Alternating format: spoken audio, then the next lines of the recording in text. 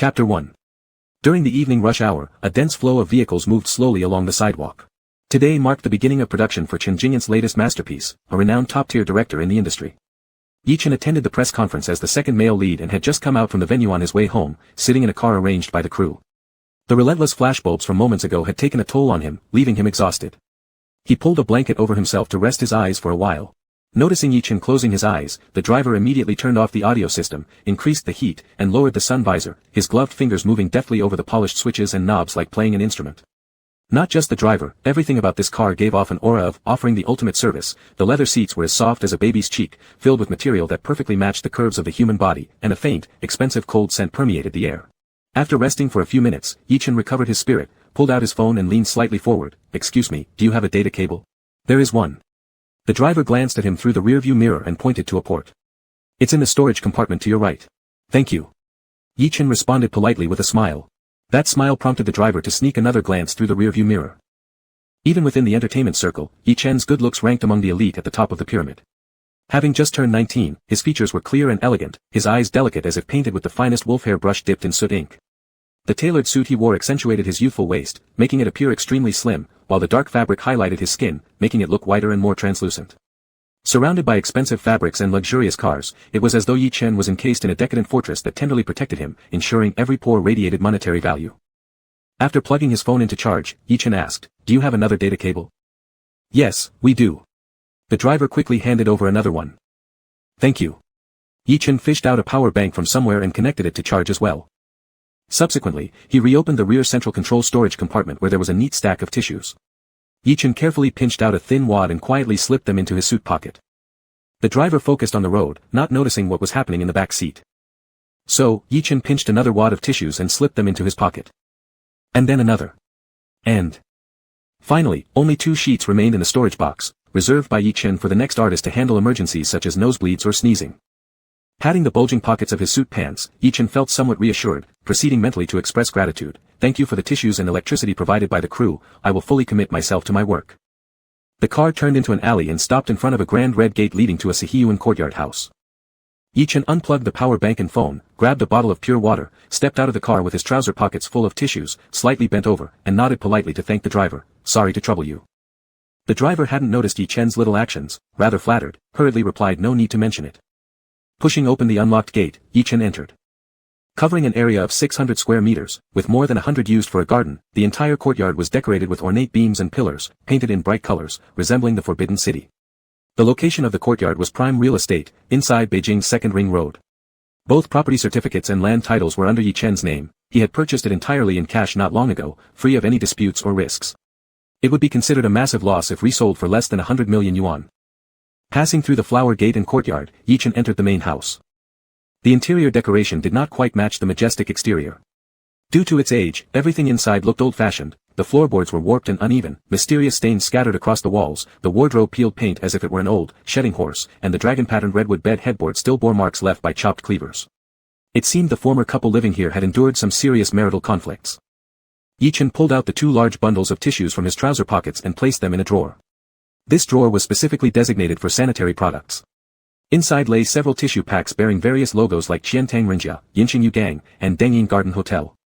There were also a few rolls of toilet paper of varying heights and quality, seemingly brought back from different hotel rooms.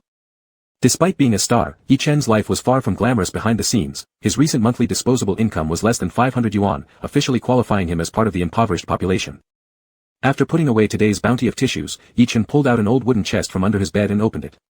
Inside the chest were 2 neatly stacked piles of clothing from international top-tier brands, as well as some scattered accessories like wristwatches, belts, sunglasses, and wallets, all luxury items.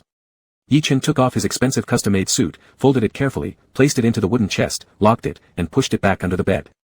This was because he didn't trust the large wardrobe. One of its panels had a hole gnawed by rats. Yi Chen feared that his last box of good clothes would be ruined if left inside, which would force him to wear cheap market clothes. After securing his suit, Yi Chen straightened up. Now, all he had on was a simple and modest pair of underwear.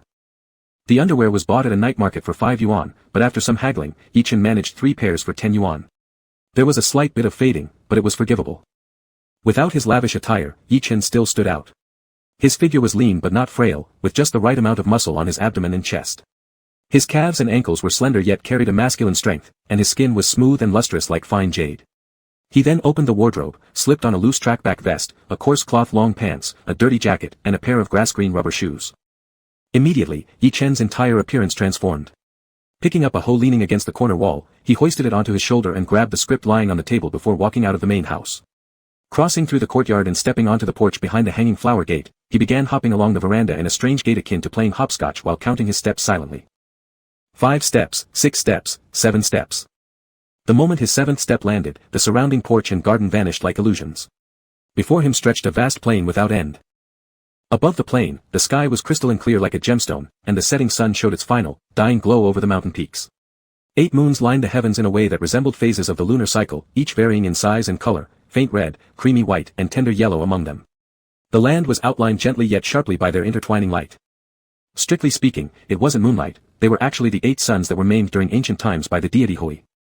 Yi Chen looked around, shouting, "Chi Chi! Ho ho ho! Xian Xian!" No one answered. With a frown, Yi Chen walked toward a nearby vegetable patch. The patch wasn't large, similar in scale to a regular farmhouse garden. It held cabbage, tomatoes, sweet potatoes, and more, altogether 7 or 8 types of vegetables and fruits. Some had just sprouted, while others already bore fruit. These crops were the only life forms on the entire plain besides Yi Chen, everything else was barren wasteland. The soil was moist, suggesting it had rained not too long ago, so there was no need to water the plants. After pondering the current arrangement of the vegetable patch, Yi Chen decided to add 2 rows of leeks today, planning to make dumplings once they grew. Tilling the land was monotonous work, freeing up mental space, so he used this time efficiently. Thus, as he wielded the hoe to break the ground, the rapidly rising star Yi Xiao Xianro, little fresh meat, began reciting his lines, searching for the right emotional tone for tomorrow's shoot. Yi Chen hadn't graduated from an acting academy, lacking formal training. Instead, his success relied purely on natural talent and immersion, allowing him to enter roles almost instantly, like being possessed. However, the downside was that it took him longer to detach from his characters, causing problems when consecutive scenes required him to portray entirely opposite emotions. Within seconds, Yi Chen became completely immersed in his character. With a panicked gaze, he broke apart clumps of soil with the hoe, trembling lips uttering the lines, "Father Emperor is unharmed. Father Emperor is just." Midway through his words, he shivered violently, carefully sowing the leek seeds into the furrow, distributing them evenly as if giving a passionate performance. "I don't dare say. If I do, he will come after me. Brother 3, save me."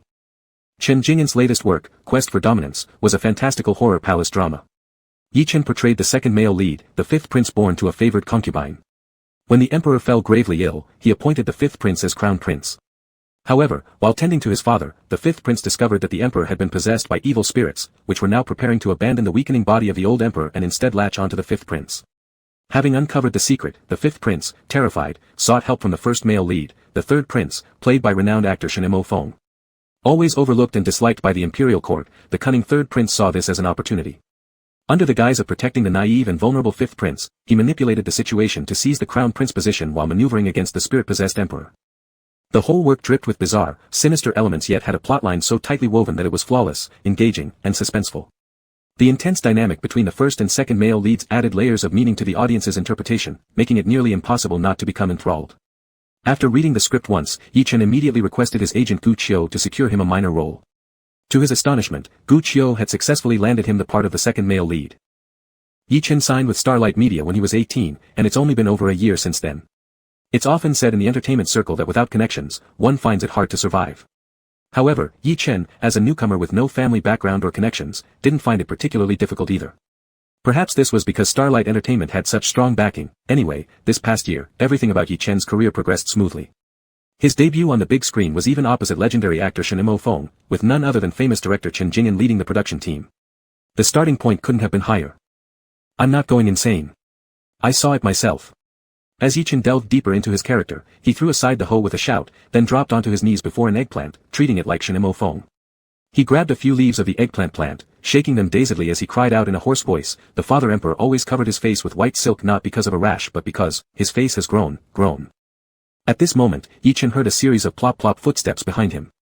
Turning abruptly, he spotted 3 small round faces resembling steamed buns, one of the children speaking up in a babyish tone, "Big brother, we're back." It took Yi Chen a fleeting second to snap out of his role, and standing up, he brushed the dirt off his knees and scolded them gently, "Didn't I tell you not to pick things up? Why don't you listen?"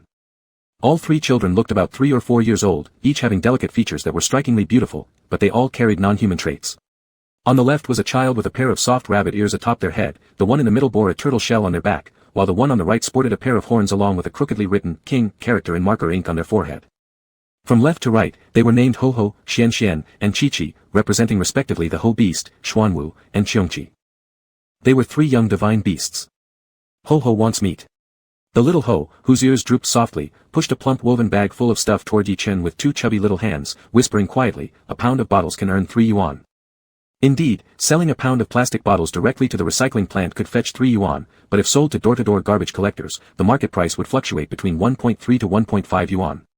The garbage collectors would then resell them to the recycling factory, earning more than a yuan per pound. Yi Chen, who earned hundreds of thousands per episode for his TV dramas, calculated silently and decided it would be better to sell straight to the recycling plant to cut out the middleman. A few more pounds and we'll be able to eat chicken drumsticks. The little Qiongqi licked their lips hungrily. The Xuanwu in the middle slowly nodded, dragging their words lazily, su, also, want. Phew. Yi Chen, hearing Xuanwu speaking so slowly, immediately breathed deeply, fearing the child might lose air mid-sentence. Xuanwu, eat, chicken, leg. With earnestness, Yi Chen replied, "Xiener, skip the sound next time." Xuanwu, all right, understood. Yi Chen picked up the woven bag, frowning solemnly, "You mustn't go out to collect bottles anymore. If you disobey again, I'll really get mad." Although he was poor, besides the luxury items locked away in the wooden chest, his most valuable assets were probably his butt. He simply couldn't allow these adorable little divine beasts to scavenge around collecting trash. That was something he couldn't bear. Big brother has plenty of money to buy chicken legs. Yi Chen lied boldly. Actually, all he had left was 10 yuan at the bottom of his box. Little Qiongqi frowned sharply. "Didn't Big Brother say you were so broke that you couldn't afford toilet paper?" Hearing this, Yi Chen's eyes darted nervously, stammering guiltily, Who said that?" "No one," mumbled the Qiongqi baby, "but the drawers are filled with restaurant napkins." "Because I don't waste." Quickly seizing the opportunity that Qiongqi had no evidence, Yi Chen turned on the charm, looking grandly just. "If I hadn't taken them, they'd be thrown away by the waitstaff when cleaning the tables. Saving resources is part of being human, it has nothing to do with wealth." Yet, the 3 divine beast babies weren't easily deceived. They examined Yi Chen carefully with suspicious looks. The Ho baby shook its rabbit ears listlessly, muttering weakly, "Last time we ate meat was 3 days ago, and it was leftovers from the restaurant Big Brother brought home." "So what?" retorted Yi Chen with great sorrow for all mankind, "there was still more than half a roasted pig trotter there. If no one ate it, it would have ended up in the trash bin, and wouldn't that mean the pig died for nothing?" Seeing the kids remained unconvinced, Yi Chen banged his chest firmly, making a promise, "I swear, tomorrow I will make sure you all get your chicken legs, I truly have money." Only farming wasn't enough, it was high time to start raising chickens, Yi Chen thought seriously. Chapter 2. Yi Chen slung the sack of plastic bottles over his shoulder and placed it on a small patch of empty land near the vegetable garden. This plot had already accumulated quite a few piles of plastic bottles and cardboard boxes, all collected by the divine beast babies when Yi Chen wasn't at home. He had scolded them several times, but the anxious little divine beasts would still sneak out to collect trash whenever he was away. Anyway, since they had brought back the trash, Yi Chen decided that one day when he had time, he would transport all these recyclables to the recycling plant for a big deal, transactions where cash flows could easily hit 100 yuan within moments. "Brother, what are we eating tonight?" Ho baby patted his flat belly. "Tomato and egg noodles." Yi Chen asked for the baby's opinions. "Another dozen tomatoes have ripened." Ho baby nodded his rabbit-like ears, "Good." Although the meat bought from outside was delicious, only the spiritual plants grown personally by Yi Chen were capable of truly helping their young divine bodies grow stronger. "You go play with Lulu first. I'll finish planting these chives and then cook," Yi Chen arranged. Ho baby and Qiongqi baby stepped into space using the mysterious methods of Chimen Duanjia, their small figures disappearing in an instant. Xuanwu baby, however, slowly raised his left chubby leg, shifted his weight slightly forward, and gently pressed his left foot, from heel to sole to toes, onto the ground 5 centimeters ahead of the right foot, marking 1 step. "Pull, me, 1 step," Xuanwu baby called out for his buddies who had already left the space. "I'll help you." Yi Chen picked up Xuanwu baby from the ground and stepped out of the space, rushing him to the backyard. In midair, Xuanwu baby flailed his short arms and legs, his round face filled with terror. "Too fast. I'm scared." Before he could finish his sentence, they had arrived. In the backyard, a child lay lifelessly on the ground, propping his head to one side. His white face tightly pressed against the ground was somewhat distorted. Careful observation would reveal there was a layer of solidified glue-like substance between his face and the ground. In front of him stood a tablet playing cached cartoon episodes. On either side of him sat Qiongqi baby and Ho baby, watching cartoons together with him. Lying there was a Pulu divine beast baby who could not yet control its secretion of bioglue. Pulu is a hard-shelled aquatic divine beast. It can use super sticky bioglue to attach itself to other divine beasts or ordinary animals, absorbing their nutrients, or utilize this bioglue as a weapon to immobilize its enemies. A few days ago, this Pulu baby fell in the yard during playtime and became excessively nervous, causing an uncontrollable secretion of bioglue. As a result, half of its body was firmly stuck to the ground. Divine Beast's bioglue was so overpowering that Yi Chen tried every method possible without harming Pulu baby but found no way to unstick him from the ground. Luckily, the stickiness of Pulu's bioglue had a time limit and would dry and peel off after about 7 days. Pulu baby had lain down in the courtyard for 3 days, just 4 more days and he'd be able to stand up again. Yi Chen managed to piggyback Wi-Fi from Gu Qiu's office to download hundreds of animated episodes onto a tablet and set it up in the yard to help pass the time for Pulu baby. Placing Xuanwu baby among the 3 divine babies currently watching the cartoon, Yi Chen reminded them, for possibly the nth time, remember to lend him a hand wherever you go. Forgot again. Xiongqi baby clicked his tongue, looking somewhat irritated. Ho baby gave a resolute pat on his chest, next time, we'll definitely remember. The Pulu baby glued to the ground looked enviously at his free-roaming playmates. After returning to the space, Yi Chen sowed the remaining chive seeds, picked some perfectly ripe tomatoes, and pulled out a fresh green spring onion. Then, he went to the kitchen to make noodles. These divine beast babies were in their growth phase, with appetites surpassing those of ordinary adults. The deposits left after Yi Chen's sudden financial collapse almost overnight had been depleted to just 10 yuan by the 4 babies. Therefore, the past few days' meals lacked any trace of meat, relying entirely on the rapid-growing crops from the space and rice and flour purchased when funds were available. And Yi Chen's sudden financial collapse started with a reality show. Previously, Gu Qiu had helped Yi Chen take part in a very popular comedic reality show. There was a segment in the reality show named Keeper Challenge, which involved having celebrities care for farm animals. Over a month ago, while recording the last episode segment about being animal caretakers, a male pig unexpectedly broke through a fence that wasn't closed properly and rammed Yi Chen down a steep slope. At the time, Yi Chen was dressed in a keeper's outfit, carrying a feed bucket, and was chased all over the place by the rampaging boar as he let out ear-splitting screams. The staff could not catch up with Yi Chen and the pig, even though they tried their best to chase after them, no one could lend him a hand. Unwilling to sit back and wait for death, Yi Chen would occasionally turn around and sneak attack the pig, bravely fighting it. However, man ultimately could not compete with a pig. Poor Yi Chen, after circling half the area, was unfortunately rammed down the slope by the pig. His head accidentally hit a stone, and he died on the spot. Cause of death, rammed by a pig. The instant death came, all pain disappeared. As his soul left his body, it was enveloped by a force and rapidly shot upwards towards the sky. He didn't even have time to take one last look at his own lifeless form. After an unknown amount of time, the immense upward pulling force suddenly vanished. It felt as if someone had grabbed him, stopping his soul's ascension within a sea of white mist. As he was filled with panic and confusion, a voice suddenly came from the white fog, "Do you want to live?" "Yes." Yi Chen immediately answered. Before the word had fully escaped his lips, the white fog began dispersing in all directions. Only then did Yi Chen notice that there was a person lying in front of him. This person had a head of disheveled hair, sunken cheeks, emaciated figure, and when his lips moved, he spat out a mouthful of blood, looking even more pathetic than Yi Chen. "This is the intermediate plane between the human world and the underworld," said the man, while spitting blood. "You are about to die, but I can save your life." So, who's saving who? Yi Chen had no feeling of being saved. Instead, he wanted to call 911 for this person. "I am the spirit of the remaining essence of the mountain sea realm." The strange man wiped the blood from the corner of his mouth and spoke solemnly. 100 years ago, the evil god Qiu broke free from his seal at Chuolu and wreaked havoc in the human world. The divine beasts from the mountain sea realm joined forces to reseal him. After that battle, 9/10 of the divine beasts perished, leaving the mountain sea realm barren land. All its spiritual veins were destroyed. After pondering for a moment, the spirit added, "In recent years, with the arrival of the new cycle of Jiazi, the cosmic energy has begun to recover, restoring a small portion of the spiritual veins of the mountain sea realm. This allows me to barely sustain activity here in the intermediate plane, where I've been looking for someone destined to completely repair the spiritual veins of the mountain sea realm." Yi Chen was filled with questions, yet out of habitual politeness, he nodded frequently and expressed condolences in agreement. "Oh. That's how it is." Sigh. "All these years, I've finally waited," the spirit sighed deeply. "You carry a rare genetic sequence inherited from 2 ancient gods across generations, abbreviated as the ancient gods lineage. I can help activate these sequences for you. Once activated, your heavily damaged body will automatically heal, and you'll gain part of the strength of both ancient gods. In return, I will pass the mountain sea realm on to you. If you use your ancient god powers to help repair its spiritual veins, everything in the realm will belong to you, subject to your command. Do you agree?" These words sounded too much like the tactics used by fraud rings to deceive fools. It was akin to saying, "I'm Emperor Qin Shi Huang, I ate the elixir of immortality so I never died, and I've hidden 200 tons of gold in Xi'an. Just give me 2,000 yuan for travel expenses, and after I get it, I'll share half the gold with you." Its mystical version almost had Yi Chen blurt out, "Does it cost money?" The realm spirit hesitated for a moment. Yes. Yi Chen. Realm spirit. They stared at each other for a while until the realm spirit said through bloody coughs, "Do you think I'm a scammer?" No, Yi Chen shook his head furiously, "It's just a knee-jerk reaction." "So, how much does it cost?" The realm spirit rubbed his hands together tentatively. "If you buy a 4-sides enclosed courtyard located in Beijing's Second Ring Road, which covers 600 square meters, I will activate the dual ancient god lineages for you and pass on the heritage of the Mountain Sea realm." Yi Chen froze, and his tone shot up 8 degrees. "A 4-sides enclosed courtyard in the Second Ring?" The realm spirit looked tense. "What? Can't afford it?" "Of course I can't."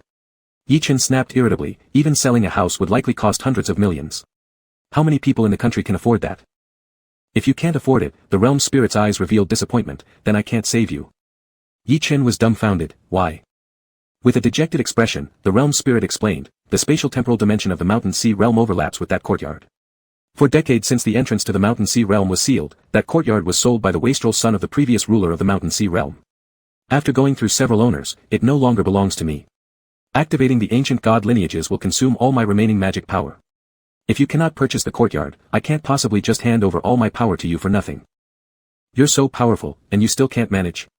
Yi Chen wondered, imagining things a deity might be able to do, such as turning stones into gold or conjuring a room full of cash. "Make money." The realm spirit poked at his intangible heart, indignant. "Right now, I can't even materialize a physical form. I can only manifest a spectral body with great difficulty. Otherwise, why would I loiter in the intermediate plane waiting for the right person? Wouldn't it be easier and more convenient to search for suitable candidates in the mortal world?"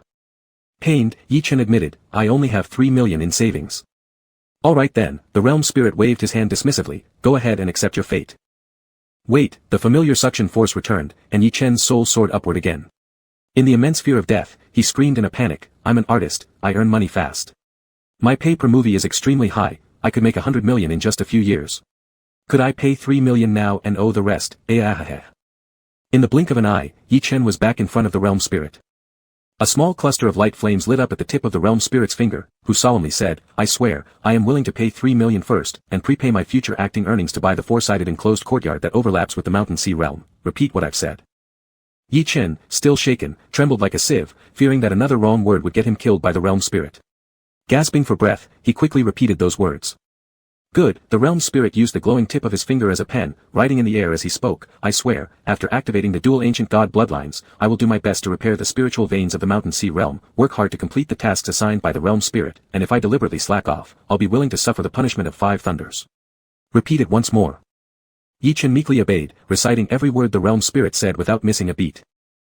"Good." With a wave of the realm spirit's hand, the glowing words written in the air transformed into 2 floating slips of paper. "Now, I will activate your dual ancient god bloodlines. After sensing, I can tell your bloodlines come from." Earlier, Yi Chen had been startled by the ridiculous condition of buying the courtyard, so he hadn't paid much attention to the matter of the ancient god bloodlines. Now, for the first time, it really sank in that he possessed the bloodlines of 2 ancient gods. This is straight-up standard equipment for the male-frequency fantasy novel protagonist. Half apprehensive and half excited, Yi Chen pricked up his ears, ready for the day when he become impervious to blades and bullets, master extraordinary powers, dominate everywhere, and rule the world. Maybe from now on, if I stomp my foot, mountains will collapse, Yi Chen thought. Chapter 3. The flow of time in the intermediate realm is different from that in the world of the living. The moment Yi Chen instantly died after rolling down a slope, he was fully resurrected on the spot as the crew gathered around him. There wasn't even the slightest scratch on his head, let alone claiming medical expenses from the production team. He didn't even have enough reason to ask for a band-aid. Only Yi Chen knew that he had actually died once, and in those few seemingly harmless seconds, his life had undergone a dramatic change. Yi Chen inherited 2 fragments of ancient god bloodlines through alternate generations, the Fuxi bloodline and the Shenong bloodline. It was likely that descendants of these 2 ancient gods intermarried, making Yi Chen one of their countless later generation offspring. At first, when the spirit guide invoked the names of the 2 ancient gods, Fuxi and Shenong, Yi Chen wasn't disappointed, he was even quite surprised. However, Fuxi excelled in fishing and hunting, able to control all beasts. Shenong was proficient in agriculture, having sown the 5 grains. These 2 fragments of ancient god bloodlines combined in one person meant the ability to destroy heaven and earth. No. It meant Yi Chen would unlock 4 major talents: agriculture, forestry, fishing, and animal husbandry. Pigs raised by Yi Chen were perfectly round, with 3 layers of marbled fat. Chickens nurtured by Yi Chen had tender meat and full feathers. Vegetables planted by Yi Chen were green and organic, invigorating the body. Fruits grown by Yi Chen were sweet, juicy, thin-skinned, and full-fleshed. What's the use of this? In the intermediate realm, Yi Chen's desperate roar echoed across the heavens. How could it not be useful? The spirit guide retorted. These are the two ancient god bloodlines most suitable for restoring the Shanhai realm. But it's nothing like what I imagined. Yi Chen was deeply disappointed, almost turning into an angry ghost. The spirit guide scowled and threatened, your body has already been restored. Hurry up and return to life to complete your mission. Do you want to endure the Five Thunders punishment? Yi Chen's soul immediately shrank into a small lump no bigger than a fist, pitifully saying, no, I don't want to. And so, he obediently returned to life. After being resurrected, Yi Chen discovered that more than 147 million yuan had mysteriously appeared in his account, and there was also an app called the Shanhai Realm inexplicably installed on his phone. The money came from the future, while the app was the manifestation of the spirit guide. Due to the complete loss of the spirit guide's magical powers, its app form was extremely primitive, offering only the functions of viewing the general overview of the Shanhai realm and receiving missions, which often froze. Yi Chen's first mission was to buy a quadrangle courtyard within the second ring road before the deadline. After investigating at a real estate agency, Yi Chen found that the courtyard happened to be for sale without loans available. Including all procedures, it would cost over 150 million yuan. With his original deposit of 3 million yuan and the performance fee of 147 million yuan from the future, Yi Chen calculated carefully and found that after buying the property within the deadline, he would have only a few thousand yuan left. Clearly, the situation was completely under the spirit guide's control. Even selecting Yi Chen, who possessed both the Fuxi and Shenong bloodlines, might have been within the spirit guide's expectations, because only after purchasing the courtyard did Yi Chen fully understand the meaning behind the spirit guide's statement. These are the two ancient god bloodlines most suitable for repairing the Shanhai realm. Repairing the Shanhai realm meant nurturing the divine beasts that once lived there until they matured, while planting the legendary plants described in legends throughout the realm, restoring the prosperity and vitality it once held. Not only that, according to the spirit guide, crops personally planted by Yi Chen were rich in spiritual energy, allowing young divine beasts to grow and cultivate faster by eating them. Raising divine beasts plus planting spiritual plants, this mission was practically tailored for descendants of Fuxi and Shenong. The owner of the courtyard resided abroad, and the house had been unoccupied for a long time. After Yi Chen spent a few days handling the paperwork, the spirit guide issued the second task, ordering him to move into the courtyard. Previously, Yi Chen lived in a high-end apartment rented by the company. Intimidated by the threat of the Five Thunders punishment, he had no choice but to move into the dilapidated courtyard. After moving in, the spirit guide taught Yi Chen some incantations from the ancient art of Qi Men Dun Jiao. Although the Shanhai realm overlaps spatially with the courtyard, it doesn't appear externally. Only by calculating direction and steps using the incantation can one enter it through an invisible temporal spatial channel. Moreover, all creatures except the spirit guide must receive approval from the master of the Shanhai realm to enter or exit. In the great battle years ago that led to the demise of 9 out of 10 divine beasts, the spirit guide carved out a small independent space within the Shanhai realm. At the cost of depleting spiritual veins, the spirits of the fallen divine beasts and seeds of various spiritual plants were preserved in this isolated space, a Noah's Ark version of the Shanhai Jing. This independent space overlaps temporally with the eastern wing room of the courtyard. When Yi Chen entered the independent space for the first time, he was deeply shocked by what he saw. The space was extremely vast, but due to its closure, it lacked lighting. The velvety blackness flowed like liquid in all directions, while against this dark background floated countless glowing bubbles. Each bubble stored either a seed or a sprout of a spiritual plant or enclosed the essence of a divine beast. In the great battle, the divine beasts lost their magic, memories, and even their bodies, regressing to an infant state under the protection of the spirit guide as they awaited rebirth. Yi Chen saw a baby Zhulong no thicker than a pinky finger, holding a tinier candle in its mouth, much like an infant with a pacifier, a palm-sized phoenix covered entirely in real fire, basking on its back with its burning little belly exposed, and a chubby baby Taotie wearing a pair of horns bigger than its head, grinding its teeth in its sleep while drooling copiously. These luminous bubbles encasing the young ones were mostly small, with only a few larger ones. According to the spirit guide, the larger ones meant that these divine beasts were about to awaken. So adorable. It's amazing. Yi Chen couldn't take his eyes off them, constantly looking around and exclaiming, so many divine beasts, and spiritual plants too. That sapling will definitely be beautiful when it grows up. The spirit guide explained gently via Yi Chen's phone. The Shanhai realm was born during the Pangu era, transformed from Pangu's heart, inheriting Pangu's posthumous will from the moment of its creation, to safeguard humanity and protect its common people. If the evil gods return, these divine beasts would become the sharpest swords and the strongest shields for ordinary people, just as they proved in the previous battle. People were so well protected that almost nobody knew about it. Realizing that all the divine beasts before him now had once fallen to protect this world, Yi Chen felt a warmth welling up in his eyes. But the spirit guide dampened the mood. Don't get too sentimental. All these divine beasts are your responsibility to raise. Not to mention other things, at least their eating, drinking, and waste management need to be properly handled. You also need to grow the spiritual plants, and I'll only consider you passing if the vegetation coverage in the Shanhai realm exceeds 80%. Yi Chen paused, muttering gloomily, I feel like crying more. To help Yi-Chen quickly grasp relevant knowledge so he wouldn't fumble clumsily later, the spirit guide worked tirelessly every day since transforming into an app, pushing technical papers such as relocation and post-maintenance technology of the Ning grass, hybrid breeding techniques of Qin wood, prevention methods for swollen roots and Fusang wood, post-egg laying care for phoenixes, how to prevent Kong infection with African swine fever, and the dual godhoods of Kunpeng are not diseases. Every day, Yi-Chen painstakingly read through all the papers sent by the spirit guide.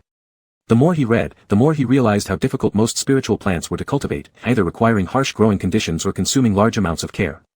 Yi-Chen didn't dare to underestimate this task, fearing that as a novice planter, he might accidentally kill the rare seeds. Therefore, while 4 divine beast babies, Qiongqi, Xuanwu, Pulu, and Ho, gradually awakened, Yi-Chen only bought some regular crop seeds and farming tools. Setting aside his star status entirely, he started exploring agriculture in the Shanghai realm.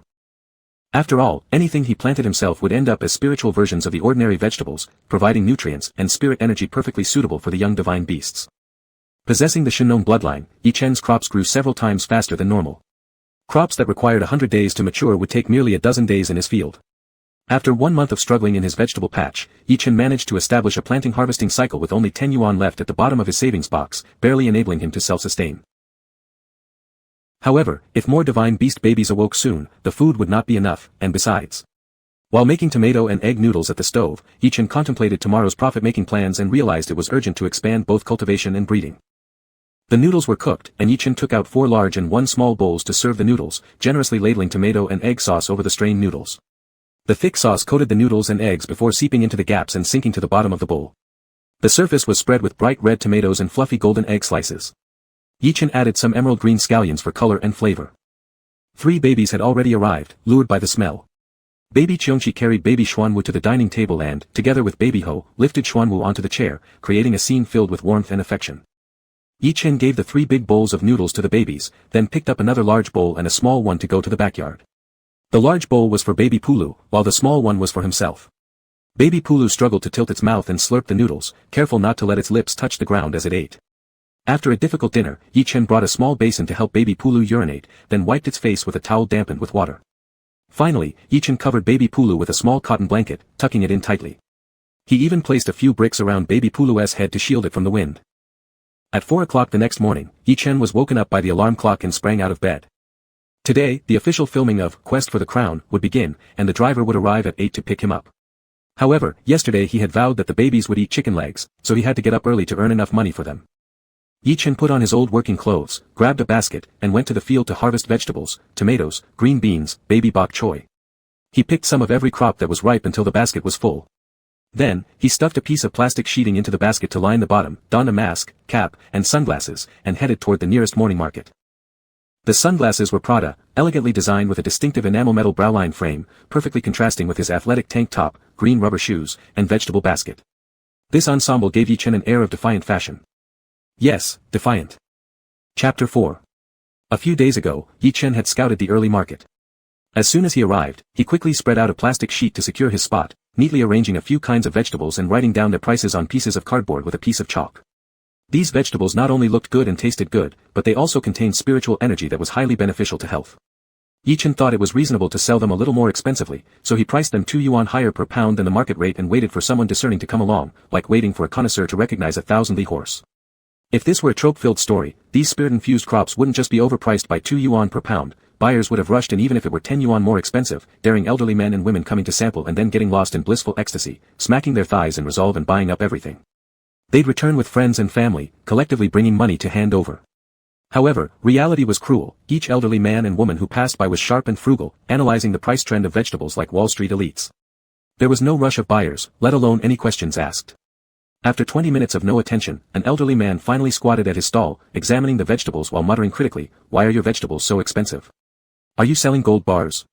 These are all grown pesticide-free in my own yard, they taste particularly good." Yi-Chen, taut as a bowstring, hastily snapped off half a cucumber and handed it over, "Try it. My vegetables are truly different from others. They're very fresh, flavorful, and efficacious too. This kind of cucumber reduces blood lipids significantly." In the midst of Yi-Chen's chatter pitching his goods, the elderly man calmly munched on the cucumber, and after finishing half of it, he casually said, "You should lower the price by 2 yuan per pound, then I'll buy some." "That's impossible, I really can't go any lower because," Yi-Chen wasn't finished when the elderly man slapped his butt and walked away. "And there went half a cucumber for nothing. Yi Chen felt a stabbing pain in his chest. Time went on, but the situation didn't improve. Yi Chen had to head to a shoot soon and couldn't waste time waiting around. He used his sleeve to wipe the chalk marks off the hard cardboard and lowered the price by 1 yuan per pound. After a while, he wiped again and reduced it by another 50 cents per pound. In the end, all his grand ambitions to build an agricultural empire fell into dust, as Yi Chen sulkily crossed out the last 50-cent price hold and sold 30 pounds of vegetables at the market price, earning a total of 103.5 yuan. This is life, Yi Chen bitterly thought, buying 4 drumsticks from the meat shop and planning to cook them when he got home for the monster babies. After purchasing the chicken legs, touching his slightly fuller wallet stuffed with change, his mindset swelled, and he bought a pound of chicken breast and a pound of mushrooms, planning to make mushroom chicken shred noodles for the babies. If we're going to feast, let's do it thoroughly. After selling the vegetables and returning home, Yi Chen removed the vegetable basket, massaging his aching shoulders and deeply realizing the necessity of saving up to buy a tricycle. It wasn't hard carrying 30 pounds of vegetables on foot to the morning market, but it did affect his posture, which would ultimately be a loss if strained. The monster babies gradually woke up, with the most well-behaved Ho baby voluntarily taking the water basin and towel to help the Pulu baby wash his face in the backyard. When Cheongchi baby finished brushing his teeth, Xuanwu baby was still slowly squeezing toothpaste, upon which the impatient Cheongchi snatched the toothbrush from Xuanwu baby and ordered, "Open your mouth." Ah, Xuanwu baby slowly opened his mouth, revealing tender baby teeth. Cheongchi raised his hand and scrubbed furiously. It was especially satisfying. Just half a month ago, Yi Chen had to teach the babies how to brush their teeth and wash their faces step by step, yet in such a short period of time, the babies had not only learned initial self-care but could also help each other. Truly, adversity makes children grow up faster. Yi Chen hid the chicken legs carefully to prevent Cheongchi baby from stealing raw meat. The little rascal had a precedent, then cooked a large pot of mushroom chicken shred noodles and served breakfast in 4 large bowls. Afterward, he efficiently steamed a pot of rice, stir-fried a huge plate of garlic greens, and braised eggplant in sweet-sour fish sauce, covering everything with a dust-proof hood for the baby's lunch. After finishing the housework, Yi Chen gave himself a rough rinse under well water, dried his hair, and put on his best clothes, adjusting his demeanor. Using his acting skills, he switched to business mode. In the cracked floor-length mirror, the handsome young man stood upright, his chin slightly tilted upwards, exuding a slightly arrogant air, his thick eyelashes fluttering lightly with every shift and gaze, giving him an almost fragile elegance reminiscent of butterfly wings. As wild as anyone's imagination may be, it would be difficult to associate him with the vegetable-selling young man in a tank top. At 9 o'clock, Yi Chen punctually headed to the film set. Just as he stepped out of the car, a luxury RV resembling a moving fortress slowly parked next to the limousine that brought him. Assistant Xiao Gao flicked her eyes and quickly intercepted the distracted Yi Chen, whispering in a low voice, "Teacher Shen has arrived." The Shen teacher mentioned by Xiao Gao was none other than Shen Mofeng, the newly crowned top-tier actor and last year's award-winning film emperor. At 25 years old, Shen Mofeng was rumored to be the crown prince of a major corporation, known for his haughty temperament despite having no interest in business but rather in acting, fighting tooth and nail to reject inheriting his family's empire so he could immerse himself in the entertainment industry.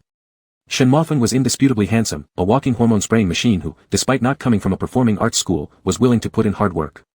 Coupled with his talent and resources, he managed to win the title of Film Emperor just a few years after his debut. The only criticism directed at this seemingly perfect god was his infamous temper. With an illustrious family background and extensive network, Shen Mofeng didn't care about offending people within the circle. It was commonplace for him to confront media, trolls, and peers alike. There was once an incident where during a previous TV drama shoot, a co-star, a popular young actress, hadn't memorized her lines, reading them off as tongue twisters. Without giving her any quarter, Shen Mofeng scolded her harshly until she lost control and burst into tears.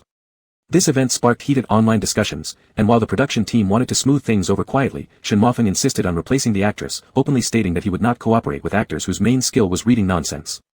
Despite the crew's desperate attempts to placate him, they ultimately had to reluctantly replace the actress. In the showbiz world, rumors swirled endlessly, truth often mixing with falsehoods. With gossip-prone media and critics adding fuel to the fire, Shen Mofeng's reputation as a fearsome diva became deeply ingrained. Up-and-coming actors without powerful connections all tried their best to flatter him, ranging from ordinary servility, filial devotion, to initially rebellious yet eventually compliant apprentices. Some even went as far as emulating ancient moral legends, creating an array of subservient types toward Shen Mofeng. Interrupted by Xiao Gao, Yi Chen paused mid-step, turned around, and prepared to greet the senior figure properly. It wasn't that he feared Shen Mofeng, purely out of respect as a junior. Yi Chen decided it was proper etiquette, considering that apart from their brief encounter during the press conference for the production launch, they had privately met 2 years ago. At the time, Yi Chen found Shen Mofeng to be merely short-tempered, yet possessing good character. Recalling that private meeting made Yi Chen's brows twitch slightly. Surely, Shen Mofeng must have forgotten it entirely by now. At this moment, Shen Mofeng stepped down from the RV. Today, he wore a shirt with the collar casually unbuttoned, radiating an effortlessly dashing charm. Even if someone were to look at him through the most puritanical eyes, it would be impossible not to notice the allure of his collarbone and well-defined chest. Senior Shen, Yichen deferentially moved aside and called out respectfully, his demeanor so obedient it almost tempted one to pinch him. Shen Mofeng responded with a lazy smile, speaking with inexplicable familiarity, "Give a good performance, kid. Don't disappoint me." This tone. Yichen, momentarily startled, hurriedly composing his expression as he walked alongside Shen Mofeng toward the makeup room, muttering something bland like striving hard and hoping the elder could offer guidance. After finishing this conventional pleasantries, Yichen cautiously tossed in a probing remark, "I'm especially fond of your works. I've watched Hidden City 5 times. Such compliments targeting works are standard fare in the entertainment circle, commercial mutual puffery uttered daily. The person giving it might not mean it sincerely, and neither does the listener truly care, typically offering a quick thank you or tossing back an equivalent compliment in return." Unexpectedly, Shen Mofeng broke convention, glancing over curiously at Yi Chen, his smirk faint yet evident. "Didn't you like Empty Cloud the most?" Yi Chen stiffened with surprise.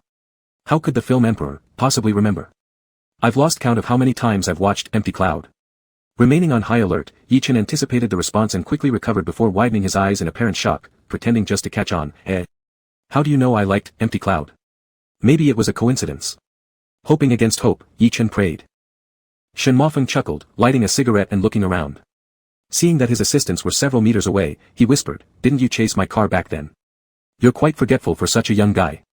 His tone in those 8 words was purely teasing, not genuinely reproaching Yi Chen for being forgetful but certain he hadn't actually forgotten, just playing along. "I haven't forgotten." Terrified of being exposed, Yi Chen clutched his heart tightly, adopting a tone of astonished honor as he stammered, I thought you definitely wouldn't remember, so I didn't dare to bring it up." Shen Mofeng lazily hummed in acknowledgement, accepting the explanation. "You actually remember me? I am truly honored. I'm extremely excited to work with you on this project." With no turning back now, Yi Chen clenched his fists, letting go of his artist facade and imitating the excitement of a die-hard fan upon meeting his idol. "Honestly, it feels like I've been dreaming lately. I woke up at 4 o'clock this morning and couldn't fall asleep afterward." Because he went to the early market to sell vegetables. But this cannot be said. The mutual praise among artists is not credible, but Yi Chen's admiration is genuine. Shen Mofeng resembled a big cat with his fur stroked smooth, his smile carefree at the corner of his lips as he tacitly approved of Yi Chen's flattery. Not until they reached the entrance of the private makeup room did he interrupt Yi Chen's fangirling, saying, "I'm going to get made up." Yi Chen was so immersed in playing the fan that he almost couldn't pull himself out of the role. Upon hearing this, he quickly replied, "Sorry, Brother Shen, for keeping you so long. I'll go now too." Shen Mofeng nodded and entered the makeup room, closing the door behind him. Yi Chen let out a long breath.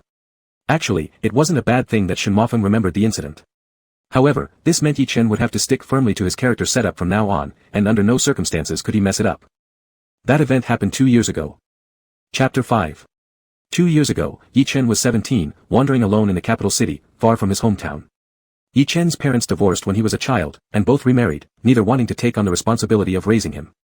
As a result, the little boy, Yi Chen, was kicked over to his grandparents by his father.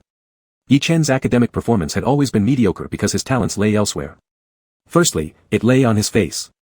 Secondly, he was skilled at imitating the movements and tones of characters from TV dramas, instinctively knowing how to analyze character psychology and immerse himself into their roles. He could immediately tell which actors performed well and which didn't. He was interested in acting and had a natural talent for it.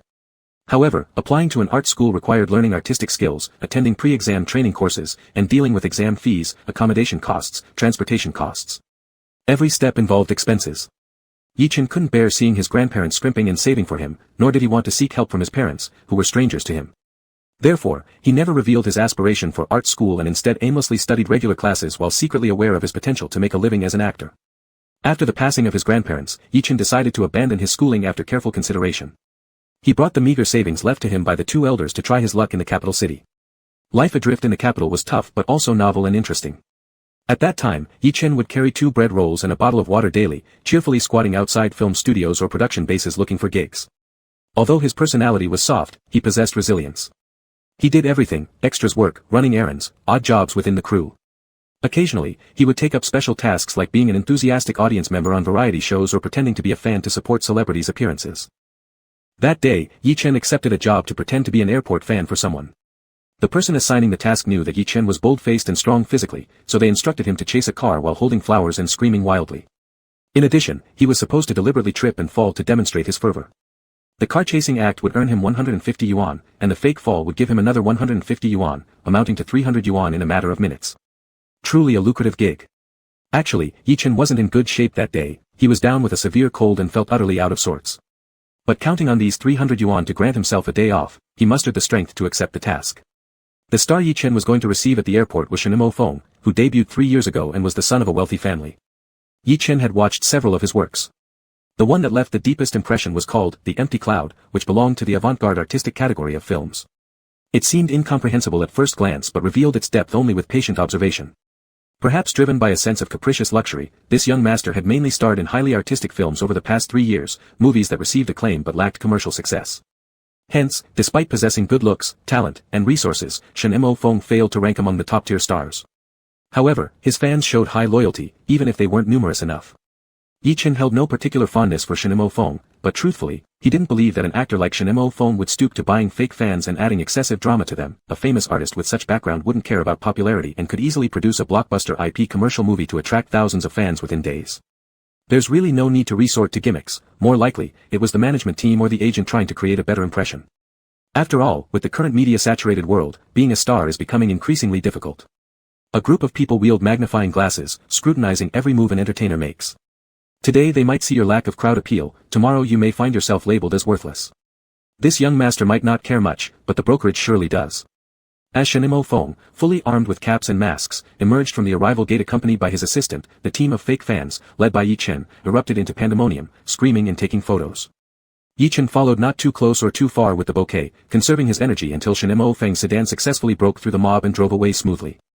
Only then did Yi Chen break into a sudden full-speed run, screaming his heart out behind the car, Shen Feng. Shen Feng Aya. Wait for me, my god.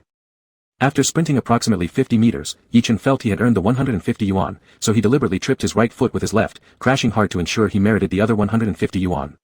This shot was so realistic. They should give me an extra 50. Yi Chen gritted his teeth through the pain, still calculating internally. Just as he was about to get up to collect his money, Shen Feng's car suddenly slowed down by the roadside and switched on its hazard lights. Then, a young man resembling an assistant got out of the car and ran to Yi Chen, helping him up and picking up the disheveled bouquet, speaking kindly, "Are you all right? Shen asked you to get in the car." "Get in the car." Yi Chen was shocked, rapidly considering several thoughts. If I screech and race wildly after the car and then refuse to meet my idol after finally catching up, doesn't that obviously reveal I'm a fake fan? If the idol feels compassionate towards a fallen fan and breaks convention by inviting them in, only to find out that a fan is actually a paid-up phony, isn't that tantamount to slapping the idol in the face? After quickly thinking it through, Yi Chen decided to play the role of a crazed fan to the end. Since Shen Feng had kindly invited him into the car, he couldn't let the star down, so he obediently followed the assistant to the car and nervously squeezed himself inside. Shen Feng was sitting in the back seat with his arms crossed, exuding an inscrutable aura, somewhat moody yet oddly pleasant. After a brief silence, Yi Chen turned to look at Shen Feng, half for performance and half out of genuine nervousness caused by Shen's presence, stammering, I like you very much. Yi Chen had an impeccable appearance, his facial features, bone structure, and skin texture were all flawless. If being in the entertainment industry was merely a beauty contest, he would have been a top-tier celebrity already. Shen Feng had grown weary from seeing too many stars in this business, but the moment their eyes met, he still whistled inwardly and couldn't help but steal another glance. The next second, Yi Chen quietly pulled out a face mask and put it on, covering half of his face. Shen Feng raised an eyebrow. I have a severe cold, Yi Chen explained sheepishly, and I don't want to infect you. Severe cold. Shen Feng repeated slowly, his voice low and magnetic. He questioned, yet you still chased after the car. I just. Yi Chen, pondering the psychological activities of a fanatic, earnestly performed his part, saying, like you so much that when I found out about your flight today, I couldn't resist. I wanted to see you up close. Shen Feng emitted a short laugh, his tone unfriendly as he scolded, do you even know how dangerous chasing cars is? Feeling reprimanded like a child, Yi Chen hung his head low and muttered under his breath, yeah. I know. If you knew, why did you chase? Shen Feng slowly admonished, you could have easily gotten injured just now lying sprawled on the road. It's only because there weren't other vehicles behind us, otherwise, the driver might have run over you with an untimely brake. Don't you have any safety awareness? Flustered by this lecture-like tone, Yi Chen's ears grew red. He hurriedly replied, I'm sorry, Mr. Shen. Please forgive me. Shen Feng glared and asked, will you do it again in the future? Shaking his head vigorously, Yi Chen promised, no way, absolutely not. After a pause, fearing Shen Feng misunderstood his intentions, Yi Chen hastened to explain, it's not that I dislike you now, it's just that I realize the importance of safety. This little fan, with a meek and panicky expression, was undeniably adorable. Although most of the charm stemmed from his looks, Shen Feng still found himself unable to maintain his stern face. With a chuckle, he softened his tone, smiling faintly, all right. Have you eaten lunch, little guy? Naturally bent, Shen Feng was indeed startled by Yi Chen's good looks. Yet, he usually had a bit of mental aversion toward casual hookups or playing around with fans. Moreover, the little fan clearly looked underage, uncertain if he had even reached adulthood yet. Hence, Shinemo Fong had no ulterior motives. He needed to eat anyway and thought it might calm the young fan down. Chasing the car in public and ending up sprawled on the ground felt rather embarrassing. Not yet. Yi Chen admitted honestly. What do you want to eat? Shinemo Fong asked casually. Having lived off instant noodles for several days, Yi Chen's eyes gleamed brightly upon hearing the question, anything works. This eagerness to join the meal didn't carry the same meaning in Shinemo Feng's eyes, but he turned and gave an instruction to the driver. The car changed direction and headed towards a restaurant. Then, as if in a dream, Yi Chen ate a meal with Shinemo Feng. The high price level of this restaurant far exceeded Yi Chen's expectations. Throughout the meal, he relentlessly flattered Shinemo Feng, praising his acting skills comprehensively. He boldly predicted that Shinemo Feng would definitely win the Best Actor award within a year. Shinemo Feng treated the enthusiastic praise from the crazed fan as background music, feeling completely relaxed and pleased. This spiritual massage should be enough to cover the meal cost, Yi Chen silently thought. After this meal, the two didn't have any further contact. Gradually, Yi Chen forgot about the whole incident. Never in a million years did he expect. While getting his makeup done and fixing his hair, Yi Chen opened Shinemo Feng's encyclopedia entry, studying the star's information as if reciting ancient texts for school exams. He memorized Shinemo Feng's details thoroughly. Additionally, he located all the movies and dramas Shinemo Feng starred in that he hadn't seen before, familiarizing himself with their plot summaries to avoid making blunders when discussing works with the future Best Actor. I don't want to be this devious. Yi Chen agonized internally. Earlier that day, he probed Shinemo Feng just to confirm whether the star remembered the car-chasing incident. If not, Yi Chen intended to bury the memory deep in his heart without using it for opportunistic purposes. However, manipulating others can either work smoothly or go wrong catastrophically once exposed. Unfortunately, Shinemo Feng not only remembered but also clearly recalled everything in great detail, leaving Yi Chen no choice but to continue. A lie often needs countless subsequent lies to sustain it, this is an unshakable truth. Yi Chen had done his homework as a fan and completed the styling transformation. The character he was portraying, the fifth prince, lacked the talent to be an emperor, frail and innocent, with only a passion for poetry, calligraphy, and painting. It was precisely because of his malleability that the sinister old emperor chose him to be the crown prince. However, the fragility of the fifth prince, skillfully crafted by the scriptwriter, wasn't off-putting but instead evoked a profound sense of sorrow, an inability to escape destiny. Thus, the fifth prince's appearance radiated delicacy and detachment.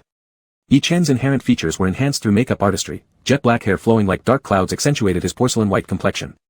Subtle elongation at the corners of his eyes replicated the graceful strokes of a writing brush, bringing this once flat character vividly to life. Yi Chen made a few expressions in front of the mirror, even astonishing himself with how perfect it looked. Mr. Yi, this way, please. A staff member guided Yi Chen to take some test shots. Shinemo Feng, who had finished his makeup earlier, was close to wrapping up his remaining scenes, so Yi Chen stood nearby observing. At that moment, Shinemo Feng happened to glance in Yi Chen's direction. Their eyes met briefly, and just as 2 years ago, Shinemo Feng, despite being the veteran actor, couldn't help but whistle inwardly once again. Chapter 6. During the break while waiting for his makeup photo shoot, Yi Chen posted a WeChat moment. The picture he chose was of his hand making a victory sign, and the caption read cryptically, "Happiness, life is complete." He hadn't yet exchanged WeChat accounts with Shinemo Feng but anticipated that they might need to in the future. Therefore, he hurriedly sent this post before adding him as a friend, showing that he genuinely felt blessed working alongside his idol rather than sending something insincere after being added. Having laid down his preemptive proof, Yi Chen let out a relaxed sigh. As for Weibo, he had politely followed a group of well-known figures in the industry, which included Shinemo Feng, so there would be no slip-up. However, he had never posted any information related to Shinemo Feng on Weibo, nor mentioned Shinemo Feng on his WeChat moments up until today. If someone were to scrutinize it closely, some discrepancies could emerge. But who would delve into such details? Right? Yi Chen felt uneasy, convinced that even an acclaimed actor like Shinemo Feng couldn't possibly act crazy by investigating every little detail of a small fan's social media to verify their sincerity. On the other hand, he feared that minuscule 1 in a million chance of exposure. After all, this kind of embarrassing situation happening to anyone would cause trouble. If his charade was ever revealed, Shinemo Feng might very well go from Shinemo Feng to Shinemo Feng in anger. Yi Chen hesitated whether he should buy an old fan's Weibo account pretending to be his secondary profile to complete his fake proof fully and eliminate even the tiniest possibility of angering Shinemo Feng. But upon further reflection, he realized he didn't have any extra money to purchase one. So for now, things would stay as they were, reacting flexibly depending on circumstances. This decision made, Yi Chen focused back on reality. The primary task for the morning of the first day was character styling, main roles taking their makeup photos, familiarizing with the shooting location, positioning practice, rehearsing scenes, etc., with the first scene not starting until the afternoon. A chaotic morning went by, leaving Yi Chen ravenous, having barely eaten anything for breakfast, only half a cucumber due to time constraints. He'd heard that lunchboxes had arrived, and quickly urged Xiao Gao to fetch them. Xiao Gao turned to get the food, and Yi Chen, attired in his prince costume, pursued a few steps ahead, his flowing sleeves dancing gracefully like clouds. Wait. Huh. Xiao Gao turned around only to see Yi Chen's celestial-like handsome face just inches away. Immediately, Yi Chen whispered softly, "Get me 2 boxes." Confused by this sudden change, Xiao Gao stammered slightly, "All right." "Not 2, Yi Chen, unable to suppress his excitement over finally eating to his fill, blurted impulsively, "3. Get 3 boxes. To take home for the monster kids too." Xiao Gao blinked. "Pick the ones with more meat." Yi Chen earnestly reminded, then lightly floated back onto his chair like a god, exuding refined aloofness as he pretended to attentively review the script. Xiao Gao almost doubted whether what happened just now was real.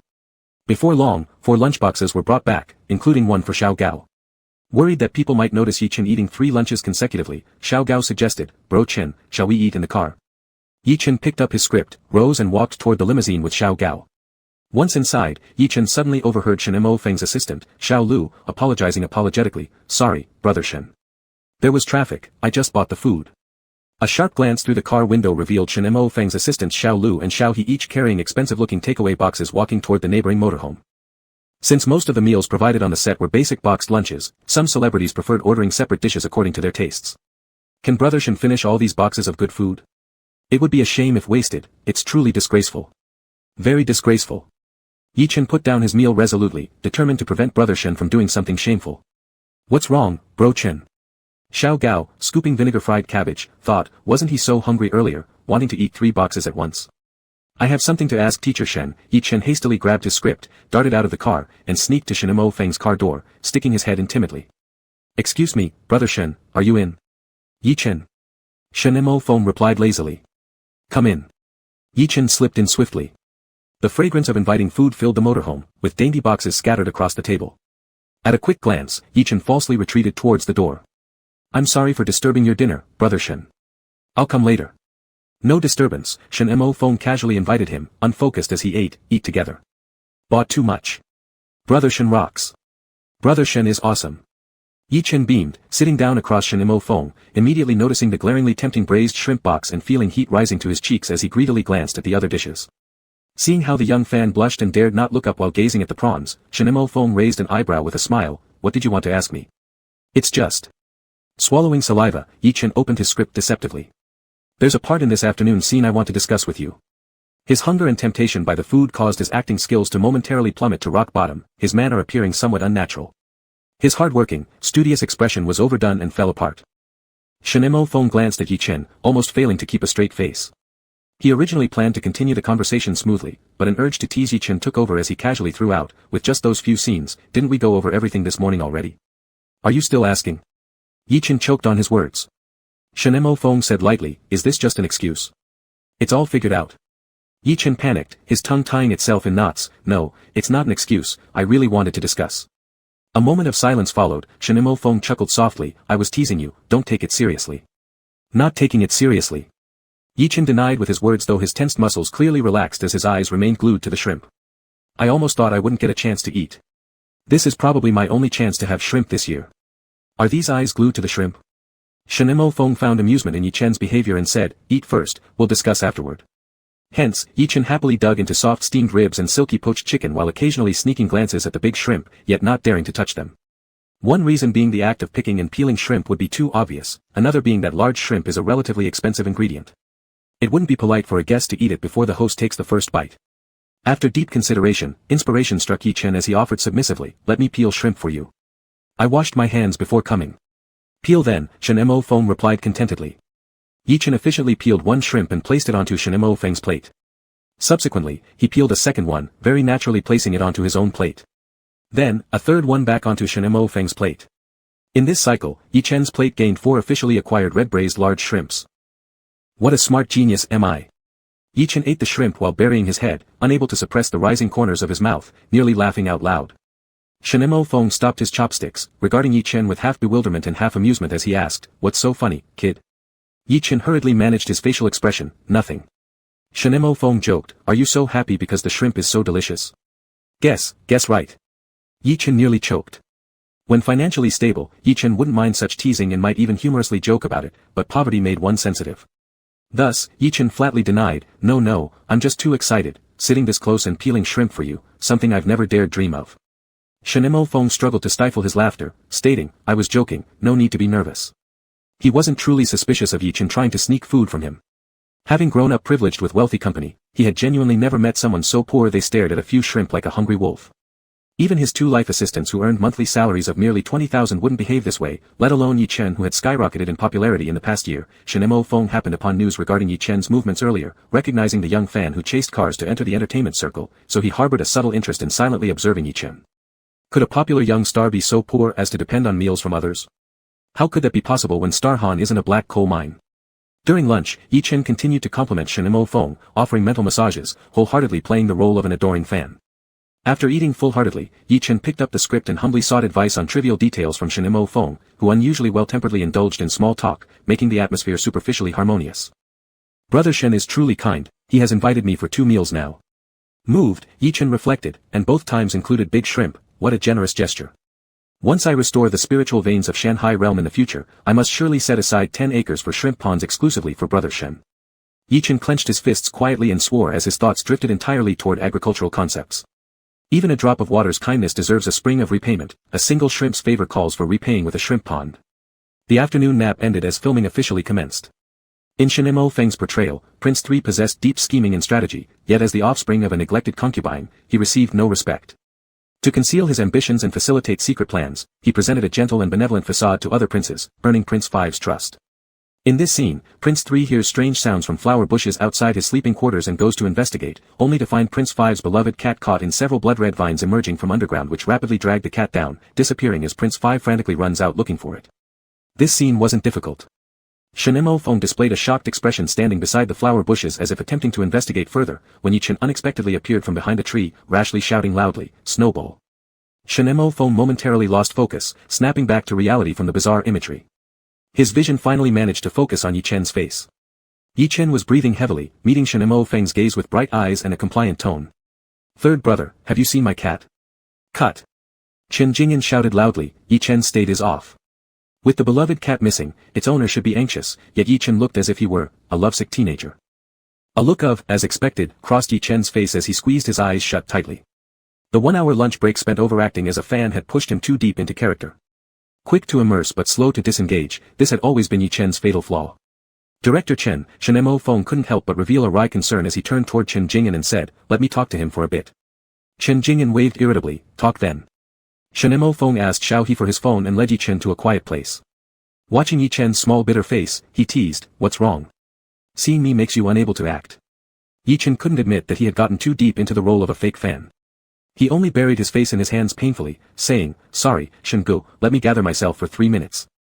What to do, Shenemo Feng suggested half-jokingly, let me tell you about my flaws so you won't like me so much anymore. To his surprise, Yi Chen eagerly agreed, alright, please tell me. Hearing Shenemo Feng spill some dark secrets would indeed help him shake off the role faster. After a few seconds of silence, Shenemo Feng lowered his head and fiddled with his phone, shamelessly countering, does an elder brother like me seem like someone who has flaws? Yi Chen. Okay, now he was halfway out of character. Suddenly, Shenemo Feng swiveled the phone screen towards Yi Chen after fiddling with it for a while. On the screen was none other than a sticker image of Shenemo Feng, unfortunately captured at a moment where he looked completely dazed, with the caption, the landlord's silly son. Yi Chen burst out laughing. Shenemo Feng nonchalantly scrolled down the screen revealing countless hilarious sticker images, including intentionally deformed ones for comedic effect. Staring dumbfounded, weird smile, even weirder smile, I'm so round, I'm so square. Yi Chen laughed until his stomach hurt, immediately snapping completely out of character. Chapter 7. The afternoon shoot went very smoothly. Yi Chen couldn't count how many times he had studied the script before, but his notebook was worn out at the edges. In these days, he even memorized his lines while farming, and when inspiration struck, he would throw away the hoe and perform a piece in the field in an instant. All these efforts were not in vain. After the little interlude with Shen Mojing, Yi Chen immersed himself entirely in the character, pushing his acting to the extreme of his own ability. Coincidentally, the emotions of the roles in the several scenes scheduled for the afternoon were quite consistent, which covered up Yi Chen's weaknesses. Even the notoriously picky Chen Jingyan could find no significant flaws. The crew finished early that day. After returning home, Yi Chen warmed up the 3 boxed meals that Xiao Gao had almost thrown away, evenly dividing them into 4 portions. He also made braised chicken legs for the babies, 1 for each person, a lavish gesture. During this time of filming, I will bring you boxed meals every day, said Yi Chen affectionately. The production team ensured the food supply by ordering more boxed meals than necessary so that no one on site would be left hungry due to greedy appetites or private arrangements of some actors. This often led to a few leftover meals after wrapping up. Although the leftovers were destined for the trash can, wasting perfectly good food, Yi-Chen couldn't possibly take them all away. It would have been hard to explain. Standing at 170 centimeters carrying water, Yi-Chen lamented, "If only I had a bottomless bag to store these leftovers." When such a high-end and mysterious magical artifact as the bottomless bag came to mind, Yi-Chen's first thought was to use it for storing leftovers. Confronted with a banquet full of meat, the divine beast babies were ecstatically transformed on the spot.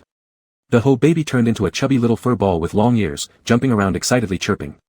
The Cheongchi baby became a young tiger with wings and horns, charging through the yard while roaring wildly.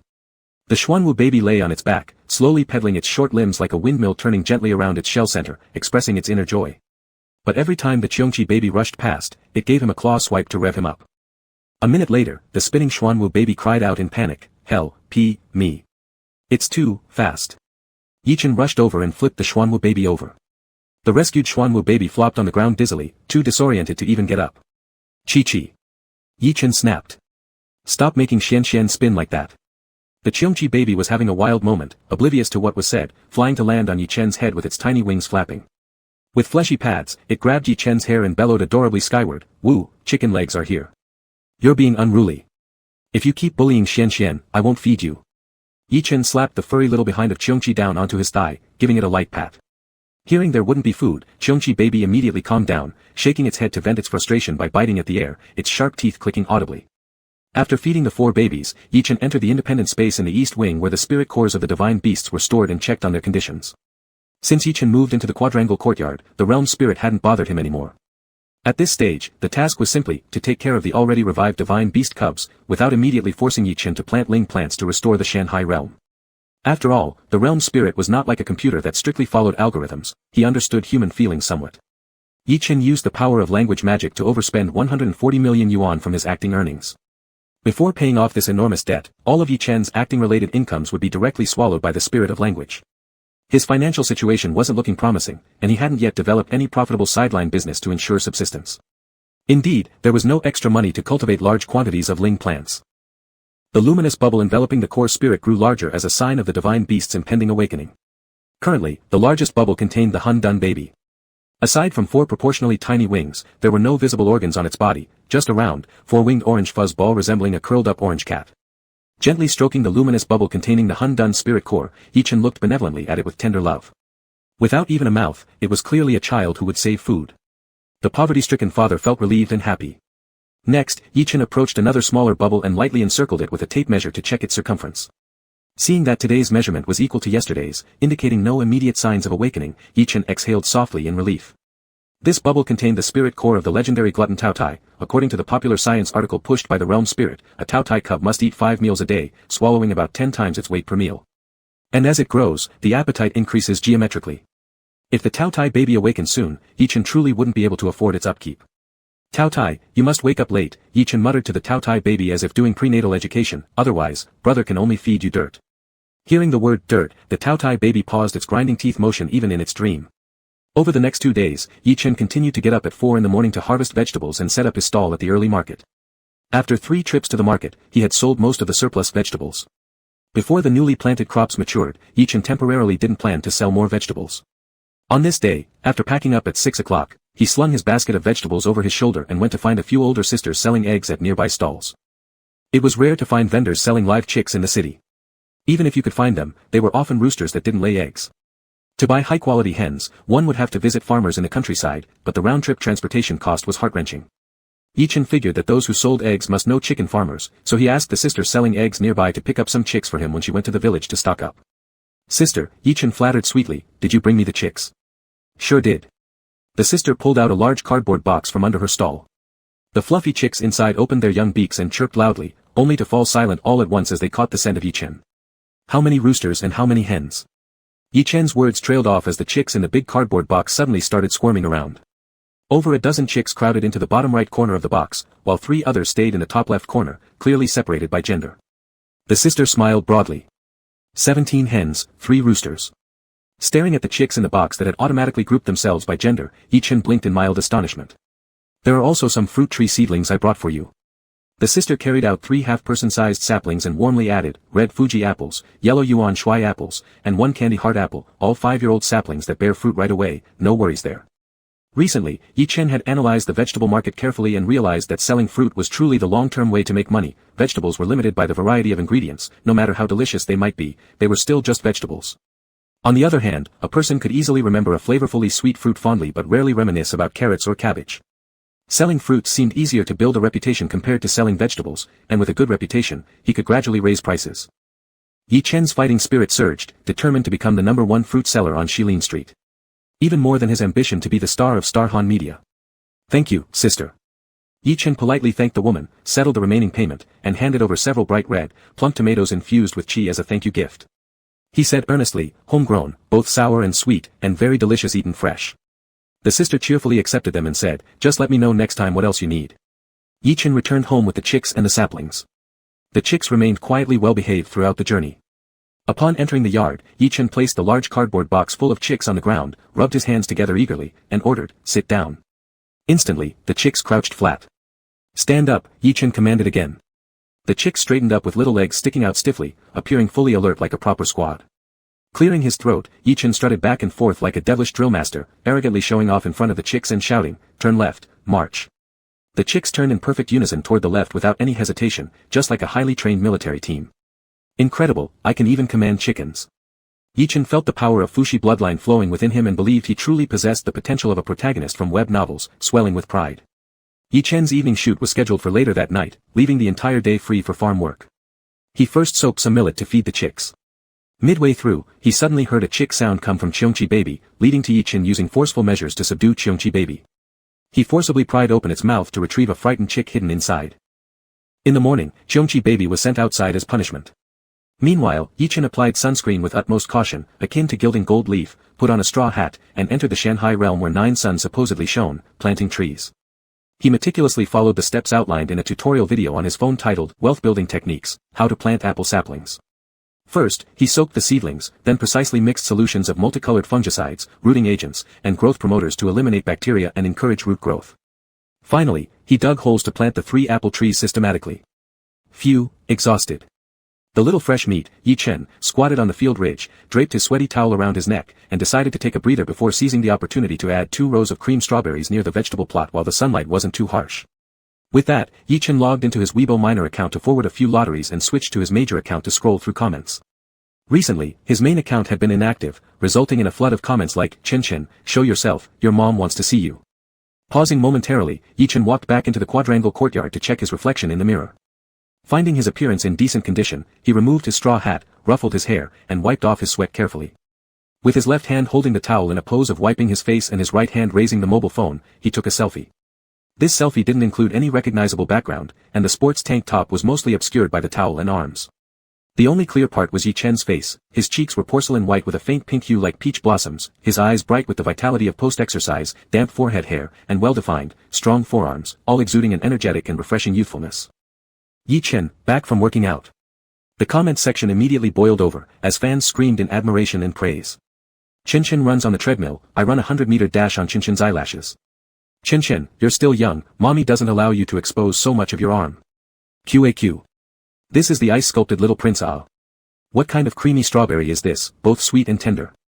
Yi Chen casually replied to a few fans and analyzed and memorized some creative comments from the section, saving them for when he would later charm Shanimo Feng. Then, the sweet and tender creamy strawberry put the straw hat back on, shouldered the hoe, and went to plant some real creamy strawberries in the field. Chapter 8. The horror elements in Wending are abundant, and the night scenes that Yi Chen and Shanimo Feng will shoot tonight lean toward suspense. The story is about the 5th prince who uncovers his father's secret and suspects that he too has been parasitized. In his despair, while fleeing the sleeping chamber, he is saved by the 3rd prince, who had already noticed the strange occurrences in the palace but pretended to be unaware in order to coax information from the 5th prince. You couldn't think of anything else, you directly fled from your father emperor's bedroom. You suspected that the strange thing had drilled into your chest, you were nearly driven mad with fear, running while tearing at your clothes, trying to rip it out. Director Chen Jing'an was explaining the scene to Yi Chen. There were a few minutes to prepare before the start of this scene. Yi Chen held the monstrous face crafted by the special effects makeup artist and gradually increased his breathing frequency, slowly immersing himself into the character's terrified emotions. As the slate clapped, Yi Chen's pupils suddenly contracted, tears brimming in his eyes as he helplessly ran through an eerie night. Paralyzed by extreme fear, his limbs wouldn't obey him.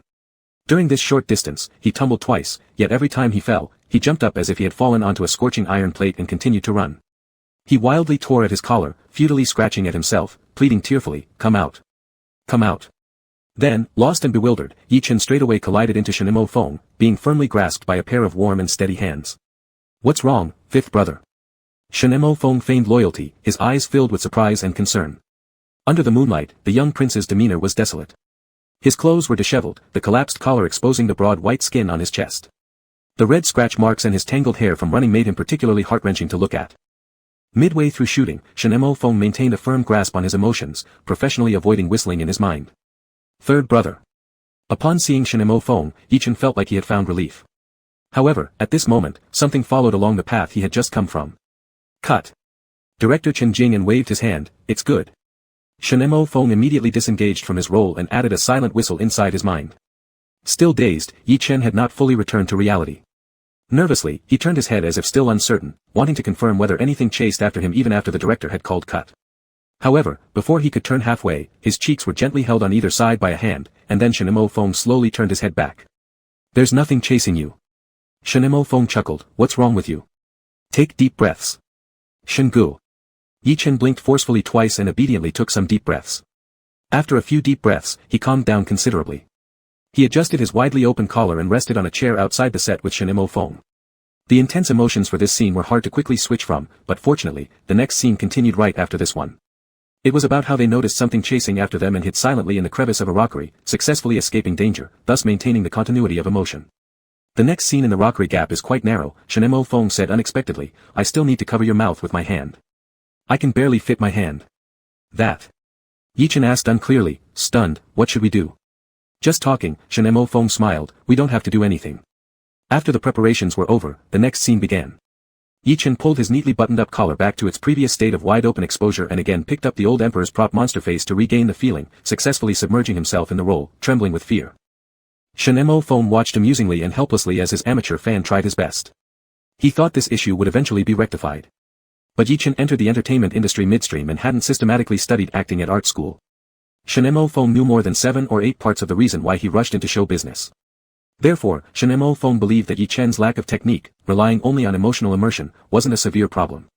On the contrary, it could be seen as a talented trait, just lacking training.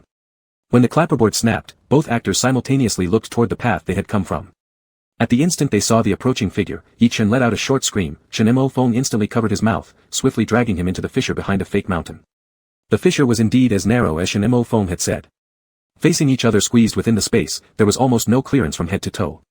If it weren't for Shen Feng's hand covering the lower half of Yi Chen's face, their lips might have touched each other.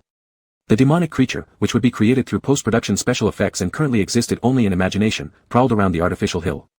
Its foul-smelling, horrifying limbs twisted and slithered across the surface of the rockery. In the grotesque tangle of limbs, Yi Chen caught sight of a twisted hand. It was his long-missing mother's hand, still wearing her favorite jade ring.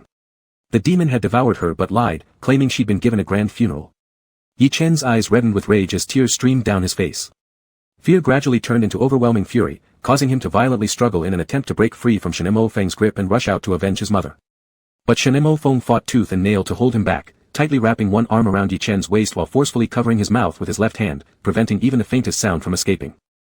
This breathlessly intense scene went on for what seemed like forever until director Chen Jing'an finally showed mercy. "Cut."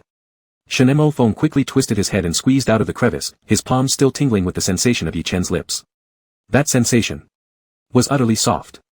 That perverted old lecher thought. And his waist. Unbelievably slender. Although they had luckily passed both scenes with a single take, after enduring 2 emotionally draining performances, Yi Chen's emotions were far from stable. He constantly felt that a demon was chasing him. After finishing these 2 challenging scenes, they were scheduled to have a relatively long rest. To distract himself from the fear, Yi Chen logged into his secondary Weibo account and fervently forwarded a giveaway to shift focus. He then opened Wealth Building Guide, Steps for Planting Apple Seedlings, and continued studying the latter half of the fertilizer application techniques, all while searching on Taobao for organic cake fertilizers and ammonium sulfate liquid fertilizers he didn't have at home, eventually succumbing to the allure of the organic cake fertilizer. So absorbed in learning apple tree fertilization techniques, Yi Chen had completely forgotten to flatter anyone. Meanwhile, the legendary actor beside him began radiating a distinct aura since the end of the last scene. "Yi Chen." Shen Feng suddenly called out to him. "What is it, Shen Gu?" Yi Chen immediately locked his phone screen and obediently awaited orders. About the last scene, Shinemo Feng, cigarette dangling nonchalantly from his lips, slowly asked, "How did you feel about it?" Confused, Yi Chen hesitantly described the objectively undeniable fact, the rock crevice felt really cramped. Shinemo Feng leisurely said, "Did you find shooting it uncomfortable or dislike it?" "No, no." Yi Chen hurriedly added, fearing Shinemo Feng might think he disliked physical contact, and sycophantically replied, "I liked it, absolutely loved it, it wasn't uncomfortable at all." Shinemo Feng gave a soft laugh and continued scrolling on his phone. Yi Chen glanced at the time before logging into his secondary Weibo account again. A prize Yi Chen had coveted for a long time was about to be announced. Since he desperately wanted this prize, he'd frequently reposted, commented on, and liked posts by the lucky draw lady to boost interaction. This particular drawing hadn't received many retweets, so he believed he stood a good chance. Currently, he anxiously refreshed the lucky draw girl's Weibo page for results, leaving frantic comments under her latest post, "Beautiful and kind-hearted sister, take a look at me." As the announcement time approached, Shinemo Feng, however, decided to interfere, calling out, "Yi Chen." Yi Chen reluctantly tore his gaze away from the screen and turned toward Shinemo Feng with reluctance. Shinemo Feng looked down at his phone and threw a cool remark, "Why haven't you added me on WeChat?" Previously, the production team had formed a group where the script supervisor posted daily updates. Both Yi Chen and Shinemo Feng were in this group, yet Yi Chen had never attempted to add Shinemo Feng. "I want to add you." Yi Chen widened his eyes, trembling with respect and nervousness, saying, "But I was afraid you wouldn't want to add me." This conclusion came from Yi Chen's careful analysis of his character's personality after composing a detailed backstory. This character had already grown out of the impulsive phase of adolescence and had matured within a year of entering the entertainment industry. He was no longer a fanatical youth who followed idols around, screaming declarations of love. Now an artist himself, Yi Chen clearly saw the gap between himself and his idol Shinemo Feng. That was why he acted so obediently and almost humiliatingly respectful to Shinemo Feng. For Yi Chen, having a few casual conversations with his idol during breakfast, lunch, and dinner was already fulfilling enough, he didn't dare to expect more. In this situation, his timidity, his apprehension, his reluctance to proactively send a friend request because he feared being rejected by Shinemo Feng, all perfectly matched the current psychological development and growth curve of his character. Yes, in order to convincingly play this pretend fan role to its utmost extent, Yi Chen had even covertly composed a personal backstory for himself. He even gave himself directions. Since he had firmly decided to take this secret to his grave, Yi Chen had no intention of exposing it. Suddenly, the notification tone for WeChat rang out. Yi Chen looked down and saw a friend request. "The other party has requested to add you as a friend." Chapter 9. Yi Chen quickly accepted the friend request. Although he wasn't a fan of Shinemo Feng, being added by a top-tier artist was still an incredible honor for a newly rising young actor. Yi Chen felt genuinely flustered and asked, "Did you add me?" Shinemo Feng lazily smiled, casually opening Yi Chen's WeChat moments and scrolling down. When he scrolled to a photo of Yi Chen making a victory sign, Shinemo Feng's fingers paused momentarily. Happiness, life is complete. Shinemo Feng glanced at the posting date of this WeChat moment, realizing it was indeed the first day of filming. Shinemo Feng had originally just idly tapped, not intentionally stalking Yi Chen's social media, but upon seeing this, he decisively began reading through each one as if he were uncovering treasure. The cunning fake fan now felt like sitting on needles, craning his neck sideways to try to peek at Shinemo Feng's phone screen, shockingly discovering that the respected film emperor was really browsing his WeChat moments without end. It was unclear whether he was testing his fandom. It was just a casual flip through, Yi Chen consoled himself. 10 minutes later, Shinemo Feng flipped all the way to the bottom with ease. Yi Chen. There was no mention of Shinemo Feng in any of Yi Chen's remaining WeChat moments. Shinemo Feng didn't seem to care much either, only turning his head and asking, "Is this your only account?" Some artists separate their work accounts from personal ones, so Shinemo Feng's question wasn't unusual. However, the fake fan who felt guilty smelled something suspicious behind the simple inquiry. To avoid all possible negatives, Yi Chen chose his words carefully, "I only have one WeChat account. I deleted everything from before after signing with my company." After pausing thoughtfully, he also laid a hint for the future, saying casually, "But I do have a secondary account on Weibo." A secondary Weibo account. Shinemo Feng let out a low chuckle but didn't pursue the matter further, closing WeChat to do something else. Having successfully dodged scrutiny, Yi Chen took a breath of relief and officially put the acquisition of a Weibo secondary account on his agenda, while secretly regretting why he had discarded his dignity years ago to earn those 300 yuan chasing car money. 300 yuan might bring temporary pleasure, but customer service lasts a lifetime. At this moment, Yi Chen remembered the lottery he had been closely following and hurriedly opened Weibo. After silently praying fervently, he cautiously opened his eyes. Since the unfortunate incident where he was accidentally killed by a pig and forced to grow vegetables and raise chickens, owing 140 million due to coerced transactions, leaving the poor little Yi Chen so destitute that he daily forwarded dozens of lottery posts on Weibo hoping to make ends meet, he finally hit the jackpot after numerous failures. Thus, Shenimo Feng, who was leisurely reading entertainment news beside him, suddenly heard some soft sounds coming from nearby. It sounded like someone couldn't help but laugh, yet was trying hard to suppress their excitement.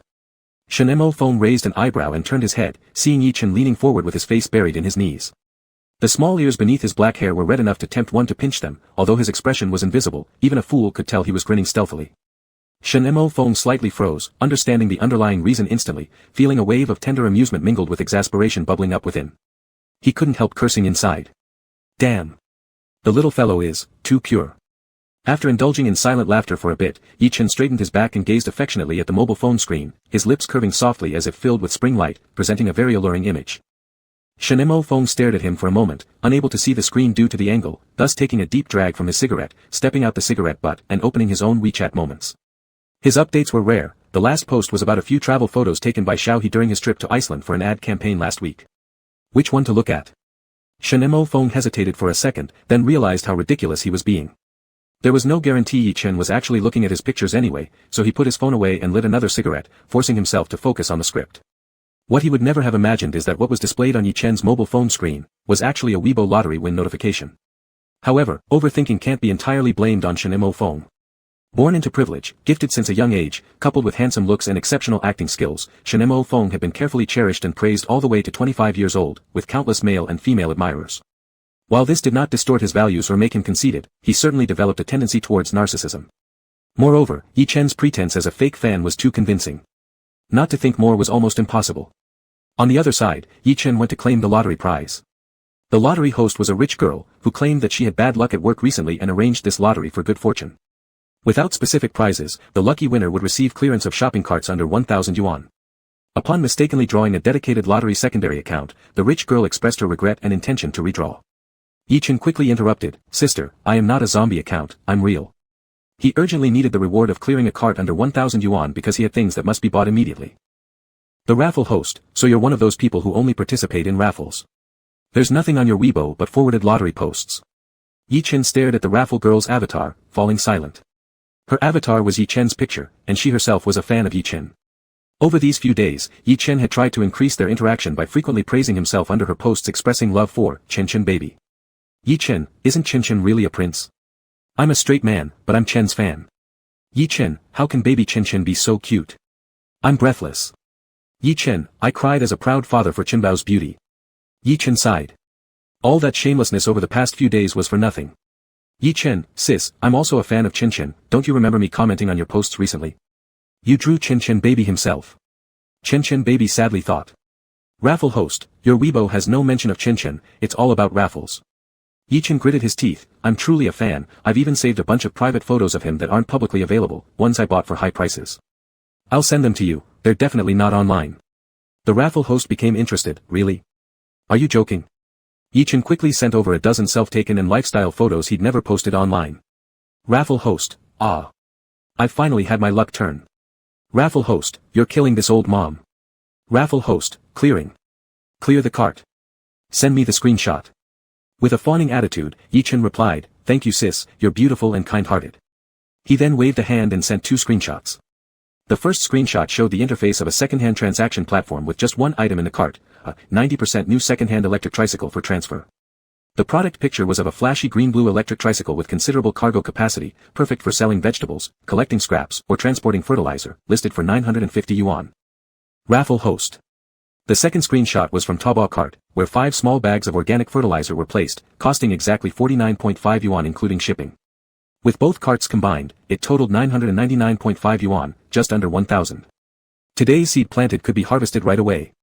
The raffle host fell silent for a moment again, sending full-screen ellipses, showing signs of confusion. In a well-behaved manner, Yi Chen asked, is it okay sis? If you can only clear one, then I won't get the organic cake fertilizer, thank you sis.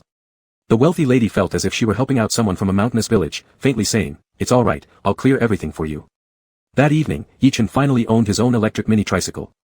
After successfully finishing another 2 scenes, the production coordinator arrived with a cartload of midnight snacks to replenish everyone's energy. Shenimo Feng usually didn't eat with the crew, extremely picky about food, preferring hunger to anything unsuitable, compensating meals with cigarettes. It wasn't much of an issue when shooting within the city since Xiaohe knew every chef in Beijing and their specialties that suited young Master Shen's taste. Though running errands might be troublesome, shooting in remote areas often led Shen Mo Feng to lose weight after a film was finished. Xiao He worried that continuing like this, a personal chef team might soon become necessary for Shen Mo Feng. Hearing the news of midnight snack's arrival, Yichen rubbed his hands together eagerly and called out affectionately, "Little Gao." "Got it." Little Gao gave a thumbs up confidently, 3 portions, more meat, if anyone asks, it's all mine.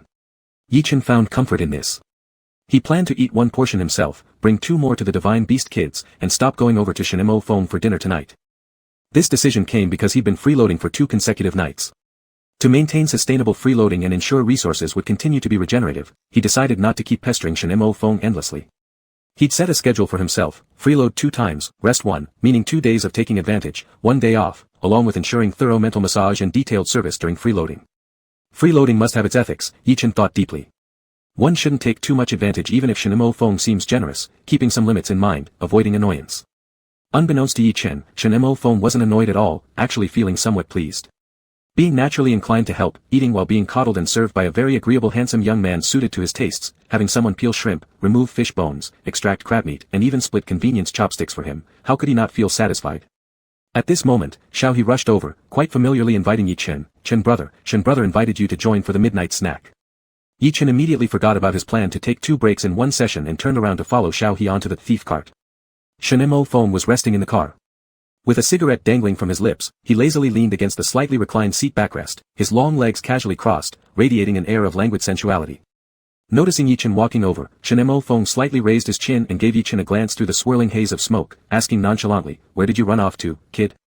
Xiao He widened the car window to disperse the tobacco smell.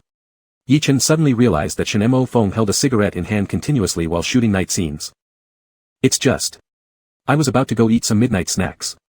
Yichen glanced down and noticed 4 portions of seafood porridge on the table, 2 for the assistants and 2 for him and Shen Mo Feng. Clearly, Shen Mo Feng had specially instructed the assistant to bring it for Yichen. Despite being conceited, Shen Mo Feng wasn't blind.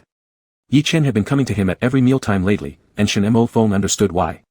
The main reason was to get closer to him, but there was also another small part. Shen Mo Feng guessed that because Yichen lacked experience and was young, although he was picky eater who didn't like the production crew boxed meals, he still felt awkward to act diva-like and eat separately.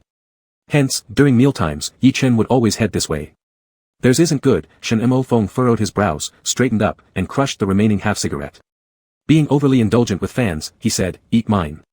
Yichen's heart instantly warmed up. Xiao He helped Shen Mo Feng open the lid of the porridge box. Inside the disposable porridge bowl, a bright red crab was sunken into the grains of rice cooked until they were translucent and tender, surrounded by shrimp, scallops, and abalones. As soon as the box cover was lifted, the fresh fragrance of seafood porridge immediately dispersed the faint cigarette smell in the car. Shen Mo Feng poked the crab shell with his chopsticks, easily flipping it over to reveal its rich, full-bodied crab roe inside. Yichen stared at the crab dripping with roe in the porridge and sat down in front of Shen Mo Feng, clenching his fists tightly as a myriad of thoughts coalesced into 2 sentences in his mind. The first one, once I fix my mystical realm of mountains and seas, I must leave Shen brother a crab pond without fail. Adhering to the principle of repaying even a drop of grace with boundless gratitude, after several days of mooching meals, farm boy Chen had already silently accumulated countless debts to Shen Mo Feng, including crab ponds and poultry farms breeding fish, shrimp, chickens, ducks, geese, pigs, and sheep. The second sentence, in the future, Shen brother will be my real dad. Brother Shen. Dad. Yichen used a filial tone laced with reproach, "You smoke too much, it's not good for your health." Unexpectedly, Shen Mo Feng shot him a serious glare and coldly responded, "Eat." For some inexplicable reason, after hearing those 2 sentences from Yichen, Shen Mo Feng suddenly felt like Yichen and he were of different generations. Seeing Yichen's flickering gaze, Xiao He added helpfully from beside, "Brother Shen smokes to stay alert during the night shoots." Yichen pressed his lips together and replied, "There's no next scene for me. Let me buy you a cup of coffee to keep you awake, please don't smoke so much." Recently, a new milk tea and coffee chain store had a promotion going on. Following their official WeChat account and checking in consecutively for a month would gift 2 large-capacity cappuccino coupons. Yichen had signed in for a whole month, but hadn't used the 2 coupons he received. He hadn't planned on using them unless in extraordinary circumstances, intending to pass them on to his son eventually. But if he could use them for Shen father instead, he would do it gladly. Not only would he do it willingly, but he'd also be very happy since it would be his way of paying back something, however little. Shen Mo Feng smiled and shook his head, "Can't drink it, caffeine intolerant." So. Understanding, Yichen slurped the seafood porridge thoughtfully, contemplating whether he could plant a few pear trees for Shen Mo Feng. Pears are known for their cleansing and cough-suppressing properties, and he believed that the spirit-infused duck pears he cultivated would have an even better effect. Chapter 10. 2 days later in the morning, the second-hand tricycle seller delivered the goods to the door, and a flashy green tricycle appeared in the quadrangle courtyard. Yi Chen was infatuated with his new ride. He rode around the courtyard, honking all over the place. The 4 divine beast babies stood in a row on the veranda watching curiously. Under the command of the Ho baby, they all clapped their chubby little hands in the style of North Korean leaders to welcome the arrival of the new family member, the little tricycle, making the scene extremely ceremonial. Just as Yi Chen was playing happily, his phone suddenly emitted a ding notification sound. It was a reminder sent by the realm spirit, the chaotic infant has now awakened, please go to take care of it immediately. A new little friend is coming. Yi Chen parked his beloved tricycle, walked up to the babies for a teaching moment. How should we interact with the new little friend? The babies all chorused with their adorable voices, be good, friend. Yi Chen nodded sternly and continued questioning, is it okay to hit the new little friend with your fists, kick the new little friend with your feet, or bite the new little friend with your teeth? The babies shouted back, all of it is not allowed. This whole process wasn't just for fun, it was out of necessity from lessons learned before. When the Xuanwu baby first awakened, an irritable Cheongqi blamed him for moving too slowly, which made him feel upset. On a moonless night, he secretly crawled onto Xuanwu's bed and bit him but got one of his baby teeth knocked out by Xuanwu's protective hard shell. Yi Chen reprimanded the Cheongqi baby and tied that sharp baby tooth with a thin string, hanging it on a nail at the gate to warn others and also use as a package opener. The awakened chaos baby was about the size of a young orange cat. When Yi Chen entered the eastern wing room, it was flapping its little wings wildly, spinning unsteadily in the air. Seeing Yi Chen, the chaos baby flew straight over like it had eyes, perching gracefully on Yi Chen's shoulder, tucking in its 4 tiny wings, and affectionately rubbing its fluffy spherical body against Yi Chen's neck. So obedient. Yi Chen felt his heart soften, feeling like he was being coquettishly charmed by a cute orange kitten. He carried the chaos baby out of the east wing room, saying while walking, my name is Yi Chen. I'm the new master of the Shanghai realm responsible for taking care of you mythical beasts. You can call me brother. If I call you Dun Dun, how does that sound? He hadn't even finished his sentence when the apparently docile chaos baby leapt from his shoulder directly onto the Ho baby's head. In the next second, the entire Ho baby disappeared. Chaos baby's round, plump little body plopped onto the ground. Its 4 little wings drooped lazily, and it belched, Gohan. Big brother said not to eat little friends. Poor Cheongqi grabbed the chaos baby and shook it vigorously, threatening, spit him out, or I'll bite you. Gohan. The chaos baby cried out in apparent pleading. In the next instant, the terrified Ho baby reappeared in front of an equally panicked Yi Chen, unharmed except that it was soaking wet. You don't even have a mouth, how do you? Yi Chen was tearing his hair out in exasperation. This chaos without a mouth was nothing like what he had imagined. At this point, the manual for raising chaos finally arrived late. Yi Chen quickly opened and scanned through it. According to the manual, chaos is a unique space-time mystical beast with only one of its kind in existence. Chaos could directly engulf objects into its body on a higher dimensional level. A fully grown chaos retrieving heads from 1,000 miles away would be like reaching into a pocket. Though the chaos infant's time-space devouring range was only several meters far, with an internal space of less than a cubic meter, it still easily swallowed little things undetected. In short, chaos didn't lack an eating function due to having no mouth because the organ of a mouth was too rudimentary, making it unnecessary. Yi Chen's gaze turned fervently hot towards the chaos baby. This was simply a fuzzy bagua bag, talisman storage sack. Gohan. The chaos baby was scared out of its wits by Yi Chen's fiery, almost deranged gaze and cowered behind the 4 elder babies. But soon after, Yi Chen's eyes returned to normalcy. This bagua digested what it consumed, accurately speaking it was more like a stomach bag with no real utility. And judging by its voracious nature. With half of the pushed article remaining, Yi Chen redirected his attention back. Besides this amazing ability to eat without a mouth, Chaos also possessed a special skill, it could mark 2 points in space using Chaos marks. Any creature permitted by Chaos could instantly travel between the 2 marks. This meant, if the Chaos baby marked both the quadrangle courtyard and the film set, Yi Chen could make good use of the intervals during shooting to quickly return home and tend to his fields. Even if he was shooting outside town, he could still return home to farm anytime. No matter where he went, it wouldn't interfere with his trips back home to cultivate his land. Expanding the scale of planting and breeding would no longer be a dream. Yi Chen's heart surged with excitement, his gaze once again burning hotly as he looked at the Chaos baby. Chaos baby, Gohan. Today we have a car, and Dun Dun has awakened, I think we should celebrate. Yi Chen proposed. Isn't brother going to shoot? The Pulu baby finally asked as it stood up. Yi Chen confirmed the time and said, we still have time. My schedule is in the afternoon, so, after a while, I'll take you all for a spin in the new tricycle, then everyone can have an ice cream, okay? Okay. Very good. The babies immediately became enthusiastic. The Ho baby was excited that its rabbit ears trembled softly asking, where are we going for a spin, brother?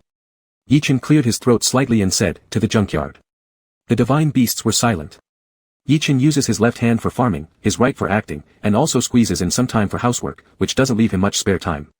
So having an entire morning available means he needs to do something important, like traveling between the quadrangle courtyard and the junkyard to sell the pileup of scrap in the Shanghai realm. His next small goal was to earn 100 yuan. After earning the money, he planned to plant a few more pear saplings. First, to expand the planting scale, and second, to let Shen Mo Feng eat. Based on his calculations about the acceleration multiplier effect of his Shenong bloodline on crops, fruit trees that bore fruit once a year in his care could bear fruit approximately once a month. Given the relatively long one-month cycle, it was best to plant as early as possible. However, Yi Chen didn't intend to splurge all his savings at once. He planned to always keep at least 100 yuan for emergencies to cover various unforeseen accidents. Therefore, buying saplings needed another source of income. Yi Chen and the babies worked together to package the waste materials from the Shanghai realm onto the small tricycle, calculating everything in his mind. He had previously tried to make money using his star power, such as selling his autographs or private photos. He even changed his Weibo sub-account ID to Yi Chen's private photos for sale. Considering that many of his fans were still students, he priced each photo at 10 yuan, offering a pack of 15 different differently dressed photos for 100 yuan. He thought this was extremely ethical of him, a model idol and industry benchmark. Within an hour of changing his ID, someone came to ask, and there was indeed a rich fan who bought 300 yuan worth of pictures at once. Unfortunately, the moment the money entered his Alipay account, it vanished like an illusion, leaving the disheartening large letters, balance 0.00. Feeling utterly wronged, Yi Chen opened the Realm Spirit app and asked accusingly, does selling photos count as performance income? What did I perform? The Realm Spirit replied matter-of-factly, all compensation earned through commercial activities utilizing the artist's identity counts as performance income. Selling photos counts as a commercial activity? Yi Chen was disappointed but not willing to give up. Is there any activity where I can use my identity as an entertainer without being commercial and yet still make money? The Realm Spirit pondered for a moment, using an entertainer's identity to make non-commercial money. How about being kept? Yi Chen. This Realm Spirit, you're disgusting. Realm Spirit, haha. Can't Yan Ling make an exception? Yi Chen made his final effort. Isn't 140 million yuan debt too big to worry about these 300 yuan? The Realm Spirit explained mercilessly, although Yan Ling contains the word spirit in its name, it's not a creature with wisdom, it is merely a set of rules and algorithms. Once an agreement is made, there can be no exceptions. If the rule determines that these 300 yuan belong to performance income, then there is nothing to be done. Thus, all channels were blocked. To earn money that wouldn't be devoured by Yan Ling, Yi Chen had to discard his status as a star. Yi Chen and the babies moved the scrap materials into the cargo area of the small tricycle, and then the 5 babies sat on top of the heap of garbage happily going out for a drive. The outer layer of a divine beast's body flows with spiritual energy. Unless they voluntarily let mortals see them, this spiritual energy acts as a blind spot, so the 5 divine beast babies sitting shoulder to shoulder on the tricycle attracted no attention. The small tricycle rumbled along as the 4 senior babies lowered their voices, secretly teaching the chaos baby the tricks of collecting junk. Our brother doesn't allow us to collect trash, but we can sneakily do it, just don't get caught. The Ho baby stated. The tender chaos that could not transform into human form yet chimed in, Gohan. This is a plastic bottle, the Cheongchi baby taught, worth more than this pull-tab can. Chaos baby, Gohan. Pulu baby softly added, Big brother Chi-Chi, I heard manhole covers are the most valuable. Cheongchi shook his head, brother said stealing manhole covers is illegal, we're not allowed to steal them. Pulu baby, what is illegal? Cheongchi, who woke up the earliest and was the most street-smart, vividly told his little buddies about what breaking the law meant, and how the police officers would catch them. When he described how little babies in jail would be brutally beaten by prison bullies, the chaos baby suddenly spat out a manhole cover in terror. It was obviously stolen when they passed by earlier using its ability to devour space-time. Big brother Cheongchi exclaimed in a childishly high-pitched voice, shit, you're in big trouble. Brother, save me. Pulu baby cried tearfully, Dun Dun is going to get beaten up by the prison bullies.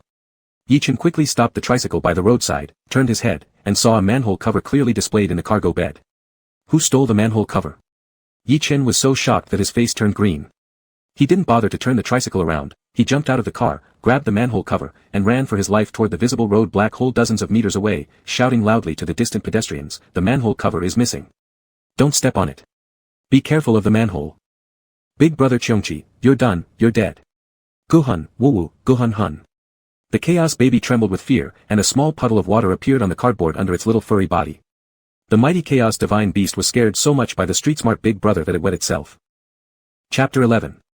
Yi Chen was terrified of the manhole cover going missing and causing an accident.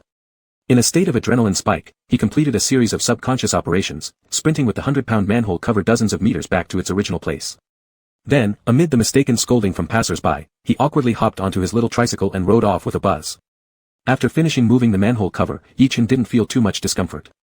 He thought the regular exercises in the past year had been really helpful. After driving several hundred meters, he stopped to comfort the chaos baby who had been so scared that it dehydrated and contracted. He also took off his worn-out jacket, flexed his arm, and boasted to the babies, "Look at brother's biceps, they're the ones you can count on when it matters." The babies looked at each other blankly, exchanging intense glances. "What biceps? Where are they?" With a despondent expression, Yi-Chen put his jacket back on, pretending nothing had happened. After selling the scrap, Yi-Chen indulged the young ones by letting them enjoy the cute children's furniture and toys at IKEA visually. He even bought the mischievous kids 5 1 yuan IKEA ice creams, and everything went smoothly with the afternoon filming. It wasn't until the next day after waking up that the overworked arm muscles started aching for Yi-Chen. Not only were they sore, but his hands even trembled slightly when picking things up. Who would have thought moving a manhole cover could lead to muscle strain?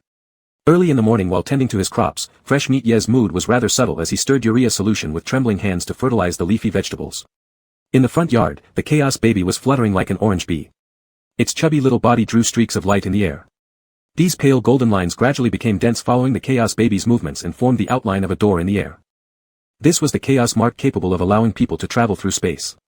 Today, the chaos baby would accompany Yi-Chen to the film set to place another chaos mark, meeting Yi-Chen's need to seize any opportunity to farm as well as letting the divine beast babies go to the set to grab leftover boxed meals. Fresh Meat Ye's 2 demands were indeed quite unambitious. After feeding the babies breakfast, Xiao Gao's car was already waiting outside. Yi-Chen placed the chaos baby on his shoulder, reiterating the travel guidelines before opening the door. The guidelines covered all sorts of embarrassing situations that the chaos baby might create, including but not limited to, no matter how hungry, it must not devour food from others' hands, mouths, or stomachs from afar, nor should it devour others' belongings, especially wallets. "Forget it," Yi-Chen simply stated, "unless I say it's okay, don't swallow anything. Got it?" Gulump. The chaos baby flapped its wings to indicate understanding. After arriving at the scene, Yi-Chen took the chaos baby to the restroom. The last cubicle of the restroom was a storage room. Except for cleaners, no one else entered, making it the perfect spot to place the chaos mark. The chaos baby leaped off Yi-Chen's shoulder to complete the drawing. The time space between the quadrangle courtyard and the storage room instantly connected. A hound baby that was peering through the channel's entrance lit up its eyes, turning around to call the other 3, "Chaos baby has connected the space. Chaos baby, goo goo lump." Sounding inexplicably proud. "Let me try." Yi-Chen stepped across the person-high space door in a single stride. In the next moment, he suddenly appeared in the quadrangle courtyard. Standing in the courtyard, Yi-Chen turned around and clearly saw the chaos baby spinning circles in the storage room through the space door. He took a step forward and immediately returned to the storage room. It worked. Yi-Chen's heart jumped sharply. Clutching his fists tightly, filled with excitement, he beckoned the 4 babies, "Come here, let me show you where to get your boxed meals. Oh yeah, stay quiet here, don't touch anyone, and try not to mess with anything." Hound baby and Pulu baby held either side of Xuanwu baby, while big brother Cheongqi stayed dignified at the rear. The extra meal stealing team reached the mission site. Yi-Chen rubbed his hands, organized his thoughts in his mind, and prepared to hold a pre-meal stealing pep talk for the babies. Ordinarily, brother will only take 3 boxes of food per meal. Yi-Chen imparted wisdom like a doting father. There is also etiquette in stealing. We cannot be overly greedy in taking advantage of others. All the babies nodded in unison. Secondly, know how to be grateful. Yi-Chen spoke earnestly. After we take advantage of others' generosity, say thank you in our hearts, silently offer them sincere blessings. If possible, doing something within our capability as a return is even better. Understand? Shining with innocence and gratitude, the eyes of the baby sparkled. Yi-Chen felt gratified and outlined the upcoming plan to pick leftovers. Besides the 3 boxes brother fixes for you every meal, if the entire crew has finished eating but there are still leftovers of the boxed meals, you may take all that's left. Clearing his throat, speaking clearly and deeply, Yi-Chen continued, as the saying goes, 17 buckets of water are required to produce 1 grain of rice, meaning farmers work very hard. Preventing their labor's fruits from being discarded into trash cans is our indisputable responsibility. Next, the 5 well-trained meal-sponging babies silently followed Yi-Chen to the location where boxed meals were distributed for a reconnaissance. After the meal-sponging plan was arranged properly, the babies found the film crew fresh and entertaining, unwilling to leave. Yi-Chen didn't force them to go back either. After all, no one could see these 5 anyway. He went to the dressing room for his makeup while the babies sat in a row on the sofa, curiously looking around. Currently, Quest for the Summit had already started welcoming visitors to the set, and soon there would be a group interview for the main actors of the production. Various media representatives had already begun arriving on set. Yi-Chen had been in the entertainment industry for a short time, and though his acting skills compensated for his relative lack of experience, confidently handling questions from journalists still required maturity. There were times when he'd been caught off guard by tricky or personal questions, but each time Gu Qiu had intervened. Now, without his agent by his side, Yi-Chen felt an involuntary nervousness upon thinking about the media's cameras and microphones. "Brother Chen, it's almost time," Xiao Gao said as he walked into the dressing room. Yi Chen reluctantly followed Xiao Gao to the pre-arranged location for the group interviews. The key actors gathered, and the media surged forward, microphones immediately clustering around Shen Mofeng, with only spillover reaching the other cast members. Yi Chen's hands trembled as he accepted one of the microphones. The interviews officially began. Initially, most of the media's questions focused on Shen Mofeng and revolved around the movie, Quest for the Summit. Shen Mofeng responded calmly to each inquiry. As the questions related to the film came to an end, the focus shifted towards the actors, and Yi Chen had to speak more frequently. This is your first major feature film project. Why did you choose this one? Because, Yi Chen hesitated nervously, the screenplay is extremely captivating, and the character's temperament matches me fairly well. After giving a routine response, Yi Chen paused momentarily, realizing his passionate fan persona might seem unstable. He couldn't take the time to think through every word carefully, so sticking firmly to his principles, he gritted his teeth and added, also. I heard that an actor I deeply respect would also be part of the cast. Such a kid. Shen Mofeng smiled faintly and glanced down at Yi Chen. When artists mention such admiring statements, they're often perceived as flattering or seeking favor. Without a proper response from the admired party, it may even become awkward. Therefore, such topics are rarely raised. Which senior artist are you referring to? Yi Chen's eyes flickered for a brief moment before diving back into the role of a fake fan, shyly replying, Teacher Shen Mofeng. Is he your idol? Yi Chen nodded imperceptibly, pressing his lips together, yes. Your hands are trembling. Is it because you're nervous being so close to your idol? It's not that, Yi Chen interjected a sliver of truth into the lie, a technique known well by seasoned fake fans, and shook his head softly, saying, yesterday at the gym, I overdid the weightlifting, which strained my muscles, causing my hands to tremble when holding things. Lifting cast iron manhole covers, he abbreviated. Shen Mofeng chuckled, amused by this overly honest answer, and the reporters laughed as well. Then, Shen Mofeng moved his microphone closer to Yi Chen's lips, keeping it steady with one hand while placing his other hand gently over Yi Chen's trembling ones. He smiled kindly and said, let's just say it like that. Startled, Yi Chen blinked slightly, lost deep in character, his ears turning pink, thank you. This caught the reporters' attention, sparking their curiosity to further investigate how the young starlet idolized Academy Award-winning actor Shen Mofeng. For how long have you been a fan of Shen Mofeng? Yi Chen counted silently on his fingers, nearly 5 years. Wow, does that mean since you debuted? Yes, Yi Chen replied firmly, nearly convincing himself. Did you enter the entertainment industry because of Shen Mofeng? With glittering eyes and a red face, Yi Chen unreservedly flattered, yes, precisely to get closer to Teacher Shen. Shen Mofeng slightly turned his head, lowering his gaze to Yi Chen. Though his lips still curved into a warm and elegant smile, his entire demeanor slowly but subtly, became flirtatious. This hardcore fanboy image has been cemented, thought Yi Chen, remaining perfectly composed. After Yi Chen declared his admiration, the microphones quickly turned back to Shen Mofeng, asking what he thought about having a junior colleague as an ardent fan. Yi Chen is a very hard-working, serious actor with great acting skills. Shen Mofeng retracted the microphone from in front of Yi Chen and smoothly gave some impeccable official compliments before dramatically pausing, and besides. All reporters perked up their ears. Shen Mofeng let out a soft laugh, then raised a hand to affectionately ruffle Yi Chen's hair, crossing boundaries a bit as he said, he's such a well-behaved little kid.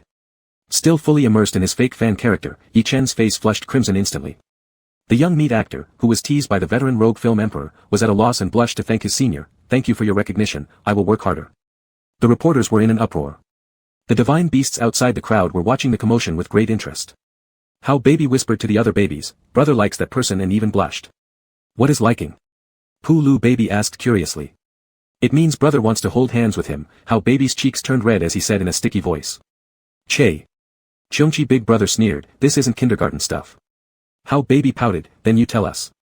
Cheongchi Big Brother, with the mysterious tone of a teenager exchanging biological knowledge, said, in fact, the brother. The babies were so nervous they kept swallowing their saliva. Cheongchi Big Brother whispered, the brother also wants to kiss him. Yeah. Yeah. The divine beast babies were so embarrassed they ran around chaotically. Chapter 12.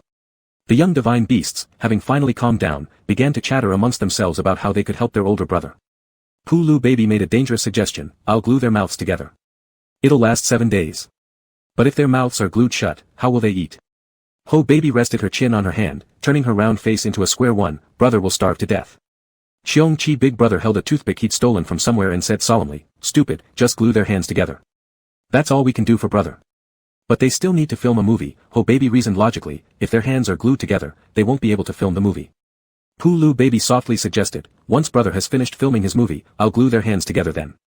The group of babies grew serious, nodding slightly to each other, reaching a consensus.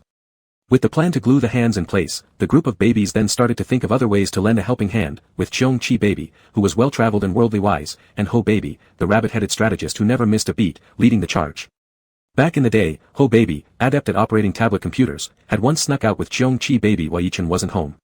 They squatted outside a coffee shop imitating Yi-Chen to leech off the Wi-Fi there and secretly watched cheesy love dramas that Yi-Chen didn't want them to see. Thus, they knew more about this subject than the other divine beast babies. However, no matter how much knowledge they possessed, the babies were still babies. After an intense discussion, cautious Ho Baby dismissed all the fanciful yet unreliable assistance schemes and decided firmly in a babyish voice, "We'll still push brother's head down. Starting today, we're officially the head-pushing squad." Pulu Baby asked, "Isn't it supposed to be the freeloading team?" Big brother Cheong Chi seriously stated, "We have to freeload as well." Ho military strategist assigned tasks calmly and cutely, "Dun Dun and Chi Chi will be the forward guard since you can fly and reach brother's head. Lu is the logistics officer responsible for carrying Xian. As for me, I'm the military strategist, and I'll inform you when to push his head." Xian Wu Baby hesitated, "But, what about me?" Ho Baby shouted, "Action begins. Yura. Xian Wu Baby, do. All the babies, Yura. Xian Wu Baby, WH. Is this? Xian Wu Baby, desperately trying to integrate into group life, U.R.A. After the press conference ended, the reporters, pumped up with excitement, prepared to throw everything they had into working with these hard-to-come-by materials. Professionals in media understand certain subtle quirks among parts of younger generations. They would take advantage of the situation to exaggerate matters, boosting Shin Mofeng's popularity by capitalizing on the moment. However, Weibo had already jumped the gun and exploded with reactions first. Someone at the group interview had taken photos and recorded videos. The charming scene of Shin Mofeng lowering his eyes with a smile while petting someone's head quickly took over the front page in various forms, static images, animated GIFs, and video clips alike. On the hot search rankings, the phrase, "such a good little child," skyrocketed in popularity by late afternoon. Yi-Chen's Weibo follower count also surged unexpectedly. On another front, some super-skilled flatterers who followed both stars quickly set up an ultra-topic forum dedicated to the Shin Yi couple and began to make wild speculations. A fan who worked so hard to step into the entertainment industry chasing idols they adored and not only managed to stand right before their idols but also received warm, approving responses, even if ignoring any elements popular with yaoi fans. This event was highly motivating and eye-catching on its own. This newly emerged Shin Yi couple quickly showed signs of potential in the ultra-topic rankings, and even casual passers-by began viewing Yi-Chen as a lucky charm for fandom. Retweet this Yi-Chen, and you'll meet your idol face-to-face. Retweet this Yi-Chen, one day the idol will pat your head. Retweet this Yi-Chen, the idol will compliment you as a good little child. Of course, amidst the grand spectacle, there were also some less harmonious voices and some malicious guesses about Yi-Chen. However, the words Yi-Chen used to confess to Shin Mofeng weren't inappropriate. The pat on the head was initiated by Shin Mofeng himself. The microphone offer was due to Shin Mofeng's gentlemanly attitude. Such a good little child was something Shin Mofeng had said voluntarily without being led or induced. All these exhilarating details which stirred people's imaginations were created by Shin Mofeng himself. Thus, there was scarce fertile ground for negative remarks targeting Yi-Chen, making such comments ineffective. As for any negativity toward Shin Mofeng, ever since he debuted, Shin Mofeng hasn't taken it seriously, even thinking glancing at it would waste his life. At this very moment, however, he was checking out the rapidly rising Shin Yi couple ultra topic. He is the dazzling light, the silent wind, your courage and persistence unobstructed by mountains. Cut through thorns and obstacles, chase the wind, all to make sure your pupils reflect my shadow. That long-standing admiration, like a tiny star light years away, has been revolving around you for so many years without you ever knowing. Shin Mofeng held a cigarette between his two long fingers, leisurely scrolling through the screen, his expression calm. The slight curl of his lips appeared casual, as though he had opened it up only out of momentary interest. A tiny star, revolving around you for so many years without your knowledge. Shin Mofeng was lost in thought for a moment before stubbing out the cigarette that had already burned down to the filter. Then, he opened Yi-Chen's Weibo page and clicked follow. It was as if he were saying to that tiny star, I know now. Though in reality, he didn't know at all. On the other hand, Yi-Chen, who was waiting for the next scene in the nanny van, couldn't stop scrolling through Weibo. During his previous interview, Yi-Chen was nervous and hadn't had time to carefully consider things, resulting in his confession to his idol not being too well thought out. Afterward, he felt somewhat anxious, even losing interest in planting the 4 newly arrived pear saplings. He didn't relax until he confirmed that there was no storm on Weibo as he imagined, and instead, he gained some popularity. However, just as his mind started settling, he saw the Shin Yi CP Ultra topic steadily climbing the rankings. He was almost moved to tears by the compliments describing him in those rainbow farts. Yi-Chen frowned deeply as he stared at the Ultra topic, his features scrunched with anxiety, feeling that he had messed up. His original intention was merely to consolidate his fake fan identity subtly but never expected to be paired romantically. Those social attitudes were no longer as conservative as they were a decade ago, and sexual orientation wasn't tied to an artist's future. He still didn't know if Shin Mofeng would dislike being paired with fans as part of a fictional couple. Too anxious to ask directly, Yi-Chen noticed a new follower notification in the bottom right corner of his Weibo interface. It was from Shin Mofeng. Phew, seeing Shin Mofeng still followed him made Yi-Chen breathe a sigh of relief. He got out of the car and headed to the rest room where Shin Mofeng was, with the 5 divine beast babies chirping along behind him. There was only Shin Mofeng in the resting room, looking down at a script when Yi-Chen entered. "Brother Shin." Yi-Chen called out, closing the door behind him while noticing the 5 babies pushing each other into the room. Back turned to Shin Mofeng, Yi-Chen gave the babies a shushing gesture, and they nodded furiously. Afterward, Yi-Chen cautiously edged toward Shin Mofeng, like a timid quail. Shin Mofeng raised his gaze, speaking normally, rehearsing lines. "No," Yi-Chen perched awkwardly on the edge of the chair opposite Shin Mofeng, steadying himself, and apologized, "About the interview thing, I'm sorry to cause you trouble." Shin Mofeng smiled slightly, "What trouble?" Yi-Chen stammered, "The Shin Yi CP, there's quite a bit of random posting about it on Weibo. If you find it annoying, I'll figure something out." "What can you possibly do?" Shin Mofeng retorted with a teasing glint in his eyes. The company wouldn't dream of helping Yi-Chen disassociate from Shin Mofeng anyway, so after thinking for a while, Yi-Chen sheepishly offered an unsound idea. "How about I go follow someone else? Then they'll think I just want to cling on to your fame and stop targeting you." Shin Mofeng arched an eyebrow slightly and slowly repeated, "Follow someone else." Perhaps because of the tone, Yi-Chen felt like Shin Mofeng's sentence had omitted the words, "You dare," beforehand. With a jolt of realization, Yi-Chen tensed nervously, "I don't dare." Shin Mofeng lazily smirked, his eyes holding a mischievous gleam, "I don't mind." All of Yi-Chen's muscles relaxed immediately, and he quickly agreed, "Neither do I." But Shin Mofeng fell silent again, his face devoid of expression, merely staring at him calmly. Yi-Chen almost died from this lukewarm stare, hurriedly observing Shin Mofeng's demeanor and acting. "Actually, I like being mentioned alongside you." After finishing, he hung his head low like a high school boy who had mustered up courage to confess but was too embarrassed to look at the other person. Through this entire movie shoot, Yi-Chen guessed his acting skills would be forcibly elevated a level thanks to Shin Mofeng. "Alright." Shin Mofeng was refreshed by teasing his little fan, yawning lazily like a cat satiated from playtime. "If you don't have your own script, let's rehearse using mine." Chapter 13. "Alright." Yi-Chen agreed, dragging the swivel chair over to Shin Mojing's side. Shin Mojing sat with his legs crossed, resting his arm casually on the armrest of the chair. He leaned his upper body towards Yi-Chen so that he could easily see the script. Meanwhile, Yi-Chen sat uprightly, slightly tilting his face to read the notebook. Their heads were about 20 centimeters apart. When the little Master Ho saw this, he skillfully waved his chubby little hand, summoning 5 divine beast buns in a chain to crawl along the wall toward the position behind Yi-Chen. The Chan Kun baby had yet to transform into a human form, and without hands or feet, it could only roll on the ground in somersaults, forward rolls, again and again.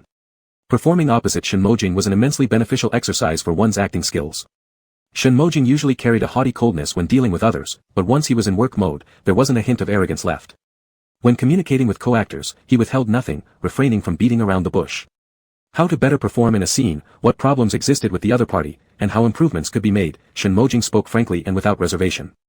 For Yi-Chen, an artist urgently in need of practical experience to enhance his acting skills, Shin Mojing's precise pointers were more precious than gold. Hence, Yi-Chen listened very carefully, gradually becoming absorbed, ignoring the seemingly obedient offspring in the dressing room who secretly harbored mischief. As the impromptu acting class for the young fans reached its halfway point, Shin Mojing instinctively fished out his cigarette box, flicked it open single-handedly, and was just about to bite down on one before realizing that it would be inappropriate to subject children to secondhand smoke. He closed the box and slipped it back in his pocket, rubbing his weary eyebrows. "Go ahead, Shin Gu, I don't mind," Yi-Chen quickly said. Shin Mojing shook his head, picked up where he'd left off. Before entering the entertainment industry, his nicotine cravings weren't strong. But after joining, with numerous assignments and a hectic schedule, it was common to not sleep soundly for a whole week. Since he was intolerant to caffeine but needed to stay alert, he relied on cigarettes during night shoots. Previously, he hadn't noticed anything amiss, but starting from these last 2 years, he began coughing severely once winter hit. Yi-Chen first furrowed his brow but then recalled the 4 pear saplings delivered yesterday which he hadn't yet planted. His expression relaxed immediately. People often say that eating pears clears the lungs, but whether it's really effective is debatable. Moreover, even if eating pears did help, eating 10 pears a day probably wouldn't match quitting 1 cigarette, but this argument applies only to ordinary pears grown by ordinary people. Previously, Yi-Chen had asked Jing Ling about the effects of fruits and vegetables cultivated with spirit chi aside from tasting good and speeding up the growth of divine beasts. Jing Ling responded that they might corroborate approximately 80% of the rumors circulating in social media circles, meaning, if vegetables and fruits grown by descendants of Shinong are consumed according to popular online claims, they could indeed have curative effects, curing diseases and extending longevity even in the absence of ailments. It's easy to imagine how entering such spirit-infused produce into the mundane market would complicate efforts for younger generations to debunk myths. Once the pears ripened, he must ensure that Shingo received some, and figure out a way to make him eat them daily. Distracted for a moment, Yi-Chen promptly refocused his attention. He continued looking at the script, his dark, lush lashes adding a quiet grace to his demeanor. The appealing shape of his lips puckered slightly as he thoughtfully considered Shinmojing's interpretation of a detail within the script. Shinmojing flicked up his eyelid, suddenly recalling the soft texture of that night's palm encounter, clearing his throat lightly and asking, "Did you understand?" After pondering for a few seconds, Yi-Chen's features softened. Brightly, he replied, "I understood, Shingu. Thank you for explaining so much." That earnest and student-like manner was endearing. A faint itch stirred within Shinmojing's chest. Turning his head outright to examine Yi-Chen more thoroughly, he scratched that itch, absent-mindedly commenting, "No problem. If I train you well enough to nail a single take, it will save me trouble." Turning his head with pursed lips, Yi-Chen looked at him with eyes bright like a teenager. Shingu was truly too kind. Despite being such a big star, he still took time to meticulously teach me, a minor actor. This personification of both moral integrity and artistic excellence touched Yi-Chen deeply, nearly converting him into a fan. The only catch was that he could only become a rational fan, not the enthusiastic type who chased cars or spewed flattery. Little thing. Shinmojing's lips curled slightly as he quietly questioned, "What are you thinking about?" Wishing my Shinko boundless blessings like an ocean and mountains as enduring as life itself, may he forever know peace. Yi-Chen solemnly prayed inwardly, before calmly saying, "Nothing." At this moment, under Ho Junchi's command, Chan Kun baby and Cheongchi baby soared through the air. The two little fuzzballs flapped their wings, each holding one side of Yi-Chen's head, and pushed forward with a sudden burst of strength. The head-pushing squad, go. Unprepared, Yi-Chen's face abruptly approached Shinmojing's until he sensed something was wrong just before their foreheads would have touched. He strained his neck desperately to stabilize himself. Both of them were momentarily stunned. Realizing it was the divine beast's mischief, Yi-Chen hastily pushed off the ground and slid away on the swivel chair, putting distance between him and Shinmojing. His face brimmed with genuine shock and innocence. After a few seconds of awkward silence, Shinmojing's lips curved slightly into a mischievous smile as he teased, "What's this? Little kid also joining the head-pushing squad?" "No." Yi-Chen blushed furiously, his features disheveled as he helplessly tried to explain, "Just now, someone seemed to push me." Actually, it wasn't that someone seemed to push him, someone really did, but that couldn't be said. Broad daylight. Shinmojing smirked mockingly, "Are we seeing ghosts now?" Yi-Chen stared innocently with wide eyes, nodding vigorously like grinding medicine, "It could be.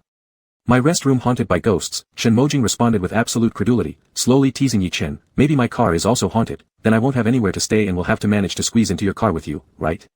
No, there are no ghosts in your car." Yi-Chen's cheeks burned red down to his collarbone, embarrassed beyond measure as he wanted to curl up into a paper ball and hide in the wastebasket. This incident came too suddenly, and even with 100 brains, he couldn't make sense of it all. His lips trembled, his explanations broken, "I didn't really want to do anything to you. It might have been neck spasm or something. Actually, someone did seem to push me, Shingu, please believe me." Shinmojing chuckled softly. He understood boys around 18 or 19, he had once been one too. Though when he was Yi-Chen's age, on one hand he was busy outwitting his father to avoid taking over the family business, while on the other, he was preparing to dedicate himself to the film industry he loved. He had neither the heart nor the energy to be infatuated or act impulsively for anyone. However, he completely grasped the involuntary actions of a boy in front of someone he'd admired for years. Because the atmosphere back then had truly been great. If he were the type to take love lightly, at the very moment Yi-Chen suddenly realized and stopped, he would have pinned Yi-Chen by the nape and kissed him outright, collecting this likable young fellow. But he wasn't. For years, he focused single-mindedly on chasing his dream of filmmaking, remaining single for so long that even if he weren't as occupied as before, he still couldn't casually find someone to end his solitude. Because this kind of carelessness would give him a feeling that all his past loneliness had been wasted for nothing, so he'd rather wait for a real prince who would stir his heart uncontrollably. Seeing Yi-Chen about to burst into flames from embarrassment, Shinmojing finally had a pang of conscience and was thinking of giving him an out when, fortuitously struck by enlightenment, Yi-Chen added a superfluous sentence, "Oh, Shingu, I'm straight."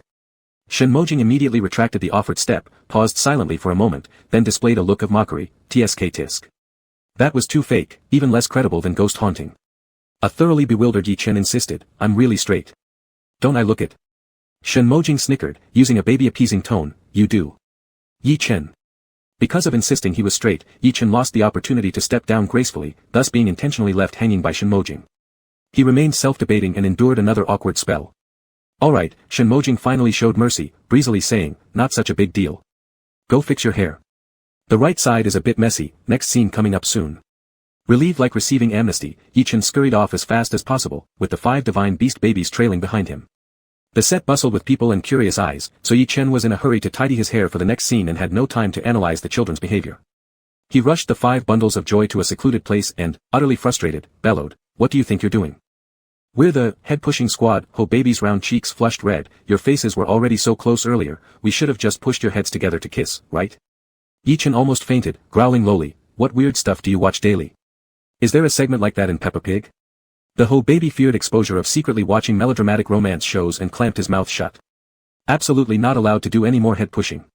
Yi Chen enunciated each word through gritted teeth, "Whoever does it will stand in the courtyard for an hour tonight.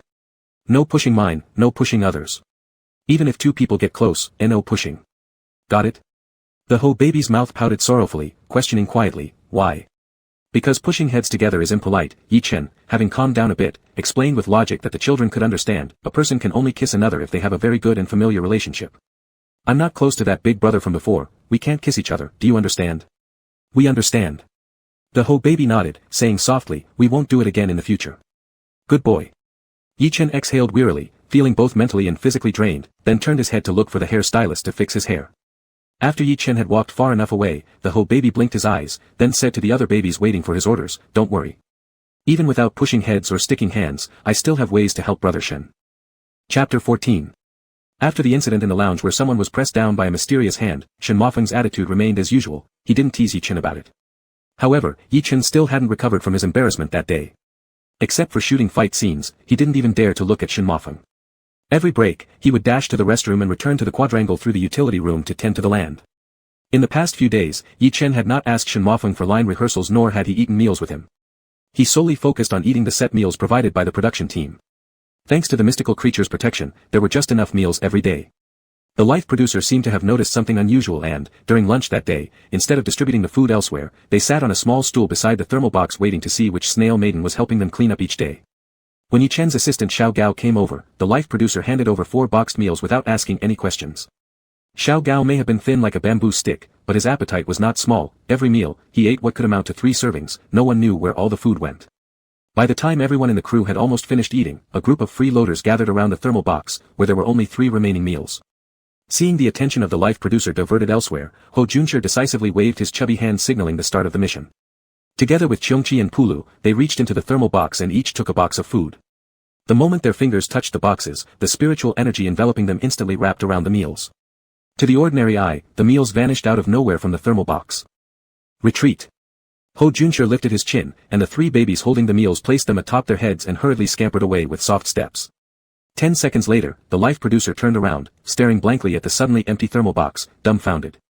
On the other side, Yi Chen was sitting in the car eating the meal Xiao Gao had humbly brought back. He was halfway through when Xiao He suddenly poked half his body into the car door, cheerfully asking, Brother Shen is asking if you want some sashimi. I just bought it from a Japanese restaurant, golden eye snapper, tuna, frost-covered beef. He started listing off the dishes. Yi Chen chewed slowly on the potato salad mixed with chili, his heart feeling as if it were being cut with a knife, so much so that it felt like choking. Yet, thinking about the incident of being pressed down a few days ago, he became unbearably awkward and had to grit his teeth, saying, "No, thanks Shen, go for me." Xiao He responded, and after not too long, came running back, "Brother Chen, does Brother Shen ask if you'd like crab roe noodles?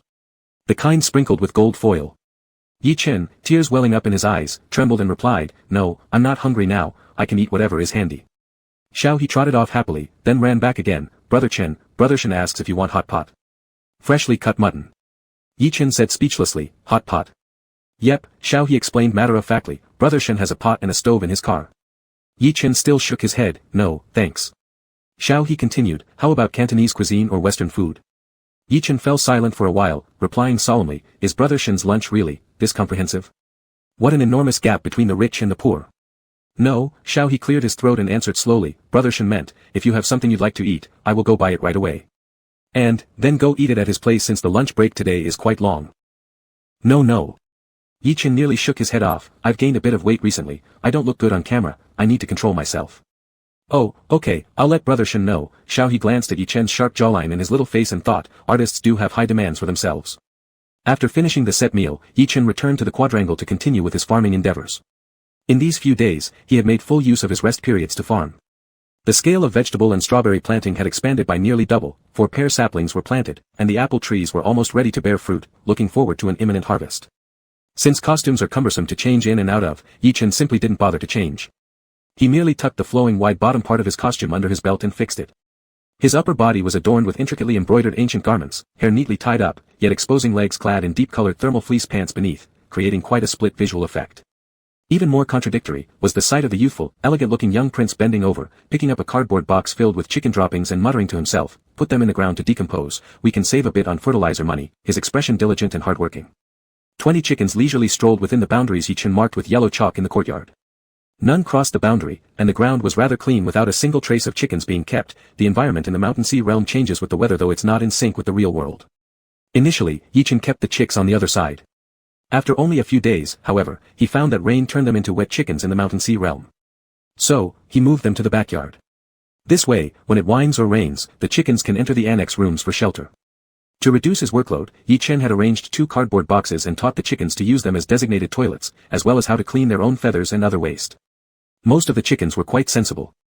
Not only did they follow the rules themselves, but they also supervised their companions.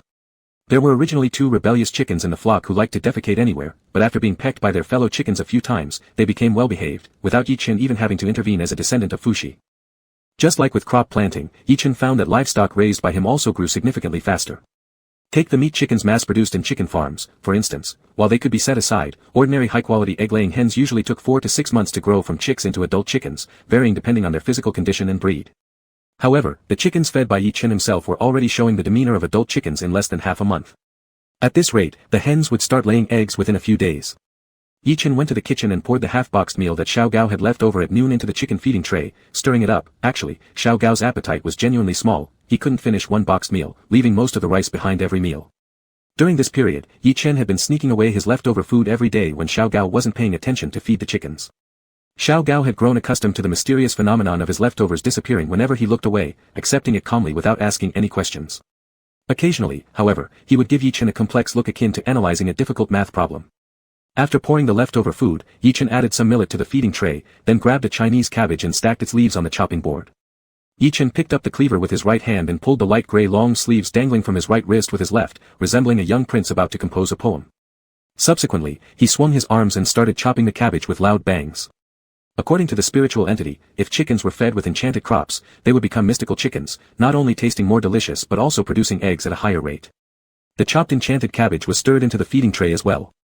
Carrying the tray with an air of transcendence, Yi-Chen fed the chickens. Afterward, he returned to the fields to water the plants, add fertilizers, and wield the hoe. The weather had been getting colder day by day since frost descent, but working on the farm kept his body warm, which was quite pleasant. Yi-Chen thought easily, feeling content. The mountain sea realm overlapped spatially with the quadrangle courtyard, allowing phone signals to reach inside. After finishing his farm work, Yi-Chen coincidentally received a call from Xiao Gao. "Brother Chen, where are you? It's about time to return." "Almost done, I'll go to the restroom." Yi-Chen tidied up his disheveled costume with one hand while holding the mobile phone in the other, exiting the mountain sea realm and heading toward the chaos mark in the front yard. A young rooster practicing vocalization, "Yo-o." Harmonious hens responding, "Goyalu." Yi-Chen abruptly hung up the phone. Young Xiao Gao put down his phone with a confused expression, once again plunging into life's perplexity. On the other side, the 5 divine beast babies found an open spot in the secluded area of the production team, dividing the 2 boxed meals given to them by Yi-Chen along with the 3 they stole amongst themselves, enjoying lunch while holding a small meeting. Has Ho-Ho come up with a new idea? Cheongchi baby picked up a cluster of shredded potatoes and dropped it into Xuanwu baby's mouth, supporting Xuanwu's chin with his hand, mechanically moving it up and down to help chew. "Thank you," crunch crunch. This was the sound of the jaw being rapidly worked by another's hand chewing, "Thank you," crunch crunch. Xuanwu baby persisted in expressing gratitude. Baby Ho also skillfully used chopsticks with chubby little hands, sighing innocently, "Have you noticed, brother hasn't gone to big brother Shin's place to eat recently?" Because Shin Mofun was clearly older than Yi-Chen, the divine beasts called Yi-Chen brother and Shin Mofun big brother. "Is it because our brother feels embarrassed?" Puya baby scratched his cheek. "It must be, all because I asked you guys to pin him down last time." Baby Ho pouted, feeling uncomfortable. "The pinning was done personally by my hands." Poor Cheongchi gave a social pat to his little chest, "Count mine." Military advisor Tutu had sheepishly confessed, "It's my mistake in decision-making." Cheongchi coolly remarked, "Mine." "All right." Baby Ho scratched his head, analytically explaining, "Anyways, I think this time we can't be so straightforward anymore. Brother gets embarrassed so easily, and once embarrassed, he stops talking to big brother. We helped too conspicuously, making it counterproductive. So what should we do?" Cheongchi frowned. Baby Ho neatly closed the empty lunchbox, licked spotlessly clean of even oil stains, saying, "We need to let brother talk to big brother first. Follow me. Under the guidance of Ho as strategist, the divine baby beasts came to the parking lot. I've noticed, this car, and that one, baby Ho pointed out, they both belong to Big Brother. This included a recreational vehicle used for transporting goods and providing rest, as well as a sedan driven by Xiao He, running errands all over the place for Shenhuafeng. Baby Ho consulted the other babies. Do you think, if Big Brother discovers tonight that his cars don't work, will he take Brother's car instead? He will, Pulu baby said. Didn't Brother say that if you eat someone else's food, you should help them with whatever you can? Since Brother has eaten Big Brother Shen's food, he would surely help send him home. After an intense discussion, Cheongchi Big Brother lay on the ground with a face full of bitterness, holding a tire and bringing his cheek close to it. Hold on. Ho baby, holding a napkin pilfered from who knows where, carefully wiped a spot on the tire and said seriously, we need to keep hygiene in mind, or our tummies will hurt. Cheongchi Big Brother, tears welling up in his tiger-like eyes, bit into the spot that Ho baby had wiped on the tire. The tire slowly, soundlessly, started leaking air. Chapter 15.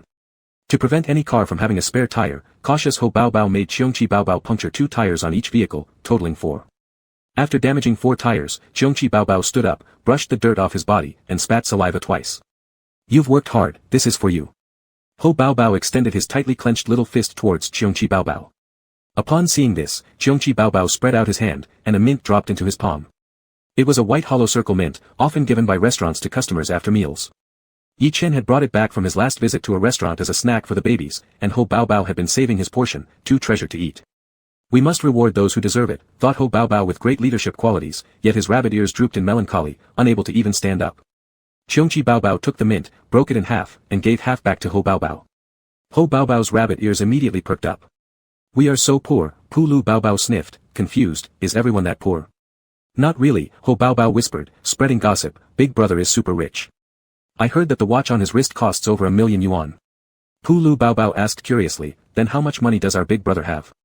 Cheongchi Baobao hesitated briefly before confessing honestly, I secretly checked Big Brother's wallet a few days ago, and he only had over 100 yuan. Upon hearing this, the babies all simultaneously fell silent in sorrow. Is there a big difference between over 100 yuan and over 1,000,000? Pulu Baobao struggled in dissatisfaction, there's only one character difference. Qianqi Baobao looked at this foolish child with pity, it's quite a difference. The babies collectively fell silent again. Then, Pulu Baobao suddenly panicked, if we damaged Big Brother's car, can he afford to compensate for it? Uh-oh, thoughtfully replied Ho Baobao, who always planned ahead but realized now he missed something crucial. Pulu Baobao was almost crying, I said I should have just glued the car to the ground. This ground doesn't stick well, said Ho Baobao, picking up a handful of soil while squatting down. Just add some mud and drive away. Cheongchi Baobao frowned, forget it, let me take responsibility. No. We cannot sell out our teammate. Ho Baobao anxiously paced around like a roasted rabbit head on a hot pan. After thinking for a moment, he decided to be an evil ferocious beast baby, let's lie then, and say we don't know. At the thought of becoming lying and deceitful ferocious beast babies, the babies were terrified and ran around chaotically in circles. By the time the final scene between Yi Chen and Shenhuafeng wrapped up, it was already close to midnight. Yi Chen finished unmasking, changed into normal clothes, and instead of using the chaotic mark, followed Xiao Gao to the parking lot, pretending to be a regular human needing transportation to go back and forth between the filming location and residence. This one got punctured too. Xiao He got up from the ground, eyes blazing, who the hell keeps doing this? Damn it. The Xuanwu baby sleeping on the bed sneezed, chew. Shenhuafeng might be polite when he wanted to be, but he didn't hold back against people he disliked. Many people had offended him, but due to his strong background, no one dared touch him openly, so they could only vent their anger through these underhanded methods. Xiao He, having followed Shenhuafeng for over a year, transformed from a calm youth into an irate monkey king. Both cars had their tires punctured, and the filming location was secluded. Shenhuafeng draped his jacket over his shoulder, lit a cigarette but didn't ignite it, biting impatiently on the filter. His expression turned slightly grim. Since joining the crew, he hadn't bothered grooming his hair.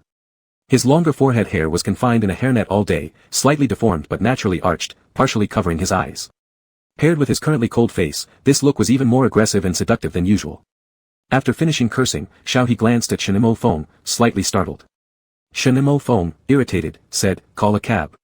Right away, Xiao He, while grumpily fumbling for his phone, was thankful for being heterosexual, otherwise, being around Shenhuafeng all day would surely turn him into a dumb love-struck person.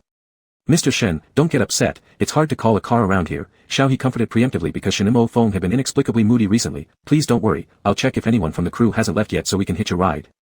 At this moment, Yi Chen's figure appeared near their parking spots. Xiao Gao opened the car door and was saying something to Yi Chen, who nodded in agreement. His gaze idly shifted and locked straight onto Shenhuafeng's unfriendly face. Yi Chen.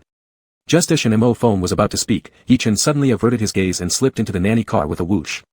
Shen Mo Feng smirked lightly, took long strides towards Yi Chen's car, grabbed the half-closed door and pushed it all the way.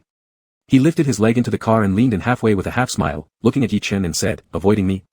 "No, not avoiding you." Yi Chen acted fidgety, awkwardly sitting in the car looking utterly helpless, like a peanut curled up in its shell waiting to be eaten. "My tires were punctured," Shen Mo Feng continued as he sat down inside. "You." Yi Chen's face turned ashen, as if one more word of suspicion would make him snap. "I didn't puncture your tires. I wouldn't puncture them just to share a ride with you." He played the role of a passionate fan, not an idiotic brain-damaged one, or even worse, a girlfriend-like fan. Shen Mo Feng couldn't help but laugh at his antics. "Did I suspect you of half a word?" He didn't suspect Yi Chen at all. The boy was too pure-hearted, one impulsive act might embarrass him for a lifetime. These past few days, Yi Chen avoided him like the plague. How could he have punctured Shen Mo Feng's tires for a meeting opportunity? Besides, Shen Mo Feng also didn't think Yi Chen was capable of pulling such a low trick. Phew, Yi Chen visibly relaxed. "Where do you live?" Shen Mo Feng asked while giving an address. "Are we on the same route?" "Yes." Xiao Gao, who served as the driver, answered hastily. "However, Brother Chen lives closer. Shall we drop him off first?" "Of course." Shen Mo Feng firmly closed the rear door. Xiao He also got into the passenger seat. The embarrassment hadn't left Yi Chen entirely, and he lowered his head to play with his phone to avoid conversation. Shen Mo Feng stared quietly at him for a moment, seemingly wanting to say something, but after glancing at the two assistants in the front row, he didn't say anything and instead started tinkering with his phone. A few seconds later, Yi Chen's phone rang with a WeChat notification. Yi Chen remained still, focused only on browsing Weibo. Shen Mo Feng coolly ordered, "Check your WeChat." Yi Chen had no choice but to obediently open WeChat. "Shen Mo Feng, that thing hasn't been forgotten yet, kid? Planning to keep avoiding me until filming wraps up? Isn't this the same as talking face to face?" Feeling Shen Mo Feng's close proximity, Yi Chen tightened up completely. "It's over, I truly haven't been avoiding you." Shen Mo Feng pretended to be displeased. "Then why don't you come during break time to rehearse lines with me? You've caused me to NG alongside you." Yi Chen typed and erased words stubbornly, deleted them again, typed again, so flustered that his ears turned red. Shen Mo Feng glanced at the fragmented explanations in his input box and typed with a light smile, "How about I hire a red sedan chair to carry you here?" Yi Chen didn't dwell on why the sedan was red, just saying, "No need, no need. I will definitely find you tomorrow to rehearse lines. After all, farming work is almost done." Though Yi Chen tried to struggle some more, offering a hopeless explanation, "That day, it wasn't intentional, please believe me once." Shen Mo Feng considered briefly and smiled indulgently, "I believe you. Before was just teasing, don't take it seriously. Everything will go back to normal." It was rare for someone who had been calm for years to be stirred by an earnest and cute young fan. Though Shen Mo Feng bore heavy burdens, his mentality was steadier than those of impetuous 18 or 19-year-olds. He wouldn't hastily establish a relationship over this fleeting ripple, but he wasn't willing to let Yi Chen slip away either. The kid was too innocent and fragile. After being embarrassed once, he became too bashful even to talk. There was nothing else to do but stroke his feathers and soothe him first. Yi Chen finally began to ease after several days of tension, murmuring gloomily, "Big brother Shen, you're really, these past few days, I've been almost driven mad." Cough. Shen Mo Feng suppressed a laugh, cleared his throat, and casually asked with a chatting tone, "What do you want to eat tomorrow noon?" Once the conversation opened up, Yi Chen perked up knowing he could mooch another meal, his eyes brightening, his tone becoming cheerful. "Anything works." Perhaps the micro-expressions of Yi Chen gave him away for a brief moment, leading Shen Mo Feng to mistakenly believe Yi Chen came for the meals. Just then, the car slowly stopped. Xiao Gao jumped out to open the door for Yi Chen. Shen Mo Feng looked up and saw an elegant, antique red gate. Shen Mo Feng's eyes flickered, surprised. "You live here?" He knew this area well, his grandparents lived nearby, and these Sihiyuan courtyards here were sky-high priced. "Yeah." Yi Chen nodded. Shen Mo Feng raised an eyebrow. "Sihiyuan, living alone?" "Yes." Yi Chen first instinctively told the truth, but after realizing the potential flaw in his persona, an ordinary guy his age shouldn't be lonesomely living in hundreds of square meters of an old courtyard, decided to add details quickly for logical consistency, because, usually, I enjoy planting vegetables or other plants, and a big yard makes that easier. Shen Mo Feng couldn't believe it and questioned doubtfully, "Plant vegetables?" Xiao He also wore an expression that clearly showed he didn't understand the pain of being rich. There are also flowers and plants." Yi Chen stretched his lies further, feeling increasingly uneasy. "Orchids, night-blooming cereus, vegetables too. I just like to grow things, it's my hobby." Living alone in a courtyard house of several hundred square meters in Beijing's Second Ring Road just to grow flowers and vegetables, what privileged family could have raised such a young master? Shen Mo Feng considered himself to be pretty bad already, but even he wouldn't dare ask his father for a Sihiyuan in the inner second ring just to grow vegetables. "Alright then." Shen Mo Feng paused for a moment, then smiled faintly. "See you tomorrow." Xiao Gao, on the other hand, had long been accustomed to this kind of split personality. He sent Yi Chen off with a poker face. Brother Chen, a man harder to read than a college math problem. Chapter 16. As the saying goes, those who possess the bloodline of Shen Nong will reap tenfold what they sow. After a period of hard work with their face to the yellow earth and back to the sky, Yi, farmer big brother trending young idol, Chen's vegetable plot welcomed a batch of mature crops, including 3 small apple trees that still looked weak. Word spread that the apples in the mountain and sea realm were ripe. Before dawn, the divine beast babies began jumping around helping Yi Chen pick the fruits. The 3 trees were harvested in no time, and the babies filled their containers brimming with apples. Yi Chen did not have a large scale, so he took out a small electronic scale used for vegetables. After weighing each basin of apples and adding them up on a calculator, this initial bountiful harvest from the 5-year-old little fruit trees amounted to only a small bounty: 70 pounds of Fuji apples, 65 pounds of golden delicious apples, and 50 pounds of crisp sweet center apples, making a total of 185 pounds of spirit-filled apples. When the young fruit trees grow to full maturity, one tree alone could produce between 120 to 200 pounds, matching what 3 current trees produce now. It's not easy. Finally we've reaped the harvest, Yi Chen murmured, nodding to himself again and again, lifting his hand to gently stroke the rough bark of the apple tree. Though his face showed high resistance to wind and sun, remaining smooth and white, there was an overwhelming look of weariness in his expression, eyes lined with signs of weathered experience. The Ho baby, craving to the point where its rabbit-like ears trembled, spoke on behalf of the group. Brother, can we eat a few apples? Of course. Yi Chen responded, uncharacteristically generous, eat as much as you want until you're satisfied. The leftovers, we'll take to the morning market to sell. The babies leapt excitedly and started munching on the apples with chubby hands holding the fruit. Yi Chen also picked a Fuji apple and wiped off the loose dust before taking a bite. The crisp sound of the breaking flesh made your teeth ache pleasantly, and the sweet juice spread across his tongue with every chew. Tired taste buds awakened abruptly by the delightful flavor explosion.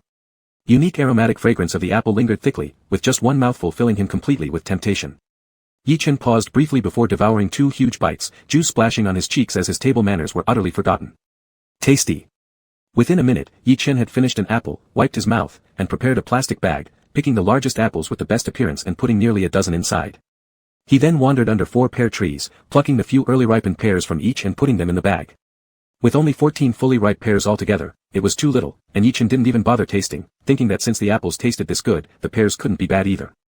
Today was the last day of comfortable shooting at the indoor studio for the Conqueror crew. Tomorrow, the entire team would move to an unheard-of mountain ravine for location shoots. They'd probably stay there till the shoot wraps. Over there, it wouldn't be easy to explain where gifts came from, so Yi Chen decided not to wait for the pears to ripen more extensively, instead sending whatever amount possible to Shenmo Foam right away. Recently, Yi Chen had elevated the art of freeload to new heights, to the point where Xiao He would come an hour before mealtime asking if there was anything Yi Chen wanted to eat. Even adding dishes to the freeloading, truly a legendary figure in the freeloading world. Of course, Yi Chen's pride wasn't so inflated as to genuinely order food from Xiao He. Not only did he not do that, but he loosely followed a freeloading schedule of 2 meals on, 1 off, not wanting to go overboard.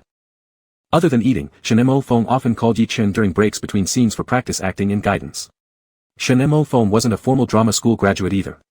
Just like Yi Chen, he grew bit by bit through practical experience, making his insights particularly valuable to Yi Chen. With natural talent already in place, after being personally coached by Shenmo Foam in such a precise manner, Yi Chen's acting improved drastically overnight. Yesterday, even Director Chen, who was always strict, couldn't hold back, praising Yi Chen twice in one day. Thank you so much. A few days ago, sitting slightly awkwardly on the chair opposite Shenmo Foam in the break room, the script in Yi Chen's hand was covered with dense notes, all various analyses, details, and precautions Shenmo Foam dictated in the past half hour. You spent so much time teaching me. Yi Chen had practically exhausted his thanks these days on this matter, giving sincere appreciation without acting. Yet, Shenmo Feng's expression always carried an air of nonchalance, as though he didn't consider his action significant favors. At most, he would smile lazily, uttering something like, alright, or, just performing well in front of the camera is enough as my thanks. As it turned out, that day Shenmo Foam seemed to have some unusual neural connection misfire, because after Yi Chen thanked him, he slowly and deliberately sized Yi Chen up from head to toe. His lips curved into a faint smirk as he teasingly asked in a light tone, how do you plan to thank me? And with what? Tell me carefully. That afternoon, Yi Chen had no shooting schedule. After finishing his morning shoot, he'd already changed back into casual clothes, a loose thin sweater hung loosely on him.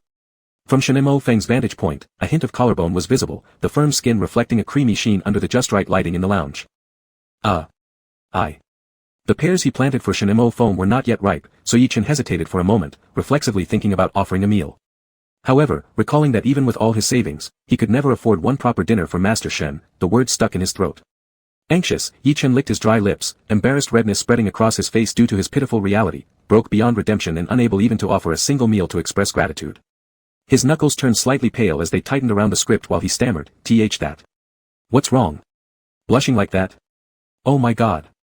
Shinemo Phone momentarily froze, not expecting such an offhand tease to send Yi-chin spiraling into bashful thoughts. He wasn't sure if it was pure innocence or hidden sensuality with this young man. Regardless, Shinemo Phone felt a twinge of guilt over teasing someone younger and quickly pulled back on his antics, putting on a serious demeanor. I was just messing with you. Don't worry about thanking me. I can't not thank you, Yi-chin mumbled, hanging his head low. I'll thank you later, alright? He came from a poor family and had grown up frugally. Since coming to Beijing, every struggle taught him how to ask others for favors without shame. Yet being shameless did not mean having no integrity. During this period, he had always been receiving help from Shinemo Phone, even misleading the older man under certain circumstances. Deep down, Yi-chin wanted to repay him but found himself constrained by sheer poverty. Since Shinemo Phone hadn't brought up the matter of repayment until today, Yi-chin had let it slide until now, only to have this innocent teasing expose his deep insecurities. Alright, whatever you say. Shinemo Phone stood up and walked over to Yi-chin, leaning lightly on either side of his revolving chair with both hands placed casually near its arms, tilting it gently left and right with humor in his voice. But can you please stop blushing, little buddy? Control yourself. If someone sees us, they might think I'm doing something untoward to you. Okay. Mortified, Yi-chin pressed his heated cheeks against the cool cover of the script to try and lower their temperature. After that, Shinemo Phone didn't joke about this topic again. However, Yi-chin took to heart repaying Shinemo Phone earnestly and started checking on those pear trees daily, yearning for them to grow sooner to help clear Shinji's lungs and quell coughs. The 15 pounds of apples were consumed by the 5 divine beast babies. Subtracting another 5 pounds reserved for Shinemo Phone to sample, that left 165 pounds. Yi-chin then kept 30 more pounds for the kids to eat before finding several cardboard boxes to neatly pack away the remaining 135 pounds of apples according to variety. These he placed alongside some vegetables and eggs onto a small 3-wheeled vehicle. 5 days prior, the divine chickens began laying eggs, and Yi-chin had previously ordered 20 grass-woven chicken coops online for only 3 yuan each. Now, every day, each coop produced 2 spirit eggs consistently. Yi-chin used half to feed the babies and himself, storing the other half for sale. By today, he had saved 75 eggs, a small fortune in earnings. At the morning market, Yi-chin handed over 3 yuan as a cleaning fee, swiftly grabbing an optimal spot to set up his display. The Ho and Pu Lu babies squatted in front of the stall cheerfully arranging the vegetables and apples with their chubby hands. The Ho baby wore a loose wool cap hiding its rabbit-like ears, whereas Pu Lu appeared completely human and required no disguise at all. The idea to enlist the 2 kids' help at the market this morning originated from the sight of children hugging legs on shopping streets, aggressively selling flowers. But unlike them, the Ho baby decided there would be no need for forceful salesmanship, that lacked class. We will charm our customers.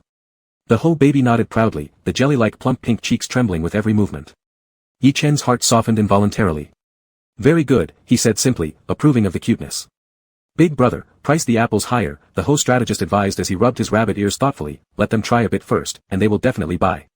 You don't know, Yi-chin complained bitterly, some people just keep tasting endlessly.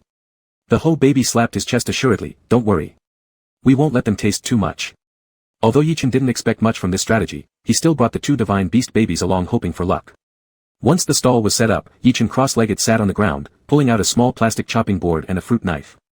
He carefully carved an apple into 16 precise pieces for customers to sample while the Ho and Pu Lu babies jumped joyfully around the stand, calling to passers-by with sweet childish voices. Our apples are so sweet. Extremely sweet apples, would you buy a pound, uncle? The 2 divine beast babies had such high looks that their adorable cheeks resembling little dumplings immediately drew a lot of attention. Yi-chin handed the plastic cutting board with 16 segments of apple to the Ho baby, who confidently carried it over and offered it to passers-by. Uncle, please try a piece of this apple, it's very sweet. When someone took 1/16 of the spirit-filled apple and bit into it, they paused in delight and reached for another piece. But the Ho baby skillfully turned around, quickly running away with a soft chuckle, only 1 taste per person. Such a delicious apple, why not buy 2 pounds, uncle? Chapter 17.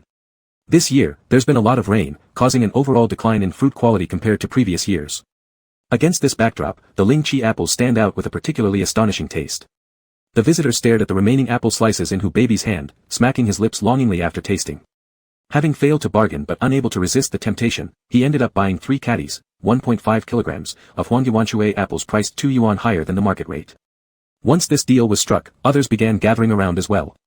Pu Lu baby took charge of hawking to passers-by, while Hu baby handled the sampling, 1 bite per person, strictly controlled. The 2 little bundles of joy bounced around their stalls selling apples, their polite sales pitches delivered in sweet, childish voices. The elderly men and women who came to the morning market for groceries found these well-behaved children adorable to the point that their hearts melted. Before they knew it, the 3 large cartons of apples were sold out, along with a good number of vegetables and eggs. Before coming here, Yi Chen had worried about not being able to sell everything.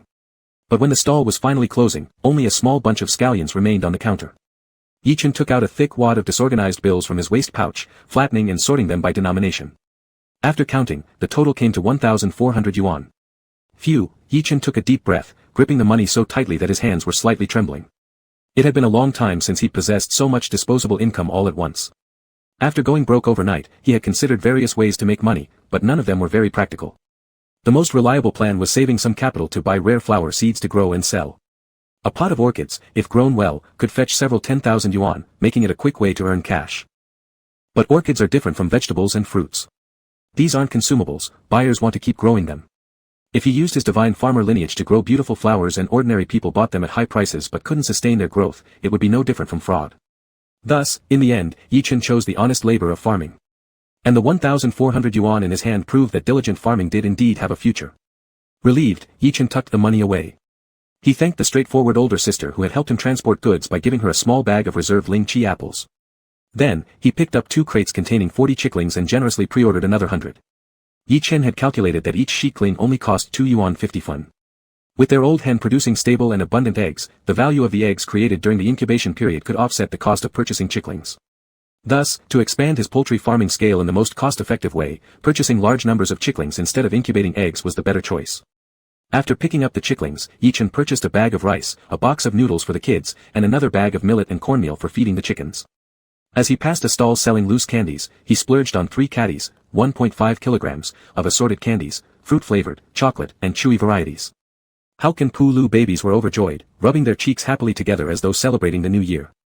A wave of prosperity. The young rich farmer whistled as he rode his tricycle home, loaded down with riches. After finishing the apple sale at the morning market, Yi Chen followed his usual routine by changing into more presentable clothes before heading out. Once at the film set, the first thing he did was look for Shenimo Feng. That morning, he had spent some time training the 40 baby chicks in the courtyard, fearing he might unknowingly carry the smell of chicken droppings. To avoid any such embarrassment, he carefully sprayed a hint of men's perfume on his coat just in case. As he moved about, there lingered faint notes of amber and cedarwood. This was the first time he'd worn this particular coat this year, which had originally cost over 20,000 yuan. Its elegant tailoring exuded an aura of restrained coolness, cinched at the waist in a way that was almost dangerously attractive. A luxury dark-colored scarf complemented his porcelain-like complexion, giving him an air of both refinement and fragility, like a little prince. Holding a plastic bag bulging with fruits, he knocked on the restroom door and said, "Big brother Shen, I've brought you some fruit." Shenimo Feng glanced up, taking in the meticulously groomed appearance of Yi Chen before glancing at the mixed assortments of common apples and pears in the cheap plastic bag. A flicker of surprise and amusement crossed his eyes, though his tone remained impeccable and gentlemanly. "Thank you. Just leave it here." Yi Chen placed the plastic bag on the table next to Shenimo Feng, mustering the courage to make a request. "Could you guarantee that you'll eat them yourself? Please don't give them away." Shenimo Feng raised an eyebrow ever so slightly. Guarantee? Yi Chen understood that such a simple bag of fruit probably wouldn't even catch Shenimo Feng's interest. Most likely, he'd simply hand it off to his assistant without a second thought. Yet, Yi Chen couldn't directly say that these pears had health benefits vastly superior to regular ones. So, resorting to the prepared justification he had rehearsed as a fan, he bit his lip, adopting a humble tone. "Both the apple trees and pear trees are ones I've grown myself. It was hard for them to bear fruit, and I really wanted them just for you. Could you please, not give them to others?" Shenimo Feng felt a sudden softening in his heart, looking silently at Yi Chen for a moment before saying simply, "All right." After saying that, Shenimo Feng's gaze swept over Yi Chen, revealing a hint of confusion at the bottom of his eyes. Yi Chen was wearing a trench coat from a world-renowned brand targeting young men. This brand had once collaborated with Shenimo Feng, so he was quite familiar with their products. The coat Yi Chen wore was an outdated model of this brand. For ordinary people, wearing clothes worth tens of thousands for several years was very normal, but for idle artists who needed to keep up with fashion trends, such outdated fashions, if not thrown into the trash can, at least should be sold secondhand, and it wasn't appropriate to wear them. Shenimo Feng lowered his head, trying to recall Yi Chen's recent casual outfits, but couldn't remember them clearly. "You can eat 1 or 2 pears a day." Finally being able to repay Shenimo Feng something, Yi Chen's eyes suddenly brightened. "To clear the lungs and stop coughing is really effective. I know you don't believe me, but after eating for a few days, you will see. This kind of pear is different from regular ones." Yi Xiaoche, speaking in detail, carefully mended any holes in his lie. "This is, specially transported from overseas, special seedlings. From Hongyan County Dayazi Township Shire Village, the country, specifically transported over." Shenimo Feng's train of thought was interrupted, and he snapped back to reality, saying gently, "All right." He paused for a moment, curious, and asked, "It's already start of winter, how did the pears just bear fruit?" I have a greenhouse at my house, Yi Chen boldly lied through the roof since Shinemo Feng obviously couldn't go check at his place, lying about anything to make the story plausible, they can bear fruit any month. Yi Chen considered it wasn't entirely boasting to say there was a greenhouse at home. His home didn't merely have a greenhouse, it was more like another world. Calling it a greenhouse made it sound too modest. A greenhouse? Shinemo Feng chuckled, so professional. He had never seen anyone take planting fruit trees as seriously until now, importing tree saplings and setting up greenhouses, spending on average 20,000 yuan per square meter, letting this young master grow a whole room full of apples and pears. Shinemo Feng barely restrained his laughter to prevent stomach cramps and took out a cigarette to hide his grin. As for why Yi Chen wore outdated trench coats, this question temporarily slipped from his mind.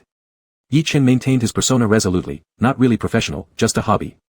Shinemo Feng pondered for a while and accepted Yi Chen's image as someone enthusiastic about planting. He had witnessed quite a few bizarre things in the circle of spoiled rich kids. A bunch of extravagant playboys with all sorts of weird habits, if you think about it, loving to plant trees and vegetables didn't even rank top 10 in the strangeness department. Moreover, Master Ye's interest wasn't just eco-friendly and healthy, and... Shinemo Feng cast a glance at Yi Chen, silently chuckling while holding the cigarette in his mouth. Kind of cute. Rest assured, Shinemo Feng picked up the bag of fruit, walking around the dressing room a couple of rounds as if searching for a hiding place. I'll eat it myself, won't give it to others. With this reassurance, Yi Chen went out to get makeup. Just after he left, Xiao He walked in. The moment he entered, he saw their esteemed Lord Shen standing in the middle of the dressing room, holding a bag of apples and pears without knowing where to put it. Xiao He instinctively extended a hand towards Shinemo Feng. Brother Shen, let me take care of it. Unexpectedly, Shinemo Feng slightly knitted his eyebrows and said, it was gifted to me. And he emphasized the word me. Xiao He muttered, what I meant was, I'll place it in your car for you. Shinemo Feng took out a pear from the bag and handed the rest to Xiao He, put them in the car. Xiao He took the bag, and Shinemo Feng smirked faintly at the corner of his lips, gazing down at the pear in his hand for a while. Xiao He turned around carrying the fruit and walked out. Could this be what they call, being single too long, looking at a big pear and seeing double eyelids? Half an hour later, Yi Chen was browsing Weibo aimlessly while getting his hairstyle done when he was suddenly bombarded by comments mentioning him. Confused, Yi Chen clicked into a comment tag, which turned out to be Shinemo Feng's latest Weibo post only 15 minutes ago. In the photo was a bright yellow, big pear with the caption, you absolutely can't guess whose hands grew this pear. All kinds of guesses were found among the hot comments. Some said naturally farmers, some guessed it was actually Shinemo Feng himself, others guessed it was a celebrity, and there was also a guess on S director. Among them, there was a comment from Xinyi CP fans that had recently risen. Huh, blind guessing it's Chen Chen. Don't ask me why, there's an intuition. And Shinemo Feng had liked this comment. The floor instantly became a heaven for Xinyi CP fans. What the heck? Our little Prince Chen Chen personally planted the pear. Chen Chen knows how to grow pears. Are you joking with me? Yi Chen. My Prince Chen Chen also knows how to ferment chicken manure, you wouldn't have expected that, would you haha? There was a trace of pride hidden in the tone of his internal grumble. Won't you feel heartbroken eating a pear personally grown by Chen Chen? What? Could it be that our baby Chen has been kidnapped by the Oscar-winning actor and forced to work in a black agricultural farm? More likely he's been kept in a villa, growing things in a small garden. Dog head. Yechen. Your thoughts are so dirty. My brother Shen and I have a deep brotherly bond, alright? Don't start any rumors in my brother Shen's comment section, or you'll sully the path of my moral righteousness. Yechen didn't dare to neglect Shinemo Feng, so after scanning through a few comments, he quickly interacted with them, reposting the Weibo post with a playful tone, meet a master tree planter. In an instant, Yechen's comment section exploded as well. Could it really be that this pear was grown by none other than Yechen himself? Oh my gosh. Yechen, do you still have any more pears? Mama also wants to taste the pears you've grown. Wah wah wah. I would sell all I own just to buy one of your homegrown pears. WOC. This is some kind of perfect love between brother Feng and Chen. No, wake up sister from upstairs. It's not romantic love, it's rural love. As the wave on Yechen's Weibo had yet to calm down, Shinemo Feng sent out another post. This time, only 2 words, delicious. The comment section boiled over once again. What's delicious and where exactly? Tell us clearly. Wah, Yechen is only 19 years old. Mom doesn't agree to this marriage QAQ. He never posts for 10 days or half a month at a stretch, but today, for a single pair, he sends out 2 posts in a row, there's definitely something going on. Yechen. Chapter 18. Many people on Weibo joked that they wanted to eat pears personally planted by Yi Chen. As Yi Chen scrolled through the comments, his thoughts gradually became more active. At this moment, Gu Qiu suddenly called. Yi Chen had just finished getting ready and went to a quiet place to answer the phone. What does Shen Mojing's Weibo mean when he mentioned pears? Gu Qiu asked suspiciously. There are a few pear trees at my house, Yi-Chen explained truthfully. When the pears ripened, I sent a bag to Brother Shen. Gu Qiu sighed with relief. Are they really just pears? Yi-Chen was momentarily surprised. Then, what else could they be? Gu Qiu, never mind. He thought it might be some kind of romantic secret code. Gu Qiu has been keeping close attention to the developments in Shenleaf CP, Chen Yi couple, to control the timing so as not to overhype things, which seems to have twisted his thinking towards something entirely different. Gu Qiu gave a few more instructions, generally suggesting that Yi-Chen should seize this connection with Shen Mojing, capitalize on the exposure and not hesitate to benefit from it. His tone sounded somewhat utilitarian, slightly prickly to the ears. Yi-Chen lightly furrowed his brow but didn't waste words, instead silently recording another note of gratitude for Shen Mojing inside him. Oh, Brother Qiu, Yi-Chen cleared his throat strategically and said craftily, do you think Brother Shen is helping me promote? Isn't he? Of course he is. Do you know how valuable one of his tweets is commercially? Gu Qiu responded. After winning awards big and small in every category, Shen Mojing has loosened up about the artistic quality of works recently. He started exploring large IP commercial films, and no longer looks down on promotional events, hence rapidly increasing his popularity. By all accounts, he is undoubtedly top tier in every sense. Yi-Chen, dipping his toes into dangerous waters where his public image may crumble, guided subtly, but Brother Shen actually promoted my pears. He praised my pears, saying they tasted good. Gu Qiu became wary. So? What are you trying to say? Yi-Chen mumbled vaguely before blurting out quickly, so, I'm just wondering aloud. Don't you think I should start an online store to sell fruits? A lot of stars do this these days. The company can invest initially and I'll split profits with the company. And the operation part will be handled by me. Gu Qiu took a deep breath and asked tactfully, as tactful as possible, you, selling fruits? Are you insane? Yi-Chen, sounding aggrieved, Gu Qiu, listen, what's going on with you recently? You. After hesitating for a few seconds, Yi-Chen couldn't help interrupting mysteriously, I have high-quality sources for fruits and vegetables that you can't even imagine. They're definitely premium produce, supplying state banquets would pose no problem, absolutely not ruining my image. Even if Yi-Chen lacked a business acumen, opening an online store to sell fruits and vegetables would still be impossible to lose money. After all, production speed 10 times faster than normal crops and impeccable quality guaranteed made it difficult not to rake in loads of cash. Though farming now was hard work and output wasn't abundant, once Yi-Chen saved up enough capital or convinced Gu Qiu to let the company invest in a few large agricultural machines, he could expand his planting area on a massive scale.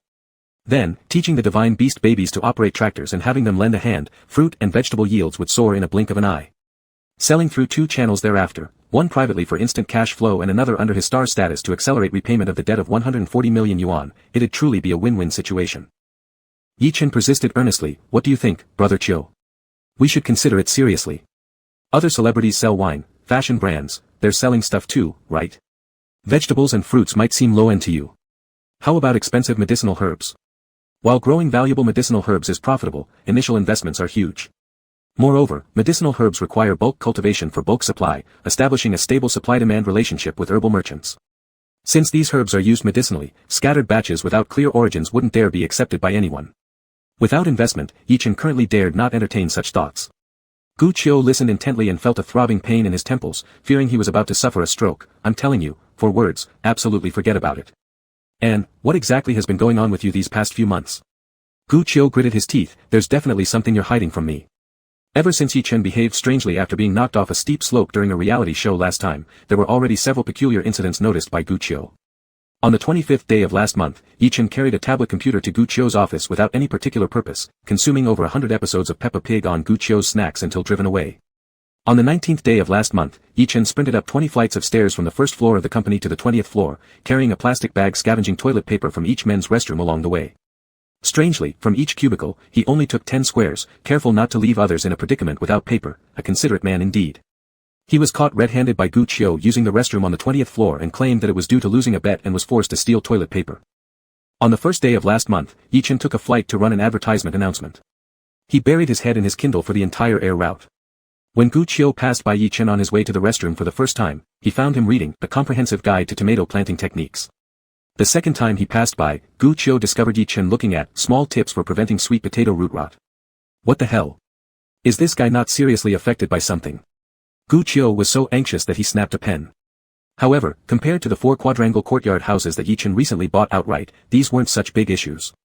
Gu Qiu still remembered the circumstances over a year ago when he first signed Yi-Chen.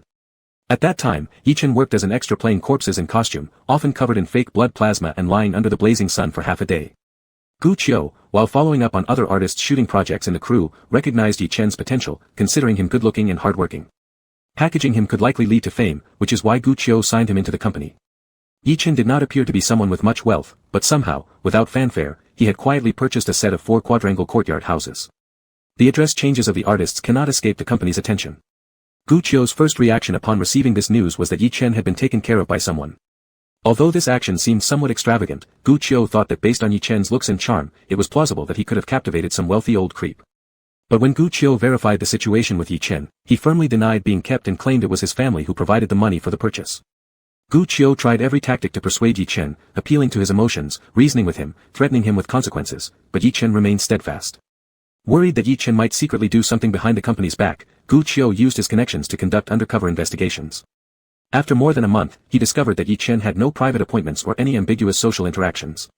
The most explosive intelligence he obtained was that Yi Chen disguised himself and went to the farmer's market to buy fertilizers and farm tools. Looking at the surveillance photos showing Yi Chen dressed in a worn-out jacket and green rubber shoes, with a sickle in his left hand and a bag of urea on his right shoulder, Gu Qiu was momentarily speechless. The contract didn't actually specify banning artists from growing vegetables at home. With no leverage to use against Yi Chen, Gu Qiu lost his temper, interrogating him several times. Your 4 quadrangle courtyard house, was it not purchased through borrowing money? For repaying debt by farming and selling vegetables? It's possible, Autumn brother. The company used to provide housing for me. I don't need to borrow money for property, especially something this expensive, Yi Chen argued reasonably. Moreover, if I'm short on cash, why wouldn't I ask you to book me more gigs? Gu Qiu gave it a thought and agreed. Unless there's some billionaire weirdo out there who invested hundreds of millions solely to remotely video call Yi Chen enjoying his agricultural pursuits. After multiple warnings for Yi Chen to keep him updated about any changes, Gu Qiu reluctantly accepted this bizarre situation. But today, the long-suppressed confusion resurfaced. Yi Chen, I really feel like you're lacking money, Gu Qiu mused aloud, boldly guessing, was the purchase of that quadrangle house forced upon you? Were you compelled to farm too? Holy crap, guessed right. Yi Chen tightened his grip on the phone, laughing dryly. If it were forced, wouldn't I have reported it to the police already? Your imagination, Autumn brother, is truly amazing. Besides, who would force me to farm? That's insane. An avatar app called Jingling chimed out at Ding Dong, protesting being insulted. I just. Yi Chen whined softly, have a vegetable planting obsession. Gu Qiu. Why won't you believe me, Autumn brother? Yi Chen pleaded earnestly, my family is indeed rich, didn't you also say before that my appearance and aura are quite deceiving? You even wanted me to portray the image of a noble young master. Forget. Abandoning integrity, Yi Chen spun a tale freely, saying, that's because I am originally the noble heir of a mine. To follow in Shenji's footsteps, I rejected inheriting the family business at the risk of my life, leading to a feud with my family and having my allowance cut off, which made me resort to being an extra.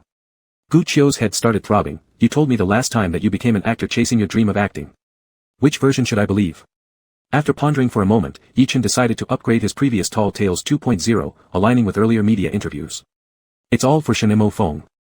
Shenimo Feng is my dream. Pursuing his dream in the entertainment industry, no issues.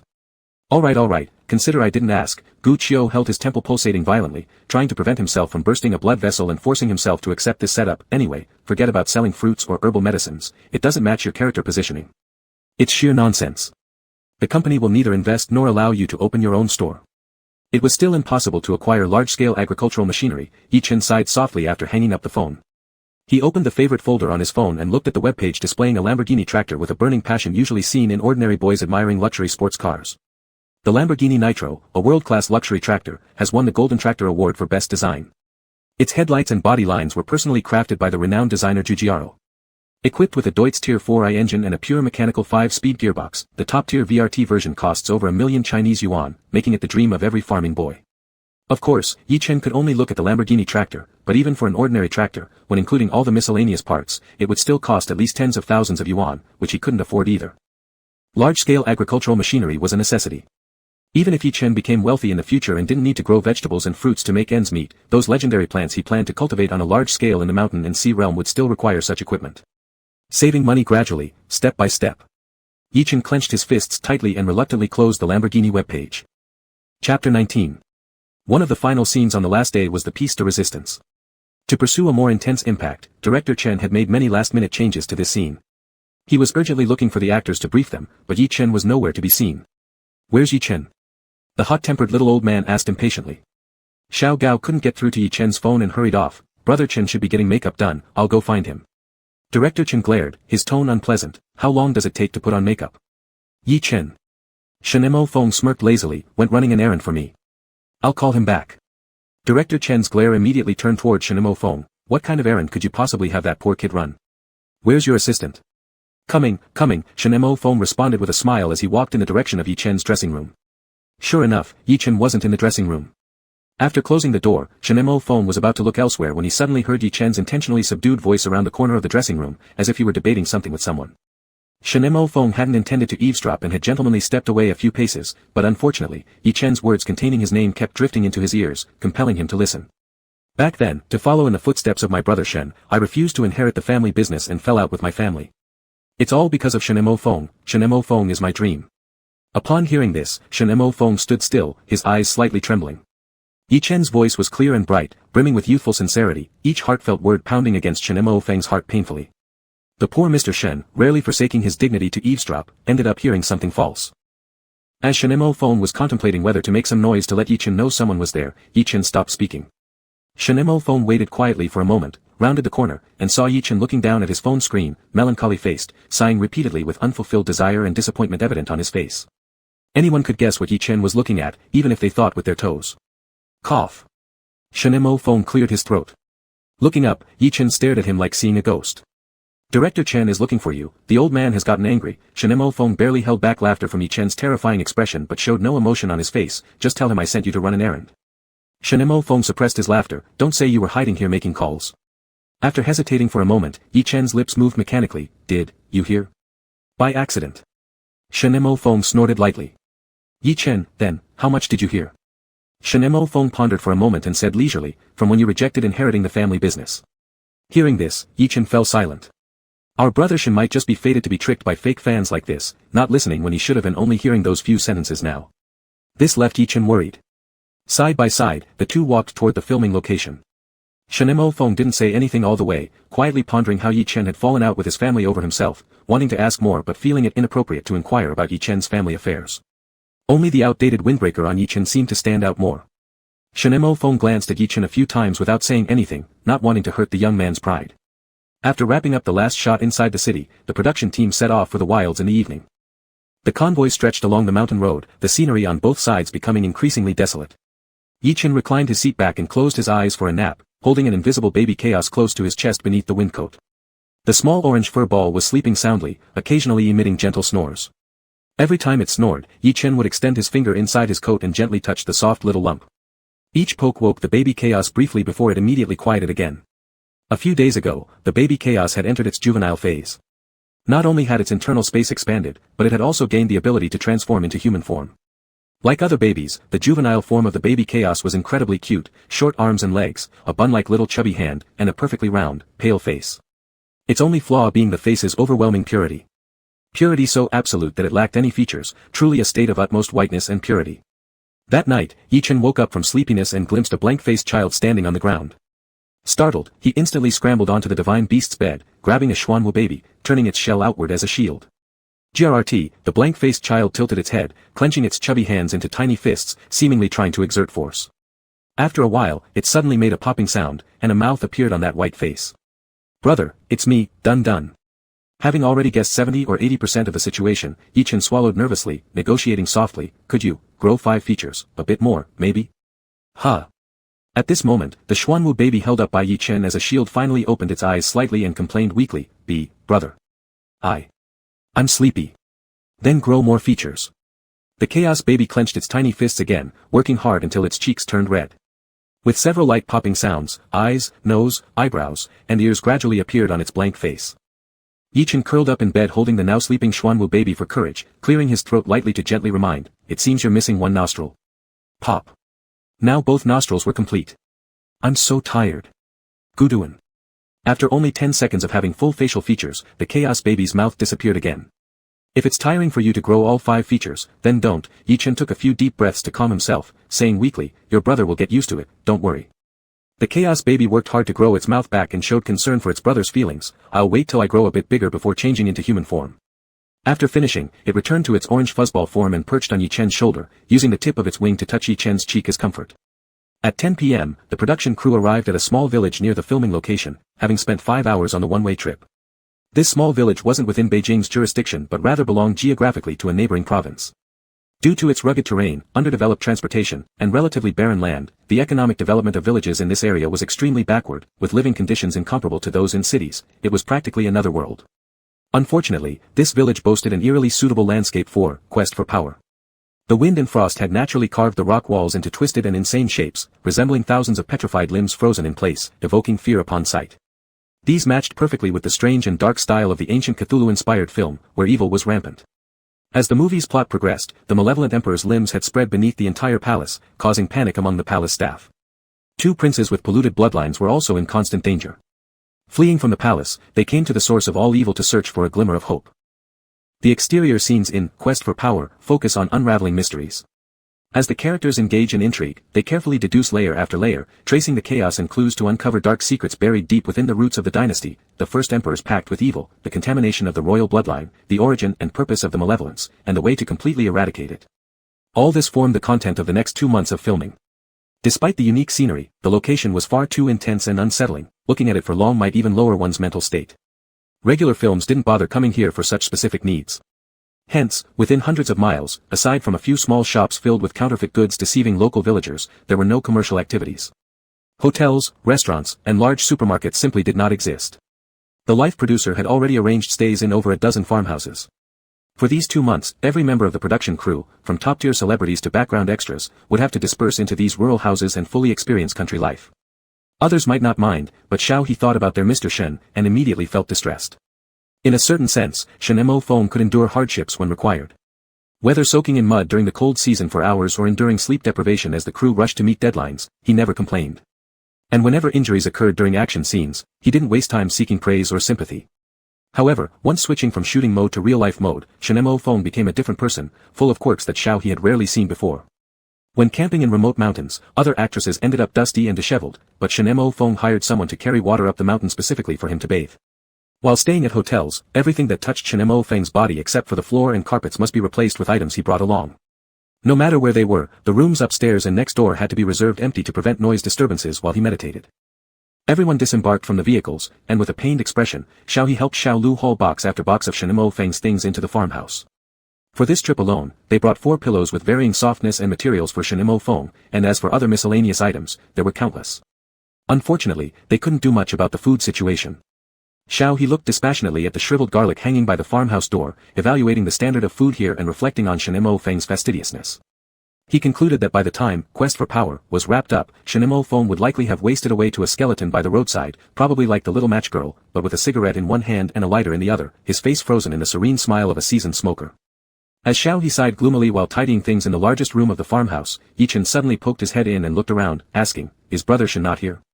"Not." Xiao He forced a smile. "Brother Chen, do you need anything?" Yi Chen glanced down, his gaze sweeping over the varied high-end men's skincare products neatly arranged in the box beside Xiao He's feet, and felt envious enough to catch his breath momentarily. Ever since he'd been short of money, Yi Chen had resorted to cutting his face masks in half, using only one half each time, the first 10 minutes on the left side of his face, then flipping it horizontally for the right side in the last 10 minutes. It was lucky he had such good natural skin. Even with such neglectful care, his complexion still managed to hold its ground. "I was wondering," Yi Chen composed himself and got straight to the point, "what does Brother Shen usually like to eat? Could you give me a list?" Chapter 20. In order to clearly arrange the life of young Master Shen, Little he created a living information document in his phone, recording all of Shen Mo Feng's living habits in great detail, including naturally dietary preferences. But he didn't directly give it over. Instead, he asked with a gentle tone, "Brother Chen, what do you need the list for?" "The food here is probably not very good," Yi Chen frankly said. "I think Brother Shen can't handle it." Little he was hit straight at the core of his distress, his eyebrows drooping immediately as he started to complain bitterly, "I'm also worried about this. Last year we also came to this kind of place where birds don't even poop to shoot exterior scenes. Back then, Brother Shen lost 10 gene within a month, driving us assistants crazy.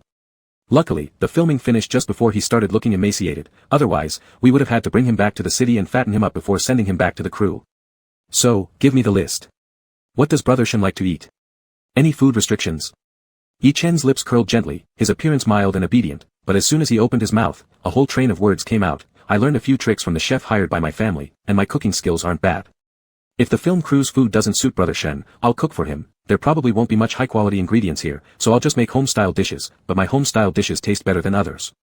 Yi Chen realized early on that Shen Mo Feng was difficult to please. He previously worried that this trip for exterior scenes would make Shin Feng suffer. Now being here, Yichen found that the conditions in these mountains were harsher than he imagined, so he hastened to repay a favor. In truth, his culinary skills were only moderately good and not particularly outstanding. But due to the superior quality of the ingredients, it was almost impossible to cook something unappetizing. At present, his vegetable field within the mountain and sea realm was already taking shape, with more diverse types of vegetables than last month, and increased production. Coupled with having over 800 saved up, he didn't need to sell vegetables urgently to earn money. Cooking separately for Shin Feng presented no economic pressure. Brother Chen. Little he looked at Yi Chen with bright eyes, trembling and saying, "Are you an angel or what?" "Not quite an angel, I'm just a crow repaying its parents." Thinking this, Little Crow added Little he on WeChat and received the dietary guide prepared by Daddy Crow. The first snowfall in the mountain and sea realm arrived earlier than in the real world. After the film crew relocated to the exterior scene location, Chaotic Baby drew a new chaotic mark in Yi Chen's room to connect the farmhouse room with the quadrangle courtyard. Just as the exterior scene started, the crew was busy and disordered, with piles of trivial matters to attend to. It wasn't until the afternoon of the second day that Yi Chen finally managed to spare time to return to the mountain and sea realm. He intended to check if there was any farm work that needed doing in the fields, and perhaps pick some vegetables to make something delicious for Shin Feng that evening.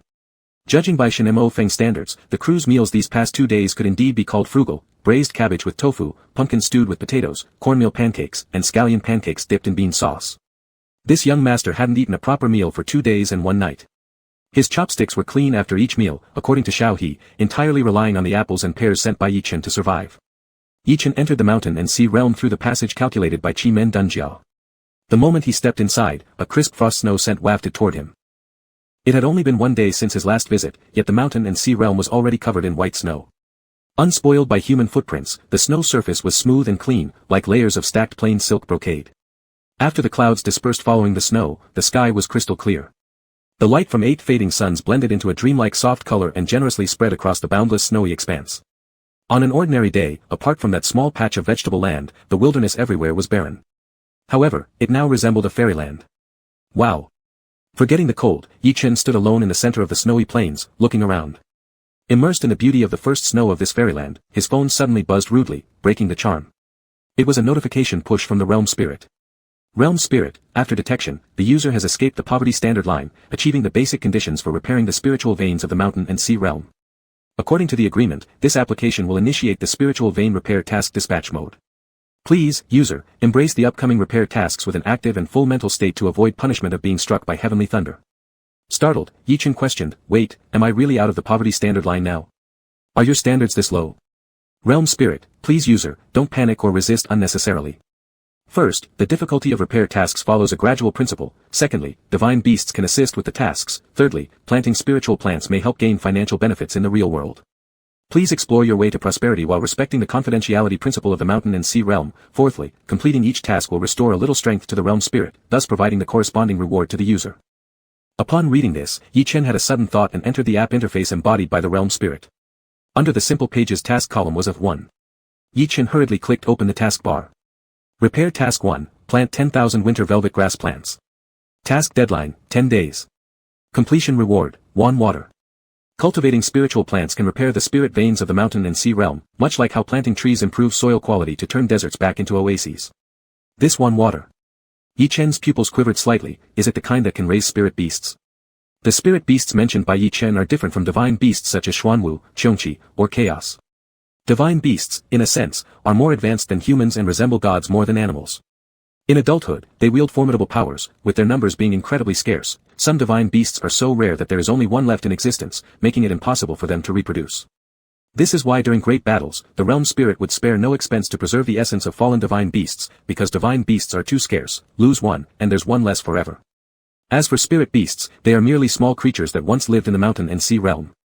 Spirit beasts cannot transform into human form and may not necessarily be intelligent. Moreover, they often exist in large groups. While spirit beasts may seem miraculous to ordinary people, the difference between divine beasts and spirit beasts is as vast as the gap between humans and livestock. Just like spiritual plants, the Noah's Ark version of the mountain and sea realm also preserves a large number of spirit beast younglings. Unlike the precious divine beasts which require ample absorption of heavenly energy to awaken, Yi Chen could awaken these younglings at any time and start breeding them. The reason he hadn't done so before was due to the fact that spirit beasts have exceedingly strict requirements for their habitats, far surpassing even the relatively resilient spiritual plants. It is widely known that books like the Classic of Mountains and Seas frequently describe such scenarios. Shui flows northward into Gaozi. There are many fish.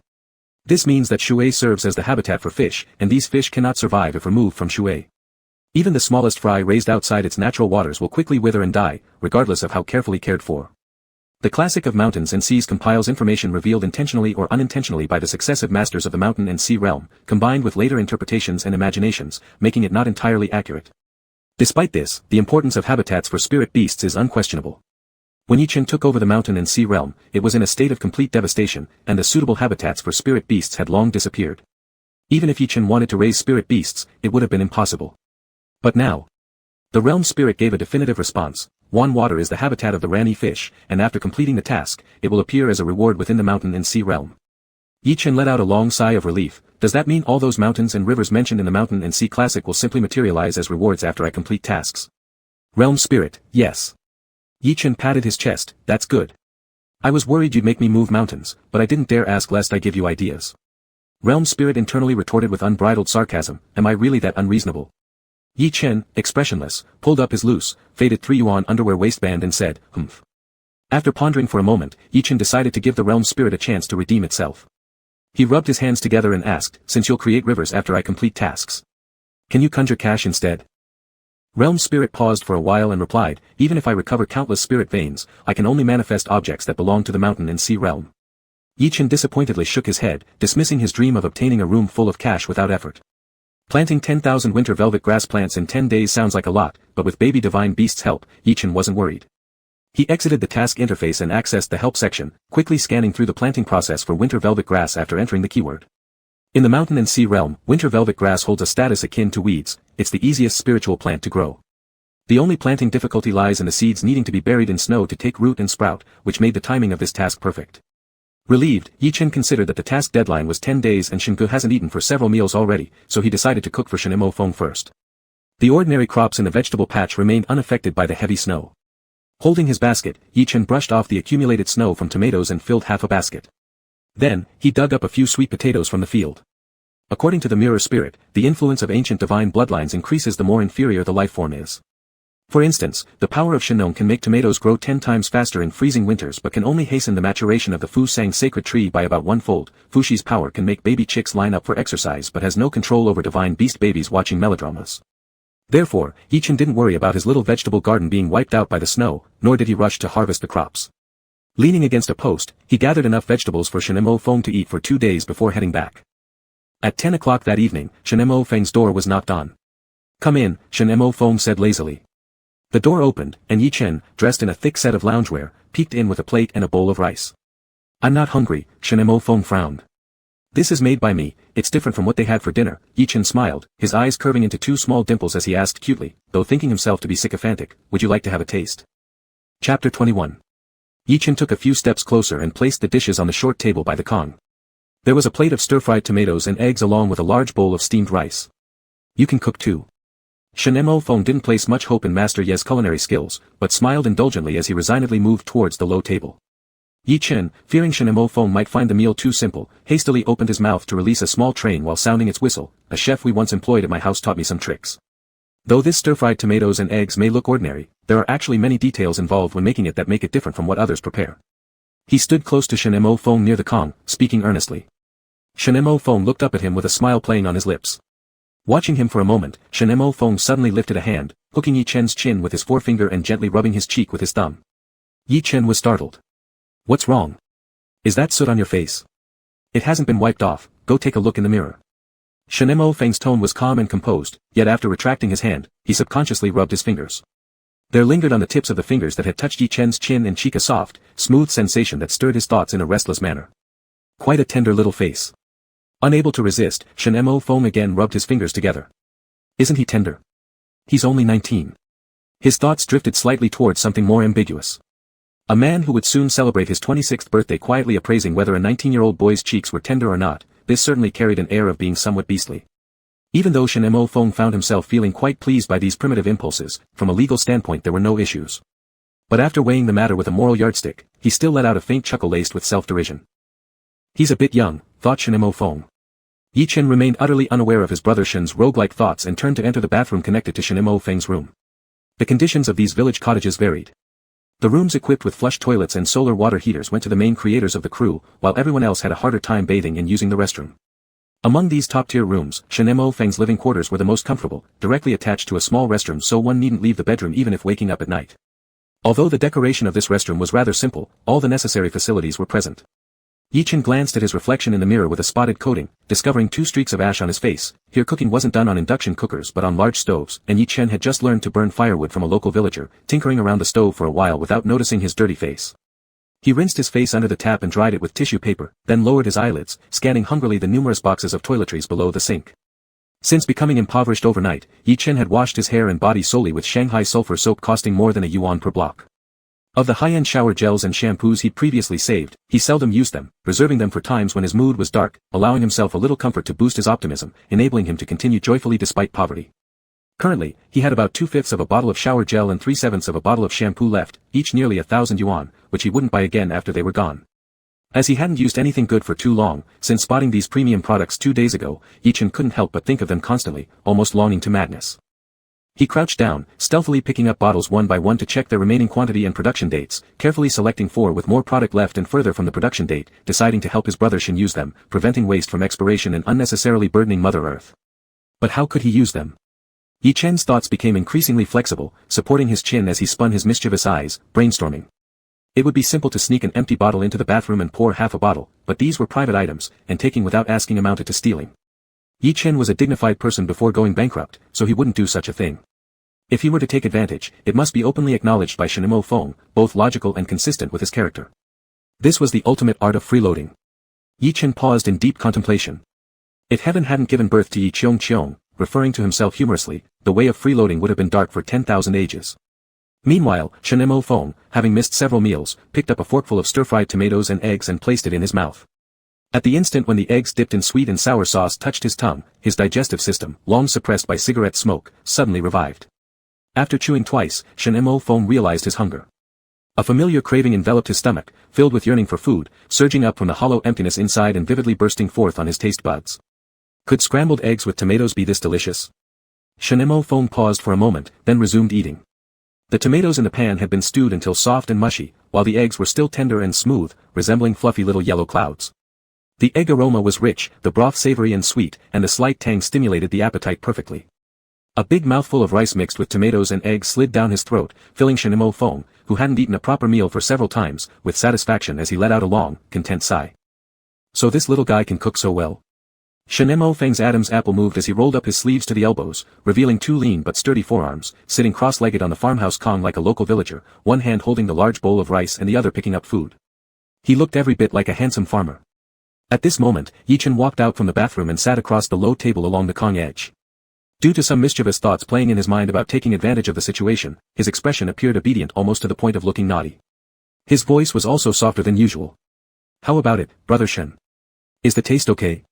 His demeanor, actions, tone, all resembled nothing more than a skillful young housewife newly married to a handsome farmer, without any hint of contradiction. Shen Mo Feng raised his eyes, stared silently at him for a moment, and suddenly burst out laughing with a snort. The young housewife was bewildered, innocently opening wide eyes, hands restlessly wiping on the thighs twice. What's wrong? It became even more convincing. Shen Mo Feng turned away to suppress his laughter, unable to swallow the food in his mouth. Sitting on the kong edge, puzzled and helpless, Brother Shen, what are you laughing at? Shen Mo Feng repressed his laughter, cleared his throat, and said warmly, delicious, good skills. Since Shen Mo Feng didn't answer, Yi Chen couldn't help but ask either. He steadied himself and brought up the excuse he came up with in the bathroom, shamelessly saying, Brother Shen, the water heater in my place is broken. Shen Mo Feng raised an eyebrow, the water heater is broken? Yi Chen nodded vigorously, setting up the groundwork for later, I can't take a shower. Have you taken your shower today? Can I borrow your water heater? If Xiao He insists on coming, I'll just turn off the water valve. Yi Chen cunningly calculated. Shen Mo Feng remained calm for a while, gentlemanly stating, let me have Xiao He take a look at it. Maybe he can fix it. No need to bother him, Yi Chen sincerely rejected to lay a foundation for future free baths, Xiao Gao has already looked at it, it can't be fixed easily, not anytime soon. Shen Mo Feng took a deep breath, thinking that if he'd been less restrained, by now, this kid would have been stripped bare without a shred left. He didn't want to overinterpret Yi Chen's behavior, borrowing someone's room to take a shower when the water heater was broken could be understood. But refusing Shen Mo Feng's offer to send someone to repair it, even refusing a glance, this. Could it be anything but trying to tease? Could it be for shampoos instead? Shinemo Feng nearly laughed aloud at his own absurd guess. After learning that Yi Chen had quarreled with his family, Shinemo Feng did worry about his financial status. However, the poverty of a top artist and ordinary people's poverty were two completely different concepts. For a top artist, not being able to afford seasonal collections from first-tier brands could be considered poor. As for even worse situations, unless there were drugs, gambling, or huge debts carried by the original family, they wouldn't affect daily life no matter how cash-strapped they might be, and Yi Chen surely wasn't involved in those three scenarios. So, it must only be. Shinemo Feng thought as the darkness in his gaze deepened, examining Yi Chen mercilessly from head to toe, the sharp contour where the neck meets the shoulder, the delicate collarbone almost fragile, the thin wrists and ankles. These youthful characteristics made him feel a bit sinful. Yet, that face filled with submission, prettily willing to be at his beck and call, stirred his heart with waves of fiery desire. "Can I use your bathroom, Brother Shen?" Seeing Shinemo Feng remaining indifferent, Yi Chen calmly added more weight to the deal. "In exchange, I'll make you roasted sweet potatoes tomorrow morning. They're incredibly sweet, practically dripping with sugar." Shinemo Feng clenched a cigarette between his teeth and turned away. No. Yi Chen's disappointment was almost overflowing from his eyes. Why not? Shinemo Feng gazed quietly at him for a moment and smiled. No reason. He indeed felt something for Yi Chen, but he didn't want to do anything about it. For one thing, their relationship hadn't developed to that point yet, and secondly, Yi Chen was still too young. He even doubted whether Yi Chen truly understood the implications of his own actions. At 19 years old, handing himself over completely to an entertainment industry senior with whom he had only interacted for a little over a month, without any commitment or assurance from the other side. That was simply too reckless. Yet, Shinemo Feng wasn't a saint either. A compliant, lamb-like handsome youth taking a shower in his room, stepping out afterward in a disheveled state, coupled with the fact that he already harbored some feelings toward this young man. Could anyone withstand such temptation? Understood, Brother Shen, then I'll go back. What Yi Chen had originally thought to be an absolutely foolproof plan of piggybacking on toiletries, shower gel, shampoo, body lotion, essence, had unexpectedly failed, leaving Yi Chen crestfallen like a drenched stray cat, every bit of him drooping in disappointment.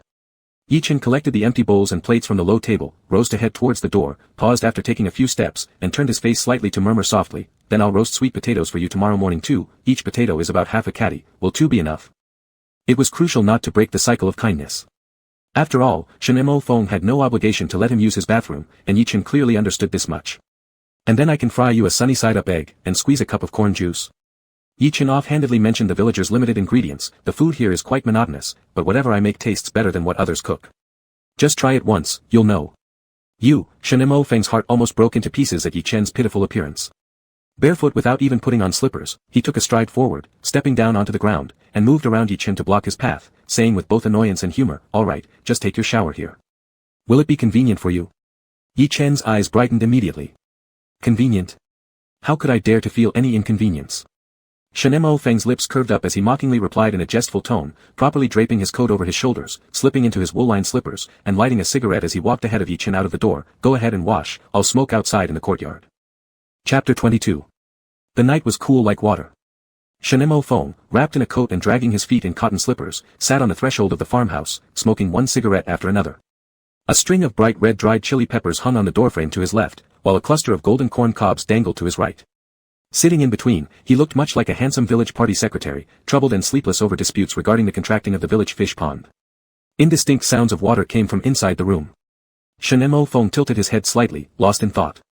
The kid was bathing in the bathroom filled with his personal belongings. If he wasn't mistaken, there was also a pair of uncollected underwear hanging in the bathroom. With this thought, Shinemo Feng instinctively wanted to go inside and retrieve the underwear, but as he stood up, he realized it wouldn't be proper. There wasn't even a shower curtain in that so-called bathroom. Opening the door would expose Yi Chen entirely. Shinemo Feng lightly coughed, innocently sitting back on the threshold, speculating about Yi Chen's current psychological state. After a few thoughts passed through his mind, Shinemo Feng lowered his head, bit the cigarette holder, and chuckled softly. After laughing, he felt base and shameless, thus hurriedly pulling his thoughts away and absent-mindedly reciting the lines for tomorrow's scenes. Little did he know, Yi Chen's mental activity was far beyond the reach of an ordinary man like him. Yi Xiao Xian Ro, a nickname meaning young fresh meat, despite being poor, was currently estimating the cost of each pump of the wash care products based on their price and volume per squirt to achieve a kind of pleasure only someone financially struggling could understand. Pudge. Yi Chen squeezed out a lump of shower gel. With this press, earning 5 yuan. Bop. Another lump of shampoo squeezed out. With this press, earning 10 yuan. 10, 5, 10, 20. The utterly insignificant Yi Xiao Xian Ro indulged in the joy of getting something for free without being able to extricate himself. While washing, Yi Chen eventually noticed the forgotten underwear in the bathroom that Shinemo Feng had left behind. This pair of underwear was from a certain high-end Swiss handcrafted lingerie brand. It seemed plain in style, but in reality, one piece cost thousands of yuan RMB. Every aspect of cutting, sewing, and fabric choice was meticulously crafted. It was said that wearing items from this brand was like not wearing anything at all, it was that comfortable. Even during his sudden wealth last year, Yicheng hadn't dared to buy from this brand. His most expensive underwear was CK, costing 300 or 400 yuan per piece, which were now stored as treasured possessions, reserved for his deflowering night. Yet, Shen Mo Feng could casually wear underwear costing over 1,000 yuan each. Brother Shen was powerful. Brother Shen was incredibly wealthy. This was truly what being rich meant. Yicheng wiped the water off his cheeks, raising his head to respectfully admire Brother Shen's branded underwear with profound respect. There was no way Shen Mo Feng, restless sitting on the threshold, could have guessed what Yicheng's mental activity was actually like. High-end toiletries don't just bring spiritual pleasure, but indeed improve the skin realistically, making it feel smooth like silk. The lubricated sensation created by friction against pajamas and bedding brought Yicheng a whole night's sweet sleep like that of a kitten. The next morning, Yicheng woke up and found that the several divine beast dumplings who originally slept at the other end of the Kong bed had somehow all crawled into his quilt. The Xuanwu baby curled up into just a shell on his stomach, the Puyuo baby transformed back to its original clam-like form, holding his pajama corner with two small shells, the soft Chu Chi, Ho, and Hun Dun babies were nestled on either side of his body, making the quilt warm and cozy. Yicheng's movement to get up woke up the babies. The Ho baby was the first to revert to human form, stretching out his rabbit ears and yawning widely. "Why are you all in my quilt?" Yicheng pinched the Ho baby's rabbit ears. "Didn't I tell you to get used to sleeping alone?" The Ho baby rubbed his eyes, tucked his little rabbit head into Yicheng's chest, and mumbled softly, "Big brother smells nice." Hearing this, Yicheng pulled the collar of his pajamas and sniffed. Based on the remaining amount, he picked a bottle of shower gel that Shen Mo Feng probably rarely used, which smelled of sage, faint but long-lasting, indeed very comfortable to smell. "I'll prepare breakfast for you all." Yicheng, scratching his disheveled hair on top of his head, shuffled out of the room to wash up and prepare breakfast. His Sihiyuan in the capital city benefited from the coal-to-electricity policy a few years ago, and winter heating no longer required burning coal. Using electric heating saved nearly half the cost, but even with this saving, the heating expense was still exorbitant for Yicheng. Plus, the production crew was going to stay here in the outdoor filming location for 2 months this winter, so Yicheng didn't waste money on it. He had already turned off the electricity switch at home. Now, the Sihiyuan was cold like an ice cellar. The divine beast babies had sneaked over to the production crew's side for heating. During the day, when Yicheng went to shoot his scenes, the babies would gather on the heated Kong bed watching animations on their tablet computers. At night, Yicheng slept at one end of the Kong while the babies slept at the other. The winter days were hardest on the 60 chickens in the Sihiyuan. Although spirit chickens were more resistant to the cold than ordinary chickens, they were still warm-blooded animals, and their egg-laying quantity would be affected by the low temperature. To ensure safety after the transfer to the outdoor filming location, Yicheng let all the chickens move into the annex room for living. He also fetched a few hot water bottles from the production manager and filled them with boiling water twice a day, placing them in the annex room for the spirit chicken's warmth. After finishing his morning wash-up, Yicheng took out a basket containing sweet potatoes, corns, and eggs from his own room and sneaked into the kitchen. Not all the rented farming households provided meals, which would have caused too much confusion if they did. Once one household finished cooking while another didn't, it would be hard to manage collectively. Therefore, the production manager arranged some special households responsible for feeding the entire film crew. All members would eat big pot meals together at meal times. The family Yicheng lived in didn't handle cooking, so he could borrow their kitchen. Yicheng was quite smart, anything he learned except cultural classes came quickly to him. After practicing with firewood yesterday, today he became very proficient. Fire blazed in the stove as Yicheng picked a spirit chicken egg from his small basket. With ease, he tapped the egg gently on the edge of the stove. His slender forefinger and middle finger held the front part of the shell while his thumb and ring finger grasped the back end, smoothly splitting the eggshell apart. The golden egg fell into the oil-glossy iron pan, producing cheerful sizzling sounds. He cooked more than a dozen eggs, steamed a pot of corn, and used the juicer borrowed from Xiaohe to make corn juice. Taking advantage of the remaining red-hot wood pieces in the stove, he placed half a basket of sweet potatoes inside with tongs to bake against the embers. Unlike boxed lunches, the big pot meals weren't that easy to take advantage of. Thus, whenever Yicheng prepared extra meals for Shen Mo Feng, he made sure to include servings for himself and the divine beast babies. When breakfast was done, Yicheng first delivered a portion to the divine beast babies before going to find Shen Mo Feng. Shen Deshao bathed twice daily, once in the morning and once in the evening. When Yicheng entered, Shen Mo Feng had just dried his hair and walked out of the bathroom exuding the same scent of clary sage as Yicheng did. Sniffing through the air, Yicheng obediently said, "Brother Shen, breakfast is ready. These sweet potatoes were just roasted, so be careful not to burn yourself." On the small low table near the Kong, 2 identical small plates were placed. Each plate contained 2 fried eggs where snow-white albumins were slightly charred, thin and crispy, resembling delicate gold frills encircling the soft runny yolk. Another large plate held 4 roasted sweet potatoes whose hardened skins oozed transparent sugary syrup underneath. Shen Mo Feng lifted a piece of skin with his chopsticks, revealing a layer of golden honey-like glaze surrounding the well-cooked sweet potato flesh. Inserting his chopsticks deeper inside, a puff of sweet aroma escaped in the form of steam, dissipating into pale white vapor in the air. In two perfectly alike blue porcelain bowls rested fresh squeezed corn juices of cream color. A quick stir with the spoon made the liquid appear smooth and thick. Yi Chen had brought servings for both him and Shen Mo Feng since he revisited the character bio last night. He realized his character's favorite hobby was eating alongside his most admired idol Shen Mo Feng, whether gourmet or simple rural food, thus avoiding any inconsistency in the persona. Based on his current character, even enjoying radiator heaters as biscuits wasn't impossible just for catching a glimpse of Shen Mo Feng's dazzling good looks. Squatting cross-legged on the Kong, just as Yi Chen was about to pick up his chopsticks, Shen Mo Feng suddenly took out his mobile phone. Wait. Are you taking pictures? Yi Chen looked surprised. He didn't remember Shen Mo Feng having the habit of snapping photos before meals. Shen Mo Feng gave a lazy smile, capturing a photo of the 2 portions of breakfast on the short table, then sent it to Weibo. Yi Chen. Why was my brother Shen acting like an internet celebrity lately, always photographing and posting breakfast on Weibo? On Weibo. Shen Mo Feng, breakfast specially made by this young man. At Yi Chen. The ever-growing fanbase of the Xinyi CP quickly arrived on the scene, indulging in frenzied ko-tang. Are you guys living married lives now? My bad, my bad.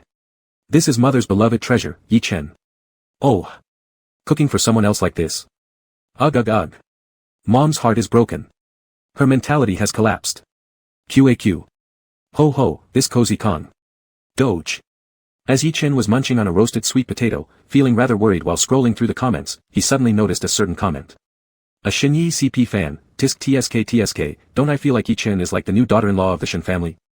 She's being such a model housewife. And under this comment, there was Shen Mo Feng's reply, loud and clear, haha, somewhat true. Yi Chen. Did I accidentally feed my Shen something poisonous? Shen, how do you feel now? Yi Chen chuckled nervously. Shen Mo Feng sneered lightly, I was just joking around, it's somewhat similar, what's wrong? Nothing nothing. Yi Chen shook his head and waved his hands, his cheeks flushing with a barely noticeable warmth. It's just that once you joke like this, they're going to flood the screen again. Shen Mo Feng gave an indifferent smile, speaking with a tone that carried the nuances of a couple revisiting old arguments, but didn't you say before that you like browsing Weibo together with me? Have you changed your mind already? No. Yi Chen jumped in surprise, not expecting that Shen Mo Feng remembered his offhand comment from last time, and immediately forced out flattery to cover up the awkwardness. I'm only worried about bothering you, I do like browsing Weibo with you, of course. In fact, I want it so much. At this point, Yi Chen's comment section on Weibo had completely descended into chaos, as legions of CP fans stormed in enthusiastically. Come take a look at Brother Shen's little wife. Doge. You've officially become Brother Shen's little wife now, are you aware of this development? This little wife is quite handsome. 3 hours later, the top trending hashtag became, #Brother Shen's little wife. Chapter 23. If this had happened a decade ago when the sexual orientation of artists was still a sensitive issue, such a hot search would not have lasted more than 3 minutes before being handled by their economic company to avoid adverse effects on an artist's career. However, since the introduction of anti-discrimination laws, societal attitudes have gradually become more open. The same-sex marriage law is also in progress, and openly gay artists are actively thriving on the screen. Sexual orientation is no longer a big deal, meaning that Gu Qiu wouldn't help Yi Chen out. Not only would he not assist, but he might even joyfully calculate how much money this wave saved from buying trending topics. Yi Chen feared ruining his image and shrank in fear, too timid to resist. He merely reposted a Weibo with a cheerful tone about his culinary skills, then quietly settled down like a chicken to play housewife for his brother Shen. Among the fans celebrating the couple dynamic, naturally there were also those who only supported Yi Chen or Shen Mafeng, and they expressed dissatisfaction. However, fewer criticized Yi Chen since it was evident that Shen Mafeng usually started these confrontations first. Thus, Yi Chen was mostly labeled as a cunning little lotus flower, and comments mentioned that, given there were chefs on set, why did an actor need to cook unless to please the acclaimed senior artist for favors? The backlash against Shen Mafeng varied widely. Yi Chen has a tender face and a compliant character, and his loyal Mama Powder fandom, diehard female fans, were plenty. Rumors of Shen Mafeng's haughty and aggressive nature were well known within the industry. As a result, some Yi Chen Mama Powder were genuinely worried that Yi Chen might be bullied. Although no one dared directly challenge Shen Mafeng in his comment section, many vented their dissatisfaction on their own Weibos.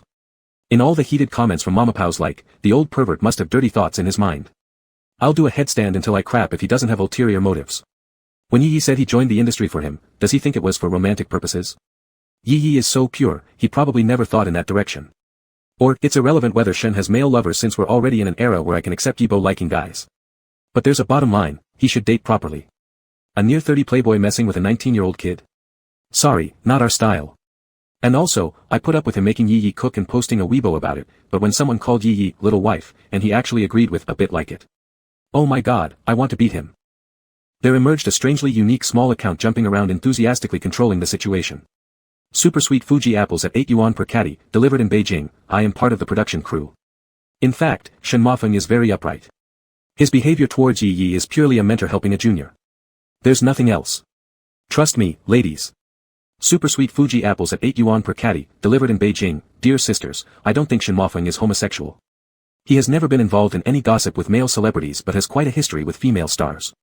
Super sweet Fuji apples at 8 yuan per caddy, delivered in Beijing. This term, little wife, is absolutely a joke. Dear ladies, don't be upset. Let me sell you some cute.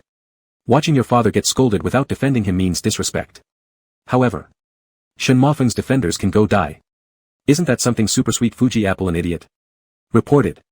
Flirtatious legs won't save you. Yi Chen almost cried seeing angry posts from his mama fans. On the other hand, Shen Mafeng didn't know what he brushed upon while scrolling through Weibo during shooting breaks, and suddenly shot a sentence at Yi Chen. I haven't turned 26 yet. Am I considered an old man? Yi Chen took a deep breath. No. How come you ask this? Shen Mafeng lowered his eyes and smirked sarcastically. Nothing much. Counting birthdays, Shen Mafeng is actually 25 years old now, younger than many fans, and with good skin, youthful features, though his every move exudes a natural aura of spoiled leisure. Add the perpetual cigarettes in hand, inside he's a chaste old bachelor despite his appearance resembling a seasoned Lothario. Compared to his peers walking under sunshine fresh styles, Shen Mafeng appears several years older. Definitely saw something bad said by my fans.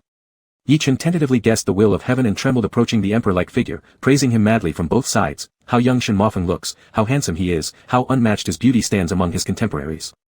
Even psychological activities describing the cloud-like presence and physiological responses when interacting closely with Shen Mafeng were exaggeratedly detailed, blowing way beyond the realm of mere flattery.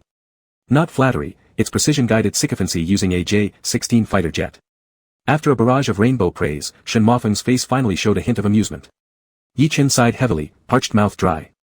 Opening his Weibo comment alerts, he got blasted again by his mama fans accusing him of whitewashing, getting full heads of bumps. Why is this happening to me? Clutching his phone mechanically, Yi Chen looked utterly lost, appearing extremely like a wretched husband suffering grievances between doting moms and his wife. The water in the entertainment circle runs too deep. I'd better go home and farm. After the morning shoot was done, Yi Chen wrapped himself in a military overcoat issued by the production team. Exhausted both mentally and physically, he led his group of spirit babies to plant winter fleece grass in the Shanghai realm. In the independent space of the East Wing room, countless luminous bubbles floated suspended against a background dark as black velvet. With just a thought, Yi Chen envisioned the seeds of the winter fleece grass. A bubble glowing with pearly light then gracefully descended from an indiscernible height into Yi Chen's outstretched palm. The bubble was as large as 2 adult male fists and was filled with tiny black seeds as fine as dust. According to the realm spirit, there were 10,000 of them. After obtaining the seeds, Yi Chen wandered around the independent space. He noticed that the increasingly larger bubble containing the baby phoenix's soul seemed ready to burst. The walls of the bubble were already crisscrossed with fine cracks, indicating that the baby phoenix could awaken at any moment. There would be another mouth to feed now. The impoverished older father sighed softly and took out 2 cloth bags. He prepared the openings of the bags and used his nails to puncture the bubble containing the seeds, pouring the contents evenly into both bags. Once the seeds were divided, Yi Chen handed the 2 cloth bags to Chaos Baby and Xiongqi Baby. These 2 responsible for dispersing the seeds remained in human form after taking their seed bags. They grew small wings on their backs, and then split off into 2 directions above the snowy landscape of the Shanghai realm, scattering the seeds in parallel straight lines. Pulu Baby and Ho Baby followed behind Chaos Baby, each holding a little dipping sauce dish serving as a shovel. They dug up loose new snow on either side of the seeds and covered the seeds with it. Yi Chen, following behind Xiongqi Baby, covered the seeds with snow using a spade. The Shanghai realm was full of plains. Although the wind wasn't particularly strong today, its sharpness made it feel like being cut by blades. After shoveling for a while, Yi Chen felt sweat bead on his forehead and realized the wind had penetrated right through his woolen cap. Lacking a more windproof hat, he simply lifted the long military overcoat reaching his lower calves and pulled it up to cover his whole head, leaving only his face exposed. From afar, it looked as though he didn't have a head. To keep warm, Yi Chen continued working in this comical pose. Thanks to clear division of labor, their planting efficiency was very high. Within an hour, they managed to plant 4 long rows of winter fleece grass. In the next 8 days, they would only need to take 1 hour per day to finish planting. If they planted longer each day, they might even finish earlier. But considering possible weather changes, Yi Chen decided to work as much as possible during the available time this afternoon so that the newly planted winter fleece grass would not fail to take root if the snow melted completely in a few days. After planting for about 10 more minutes, Yi Chen removed his cotton gloves and warmed his red frozen cheeks with his hot hands. Then, hoisting the spade onto his shoulder, he called out loud, "Kids, no, kids, go inside to warm up first. Let's rest for 10 minutes and come back." After returning to the farmhouse, they had just settled down on the heated Kong bed when Xiao Gao suddenly knocked on the door, carrying a small basin of frozen pears. "Brother Chen, a villager gave me a basin of pears." With the cold not yet subsided, Yi Chen sat on the edge of the Kong bed still bundled in his military overcoat and thick padded trousers. His woolen hat had been yanked off roughly, leaving his hair standing in disarray. His handsome little face blushed from the forehead down to the chin, especially his rosy cheeks which appeared particularly festive. Both of his shoes' sides were smeared with dirty meltwater from snow, and he tucked his hands into his sleeves looking exactly like a seasoned farmer. Even though Xiao Gao had become accustomed to Yi Chen's magical ways, seeing this scene left him momentarily speechless. "Brother Chen, you..." Xiao Gao nervously licked his lips. "Why didn't you tell me if you had errands? You don't have to do everything yourself." Yi Chen smiled naively, revealing a row of perfectly white teeth contrasting sharply with his flushed face. "It's no big deal. I just went out for a walk, got some fresh air." Xiao Gao nodded awkwardly, "Oh, all right." And stiffly placed the small basin of frozen pears on the table, stepped back, turned his head, and fled like a scared rabbit. Going out for a walk. Could someone get wrecked like this? While walking outside, Xiao Gao reflected, it hadn't been that cold today. It seemed like Brother Yi must have been outside for quite a while and also worked up a sweat before catching the cold wind, hence becoming such a sight. Moments later, Xiao Gao suddenly remembered Yi Chen's special purchase of a courtyard house specifically for farming. His expression gradually froze. Shit. Could it be that my brother Yi secretly went to help the villagers farm? Yi Chen placed the small basin of frozen pears on the Kong bed and called to the babies, "Take one each and suck out the pear juice. It's really delicious." As the babies eagerly picked up their frozen pears and started slurping, Yi Chen opened the Shanghai Realm app, reading the introduction about the winter fleece grass while his thoughts became increasingly active. Winter fleece grass, as a low-level spirit plant, grows rather quickly. Yi Chen had calculated that the winter fleece grass he planted would sprout in about a day, grow to 10 centimeters in 3 days, flower in 10 days, and produce seeds in half a month. The small flowers of the winter fleece grass had some practical value and might even be used to make money if there was a way to channel it. Yi Chen pondered over making money with spirit plants and consulted the realm spirit about certain details. "As long as I don't let ordinary people know there's anything wrong with what I'm selling, it wouldn't count as leaking secrets, right? For instance, if I use winter fleece grass to make pillows and sew them inside so normal people can't see them, it doesn't count as leaking secrets, does it?" Realm spirit, that's correct. Yi Chen was about to ask something else, but the realm spirit suddenly said, "My suggestion is to sell spirit plants to divine beasts whenever possible. This will completely prevent any risk of secrets being leaked at the source." Sell to divine beasts? Yi Chen was confused. Aren't the divine beasts all sleeping in your little space? Who said that? The realm spirit calmly replied, "I told you before that 9 out of 10 divine beasts fell during the war against Qiyu, which means 1 out of 10 are still alive and well." Chapter 24. Who said that? Jingling calmly replied, "I previously told you, in the war against Qiyu, 9 out of 10 divine beasts fell, which means 1 out of 10 are still alive and well." Yi Chen leaped off the Kong bed. "Why didn't you remind me about this earlier?" Jingling innocently said, "Is it too late to remind you now?" "Of course it's late." Yi Chen complained in a barrage of words, "If you had told me earlier where those divine beasts were, wouldn't my spiritual energy cabbages and radishes have found buyers by now? Their quality is so good, but I've been selling them at low prices all along, I'm taking a huge loss." Jingling remained silent for a moment and became even more innocent. "I don't know where they are either." Distrustfully, Yi Chen countered, "You don't know?" Jingling responded, "Didn't I tell you before, after the spirit veins in the realm were destroyed, I slept for decades. After the new Jiazi cycle began and the heavenly spiritual energy revived, I barely regained some ability to act. Decades have passed, how would I know where the surviving divine beasts from the ancient battle are? There weren't any phones back then." Yi Chen deflated, "So there's no way to find them." "It's not absolutely hopeless." Jingling paused for thought, then said, "Divine beasts generally have some abilities that humans do not possess, so throughout history, divine beasts living in the human world mostly became celebrities with the exception of those who are reclusive and avoid society. There are so many social figures." Yi Chen rolled his eyes repeatedly while listening. Jingling tentatively suggested, "You can open an online store and sell your products nationwide. If any surviving divine beasts happen to buy them and realize they're unusual, they might come to find you voluntarily. And among these divine beasts, there could be mutual connections." "Ah. Understood." Yi Chen responded listlessly. In the end, it still comes down to earning money from regular humans first. Whether or not he'll conduct business with divine beasts mainly depends on fate. Could some of the divine beasts be mixed up in the entertainment industry? Yi Chen pondered. When divine beast babies transform into human form, their features are exquisitely handsome and beautiful. One being attractive could be coincidental, but if 5 babies all look good, even the chaotic baby stands out when its facial features appear, that can be considered a rule. The human forms of divine beast offspring are appealing. As adults, they probably aren't bad looking either. Pursuing the career of an entertainer brings quick income. It's entirely plausible that a few surviving divine beasts pretend to be humans to survive within the entertainment circle. If indeed there are divine beasts in the entertainment industry, how can he identify them? Yichen thought over several ideas, but none seemed efficient, so he temporarily set aside unrealistic hopes. He rubbed his ears, slightly itchy from the cold, opened Taobao store and searched for the keyword windproof hats, and was fully captivated by the Northeast dog fur hat Lei Feng hat old man's warm cap in the listings. This Lei Feng style hat may seem a bit outdated in style, but since he only grows crops inside the Shanghai realm where no one watches him, there's no need to consider aesthetics. As far as warmth is concerned, the Lei Feng hat easily surpasses ordinary woolen caps. Moreover, it also pairs well with military coats. The hat isn't expensive, priced at 35 yuan including shipping. The seller introduced 3 ways to wear it. In the coldest weather, the ties under the ear flaps can be fastened together to cover the ears and chin. In moderately cold weather, the ear flaps can naturally hang down, letting them fly freely in the wind to exhibit a kind of unrestrained wildness. When not needing any wind protection, the ear flaps can also be flipped up to the top of the head, making the overall appearance minimalist and crisp.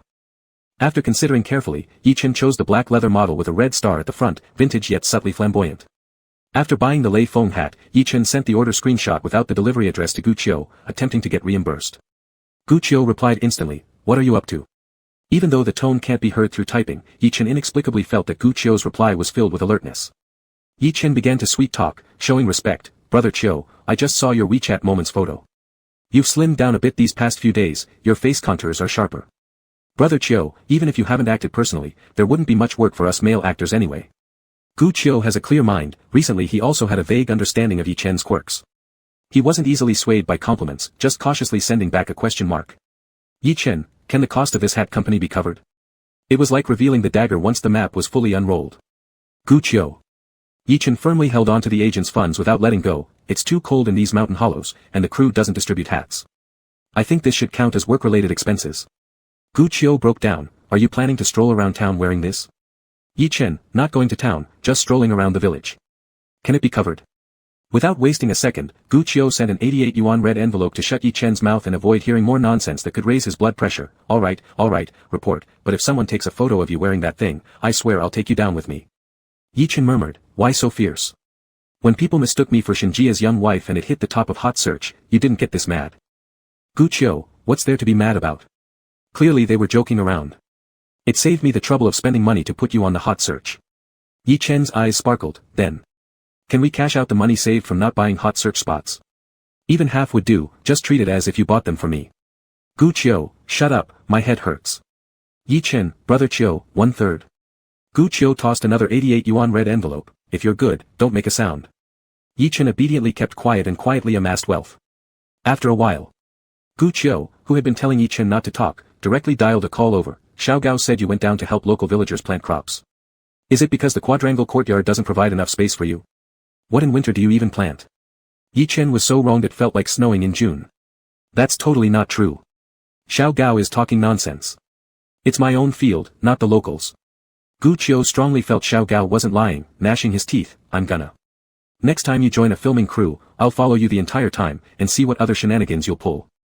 By the way brother Qiu," Yichen deflected the topic, "can you help me secure some commercial endorsements and such announcements?" Switching to serious business talk, Gu Qiu sighed heavily. "There are a few contacts, I'm negotiating them for you. For these kinds of invitations, we either don't take them at all, or if we do, they have to be classy." Yichen tentatively asked, "Could you try getting me ones for clothing brands?" The branded clothes stashed at home had already gone through a rotation. Stars shouldn't wear the same outfits repeatedly, but with brand collaborations, sponsors would send new clothes. Gu Qiu instantly sensed ulterior motives in his words, cautiously responding, "There aren't any suitable clothing brands right now." Yichen's current star level hasn't reached the tier where world-class brands collaborate with him. In such a situation, Gu Qiu prefers not taking any at all rather than let messy brands lower Yichen's branding. "Yichen, how about daily household items? Food ones work too." Gu Qiu fell silent. Yichen sounded wise beyond his years. "Anyway, hope you can aim for more practical ones since I'm a grounded artist, I don't fancy those showy stuff." For the sake of his cardiovascular health, Gu Qiu cut off Yichen's phone call without another word. Seeing that the divine beast babies were also sufficiently rested, Yichen picked up his shovel with a shout, and immediately the divine beast babies got geared up. Yichen had anticipated the problem of clothing for divine beast babies, so while he still had a bit of spare cash, he went to the wholesale market and stocked up on kids' clothes. A significant portion of the several thousand yuan was spent on buying clothes for the babies. In any case, not needing to buy more kids' clothes now is truly great, the poverty-stricken old dad thought with relief. With the help of the divine beast babies, Yi-Chen finished the task of planting 10,000 winter velvet grass plants within 5 days, while also managing to film. After completing the task, the realm spirit promptly pushed 2 notifications, one prompting that the mission reward water was received, and the other notifying that the phoenix chick had awakened and needed immediate care. Where is the water? Yi-Chen stuck the shovel into the snow and looked around, wearing his newly purchased lei feng hat. The winter velvet grass planted with Qiongqi baby had grown in batches. The stems sown 5 days ago were already 10 centimeters high, each looking green and elegant with pale white buds adorning the grass tips, creating lush scenery that showed no trace of winter. However, the earliest planted winter velvet grass by Pu Lu, Ho, and chaotic babies had just sprouted tender yellow seedlings, the influence of Shinnong lineage clearly visible. After scanning everywhere, Yi-Chen still couldn't spot the trace of water. I am now capable of materializing water, the realm spirit explained. You can select the location to place water inside the app overview map of the Shanghai realm. But you'd better go take care of the phoenix chick first. Good, Yi-Chen responded, rubbing his hands together cheerfully. Having learned from the experience with the chaotic baby, he had already thoroughly researched the attributes of a phoenix.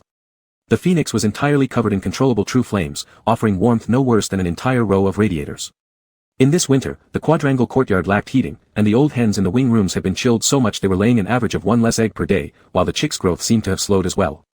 Yi-Chen had been pondering whether to invest heavily in restoring heating at home when the phoenix chick woke up just in time. Yi-Chen walked into the independent space in the east wing room, unsurprisingly seeing a small, soft radiator, the baby phoenix on the ground. The phoenix chick was covered in feathers that were always burning, its body round and plump like a fully inflated water balloon. Its legs were thin like matchsticks but stood boldly apart. The fat on its belly hung slightly downwards. It made efforts to lift its little head as high as possible.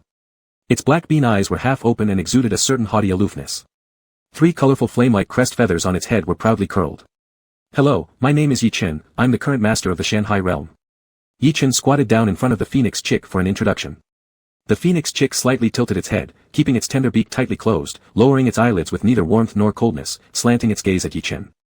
The phoenix scrutinized him from head to toe as if assessing whether the human before him deserved to support it. After Yi-Chen finished speaking, the phoenix chick still did not reply but lazily flapped its wings, scattering a few tiny sparks to indicate acknowledgement. Yi-Chen and the phoenix chick stared at each other for a moment, and a familiar face flashed in his mind. This chubby bird, why does it resemble my elder brother Shen so much? Yi-Chen struggled to hold back his laughter. How about I call you Huang Huang? Feng Feng sounds a bit hard to pronounce. It also rhymes with wind, more like Shenimo Feng. The baby phoenix opened its tender beak, its gaze filled with icy elegance. Chuomi, Chuomi. Okay, human. Huang Huang, let me tell you our situation. Yi-Chen adopted a tone full of suffering, schemingly venting his troubles to the newly met phoenix chick. In my house including you, there are currently 6 divine beasts living here. Brother has to take care of your lives daily, earn a living, repair the spirit veins of the Shanghai realm, very busy and very tired. So sometimes, brother may need help from these little ones. The phoenix chick puffed up its small chest covered with thick down, arrogantly replying, Chuomi Chuomi. You humans, seeking my assistance. Yi-Chen picked up the plump ball of feathers, piled it onto his palm, left the independent space of the east wing room, and introduced it to the other 5 divine beast babies waiting in the yard. Throughout the process, the phoenix chick maintained an overbearing posture, looking down on the other 5 creatures below. Qiongqi baby raised an eyebrow. Did you wake up with a stiff neck? Can't lower your head? The phoenix chick glared fiercely at Qiongqi baby, angrily scolding in a babyish voice, Chuomi. You impudent wretch. The rabbit strategist saw nothing unusual, explaining softly, bird tribe divine beasts all have bad tempers. Once Sanzu Wu wakes up, they might peck at each other every day. By the way, I don't seem to have seen Sanzu Wu in the east wing room. Have any of you seen him? Did he not transform into a baby? All the other divine beast babies shook their heads. We haven't seen Sanzu Wu. Chuomi, Chuomi. Does Sanzu Wu even count enough to be pecked by Huang Huang? The phoenix chick abruptly lifted its head, attempting to use intense body language to express disdain, but lost balance due to excessive force, falling backward and sitting firmly on Yi-Chen's palm with its crest feathers askew. This chubby bird seems so foolish. Wasn't brother Shen like this when he was young? Ha ha ha. Yi-Chen thought irreverently, carrying the phoenix chick into the west wing room desperately in need of heating. The west wing room was bustling with chicken noises, with 40 chickens bought in batches earlier and 100 small chickens crowding on the sunny part of the floor like a thick carpet, 20 large chickens standing guard around them. Seeing the caretaker enter, the chickens eagerly begged for food. The rooster, cock-a-doodle-doo. The hen, cluck-cluck-cluck-da. Chew. Chuomi. The phoenix chick's eyes flashed once again, realizing something serious here. Yi-Chen set the black bead-eyed phoenix chick on the ground in the west wing room, patiently encouraging it. Those little friends who greeted you just now are also divine beasts. They are all obedient and understand how to help brother share some housework within their abilities. Ho-Ho even helps brother clean up the chicken droppings, so. Yi Chen's gaze was benevolent as he deliberately mimicked a child's soft voice, trying to close the distance with the baby phoenix. Our Huang Huang, would you also be a good little child, wouldn't you? Look at these chickens, they're cold and in great need of warmth. Chwomi chwomi. The phoenix baby shook its head so hard that sparks flew, indicating it absolutely refused to be a good little child. Yi Chen. Is the phoenix this troublesome? After a period of suppressed silence, Yi Chen lowered his voice and threatened the little phoenix. You don't want to eat chicken meat or eggs? Let me tell you, our family is actually very poor. If we don't raise these over 100 chickens well, we will have to eat cabbage and potatoes 3 times a day. The very picky baby phoenix collapsed, flapping its small wings and wobbling until it fell due to its fat body into a chicken nest. Chwomiya. Help. Be good, and brother will make braised chicken with chestnuts tonight.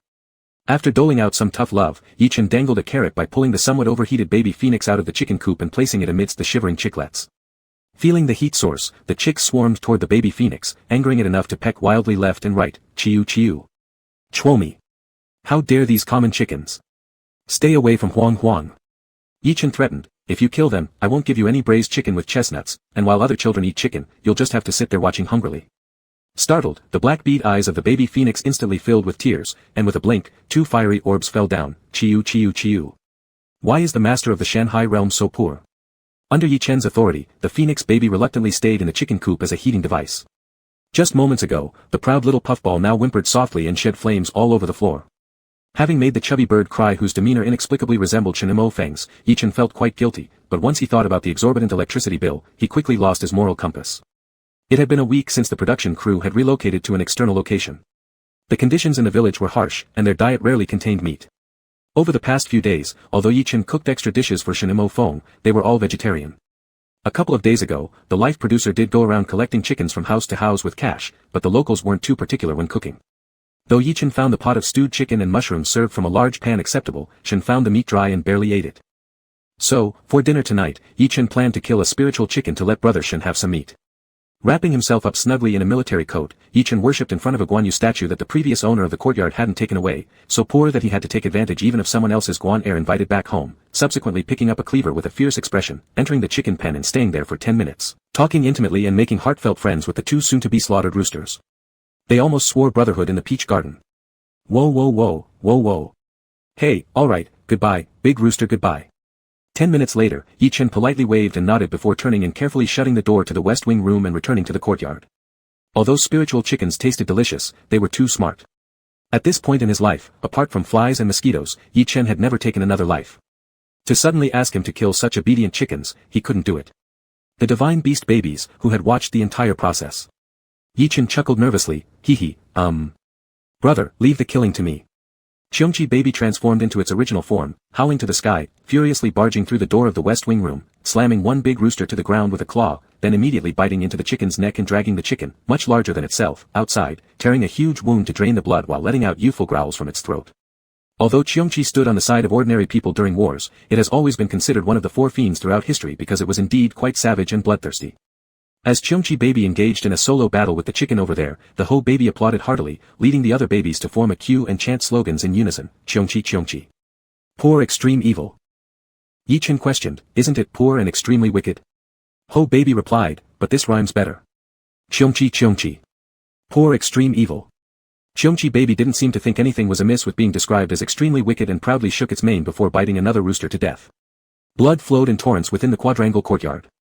Cheongqi baby reverted to its innocent childlike form and nonchalantly lifted its chin at the 2 chicken carcasses. Brother, all done. Good. Yi Chen picked up the 2 corpses, momentarily mistaking the scene for a mob movie and unintentionally playing his role, coldly ordering, wash the blood off the ground. Even more like one. Young gang members fetched water in kiddie basins to clean the bloody marks in the yard and destroy evidence. The baby phoenix peering through the door of the west wing room, Chwomi. Phoenix often didn't fit in with them because it was too clever. Later that day, when Shen Feng knocked on the farmhouse gate, he saw Yi Chen tightly wrapped up, sitting on a small stool, scalding the chicken with boiling water and plucking its feathers. Shen brother, look. Yi Chen pulled out a handful of chicken feathers, pinched the chicken's neck, and shook the half-naked chicken, his eyes bright. This is a newly killed chicken. Tonight I'll make braised chicken with chestnuts for you. The chicken I stew definitely won't be dry. In other words, the meat of spiritual chickens is hard to make dry no matter how it's cooked. Shen Feng stepped over the scattered chicken feathers, stood next to Yi Chen, and stared quietly at him. The way Yi Chen looked wrapped in a military coat wasn't rustic or old-fashioned at all, his skin was so white and translucent that only his face was exposed, framed by the large expanse of dark green pine branches, inexplicably evoking the image of a water lily floating on a deep pool. Suddenly, this little water lily turned his head, deftly pulling out chicken feathers as he cheerfully said, "After I'm done, I'll bring it to you. Go back and rest." "I'm not here to wait for food." Shinemo Fong raised the script in his hand. "I've summarized the problems you've had these past few days. Tonight we'll practice tomorrow's scene focusing on these issues." This was one-on-one targeted guidance from an Oscar-winning actor, which made Yi-chan extremely delighted, his cheeks revealing 2 dimples as he quickly responded, "Thank you, Shin brother. I'm sacrificing my rest time to give you private tutoring." Shinemo Fong smiled and squatted next to Yi-chan. "Call me Shin teacher." Yi-chan obediently called, "Shin teacher." Being teased by this compliant youth voice sent a tingling sensation through Shinemo Feng's heart, which traveled with his blood into his brain, making him push his boundaries further despite trying to suppress it. With a soft tone, he couldn't help but ask, "Is Shin teacher good?" "Good." Yi-chan, being young, wasn't particularly fazed by older actors occasionally teasing him like this, so he didn't notice anything inappropriate. Shinemo Feng lightly bit his lips and chuckled, "Shin teacher will have an exam after class. Are you afraid? If afraid, just plead a little softly. Shin teacher might let some water flow under the bridge. If unafraid, failing Shin teacher's exam would result in corporal punishment, standing penalty or hand slapping." Shinemo Feng pondered a few somewhat bold flirtations in his mind and carefully weighed his words before uttering them, planning to stop right at the edge without going too far, fearing that he might embarrass his young friend. His young friend appeared to be a paradox, on one hand, seemingly eager to consummate their relationship immediately, bathing every night in Shinemo Feng's room, on the other hand, becoming utterly flustered and anxious whenever fans joked about him being a little wife.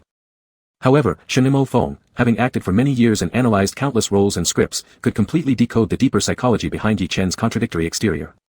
Borrowing the bathroom to bathe may seem overly forward, but it actually perfectly aligns with the boy's innocent and shy personality. Because, as the saying goes, Yi-chan's heart, known to all passers-by. Meaning that everyone knows Yi-chan loves Shinemo Feng immensely, and Shinemo Feng can even understand Yi-chan's minor intentions without much thought. In the whole process of using the bathroom to flirt with Shinemo Feng, Yi-chan truly took only one action, borrowing the bathroom, handing all choices to Shinemo Feng. Hitting the mark outright is excellent, but even if he missed, there wouldn't be any loss since, after all, borrowing a mere bathroom implies no wrongdoing. If scrutinized closely, Yi-chan remains quite clean. This is like a flower by the roadside. Whether this little flower is picked, smelled, tucked into someone's pocket, or eaten raw depends entirely on the passerby's decisions. The flower remains innocently and silently in bloom. If viewed from a broader perspective over the last 2 months, Shinemo Feng sees Yi-chan laying out 2 paths. One is the conservative route, finding ways to approach each other while slowly advancing the relationship, letting feelings grow steadily. This normal path is difficult to navigate and might be impossible altogether. Without sufficient fate connecting them, they might remain ordinary friends who occasionally collaborate in acting projects for life, nothing more. The other is the radical route, attempts to seal the deal with a kiss when the atmosphere is good, or using such tactics as borrowing the bathroom. On this road, should luck strike one day, their relationship could transform instantly from co-stars to lovers, climbing directly to the top. Yi-chan is merely traversing both routes simultaneously. After all, he doesn't have much time, only 3 months together filming the movie. Despite his introverted nature, he must bite the bullet and try the second path. A bashful yet cunning child. In fact, Shinemo Feng was more inclined toward the first path. He was willing to try walking with Yi-chan on this road, learning more about each other and spending more time together, while waiting for his young friend to grow up a bit more. The slow-cooked relationship would be worth all those years of solitude and waiting. As Yi-chan focused intently on plucking chicken feathers, he was completely oblivious that Shinemo Feng had already penned an entire character sketch about him inside his mind. And writing this character sketch wasn't even the worst part. What truly drove the nail into the coffin was the fact that Shinemo Feng's character analysis of Yi-chan bore enormous discrepancies. Hell, it might as well have been a profile of 2 entirely different people compared to how Yi-chan saw himself. Speaking of exams given by Shin teacher, previously, every time after Shinemo Feng's acting lessons, Yi-chan would indeed be asked to portray a scene in the role to test for improvements. Yi-chan was used to this routine, shaking his head honestly, "I'm not afraid of exams, just go ahead." With that, he tossed the freshly denuded chicken into the basin with a resounding clang. The perfectly crafted pickup lines Shinemo Feng had painstakingly devised were shattered to pieces by this bald chicken. Shinemo Feng paused, momentarily disoriented by the disruption to his logical flow. He closed his eyes briefly before asking, "Is there anything I can help you with?" "Cooking." Yi-chan shook his head emphatically, polite but firm, "Nope, no need." Shinemo Feng wouldn't relent. He followed Yi-chan into the kitchen and, noticing the pot boiling chestnuts with their shells still on, suggested, "Let me peel the chestnuts." "This is unnecessary." Yi-chan tried to decline earnestly, scooping the 2-pound bag of chestnuts bought from the local villagers through some cool water so they wouldn't scald his hands, then pouring them into a small basin. "I can do it myself. You go sit down somewhere to rest. Am I your hired nanny?" Shenemo Feng snorted lightly, snatching the bowl from Yi Chen with an almost forceful gesture. I said I'll do it. It's just. I don't want you to hurt your hands, Yi Chen protested, reaching out to take back the basin. But Shenemo Feng smirked, teasing half seriously, if not my nanny, am I Shen family's little bride? Definitely not. Yi Chen reacted strongly to the word, stammering in response. Shenemo Feng seized the opportunity to press further, softening his tone as he joked, times have changed, stop spoiling your man too much. If cooking needs to be done, let him cook. These words nearly suffocated Yi Chen, who quickly fetched a stool to offer. Then, please, sit and peel if you wish. Just put them down when you get tired. With a twinkle in his eye, Shenemo Feng set aside his script and sat down to peel the chestnuts. Meanwhile, Yi Chen prepared the chicken, cleaning its innards and abdominal cavity of residual blood. Once done, he took a cleaver from the local villager and began chopping the chicken into pieces, marveling at how good the knife felt. He mentally noted to look for one under 50 yuan, if found, he'd consider buying it. After a few swings, even before finishing one chicken leg, Shenemo Feng, determined to flex his culinary muscles, edged closer, commanding, give me the knife, I'll chop. Absolutely not. No way. Yi Chen shook his head vigorously, you've probably never chopped anything before, right? Don't risk cutting your hand. Shenemo Feng gave him a cool side-eye glance, child, who do you think you're mocking? Yi Chen widened his eyes, surprised, have you ever chopped vegetables? Shenemo Feng glared at him sharply, never. Yi Chen. Shenemo Feng clicked his tongue irritably and pinched Yi Chen's thin arm beneath his military coat, muttering, look at you. Being doubted for masculinity in front of someone else, Yi Chen couldn't help but puff his cheeks like a pufferfish, silently protesting, so what if I'm skinny? Skinny doesn't mean weak. Your big brother Yi works hard with a hoe planting fields every day, no muscle power, no way. Shenemo Feng, seeing Yi Chen's disgruntled expression, chuckled softly. Swallowing back the last half of his hurtful sentence, he reached down with his fingers, grasping Yi Chen's left wrist and pressing it against his own bulging bicep. 3 seconds later, realizing any physical comparison would end disastrously for him, Yi Chen sullenly surrendered the bone cleaver, yet continued nagging like an anxious housewife, just make sure you cut accurately, alright? Don't slice yourself. Understood. Shenemo Feng appeared entertained as he twirled the fingers that had just grasped Yi Chen's hand and picked up the cleaver with the other. The firewood under the stove blazed enthusiastically, emitting cheerful pops as the chunks of spiritual chicken meat and chestnut simmered quietly in the large iron pot. Rich, savory aromas blended beautifully with the sweetness of the chestnuts in the air. Yi Chen carefully measured the seasonings before tasting a spoonful of broth to check for saltiness. On the other hand, Shenemo Feng stood nearby holding chopsticks, stirring a bowl of batter incessantly while breaking apart lumpy clumps. The batter was half cornmeal, half wheat flour, with a few other ingredients added. With the ready-to-use large iron pot of a farming household right there, Yi Chen planned to later use its heated sides to bake some cornmeal pancakes, which would then be dipped in a chicken stew broth, a meal that promised unparalleled delight. Thus, when Xiao He found Shenemo Feng in the kitchen, what greeted his eyes was this idyllic scene of two men engaged in domestic tasks akin to traditional rural life. What the hell, have I fallen into some parallel universe or something? Xiao He eyed Shenemo Feng, who sat on a small stool by Yi Chen's feet and stirred the batter, as though he were a ghost. Is this really my Shen great master whose fingers never touch water? Is this really my Shen great master whose diva antics know no bounds? Is this really my Shen great master who wouldn't even press an electric kettle switch himself? Straight-laced Xiao He couldn't comprehend it. Is the batter done, brother Shen? Yi Chen figured it was about time to start baking, so he turned to ask. Xiao He regarded Yi Chen with a look of, you're dead, your career is over. Oh, has this kid got a swelled head from cooking for Shen great master a few times? What do I have against you, young fellow? But inflating yourself unnecessarily before brother Shen could easily jeopardize your acting career, there've been precedents. Unexpectedly, Shenemo Feng cheerfully lifted his hands high, offering the batter toward Yi Chen with a gentle voice, it's done. Xiao He. At this moment, Shenemo Feng noticed Xiao He. Shenemo Feng, is there anything? No, Xiao He snapped out of his stupor, shaking his head. I just couldn't find you anywhere, so I came to check. After a pause, remembering online Shen haters, the moms of Yi Chen who criticized Shenemo Feng for bullying newbies, Xiao He, struck by inspiration, proposed, hey brother Shen, why don't I take a picture of the two of you? Your contrasting cuteness while cooking might appeal to fans. Facing Yi Chen, Xiao He didn't bring up those negative Shenemo Feng critics, but a post of Shen enjoying time helping Yi Chen cook would certainly serve as a clarification against allegations of mistreating newcomers. Sure. Shenemo Feng readily agreed, raising his gaze to Xiao He and saying, lend me your clothes. Xiao He wore the same style military coat as Yi Chen. Shenemo Feng thought it was ugly and preferred his own coat.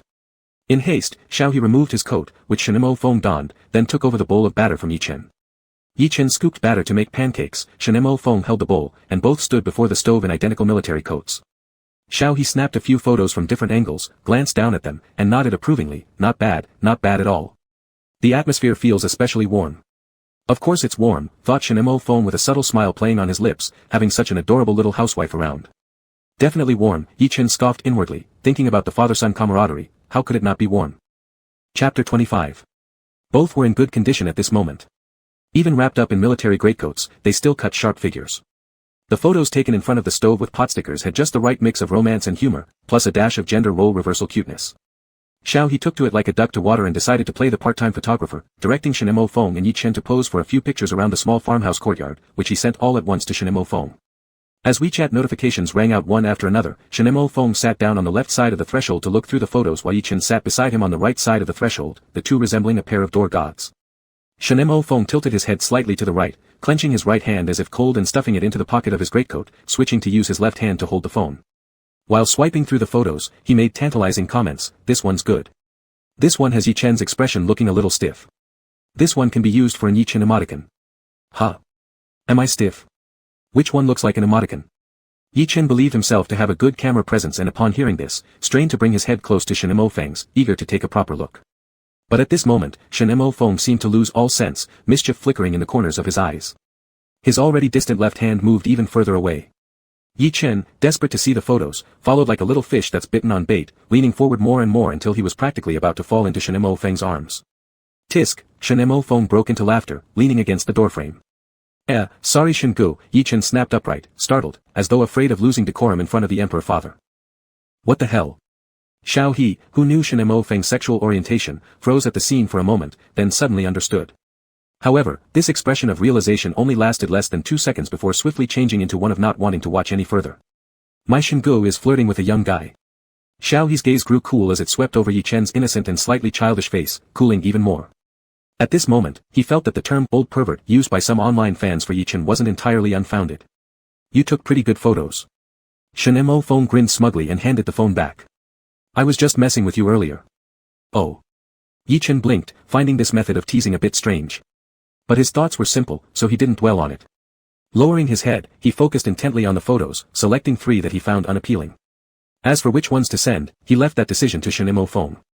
Shinemo Feng smiled and lit a cigarette as he posted on Weibo. The text of this Weibo post was extremely concise, just 2 words and an ellipsis, seeming to imply something deeper. Shinemo Feng v. me and. Despite the brevity of the words, these CP fans were quick-witted. An ordinary person might need a hint, but CP fans don't even need one, they're naturally quick-witted. Within the blink of an eye, Shinemo Feng's comments section was flooded, with countless variations filling in the blanks. Little wife, right? And my wife. My life with my treasured baby wife Yi Chen in the countryside. That evening, the top trending topic was, #me and #. These fangirls sure have wild imaginations, thought Yi Chen honestly. You don't understand the bond between Shingu and me. Fortunately, after the initial wave of jubilation, attention began to shift to other aspects. These photos contained rich content. One showed Shinemo Feng pretending to chop firewood while Yi Chen was nearby using a grass cutter to slice pig feed, another depicted both crouching in front of the stove, Yi Chen obediently resting his hands on his knees while Shinemo Feng stoked the fire, another showed them each cradling a rooster under their arm, chatting and laughing. Rendered in soft light filters and enhanced by the 2 male leads' peak-level handsome faces, the photos conveyed a mix of humorous contrasts and the tranquility of rural life. Suddenly had a bold idea. If Yi Chen and Brother Feng recorded a reality show about their countryside life, it would surely be very entertaining. Once this comment appeared, many others agreed in its replies. Wow. Now I want to watch. Agreed +1. This should happen. I can promise I'll be grinning like a proud mother watching them chop wood all day long. As the voices of the fans in the comments section grew louder, Yi Chen paid no mind. After browsing Weibo for a while, he put the phone away because first of all, he needed to keep an eye on the chicken stew simmering in the pot. Second of all, he didn't want to waste his mobile data. The chestnut stewed chicken and pot stickers in the large iron pot were ready to eat. Yi Chen served up a large plate of stewed chicken and scooped off a small portion of pot stickers, then carefully closed the lid and carried the meal inside to set it on the low table by the Kong bed, inviting Shinemo Feng to come in and eat. As soon as the two had stepped into the inner room, the hidden divine beast babies swarmed towards the stove, each holding a small bowl, ready to take over the leftover half-pot of stewed chicken. The kitchen range was high, and the elder brother Cheongchi flapped his wings to perch on the edge of the iron pot. He received the bowls passed up from below, placing 2 pot stickers in each bowl and ladling a large scoop of chestnut stewed chicken. After serving one bowl after another to the little divine beast babies, he took Phoenix Baby's portion to the West Wing room, living up to the title of elder brother. Inside the room, Yi Chen and Shinemo Feng sat cross-legged on the heated Kong bed, facing each other for dinner. On the plate, the small chunks of spiritual chicken had absorbed all the soup juices. The chicken skin and meat, white before being put in the pot, turned caramel-like in color upon cooking. A single bite revealed incredibly rich and tender flesh.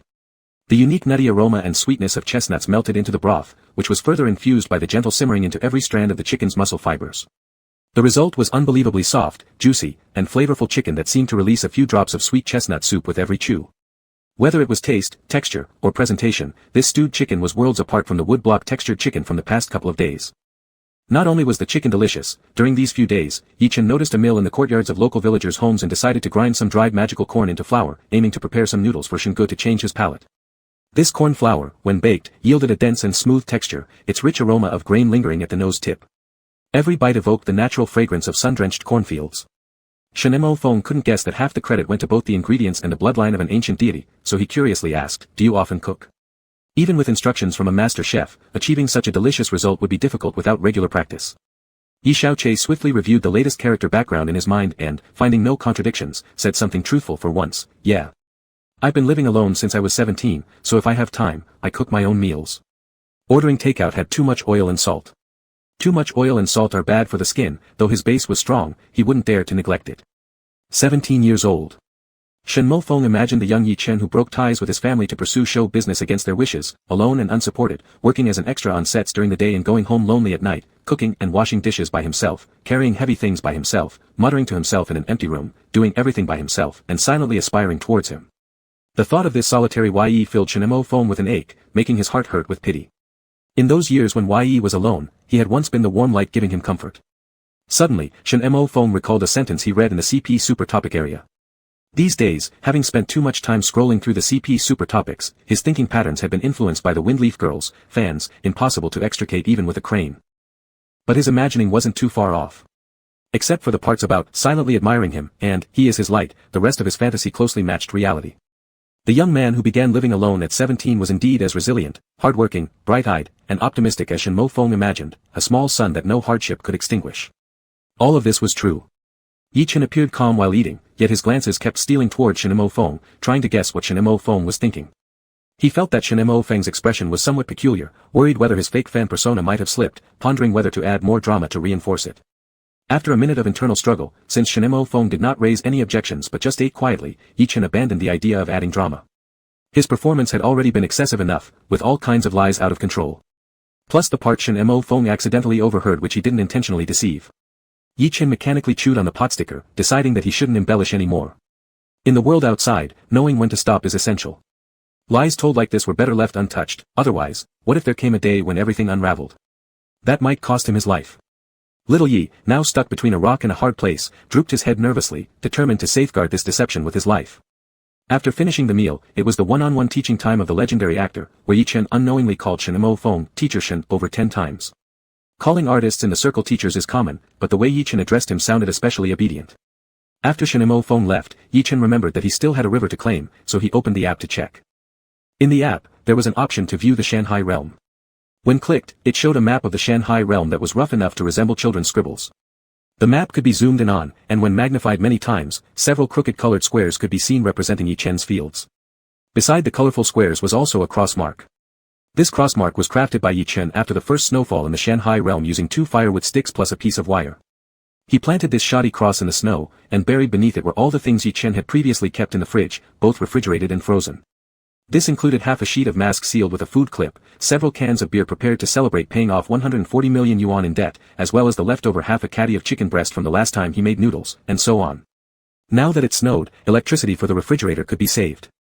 A poor boy would not miss any gift from nature, including snow. When he clicked on the Shanghai Realm overview, this time, Yi-Chen saw a new vertical bar on the right side of the map, resembling a list of props. In the bar was an icon shaped like a pond, with 2 small characters, 1 water, below it. According to the prompt, Yi-Chen placed his fingertip on the pond icon, dragged it near the vegetable patch on the map, and then let go. Realm Spirit, once confirmed, the position cannot be changed. Would you like to place the 1 water here? Yi-Chen, yes. Thus, the crude map gained a similarly rough pond. The placement process was surprisingly careless and effortless, making Yi-Chen suspicious if the realm spirit was pulling his leg. Untrusting of this unreliable spirit, Yi-Chen wrapped himself in his military overcoat and returned to the Shanghai realm to verify the authenticity. Sure enough, there was a pond about 20 meters away from the vegetable patch. The pond's diameter was roughly 30 to 40 meters, sunken into the ground covered by patches of melting snow.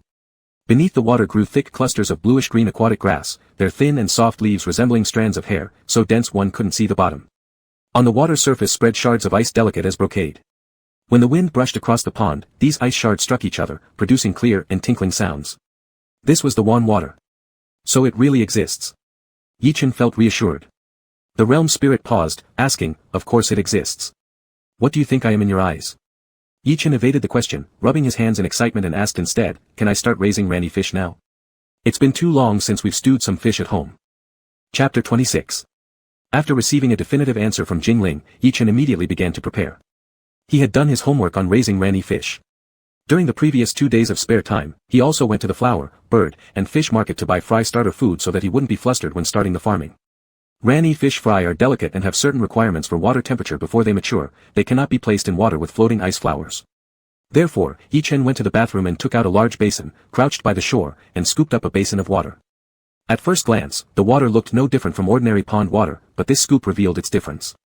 The water in the basin was light blue, its texture resembling uncoagulated jelly, somewhere between water and glue, greatly differing from the concept of pond water held by ordinary people. No wonder the ranny fish couldn't survive outside of this water. After finishing fetching the water, Yichen carried the basin into the west annex room. Among the chicken flock, the disheveled baby phoenix saw him and immediately turned around with a squawk, presenting its plump bird but to him. How infuriating. Phoenix. Yichen, with thickened skin, moved to the front of the baby phoenix and grinned mischievously as he said, can I borrow some fire? The baby phoenix made another swift turn and continued to face Yichen with its backside, chi meow. But Phoenix was still angry. Yichen sighed and gently cradled the little fat bird in his palm, holding it above the water basin, saying softly, it's all Big Brother's fault. One eye of the baby phoenix closed while the other remained open as it tilted its little head and glanced at Yichen with disdain, deciding that it would take 3 full minutes of being cajoled before it cooled off. I am a bad older brother, letting little Phoenix watch chickens.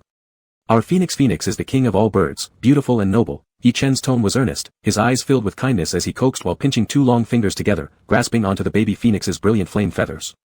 He gave it a gentle stroke, producing a small fiery orb that slowly sank into the water and sizzled out. Within just less than 3 seconds after the flames were wiped away, the fire rekindled. Yichen. Stroke by stroke, he finished the left side and moved on to the right. Immersed in the compliments, the baby phoenix enjoyed itself immensely with its black bead-like eyes slightly closed, allowing Yichen to harvest its pure fire. This absurd demeanor, lost in flattery and subsequently letting someone reap all benefits, was eerily similar to Shinmo Feng. If not for the species mismatch, Yichen almost suspected that this chubby baby bird could be his brother Shin's offspring. Fireballs crackled and splashed like rain. Not only could the true fire of the phoenix increase the water temperature, but it could also effectively eliminate various disease-causing microorganisms, protecting the delicate fish fry from sickness. Sprinkling some phoenix fire saved the cost of purchasing fish pond disinfectant. Others might at most pull wool over their eyes, yet I pull phoenix feathers. Suppressing his laughter with lips tightly pursed, Yichen showed absolutely no conscience. When he had borrowed enough phoenix fire, Yichen put down the baby phoenix and fished out a chocolate bar from his trouser pocket. After unwrapping it and placing it on the ground, he sincerely said, this chocolate is to apologize to young Phoenix. Chi meow. That seemed about right. The baby phoenix walked over proudly, pecking at the chocolate. And so, Yichen silently tiptoed away with the basin. 3 minutes later. As the baby phoenix's intelligence gradually returned, it sat regally in the chicken coop. Its little eyes flashed fiercely as its expression became solemn. It realized that what had just transpired in those few minutes was definitely not simple. Chi meow. Chi meow. Chi meow. If human brother knows how to repent so well, then why is Phoenix still locked inside a chicken coop? Why? Yichen arrived at the east annex room with the water basin, where bubbles containing ranny fish fry drifted leisurely downward. Yichen burst the bubbles and poured out 2 pairs of fry. The ranny fish is born finless with 6 legs, its flesh having the effect of making one free from nightmares. These fry were approximately half the length of Yichen's hand, with 4 muscular thighs on their bellies and a pair of arms. Yes, a pair of arm-like structures that apparently replaced fins. Upon seeing the ranny fish fry, Yichen suddenly remembered an extremely popular online salted fish emoticon, which had legs. This ranny fish was surprisingly similar to that salted fish emoticon, wildly magical. Yichen carefully put the 4 tiny fry into the water basin. They spread out their 4 strong thighs and dashed madly across the bottom of the basin. Trotting. Trotting. A robust rhythm echoed as these fish played merrily in shallow waters. Never before had Yichen known that fish playing in shallow waters could produce such a sound. With great reverence, Yichen saluted toward the water basin and exclaimed, Fish brother, you're incredible. Pour a cup of fish food for fish brother, Yichen murmured to himself joyfully, then took out the fish fry starter food he had bought earlier, pouring a capful into the basin. Due to the high density of the water and the extremely light starter food that wouldn't sink, the baby ranny fish started using their 2 front arms and 4 hind legs in a frog stroke swimming motion toward the surface of the basin to fight for food. The fish were doing the frog stroke. Ha ha ha. What the hell is this? Yi Chen was completely captivated by this absurd scene. He squatted by the basin laughing like an idiot and watched for a full 10 minutes before reluctantly tearing himself away. Then he carried the basin into the West Annex room where it was warm as springtime. Previously, he had lied to Shen Mo Feng about having a greenhouse at home. This time, however, there was one for real, heated up by Phoenix. Its classiness easily surpassed all other greenhouses in the world. So I'm not much of a liar after all, thought Yi Chen as he comforted himself. He placed the basin on the Kong bed and used Fushi's power to intimidate the over 100 chickens, warning them not to touch the face basin or they'd be mercilessly slaughtered. Though even if they didn't mess with it, once they grew fat enough, they'd still be slaughtered. Phoenix, don't you dare mess around, Yi Chen poked the baby Phoenix, who was still deep in confusion. If you ruin the fry, then you won't have any fish to eat. The baby Phoenix frowned its little brows, chi meow. Phoenix feels that you humans are kind of sneaky. Huh. Can't understand you. Yi Chen took a few steps back and zipped out of the door. After the first snowfall in the present era, the mountain temperature plummeted drastically. As the temperature dropped sharply, Shen Mo Feng's breathing system that had long suffered from nicotine abuse started causing trouble. That day, he needed to film a highly emotional scene involving a 0.4 length monologue, which wasn't too long but required yelling in some parts. Renowned for passing every take, Emperor Shen was being tormented by today's sudden cold air. His vocal cords, not yet adapted to this temperature, were uncooperative during the intense moments, leading him into uncontrollable fits of coughing and cracking his voice.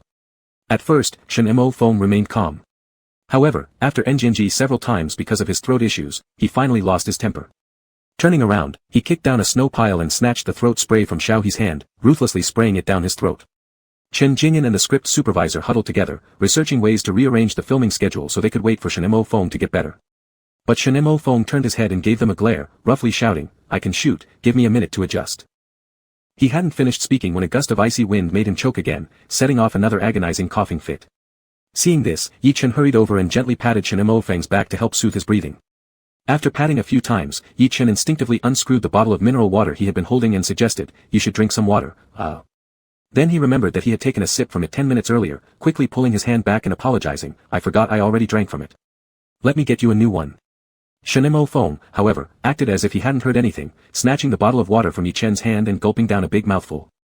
Xiao He reached out to take the remaining water from Shen Mo Feng, but Shen Mo Feng handed the empty bottle back to Yi Chen without even glancing at Xiao He. Xiao He's eyes suddenly became sharp. Am I overthinking it, imagining Shen Ge being too flirtatious, or is he actually that flirtatious? Are you feeling any better? Yi Chen asked softly, his bright eyes darting to meet Shen Mo Feng's gaze exactly as he looked down. Seeing Shen Mo Feng's expression relatively gentle, Yi Chen slyly extended 2 fingers toward Shen Mo Feng's hand, cautiously prying the throat spray from his grip. Shen Mo Feng did not resist and let him take it. Yi Chen let out a quiet sigh of relief, gently persuading him in the tone one might use for a volatile elderly father with dementia, "Don't overuse it, it's still medicine. Why don't you go inside the car and warm yourself up a bit?" Throughout, Shen Mo Feng silently glared at him, his lips slightly curling with both irritation and amusement. A moment later, he relented, saying, "Yeah." Xiao He also exhaled deeply, looking very much like the eldest son who has successfully calmed down his beloved but stubborn old father thanks to the youngest son. The three got into the warm limousine, where Shen Mo Feng opened a new bottle of mineral water and sipped it slowly. No one spoke in the car. Taking the opportunity, elder brother Xiao He began complaining to the favorite youngest brother, the temperature dropped suddenly these last few days. Shen Ji's vocal condition hasn't been good, and he coughs so hard he sleeps really late into the night. Plus, he smokes a pack a day, and the cough suppressant drugs have become his daily meals recently. Upon hearing this, Shen Mo Feng suddenly felt quite uncomfortable with his shortcomings being revealed. He lazily glanced sideways at Xiao He, his words carrying a hint of threat, "And you're telling Yi Chen this?" Little He, with a strong survival instinct, quickly added the second half of his sentence to save his life, "Tell brother Shen, he should smoke less. We're not shooting night scenes these days, so he doesn't need to stay awake. If he could cut down by half a pack per day, that'd be great. He won't listen to me when I say it." Implying that Shen Mo Feng would listen to Yi Chen. Shen Mo Feng picked up on the subtle hint in Little He's words and let out an eerie chuckle. All traces of annoyance disappeared instantly, replaced with an approving look in his eyes. A split second later, he even sent Little He a barely noticeable smile. Little He responded with a fake grin. Normally, Shen Mo Feng wouldn't tolerate being nagged about smoking less or drinking more water. However, if it were coming from his little junior, that voice, clear and bright, soft yet gentle. Shen Mo Feng gave a low chuckle to himself, thinking that even if Yi Chen scolded him in that tone, he'd likely enjoy it immensely. Aha! Though Yi Chen didn't fully understand why what he couldn't persuade Shinemo Feng to do, he could, but still followed through earnestly. He turned to Shinemo Feng, using the clear tone Shin was waiting eagerly to hear. Brother Shen, can you try to smoke less? It's not because I want to nag. The main reason is that your body really can't handle it. Coughing affects your sleep, creating a vicious cycle. A faint smile curved Shinemo Feng's lips as he unusually refrained from interrupting this motherly long speech, responding agreeably like a Buddha. Alright, I'll smoke less in the future. My brother Shen is actually quite reasonable, thought Yi Chen, who suddenly remembered the spirit-infused pears he previously gifted Shinemo Feng. By the way, did you feel any better after eating the pears I grew? Shinemo Feng paused to think for a moment. Honestly, all he remembered was that the pears were incredibly delicious. Whether or not they alleviated throat discomfort wasn't particularly memorable. I felt it. Since there wasn't much of an impression, Shinemo Feng decided to indulge Yi Chen by replying, they were comfortable. Inside Yi Chen's heart, a small celebration bubbled up. He thought he needed to come up with a plausible excuse to send another batch of pears to Shinemo Feng. The pears on those 4 pear trees were already ripe. He would go to the early market tomorrow and sell half of them, keeping the other half to give to Shinemo Feng. Even if it couldn't cure the problem entirely, at least it wouldn't make him cough so badly that he couldn't sleep. I don't have any scenes tomorrow all day. Brother Shen's birthday is 2 days later, and it's just perfect to prepare the gift then. I'll just say I took a round trip back to the city, 10 hours of driving each way. It's not impossible. With wandering eyes, Yi Chen secretly drafted a plan of filial piety akin to feeding one's parents with fresh meat. What to do? There aren't any pears you planted around here. Shinemo Feng murmured, looking toward Little He and holding out his hand. Where are my cigarettes? You just said you'd smoke less. Little He's composure slightly crumbled. I'm not asking for a cigarette, Shinemo Feng smirked, give it to me. With a sullen face, Little He slapped a pack of cigarettes into Shinemo Feng's hands. Shinemo Feng immediately handed over both the cigarettes and lighter to Yi Chen. Yi Chen blinked in surprise. What is this? Didn't you say I should smoke less? Shinemo Feng teased with amusement gleaming in his eyes. Don't just talk about it, take action. How about monitoring me closely? Little He sighed as he held his forehead, witnessing everything unfold. This was obviously a made-up excuse for Shinemo Feng to tease the younger one. Little He imagined all sorts of tricks and antics Shinemo Feng might employ, groaning inwardly. It was one thing to ask for a cigarette during broad daylight, which was somewhat bearable. But imagine waking someone up at midnight with a craving, slipping into their bed for a smoke. What else could anyone do but wait for the authorities to intervene? All right. Yi Chen, naive and unaware of the underhanded schemes brewing in the minds of the 2 individuals before him, earnestly agreed as he accepted the cigarettes and lighter, setting strict rules with Shinemo Feng as if taking on his duties as a filial grandchild. Then I will keep track of it for you. Half a pack a day, okay? Staring at Yi Chen's serious face, Shinemo Feng almost burst into laughter at how adorable he looked, nodding thoughtlessly, sure. Yi Chen, sincere and straightforward, said, what if you sneakily smoke other cigarettes? You couldn't possibly carry only this pack, so why don't you give all of them to me? Shinemo Feng chuckled amusedly, are you confiscating my property? Yi Chen hastily shook his head, no. Don't misunderstand. Unexpectedly, Shinemo Feng lightly nibbled his lower lip, softening his tone and smiling faintly, why be afraid, it's not like I won't let you confiscate. That tone, so wantonly seductive that it almost overflowed. Brother Shen, oh my poor brother Shen. Little He, standing on the sidelines with crystal clarity, observed it all. How could you suddenly turn so lewd when the boy Yi Chen's tone clearly had undertones of trying to cajole a father figure? Take all the cigarettes in my car and bedroom and give them to Yi Chen. Shinemo Feng turned and instructed Little He. Alright, though Little He didn't dare utter a word, he got off the car with a few cartons of cigarettes. Not even halfway through yet, Shinemo Feng drifted into imagination, sniggering softly, and the entire stash has been handed over. To get a single cigarette in the future will require. Ask your wife for it. He didn't say the second half of the sentence, he just smiled faintly. Yi Chen innocently followed with a confused chuckle, and an avaricious thought quickly darted through his mind. If I could really manage Shinemo Feng's assets, wouldn't that be amazing? With Shinemo Feng's wealth, even if we simply deposited some money in Yue Bao, a Chinese money market fund, the daily returns would be enough to clothe and feed his entire family. Maybe it'd even be enough to save up for buying a tractor. Indeed, when one is poor, one's ambitions grow short. Yi Chen's brain was occupied entirely by fantasies of the potential Yue Bao profits, so he didn't dwell on the ambiguous implication in the earlier words. He lowered his head and carefully tucked away the cigarettes and lighter. Chapter 27. The next day, Yi Chen got up before dawn. He took the car keys he borrowed from Xiao Gao the previous night, and gently gathered the several divine beast babies sleeping in their original forms into his large army coat, preparing to use today's rare free time to prepare Shinemo Feng's birthday gift. After leaving the farmhouse, Yi Chen drove the company car out of the village about a kilometer, then turned off the dirt road through a few twists and turns, parked behind a pile of straw stacks, and faked the impression that he was driving back to the city alone. As a man full of secrets, Yi Chen had to act it out completely. After getting out of the car, Chaos Baby opened an arbitrary door, and Yi Chen returned to the quadrangle courtyard. The several baby creatures cradled in his coat woke up one after another. When they heard about picking the spirit-infused pears, all traces of sleepiness vanished instantly. They all rushed into the Shanghai realm with pots and pans flying, preparing for a feast of cold pears after the harvest. The task of picking fruits was something the babies were already very familiar with, so Yiqing didn't interfere. He planned to go to the chicken coop first to collect eggs, feed them, and clean the chicken droppings. But as soon as he reached the West Wing house door, he heard a chaotic chorus of chirps inside. Yiqing startled, assuming that there might be a fight among the chickens, so he rushed in hurriedly, only to see the phoenix baby playing catch the chickens with the chickens. A leading old hen at the front followed by a string of half-grown chicks. The phoenix baby flapped its short wings while dashing around, chirping loudly in laughter. The chicks also squawked happily, creating a scene full of harmony and affection. Yiqing blinked. Chirp meow. The phoenix baby appeared shocked, quickly doing a 180-degree spin and jumping, its fluffy rear facing Yiqing in embarrassment as it chirped, chirp, chirp meow. Phoenix is upset. Not playing games. Yiqing suppressed his laughter, walking silently to the table to pick up the two ranny fish collapsed on it and threw them back into the basin. Ranny fish are lively and love jumping around, and their well-developed leg muscles often make them accidentally leap out of the shallow wash basin. These past few days, Yiqing had to repeatedly place the stranded ranny fish back into the water multiple times. Yiqing remembered the scene when he first saw the ranny fish leaping out of the basin. It was a male ranny fish. Having struggled tirelessly but still unable to jump back into the basin, it seemed to have decided to conserve its strength for rescue. Perhaps due to physiological instincts, it assumed the Slavic squat popular among Russian youths, its tail, sitting, on the tabletop, for muscular legs instinctively forming a perfect squat without any learning involved, both forearms lazily resting on its knees. It presented such a hypnotic image that Yiqing almost felt like offering it a cigarette and fetching a hot water basin to soak its feet. When Yiqing first saw the juvenile ranny fish, he thought the arms and legs were physiologically uncomfortable, even worrying that they might grow body hair once matured. However, as the juvenile fish developed, the pair of human-like forearms soon transformed into wings, and the shape of the forelegs gradually resembled chicken legs more, and there was absolutely no leg hair. Thus, the edibility factor of the ranny fish greatly increased.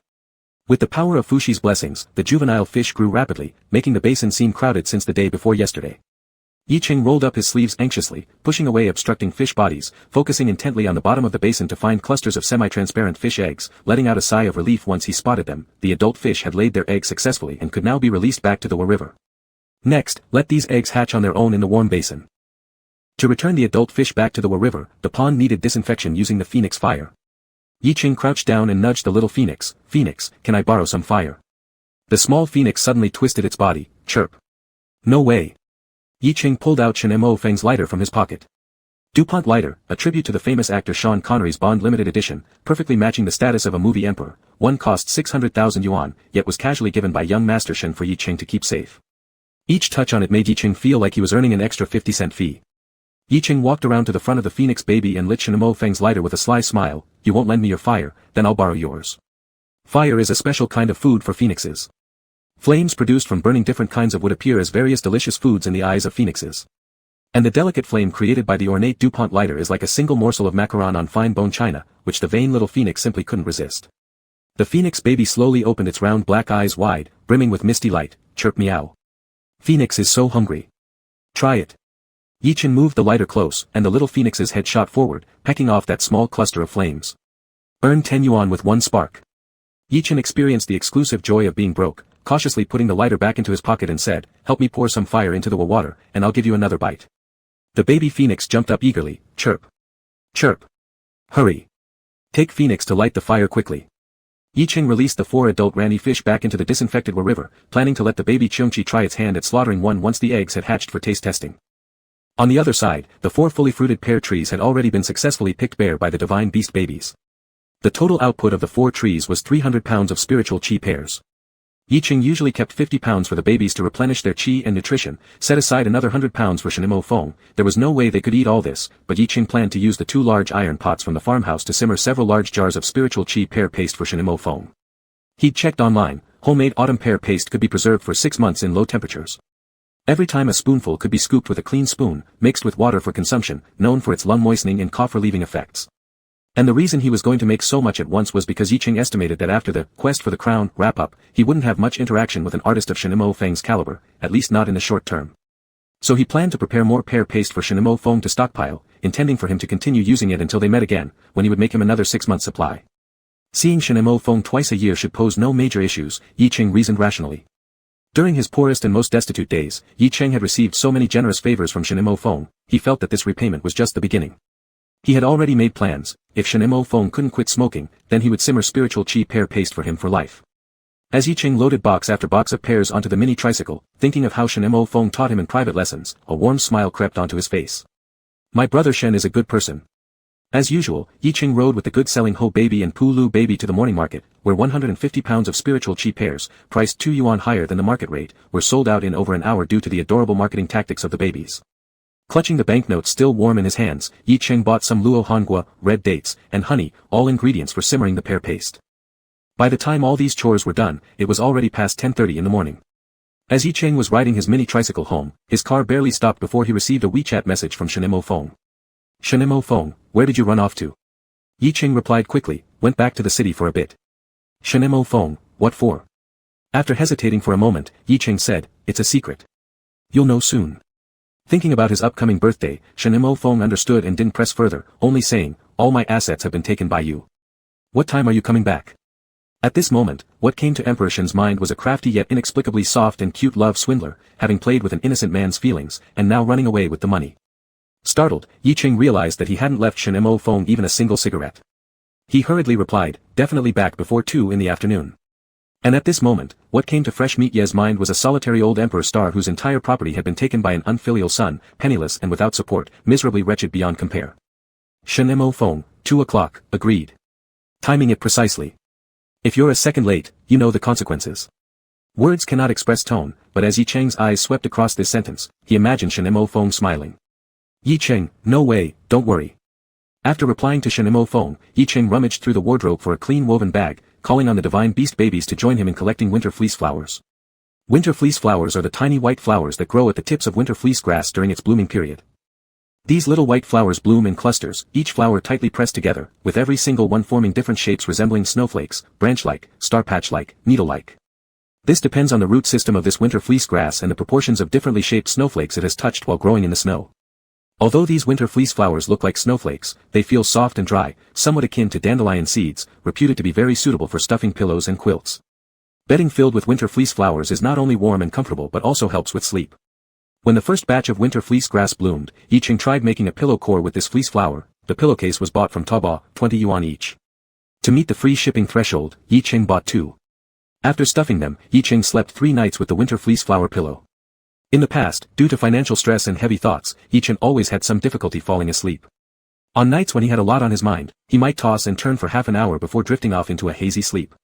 However, in the last few days since switching to the winter fleece flower pillow, within 3 minutes of lying down, he would lose consciousness in a serene snow-like fragrance. Even if he slept only 6 hours, he still woke up refreshed and invigorated. The divine beast babies had no use for this pillow. The little ones had no worries or insomnia troubles. They could catch up on sleep without being worn out by having to work for money every day. Yi Cheng planned to stuff a pillow core as a gift for Shen Mo Feng, to serve as his birthday present. After bending over to pick winter fleece flowers for a while, Yi Cheng stood up to stretch and pound his back. The divine beast babies, being shorter, didn't have to bend over to pick the flowers, giving them an advantage, and thus they were picking much faster than Yi Cheng. Having picked enough winter fleece flowers for one pillow, Yi Cheng tightened the woven bag's mouth, returned home, and quickly stuffed a pillow core with the winter fleece flowers. This pillow, from the pillowcase to the filling, was exactly the same as the one he was currently using. 2 identical outfits are called couples wear. 2 identical pillows, perhaps they could be called parent-child pillows. Chapter 28. Yi Cheng finished filling the winter velvet flower pillow core and slipped on a pillowcase that came as a gift from the Taobao seller. Both the fabric of the pillowcase and the pillow core were standard issue white cotton, unremarkable but not wrong. Yi Cheng didn't bring it up, and others wouldn't deliberately assume it to be cheap. After arranging the pillow, Yi Cheng tied a cross-shaped bow on it with a satin ribbon bought for 10 bucks and 8 cents on Taobao, then placed the pillow in a gift tote purchased for 9 blocks and 5. The satin ribbon and the gift bag matched. The base color was a starry gradient from pitch black to dark blue, dotted sparsely with fine pale marble-like veins, creating a dreamy yet stately impression. Yi Cheng had burned about 30 trillion units of mobile data and spent over half an hour choosing this, fearing that the floral pattern of the gift packaging might reveal his newfound penury. Before his overnight plunge into poverty, Yi Cheng was also a decent-looking person. Even in dire straits, the birthday present had to appear presentable. He couldn't just shove a bare pillow into Shen Mo's hands. And considering all expenses, buying the winter velvet flower pillow only cost him 40 yuan and 3 jiao. Typically, 40 yuan and 3 jiao could hardly buy such a practical gift. It would have been enough to purchase those so-called guys who received them cried products. After wrapping the pillow, Yi-Chen immediately handled various chores in the fields, finishing everything by 1:30 in the afternoon. About the right time, as Yi-Chen was lifting a box of pears and getting ready to teleport back through the Oni door, a familiar notification tone from the Shanghai Realm app suddenly rang out. Yi-Chen put down the pears, pulled out his phone, and saw that the Realm Spirit had issued a new task. Restoration Task 2, Plant 2000 Spirit Plant Trees. Task Time Limit, 3 months. Completion Reward, Super Bird Rat Cohabitant Mountain Package. The Super Package includes 1 Bird Rat Cohabitant Mountain, 1-way river, and a vein of white jade ore in the eastern part of the mountain. Task Description, the tree species are not specified, any spirit plants helpful for restoring spirit veins count, while mundane world trees do not count toward the task. Task Slogan, stay true to our original aspiration and keep the mission firmly in mind. Please users wholeheartedly dedicate themselves to building ecological civilization in the Shanghai realm. Enter a new era, display a new style. Lucid waters and lush mountains are invaluable assets. For a moment, Yi-Chen stood dumbfounded before sharply realizing the issue at hand. Did you secretly use my data to watch the news? The realm spirit, no. Bull. The description of the task was written verbatim like a news report. Yi-Chen narrowed his eyes shrewdly, went into the settings, turned off all permissions for the Shanghai Realm app, and deleted various video apps to prevent further mishaps. The Realm Spirit sent out a string of protest notifications. After resolving the critical problem, Yi-Chen abruptly drew in a cold breath and belatedly realized, make me plant 2,000 trees within 3 months. Yi-Chen had inventoried them before. The spirit plant trees were preserved in the form of seedlings, with only 1 or 2 saplings per species. Even if he planted them all recklessly, they still wouldn't add up to 2,000 trees. Moreover, each type of tree required different planting methods, fertilizers, nutrients, and maintenance schedules, making it impossible to plant all the saplings at once. The Realm Spirit reminded, after completing this task, the spirit veins will be further repaired, and I will gain enough spirit energy to manifest the Birdrat Cohabitant Mountain. Don't you want this mountain? Yi-Chen carefully examined, there was a vein of white jade in the eastern part of the mountain. Wow. Yi-Chen's frustration at being coerced by the task evaporated instantly. Is there really going to be a mine in my home? Speaking of which, Yi-Chen couldn't help but recall the persona of the little rich master whose family has a mine he had established in front of Gu Qiu to explain the presence of the courtyard house.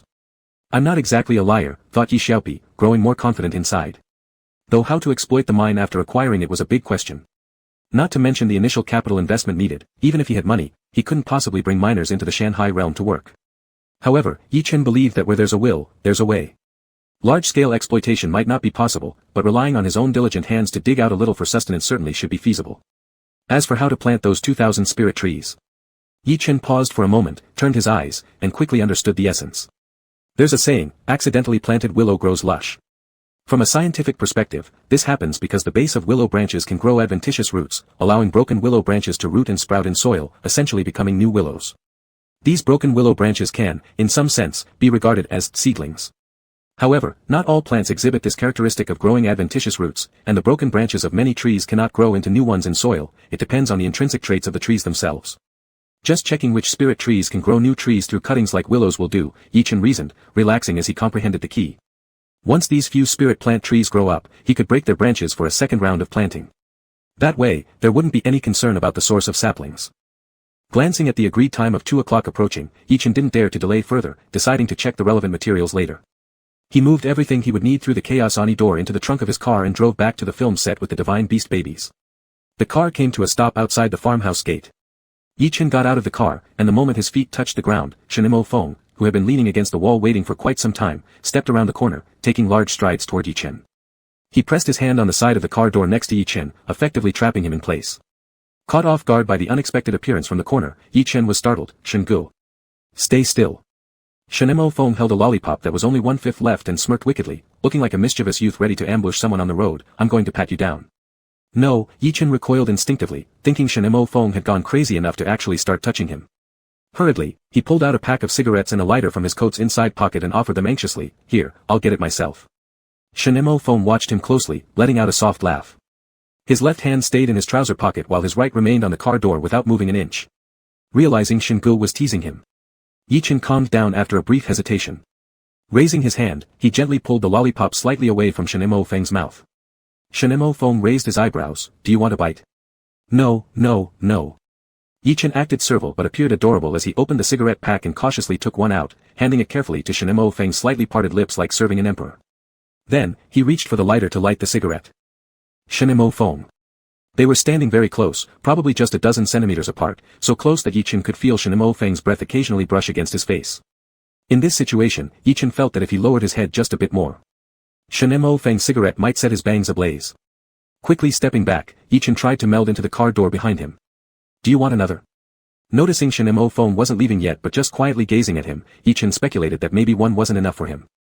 Immediately assuming his role as a butler, he pulled out another cigarette from the box, offering it with due seriousness. Then, let me advance you one. Shen Mo Feng hesitated, tilted his face, and muffled a laugh while biting the cigarette but didn't accept it.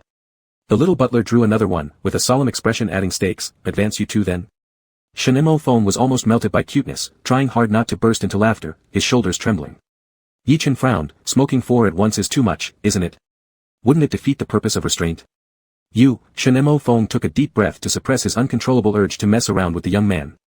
Swatting away the three offered cigarettes and removing his hand from the car door, he made an effort to shift focus, asking, what did you go back to the city for? Upon hearing this, Yichen turned around, climbed into the car, grabbed the gift bag sitting on the passenger seat, and handed it over to Shen Mo Feng, explaining earnestly, happy early birthday. I originally planned to give it to you on your birthday, but considering your recent sleeping problems, I thought you should start using it as soon as possible. Yichen hesitated whether he should fabricate a lie, saying it was a top-tier international pillow worth tens of thousands, making it sound less shabby and likely attracting Shen Mo Feng's attention instead of leaving it unused and gathering dust. However, before he could blurt out this smooth lie, he swallowed it back. Forget it. Yi Xiaopi patted his chest, feeling a twinge of guilt. There's no need to lie to brother Shen anymore, he had deceived him enough already. Shen Mo Feng looked at the paper bag holding the gift and the satin ribbon tied around the pillow. The wrapping colors were beautiful, but instinctively, a faint note of discordance caught his attention. It was something akin to a throat-tightening aura, the overly elaborate covering of poverty, the patches concealed under lavish folds of a dress. But it was just a fleeting intuition. This pillow is handmade by me, Yichen said. That hint of uneasiness in Shen Mo Feng immediately dissipated upon hearing this revelation, as surprise quickly replaced it. Made by you? Yeah, the filling inside this pillow is a kind of herb planted in my courtyard. Yichen's confidence faltered under fear of being judged by Shen Mo Feng, softening his tone considerably. I use this exact same kind myself. He emphasized their similarity purely for the sake of example, to underline its effectiveness. Shen Mo Feng's dark eyes suddenly lit up, forgetting all else. Yichen continued, this herb inside the pillow has great sleep-inducing effects and a pleasant smell. You must try it tonight. As soon as you touch the pillow, you'll fall asleep within 3 minutes, guaranteed. If you don't fall asleep within 3 minutes, then you. He must have gotten used to talking like a street vendor from selling vegetables in the early market. By the time he reached this point, he instinctively emphasized his words, wanting to throw out phrases like, come to me if you've got a problem, or I'll give you your money back, but luckily, he realized the situation was off before the words left his mouth and swallowed them back quickly. Shen Mo Feng's chest moved up and down rapidly as he quietly urged, what will happen if I do? Yichen licked his lips and responded with no confidence, then you just wait 3 more minutes. Shen Mo Feng chuckled. Yichen. Thank you. Shen Mo Feng smiled and lifted his hand to lightly pat Yichen's head, good job, little one. After being serious for just 3 seconds, Shen Mo Feng couldn't help teasing Yichen, other than pillows, can you make anything else? If the pillow makes you comfortable, I'll also make you a quilt and a mattress filled with the same herb, Yichen answered obediently. Such a good little wife. Shen Mo Feng raised his hand to tug at his collar, letting the cold wind inside to cool down while smiling, quilts and mattresses. What about padded jackets, pants, and sweaters? Realizing Shen Mo Feng was teasing him, Yichen didn't dare to respond sarcastically and had to answer honestly, if you really want me to, I'll learn how to make them. Shen Mo Feng became even more interested by his own musings, scarves, gloves, caps. Would you learn to knit? Yichen simply could not understand why giving him a pillow had touched some strange nerve of Shen Mo Feng's. With a determined bite of his lip, he replied, learn. Shen Mo Feng found it amusing, and what about sewing insoles or stitching shoe soles? Would my little wife be willing to learn all that? Glaring at Shen Mo Feng with a deep-seated resentment, Yichen looked like a bundle of grievance. Learn. Who had I offended? Shen Mo Feng almost tore his abs trying to suppress laughter. Thus, in the following half-day, the renowned Emperor Shen spent his time in his room playing with a pillow, losing control over his life completely. Xiao He, who understood everything yet dared not speak up. The kid has already given him a herbal health pillow, and still, my brother Shen indulges himself here. Is it only when the kid gives a pair of antique walnuts that my brother Shen will adjust their relationship? Chapter 29. Yichen spent 2 days boiling 100 caddies of pears, pouring the syrup into previously prepared sealed jars that filled 3 liters. Coincidentally, this day was Shen Mo Feng's birthday. In the evening after the film crew wrapped up work, Yichen removed his makeup, changed into regular clothes, and carried 3 large sealed bottles to find Shen Mo Feng. Although Master Shen had many affairs, he wasn't busy with every single aspect. Birthdays, for example, he was too lazy to make a fuss over. Everything proceeded as usual. The Life production manager tried to organize a celebration by slaughtering chickens but was turned down by him. The only difference from his usual day today was an increase in phone calls and WeChat messages. When Yi-Chen entered, Shenemo phone was on a call. He was thanking the caller for their birthday wishes, speaking politely yet distant, sparing words, "Thank you, alright." As Shenemo phone continued his call, he cast a glance at Yi-Chen. Yi-Chen held all 3 big jars close to his chest, looking utterly proud, like the leader of a group of squirrels who had just triumphed in gathering winter provisions. Shenemo phone turned his gaze away, and smiled. Meanwhile, Yi-Chen was slightly anxious hearing Shenemo Feng's cold tone while talking to others, assuming that Shenemo Feng might be in a bad mood. But this concern vanished quickly when the next phrase out of Shenemo Feng's mouth warmed up, spoken with a smile, "Yeah, good, see you." "What is this?" Shenemo Feng said, putting his phone away. Yi-Chen placed the big bottles on the table and said, "Autumn pear syrup, good for coughs, made from pears grown in my family garden." Shenemo Feng looked surprised, "Pears from your family?" Yi-Chen nodded, "I picked them up when I went back to the city the other day. They were all packed in the trunk, you must not have noticed. Each time, you take a spoonful with a regular soup spoon, it has to be clean, so no bacteria can grow inside. Then add water, mix well, and drink. It truly works for coughs." "1 spoon each time," Shenemo Feng chuckled, "You've made so much." Shenemo Feng believed that the autumn pear syrup made by Yi-Chen was effective. After all, he had already tried the pillow gifted by Yi-Chen, falling unconscious within 3 minutes was no exaggeration. It can be preserved for half a year under low temperature, and it's not excessive. Yi-Chen gave detailed instructions, "Once you're home, transfer it into smaller bottles. You can carry it with you when shooting outside in the future." He was the male supporting actor with fewer scenes than Shenemo Feng. When the movie was 3/4 through, the young prince he played would die avenging his mother and would also discover a way to expel demons back to the deeper realms at the cost of his own life. Therefore, if filming went smoothly, Yi-Chen's part would be finished in less than half a month, whereas Shenemo Feng would remain for another month. Worried that Shenemo Feng might think he made so much because he found it troublesome, Yi-Chen explained, "Once my part wraps up, it'll be hard for me to meet you again, so I've boiled multiple pots for you as preparation." Saying this, he revealed a cheerful smile typical of a youth, "At least it will last until our next collaboration when I can boil more." Shenemo Feng looked at him. His expression appeared steady, but in reality, his heart was nearly melting. For no particular reason, he remembered a toothpaste advertisement he often saw on TV when he was young. In that ad, a tooth model was immersed in an acidic solution and retrieved after some time. Though its surface seemed clean and firm, it had actually been thoroughly eroded. A performer in a white coat would then gently tap it with a metal spoon, and the model would softly collapse, creating a hole. That softness. So soft that it couldn't withstand a single knock from Yi-Chen's knuckles. But Yi-Chen remained unaware and tapped lightly, smiling and asking, "By the way, Shen brother, what else do you want to eat besides long life noodles? The kitchen can make fried eggplant pockets, braised pork, or stewed bountiful feast. Today, you must choose, don't be polite with me." To celebrate Shen's birthday, Yi-Chen had bought 2 caddies of belly pork from the market early in the morning. Confidently, he knew he could afford anything without hesitation. 1,000 yuan household wouldn't care about this amount of meat money. Shenemo Feng's lips moved slightly as if he wanted to say something. But after a brief moment of looking into Yi-Chen's pure, almost childlike eyes, he resigned himself to a deep breath, forcibly pulling his gaze away from Yi-Chen's lips and killing any improper thoughts before they took root. If he wanted to tie the knot with Yi-Chen, it had to be for life. Giving up halfway would ruin this purity, and Shenemo Feng couldn't forgive himself for that.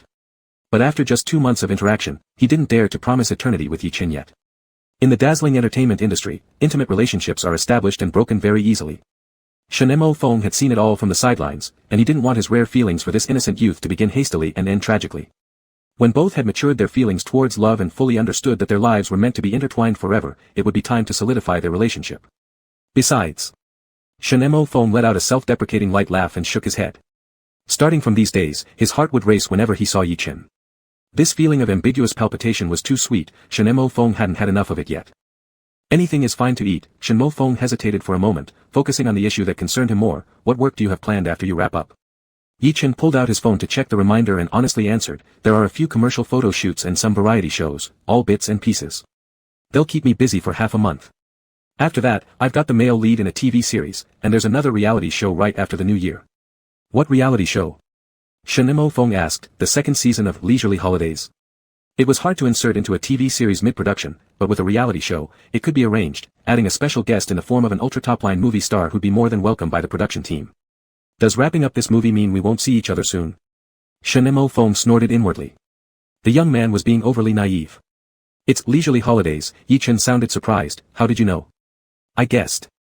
Shenemo Feng gave a light cough, unwilling to tell Yi-Chen that he had been secretly following him even before their second meeting. It was during the shooting of the 1st season of Leisurely Holidays that Yi-Chen met his demise, getting trampled by pigs. Fortunately, that accident was sudden, allowing him a swift death without much suffering or leaving any psychological scars. He even wanted to return to fight back against the pigs properly. Ideally, he'd slay the pigs himself and cook a big pot of ribs to vent his anger. I now have Fushi's bloodline. For a measly wild boar, all it takes is my order, and it'll kneel and surrender. Yi-Chen thought about it and suddenly felt an invigorating rush of revenge as part of his reincarnation. Just, fighting pigs. After finishing dinner and borrowing Shen Feng's skin care products, Yi-Chen smelled fresh and went straight back to his room.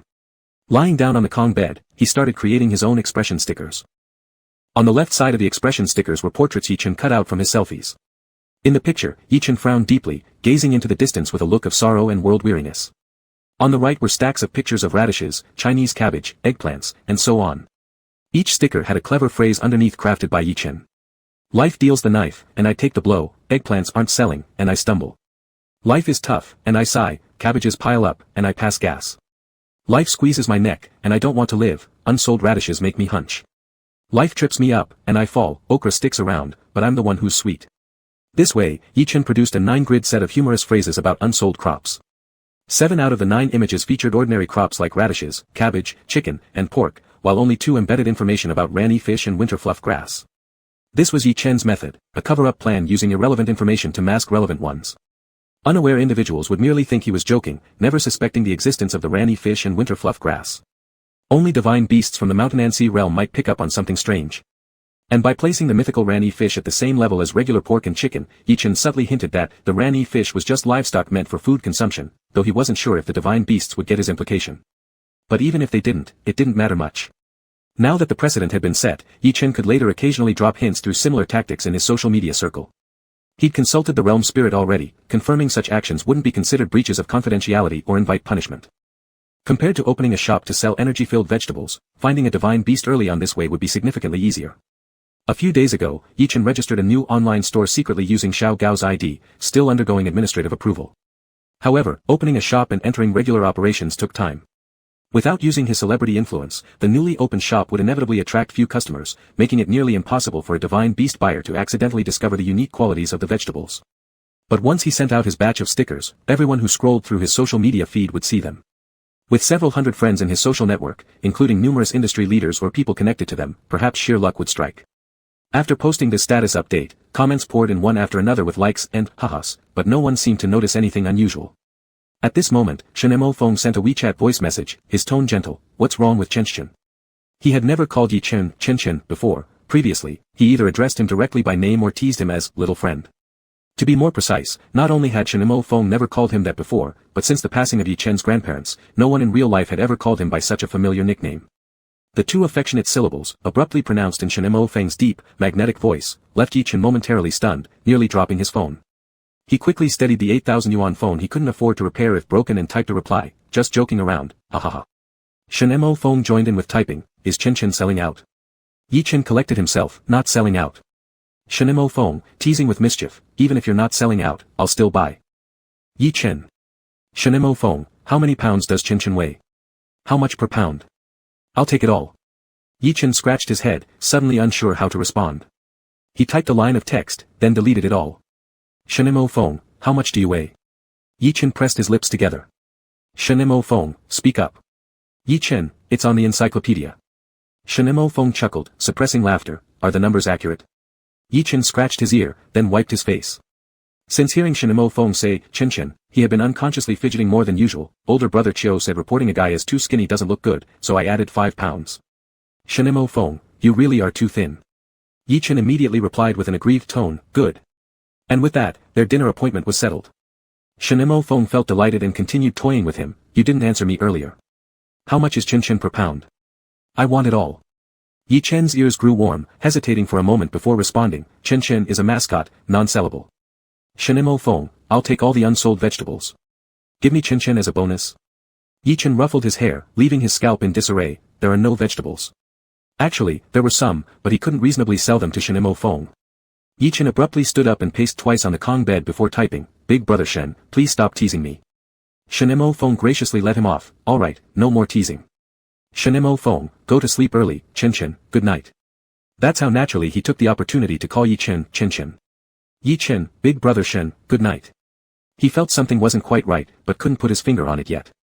Shen Mo Feng's appearance and demeanor gave off an air of decadence akin to a playboy. As such, when he occasionally flirted a bit with Yi Chen wouldn't sense anything unusual, assuming this behavior was typical of Shen Mo Feng. But today, Yi Chen felt Shen Mo Feng's words and actions had subtly crossed a boundary. As he vaguely tried to make sense of everything, his WeChat suddenly buzzed again with a notification. Chapter 30. The message was brief, only 3 words, Ran Yu. Yi Chen's heart raced as he quickly checked the contact name but only saw a Qian person, with a blank profile picture. He didn't know when or who added him. Yi Chen didn't reply right away, instead diving into this Qian's friend circle, finding it empty. Mysterious meant there might be something worth exploring. Yi Chen cautiously replied first, sorry, may I ask who you are? A Qian person, you answer my question first. A Qian person, Ran Yu. Focusing on Ran Yu like this could mean they knew something. Yi Chen hesitated slightly, and asked as briefly as possible, want it? With the situation unclear, he must expose as little information and emotion as possible so that if things went wrong, he could firmly claim it was a joke. A Qian person, real or fake? Just joking around? After struggling for a moment, Yi Chen cheekily responded, guess. A Qian person. A Qian person, I guess, it's real. A Qian person, let's not play riddles anymore. Or you ask me a few questions to see if I can answer, and I'll check through your questions to see what you know. Yi Chen stroked his chin and tested, how many legs does a Ran Yu have? A Qian person, the classic of mountains and seas says 6. Yi Chen kept silent. A Qian person, but actually, it has 4 legs and 2 chicken wings. A Qian person, it runs all over the fish tank in the middle of the night, making people unable to sleep, right? Yi Chen. This is absolutely from experience. A Qian person, right? Yi Chen carefully sent a smiling face emoji and followed up with another question, what effect does dong rong grass have? A Qian person, its flowers can be used for bedding, once touched, it will instantly catch fire, more effective than brain white gold. Yi Chen, who are you? A Qian person, I'd like to ask you the same thing. Who are you? Do you really have the fish? Where did you get it?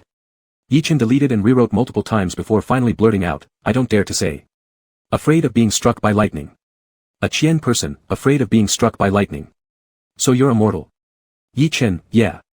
A Qian person, mortals who can be related to these. Are you the new master of the Shanhai realm? Yi Chen gritted his teeth and boldly admitted, A Qian person sent a long string of exclamation marks. Yi Chen, so who exactly are you? A Qian person, divine beast. Yi Chen, then, specifically which one? A Qian person, sorry, this cannot be said yet. Yi Chen understood the caution of the other side since even he himself dared not say too much. Yi Chen, how did I add you? Why don't I remember? The other side fell silent, pondering.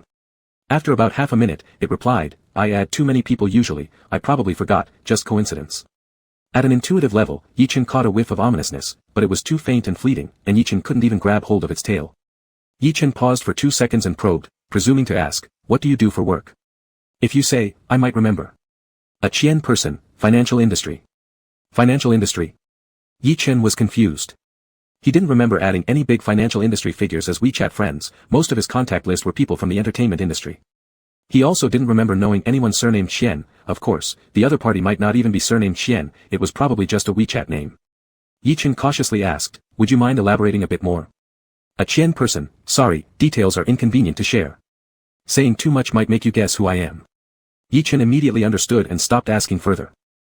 There were quite a few well-known figures in the finance sector, some were regulars in financial magazines with fame no less than idol stars, or even surpassing them. Worrying about revealing details that would allow Yi Chen to guess their identity meant this Qian was without a doubt a prominent figure in the financial world. At this point, poor yet ambitious Xiao Fresh Meat Yi became restless in his thoughts, instantly sketching out a detailed and feasible plan for taking advantage within his mind. His divine beast babies back home had an appetite equal to 1.5 adult humans. How much spiritual plants, chickens, and pigs must a divine beast big shot consume daily? When it came time to sell his crops, forget charging 2 yuan higher per gene above market price, raising it 5 yuan more wouldn't matter at all. Xiao Fresh Meat shamelessly hiked the price by 3 yuan. Would such a divine beast big shot not buy? Impossible. Yi Chen furiously planted flags on his own back. A Qian person, let's do this, when you're free, we'll meet and talk thoroughly. Talking like this isn't convenient. Yi Chen, understandable. They discussed secrets that should not be revealed to mortals. Communicating through electronic devices was unreliable to some extent. Moreover, they didn't trust each other fully yet, a face-to-face meeting would put both parties at ease. After examining his shooting schedule for the past 2 days, Yi Chen typed, can we meet at 7 o'clock tomorrow evening? Qian individual, sure. Yi Chen, where then? Qian individual, you choose. Pick a crowded place. Qian individual, in case you don't trust me, followed by a soft chuckle. Yi Chen hypocritically replied, what are you saying? How could I not trust you? As soon as he said that, he sent over a fancy restaurant notorious for its jaw-droppingly expensive menu and asked, does this work? Qian individual, fine. Tomorrow night at 7. Don't back out. Yi Chen, alright. Indeed, a financial bigwig, upon seeing how costly the restaurant was, didn't even raise an eyebrow.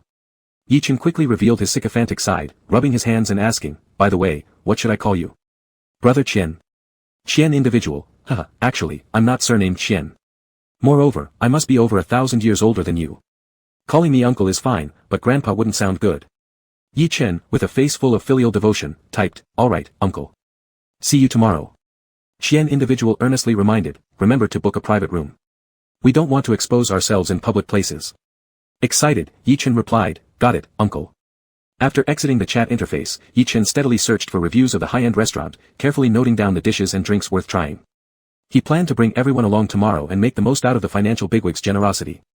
This was probably what they called, sharpening the axe doesn't delay the woodcutting. Smiling contentedly, Yi Chen thought to himself. Meanwhile, Shen Mo Feng in the neighboring farmhouse still hadn't fallen asleep. Not wanting to sleep, he dared not lie on the pillow and just leaned against the wall, scrolling through his phone. His long fingers swiped up once, and the chat history reached its bottom. Good night, brother Shen. Shen Mo Feng let out a light sigh, flipping the record back to the top with a smile playing on his lips. He read each message carefully again, the lingering sweetness of pear paste still on his tongue, and his heart felt as soft as cotton wool. Brother Shen, please don't joke with me like that. After reading the chat from start to finish once more, Shen Mo Feng sat up straighter. When his emotions settled down, he detected a bit of restrained unwillingness in Yi Chen's last words. Tonight, while aimlessly browsing through social media feeds, he happened to see Yi Chen's 9-grid post. The cheeky lines on the memes and Yi Chen's self-portrait imitating an unsold vegetable farmer had made him burst into laughter. Then, the endless mentions of Chen had completely knocked him out, and inadvertently, he flirted too hard. Saying that he wanted to buy Chen, well, those weren't really nice words. Especially in the entertainment industry where keeping a sugar daddy was popular, talking about buying or the price of someone wasn't polite either, it could easily cause misunderstandings. While Shen Mo Feng was dazed during the flirting, he simply continued the conversation based on the meme's context without much consideration. But after flirting, he kept mulling over those suggestive words repeatedly, doing a post-action review, which made him increasingly uneasy. Once thoughts start heading down a certain path, they tend to drift further and further away. A minute later. Shit. Am I insane? Talking to a kid like this? Shen Mo Feng anxiously swept his bangs back, revealing a handsome face that exuded natural charm. Although blessed with a face that could captivate hearts effortlessly in the romantic battlefield, he suffered from a serious lack of practical experience, making his fighting power roughly equal to that of a half-grown chick. So, following one-sided brain dating, Shen Mo Feng mentally knelt down on a wooden washing board, again. The imagination ran wild. Until today, he hadn't been so anxious about Yi Chen. But today some kind of psychological barrier had been crushed. His concern for Yi Chen deepened another level, so much so that even a simple WeChat conversation triggered detailed analysis afterwards. What Shen Mo Feng couldn't possibly imagine was that Yi Chen wasn't brooding at all. Instead, he was joyfully bouncing around on the Kong bed with several divine beast babies. Bouncing around. Our vegetables can be sold at a high price. How baby jumped around while pulling Pu Lu baby, as Hun Dun baby wobbled up and down in the air, and Xiong Qi baby carried Xian Wu baby along to jump with everyone else, trying hard to help Xian Wu baby fit into the group's happy atmosphere. Then brother will pay the heating fee, and Phoenix won't have to look after the chicken coop anymore. Yi Chen's excitement made his cheeks red, eyes shining.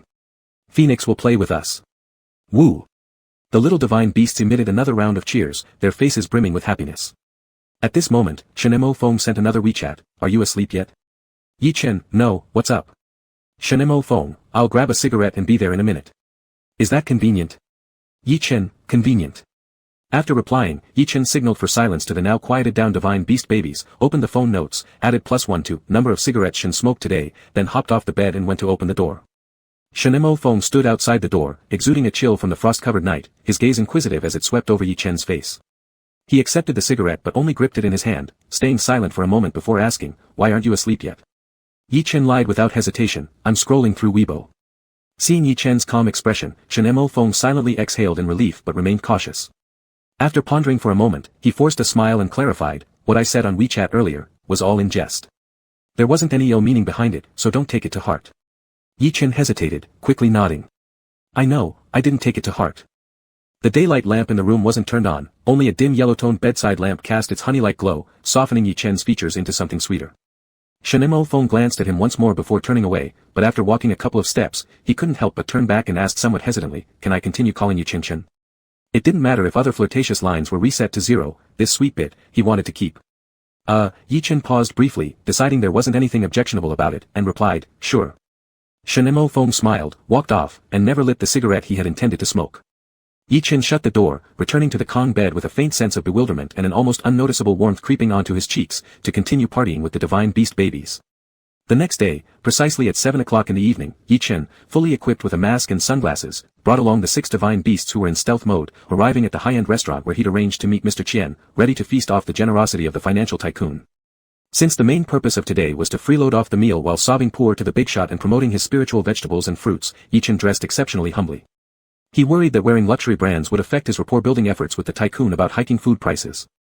Fortunately, the service staff at the high-end restaurant were highly professional and courteously guided Yi Chen toward the reserved private room upon hearing he had made a reservation. As the door to the private room opened, Yi Chen's overly ingratiating smile froze right behind his mask. Chapter 31.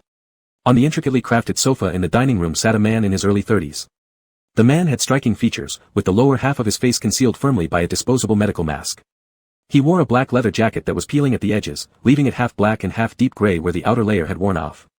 At first glance, he resembled a spotty bald bear. Yi Chen was astonished. Was this the latest fashion trend among financial tycoons? In this instant, Yi Chen vaguely felt the same despair one would feel upon meeting an online lover who turned out to be far from expectations. Impossible, there must be some mistake. Mechanically turning his head away, Yi Chen stepped back 2 paces and asked the waiter in a lowered voice, "Excuse me, did I get the room wrong?" Before the waiter could reply, the man beckoned to him and said, "It's me, the one from WeChat." Yi Chen's mouth twitched slightly. Trailing behind him was a string of little divine beast buns who were clearly visible. Impossible, divine beasts couldn't possibly be so poor, there must be something amiss. He pretended not to notice. Yi Chen, harboring a slim shred of hope, slowly shuffled over and smiled, "Excuse me, are you Mr. Qian from WeChat?" Upon getting closer, Yi Chen noticed that the disposable medical mask worn by Mr. Qian had frayed edges. He touched his own 7/10 new pure cotton Antarctican mask and suddenly felt an odd sense of luxury. "It's me." Mr. Qian glanced over Yi Chen for a moment and then looked at the line of obedient divine beast buns behind him, muttering to himself with relief, "Indeed, the new master of the Shanghai realm. Are you Qiongqi? Ha ha ha, are you Qiongqi?" Baby Qiongqi narrowed his eyes dangerously. "Mr. Qian, pft. Mr. Qian, come over and pinch uncle's cheek." Baby Qiongqi frowned and coldly replied, "No way, my brother said to run as far as possible when seeing weirdos like you." Mr. Qian laughed uncontrollably. "Don't mess with him." Yi Chen hesitated and sat opposite Mr. Qian, identifying his true appearance through the pair of eyes exposed above the mask. Though he wasn't very familiar with the financial world, Yi Chen recognized several big names or distinct personalities. The only financial tycoon in his 30s with a handsome look that matched this description was Zhou Buqiu. Judging by his eyebrows and facial contours, it seemed likely to be him. Zhou Buqiu was a renowned domestic financial mogul rumored to be an orphan without parents, a penniless youngster who entered the finance world filled with business school elites and rich heirs before he was 30. Currently reported to be 33 years old, he was unmarried and single. With astonishing wealth, dashing good looks, and a gentlemanlike demeanor, Zhou Buqiu's popularity soared dramatically in recent years, to the point where even Yi Chen could recognize him from just his eyes alone with about 80% accuracy. Unexpectedly, the apparent Zhou Buqiu interrupted Yi Chen's inquiry and flung a menu toward him at lightning speed, cutting in, "Take a look, I don't care, anything is fine." A flicker passed through Yi Chen's eyes. Among strangers, while acquaintances may have different protocols, it was common for guests to let their host decide the food selections. The host generally took the lead in ordering, and guests merely modestly picked a few dishes themselves. Even if the host wanted to give freedom to the guest, they would typically order 1 or 2 items to give the guest an idea of the price range. In any case, recommending a couple of personal favorites would usually happen. Hence, relinquishing all decision-making power on what to order, refusing to offer even a slight opinion in a group full of unfamiliar people, meant this person didn't plan to pay at all. "Us too, we'll go with whatever." Yi Chen smiled innocently but quickly returned the menu as though it were scorching hot. "You're the elder, please do the honors." He deliberately emphasized these 4 words, "You're the elder," trying to subtly hint at the natural hierarchy between them based on age and experience, placing the other party in the position of primary payer. "I'm just an old man," laughed the moneyed individual, who appeared only in his early 30s, handing the menu again. "How would I know what young people like eating?" Cleverly using his perceived disadvantage in age to turn the situation around and survive. Yi Chen couldn't help but feel like he'd met his match. Thus, these 2 freeloaders went back and forth, passing menus and hidden barbs between them, as the 6 baby divine beasts stood bewildered, looking at each other silently, none daring to utter a sound. 3 minutes later, Yi Chen, unable to withstand the wily old fox any longer, finally gave in. Pulling at his heavily pilly poverty-displaying cashmere sweater, he earnestly asked. Do I look like someone who can afford to pay for this? He then plucked a feather from the seam of his old down jacket and let it float gently onto the table as he emotionally pleaded, my down jacket is practically all jacket and no down left. Uncle. Mr. Qian also kicked out his leg under the table towards Yi Chen, showcasing a pair of shoes that were clearly worn just to play poor. Look at my shoes, with soles coming undone, once they fall off, these shoes will just beat leather, taste that. Yi Chen swiftly turned his head toward the window. I won't taste. An awkward silence hung over the table for about 10 seconds before Yi Chen suddenly saw through the mist and said, Uncle, I understand. You're pretending to be poor, you're testing me, wanting to see if the new master of the Shanghai realm has a pure and good heart untouched by money, right? Afraid of denial, Yi Chen quickly added, I've figured out who you are already. You couldn't possibly lack money, you're Mr. Zhou Buchu. Zhou Buchu chuckled, you're correct, but have you forgotten how we ended up adding each other on WeChat? So, how did I end up adding a big shot like Zhou Buchu? Yi Chen racked his brain trying to recall any memory related to Zhou Buchu, all in vain. Zhou Buchu, now in business mode, said, Dear, could you help me reduce the price of this thermos cup? Zhou Buchu, dear, please help register me on the Rebatatron app. As long as you invite 5 friends to register, you can get a product originally priced at 100 yuan for free. Yi Chen. A certain, or perhaps several WeChat contacts suddenly overlapped with Zhou Buchu's WeChat account. It was back when Yi Chen was still running around various film sets as an extra. There had been a newly emerged shopping app, where products were average in quality but ridiculously cheap.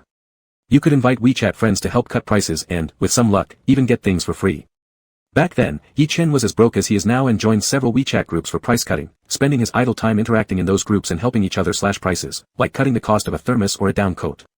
This secondary WeChat account belonging to Zhou Buchu was one Yi Chen added 2 years ago during his tough times.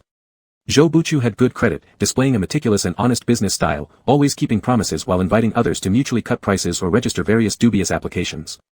When Yi Chen later became a signed artist with Star Galaxy, he purged some of his contacts but seems to have missed Zhou Buchu's secondary account. But. Doubts swirled in Yi Chen's mind like a volcanic eruption. He asked incredulously, you really are Mr. Zhou? You joined a WeChat group using a secondary account? And, why? Because, Zhou Buchu slowly removed his worn-out disposable medical mask and smiled faintly, I am Pai Yao, meaning I only take in. Zhou Buchu, and never give out. Yi Chen's thoughts immediately clarified. Zhou Buchu was actually pronounced similarly to Zhou Buyout. Zhou Buchu placed the disposable medical mask carefully on the table, as if he planned to reuse it for another century. In your mortal language, I'm a miser. Afraid Yi Chen wouldn't believe him, he provided examples. This medical mask was from 5 years ago, gifted by my ex-doctor boyfriend. There were 10 in the box, and I've used 3 so far. Based on the current wear rate, I estimate I'll still have 15 more years of free mask usage. This must be the progenitor of our penny-pinching way of life. Yi Chen slumped on the sofa, breathing out without taking in again. Zhou Buchu, as if not letting Yi Chen die peacefully enough, kindly supplemented, in the previous dynasty, I had a nickname widely known among the common folk and even inspired novels. Even if you haven't read them, you've definitely heard of them. Yi Chen, gasping for breath, muttered, what, novel? Zhou Buchu smiled, the rooster that crows at midnight, Zhou Skinflint. Yi Chen felt the need to die instantly. Your time is so precious, I remember seeing online how much you earn per minute. Yi Chen opened his eyes and grumbled unhappily, the time we spend debating over who pays is probably enough for you to earn 100 times the meal cost. Not the same at all. Zhou Buchu pouted and shook his head forcefully, you're not a Pai Yao, you don't understand the pain of spending money. Even if I make 10 billion this second, the next moment spending 10 yuan feels like slicing flesh from my body. But. Zhou Buchu, forcing a Pai Yao to spend money is like trying to make ducks climb a shelf or pushing mother pigs up a tree. Yi Chen. Zhou Buchu, his face solemn, it's inhumane and simply impossible. But how can you not spend any money? Yi Chen was confused. If you want to earn money, you must invest first. He abruptly choked halfway through the sentence. He remembered that Zhou Buchu worked as a financial advisor, sharp and incisive in analyzing the financial markets, yet never engaged in real investment himself, instead guiding the investment directions of various tycoons and earning from that. Seeing Yi Chen's reaction, Zhou Buchu knew he had figured it out, so no further explanation was necessary. Zhou Buchu smiled faintly, confirming the unspoken guess of Yi Chen, my account doesn't spend, it only accumulates money. What about your daily costs for clothing and food, asked Yi Chen. Zhou Buchu searched around for the napkins on the table, speaking with firmness, if others don't invite me, I simply don't eat. Yi Chen was shocked, is someone inviting you every day? With a look of deep melancholy, Zhou Buchu replied, no, it's been more than a month since anyone invited me, my current identity isn't very useful anymore, I've offended nearly everyone I know, time to transfer assets and switch identities. Then you haven't eaten anything for a month? Yi Chen could hardly believe his ears. I go to the supermarket and sample free trial items, Zhou Buchu said miserly, wearing sunglasses and a baseball cap. A mask won't work, the mouth must be visible. Yichen swayed dizzily and gritted his teeth. I wouldn't even do that at the supermarket. It's too undignified. Zhou Buchu. After a while, Yichen curiously asked, can you eat enough there? You can't just eat at one supermarket all the time. What about transportation fees if you go to supermarkets far from home? Why should I pay transportation fees? I can fly, I don't even own a car. Zhou Buchu rubbed his small abdomen and said, not eating until full is fine, I'm a divine beast and can survive without food for half a year. Eating more in the next meal will suffice. Such control over stomach capacity is literally every bargain hunter's dream. Quietly envying this trait, Yichen recalled Zhou Buchu's public image as a prime bachelor in the diamond category and asked, then where do your clothes come from when you go out? Zhou Buchu smirked proudly. To avoid spending money on clothes, I apprenticed as a tailor many years ago. I can make whatever I want to wear. When others ask, I say these were specially made by a tailor, saving face. No one would have guessed that the tailor Zhou Buchu referred to was actually himself. While feeling profound respect, Yichen couldn't help but reflect on his own seemingly extravagant spending. You're more thrifty than me. I buy directly from street vendors. If you can make your own clothes, why do you still wear such rags? This is my battle robe, Zhou Buchu chuckled, dedicated for mooching meals, worn for over 30 years, accompanying me through 5 different identities. With me dressed like this, who dares to let me pay the bill? It's only you, your thick skin might soon rival mine. Yichen chuckled and patted his cheek self-consciously, rather proud as though it was a compliment. Zhou Buchu. But surely you cannot completely avoid spending any money. Yichen tried to find loopholes in the other's words. On Pinduoduo, it's impossible to get everything down to 0 yuan. You'd have to spend at least a little. I can spend money, Zhou Buchu admitted candidly, but only in situations where I'm getting an enormous bargain. Otherwise, I'd rather die than let my money flow out. The house I currently live in, I bought 30 years ago at an ultra-low price because it was haunted. It was famous across villages and towns. On my first night there, I ate the ghost, hee. Instantly, Yichen worried about his spirit plant business.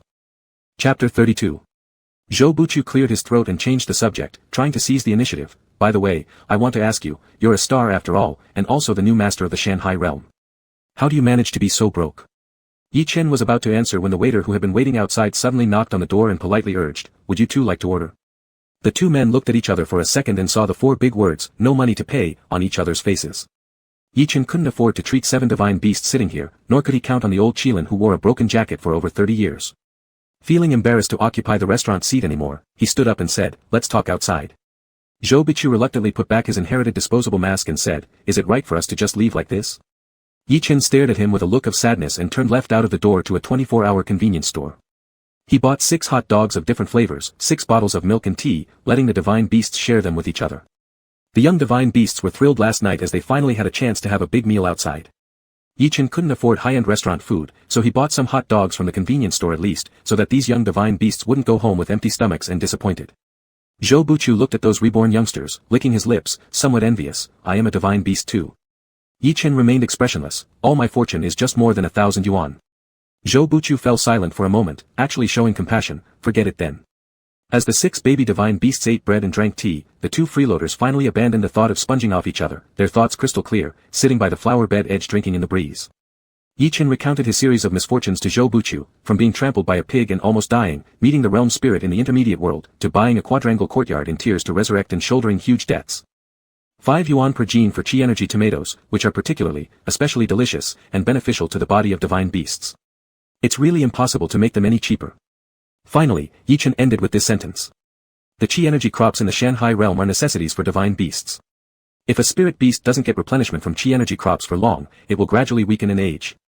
However, this weakening is a quite long and reversible process. Therefore, Zhou Buchu wasn't worried. 5 yuan per gene. Zhou Buchu clutched his chest tightly and hissed, you're asking for the life of a millennium-old elder. Is 5 yuan expensive? Yichen also clutched his chest tightly, suffering greatly. Isn't the life of a 19-year-old boy not a life? You don't understand the pain of a Qilin spending money. Zhou Buchu was curled up in pain due to the price of tomatoes at 5 yuan per gene, sell them cheaper then. For 4.5 yuan per gene, Yichen made a concession. A financial tycoon who was storming the business world quibbled about the price of tomatoes. For 1 yuan per gene, make a little profit and that's enough.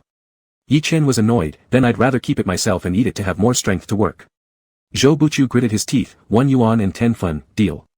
Yichen blurted out, deal your. Great lord. What a polite boy. I'm not selling to you, Yichen said stiffly, stood up and patted his butt, not even as expensive as what can be sold at the morning market. Shall I go sell it at the morning market instead? Selling to me is for saving lives, Zhou Buchu said. I have a Yinglong at home, he's about to die and needs your chi plants to nourish his inner pellet. Yi Chen observed his demeanor but wasn't very sure. Are you deceiving me? Not at all, absolutely true. If I deceive you, let me lose 110 yuan, Zhou Buchu pointed to the sky and swore an oath. After finishing his vow, he opened Kandodo and showed Yi Chen the transaction record. The most recent transaction was 10 packages of adult diapers, bought instantly for 1 yuan and 10 fun. See, these are for the Yinglong. Yi Chen didn't believe him, full of suspicion. How would a Yinglong use these? Since you know Yinglong, do you know other divine beasts? If he did, wouldn't it be better if Yi Chen's chi plants were sold to other non-penny pinching divine beasts? Yes, so what? Zhou Buchu glanced at him and understood immediately. Do you want me to introduce you? The light of money flashed in Yi Chen's eyes. Is it possible? Zhou Buchu shook his head. It's not that I won't introduce you, it's mainly because the situation is relatively special now. Then, Zhou Buchu explained to Yi Chen the aftermath of the battle between divine beasts and Qiyu in the past. Qiyu had already been beaten to the point of losing all his martial skills by us. Zhou Buchu lit a hand-rolled tobacco cigarette with a plastic lighter, cherishing a small sip. At that time, 9 out of 10 divine beasts were dead, the spiritual veins of Shanhai realm were ruined, and the entrance was closed. We surviving divine beasts thought that this was the end, but unexpectedly, Qiyu destroyed his inner pellet before being sealed away, trying to use the devilish power from the annihilation of his inner pellet to block the 2 spirit eyes of Guai Su and Kunlun, pulling us down with him even in death. All these, Yi Chen frowned, the realm spirit never told me. It had already exhausted its spiritual veins and passed out, Zhou Buchu explained. If the spirit eyes were blocked, the celestial essence would dry up. The drying up of celestial essence would lead to 2 consequences. One is that the Shanhai realm would never recover, and the other is that we divine beasts would become weaker over time. Eventually, not only our divine power might be gone, but perhaps even our consciousness would fade. Zhou Buchu sighed. At that time, many of the surviving divine beasts were heavily wounded and unable to fight. The ones who still had combat ability directly confronted him, burning their own inner pellets against his. By the time his inner pellet was neutralized, those divine beasts' inner pellets were almost completely damaged too. At that time, Diding, Qilin, Baizhe, and Yinglong exerted the most effort. Their inner pellets were almost burned entirely. After the battle, there was barely anything left of their inner pellets. They all aged instantly by tens of thousands of years, with hardly any divine power remaining. All of them turned into feeble old men and women, unable to take care of themselves, lost their minds, hitting people and breaking things, and all wore adult diapers. Yi Chen's face was filled with sympathy. Never did he imagine that it was true, senile dementia, hitting people, and destroying things. At first, we took turns taking care of these divine beasts with badly damaged inner pellets. Later on, we found a few humans born with purple aura. Zhou Buchu paused for a moment and continued, purple aura can nourish inner pellets. So, we negotiated with those humans carrying purple aura and sent these divine beasts who urgently needed nourishment for their inner pellets over, allowing them to stay inside the human bodies to nourish their inner pellets. In return, they had to lend their divine power to those humans. Baizhe, knowing all about the universe, possessed great wisdom and could directly pass on knowledge to humans. The person who nourished Baizhe reportedly won the Nobel Prize a few years ago. Qilin, as an auspicious beast, brings good fortune. The one who nourished Qilin seemed to make a living by betting on horse races and buying lottery tickets, and the prizes were more than enough for 8 lifetimes. Diding has 6 ears, able to hear human hearts and read memories. As for the person who nourished Diding, Zhou Buchu exhaled a puff of smoke, reminiscing about the whereabouts of each of his old friends. I remember finding him when he was very young, just 1 or 2 years old. Diding's abilities were beyond his understanding at the time, so he passed his divine power to the child's father instead. The father simply lent his body to let Diding nourish the pellet. I forgot his father's name, but now he is also quite a famous entrepreneur, listening to others during business negotiations, achieving success after success without failure. Listening to these stories of luck, Yi Chen envied and asked, what about Yinglong? Are people with purple aura rare? Yes, they are rare, but it's not like fishing in the sea that hard to find them. The reason no one nurtures Yinglong isn't because we can't find people. Zhou Buchu explained, gradually looking helpless. Yinglong, aside from fighting, he just controls rain, which has little significance for modern humans. Moreover, with his inner pellet so severely damaged, even controlling rain became difficult, thus no humans with purple aura wanted him. Actually, controlling rain is pretty useful. Even if the amount of rain is limited, reducing the need to draw water sometimes is a great benefit. Yi Chen said, pointing at himself, do I have purple aura? Zhou Buchu stared at him for a while and then smiled. No, you want to help Yinglong nourish his inner pellet? Well, never mind if I don't. Yi Chen was slightly disappointed. Go on. He had indeed considered helping Yinglong nourish his inner pellet since, without the self-sacrifice of these divine beasts, whether he would even have the chance to be born was uncertain, let alone anything else. Nourishing the pellet isn't without cost either, Zhou Buchu coolly stated. Knowing these secrets equals peering into the will of heaven, which reduces one's lifespan. Who would willingly reduce their lifespan for the convenience of reigning any time? So, Yi Chen asked, is there any other way for Yinglong's inner pellet to recover? Zhou Buchu turned his head, his eyes sparkling with excitement. There is. The spiritual plants you grow, the spiritual beasts you raise, they can all help Yinglong recover his inner pellet. That's wonderful. Yi Chen was initially delighted at being able to contribute, but his smile didn't last even a second before it dropped. He reminded Zhou Buchu, however, I can't sell the spiritual crops at such low prices. If I wasn't short of money, I'd help in any way possible, but right now, Yi Chen swallowed hard, nearly unable to continue, since you only spend and never earn, why do those divine beasts let you take care of Yinglong? Zhou Buchu cleared his throat and said boldly, I was the strategist back then, stationed at the rear. I was injured the least, so Yinglong, who wasn't wanted by any mortal, was left to me. The other divine beasts, after settling down Diding, Baizhe, and the others, they wandered around. They found a place in the deep mountains to sleep for 10 or 20 years, cultivating and healing their wounds. It was rumored that 20 years ago, Bipeng built a nest and slept in the Changbai Mountains. We're not sure if he's still there. Kunpeng seemed to have submerged at the bottom of the sea near Hainan Island back then, now it's uncertain where the waves might have carried him away. You'd better stop scheming against them. Yi Chen drooped his head listlessly, oh. The realm spirit also said that you were social celebrities throughout all dynasties. That's all ancient history. There hasn't been such a large-scale war in any dynasty. Zhou Buchu sighed lightly, 9 out of 10 divine beasts perished, and the Shanhai realm has been closed for so many years. It's already good that those old arms and legs don't have PTSD. How would they want to interfere with worldly affairs? If it weren't for my discomfort about not making money from mortals, I'd dig a hole on the mountain and sleep for 50 years. That would be much more peaceful. Then, how about this, Zhou Buchu proposed, I'll work for you, trading labor for spiritual plants. What do you think? Just don't make me buy your tomatoes for 4.5 yuan per gene, your price is too steep. I can't accept that. Upon hearing the trade of labor for spiritual plants, Yi Chen's ears perked up. He had already taken the time to look up information and filtered out several types of spiritual plant trees that could be propagated through cuttings, planting them early. While the data was easy to find, and the initial seedlings were easy to plant, the subsequent 2,000 sapling pits for planting were the crux of this task. He didn't want his kids doing this physically demanding digging, planning to work hard morning and night, considering it equivalent to working out in a gym. At this moment, a divine beast labor force arrived. Without hesitation, Yi Chen accepted, all right. Immediately afterward, he led Zhou Buchu back to the Shanhai realm. The leftover snow in the realm had not completely melted yet. Without the presence of rivers and mountains, the earth was flat as far as the eye could see, resembling a mottled and frozen sea. As Zhou Buchu stepped into the realm, he was momentarily stunned before slowly kneeling down toward the west where the remnants of the sun lay stretched out. Then, Yi Chen saw this utterly unremarkable cheapskate sweep away the surface snow with his palm, bend down, and gently kiss the cold, hardened black ground. Yi Chen felt touched, involuntarily pressing his lips into a thin line. After getting up, Zhou Buchu brushed off the snow, mixing the fleeting sorrowful aura of a moment ago with the snow, laughing, finally home. Yi Chen also recovered from his emotional state and said, so let's discuss, how much farming work can you help me with, and how many spiritual plants will you take? Zhou Buchu walked around Yi Chen's quite substantial vegetable plot and marked an area with his hand, saying, all the produce within this area is mine. How does that sound? Yi Chen estimated the area marked by Zhou Buchu and found that it was about 1/3, causing his face to immediately turn green. For both me and Yinglong. We eat a lot, Zhou Buchu quickly added, fearing that Yi Chen wouldn't agree, you can plant twice as much crops, I can handle all of it. These spiritual crops are influenced by Yi Chen's divine farmer bloodline, allowing them to grow 10 times faster even in freezing conditions. Without Yi Chen's help, if Zhou Buchu tried planting alone, not only would he not be able to cultivate crops with spiritual energy, but he would also never achieve such high yields. Therefore, helping Yi Chen manage double the amount of vegetables in exchange for these vegetables was a great deal for him. Yi Chen silently calculated and realized that he wasn't losing either. Being able to expand the planting area by 1-fold naturally would be the best option. With his current ability during his filming breaks, Yi Chen could only manage this much. Any more than that would exceed his capacity to take care of everything. The farm work I need to do partially myself, so I can't leave it all to you. If I'm not involved in the planting process, the crops will grow slower. Any chores that need to be done in the field, I'll send you a list the night before. The things I don't assign you mean I plan to do them myself. Based on the expanded planting area, I'll have you work a bit over an hour each day, and no more than 2 hours maximum. Yi Chen calculated Zhou Buchu's workload, saying, then you, help me dig 1,500 tree holes, alright? The remaining 500 tree pits Yi Chen planned to dig himself, since he didn't want to push all the tasks onto someone else. When it came to matters unrelated to money, Zhou Buchu agreed rather readily, alright. Anyway, he had plenty of idle time. Then, Yi Chen took a small step towards Zhou Buchu's limits, do you know how to sell vegetables? He guessed that Paeo would be better at selling vegetables than he was, which prompted this question.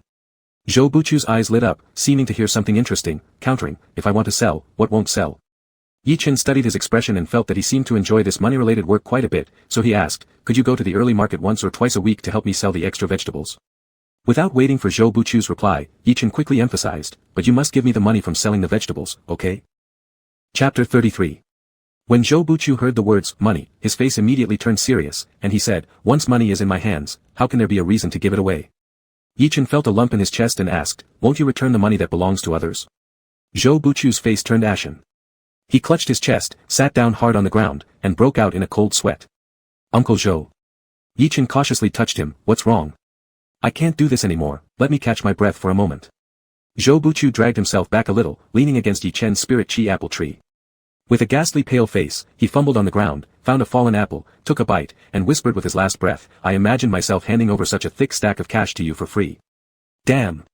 Such a thick pile of bills I just handed over like that, and you didn't even offer me a courtyard house in return. Rubbish. Yi Chen gritted his teeth, did he really think a day's earnings from selling vegetables could buy a courtyard house? So if I sell the vegetables and keep the cash, will it be better if I transfer the money via your mobile phone instead? Yi Chen was testing Zhou Buchu's bottom line, wouldn't that be less painful? Don't say another word. Zhou Buchu abruptly covered his ears, now there's another picture in my mind. Seeing how extreme Zhou Buchu was about not letting money go, Yi Chen instantly abandoned the idea of asking him for help with selling the vegetables. If Zhou Buchu were to pocket the sales from selling the vegetables, Yi Chen would neither be able to beat him nor forcibly take it back, and certainly wouldn't feel right calling the police. It would likely end up with Yi Chen jumping into a well full of regret. Moreover, Zhou Buchu had already done enough by helping with the farming and digging tree pits every day, which balanced with what Yi Chen gave him in terms of vegetables. I'm not someone who seeks too much, Yi Chen thought. With someone willing to help tend the vegetable field, Yi Chen decisively expanded his planting scale. In these few days, he got up early every day, working late into the night, adding 20 more rows of vegetables. He also planted 10 each of apple and pear trees, and meticulously wrote the daily care instructions for different crops in his notebook, sending all of it via WeChat to Zhou Buchu. Additionally, he sent Zhou Buchu the next day's work plan every night before going to sleep.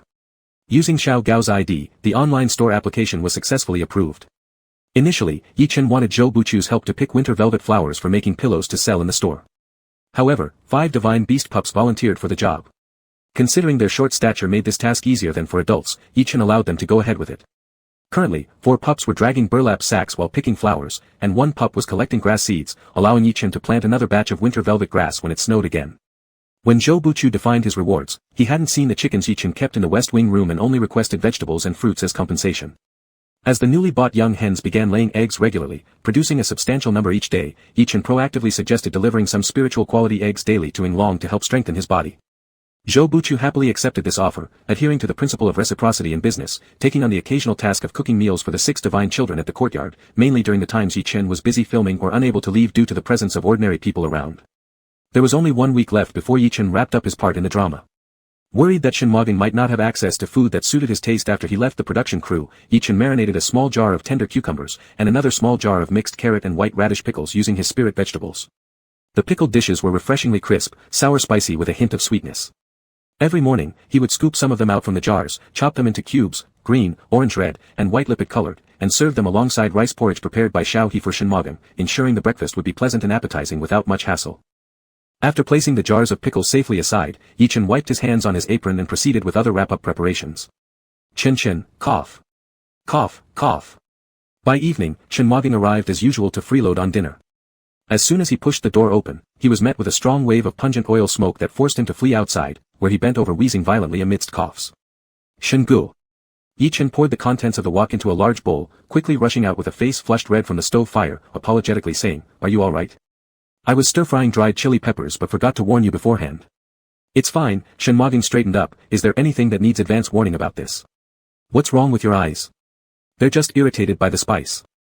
Yi Chen's conjunctiva was somewhat sensitive, causing tears to stream from his eyes stimulated by the chili peppers. He blinked repeatedly, then went to scoop a dipper of clear well water from the tank, cupping water to rinse his eyes. Shen Moging silently handed over some tissues. Yi Chen wiped away the water droplets from his face. His cheeks were rosy red, his eye rim slightly reddened, moisture gleaming inside. Shen Moging felt both pitiful and irresistibly charming watching Yi Chen's little miserable expression, wanting to tease him a bit. Regaining his composure, Shen Moging asked, "Why are you frying peppers?" "I want to make you a jar of sesame chili oil, the kind that goes directly with noodles." Yi Chen smiled up at him, looking entirely servile. "I'm afraid that once I leave, you won't eat properly again." Shen Moging's heart tip tingled, and he reached out for Yi Chen's mask. "Give me the mask and I'll stir-fry. My eyes don't fear spiciness." "Don't." Yi Chen was startled, blurting out an honest reply, "It's hard to dry these peppers. If you cook them until they burn, Also, I'm afraid the smoke will choke you. It took several days for you to recuperate a little. Shinmogin looked at him expressionlessly. After exchanging a cunning look with Shinmogin, realizing that his contempt for Shinmogin's culinary skills had been fully revealed, Ichin felt his ears heat up, so he just shut up and raised his arms to press both hands on Shinmogin's chest, gently pushing him backward. Shinmogin lowered his eyes and gazed at him as he allowed himself to be pushed back step by step, his lips that were straightened before curling into a smile.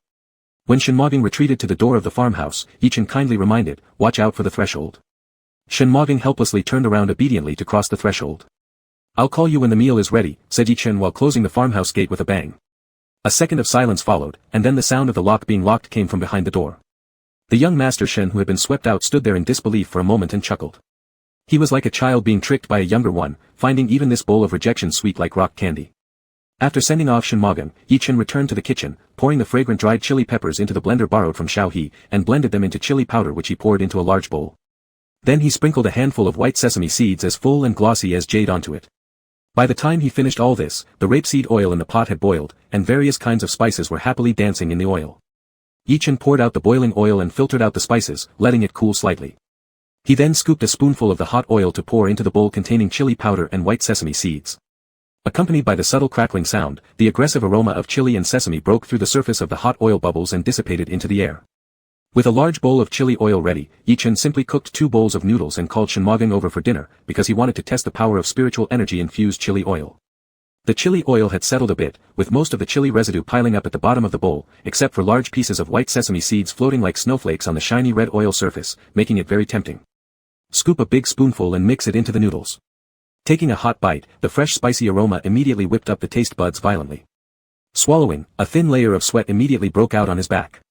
Under the enhancement of the spiritual energy chili oil, what seemed like an unremarkable plain vegetable noodle dish could now be considered a top-notch delicacy. The two sat opposite each other, separated only by a small bed table, but were too engrossed in eating to talk. During the meal, the only sound heard was Yi Chen's slight intake of breath due to the spiciness, his tongue hurting quite badly, yet he couldn't help wanting more. "Eating makes me sweat," Shinmogin lightly exhaled a breath, wiping the sweat from his forehead with a tissue, smiling, "Not bad. It's better to eat something warm, otherwise tonight's outdoor scene would make us suffer." Yi Chen deeply agreed, just thinking about it is cold. Tonight's few scenes were close-up shots between him and Shinmogin. It was going to get colder with the wind blowing, and the clothes for filming were very thin, akin to burning life force for filming. "Do you still have any heating patches?" Shinmogin tilted his body, looking towards the empty cardboard box in the corner, and continued without waiting for Yi Chen's response, "I'll ask Xiao He to deliver another box here. You're slim anyway, so no one would notice if you use more." Having earned a whole box of heating patches, Yi Chen beamed, "Thanks, brother Shen. You don't need to thank me." Shinmogin smiled at him, his words carrying reproach but his tone very indulgent, "You and your assistant are really coming to shoot outside in the mountains in the dead of winter, and not even think to bring heating patches." Yi Chen promised obediently, "I'll remember next time." At the current planting scale, in the future, he should be able to afford them. The room was quiet for a few seconds. Shinmogin pulled out the script he brought especially for this session and said softly, "Chin Chin." "Huh?" Yi Chen's ears perked up instantly. Shinmogin formally requested, "Let's rehearse our lines." Yi Chen anxiously touched his hair, lowering his head to check the time, "Is it a bit late? Shouldn't we go to makeup now?" Moreover, they already rehearsed these scenes yesterday. Shinmogin nodded, then chuckled, "Chin Chin." Yi Chen scratched his ear that was subtly warming up and whispered, "Huh?" "Shinmogin, pass me a cigarette." Yi Chen handed over the cigarette. Shinmogin, "Chin Chin." Yi Chen gave in as if surrendering, "All right, lighter." Shinmogin laughed out loud. Feeling like the lighter was scorching his hand, Yi Chen quickly handed it over and fidgeted restlessly as Shin played with him, his head down reading his phone while his restless little monkey-like hands kept touching things here and there. Ever since Shinmogin unlocked a new nickname on his birthday, he had been calling Yi Chen by it privately. When he couldn't call him that, he would occasionally make small talk just to call him a few times, as he did today. With his deep and magnetic voice, every syllable seemed to have a little hook in it, and when Shinmogin softened his tone with a smile, it was even more tempting. These days, whenever Yi Chen heard him call, he felt completely disoriented. It wasn't that he disliked it, Yi Chen didn't dislike being called like this by Shinmogin at all. In fact, he even thought it sounded nice and intimate. Besides, when there were others around, Shinmogin always called him by his full name, so it wouldn't embarrass him.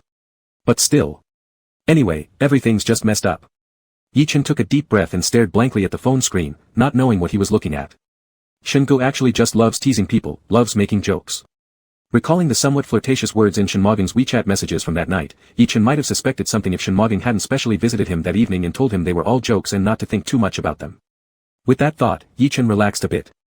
Shengu teasing me makes me embarrassed, which is normal. I'm a guy, being called by a cute nickname like that, it's bound to feel embarrassing. Not being embarrassed would be strange instead. Yichen analyzed blindly, convincing himself of his own nonsense, successfully suppressing the young heart that had just fluttered slightly. After dinner, the filming tasks for the evening began. Chen Jing'an required that the moonlight in these night scenes be bright enough. However, the lighting equipment available to the crew could not achieve an effect satisfactory to Director Chen. Therefore, the crew specifically rented a large crane from the city.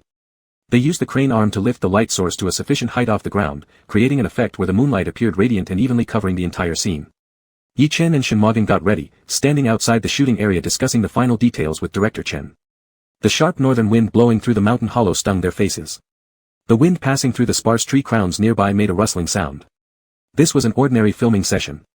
As Yi Chen listened to Chen Jing'an speak, he was somewhat absent-minded, reaching back to press on the heating patch stuck to his back, worrying the edges might curl up and affect the visual effect. Standing 1 meter away from him, Shen Mogin caught sight of this gesture and gave him a smile. Everything was proceeding normally until an abrupt incident occurred. The accident came suddenly without warning.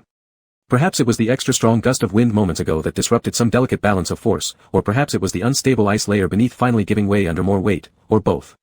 Regardless, one of the massive machines brought over to assist suddenly tipped over without any warning, slowly and silently leaning toward the left side. The heavy steel boom carrying a brilliant light source descended dangerously and clumsily. As the light fell toward the ground, the steel boom struck the tall tree next to Yi Chen in a flash of rapid changes in light and shadow. The crisp sound of wood cracking echoed close by. Yi Chen looked up as the pale face was quickly covered by the looming shadow of the tree trunk. Am I filming Final Destination? Yi Chen tried to dodge but it was already too late. At that moment, someone suddenly slammed into him and pressed him down onto the snow-covered ground. Shit! Shen Mogin swore, his temples bulging with veins as he used his muscular arms to brace against the ground. The instant the fallen tree hit, his upper body dropped heavily. His chest was only a few centimeters away from Yi Chen's chest as he bore the full weight and impact of the tree trunk. His arms trembled violently, and his eyes blazed intensely. Things happened so fast that Yi Chen didn't notice that when the trunk touched Shen Mogin, a faint glow briefly illuminated around Shen Mogin before vanishing immediately. Thankfully, the staff reacted quickly. Even Director Chen, despite his age, rushed forward to help move the tree. Shen Mogin only had to hold out for a few seconds before the crushing load on his back suddenly became lighter. Immediately releasing all strength supporting his arms, Shen Mogin collapsed heavily onto Yi Chen, his nose touching Yi Chen's shoulder as he breathed heavily, their bodies pressed together without a single gap between them. Shengu. Yi Chen cried out in alarm, are you alright?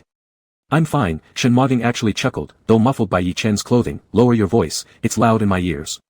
Screams and shouts filled the air as someone shouted about driving him to the hospital. Yi Chen regained his composure and asked shakily, can you move? Is there anything wrong with your spine? Which part got hit? Getting struck on the back by a heavy object was extremely dangerous. Even if nothing else, smashing any part of the spine could potentially leave one paralyzed for life. Nothing's wrong, Shen Mogin lightly rubbed Yi Chen's shoulder with his chin, but the motion was so subtle that Yi Chen wondered if it was just his imagination. Don't be afraid, Chench. At this moment, someone came to help Shen Mogin up, but he didn't take their hand. Instead, he pushed off the ground with his left hand while his right hung loosely at his side as he unsteadily rose. Yi Chen, who was completely unharmed, also stood up, his gaze fixed on Shen Mogin's seemingly injured right arm. His voice was hoarse as he said, Shengu, your right hand. I overexerted it. But it's fine. Shen Mogin smiled calmly. A few more crew members were injured in the accident, but fortunately, there were no serious injuries or fatalities. Chaos reigned on set as a flustered Xiao He and Xiao Lu flanked Shen Mogin, practically escorting him into the back seat of a car. Yi Chen hurriedly followed, ready to step into the back seat as well. Go back, Shen Mogin frowned, unusually dismissive. I'm coming too, Yi Chen insisted, his face pale. I'll help run errands for you. Get in already, brother Chen. Hurry up. Xiao He, unsure why Shen Mogin was stalling, quickly urged Yi Chen to get in. You. Shen Mogin's expression was icy, but before he could say more, Yi Chen had already slid into the car. Xiao He floored the gas pedal while Xiao Lu rapidly navigated to the nearest major hospital from the passenger seat. Cigarette. After a brief silence, Shen Mogin kicked the back of the front seat. Pass me one. Both Shen Mogin and Yi Chen were still in their costumes, leaving no place to stash cigarettes. Xiao Lu fumbled through his pockets. Only have yellow crane tower, will that do? It was the cigarette brand Xiao Lu smoked himself, nothing fancy. Whatever. Shen Mogin's tone carried hints of irritation as beads of cold sweat appeared on his forehead. Unable to hold back even with Yi Chen present, he gritted out, fucking hurts like hell. Xiao He cursed in agitation, pressing the accelerator even harder. Moments later, the car sped down the road toward the hospital. Inside, Shen Mogin struggled to relax, the tension obvious on his face. Chapter 34. When Yichen heard him say it hurt, his eyes suddenly turned red. Don't drive so recklessly. Shen Majuan's left hand took the cigarette as he consoled his assistant through gritted teeth. At most, it's just a fracture, possibly not even that. I know my own limits. Seeing Xiao He continue to press the accelerator without stopping, Shen Majuan did not hold back and lazily remarked, the ski trail is so slippery, we might have another car accident in a moment. Even if there was an accident, Shen Majuan knew he would almost certainly be fine, but the other 3 passengers were another matter entirely. Xiao He's face had turned green, slowing down with tears threatening to spill. By then, Shen Majuan had already rolled down 1/3 of his side window, inhaling a harsh drag of the cigarette. His face turned aside as the white smoke was completely blown outside by the wind. The cold sweat on his temples dried under the wind before quickly forming a new thin layer. He didn't want to smoke inside the fully occupied car, it was too unrefined, but his right shoulder hurt so much it made his mind go numb. Without nicotine slightly numbing the pain, it was difficult for him to maintain a calm appearance in front of the kid. Yet, the illusion of calmness had to be maintained. Shen Majuan, burdened with the heavy role of a composed model husband, calmly drew in the nicotine. Yichen originally had his head drooping, but during the moment Shen Majuan turned to spit out smoke from the window, he quickly wiped away his tears.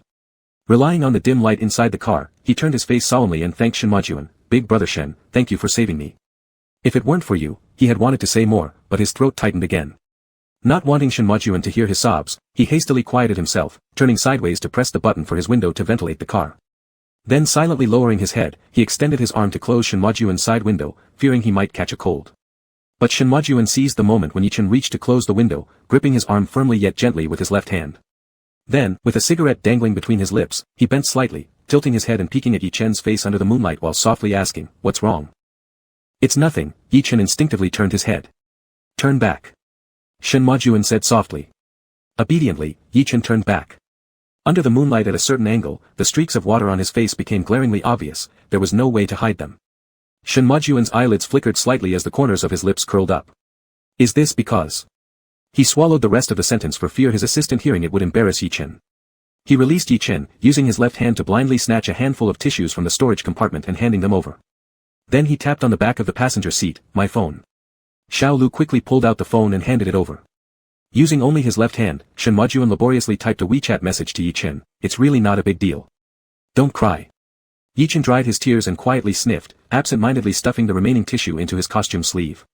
This reaction wasn't intentional, it was purely a reflex. Shen Majuan reminded him, "Check your phone." Yichen had taken the phone casually from Xiao Gao before getting in the car, leaving it resting on his lap. Hearing the reminder, he immediately picked it up to check. After a brief pause, Yichen typed back, "Sorry, big brother Shen, all this happened because of me trying to save me, I could have reacted faster. I'm truly sorry." Shen Majuan replied with one hand, saying, "Thank you is enough. Saving you isn't about making you feel guilty. Stop overthinking. There's no what if."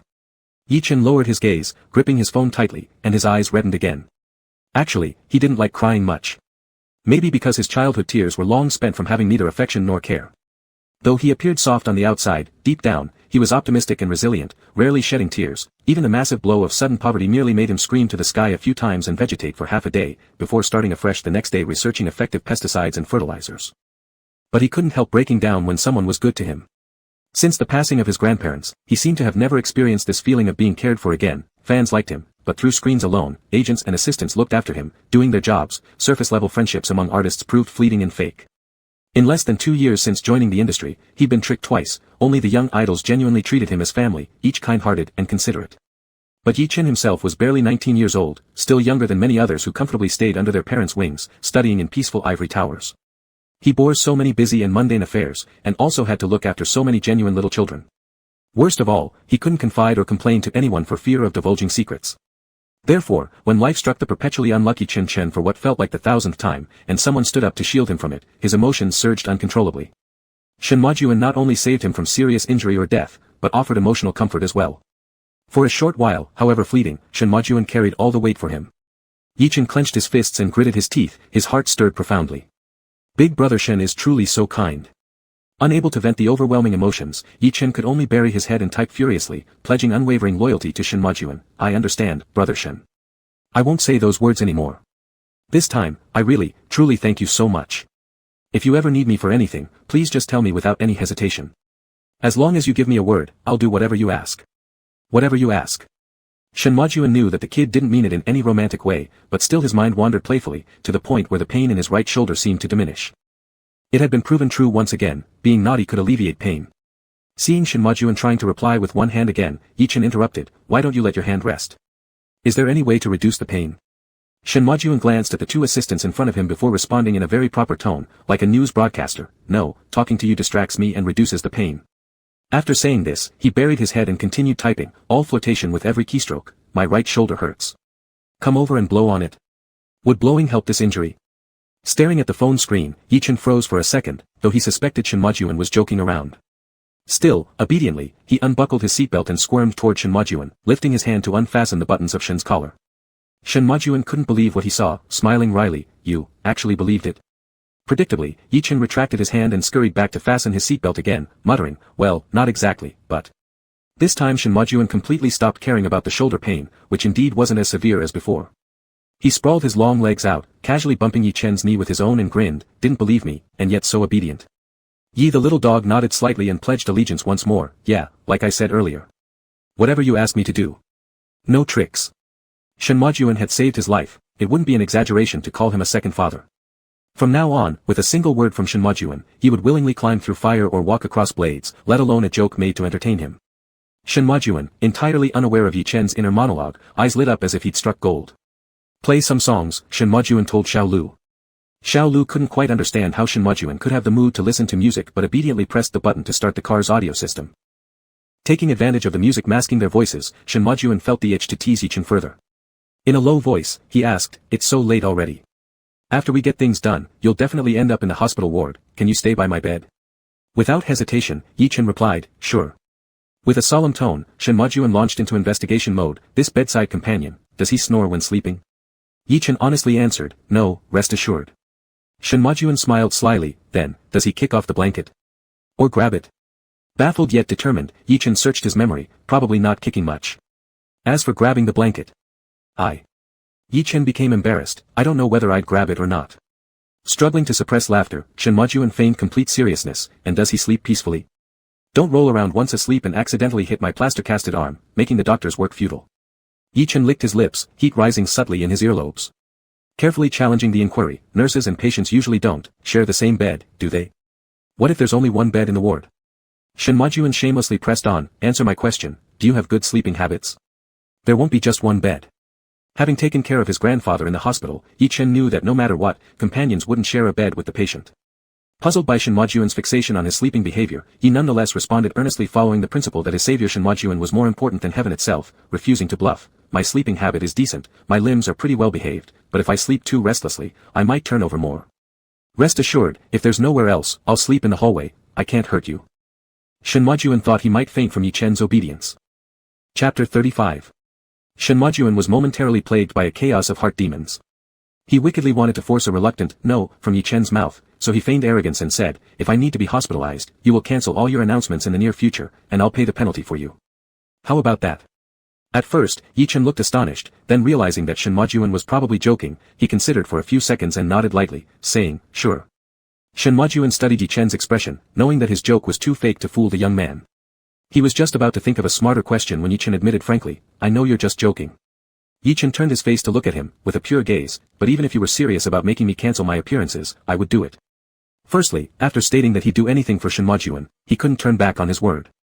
Secondly, before paying off more than 1 billion, any acting fees he received disappeared instantly anyway.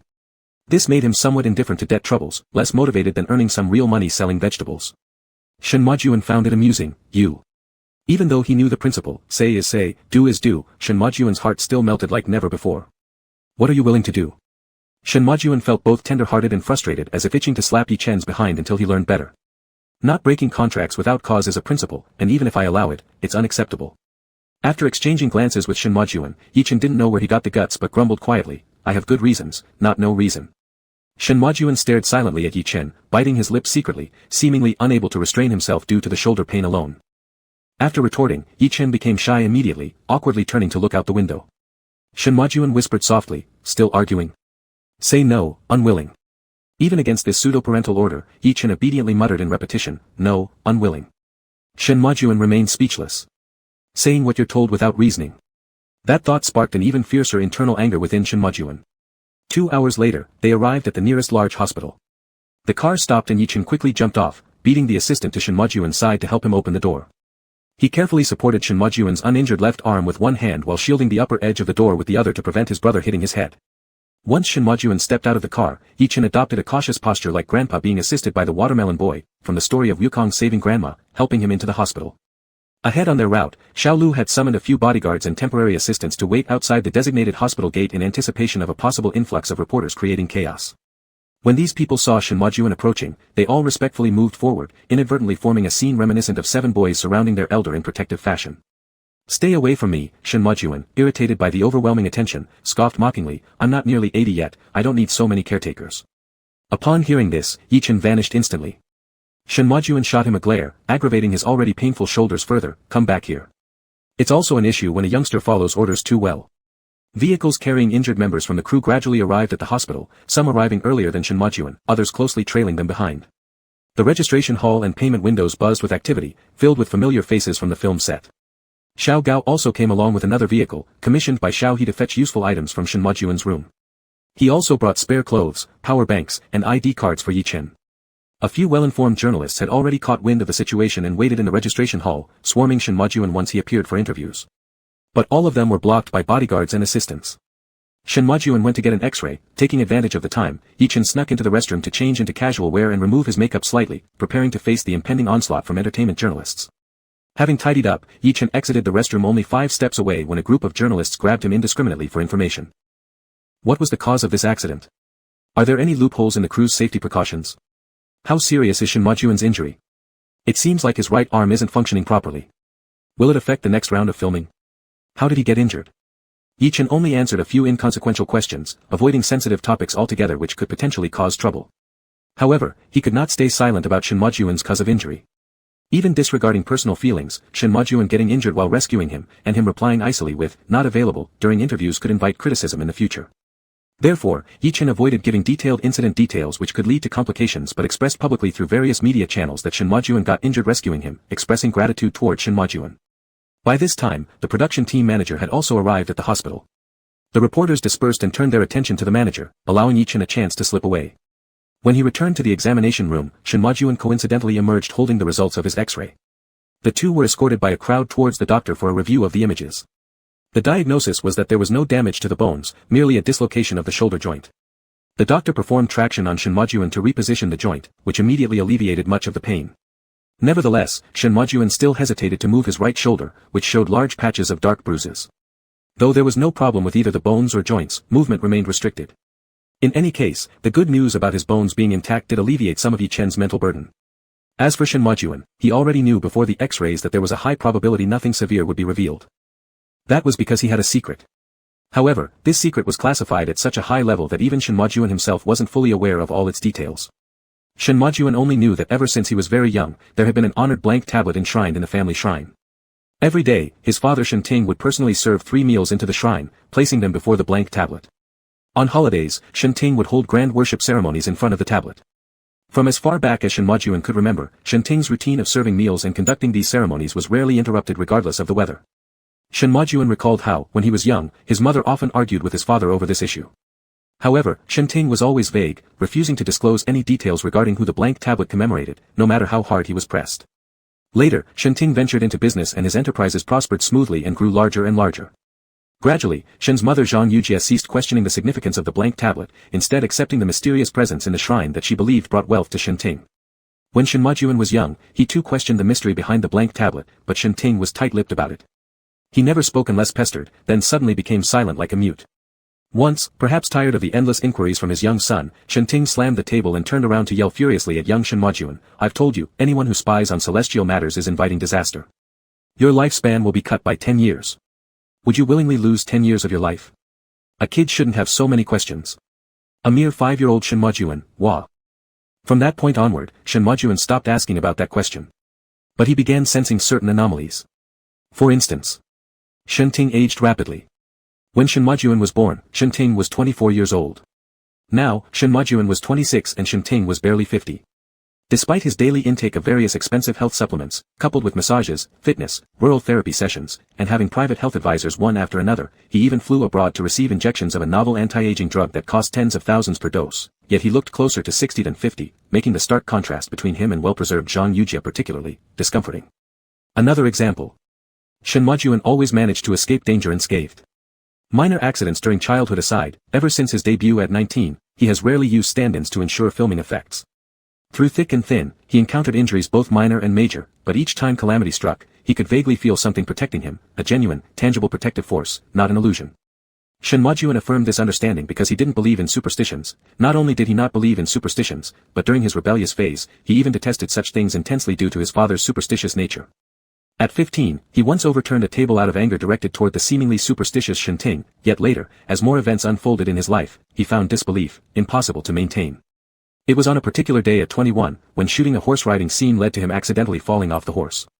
With his ribs mercilessly crushed under the weight of the fallen animal, he distinctly felt the protection of that mysterious force. It was the most severe accident of his life and also the clearest manifestation of that divine safeguard.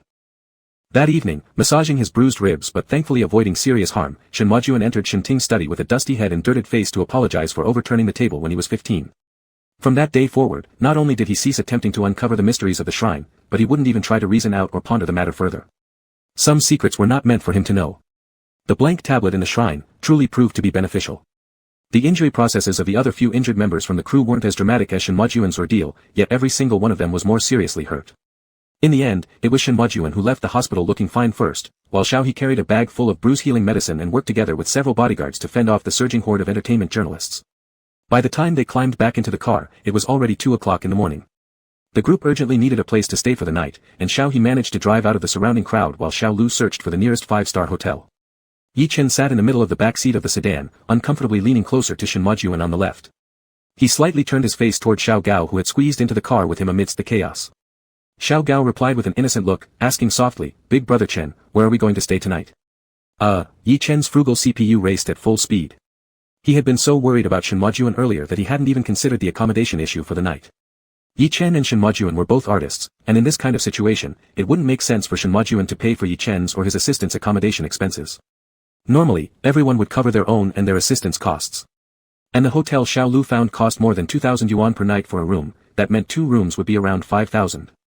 How about finding a 24-hour KFC and just loitering there? At least it's bright inside. Yi Chen cast a complicated glance at Xiao Gao, trying to communicate through telepathy. "We'll just stay at the same hotel.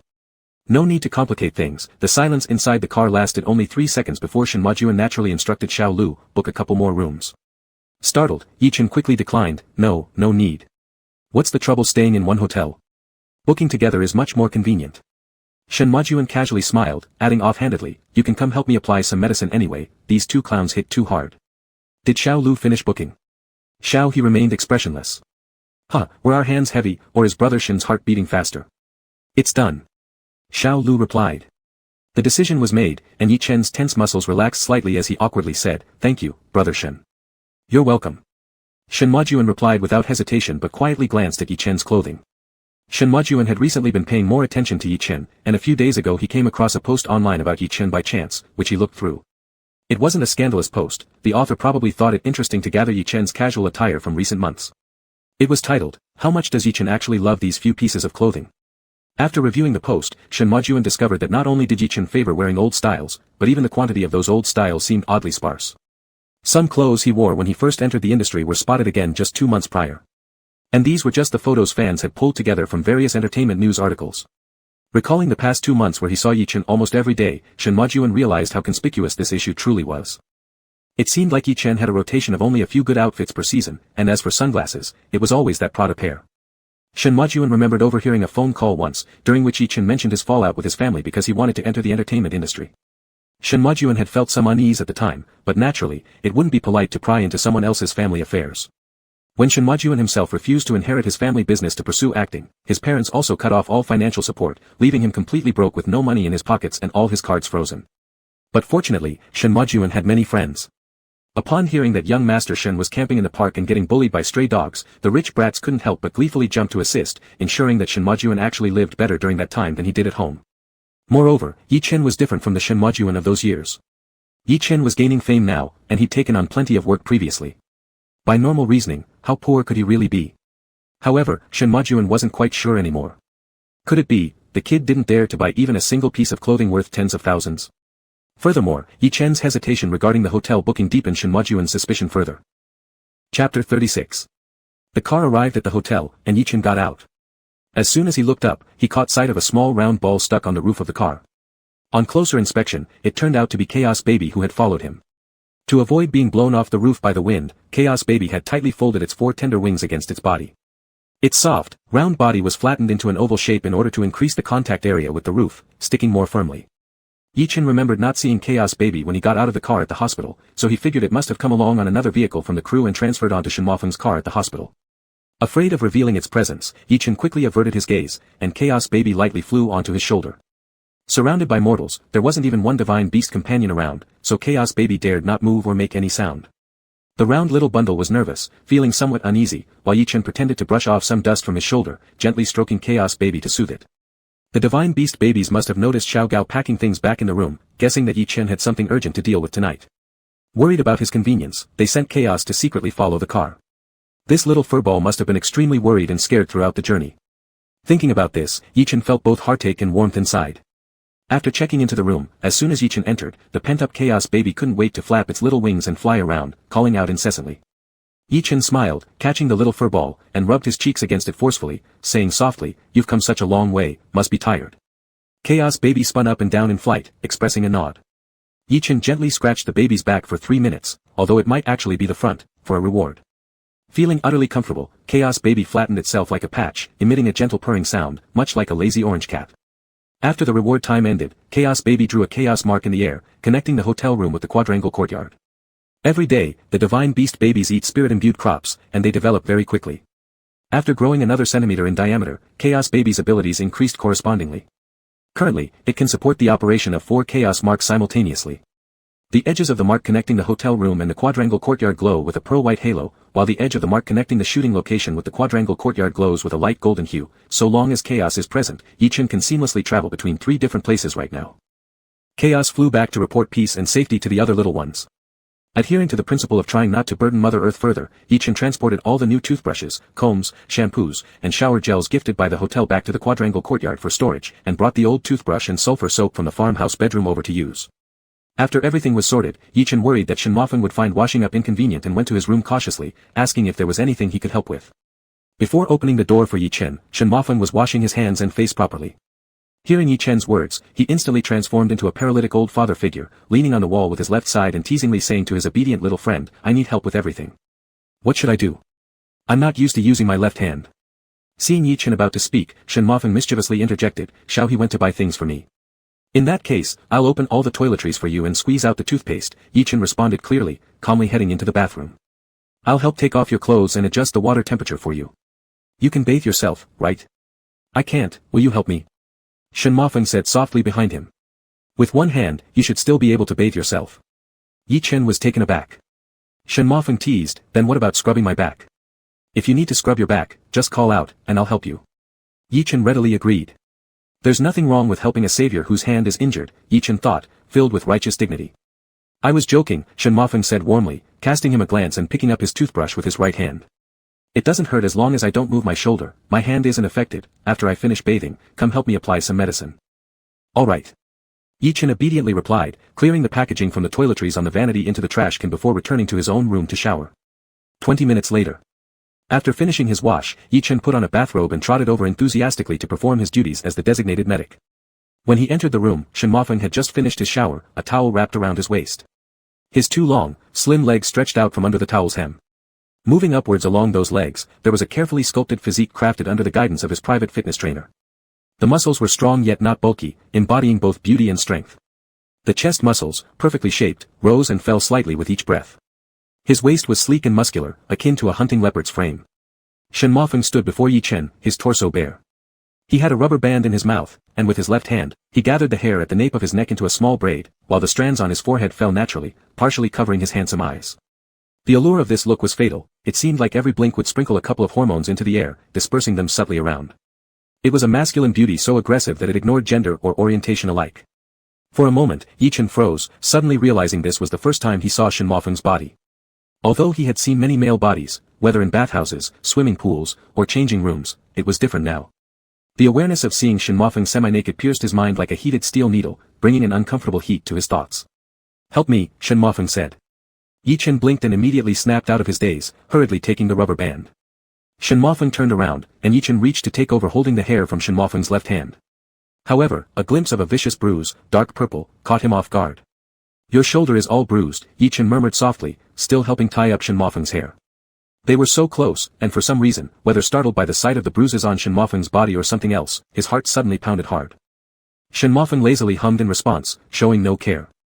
"I'm done, you should, lie down, on your stomach." Yi Chen suddenly stuttered awkwardly, tripping twice over his words. The banter-filled repartee that usually flew between him and Zhou Buqiu had vanished somewhere. Shen Mofeng glanced sideways at him and chuckled, "What's wrong with your tongue?" "I don't know," Yi Chen wiped his face, feeling quite perplexed. "It's fine now." Upon hearing the word straightened, Shen Mofeng didn't know what came to his mind but gave a mocking smirk. Then Shen Mofeng walked over to the bed and laid down face down. Yi Chen followed and climbed onto the bed, kneeling next to Shen Mofeng as the mattress bounced gently under their movements. Yi Chen opened a box of ointment, scooped out a glob, and carefully began applying it to Shen Mofeng's shoulder.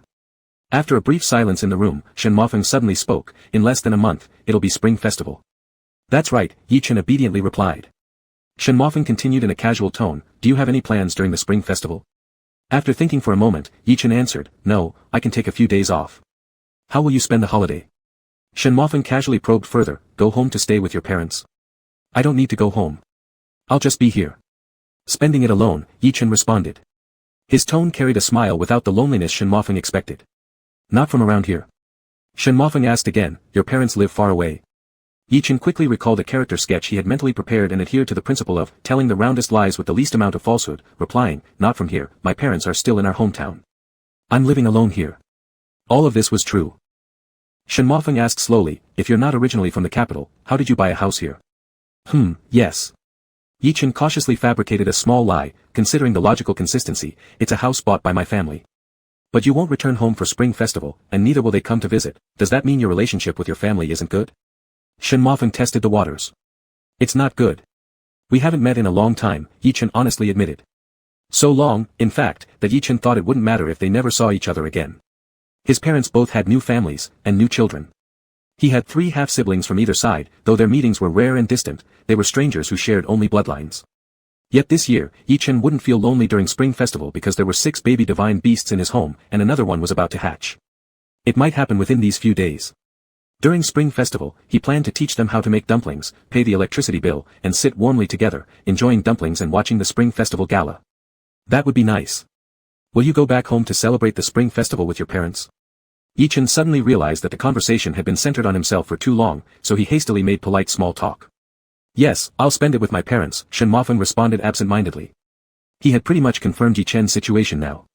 The boy must have caused a rift with his family over insisting on entering the entertainment industry and, judging from his current state, seemed to have been cut off entirely from any financial support. The family merely provided him with a courtyard house to live in. Shen Mofeng wasn't surprised at all by this detail. Normally, if an artist hasn't purchased a home, their agency rents an apartment for them, not a traditional quadrangle dwelling. Yi Chen wasn't like the pampered, self-indulgent rich young master Shen Mofeng initially assumed, who owned a massive courtyard just for convenience in growing vegetables. Rather, Yi Chen likely didn't have anywhere else to live. Shen Mofeng estimated Yi Chen's current per-film salary. Though it likely wasn't low, the brokerage firm might not pay on time. After taking out commissions and taxes, what was left in hand probably wasn't much either. Besides, a 19-year-old boy who had yet to reconcile with his family and lived alone in the capital wouldn't dare to spend recklessly even if he had some money in hand. Luxurious items like clothing costing tens of thousands were probably something he would try to avoid as much as possible. There might also be situations Shen Mofeng wasn't aware of, such as owing money to friends after running away from home or buying his own house and repaying loans. All these were plausible. But Shen Mofeng didn't intend to pry further into the matter. A boy at the age of 19 often has a strong sense of self-respect coupled with youthful impetuosity. If he were to inquire too much and reveal the truth, it might damage Yi Chen's pride. Shen Mofeng maintained an impassive demeanor, but several thoughts had already crossed his mind. Chapter 37. The next day, an accidental incident involving the production crew of Contesting for Power exploded across various online platforms. The trending search terms were all about the accident, among which one stood out as especially glaring, #Shenmo phone was injured while saving Yi Chen. This trending topic originated from an interview at the hospital conducted by Jishang Entertainment in the wee hours of the morning. Jishang Entertainment, which had only been established for half a year, often resorted to sensational statements to gain attention. They were particularly adept at using veiled attacks to stir up trouble and had frequently made insinuations about actors of Yi Chen's status. Their sole purpose was to feed off the blood of these young artists to grow stronger. In their accident report released early in the morning, they emphasized that Shen Feng's shoulder injury was relatively severe, with limited movement in his right arm, raising doubts about whether it would affect subsequent filming.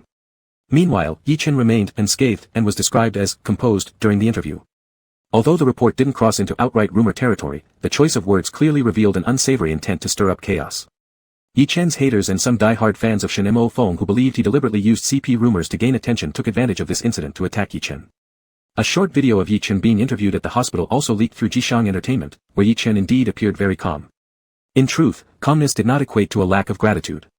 For one, Yichen had already steadied himself after the initial shock during the journey to the hospital. As a grown man, it was unlikely for him to remain tearful and panic-stricken for 2 hours after the accident. Furthermore, Yichen retained a youthful innocence and genuinely appreciated Shen Feng. He believed that pretending excessively at this moment wouldn't come across as sincere, so he simply stated facts without deliberately dramatizing his feelings of guilt or gratitude. At the time in the early hours of the morning, neither Yichen nor Shen Feng had posted on Weibo to explain the situation since there hadn't yet been any unified statement. This morning, after discussing with their respective agents and the production team, Yichen issued a Weibo post explaining the details of the accident and once again expressed his gratitude to Shen Feng. Shen Feng reposted the post, indicating that his injuries were minor and would not affect the filming, graciously accepting Yichen's thanks to put the matter to rest.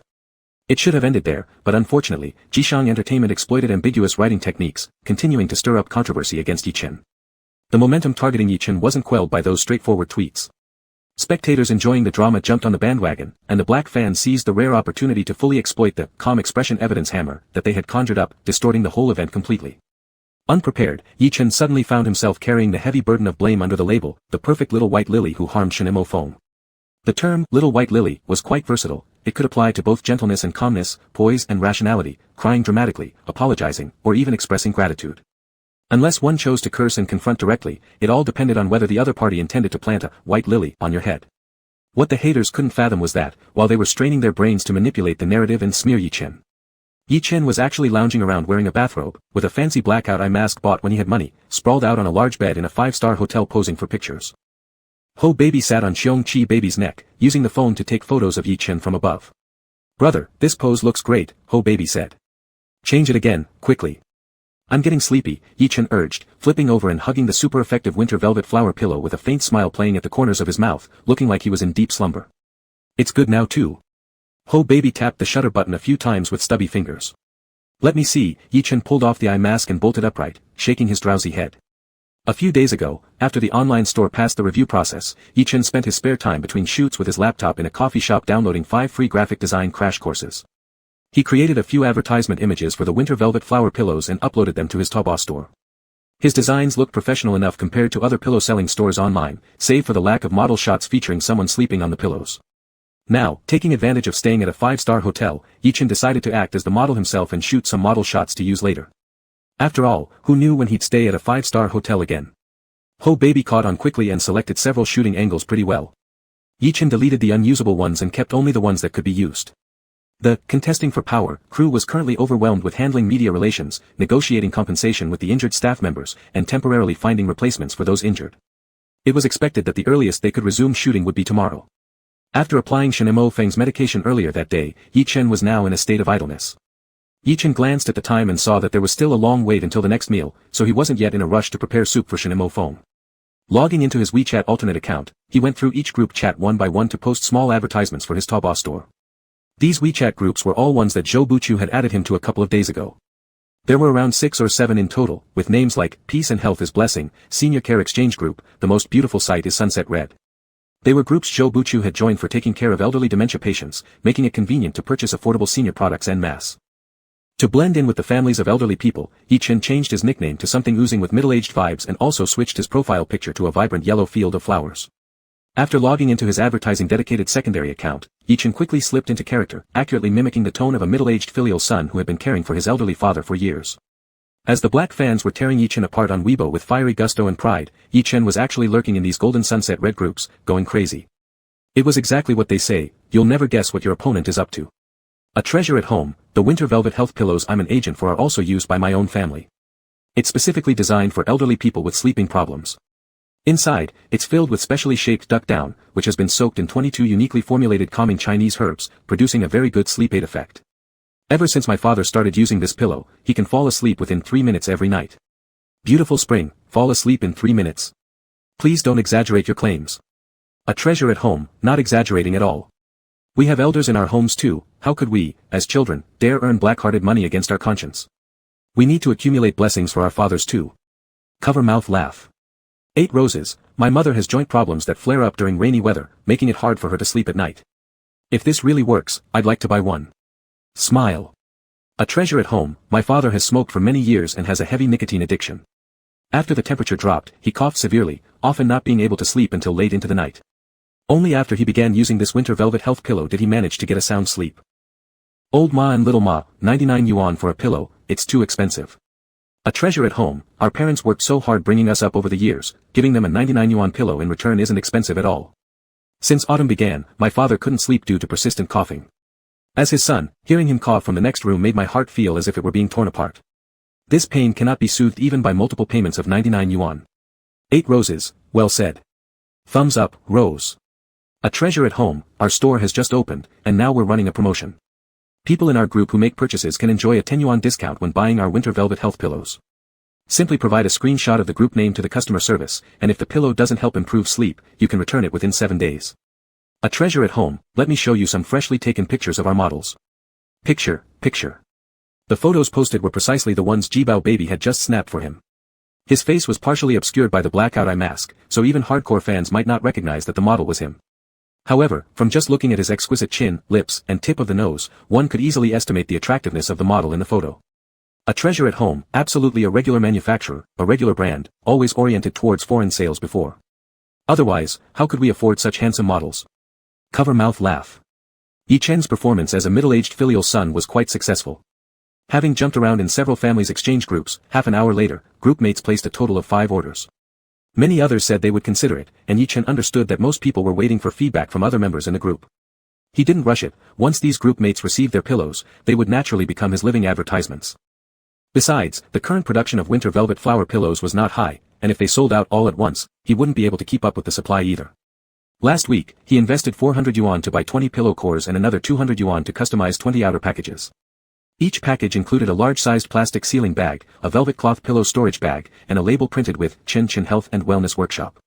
Once the packaging was ready, Yi Chen stuffed the 20 pillow cores with winter velvet flowers picked by the divine babies recently.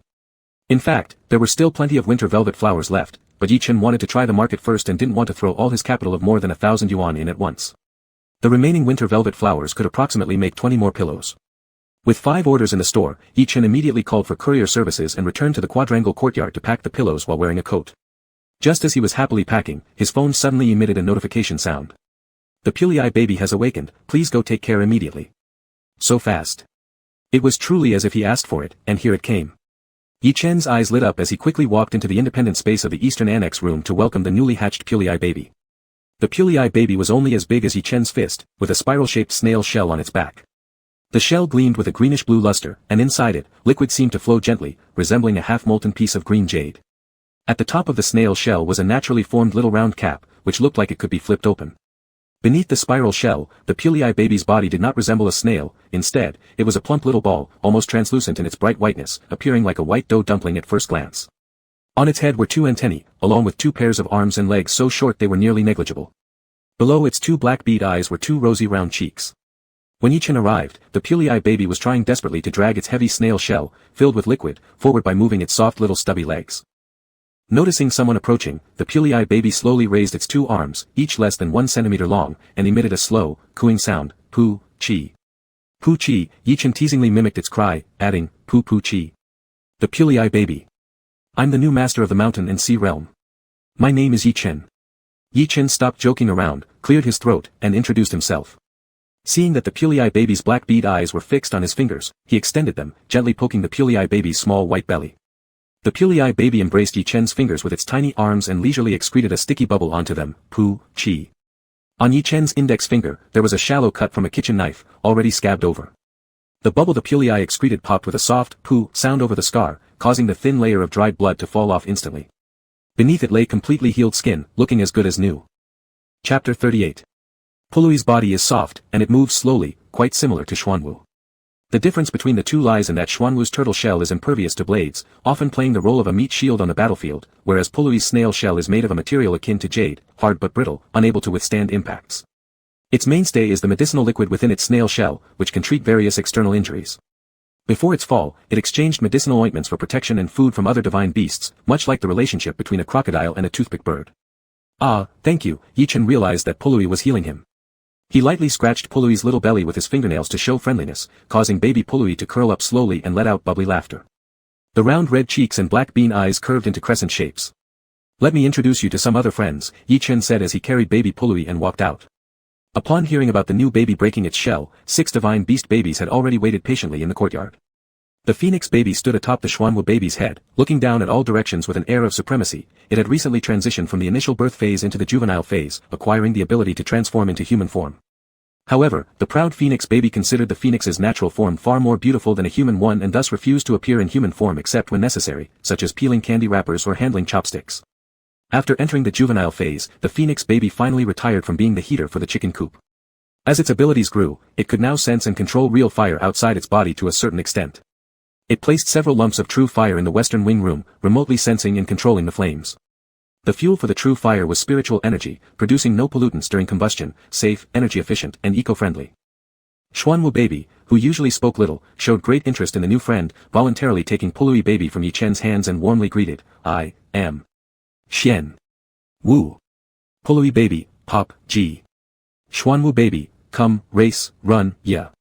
Pului baby laughed until its black bean eyes curved, slowly nodding its 2 antenna-like protrusions on its head, pop, pop. Yichen. It was as if a stubborn bronze living amidst numerous kings had finally met another stubborn bronze, feeling they'd known each other too late. Both were eager to engage in a father-son duel, wanting to experience the joy of playing the role of dad to each other, since they were destined to never be fathers to others. Seeing that Xuanwu baby and Pului baby would need a while longer to communicate, Yichen neatly packed 5 pillows and placed them by the door, picked a fresh and tender spiritual energy-infused cabbage leaf from the vegetable patch, washed it, and searched for an empty vitamin bottle. By the time he finished these chores, the father-son showdown between Xuanwu and Pului had just concluded. In this race to see who could reach Dihua, pendant flower, gate first from the entrance of the main house, Pului baby lost narrowly by a gap of 32 seconds due to his young and still tender body. For the first time in its life, Xuanwu baby tasted the thrill of being faster than others. However, its inner joy remained hidden, maintaining a cold and haughty expression, mirroring Qiongqi's older brother, and calmly said, crushing, weaklings, meaningless. And it even acted arrogantly. Baby Pului paused briefly in shock, its red cheeks puffing up significantly in anger, saying, Pop. I'm still young. Humph. Yichen tore off a small piece of the cleaned cabbage leaf and handed it to Pului baby, then roughly rubbed Xuanwu baby's head, sincerely advising, Xian'er, don't get conceited in victory or disheartened in defeat, don't get arrogant. After feeding baby Pului's little belly with spiritual energy cabbage, Yichen negotiated with it, Lolai child, may I borrow the medicine in your shell, big brother needs it to heal someone. Pului baby nodded its antennae, pop. With that sound, the small round cap on top of the snail shell popped open, diffusing a subtle aroma of medicinal herbs into the air.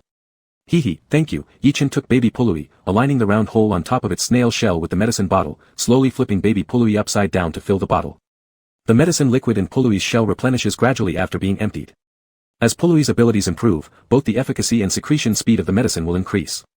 Currently, this medicine wouldn't show dramatically instantaneous results on subcutaneous bruises but could shorten Shenimo Feng's recovery process by a few days and has some analgesic effects. Yichen planned to apply it when treating Shenimo Feng.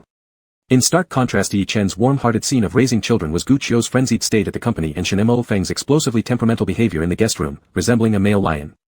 As a result of the incitement by black fans under the guidance of Jishang Entertainment, after Gu Qiu's public relations team removed the trending topic hashtag Shenimo Feng was injured while saving Yichen, a more malicious one, hashtag Yichen's indifference to being saved hashtag, began to gain attention on the trending list. Yichen is known for being modest and well-behaved, and there aren't many damaging scandals about him. The black fans who disliked him had been harboring a great deal of ill will that they could not release, which exploded when an accidental event provided the impetus, splashing bad water everywhere. After watching the interview, it feels like he doesn't care at all whether Shenimo Feng lives or dies. One rescue by Feng Feng gave him enough exposure for 6 months, I've already prayed for him since he didn't even laugh out loud. Am I the only one suspecting that the cause of the accident isn't that simple? How convenient, the tree just so happens to fall towards him, and Shenimo Feng just so happens to be nearest. Alright, consider me as having watched too much Conan. Imagine Yichen desperately trying to remove this from the hot search now, laughed my ass off. Laughed +1, appears peaceful on the surface, but probably using some throwaway account online to fight back right now. In the hotel room, Shen Mo Feng was furiously pacing back and forth, ordering his agent to remove the trending topic.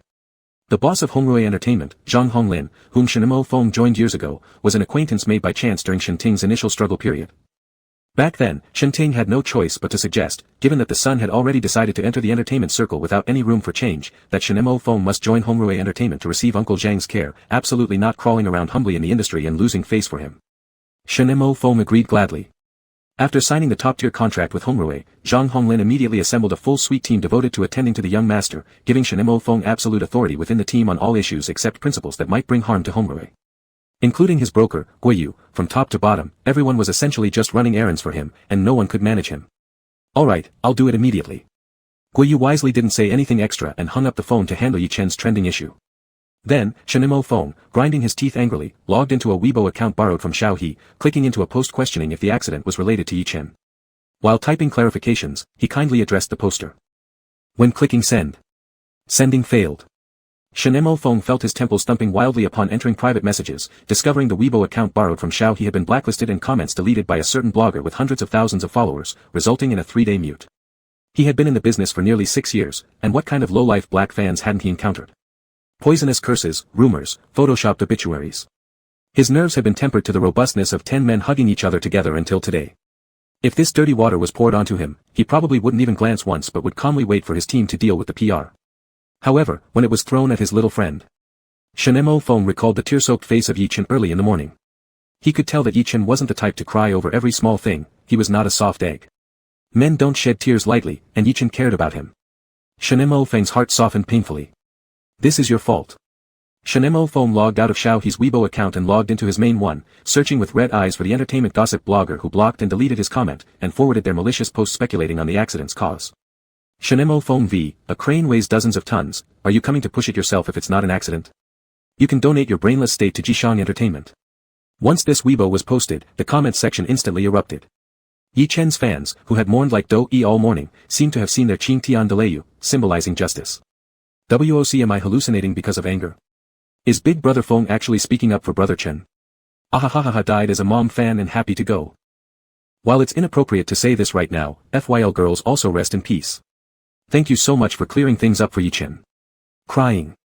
Following that, Shen Mo Feng turned his focus like a starved wolf biting another large V entertainment blogger leading the charge against Yi Chen for being insincere in gratitude, forwarding their post. Shen Mo Feng v. So, does he have to cry and send you a selfie too?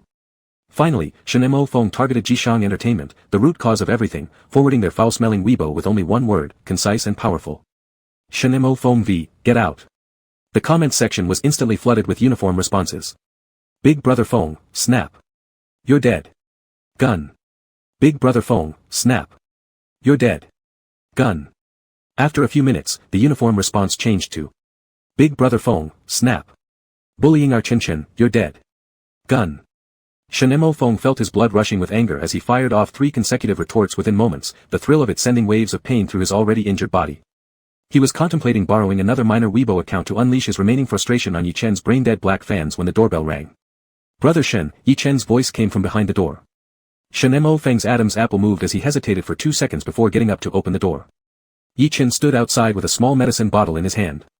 As soon as he looked up, he saw the lingering savage look on Shen Mo Feng's handsome face and immediately became alarmed.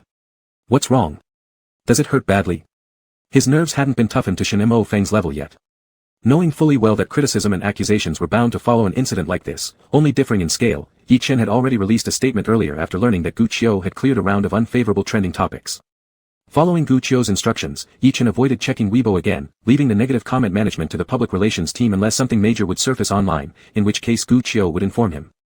Shen Mo Feng choked for words, glaring silently at Yi Chen for a moment before reluctantly responding, The kid didn't even know. That Shen Mo Feng had already fired back 3 times on his behalf for such a big issue and Gu Qiu hadn't told him first. What was the broker even paid for? Shen Mo Feng couldn't bring himself to beg for credit, the momentum gain just now vanishing in a second as he awkwardly stepped aside to let Yi Chen in, internally yelling at Yi Chen's broker 1,000 times. Switching out of worry mode about Shen Mo Feng's injuries, Yi Chen paused, realizing the expression wasn't due to pain. After a brief thought, he suddenly figured it out, did they say something else online? Shen Mo Feng bit his lips and roughly responded, Yi Chen immediately disregarded Gu Qiu's ban on browsing social media and took out his phone to check Weibo. Shen Mo Feng watched Yi Chen, his heart beating fast. For no reason, he felt like he had suddenly turned 10 years younger. He felt like a reckless high schooler who had gotten into a fight for his crush against people picking on him. His crush didn't know yet, but he was going to find out soon. The boy would see the hallway full of idiots he'd beat up. At this moment, Yi Chen glanced up at him, licking his lips nervously, his pupils quivering slightly. Those wet lips reflected a faint shimmer of light. Shen Mo Feng's heart jolted, and he unconsciously leaned forward about 5 centimeters. But just then, Yi Chen's phone rang. "Hey, Brother Chiu," Yi Chen hurriedly answered, "Yeah, I've seen it." "Yeah." Finally, after being mentally criticized 1,000 times by Shen Mo Feng, the agent did as Shen Mo Feng wanted and called Yi Chen. Shen Mo Feng clenched his teeth and retreated his neck back in place. Chapter 39. Yi Chen apologized with a glance at Shen Mofeng, gently closing the door and stepping out to the corridor to make a phone call. When he returned, Shen Mofeng's boiling thoughts had gradually cooled down. The situation right now wasn't conducive for a kiss, tangled emotions, an indifferent hotel room, no proper confession gift, no build-up, no surprises. What was there to confess? Just 2 lips brushing against each other. As the impulse waned, the old bachelor picked up his baggage and began quietly causing trouble. "My agent," Yi Chen leaned back against the door, the lock clicked once, and suddenly everything around seemed extraordinarily quiet. Yi Chen slightly tilted his face upwards towards Shen Mofeng, his chest swelling with various emotions, gratitude, confusion, relief, warm and cool feelings twisted together like a hurricane into a ferocious current, charging wildly as it searched for a way to pledge oneself. But since Yi Chen had been a heterosexual man for 19 years, completely pure, and the concept of pledging oneself wasn't even in his dictionary, all these surging emotions were directed instead toward being willing to be a workhorse. After Shen Mofeng sacrificed himself to shield him from danger, his position in Yi Chen's heart soared again, reaching a level of reverence that could rival the sum total of 18 generations of ancestors of the Yi family. "Brother Shen, thank you for clearing things up for me." Yi Chen clenched his teeth, his jawline tightened as if drawn by a steel ruler, unable to continue. His eyes were red, his cheeks flushed crimson, but he wasn't about to cry anymore, it was just his blood boiling fiercely. Through this event, the help Shen Mofeng had given him had gone beyond the realms of doing good or care from a senior. It wasn't something he could repay by simply cooking meals or preparing pear syrup as a small gesture anymore. He had to take on the responsibility of repaying the favor as an adult man, waiting until he grew strong enough to stand on his own feet one day and would brave fire and water for Shen Mofeng, paying him back. Shen Mofeng's remaining restlessness was extinguished entirely by Yi Chen's resolute gratitude. Feeling oddly dissatisfied, he mocked, "No need to thank me. I simply can't tolerate how they twist facts." Yi Chen's face looked extremely serious, saying deeply, "I understand, Brother Shen, you're truly very upright and wonderful." Caught off guard by this sudden, good person card, Shen Mofeng stared at Yi Chen in disbelief, laughing spitefully, why do you still, never mind." Halfway through his sentence, Shen Mofeng suddenly realized. Yi Chen really didn't know. Though openly and secretly, Shen Mofeng had teased Yi Chen a few times, but he had never clearly expressed himself. Even if Yi Chen had suspicions, he likely wouldn't dare to imagine too much. After all, if he imagined too much and became overly sentimental only to find out that the other party didn't feel the same way, wouldn't the little boy go crazy? Sometimes being slow is a kind of self-protection. Once Shen Mofeng figured out this nuance, he still felt somewhat disappointed. He originally thought that Yi Chen would soften into a little dumpling, move to tears again, his face wet with tears, looking so adorable it would drive him wild. He'd have to corner Yi Chen against the wall, cajoling, teasing, and seducing while wiping away tears, making Yi Chen calm down, become sweet, and stop crying. But this. Shen Mofeng silently scanned Yi Chen from head to toe. Although Yi Chen's face was rosy, there was no shyly intimate flavor. On the contrary, it was exactly like the stance of Guan Yu meeting Liu Bei. "Brother Shen, if you ever need my help in the future." Yi Chen pledged allegiance for the second time. Enough, Shen Mofeng's fantasy shattered. He shot him a hard look, speaking indifferently, "Are we forming a brotherhood in a peach garden?" Yi Chen sensed Shen Mofeng's displeasure and analyzed his psychology, thinking the other probably found his continuous thanks annoying. During their nearly 3 months of filming together, Yi Chen had come to know Shen Mofeng's temperaments. Being incessantly nagged about one thing was his taboo area, regardless of what the matter might be. So he should keep his gratitude inside, striving to return favors by doing concrete deeds, not blowing empty words and bothering others. "What is this?" Shen Mofeng was unhappy, wanting to avoid further talk and changed the subject, pointing to the little medicine bottle in Yi Chen's hand. "These are some trauma drugs I got from the pharmacy this morning." Yi Chen pulled his thoughts back to reality from vivid imagining about risking his life for Shen Mofeng in the future, and came up with a harmless excuse, "It's my grandfather's recipe. I've used this on cuts and bruises since I was a kid, and it works incredibly well and relieves pain." Shen Mofeng took the medicine bottle, unscrewed it, and smelled its light yet refreshing fragrance. Respectfully, like serving an emperor, Yi Chen asked, "Should I help you apply it?" "All right." Shen Mofeng carelessly untied his bathrobe and let it slip to his waist, lying bare-chested on the bed while continuing to browse Weibo. For top-tier celebrities like Shen Mofeng to directly confront major online influencers and media is not something they can just move on from without consequences, but he had a team tirelessly smoothing things out for him behind the scenes. He didn't care about that nonsense. This time, however, he personally went so far as to protect Yi Chen. Not only was it a way to let Yi Chen vent some built-up frustration, but also an opportunity to weaken the fighting spirit of bystanders who weren't well informed and his loyal fans who might stir up trouble further.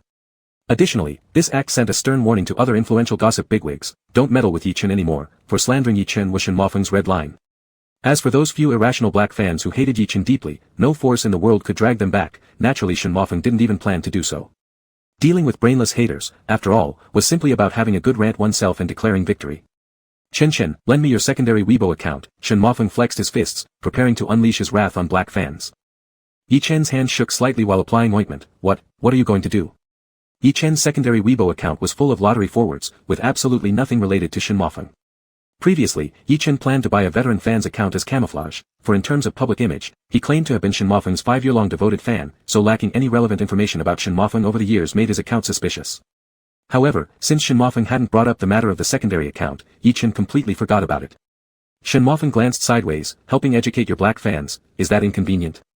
Don't bother about them, Shen Ji, don't ruin your mood over these people, Yi Chen deflected. My fire will build up inside if I don't take it out on someone. Shen Mofeng gazed at him questioningly for a while, his brows arched knowingly. You're hesitant about lending your secondary account, aren't you? Yi Chen. After much struggle, Yi Chen finally managed to squeeze out, yeah. Shen Mofeng got excited and probed, why not? Because. Yi Chen's lips quivered several times before only managing to beg, can you not ask? In reality, after all that had happened, Yi Chen considered himself a fan of Shen Mofeng now.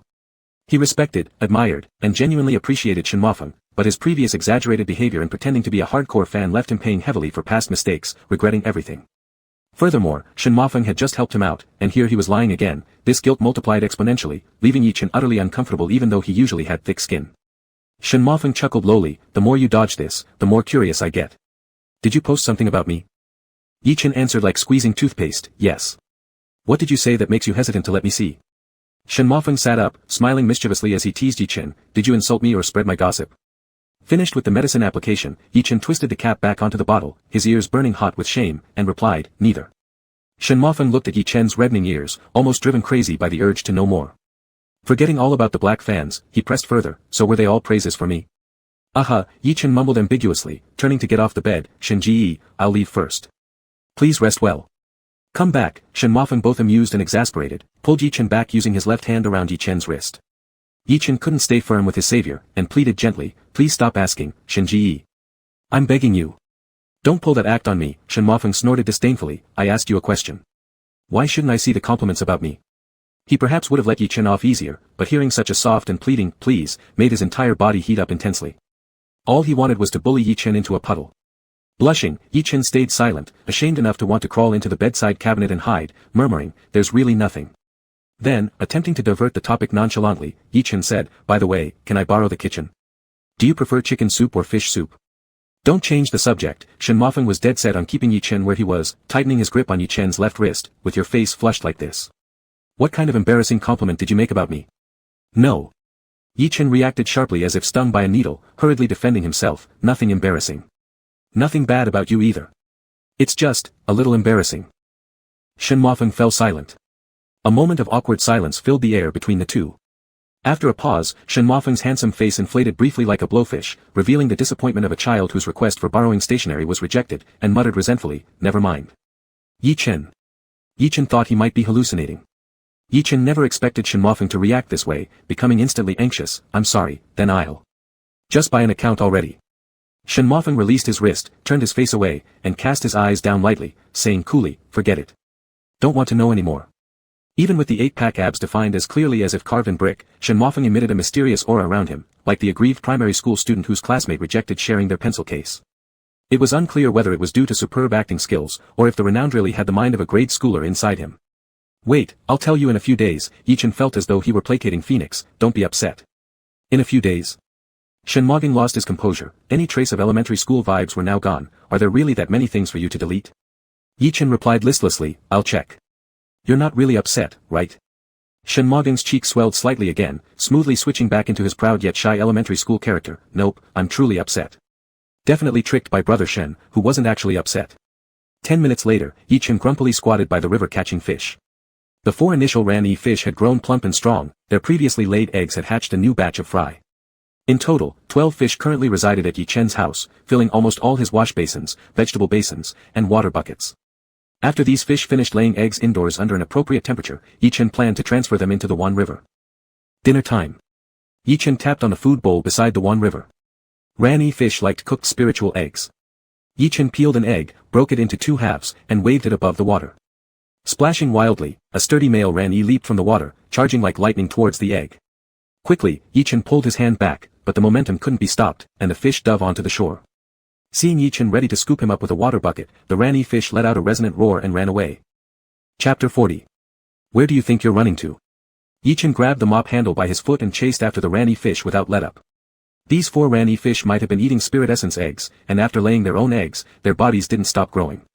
After being nurtured in Wan water for a while, their size had doubled, almost too big to fit into a pot. However, as they grew larger, their appetites increased day by day. Continuing to raise them would soon become unprofitable, so it was a good time to slaughter one and make a soup for Shenimo Feng to calm his nerves and replenish his strength. The Ranny fish have yet to awaken spiritual consciousness, with intelligence comparable to that of regular fish in the present world. It instinctively ran away from Yi Chen at first, but then suddenly felt short of breath and began flapping its fish mouth desperately, turning back toward the Wan water. The 4 fish legs, resembling chicken legs, were powerfully sinewy, and the fish's body moved swiftly like the wind, its sprinting speed nearly rivaling that of Olympic 100-meter race champions. At this moment, Cheong Chi baby suddenly darted out from the side, blocking its path. The Ranny fish has a natural fear of the fierce beast Cheong Chi. Its eyes gleamed, and it decisively changed direction again to break through Yi Chen's defense. While running, it fiercely flapped its wings. When it was about 2 meters from Yi Chen, it squatted down and jumped explosively like a bullet propelled by its wing flapping, trying to fly over Yi Chen at low altitude. Ranny fish, TSS. Due to its unique physiology compared to ordinary fish, the Ranny fish can emit cries similar to TSS, hey, much like how dogs bark, woof, whimper, growl. Let's see you fly. Yi Chen swung the mop handle around like a baseball player and smashed it towards the Ranny fish. With a dull thud, the fish flying mid-air was slammed back to the ground by Yi Chen's pole, sliding several meters away. Yi Chen's arms went numb from the impact. He dashed towards the fallen Ranny fish before it could rise, crouched low, and slid on the residual snow using the football technique he learned in high school, gaining enough momentum to kick the dozen-pound Ranny fish further away from the Wan water. Ha! The Ranny fish crashed heavily onto the ground and was just about to jump up with a koi-like leap when Cheong Chi baby pounced on it with an infantile roar, biting its thigh and slowing it down. While the Ranny fish struggled, Yi Chen rushed close, hitting it with the mop pole in a move oddly reminiscent of moves from the anime North Star Fist. Meanwhile, Cheong Chi baby took the opportunity to take a bite on the Ranny fish's vulnerable belly, creating a sharp sound as scales crumbled off its body. After struggling for a while under the bites of Cheong Chi, the Ranny fish flipped onto its back, lying still. The magical creatures in the Shanhai realm have been fighting against divine beasts since the dawn of creation and have continuously consumed spirit essence plants. By now, each species is far from simple. Take the Ranny fish for example, they are born with fighting instincts and individual combat abilities surpass those of all similarly weighted fish alive today. Their teeth can destroy fishing nets and lines. If not for the lack of oxygen and help from the Cheong Chi baby, Yi Chen would have engaged in a proper battle with it. If only there was a gun, things would be much easier, killing it on the spot, sparing trouble for both man and fish. Thinking this, Yi Chen threw the Ranny fish into a basin and carried it to the kitchen. Hunt guns are too unrealistic, but if there were steel traps for sale somewhere, he could really buy one. Yi Chen descaled the Ranny fish, plucked its feathers, gutted it, chopped off its wings and 4 chicken leg-like fins, diced the fish meat into chunks, pan-fried them, and then cooked them into a soup. As the fish soup bubbled regularly, Yi Chen watched the stove and logged into his alternate Weibo account, privately messaging a few IDs listed in his notes. After deciding to buy an account, he had previously sifted through several bloggers and recorded their IDs but hadn't reached out yet. These bloggers were all long-term fans of Shenimo Feng, but they were currently in a disengaged fan state. This disengagement aspect concerned Yi Chen. Once fans unfollow, they tend to value memories less, or even disregard them entirely, simply too lazy to delete posts. Such people wouldn't inflate prices when selling their accounts. Additionally, disengaged fans meant they just got tired of following or became absorbed in real life rather than angry due to negative gossip about Shenimo Feng, thus reducing the likelihood of unforeseen incidents after selling the account. 2 hours after sending the private messages, finally, a blogger replied. This blogger was reportedly a 3-year-old fan of Shenimo Feng, but she turned her focus to studying for entrance exams this summer and was selling everything she could to recover some cash. Yi Chen skimmed through her recent Weibo posts and found multiple transactions for second-hand novels, comics, and cosplay costumes, consistent with her personal description. The account status looked fine, so Yi Chen started negotiating the price with the girl. She curiously asked why he wanted to buy an account with only 300 followers, and Yi Chen said it needed to remain confidential. The girl didn't pry and quoted a price of 300 based on follower count. Yi Chen, cheaper. You don't even have any verification. An Orange Bee certification account with 10,000 followers is worth only 1,000 yuan. The girl remained indifferent. Then, 250. Yi Chen shamelessly countered, 250 doesn't sound good, how about 150 instead? The girl curiously replied, hello? Mister, if 250 doesn't sound good, shouldn't it be 240 then? In a manner unbefitting Shen Mo Feng's other acquaintances, Yi Chen had a face tough enough to block bullets as he bargained, sister, how about this, let's settle at 150, and I'll send you some imported organic vegetables that cost dozens of yuan per pound outside. Confused, the girl asked, organic vegetables? Already naming the produce, Yi Chen responded, eggplant, potato, big peppers, okra, cucumber, cauliflower. Yi Chen continued persuading her, organically grown with no pesticides, it's a great detox program. The girl muttered in disbelief. Then firmly said, I don't want your veggies. The minimum is 200, or I won't sell. Anyway, it's not absolutely necessary for me to sell. Finally, they settled at 200 yuan. Yi Chen painfully handed over half the deposit while the girl honestly went off to unbind her phone number and email information. After handing over these little scattered details, Yi Chen changed the password and handed over the rest of the deposit, modified the profile, and even the avatar. As for the nearly 30,000 Weibo posts left behind, he planned to wait until back at the hotel and use Wi-Fi to slowly screen through them. Truth be told, he wished he could buy an account with fewer Weibo posts which would make checking easier, but how often do star-chasing boys or girls ever have fewer posts? Even if someone only posts or retweets 10 times a day, they'd still be considered quiet types. Especially when their idols need data manipulation to earn face, they go all out. Actually, there was no need to check every single post individually. Yi Chen just needed to ensure the original posts didn't contain anything contradictory, and search for some inappropriate keywords like social insurance, childbirth, pregnancy. Deleting such posts would suffice. Fan compliments are generally similar, there was no real need to check every line. Yi Chen cleverly devised a shortcut for himself. This is the last time I'll trick Brother Shen in matters like this, absolutely the last. Suppressing the swirling guilt in his heart, Yi Chen forcefully squeezed his eyes shut. As twilight enveloped the yard, the Rani fish soup was also ready. Wiping his hands on his apron, Yi Chen sent a WeChat message to Shen Mo Feng, Brother Shen, I borrowed the kitchen to stew this fish soup. When would be a convenient time to deliver it to you? At the same moment, Shen Mo Feng lounged comfortably in the soft sofa of a private entertainment club. His collar casually unbuttoned by 2 buttons, he held a cigarette slanted between his lips, appearing quite rakish. So that's decided, right? Can we have a definite answer? Shen Mo Feng gestured with his chin towards the man sitting opposite him on the couch. Lu Hanyu smoothly smiled, since Lord Shen has spoken, I'll try my best to push it during the meeting.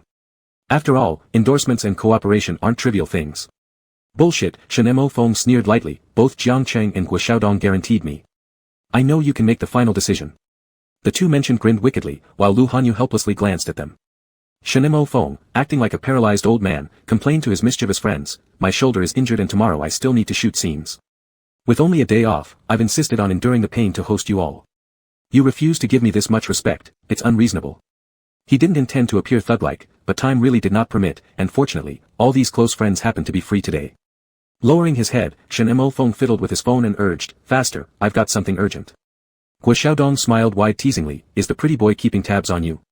You're so badly injured now, even returning home early wouldn't help with him using you anyway. Just tell him not to worry. Fuck off, Shen Mo Feng lightly kicked him with the tip of his shoe as a warning, stating firmly, he's my boyfriend-to-be. Alright, I'll smack myself, Guo Xiaodong jokingly slapped his own mouth. Shen Mo Feng still glared at him. Normally, he detested Guo Xiaodong, who always found opportunities for fun with the convenience store warehouse staff when buying cigarettes downstairs. At shared meals, Shen Mo Feng never willingly touched dishes Guo Xiaodong had picked. But since there were important matters today. With eyebrows raised and eyes squinting, Guo Xiaodong suggested, then I'll punish myself with 3 pretty boys. In all sincerity, Shen Mo Feng questioned, you motherfucker, are you asking for a beating? Guo Xiaodong immediately stiffened his face and raised his hand in surrender, from now on, sister-in-law, sister-in-law. And you, Shen Mo Feng turned to Lu Hanyu. Lu Hanyu sat up straight, as obedient as a schoolboy, sure, sister-in-law too. Shen Mo Feng remained silent. Lu Hanyu waved his hand dismissively, alright, I'll decide, I wouldn't dare say anything else if she's truly the official sister-in-law. I'm heading back first, Shen Mo Feng picked up his windbreaker and stole another cigarette from Jiang Cheng before saying, have fun guys. After leaving the club, Shen Mo Feng sent a WeChat message to Yi Chen, I'm heading back to the hotel.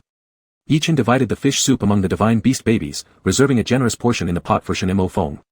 He especially kept the fattest, finest piece of fish belly without any bones for him. After dishing out the soup, Yi Chen replied, alright. 20 minutes later, Shen Mo Feng texted with a strong will to survive, stuck in traffic, don't worry. Yi Chen, alright, no worries. Another 20 minutes passed before Shen Mo Feng finally said, I'm back, coming to your room, 1 minute. Yi Chen quickly ladled out the soup that had been kept warm in a pot, stepped through Theodore back to the guest room, and placed the bowl on the table before rushing to open the door. Behind the door stood Shen Mo Feng, reeking of smoke and alcohol. How come you? Yi Chen moved aside to let him in, hesitating for a moment before boldly advising, you have injuries and yet drank? Just 1 cup, I needed to deal with someone. Shen Mo Feng held up 1 finger to signify 1, then as he saw Yi Chen about to speak again, his mind suddenly shifted. He gently pressed his finger against those soft lips, saying, shoo. His face was very close to Yi Chen's, with the light from behind casting shadows that accentuated his handsome features. Yi Chen was momentarily stunned and fell silent. Brother Shen must think I talk too much again. Yi Chen thought honestly, but inexplicably, he didn't dare to meet Shen Mo Feng's eyes. The small patch of smooth, velvety skin under his fingertip made Shen Mo Feng reluctant to withdraw his hand. Chapter 41. Shen Mo Feng was reluctant to take his hand away, so Yi Chen uncomfortably took a step back, leaving the slender finger suspended in midair. He said mechanically, I'll go back first. I've put your soup on the table. Call me after you're done, and I'll come to collect the bowls. Shen Mo Feng shoved his hands into his trouser pockets and smiled, this is your room. Where are you going? Yi Chen paused, flustered. I forgot. He had just blanked out for some strange reason. Shen Mo Feng wouldn't let it go, teasing him, do you want to go back to my room? No, no. Yi Chen quickly darted to sit on the couch to show that he really didn't intend to go to Shen Mo Feng's room. Shen Mo Feng chuckled as he walked over to the table and sat down to drink the fish soup. The flesh of the body part of Ran Yu was extremely delicate and savory, but the wings and 4 legs had a chewy texture with resilience and tenderness like bullfrog. Afraid of ruining the taste, Yi Chen packed the fish fins and legs and tossed them onto the snowy ground to preserve, using only the fish head and body for making the broth. After hours of stewing, the fish soup developed a bright milky white color. The collagen in the fish skin was slowly separated by the gentle fire, and then densely filled the gaps between water molecules, creating a soup that was smooth and creamy. Stirring the soup with a spoon, it seemed like disrupting a milky white silk scarf. Shen Mo Feng scooped up a spoonful of the fish soup and drank it, the rich aroma with a slightly sticky feeling spread across every taste bud. The well-cooked fish meat melted into fine threads, effortlessly crushed under the tongue, releasing its flavor beautifully. What kind of fish is this? Even though Shen Mo Feng was used to Yi Chen's outstanding cooking skills, he was still amazed. It's just carp, Yi Chen muttered vaguely. Shen Mo Feng stared at the bowl of soup like studying a riddle, it's too delicious. So good it felt a little strange. In all his life, he'd never thought carp could be this fragrant. I can cook soup for you every day before wrap-up, Yi Chen perked up, eager to offer, chicken soup one day, fish soup the next. My chicken soup is also very tasty, I'm worried you might get tired if I cook the same thing every day. Right now, he only had these nice things, and he hoped to change styles for him. Shen Mo Feng looked at him warmly, okay. At that moment, Yi Chen sat on the long sofa by the window, bathed in the warm golden light streaming from above. The distinct division of light and shadow emphasized his already striking facial features, painting a breathtakingly beautiful and noble image. This face of a young master suited looking down on his lover, arrogantly and lazily coquettish, making unreasonable demands. But Yi Chen showed none of these tendencies, instead, he appeared obedient, ready to be manipulated. And thus, the difficult-to-please Master Shen once again became uneasy. Shen Mo Feng casually asked, have you cooked for anyone else on other sets? Never, it's just this time I started cooking, Yi Chen said blankly, I was afraid you wouldn't be used to their rustic cuisine. It's purely sick to cook for others in free time. With that, Shen Mo Feng immediately relaxed. In such a tranquil night, surrounded by the soft glow of the lights, the warmth of the fish soup, and the faint clinking of the spoon against the porcelain, Shen Mo Feng remembered some deep nights of his childhood. At that time, Shen Ting would often come home late due to social engagements. Zhang Yujie would complain verbally but always prepare a sobering soup for him. Then she would switch on a warm-toned floor lamp in the living room. These nights when mother waited for father's return were one of many elements that composed Shen Mo Feng's life. This element was ordinary, mundane, but truly existed. Shen Mo Feng wasn't comparing Yi Chen to his mother. Firstly, their genders differ, and secondly, Zhang Yujie's cooking ability was motivational through the years, aside from sobering soup, nothing edible came from her. Moreover, Yi Chen was a highly talented actor who would never be content being a housewife waiting patiently at home for his late return. Thus, what made Shen Mo Feng feel familiar was merely the present atmosphere. And this atmosphere implied family, stability, and love. As he sipped the fish soup, Shen Mo Feng occasionally glanced at Yi Chen who sat on the sofa playing with his phone, imagining Yi Chen waiting for him after finishing the soup earlier, his heart softened unimaginably. Shen Mo Feng suddenly wanted to drink Yi Chen's soup for a lifetime. Chen. Shen Mo Feng whispered softly. Yi Chen obediently set his phone down while deleting some Weibo messages. Shen Mo Feng pondered for a moment and decided not to encourage or praise like rewarding a child, bizarrely saying, nothing, just calling. Yi Chen. Yi Chen was still too cautious around him. If he told him about helping him secure endorsements, the child might thank him fervently like brothers sworn to death, so it's better to tell him after they have confirmed their relationship, at that time. Shinemo Fong gave a lewd smile. He will surely reap a lot of benefits. The next day, the filming plan restarted. Due to the delay of 2 days and the need to catch up on progress, plus Yi Chen was nearing completion of his role, any earlier details that required modifications were all rushed together. Therefore, the shooting schedule was arranged quite densely. Yi Chen was juggling between acting, farming, and managing an online store, getting so busy that he became disoriented. However, the more things there were to do, the faster time passed, and in what felt like a blink, a week had gone by. Shinemo Fong still had half a month before his part would wrap up. Yi Chen, worried about him, went out of his way to provide for Shinemo Fong before leaving, ferrying pots and pans back and forth, 2 small jars and a glass bottle filled with various pickled vegetables, a full basket of spiritual energy eggs, a large jar of fragrant chili oil, and even several packs of cigarettes confiscated from others. These pickled vegetables go well with congee for breakfast, you must persuade Shingu to eat them, or else his stomach can't take it, Yi Chen earnestly instructed Xiaohe. For lunch and dinner, if Shingu really doesn't want to eat much, get the locals to help cook some noodles, even simple Yangchun noodles are fine, paired with this chili oil. Don't worry, Xiaohe checked each container one by one to ensure nothing would be mistaken during use. I'll definitely take good care of Shingu. Yi Chen continued his meticulous reminders, remind Shingu to drink the pear syrup. Xiaohe chuckled, even if I forget, Shingu won't. It's the first thing he does when he wakes up every day. Xiao Lu chimed in happily, I find both of you talking so amusing. What's wrong? Xiaohe asked curiously. Xiao Lu joked, every Shingu in your conversation could seamlessly be replaced with dad. At the mention of calling Shinemo Fong dad, Yi Chen laughed heartily, his face brimming with genuine happiness. Exactly. Xiao Lu joined in, isn't it true? Xiaohe forced a smile, but there was a faint trace of melancholy hidden within it, something only he and Xiao Lu understood. After finishing these chores, Yi Chen got dressed neatly and went to the shooting site to bid farewell to Shinemo Fong. The night before, the entire crew threw him a simple wrap-up banquet. All the thanks and farewells were already said clearly and thoroughly, and now he just needed to say his last goodbye to Shinemo Fong. When Yi Chen arrived, Shinemo Fong had just wrapped a scene. Yi Chen stood outside the set and waved at him, Shingu. I was thinking about wrapping this scene too, just to see you off. Shinemo Fong looked up and smiled at him. Are you leaving now? Yeah, my car is waiting over there. Yi Chen pointed in the distance, then turned around and gave Shinemo Fong a formal bow. Seriously, he said, thank you for your care during this period. Alright, no need to be so polite, Shinemo Fong grinned, gesturing to stop him. Because of the limited mobility in his right shoulder, some scenes weren't going as smoothly, which delayed certain shots, pushing them further back. Moreover, some originally scheduled closing dialogues and significant emotional acts were moved forward unexpectedly. This added on to refilming a few early scenes with Yi Chen, keeping Shinemo Fong equally busy throughout the week without much time to spend with Yi Chen. Now, they wouldn't see each other for another half-month. Shinemo Fong cast an affectionate gaze over his young partner and opened his arms lightly, whispering, one hug? Okay. Yi Chen's eyes crinkled slightly, stepping closer.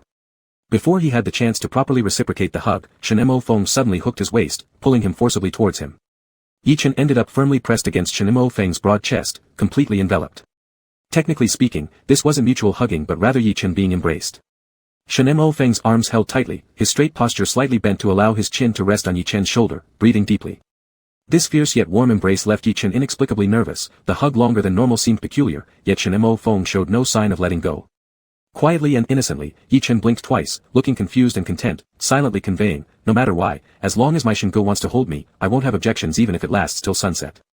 Chen, Shinemo Fong called out softly, his voice low, are you this obedient? As he spoke, his arms seemed to tighten further. Yi Chen's ears grew oddly hot, sensing something amiss, but his straightforward mind didn't wander into inappropriate territories. He simply replied. Yes. Being obedient to Shinemo Fong was essential. His muffled nasal sound, partially smothered by the scarf, sounded unusually tender. Go back, see you during the spring festival, Shinemo Feng's voice deepened as he loosened his grip, inconspicuously stepping back to create some distance. See you during the spring festival. Quickly understanding the implication through his own logical framework, Yi Chen respectfully said, alright, if it's convenient for you during the spring festival, I'll visit you at your home to celebrate. Visiting my home? Shinemo Feng's lips curved, withholding his actual spring festival plan to surprise his young partner. Lazily, he replied, alright then. There was still over half a month until the spring festival. If all went smoothly, Quest for Dominance would wrap up right before the new year, making it very convenient for Shinemo Fong to stir up some trouble. After the farewell, Yi Chen got into his car. He hadn't been in a car for even a minute when Shinemo Feng's WeChat message came through. Shinemo Fong, I forgot to ask you something. Yi Chen, go ahead and ask. Shinemo phone, your Weibo alternate account, weren't you supposed to tell me about it in a few days? Not seeing him for half a month, flipping through the little guy's Weibo could somewhat alleviate the longing. With the steady composure of an old dog, Yichin instantly sent over the alternate ID. During this week, he had meticulously reviewed all the original posts by the girl who sold the Weibo account, deleting everything that seemed inappropriate to him, while searching extensively for any dirty keyword. This young lady seemed quiet and well-behaved on the surface but was in fact impossible to control. In the past few days, Yichin had been so preoccupied with deleting posts that he nearly forgot how to recognize the phrase, "I can do it." Yichin deceitfully said, "It's just this, there's really nothing inappropriate to see." Shinemo phone was both angry and amused. "You've been silently deleting posts for a whole week, and now you tell me there's nothing inappropriate?" Yichin sent over a picture of a kitten looking completely innocent. Shinemo phone, "I wouldn't believe you even if you told me the sky is green. You're naughty." The bad-tempered little one had been caught out and blushed. "I didn't delete much, don't overthink it. After all, it was just 2,000 or so posts deleted compared to nearly 30,000, which wasn't much at all." Shinmo phone, "Teacher Shin wants to check your homework." Yichin responded calmly, "You can check however you like." Chapter 42. After giving his alternate WeChat account to Shinemo phone, Yichin felt a little uneasy, fearing that he might have failed to delete something which would be awkward to explain if seen by Shinemo phone. However, as time passed minute by minute, Shinemo phone did not respond and his WeChat remained calm. Yichin finally relaxed completely. He didn't actually think Shinemo phone would go through every single one of his Weibo posts, as there were just too many. Perhaps he'd only look at the more recent ones. The reason why he prepared so thoroughly was because he wanted to prevent accidents in case anything leaked. On the way back to the company, Yichin logged into his WeChat secondary account with peace of mind to deal with the online store business. Indeed, the 5 buyers who had previously purchased pillows for their elderly family members had become walking advertisements. The remaining 15 pillows had been snapped up by group friends the day before, and those who missed out were constantly tagging Yichin in the group to ask about the situation. A home with an elder is like having a treasure. Good news, the winter velvet health pillow is currently being restocked by the manufacturer, expected to be available again in 2 to 3 days. Everyone will be notified as soon as it's on the shelves. Rose. Sui Soa Hua, a suggestion, could we stock more this time? Happy every day, I bought this pillow for my father, and the effect was shockingly good. As soon as he lay down, he fell asleep. Is there a sedative component inside? Could long-term use have any impact on health? I've never seen such an effective sleep aid pillow.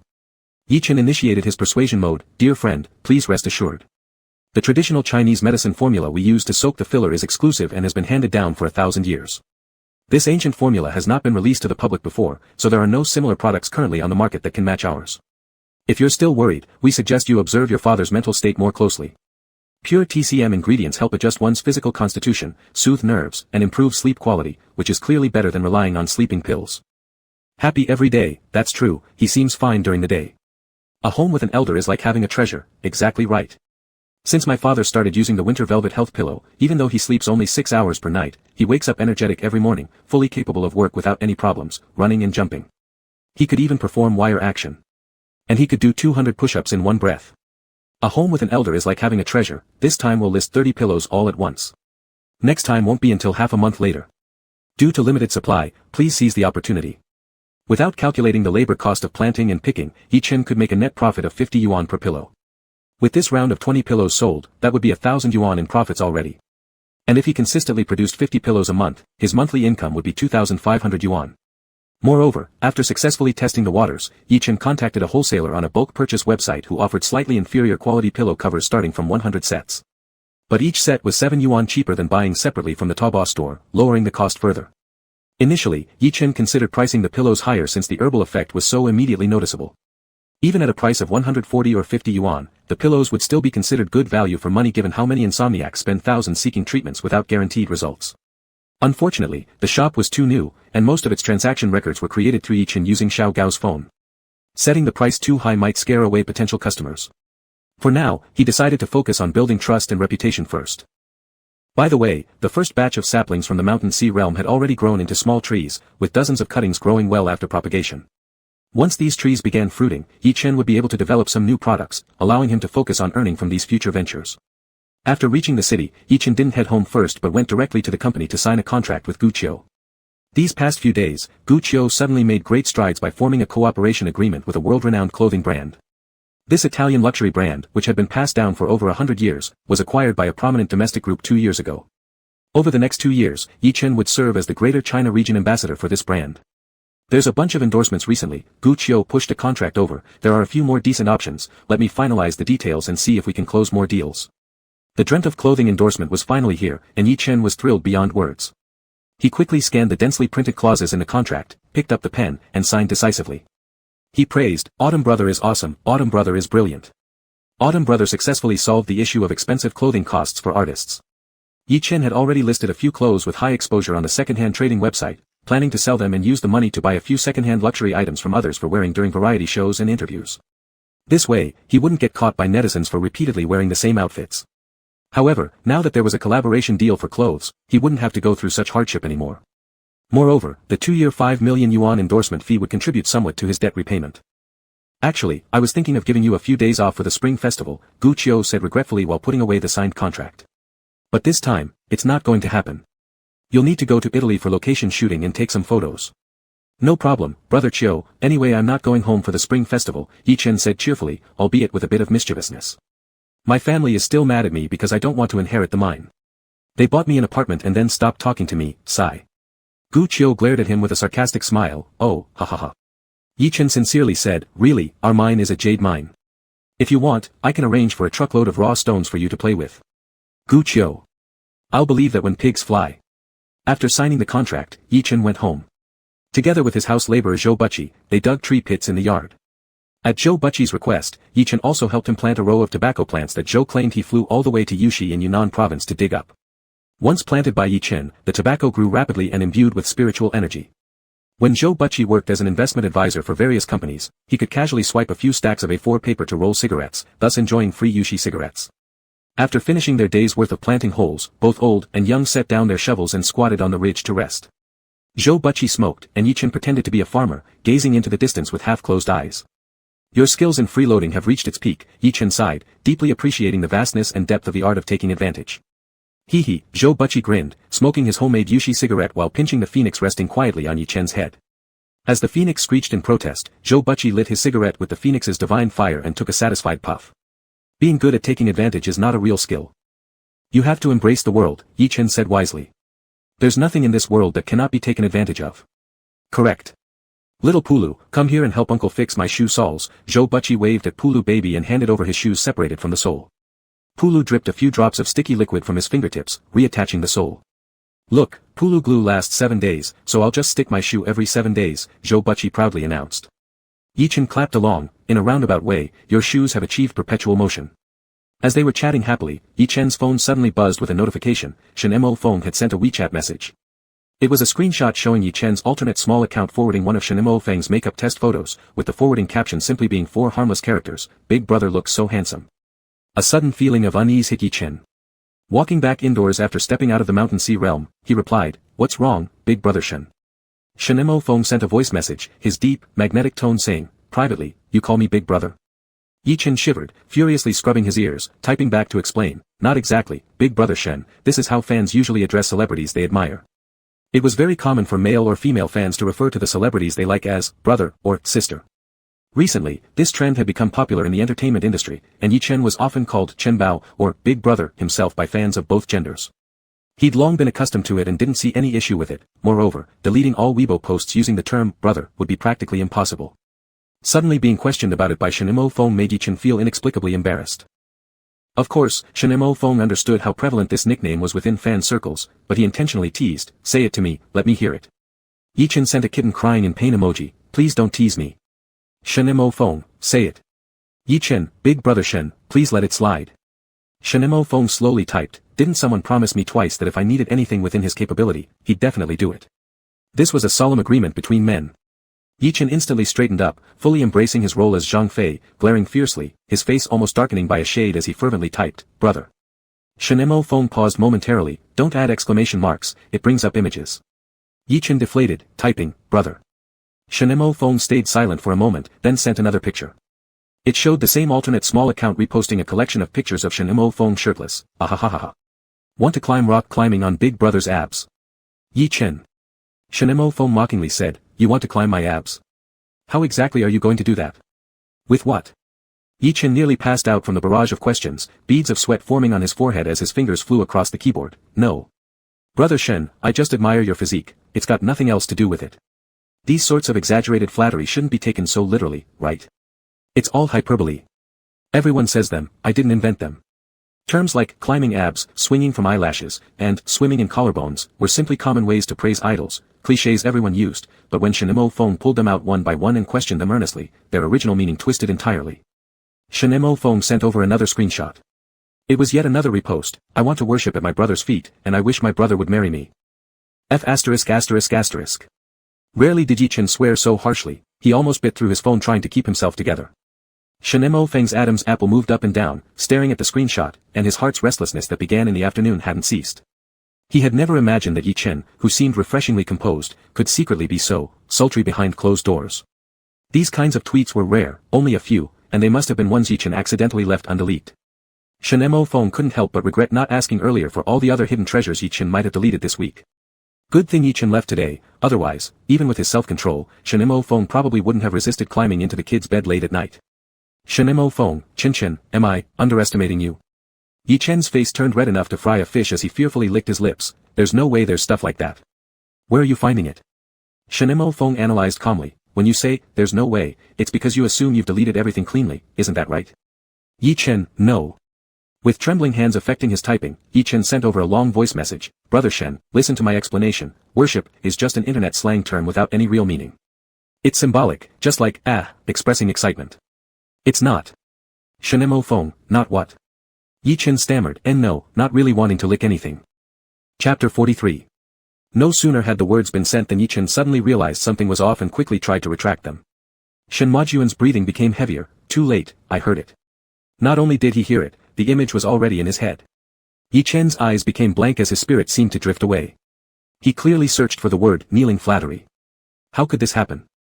As if knowing what he was thinking, Shen Majuan kindly offered some enlightenment. Searching for keywords on Weibo doesn't always show everything, but flipping through them one by one can get you there. That is to say, if the girls selling accounts had posted 100 Weibo posts with the term, kneeling flattery, when Yi Chen searches, kneeling flattery, it might only show 90 posts. The remaining 10 may not appear during keyword searches but would still be visible if you flip through them chronologically. This is a bug on Weibo, which has random and infuriating qualities.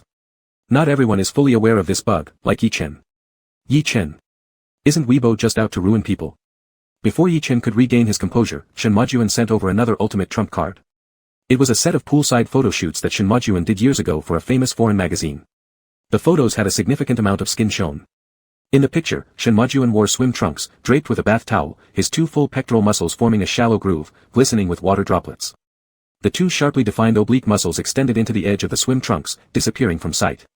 This wasn't inviting speculation, it was practically forcing people to speculate. And in the forewords of this post. I'm so socially secure. I don't care. There's a baby from Gage in my belly, wah. Clearly, this mention with social security was also hidden due to Weibo's bug. Yi Chen felt his brain go momentarily blank. After a while he could only awkwardly say, Shengu, at most I have your food in my stomach. Shen Majuan had initially been in high spirits, but hearing this sentence, he burst out laughing uncontrollably. He didn't doubt whether the account was fake. Although he hadn't been in love before, he understood the personalities of people in the industry. Using stereotypes to analyze, many seemingly soft and cute little zeros often spoke in ways that were more girlish privately. Speaking about having a baby in one's belly was indeed something that they could say. On the other hand, Yi Chen put himself in Shen Majuan's shoes and imagined the situation. If there was a male entertainer who was Yi Chen's fan, outwardly respectful and admiring, subserviently behaving like a grandson, but in reality was gay and harbored such thoughts towards him, turning around and saying things like kneeling flattery, social security, and having babies, on Weibo, using him for sexual fantasies. Yi Chen's hair stood up from disgust. Oh no, Shengu must think I'm disgusting. Yi Chen went berserk with worry, trying to explain helplessly with a tearful face, Shengu, I'm wrong, please don't be angry with me. It's not that I don't respect you or fantasize recklessly, I just didn't think twice. When I saw others posting those words, I followed without much thought. I am straight, it's impossible for me to really think about you that way. From now on, I will never blindly follow trends like that, I'll use my brain more carefully. While crying pitifully admitting fault and apologizing, he hurriedly logged into Weibo again to start deleting everything in the second round. Shen Majuan didn't even bother to mock Yi Chen's claim of being straight, he calmly said, I guessed you were preparing to delete Weibo posts. But actually, I've already scrolled back to January last year and took dozens of screenshots. Starting to delete them now won't make any difference. Hearing this, Yi Chen frowned instantly within a second. No wonder there had been no sound all day. My Shengu, an acclaimed film emperor, how could he have so much free time? How much? Yi Chen wiped his sweat heavily and typed sincerely to apologize, Shengu, it's all my fault. If I made you uncomfortable, I sincerely apologize. I'm sorry. At this moment, he was even prepared to confess to Shin Majuan that the small Weibo account was fake. He had already figured out what to say, because he didn't have the habit of forwarding celebrity news. The real minor account didn't contain anything about Shin Majuan, fearing that the idol would feel upset upon seeing it, hence he used this tactic to please the idol. This basically aligned with facts. As for the fact that he was a fake fan throughout, that's something he'd die rather than admit. Shin Majuan snorted lightly. I'm not offended, nor am I angry at you. I just showed you the screenshots to tease you a bit. No need to overreact. His tone was mostly normal, clearly not seething with anger as Yi Chen had imagined. First, Yi Chen let out a huge sigh of relief, impressed that Shin Gu was truly someone whose generosity could hold the seas, as he didn't count this against him. However, he relaxed for just a few seconds before sensing something hidden in Shin Majuan's words. He quickly got it and asked, if you're not mad at me for this, then, what are you mad about? Shin Majuan chuckled and sent over another screenshot. The screenshot was about a trendy young actor starring in a major IP campus web series. This actor's name was Zhang Kunho, who had debuted 2 years earlier than Yi Chen and was known for his roguishly handsome and rebellious persona. Last year, Yi Chen had collaborated with him on the very campus drama mentioned in this Weibo post. Yi Chen played the academically gifted second male lead while Zhang Kunho portrayed the overbearing school tyrant as the first male lead, all of them circling around the female protagonist. And that girl's repost read, what should I do? I want to switch sides. Zhang Kunho is super handsome and polite in real life, with great skin where you can't even see pores up close. Yi Chen screamed involuntarily, Awa. Miss, were you one of those people who greeted Zhang Kunho at the airport? What does this tone of close contact mean? And miss, if you're a 3-year-old die-hard fan, why are you switching sides? How am I Shin Gu worse than Zhang Kunho? My Shin Ji's acting and looks could blow him into pieces. As Yi Chen did not respond for a long time, Shin Majuan typed, hello. Chen, are you still there? Shin Majuan, shouldn't you explain this to your real idol? Little virgin Yi Chen, who hadn't even held hands with a member of the opposite sex, felt like he was being caught cheating by his lawful spouse, cold sweat rushing to his forehead. He replied awkwardly, it's just a random comment. Shin Majuan chose words carefully with him, I want to switch sides, but have you actually done it?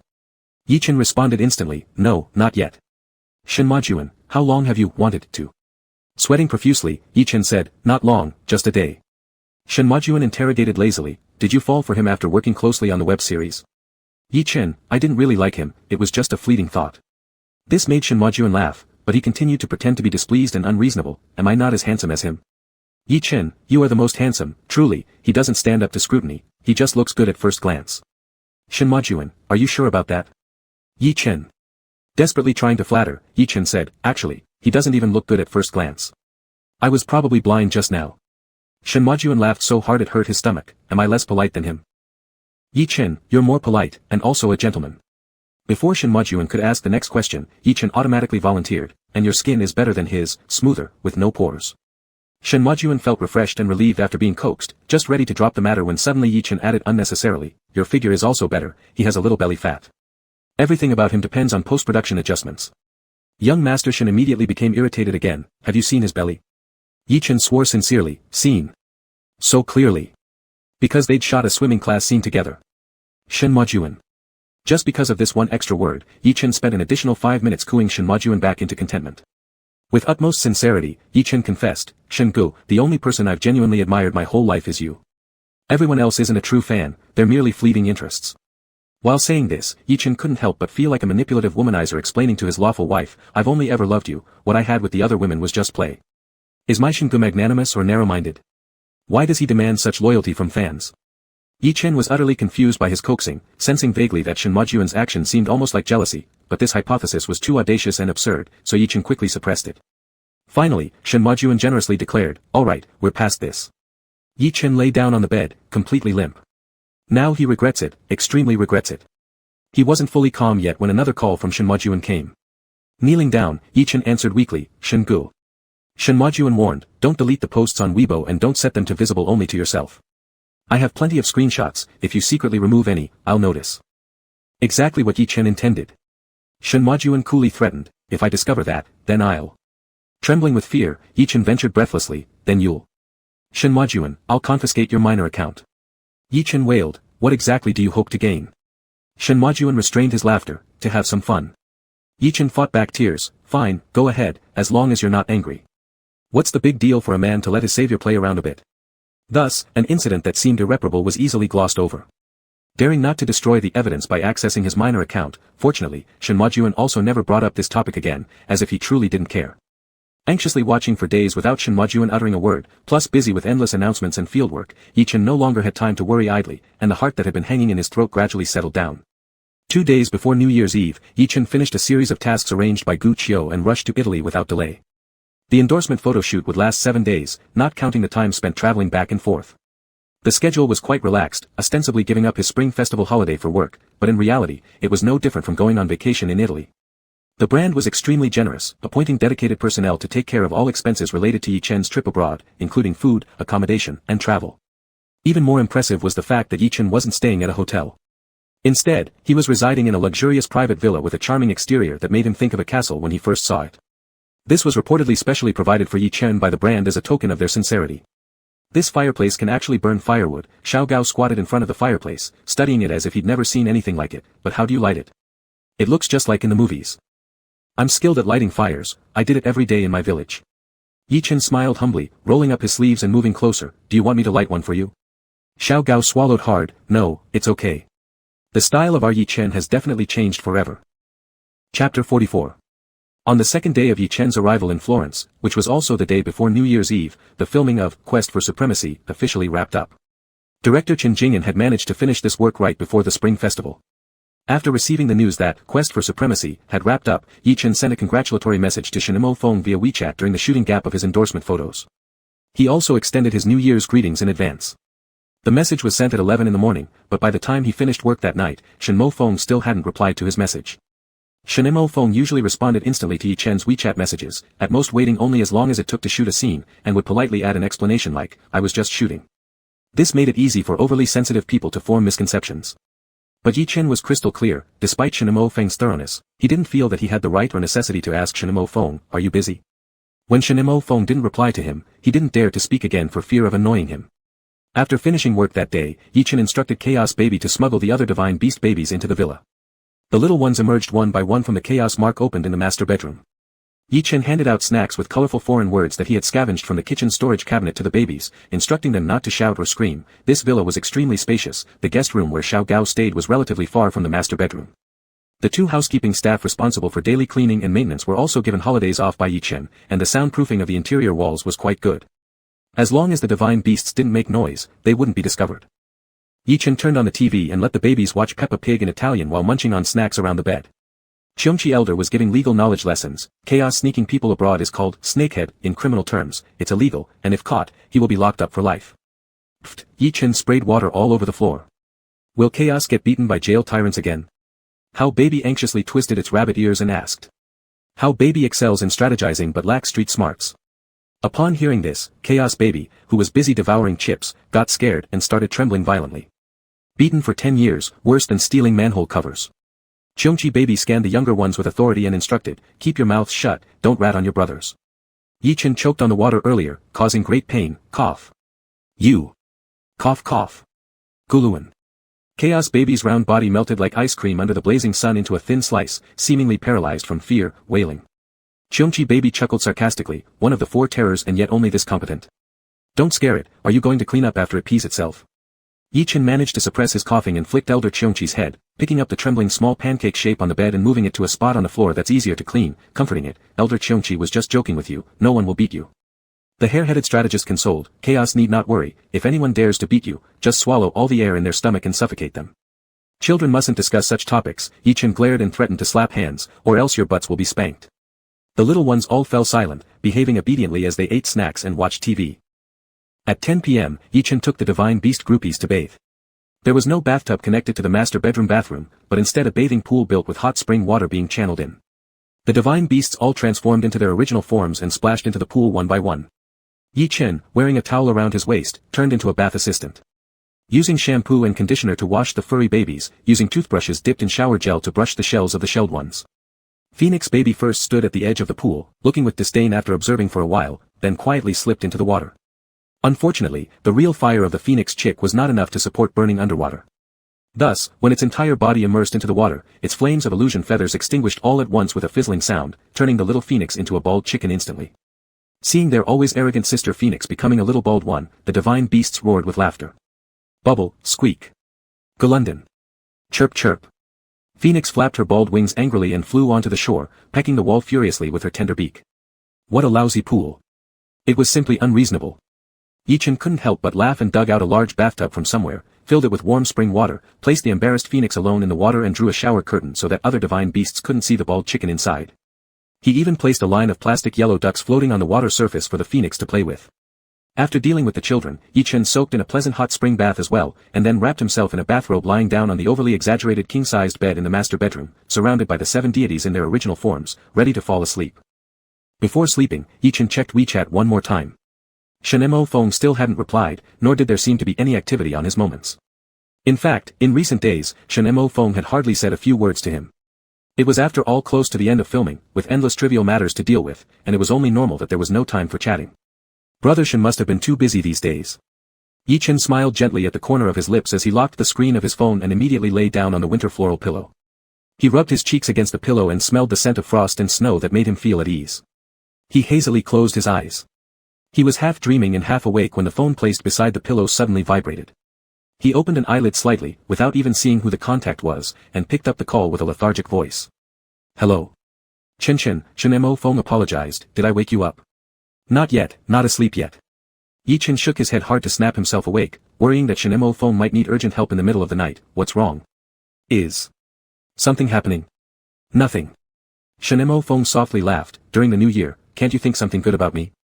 Yi Chen's tense nerves immediately relaxed as he explained, I was just worried about you, waking up in the middle of the night like this. It's fine if there's nothing. The communication went silent for a moment, then Shenemo Feng suddenly asked incomprehensibly, where is your assistant? Yi Chen didn't know why but still honestly answered, sleeping. Shenemo Feng probed, are there any other people where you are staying? There's no one else, Yi Chen replied while looking over the bed full of divine beast buns. Shenemo Feng smiled and asked, do you know why I suddenly called you? I do, Yi Chen calculated the international roaming fee and confidently said, you've had too much to drink. There must have been some celebration banquet at the end of filming. Shenemo Feng. Yi Chen anxiously asked, where are you? Is your assistant with you? If Shenemo Feng was alone, drunk outside, Yi Chen could come back to take care of him for a night and then sneak back. Shenemo Feng didn't answer, changing the subject instead, his voice very gentle, it's snowing here. Yi Chen subconsciously turned his gaze to the window. It was midnight already, but the sky's misty light permeated the curtains like water. The sky was brightened by the snow. In the distance, young people shouted excitedly in Italian. Those syllables pierced through the snowy night and muffled floated into the bedroom. Florence has a warm climate and rarely sees snow, usually once every few years, so snowfall is an exciting low-probability event. Coincidentally, it's snowing here too. Yi Chen continued chatting following Shenemo Feng's topic based on the principle of calming a drunken man. However, halfway through his sentence, the cheers from afar coincided with the background noise from Shenemo Feng's side. Where are you? Yi Chen abruptly jumped up from the bed, as taut as a bowstring. Dull as he was, he finally realized that something unusual seemed about to happen. Downstairs, Shenemo Feng's tone was as usual, come down and open the door for me. Yi Chen was startled, hung up the phone, and quickly woke Ho Baby, giving some instructions. Then he rushed downstairs to open the door. He couldn't figure out how Shenemo Feng suddenly showed up, but he felt a romantic, strange, yet chaotic eddy surging deep within the sea of consciousness. With each step he took down the stairs, they would advance a little closer to the surface. When the lock clicked crisply in the silence, and the frosty wind carrying fine snow whistled into the room, and when Shenemo Feng's tall, straight silhouette appeared behind the door. This eddy also broke through. Happy New Year. Shenemo Feng walked up from a few steps away, stepping across the silver snow. He wore a long black trench coat that reached his knees, the fabric thick and heavy, giving a sense of substantial drooping weight. As he moved, the fine snow sticking to the hem slipped off quietly. Happy New Year. Yi Chen suddenly turned red in the face uncontrollably. He stepped back a few paces to make way for Shenemo Feng, his voice nervous and trembling as he tried to incorporate everything happening right before his eyes into a framework he could accept. Why did you suddenly come over? You still have work here. Shenemo Feng turned around and closed the door with his hand, tilting his head slightly as if teasing a child. Didn't you say you would go to my place during the spring festival to pay New Year's greetings?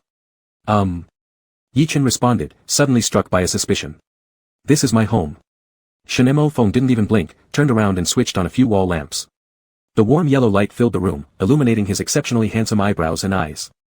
This made Yi Chen speechless as if he didn't recognize Shenemo Feng anymore. Did my surprise scare you, stupid? Shenemo Feng let out a helpless smile, taking out a small box from his coat pocket and handing it to Yi Chen with an extremely gentle tone, New Year's gift. Yi Chen's eyes flickered but he didn't take it, only shaking his head and stammered, this, you. Shenemo Feng lightly sighed and opened the gift box himself. Inside was a Patek Philippe Sky Moon series watch, with a small card placed beside it. Yi Chen was stunned. He had an impression of this watch, which was priced at 2.2 million renminbi in the market. But what left a deep impression on him was not its exorbitant price, but the design and meaning of the watch itself. This watch's dial contained a panoramic view of the northern hemisphere's starry sky. The multi-layered sapphire crystal disc displayed the images of the firmament, the Milky Way, and the phases of the moon, all rotating according to specific rates to replicate the celestial orbits. Due to his single-name character, Chen, which relates to stars, Yi Chen had a deep impression of this watch. However, he had never mentioned this kind of thing to Shen Mo Feng. Shen Mo Feng lowered his eyes, gently fastened the watch onto Yi Chen's slender wrist with distinct angles, touched it lightly with his fingers, indicating that he should look at the card. Yi Chen stared blankly at the card. On the card were 2 handwritten sentences, with bold and unrestrained handwriting. Yi Chen immediately recognized them as Shen Mo Feng's words. Perhaps too embarrassed to utter the affectionate words out loud, he could only express them through writing. From now on, you are no longer the star revolving around me. You are my entire starry sky. Yi Chen suddenly remembered a compliment from the Windleaf Couple Super Talk forum. It was something said to Shen Mo Feng after Yi Chen claimed in front of the media that he entered the entertainment industry for Shen Mo Feng, that long-lasting admiration, like a tiny star light years away, revolved around you for so many years without ever letting you know. Shen Mo Feng remembered. Chapter 45. Yi Chen's heart jolted violently. The 2 lines of words on the card seemed like 2 strings of bullets, scattering his very soul. Forget reasoning out causes and effects or formulating a plan, even breathing was an awkward struggle for him. With no direction in his mind, Yi Chen licked his lips and tried hard to work his petrified brain. Are you misunderstanding? Yes. Shen Mo Feng once again, as that night, used his index finger to press against Yi Chen's lips, forbidding him from speaking. I have feelings for you. Yi Chen's lips were slightly deformed by the pressure of the finger but appeared even more alluring, smooth, soft, and glossy. A slight moistness was transmitted from the fingertip. Shen Mo Feng's Adam's apple rolled as he stepped forward and whispered, Chen, be my boyfriend, or I'll be yours, you choose.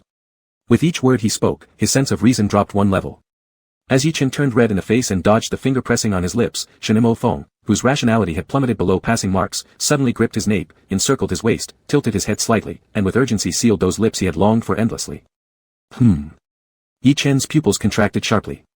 Initially, it was the crisp scent of snow, tobacco, and men's perfume from Shen Mo Feng's coat. Next, came the warm, lively citrus fragrance along with a trace of sweetness within taste boundaries. This cheerful, sweet flavor did not match Shen Mo Feng's temperament at all, yet strangely originated from Shen Mo Feng's tongue.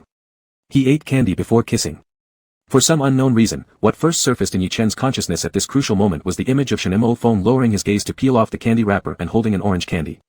After that, came the usual scope of confusion, shock, disbelief, as well as a deep sense of shame mixed with a feeling of immorality. Shen Mo Feng, whom he revered with gratitude, someone he almost wanted to place on a platform to burn incense devoutly, was kissing him, and it was a completely unambiguous, lustful kiss filled with desire.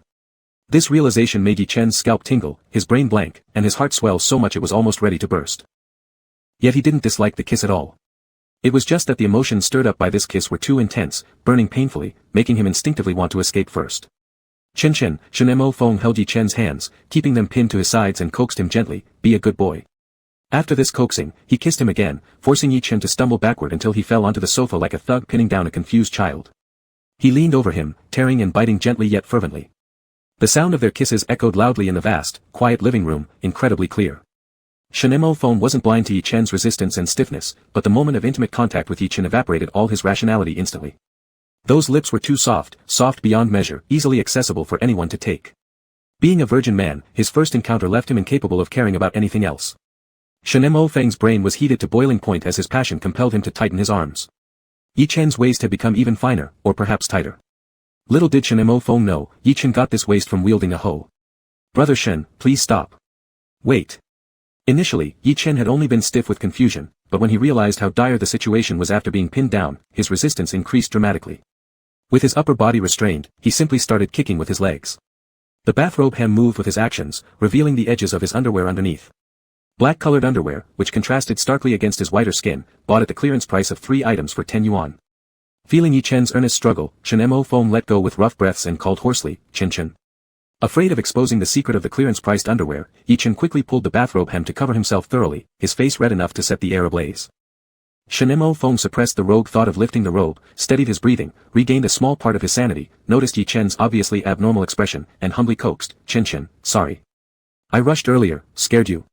Terrified, Yi Chen shrank back a bit and covered his lips, which had been kissed raw, preventing Shen Mo Feng from trying again.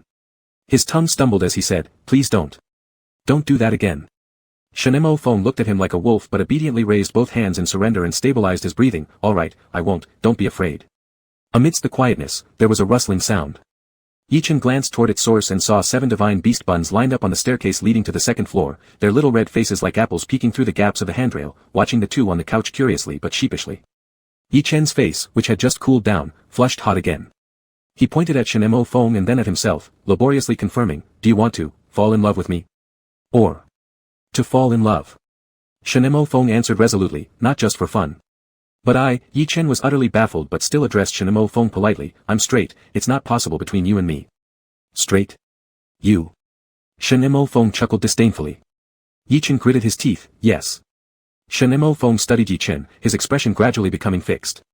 Yi Chen took off that watch worth over 2 million yuan. Not daring to indulge, he shoved it directly into Shen Feng's hands, but Shen Feng stood motionless without taking it, only stared at him intently. In the end, he timidly put the watch back into Shen Feng's coat pocket.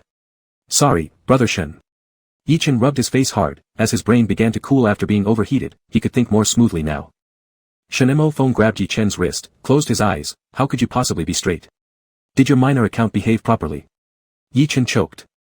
After the mishap caused by the minor account, he justified it by saying, he was a straight man, he didn't have any lustful thoughts about Shen Feng, he was just blindly following the trend. This excuse wasn't very convincing. Back then, he was even prepared to admit everything openly, but Shen Feng neither probed further nor clearly expressed disbelief afterward. Instead, Shen Feng simply stopped mentioning this incident altogether. As a result, Yi Chen let it go, acting like an ostrich, too embarrassed to bring up this embarrassing matter voluntarily. To Shen Feng, Yi Chen's sexual orientation held no significance, Shen Feng didn't genuinely care whether he was straight or gay. All Shen Feng cared about was that he was not repulsed, not angry, and did not mind. Therefore, if there were misunderstandings, they did not need urgent clarification, just waiting for this awkward phase to pass seemed sufficient, such was Yi Chen's thinking. If this stemmed from that minor account. A wave of overwhelming guilt flooded Yi Chen, and the flush on his face disappeared, turning pale. Explain. Shen Feng whispered lowly, his cheeks blushing red due to the embarrassment of his confession gone wrong, relaying that same redness to Yi Chen. Yi Chen gulped down saliva, trembling as he said, Brother Shen, I'm sorry, I lied to you, that minor account is not mine. A derisive smile flickered at the corner of Shen Feng's lips, it's not yours.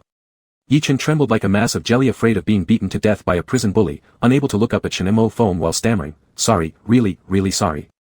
I don't have the habit of reposting celebrity news on my minor account. I didn't mention you either. I feared you would be unhappy, so I bought a secondary account from a woman. I was confused then. He ultimately didn't dare to spill all the details, merely admitting to part of the issue related to the minor account. But how could he disclose everything? Confessing that the car chase scandal 2 years ago was merely for 300 yuan, flattering and fluffing Shen Feng out of fear of revealing his lies, serving him diligently to repay his kindness, obeying his words because of respect, and misleading his agent during their call that Shen Feng had accidentally overheard, Yi Chen couldn't imagine Shen Feng's reaction. After all, these were things Yi Chen initially planned to keep hidden forever inside him. He knew he had made mistakes, harboring guilt within his heart. Determined to quietly treat Shen Feng well to compensate for the errors and lies he had committed, he intended to make full use of the golden finger of opportunity given to him through Shan Haijing. Once his spirit veins recovered somewhat and cultivation plants grew successfully, he would have 1,000 ways to repay Shen Feng, health, fortune, treasures, even eternal youth and life. As long as he possessed them, he would give them all away, wanting nothing more than to protect Shen Feng, ensuring a safe and complete life spanning 100 years. Moreover, according to Yi Chen's original plan, Shen Feng would never know he had been deceived, suffering no losses. Yi Chen schemed to repay Shen Feng in various ways mainly because he couldn't get past that inner hurdle. Who would have thought? Besides, Yi Chen suddenly remembered 10 minutes ago when Shen Feng walked toward him, stepping across the moonlit ground blanketed with thin snow. Suddenly, he was afraid Shen Feng would turn his back on him again and walk away. Pale as porcelain, Yi Chen's heart raced in panic, terrified by the image of a resolute retreating silhouette. He hurriedly stifled the last bit of his intention to disclose everything, frantically apologizing instead, sorry brother Shen, I've really messed up. After a suffocating silence, Shen Feng softly laughed once, saying, Chen, look at me. Yi Chen took a deep breath, quickly wiping his eyes, forcing himself to meet Shen Feng's gaze. This time, he cried out of guilt. It was truly regrettable that they had not met before the deception occurred. It's because you feared I wouldn't be happy that you deceived me, not to fool around with me, Shen Feng gazed seriously, holding Yi Chen's face in both hands, using his thumb to wipe away tears. Isn't that right? Yi Chen nodded furiously, tears dropping incessantly, right. From start to finish, he had never ill-intentionally tricked Shen Feng. That's enough. I didn't say anything to you, why are you crying so hard? Shenemo Feng's awkwardness and frustration were transformed into helplessness by the crying, "Do you really like me?" Yi Chen paused to think for a moment, sincerely replying, "I do like you, it's just, not in that way." Shenemo Feng asked again, "Why have you been so good to me and listened to everything I said?" "I respect you," Yi Chen replied as truthfully as possible, "you're my senior and you've taken such good care of me." Shenemo Feng self-mockingly admitted defeat with a sigh, "I see, you're serving a morally upright and talented old artist." "No, you're not old." Yi Chen vigorously shook his head. Shenemo Feng nodded thoughtfully with a faint smile, his tone lightening a bit, "Chen, even if it was a misunderstanding, I've already fallen for you, what am I supposed to do now?" Yi Chen wiped his nose ungracefully, "Brother Shen, I really owe you too much, I don't know what to do either. Can you calm down a little? Should I let you hit me?" Shenemo Feng pulled out a few tissues and wiped Yi Chen's nose as if he were comforting a child, saying lazily, "Turn your sexual orientation." Yi Chen stared. "Do you need evidence to prove you're straight? Talk seriously, Chen." Shenemo Feng pulled Yi Chen's hand over and squeezed it unwillingly, "Have you ever been in love?" Yi Chen shook his head, "Never been in a relationship." Shenemo Feng, "Have you liked any girl?" Yi Chen looked sheepishly, "Never." Shenemo Feng took a deep breath and asked, "When I kissed you earlier, did it make you feel nauseous? Did you find it extremely disgusting?" Yi Chen answered honestly, "Not at all." Shenemo Feng chuckled with indeterminate meaning. He wasn't blind, Yi Chen had clearly blushed and accelerated his heartbeat when kissed. For those brief moments, Yi Chen was almost entranced. That small tongue had unconsciously responded to him. Otherwise, Shenemo Feng wouldn't have lost control and kissed Yi Chen for so long. A genuine steel-straight man wouldn't react this way to being kissed by someone of the same sex. Shenemo Feng suspected Yi Chen might be bisexual but unaware of it or at least lean toward some tendencies. Blinking his eyes, Shenemo Feng put on a completely shameless expression, "Then what makes you claim you're straight?" Yi Chen choked. "Am I claiming to be straight and still need evidence?" Chen. Shenemo Feng gently wiped Yi Chen's streaked face, with an overall soft tone yet somehow exuding a faint chill, "Let me tell you a joke." Yi Chen suddenly felt something ominous and mumbled cautiously, okay. "There once was a person," Shenemo Feng slowly began, "who found a girl online in a game, leveled her up, bought her skins." Yi Chen carefully guessed, and then discovered she was a guy. "That's right."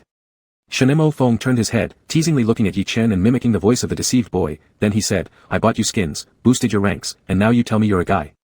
No way. Even if you are a guy, you still have to be with me, isn't that funny?" Yi Chen shakily forced out 3 dry laughs, "Ha ha ha." Still laughing. Shenemo Feng gripped Yi Chen's waist, pulling him fiercely towards his chest. His dark eyes were pitch black, and his tone coolly resonant.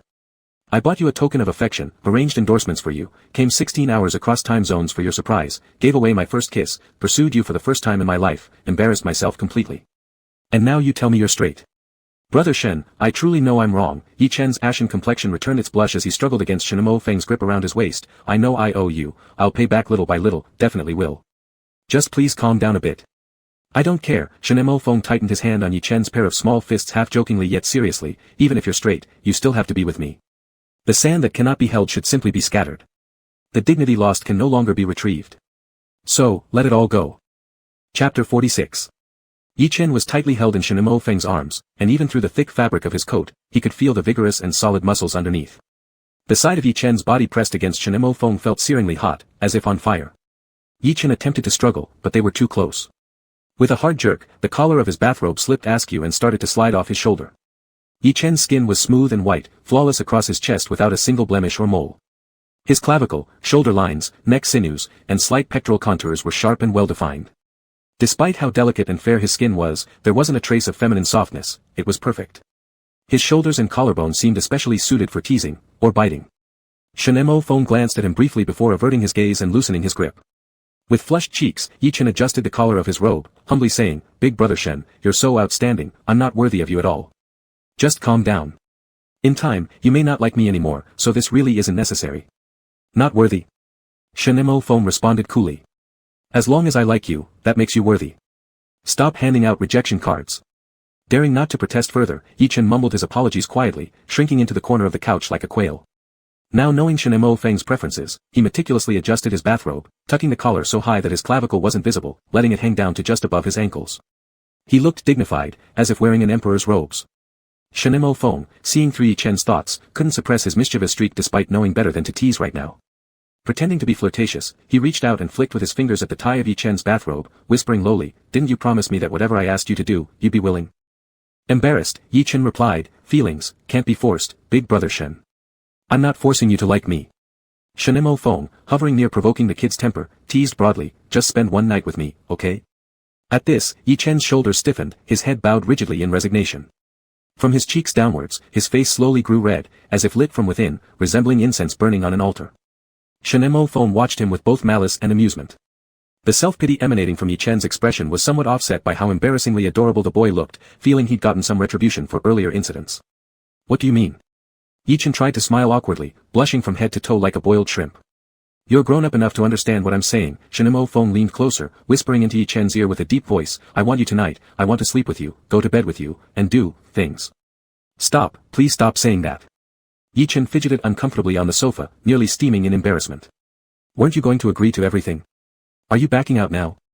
Shinemo Fong asked slowly, whether you're straight or not doesn't matter anyway since you don't have to do anything. What a shameless bastard, just for fun now. Blushing furiously, Yi Chen abruptly jumped off the sofa. Shinemo Fong thought the boy might get angry, but instead, Yi Chen walked resolutely towards the master bedroom, his voice barely audible. Alright, I'll prepare. What are you preparing? Shinemo Fong quickly grabbed his wrist, gritting his teeth. Yi Chen silently cursed inside, thinking about switching into his best CK underwear for the occasion, but kept his mouth shut. You seem quite principled, little friend, Shinemo Fong sneered, pulling Yi Chen back onto his lap, muttering bitterly, you'd rather go through all this than properly date me? Don't you like me? No, Yi Chen, realizing Shinemo Fong was merely talking nonsense again, visibly relaxed. Slouching his head, with a touch of fatalism, he murmured, if you just want that, then treat me as a tool. If I can objectively meet your request, consider it as paying off my debt to you. But if we're dating, since I don't genuinely like you, I'm not gay, and I won't agree to it. Dating means responsibility towards you. So obedient? Shinemo Fong laughed wryly, gripping Yi Chen's chin and forcing their eyes to meet, speaking deeply, whoever has manipulated you thus far is scum. Shen patiently educated his young companion, no matter who they are or what they've done for you, the moment they make such a demand, they lose their worthiness for your compliance. Got it? Oh, Yi Chen gazed at Shinemo Fong, conflicted about whether to remain obedient or not. But I'm not scum. Shinemo Fong put on a bold face, eyeing Yi Chen's lips suggestively, rationalizing, I'm not that extreme, at most, I'll kiss you. Yi Chen. Chen, Shinemo Fong placed a hand behind Yi Chen's neck, gently pressing his head towards himself with a tender smile, cajoling softly, may I kiss you again? It's an advance payment on our future happiness, I'll repay it fully when we're together. How come borrowing leads to kissing, and returning also leads to kissing? Yi Chen instinctively calculated this confusing account, but Shinemo Fong took advantage of his talking moment, cupping his face and lightly pecking a kiss. Yi Chen's heart gave a strong thump, just as he was turning his head to dodge, Shinemo Fong had already let him go, having finished the kiss. Starting today, may I try bending you, alright? Shinemo Fong asked politely, give me a chance. How do you plan to bend me? Yi Chen was anxious, slightly moving his buttocks from Shinemo Feng's legs to the sofa. Shinemo Fong took out the watch from his coat pocket, pinched Yi Chen's wrist, and said word by word, starting today, accept my kindness towards you, accept my pursuit of you. Anytime my actions or proposals make you uncomfortable, you can refuse me, no need to be polite. Shinemo Fong then smiled bitterly and added, anyway, I've already lost all dignity in front of you. I can't accept this. Yi Chen quickly pulled back his hand, eyeing the watch he liked immensely with lingering affection, resolutely said, it's too expensive. What you said about the others.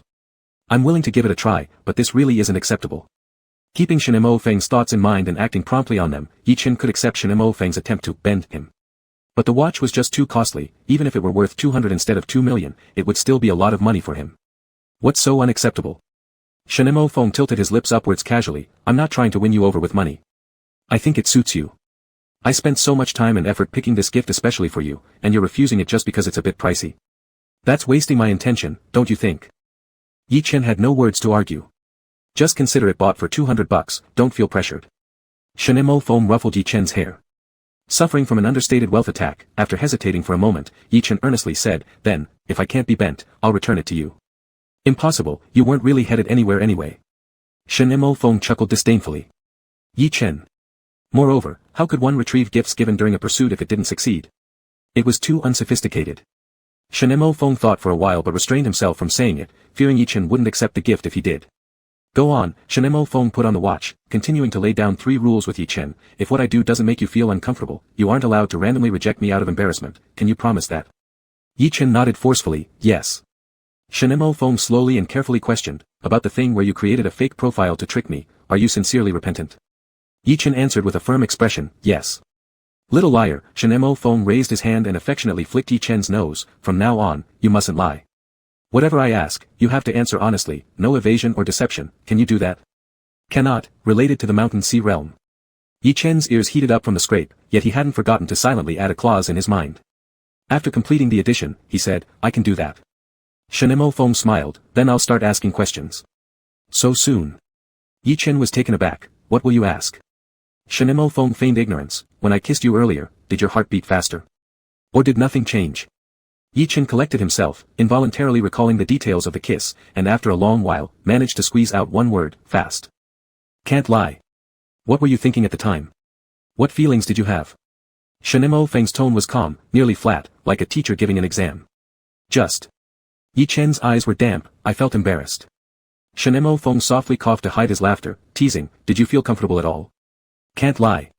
Yi Chen propped his forehead, sizzling with frustration, and whispered extremely quietly, a little.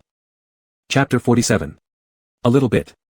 Shenemo Feng smiled slightly, repeating Yi Chen's words as if chewing on a candy block, leaving a sweet aftertaste in his lips. Yi Chen was almost driven crazy, There was indeed a bit of comfort, but more so, a sense of shame and a stimulating feeling akin to immorality.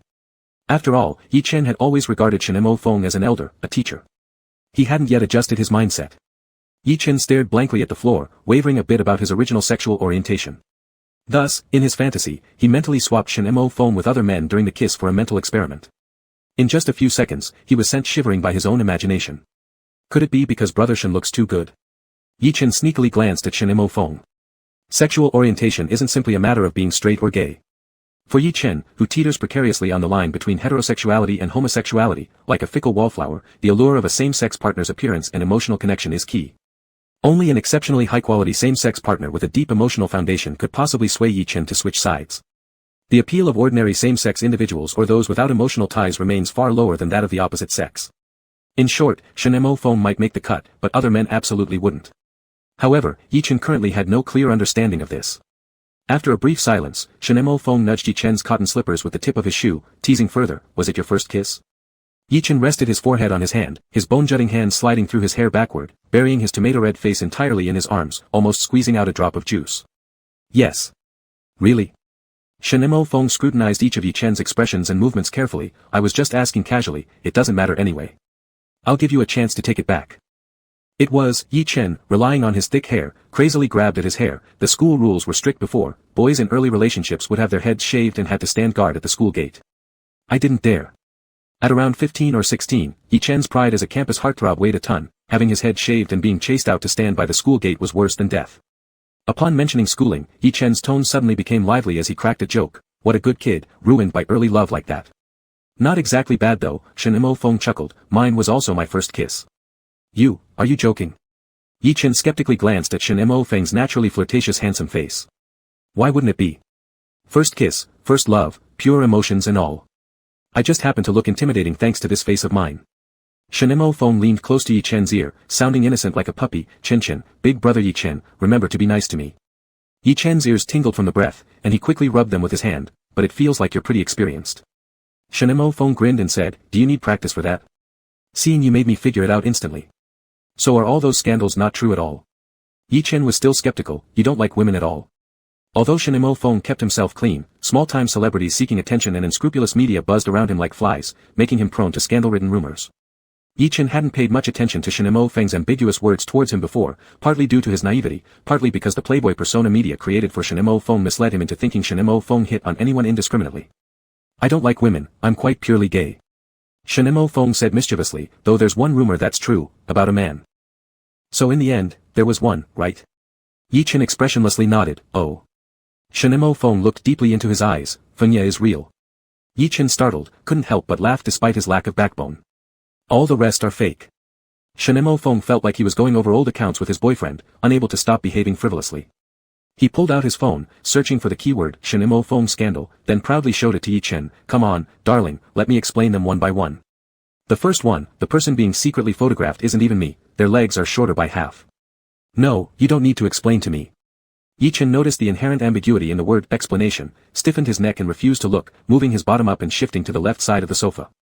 Shenemo Feng followed closely like a hooligan, discontentedly saying, if I don't clarify now, how will you handle it when you bring up old grievances later? I won't bring up old grievances later. Yi Chen started, hurriedly shutting his mouth, pulling his foot out of Shen Mo Feng's verbal trap, and blushing while continuing to move left. For every step Yi Chen moved, Shen Mo Feng followed suit. Within a few steps, Yi Chen was cornered between the armrest and the backrest of the sofa. Shen Mo Feng still wouldn't let up, insisting on full disclosure. Red-faced and flustered, Yi Chen stood up and said, "You really don't need to explain. It's late. Why don't you get some rest first? The master bedroom is where you usually stay, right? I'll go sleep in the guest room." Though he hadn't asked for specifics, Yi Chen had guessed around 70 to 80% of the truth. The modeling opportunity was brokered by Shen Mo Feng, who also arranged with the brand to shoot in Florence where Yi Chen owned property. No wonder the brand's terms were so generous. The thoughtfulness and secret effort Shen Mo Feng put into making things better for him quietly, Yi Chen bit his lower lip slightly, feeling a warmth spreading across his chest. "All right then." Shen Mo Feng quickly agreed, flashing a secretly suggestive smile as he confirmed, "You just slept on that bed in the master bedroom, didn't you?" "Yi Chen. Don't bother changing the sheets this late at night," Shen Mo Feng's eyes gleamed wolfishly. "I'm not particular. Has my big bro Shen lost all sense of propriety?" Yi Chen hesitated, staring at him for a moment before mechanically replying, "Then you should sleep in the guest room." "All right, I won't tease you today." Shen Mo Feng became serious, bidding Yi Chen good night before walking to the door, picking up his suitcase, and heading upstairs to stay in any available guest room. Chapter 48. After Shen Moging entered the guest room, Yi Chen sat on the sofa for a long while, trying to digest all of these events. The divine beast babies had watched from the staircase for a while, then quietly slipped back into the master bedroom under the command of Ho Baby. Each baby had their little faces flushed red with embarrassment. Upon seeing Yi Chen enter the room, the babies hastily covered their eyes with their chubby little hands. The baby phoenix whooshed its head under its wings, and Pu Lu, an immature servant, slowly turned the two genuine sensory antennae it used to see towards the rear, only using a pair of black bean-shaped fake eyes to innocently stare at Yi Chen. A feeling welled up in Yi Chen that he was actually completely naked in front of them. Ho Baby covering its eyes gave instructions to the companions, "Children will get pink eye if they watch kissing." Yi Chen's face reddened as though about to burst, mortified, he nearly fainted. "I'm not kissing now." Upon hearing this, the babies all relaxed and let down their little hands. "Has Big Brother started dating Big Brother?" Ho Baby bashfully interlaced his fingers. "Will Big Brother take us out for ice cream?" "Not yet, I always regarded him as my older brother." "You are not allowed to cause trouble," Yi Chen pinched Ho Baby's rabbit ears and menacingly warned, "especially you." "What did I do?" Ho Baby clutched his rabbit ears. Yi Chen narrowed his eyes and warned, "You're not allowed to come up with bad ideas. And you're definitely not allowed to sell out your older brother just to eat some ice cream." He had long since figured out that Ho Baby was the strategist among the group of divine babies. With the major events of the 10.21 forced kiss and the 10.26 Shen Moging double tire blowout, Yi Chen locked his investigative focus onto Ho Baby, who possessed a leader-like demeanor. When he accidentally overheard Xiaohe gossiping that there were toothmark-like damages on the tires of Shen Moging's two cars, Yi Chen became even more certain that the divine beast babies were scheming something. Afterwards, he separately interrogated Ho Baby and Xiongqi Baby with chocolate as bait, but both refused to admit anything. However, after the interrogation, strange incidents indeed ceased to occur. Feeling guilty, Ho Baby wiggled his rabbit ears and cutely said, "No, older brother, I never come up with bad ideas." Yi Chen chuckled coldly, took off the watch given by Shen Moging, cherished it in his hand, shamelessly earning a small fortune in his mind before carefully placing the watch and the card handwritten by Shen Moging into the gift box. He instructed the divine baby beasts, "None of you are allowed to touch this watch." "We won't touch it." Ho Baby vigorously shook his head, his eyes brimming with moisture. "This is older brother's token of love." The little dumplings heard the mysterious and romantic words, "token of love," and 7 pairs of eyes gradually became misty and bright. Their little round faces were filled with expressions of, "This is really significant." "It's not a token of love." Yi Chen, blushing and neck red, argued, "It's just too expensive, worth as much as 2 Lamborghini tractors. If we damage it, I'd have to sell everything I own just to pay for it, and I'll eventually have to return this to him. Right now, I'm just helping to keep it safe." "Oh," the divine babies dragged out their voices in response.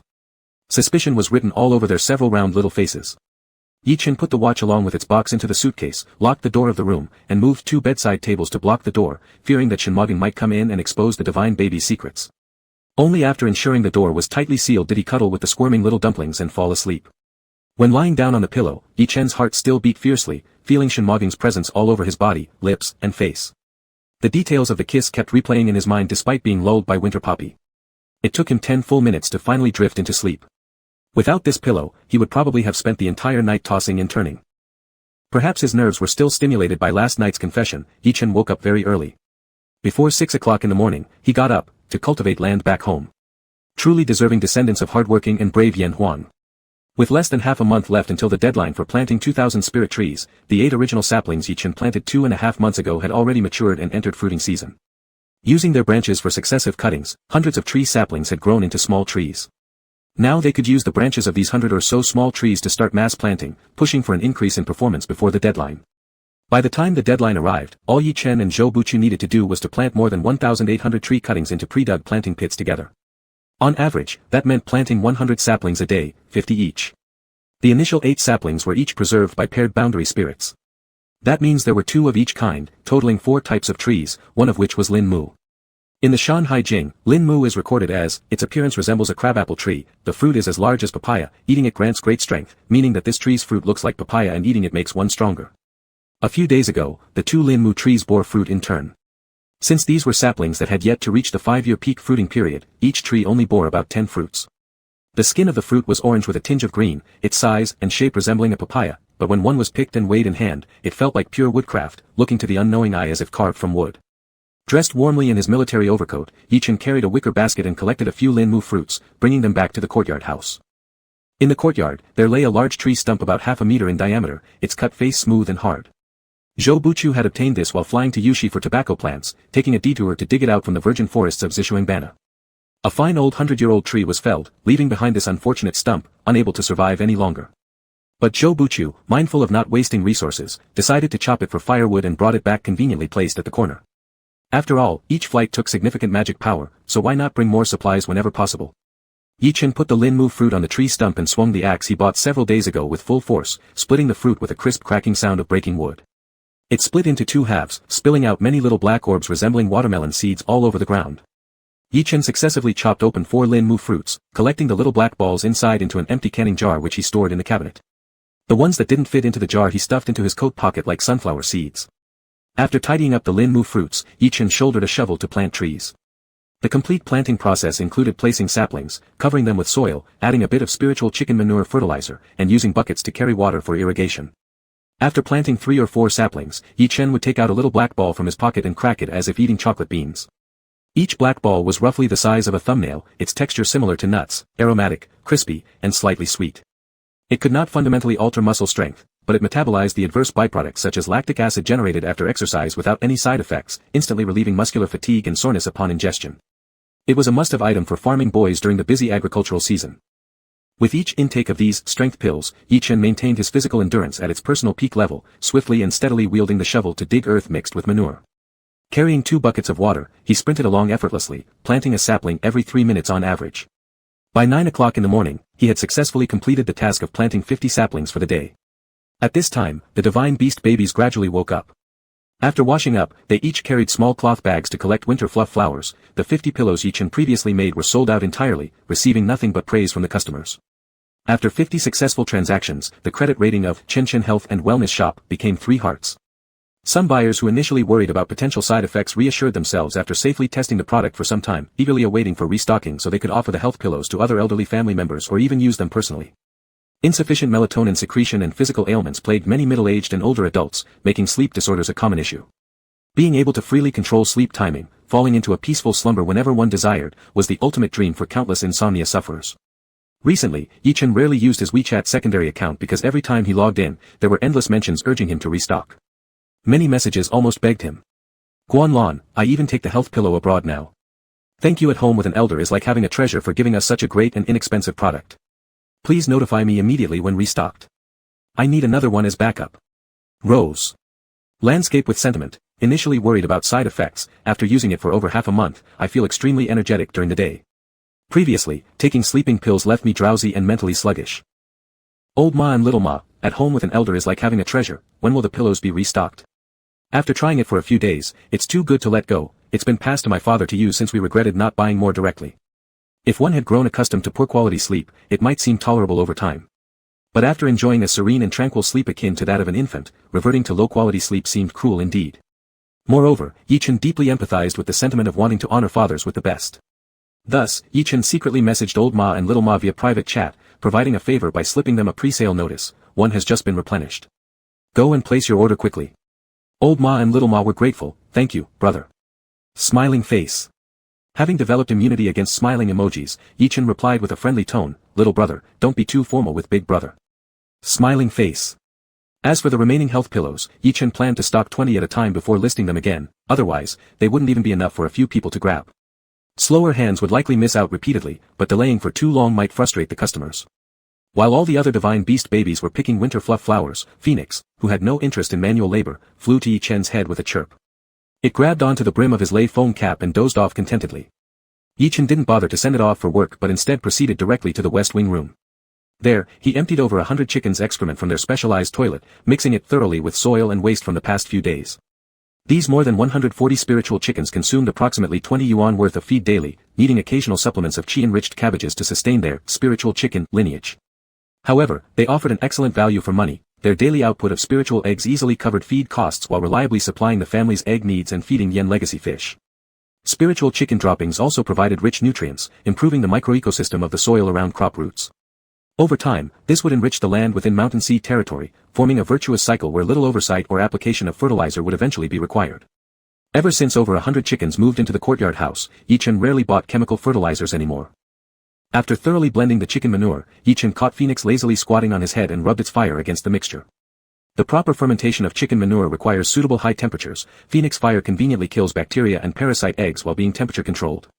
Before Phoenix could even react, Yi Chen swiftly stripped it of its fire till it was left featherless. Chirp. Chirp mew. Mew. Ducks. Brothers using my fire again to stew chicken droppings, so disgusting. The most undignified baby phoenix screeched and flailed its barely feathered wings in an attempt to fly away. But just as it escaped Yi Chen's grip, it plopped to the ground and scampered off, completely bald-headed.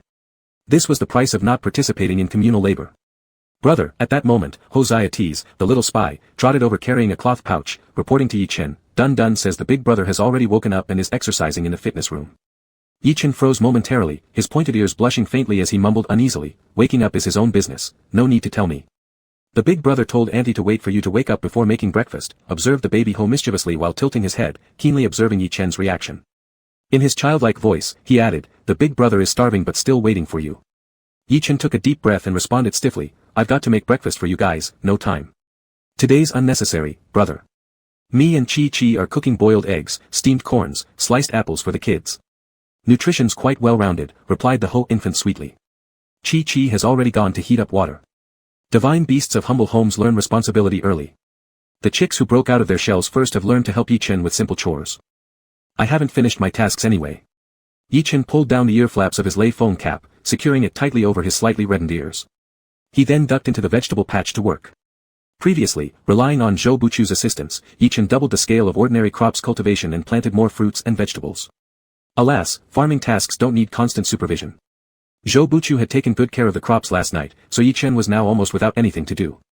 Pulling out a couple weeds here, pinching off some half-yellow leaves there, his awkwardness was almost palpable under the shrewd gaze of the Ho infant. By the way, we must have dumplings on New Year's Eve, I wonder if Italian shops stock the full range of ingredients.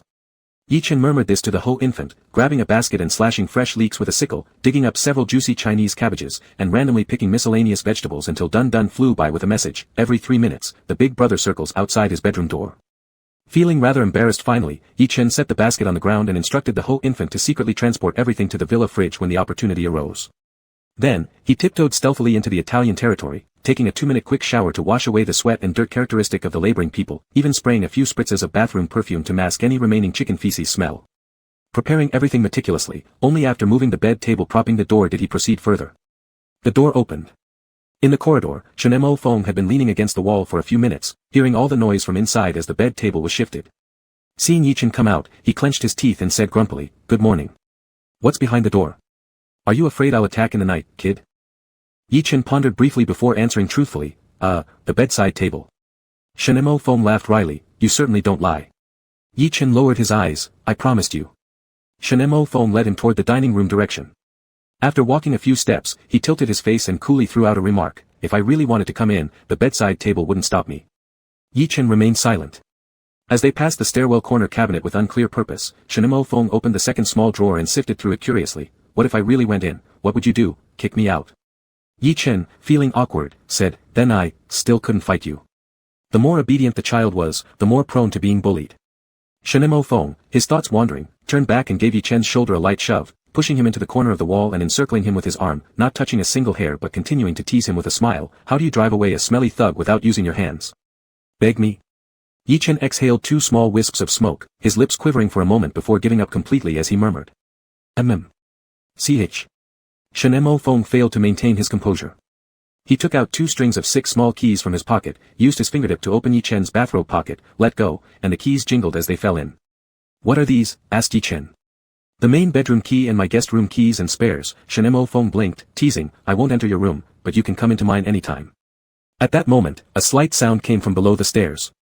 Yi Chen looked up and saw Xiao Gao a few steps down the staircase, standing like a spirit creature with his back facing them eerily and motionless behind a sculpture, almost emanating words as his aura. You can't see me, you cannot see me, I just went to the restroom, knowing nothing. Chapter 49. Xiao Gao's full name is Gao Ran, who has followed Yi Chen for more than half a year. Despite being young, he is not impetuous. A veteran in being deliberately oblivious, and can even be mute when necessary, he practices minimalism. He deeply understands that talking too much in the entertainment industry is taboo and would only harm oneself and others. Hence, no matter how many doubts he has within, he would only whisper them to the toilet seat in the dead of night like the barber in the fairy tale who knows the king's donkey ear's secret. Brother Chen has a thing for growing vegetables and raising chickens at home. Although Brother Chen earns hundreds of thousands per episode of his drama, he still uses my Wi-Fi hotspot. Brother Chen used my ID card to open an online store selling middle-aged and elderly health pillows without telling the company and brushed orders using my Taobao account. The health pillow given by Brother Chen works magically well for my family of 3. What the hell? When did Brother Chen and Brother Shen get together? Ah, so embarrassing. Gao Ran passionately shouted out his inner thoughts but kept his face as calm as ever. He greeted the 2 men, without lifting an eyebrow, coolly as if Shen Mo Feng should indeed appear here. Shen Mo Feng raised an eyebrow, your assistant is quite good. Yi Chen covered his face. Indeed, Gao Ran was sensible. He never pried into things he shouldn't, which is why Yi Chen dared to use his name to open an online store and was cautious not to expose any suspicious activities in front of him. Gao Ran didn't ask any questions and expressionlessly went to the dining room to wait for the meal. For the entire day, Yi Chen was busy with his endorsement shooting work, while Shen Mo Feng had nothing to do and took over Gao Ran's duties. He watched the shooting from the sidelines and attended to Yi Chen's rest periods. He held a cigarette, one hand clutching Yi Chen's thick coat ready to drape it on him during breaks, the other holding Yi Chen's half-drunk water bottle, with Yi Chen's mobile phone stuffed in his pocket. Gao Ran stood nearby, hands empty, mind wandering. Yi Chen was embarrassed out of his mind and couldn't help glancing sideways while taking photos. This endorsement job was originally relaxing, and combined with Yi Chen's unusual cooperation today, his high enthusiasm for work made him look like he didn't want to take even a minute break, resulting in the perfect completion of the shooting work by dusk. This meant that for the remaining 4 days, Yi Chen would have to stare at Shen Mo Feng idly doing nothing. Fortunately, Shen Mo Feng was rather restrained in front of other people, as if he just happened to be on vacation in Italy and coincidentally met Yi Chen, then naturally decided to spend the new year together. His demeanor and behavior were those of a gentleman, a forgotten kind of gentleman, if not for the occasional exchange of gazes where the subtle affection hinted at another side of Shen Mo Feng, the one who relentlessly kissed and whispered seductive words last midnight. When the 3 returned to their accommodation later that evening, people back in China had already welcomed the new year. Shen Mo Feng searched for the CCTV Spring Festival Gala reruns on streaming sites via Wi-Fi connection, while Yi Chen silently washed and chopped vegetables, and Gao Ran diligently helped beside him. These few days, they'd all been eating local cuisine arranged by the brand, pasta, pizza, steaks, and decorative croissants. Even after dinner at a characteristic restaurant tonight, there's a certain ritual about making dumplings on the Chinese New Year's Eve, plus Yi Chen really missed the taste of food from home after so much Western fare. Once the Spring Festival Gala replay started, Mr. Shen sauntered over to help earnestly. Yi Chen, Shen Mo Feng called out innocently with the large bowl of beaten eggs held high, is this stirring okay? Yi Chen flicked his eyes quickly, sure. Gao Ran observed coldly. No wonder he's a film emperor, the tone, the expression, pretending like such a proper man. It was New Year's Eve, and Yi Chen could find no excuse for solitude, nor could he separate the two since this was Shen Mo Feng's place. Therefore, the 7 divine beast babies were left unattended and were packed by Zhou Butch along with various fruits, eggs, into a small tricycle to spend the reunion year with old Ing Long. Aside from the baby's rations and payment for Zhou's labor, Yi Chen gave him 2 Rani fish and 2 fat chickens as thanks for helping care for the babies these past few days. Yi Chen grew up with his grandparents who cherished celebrating the new year, hence dumplings are indispensable for the spring festival. By the time he was 6, Yi Chen was already proficient in rolling dough and wrapping dumplings. Now, filling making was no problem either. With some help, Yi Chen nimbly prepared 2 types of home-style dumpling fillings in a large basin. One was pork and cabbage, the lean-to-fat ratio perfectly balanced minced meat, blended with lush, spiritual energy-filled cabbages, creating an eye-pleasing mix of reds, whites, and greens. The other was chives and egg, chopped spirit-enhanced chives green as jade, giving off an inviting spiciness mixed with fluffy, soft egg curds. Nearby sat a plate of ready shrimp prawns. When wrapping the dumplings, Yi Chen first placed a scoop of chive and egg mixture on the center of each dumpling wrapper before placing a piece of crystal clear shrimp in the middle, ensuring every single one had shrimp. Shen Dashao, who had never done any household work, fiddled around for half an eternity before pinching a warped dumpling onto the cutting board. Just as it was about to land, the already battered dough skin under Shen Feng's abuse split open with a pop, spilling all its filling out. Compared to Yi Chen's line of gracefully pleated crescent-shaped dumplings, Shen Feng's creation looked particularly pathetic. Shen Feng chuckled self-deprecatingly, "My dumpling looks like." Caught up in the festive cheer of the Spring Festival Gala and reverting back to his youthful nature, Yi Chen forgot to be awkward with Shen Feng and teased him gleefully, "This is the zombie of the dumpling world." Shen Feng. Yi Chen. "All right, Yi Chen," Shen Feng's heart fluttered, he smiled biting his lips. "Making fun of me?" Despite Yi Chen's usual sweet and compliant demeanor driving him to tease mercilessly, Shen Feng secretly cherished this rare instance where Yi treated him like a peer and exchanged light-hearted jokes. Unfortunately, such moments were scarce because Yi Chen tended to remain overly restrained in front of him. And probably, it wasn't something that could be adjusted easily in a short time. No. Realizing he'd gone too far, Yi Chen mentally scolded himself and quickly reverted to respectful form. "Why don't you rest? I'll call you when it's ready." "No," Shen Feng rolled up his sleeves, exposing toned forearms, and murmured, "I won't give up yet. Teach me properly." "All right." Standing a meter away, Yi Chen obediently extended his hand a bit and slowly demonstrated the steps. Every move Yi Chen made was faithfully mimicked by Shen Feng. Half a minute later, both created their respective dumplings, one a perfectly formed crescent dumpling and one an unbalanced misshapen thing. Shen Feng's handsome face reddened slightly, losing some composure. "Strange, it's only a few simple steps. I was just like this when I first learned how to make dumplings too." Yi Chen reassured him.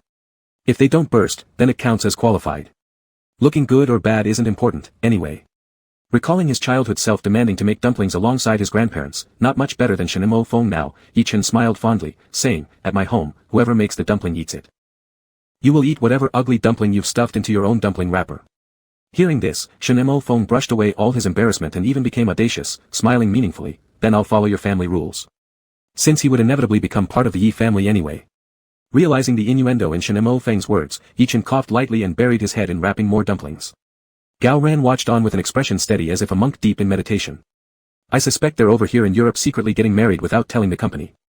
As the Spring Festival Gala replay continued halfway through, the dumplings were served in batches. The steamed shrimp chive egg dumplings revealed the shrimp through their translucent wrappers, with a refreshing texture enhanced further by the vinegar dip, whereas the pork cabbage dumplings were steamed, the thick chewy wrappers encasing melted marbled pork fats that burst upon biting.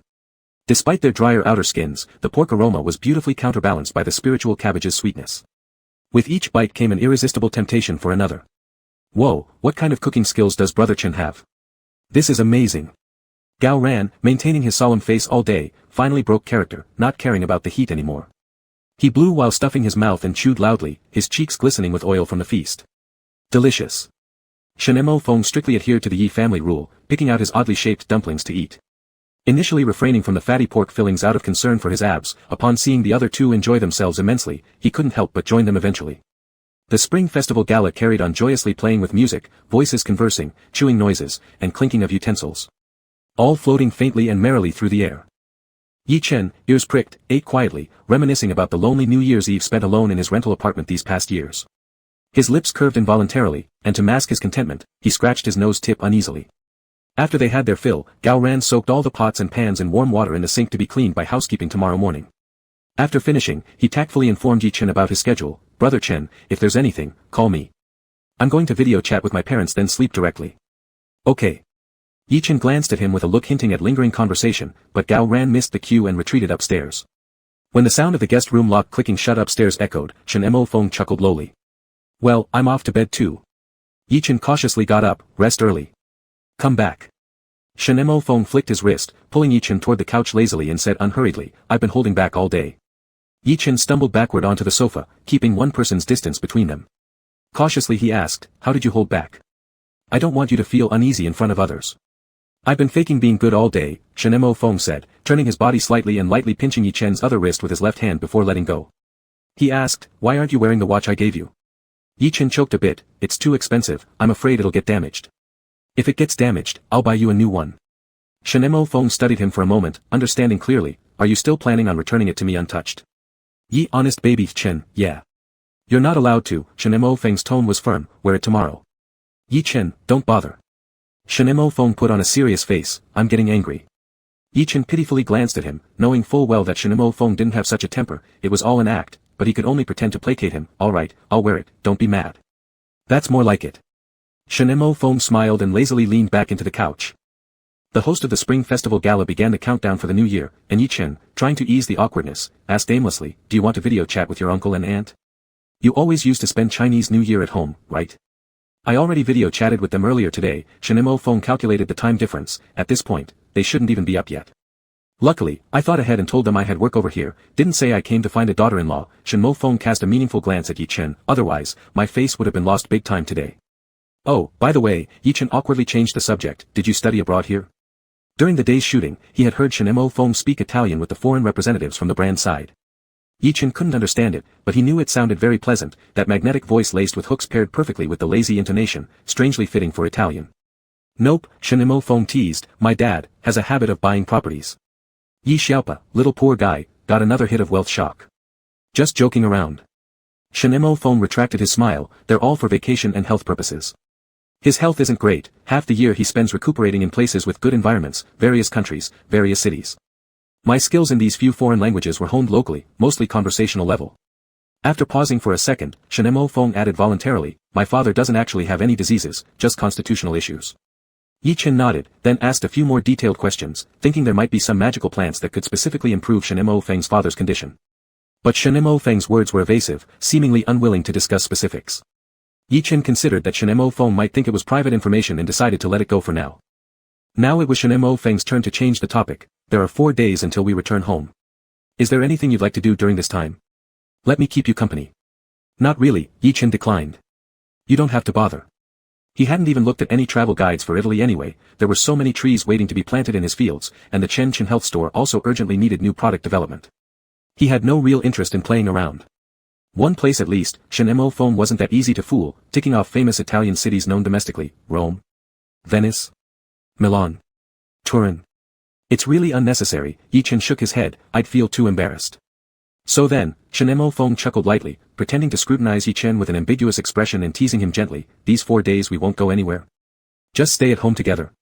Two single men constantly bumping into each other, I'm thrilled about it, but I wonder if you'd feel the same. At least going out gives us something to do, lots of people around, you won't remember feeling awkward when surrounded by distractions." Yi Chen envisioned spending those 4 whole days cooped up with Shen Mo Feng, adding Gao Ran who would probably contribute nothing but make the atmosphere even more awkward, along with the unpredictable divine beast babies who might pop in for wall peeking anytime. He realized he might die of embarrassment within those 4 days. "In that case, we should go out," Yi Chen nervously twisted his clothing edge, quickly replying. Shen Mo Feng happily whistled, "All right dearie, where do you want to go?" Yi Chen thought for a moment, keeping in mind that everything can be taken advantage of, principle learned from Zhou Buyu, and cautiously asked, "Can we see the sea?" He had plans when heading to the beach.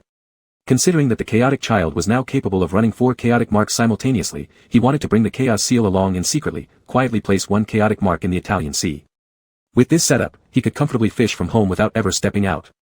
He had considered this idea before but didn't follow through because the Rani fish in the mountain sea realm were already sufficient to meet their needs for fish.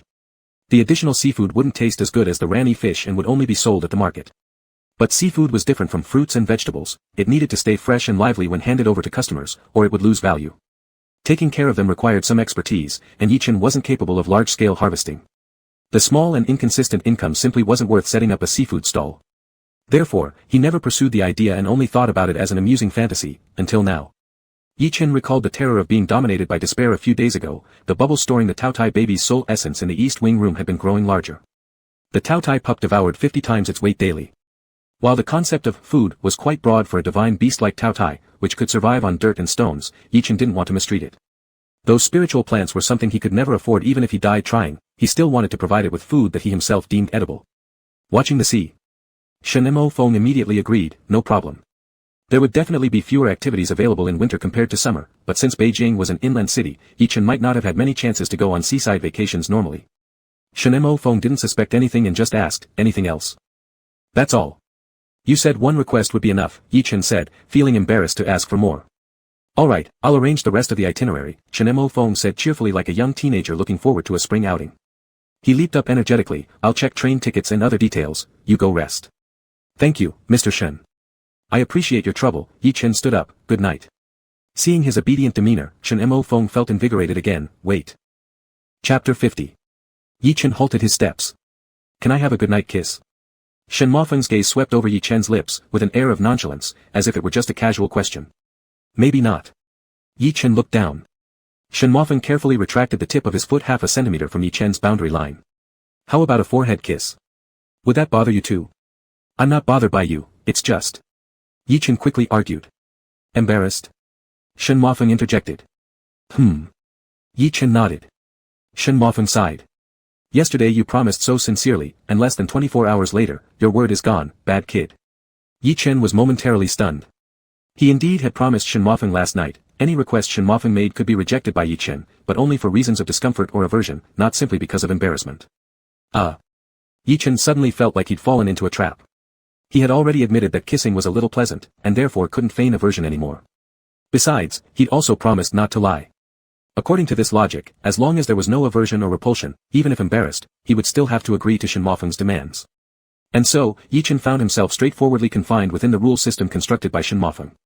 Actually, if it had been someone else instead of Shen Mofeng, Yi Chen would have likely stormed off already.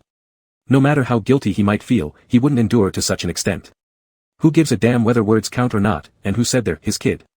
But it happened to be Shen Mofeng, and no one else. Ever since the moment Shen Mofeng walked toward him in the snowy night last night, some aspect of Yi Chen had undergone a qualitative change, let's call it awakening. Just not fully awakened yet. Yi Chen was lost as if bewitched, finding his way blushing and flushed through the maze established by Shen Mofeng, without any thought of simply smashing through the walls. If my words count, then, please go ahead, Yi Chen mumbled, almost ready to explode. He tightly shut his eyes, sat upright on the couch, fists clenched so tight that the bones in his hand protruded faintly, the sharp lines reminiscent of delicate bamboo frames beneath an old-fashioned umbrella. Without looking at his palms, no one would guess these to be hands that did farm work daily.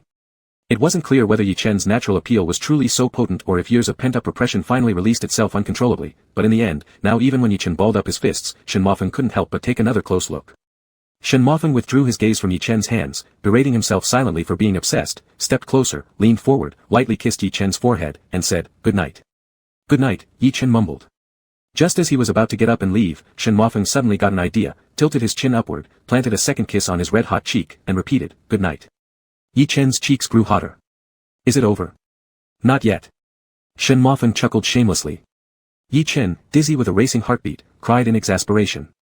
"Is your set of goodnight kisses this complicated?" "Yes, I'm picky. Goodnight needs to be said 3 times. Maintaining his annoying persona perfectly, Shen Mofeng turned his head and shamelessly captured Yi Chen's lips, placing his palm atop Yi Chen's hand, handling it like a precious piece of porcelain, crossing boundaries momentarily before stopping himself, focusing solely on the consented to goodnight kiss. Even when playing the role of a rogue, Shen Mofeng maintained sophistication. If he was only asking for a goodnight kiss, then he should keep away from excessive touching. Shen Mofeng's aura was highly invasive. From the outside in, Yi Chen was completely immersed. Lost in confusion, he slid back against the couch cushions, unknowingly getting pinned under invisible pressure. Lips, Shen Mofeng straightened up, lazily rubbing Yi Chen's moist lips with his thumb like a big cat playfully teasing its prey while appearing gentlemanly as he asked gently, could they part? Although the question was not proper, Shen Mofeng's restrained demeanor made it hard to refuse. Being too inexperienced, Yi Chen, enticed into a daze, started uttering the word, "can," before his parted lips were sealed once again firmly. Finding it interesting that Yi Chen answered such suggestive questions with both humility and shame, after a bit more kissing, Shen Mofeng's mischievous side kicked in, asking boldly. "Could your tongue come out?" "No." Yi Chen squeezed his eyes shut, his breathing as erratic as if he'd just come off a treadmill. "Do you feel uncomfortable at this point?" Shen Mofeng formally asked. "It's fine," Yi Chen, mortified, replied with reddened collarbones. "So?" Shen Mofeng slightly tilted his head. "Why yes, it can come out." Yi Chen was practically overwhelmed, his heart beating wildly, making his body float intermittently. Shen Mofeng then lowered his head and claimed a deep kiss. After a minute. Having taken full advantage of the young one, Shen Mofeng's eyes and eyebrows carried an air of satisfaction. He released Yi Chen, who was as limp as a cooked shrimp beneath him. After pondering for a moment, his handsome face revealed a hint of unease, as if he had just remembered how to write the characters for human. He gave a sheepish smile and said, "Sorry, Chen, we're not even together yet, but I've already kissed you so many times." Yi Chen wiped his mouth and stared blankly at him. Shen Mofeng said gravely, "Was I too overbearing?" Yi Chen didn't think much about it, feeling suddenly emboldened. He sat up boldly and said, "It's good that you know." To his surprise, Shen Mofeng lowered his head, bit into a cigarette, and chuckled with a smoky grin. "But actually, I could be even worse." Veins throbbed on Yi Chen's forehead. "Damn. That was careless." Shen Mofeng was still enjoying the aftermath, his act was filled with cracks. However, Yi Chen, dizzy from the kisses, didn't notice any of this. "I'm going outside to smoke a cigarette." Shen Mofeng fished out a flat metal candy box from his trouser pocket, shook it twice, and finding no sound, casually tossed it into the wastebasket. He grinned, saying, I'm afraid the cigarette smell might bother you, so I ate up an entire box of candy today, over 20 pieces. I'm sickly sweet. Confused, fearing it wasn't good for Shenmofeng to eat so much sugar, Yi Chen hastily said, even if you have cigarette breath, I won't smell it when you talk. It's not that, Shenmofeng responded quietly. I thought there would be chances during the day to secretly kiss you, but every time you deliberately avoid me by going where there are lots of people. Yi Chen choked. Isn't that exactly because I was trying to avoid you? The next day. Winter tourists visiting the seaside town were only a tenth of the summer crowd. The sea resembled melted sapphires, lazily supporting a few fishing boats. The walls of the fishermen's cottages along the coastline were colored in bright, almost childlike hues, creating a vivid mosaic scattered against the backdrop of azure seas and skies. One could easily mistake the scene for a fairy tale.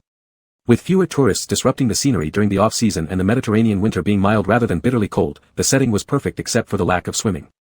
Dressed in brand new clothes provided by a sponsor, Yi Chen wore no sunglasses or mask, simply raising his scarf slightly. Keeping half a meter distance, he walked beside Shenmofeng, listening attentively as Shenmofeng explained local customs. Baby Chaos sat atop Yi Chen's shoulder, silent and unmoving. By the way, Brother Shen, seeing Shenmofeng run out of things to say, Yi Chen took the initiative to ask a question. There's something I want to ask you. What is it? Asked Shenmofeng. Prince Yi elegantly tilted his head to gaze at the ocean while his mind raced nervously. What kind of seafood does the nearby shallow sea usually produce? Shenmofeng, who had been talking non-stop about history, culture, and geography since they arrived in the small town, suddenly faltered. There are all sorts of fish and crabs in this nearby shallow sea, but specifically. Shenmofeng couldn't answer, laughing awkwardly. Once we get to the restaurant, I'll ask the locals for you. Usually, no one asks like that. Tourists interested in cuisine generally asked what local dishes tasted good, rarely specifying which types of seafood came from certain areas, especially emphasizing nearshore, as if planning to harvest some themselves. Just curious, Yi Chen calmly replied, indeed planning to go fetch a batch. As soon as he finished speaking, he lightly poked Baby Chaos.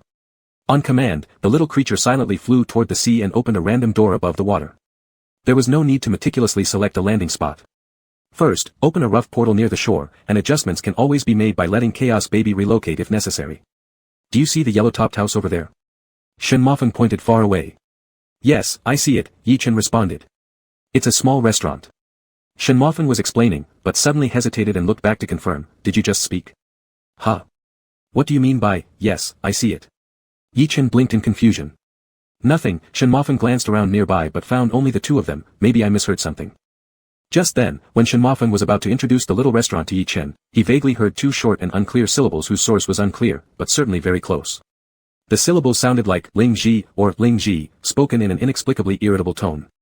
Shenmofeng strained his ears for a while longer, but the unusual sound did not come again, so he dismissed it and resumed his earlier narrative. I've been to that restaurant twice before, and I'll treat you later. Shenmofeng knew Yi Chen loved seafood, so he described it vividly to whet his appetite. He gestured broadly, saying, a dish of crab meat pasta comes topped with a crab that's practically the size of the plate. The starter has more than 10 varieties of seafood salad. Swordfish and lobster are also well prepared. Thank you for treating me. Yi Chen managed to maintain his dignity, though his eyes gradually lit up. No need to be polite, it's about a 15-minute walk from here. Shenmofeng set the stage and paused his steps, casting a mischievous glance at Yi Chen. How should we go? Yi Chen anticipated Chen's mischief-making and sincerely replied, I recommend you use your feet, sir. Shenmofeng smiled, imitating Yi Chen's customer service tone with a playful air. I suggest holding hands so you don't get lost easily, dear. Upon finishing, he slipped off his gloves, tucked them into his pocket, and extended a hand toward Yi Chen, tempering his flippant demeanor for a gentle one as he asked softly, may I hold your hand, Chen? According to the rules, no objection means agreement, so Yi Chen remained silent, only lowering his gaze and pulling out his hand from the coat pocket. How would you prefer me to hold it? Shenmofeng played the gentleman to a fault, asking step by step with utmost politeness, a regular hold or interlaced fingers. Whatever, fine, Yi Chen muttered, turning his head and trying hard to focus on the upcoming Italian seafood feast ahead. Thus, their fingers interlaced as they walked shoulder to shoulder along the sparsely populated coastal boardwalk. Tension radiated off Yi Chen, nearly making him stumble in tandem with Shenmofeng, who kept glancing sideways at the sea. Though appearing composed, Shen couldn't suppress the curve of his lips anymore. Laughing too openly now might give away how infatuated he was, looking like an inexperienced youth smitten with first love, something better not witnessed by young eyes. After regaining control of his emotions, Shenmofeng gently squeezed the thin calluses on Yi Chen's palm and asked, do you often train with equipment? Yes. Yi Chen nodded. I do quite a lot. Specifically, hoes, shovels, trowels, farm tools still counted as equipment, right? It wasn't exactly lying. Shenmofeng looked lovingly over Yi Chen's slight frame, smiling slightly. More training wouldn't hurt. Men looked better with a bit more muscle definition. Maybe some skincare attention was due. Lately, these past months had been far too rough. If not for a good base, Yichen probably wouldn't even look presentable now. The country boy let this thought linger, sighing inwardly with worry. They continued their stroll, exchanging casual conversation with intertwined fingers, heading towards the little yellow-roofed restaurant while golden ripples danced on the sea surface. A cool ocean breeze swept through the boardwalk, filling the air with the sweet scent of love. Shen brother and me truly enjoy a harmonious family-like pleasure. Yichen flushed red, stubbornly denying the truth inside his mind. Somewhere in the middle of fluctuating sexual orientation boundaries, a tiny fence-sitter grass swayed wildly under strong winds, its body mostly crossing over into another realm, yet still desperately clinging to a shred of heterosexuality roots, reluctant to fully submit. Chapter 51. 4 days later, Yichen officially returned to the country. The term officially is used because, in fact, he secretly slipped back home every day these past few days to take care of his crops. Yichen arrived home at 1 p.m. in the afternoon. He had only half a day to rest and get organized. The next morning, he would have to take an early flight to the southernmost province to film the second season of the reality show, A Leisurely Vacation. This reality show has a shooting period of half a month, during which time they will be traveling between several villages or small islands with different local flavors. These shoots will be edited into 10 episodes. Yichen's pay per episode is 1.5 million yuan. After tax deductions and splitting with his agency, he will be able to repay a significant amount of Yan Ling's debt. The program planners follow a ruthless interactive principle. They are merciless to the guests for the sake of the show's effects, without any leniency behind the scenes. In the first season, these young celebrities, who know nothing about farming, were completely humiliated as they cried together in the fields. Although the program was called A Leisurely Vacation, it was far from leisurely, being jokingly referred to by the audience as a hardcore vacation, Enrichment Manual 2.0, and Agrovision All-Stars. The video of Yichen fighting with a pig was widely shared as a GIF. The hashtag Yichen fighting pig almost sacrificed even topped the trending list. Clearly tasting success, the show producers will likely continue the hardcore rural theme in this second season. But Yichen isn't afraid of them this time. Not only unafraid, but he's determined to avenge his previous humiliations. The original lineup of permanent guests on A Leisurely Vacation was set at 4 people. However, not long ago, the production team suddenly caused a stir on Weibo by announcing the addition of a 5th super popular mysterious guest, leaving all viewers eagerly waiting. Yichen didn't know or even care who the new guest was. Since he had no enemies or close friends in the entertainment circle, whoever joined would just mean simply recording the show for him. Thus, he didn't give the news a second thought and quickly forgot about it. Shenemo Feng's car stopped in front of Yichen's house. After getting off the plane, Shenemo Feng offered to drive Yichen home in his own car. Yichen had been flirted with non-stop for days, unable to resist anymore, so he let himself be driven home without objection. Well, I'll go inside now. Thanks for your help these days. Yichen opened the car door. Don't you want to invite me in for a cup of tea? Shenemo Feng playfully hooked onto Yichen's sleeve. Yichen immediately refused. No, it's too messy inside. Actually, it wasn't messy, it was embarrassingly barren.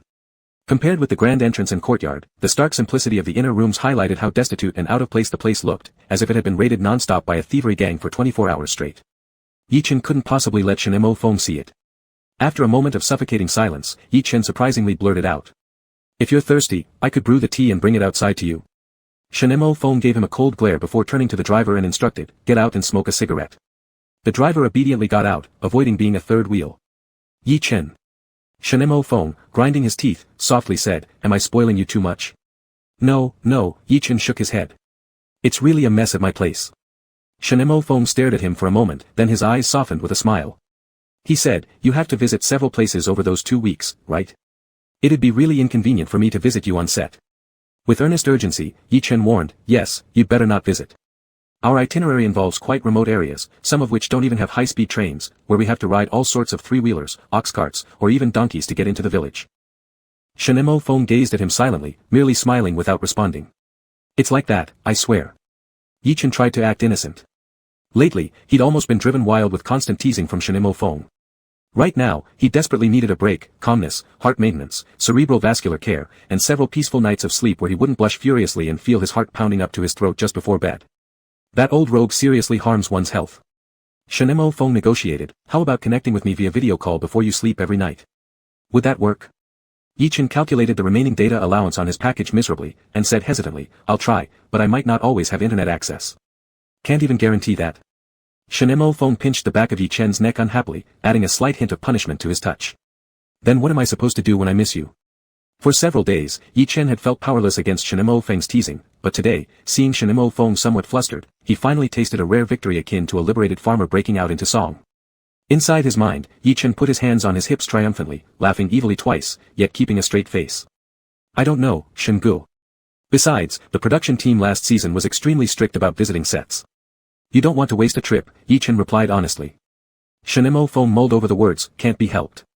And slowly asked, so, if there was a way, would you actually let me come accompany you? Since there was no way Shenemo Feng would be able to accompany him anyway, Yi Chen, as calm as an old dog, simply replied casually, if there's a way, I'd be willing. Shenemo Feng's handsome face revealed an expression Yi Chen couldn't quite decipher, only that Shen Gu looked, mysteriously wicked. What if I managed to visit the set, would you be happy? Shenemo Feng asked with a tinge of petulance. Humor me and let me daydream a little. Yi Chen had no choice but to say, happy. Shenemo Feng chuckled softly, could I get a reward? Yi Chen remained unfazed, what kind of reward? Call me brother a few times, Shenemo Feng daydreamed on, not through text, but face to face by mouth, can you do that? Since it was all hypothetical. Yi Chen's eyes twinkled with cunning, sure. He never once considered that the surprise guest might have anything to do with Shenemo Feng. Great actor Shen was always aloof and high-minded, completely dedicated to film and TV productions. He rarely touched variety shows, commercials, or endorsements, let alone raucous reality shows where he might end up humiliated. It seemed like two entirely different worlds for Shenemo Feng. But Shenemo Feng pushed his luck further, then one of those things you said on your alternate Weibo account, could you fulfill one of them? Could you? You know well enough, Yi Chen mentioned this matter and felt more and more embarrassed, his voice getting softer, none of those were actually said by me. But in my heart, they already count as coming from you. Shenemo Feng grinned mischievously, not allowing Yi Chen a chance to argue back. Urging on without stopping, quickly, just humor me, okay? Anyway, the program team doesn't allow visiting sets. What's the harm in making me feel good once? Yi Chen hesitated and then nodded slightly, alright. Shenemo Feng bit his lip and suppressed his restlessness, saying, alright, that makes me content. You go home, you've still got to pack your luggage today. Leaving confused, Yi Chen went home and started packing for tomorrow. The southernmost province's climate currently matched the summer climate in northern regions, so he had to prepare summer essentials. While he was focused on sorting his items, Zhou Buchu's shout came from the front door, Xiaoya, I've brought the person. Coming. Yi Chen sprang up, wiped his hair down in the corner broken mirror, adjusted his shirt collar, made sure he wouldn't appear rude, and then hurried out. Zhou Buchu was wearing his worn-out work clothes, beside him stood an elderly gentleman. The elder had a perfectly straight spine, snow-white hair, sharp features, and exuded vitality even though his hands rested on a cane with a dragon head carving. He wore second-hand Zhongshan suits visible to the naked eye. Though his face was covered with wrinkles and deep lines, one could still discern traces of extraordinary beauty from his youth based on his facial contours. Grandpa Long, hello. Yi Chen bowed deeply at a 90-degree angle. The elder before him was none other than the legendary Ying Long.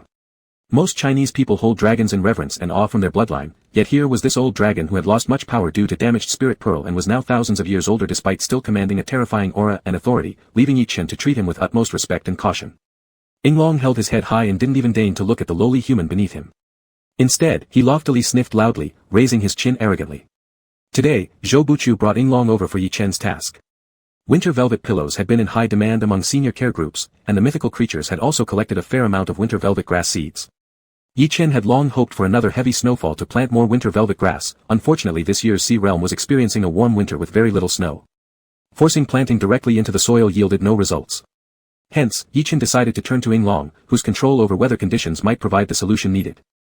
Until now, having consumed various spiritual plants for over 2 months, it was rumored that Ying Long's spirit pearl began restoring slightly. His consciousness cleared somewhat, enabling him to move around independently again. More importantly, he regained the ability to cause small-scale rain or snow, making this exactly the time to invite him to assist Yi Chen with some artificial snow. Zhou Buchu wearied reminded, if you need to pee, let us know beforehand. Ying Long responded with full breath, hang. His body immediately stiffened. Zhou Buchu. Disrespectfully, Yi Chen asked bluntly, are you wearing adult diapers? Wearing. Zhou Buchu sighed sorrowfully while calculating the cost of one diaper and repeatedly stressed to Ying Long, whose memory was terrible to the point of forgetting events an hour ago, what I mean is after, I'll take you to the bathroom instead of letting you settle it right there. Blowing his whiskers furiously, Ying Long scowled, humph. So Uncle Zhou, maybe you should take him to the toilet first. Yi Chen managed to twist the corners of his lips into a strained smile. How dare a mere mortal mock our kind? Suddenly, Ying Long erupted with a roar, swinging his dragon-headed cane towards Yi Chen. Hold on, I wasn't mocking you. In these days when ravaged by Ran Yu, Yi Chen's combat awareness had improved rapidly. He nimbly sidestepped, gracefully dodged, then snaked around Zhou Buchu, using a combat-inept Pai Xiao as his shield. It's a misunderstanding. Blocking Yi Chen's place up front, Zhou Buchu endured the cane blow, covering his throbbing skull and screaming, ouch. That's a head, not a walnut. Stop hammering, for Christ's sake. Just as the old man and two youngsters were going super god in the yard, the flower-picking squad from the sea and mountain realm came out in a chatter, each divine beast baby carrying a plump little cloth bag stuffed with winter velvet flowers. Grandpa, don't hit brother. The baby hoe was terrified, rubbing its little face anxiously. This cry was so childish that it had no deterrent power at all, but the olding dragon who was wielding his cane to attack people and destroy things suddenly froze when he heard the hoe baby's shout. His eyeballs darted around wildly, his old face tensed as if a rabbit had seen an eagle. Still dodging madly around the tree, Yi-Chen raised an eyebrow. Is Grandpa also a divine beast? Your spiritual energy smells really good. The baby hoe's delicate nostrils twitched slightly as it cautiously approached the Ing dragon. Grandpa, don't be angry anymore, Brother Chen is a very nice person. Ing Long, voila. The hoe baby got scared and shivered. Cheap. One dragon and one hoe stared at each other, both filled with immense horror. Don't come over. Ing Long waved his cane, scurrying into the main house with a tap-tap-tap sound and slammed the door shut. After a brief silence, the hoe baby suddenly perked up its rabbit ears and realized. Is Grandpa a dragon? Ha ha ha ha ha, I'm dying laughing. Look how scared he is, ha ha ha ha ha. Zhou Buchu laughed until he rolled on the floor. Why didn't I think of this earlier? Zhou Buchu angrily slapped his thigh. This, growl is his natural enemy. Yi-Chen finally caught on. The hoe baby has a lively and cute character but had a special hobby before falling, which was, eating dragons.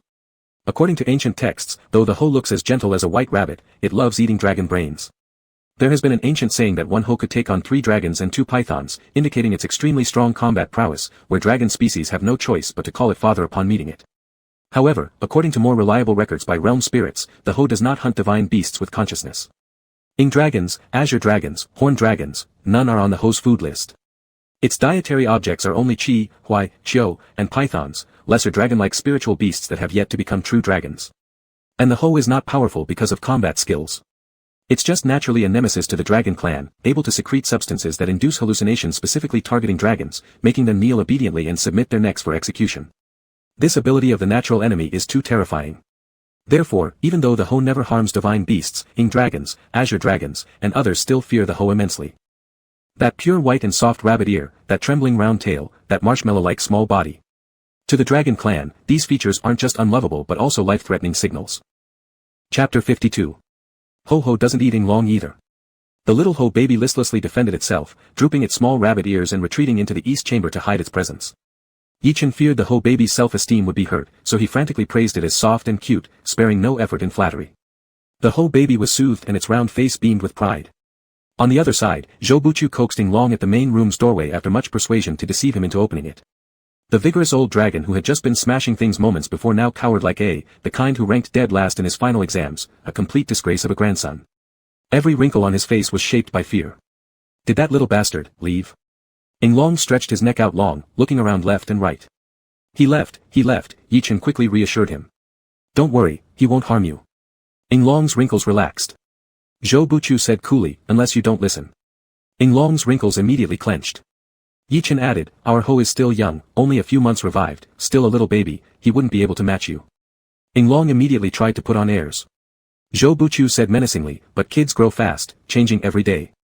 In an instant, Ing Long became timid like a baby. Uncle Zhou, Yi-Chen couldn't help but intervene, is it really appropriate to scare him this way?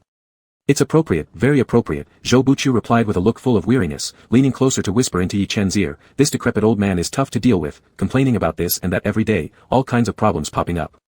Whenever something doesn't go his way, he immediately starts beating people with his cane. I need something to intimidate him. In the future, whenever he randomly smashes things again, I'll threaten to send him away with the big white rabbit. Don't spoil my fun. The hoe baby was actually playing the role of the big bad wolf in this incident. Yi-Chen could only silently close his mouth. The utterly frightened Ing Long followed Yi-Chen into the mountain and sea realm, arriving before a vast open area requiring snow. With trembling hands, he dropped his cane, assisted by Zhou Buchu to remove his clothes, transforming into a dragon.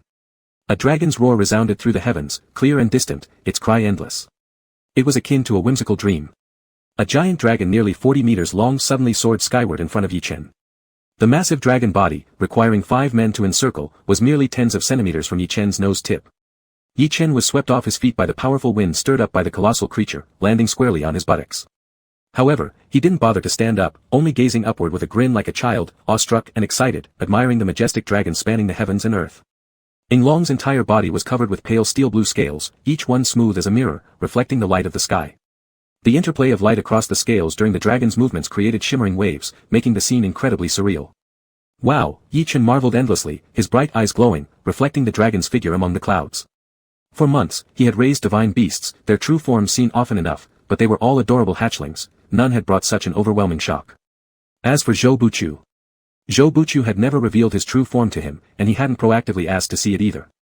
So beautiful, so magnificent. Yi Chen muttered to himself. This Yi Gong was indeed a true lover of dragons. Just when Yi Chen thought Ying Long was about to start creating snow, the dragon leisurely descended onto the tree planting area, using his claw to cover a Mi Valley tree that Yi Chen planted earliest, curling his 5 claws slightly before abruptly pulling it up, roots and all. Yi Chen turned pale, shouting loudly, "Grandpa Dragon, don't pull my trees. Don't worry, he'll only use the root as a cane. He can't pull any more." Zhou Buchu comfortingly patted Yi Chen on the shoulder. Cane. Yi Chen was surprised. As if to demonstrate its usage, moments ago, while soaring through the heavens, Ying Long grabbed the Mi Valley tree canopy with his front claws, thrusting it forward several meters and firmly planting it into the ground. His middle and back claws then pattered forward several meters. When the middle and back claws caught up in front, one walking cycle was completed, and Ying Long used his front claws to grab the tree again, extending it forward again, crawling and walking. Fortunately, the Mi Valley tree trunk was resilient, capable of enduring being leaned on repeatedly by a dragon. Yi Chen.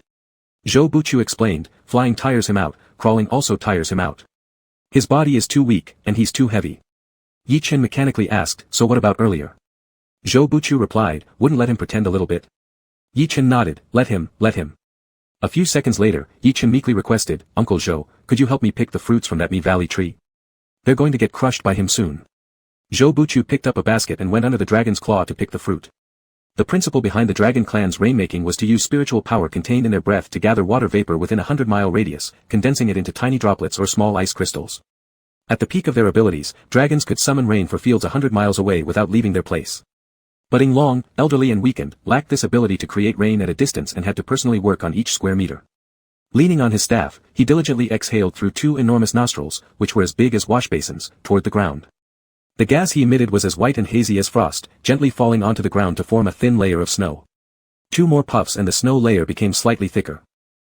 After 1 minute, the old dragon had successfully created snow over 2 square meters. Yi Chen.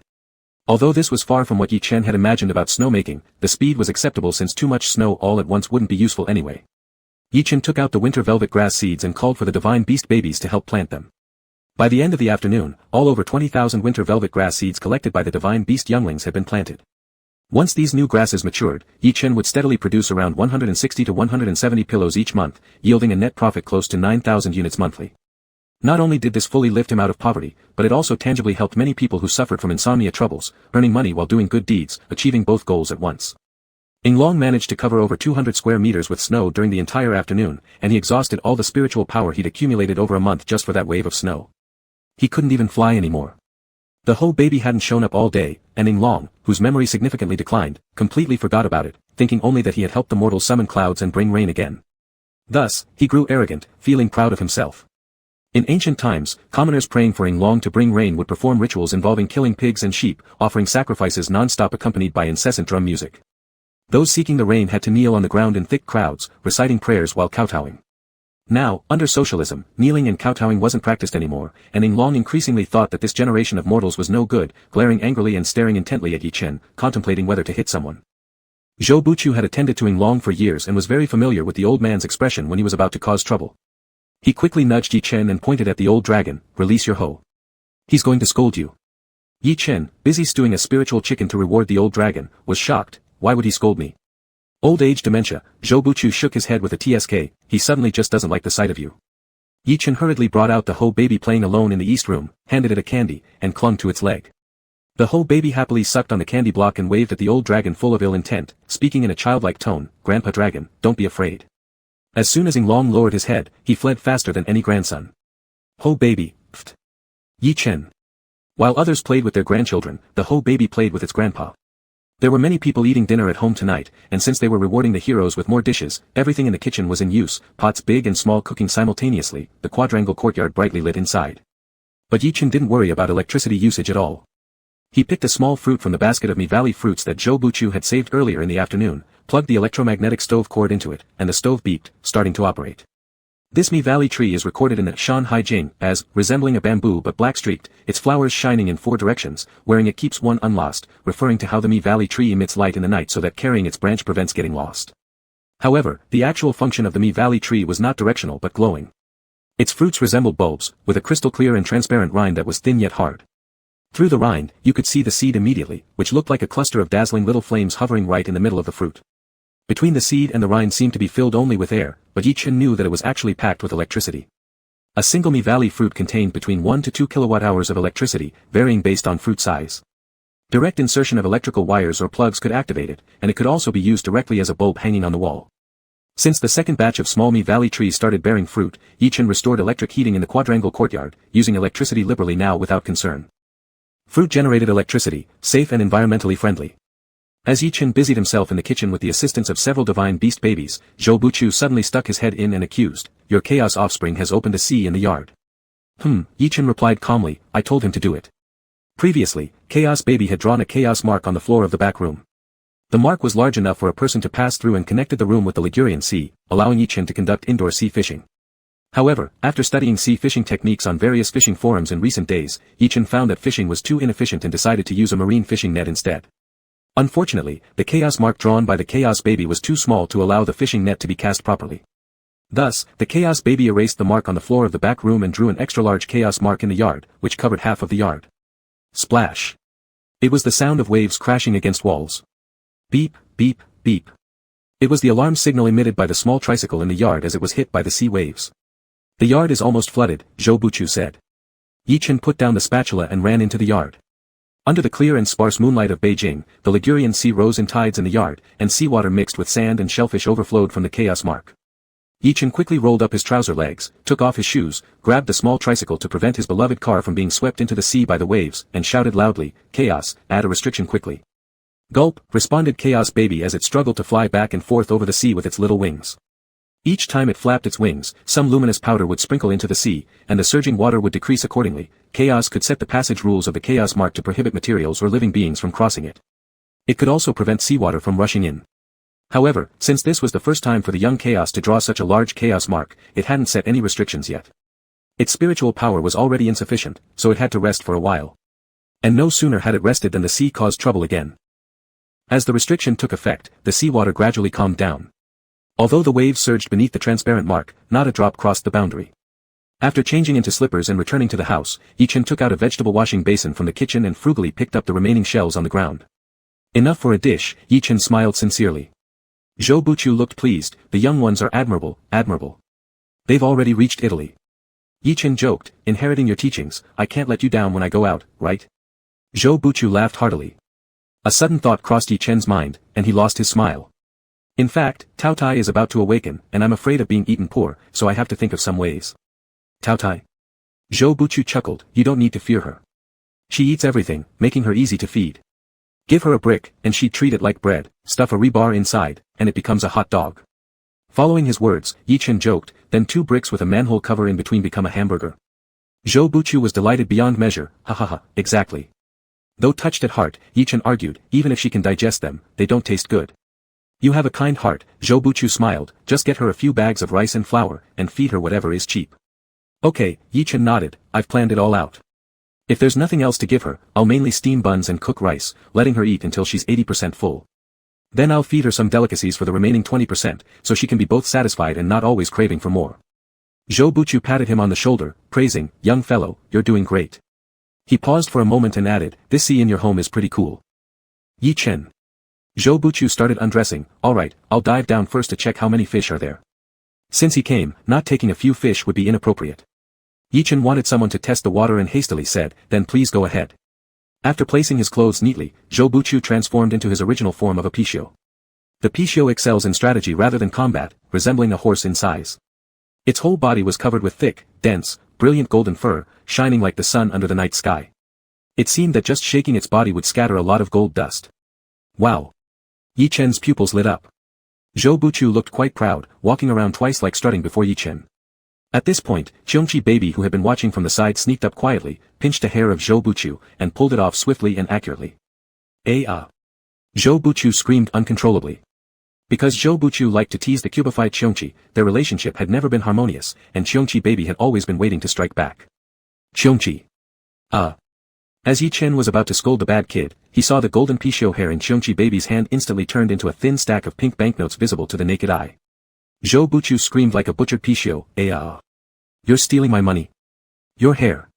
Yi Chen was dumbfounded, is money? My whole body is made of money. Zhou Buchu fled on hooves, moving far away from the mischievous child, wailing, spending my money is like cutting my meat, draining my blood, plucking my fur. Unlike other corporeal divine beasts, the flesh, bones, and fur of a Pixiu are all manifestations of genuine wealth. For instance, just as people grow muscle by eating meat, all the money a Pixiu accumulates grows on its body.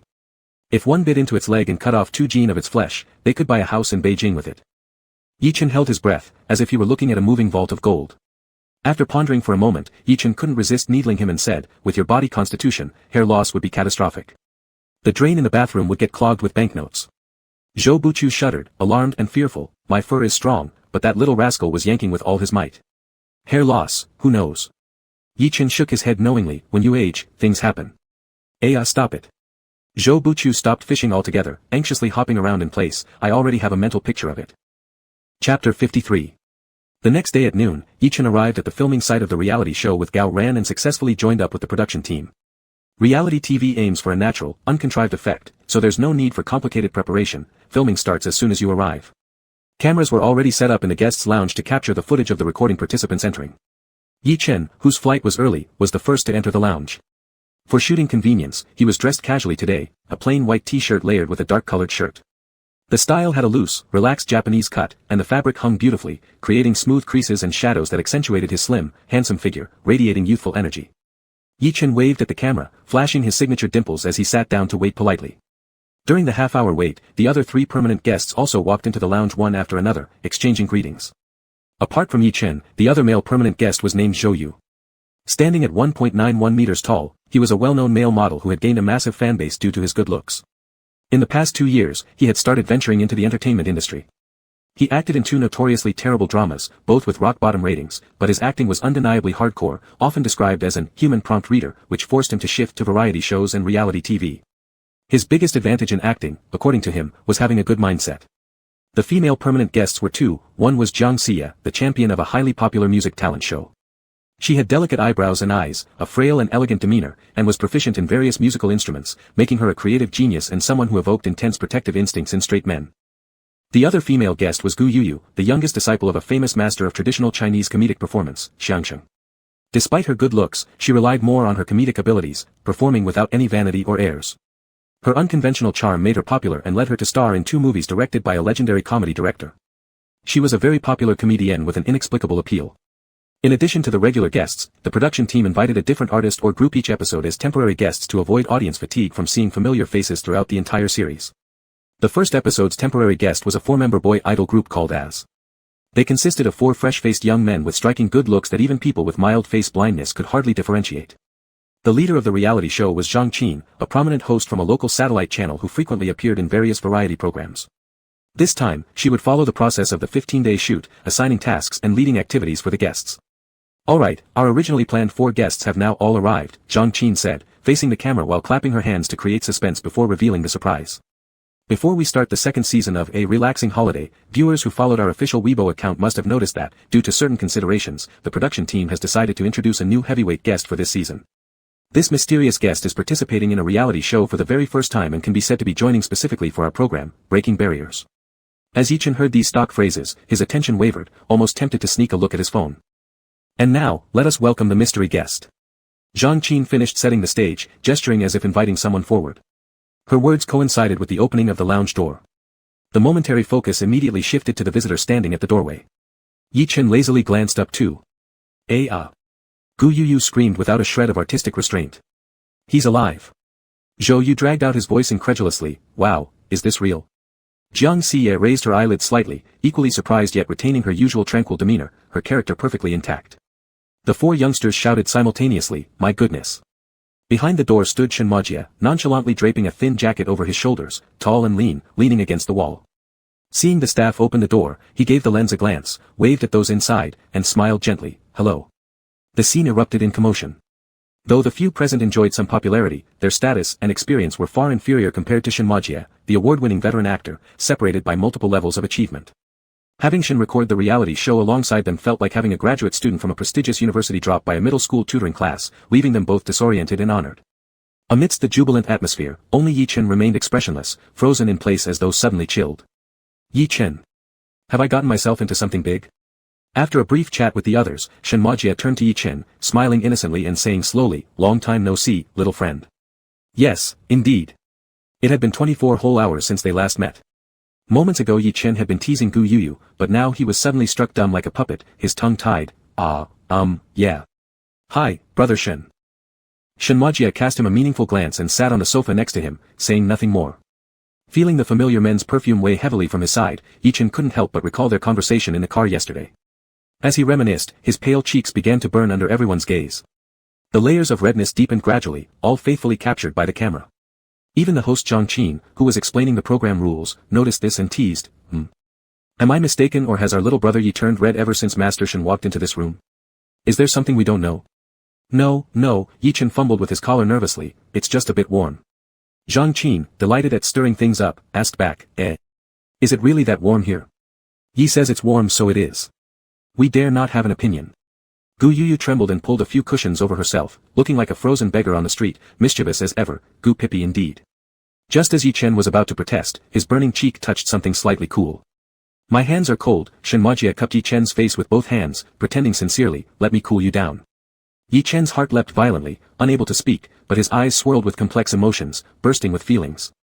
Shinmajia suppressed laughter, letting go after a few indulgent seconds, and told Zhang Qin, carry on. Little face. Shinmajia twiddled his fingers, covering his laughter with a slight cough. Yi Chen had a small face with no baby fat. It seemed he had little flesh on it, but one would only know how soft and tender it was by touch, like 2 blocks of water tofu. Zhang Qin gazed deeply, I've already lost my words from your display. Yi Chen rested his forehead on his palm, wishing death softly. Fortunately, I wrote them down. Zhang Qin said, truly pulling out a small notebook and continued explaining the program rules. All guests gathered, the relaxing holiday officially started. On the first day of recording, they would go to Yunfu village, a 2-hour drive from the gathering spot.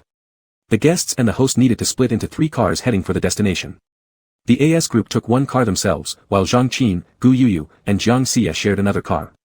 Yi Chen, Shinmajia, and Zhou Yu were supposed to be in the last one. Unexpectedly, Yi Chen snuck off to the ladies' car, knocked on the front window, hands clasped together pleadingly, Sis Zhang, can I ride with you? As if flower thief was written on his forehead. This is the ladies' only vehicle, Zhang Qin grinned, only girls may enter. Right as Yi Chen was about to discard his dignity and switch genders right there, someone pinched his collar like lifting a cat. Where are you going? Shinmajia's dark eyes gleamed, speaking lowly, come sit in the car. Hanging his head, Yi Chen resigned himself to being dragged into the car and shoved into the back seat by Shinmajia. During post-production editing, a pair of droopy rabbit ears and 2 thick noodle tears appeared on Yi Chen at this point, with text floating above his head, give me back my sis. And Shinmajia, who abducted Yi Chen, got a pair of wolf ears and a wolf tail pied onto him, along with some text above his head, no sis, just Master Shin. Since guests' various reactions inside the car were also part of the reality show, cameras didn't stop shooting once they boarded. Yi Chen dared not speak freely, but if he kept suppressing himself, he would explode. Thus, he could only pull out his phone and type a message on WeChat to Shinmajia, questioning, why did you come? Shinmajia pulled out his phone, pretending solemnly, for work, just like you. What a coincidence. Yi Chen frantically typed, fingertips almost leaving afterimages, impossible. You never take variety shows or reality TV shows. This was deliberate. Shinmajia smiled, admitting frankly, yeah, pulled some strings to parachute in, to chase my boyfriend. Otherwise. Shinmajia's sharp eyes pierced through the front seat, glanced at Zhou Yu, then through Zhou Yu, locking onto the 4 young idol members in the car ahead. A full 15 days without seeing each other, surrounded by so many wild men. Is that reasonable? Yi Chen was utterly speechless, then why didn't you tell me yesterday? Shinmajia gave him a frosty look, if you had been well behaved yesterday, agreeing to visit me or video chatting every night, perhaps I would have told you. Yi Chen was dumbfounded. He wasn't quite well behaved yesterday, but these days, he was truly driven mad by Shinmajia's teasing. His mind felt as if boiling porridge was bubbling continuously, hot and muddled. He desperately needed a break to cool down, but now. Anxious, Yi Chen rolled down the car window to blow wind, tugging his collar wildly, allowing the cool breeze to soothe his surface, carrying away the scorching heat that made his skin sting. Shinmajia coldly said, bad little kids need to be scared a bit. Shinmajia, we should dig a trap for the bad little kid to jump into. Seeing the 3 words, digging a trap, Yi Chen's Adam's apple moved as he stiffened his neck and didn't dare to look in Shenmajie's direction. Shenmajie's lips curled at the corner, call brother tonight. Yi Chen cast a quick glance at the screen, then turned his head, sticking his face to the car window to cool down. The tips of his ears, peeking out from under his black hair, were especially invitingly red. With the cameras rolling, Shenmajie dared not go too far. Besides, their exchange of micro-expressions had been so frequent that even a fool could tell they were sending WeChat messages to each other, so it was time to rein it in. Thus, Shenmajie loosely clenched his fist, pressing it against his lips to hide his uncontrollable laughter while both of them pretended to gaze outside their respective car windows. His ears were also a little red. 2 hours later, the group arrived at the destination of this leg of their journey, Yinfu village. Due to the requirements of the program, the 9 guests would all stay together in a local farmhouse. This farmhouse had 4 bedrooms available for distribution, with 2 to 3 people in each being suitable. Naturally, the 2 ladies would share one room, the 4 young idol members of the boy band split into 2 groups and stayed in another 2 rooms respectively. Zhou Yu habitually glanced at Shenmajie and Yi Chen, who had come here with him in the same car, and cheerfully said, so, let's all 3 stay in the same room. Shenmajie gave Zhou Yu a cold stare, feigning ignorance, and raised an inquiring nasal tone, I. Zhou Yu suddenly lost his voice. Although Shenmajie wore no obvious expression, Zhou Yu inexplicably sensed a deadly aura from his eyes. How intense was that aura? Let's say it was akin to the intensity of an old bachelor who tried many times to lose his virginity but failed. Just when he finally got an opportunity for sexual happiness, some unreadable moron came along trying to ruin it. Approximately that level of intense. Chilled to the bone, Zhou Yu promptly swallowed the rest of his sentence and laughed nervously while going off to join the male idols for accommodation arrangements. Enviously, Yi Chen watched Zhou Yu's carefree back, resembling a bird, or more like an eagle soaring freely, then made a request without much hope, Senior Brother Shen. What's the matter? Shenmajie asked kindly, turning his body slightly so his face was in a shooting blind spot of the camera. Yi Chen. Staring at him with a half-smile, Shenmajie mouthed silently, dare you? Yi Chen painfully swallowed and said, no, nothing. Chapter 54. Under the pressure, Yi Chen had no choice but to drag his luggage into the room with Shenmajie, and was crushed by the sight of a large bed in broad daylight, leaving him with not a shred of. To protect the privacy of the artists, the production team did not install cameras in the bedroom. After the cameraman followed the 2 into the room and recorded their reactions, he left to film others. For a moment, only Yi Chen and Shenmajie were left in the bedroom. Seeing that everyone else had gone, Shenmajie started again. He objectively stated the fact, 1 bed. Yi Chen tried to stay calm as he busied himself with unpacking his luggage. I asked you on the way to the hospital last time, and you said your sleeping posture is pretty good, you don't move around much when you sleep. Shenmajie's tone was calm, tonight Mr. Shen will check it. Yi Chen wished he could stick a fever patch on each cheek, gritting his teeth and said, if you're done packing, let's go out. Considering there was still work to be done, Shenmajie chuckled and temporarily put away his tricks, following Yi Chen out of the room. After all the guests had gathered, they were led by Zhang Qin to a barren field. Although we are officially here for a vacation, our program's goal is that every bit of gain for each of you must come from corresponding hard work. For example, Zhang Qin smiled slyly and said, for instance, tonight's dinner needs to be earned by labor, by your diligent hands. The guests obediently made noises of protest. Are you serious? Are you making us plant rice seedlings? Only Yi, the young idol, showed no panic at all, standing calmly with his hands behind his back by the ridge of the field, his expression betraying a hint of smugness beneath his apparent simplicity. You guessed right, please look at the bamboo poles and ribbons over there. Zhang Qin pointed her hand towards them. In the distance, rows of tall bamboo poles were set up across one side of the field, corresponding with another row just meters away from the guests. The ribbons connected between these poles formed 3 equally sized rectangular plots outlined by the bamboo poles and ribbons. Zhang Qin shouted loud, you need to fill all 3 sections marked by bamboo poles with peanuts before nightfall so that the owner of this field will prepare dinner for you. This time, the guests genuinely broke down. 3 such huge plots. All filled. I can't even grow potholes. How am I supposed to plant peanuts? Can I just give up now? It'd be better to save energy to fight hunger. Shenmajie, who hadn't uttered a word until now, also looked rather perplexed. Is dating supposed to involve learning how to farm too? On the other hand, Yi Chen roughly estimated the size of the plot, revealing 7 parts affectionate indulgence and 3 parts petting love in his eyes, akin to a dad letting his toddler shoot at him with a toy gun. He had planted peanuts just last month and was still quite skilled at it. The rules aren't finished yet, Zhang Qin laughed watching the guests wailing, then threw another bombshell, there are 3 equal-sized plots here, which means the 9 guests present have to be divided into 3 teams for a challenge. She then patted the shoulder of an old man beside her warmly, saying, this Mr. Liu is the owner of this field. He will assess and rank the 3 groups based on planting quality and speed. Under the condition that all 3 groups successfully complete the task, the ranking will determine the quality of dinner for the respective groups, while the lowest ranking group. The guests watched her nervously. Zhang Qin said ominously, we'll only be eating dried fish and cornbread. The guests cried out in agony. I'm already a piece of dried fish. I'll settle for being dried fish. Zhang Qin clapped her hands. Alright then, you have 30 seconds to decide the teams. Countdown begins. 30, 29. Shen Majuan immediately declared his ownership over the little one. Yi Chen and I will be a team. I want Yi Chen too. Gu Yuyu rushed over like a madwoman. I'm coming, Yi Chen. Yi Chen smiled. Alright. The other 6 people were confused, not understanding why Yi Chen suddenly became so popular. Gu Yuyu, having firmly latched onto the big leg, confidently rambled on. When Sister Qin was speaking, I secretly observed all of you. While you were all screaming, Yi Chen was looking like this. Saying so, Gu Yuyu mimicked the look of an elderly farmer gazing approvingly over his crops. While all of you were crying and lamenting under heaven, Yi Chen was actually in this pose. As she spoke, Gu Yuyu squatted on the bund in an Asian squat, inserting her hands into her sleeves for warmth, displaying a classic peasant style. Her expression remained humble with a slight touch of smugness. Shen Majuan couldn't help but laugh. Humph. Even Yi Chen burst into laughter. Ha ha ha. Actually, Yi Chen didn't pose like a farmer at all. However, Gu Yuyu's imitation wasn't focused on the movements, but on the essence. Just now, Yi Chen did seem to hold nothing in his hands yet have everything in mind. Therefore, everyone successfully got Gu Yuyu's point and burst out laughing heartily. Gu Yuyu asserted firmly, Yi Chen must grow stuff regularly. Well, I do have the hobby of planting flowers and fruit trees in my spare time. Yi Chen modestly admitted this, setting the stage for an upcoming outstanding performance. Thus, the final grouping result was, 3 people from the boy group formed a team. The captain set up his own faction with Jiang Xia and Zhou Yu forming another team, while Shen Majuan, Yi Chen, and Gu Yuyu formed the third team. Once the groups were decided, the program team started creating more chaos. The staff placed 3 small tables in front of the guests.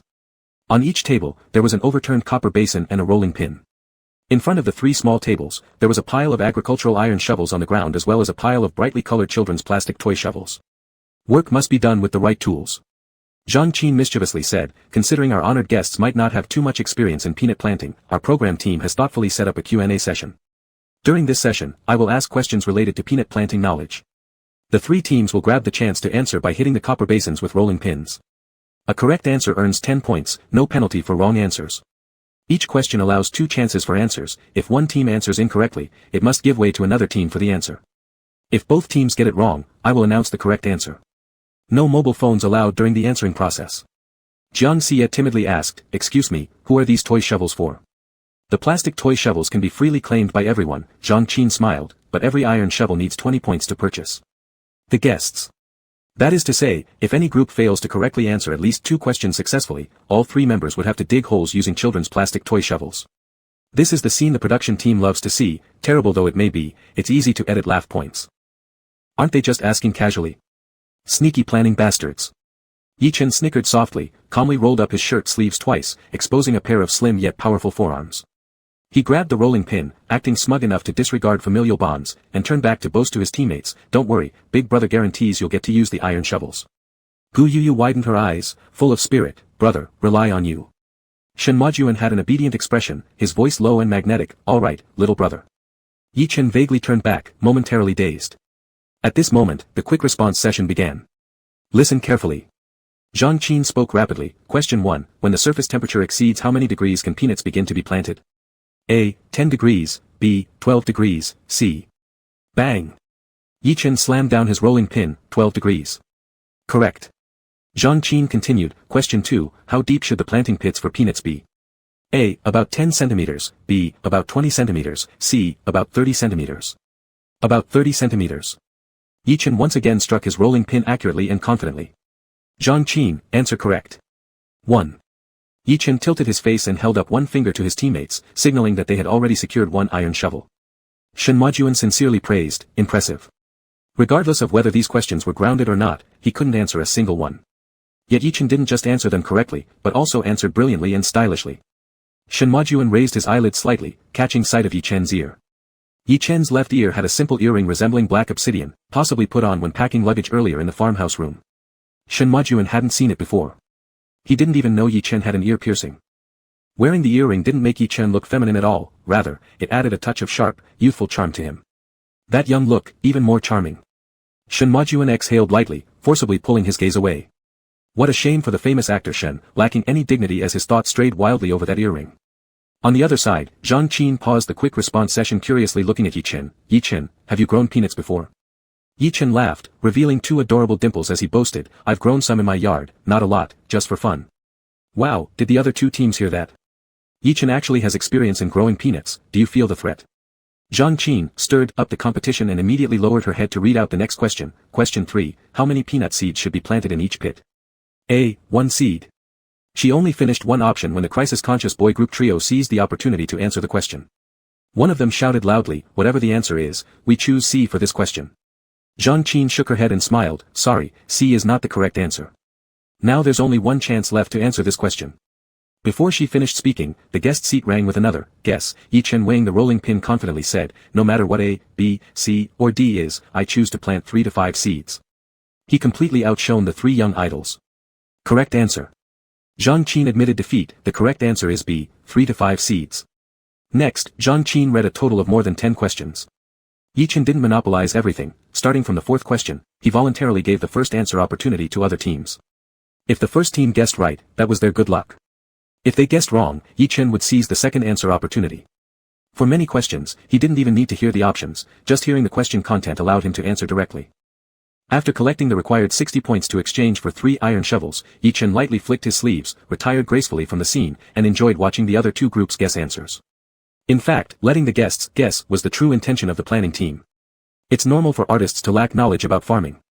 The purpose of setting up this answer session was to teach the artists how to grow peanuts through the Q&A format, so they wouldn't be completely lost in the field. The planners never expected such an agricultural genius would emerge among the guests. Finally, the other two groups successfully exchanged 1 iron shovel each. 4 people pitifully held children's plastic shovels and went to farm. Let's start now. Yi Chen handed the iron shovels to the 2 team members. Mr. Shen took the handle of the shovel Yi Chen handed over, knowing they were about to work in the fields, his gaze slightly vacant yet showing some naivety and curiosity, saying, "Teach me." His manner and words were very much like a newbie experiencing something for the first time. All right. Yi Chen demonstrated the complete process of planting peanuts to his teammates. Then, while working himself, he occasionally corrected minor mistakes made by the other two. Gu Yuyu was smart and caught on quickly, soon synchronizing with Yi Chen. Shen Majuan, however, seemed naturally born without the ability to do labor and planted slower than both of them. As Yi Chen and Gu Yuyu advanced together, they far outpaced the other two group members and Shen Majuan, who was anxiously pacing around where he stood. Suddenly, Shen Majuan dropped the shovel and walked away hastily, doubling over with nausea. "What's wrong with Shen brother?" Yi Chen hurried over. Shen Majuan's face turned pale, his forearm muscles were as hard as rocks, with prominent veins visibly standing out. He exclaimed in shock, "There are earthworms in the field." "There definitely will be in crop fields, especially when turning over the soil." Yi Chen gently patted Shen Majuan's back as if comforting a cat. "Take deep breaths, drink some water."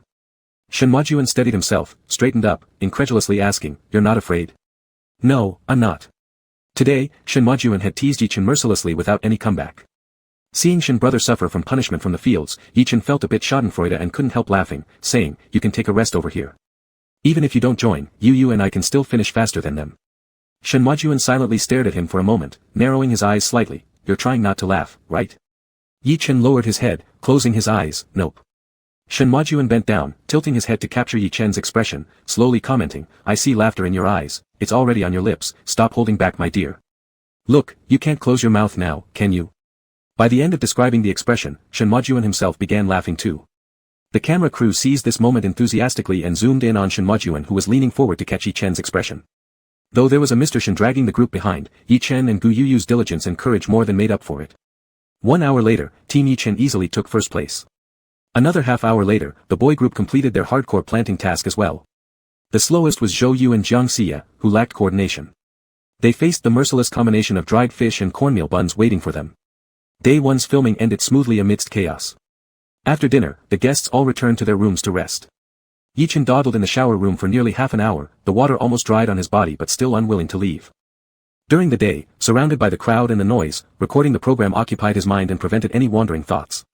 But in the evening, sleeping with Shen Majuan in the same bed, this thought came even before seeing Shen Majuan's shadow, making Yi Chen alone red-faced like a boiled shrimp inside the shower room, gently knocking his forehead against the door panel, silently shouting in his heart. "Ah! Ah! Ah! Ah! Ah! Little Yi, are you done?" The shower room was located on the 2nd floor and shared publicly. Since Zhou Yu, also staying on the 2nd floor, hadn't taken a shower yet and grew a little anxious seeing Yi Chen delayed.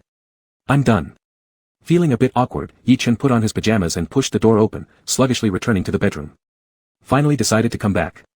Shen Majuan had already lain in the quilt, sitting up against the bedhead, scrolling through his phone while lowering his gaze. The bedsheet and duvet cover were different from those during the day. Yi Chen guessed that Xiao He had secretly replaced them. Yi Chen scooted over, half of his bottom on the edge of the bed, a picture of meekness. Shen Gu, let's discuss something. Could you not make me? Shen Majuan raised his eyes, glancing at Yi Chen's ear stud on the left ear. His Adam's apple moved slightly, but his tone remained calm. No. The negotiation broke down in a second, leaving Yi Chen feeling disheartened. Take off your shoes, Shen Majuan smirked. Get on the bed, or do you want to sleep on the floor? Seeing Yi Chen's brightened gaze, Shen Majuan turned serious in an instant. I'm not giving you a blanket. Yi Chen stiffly climbed onto the bed. Shen Majuan shifted sideways, grasping Yi Chen's wrist to prevent him from escaping, then issued a gentlemanly announcement. I'm about to start. 3, 2, 1. Start seducing. This is with a preview. Yi Chen was speechless. Shen Majuan smiled. Come on, call me brother. Your small number was calling so happily. Yi Chen tightly closed his eyes, resignedly letting his forehead lean against the wall, his side facing Shen Majuan. He licked his lips and opened them. Then there were two vague and faint syllables that slipped by. The sound is too soft, I can't hear clearly. Shen Majuan chuckled lightly, his hand holding Yi Chen's wrist pulling forcefully, dragging the head leaning against the wall Yi Chen into his arms, shamelessly rationalizing, if I tell you to call louder, you'll definitely feel embarrassed. So call closer. The little sweet cake in his arms sizzled gently, blushing in shame. Gu, Gidge. Yi Chen basically gave up any fight, only wanting to quietly endure the punishment, die early and be reborn early. But the more compliant he was, the less proper Shen Majuan became. The softer Yi Chen got, the harder Shen Majuan did. Chapter 55.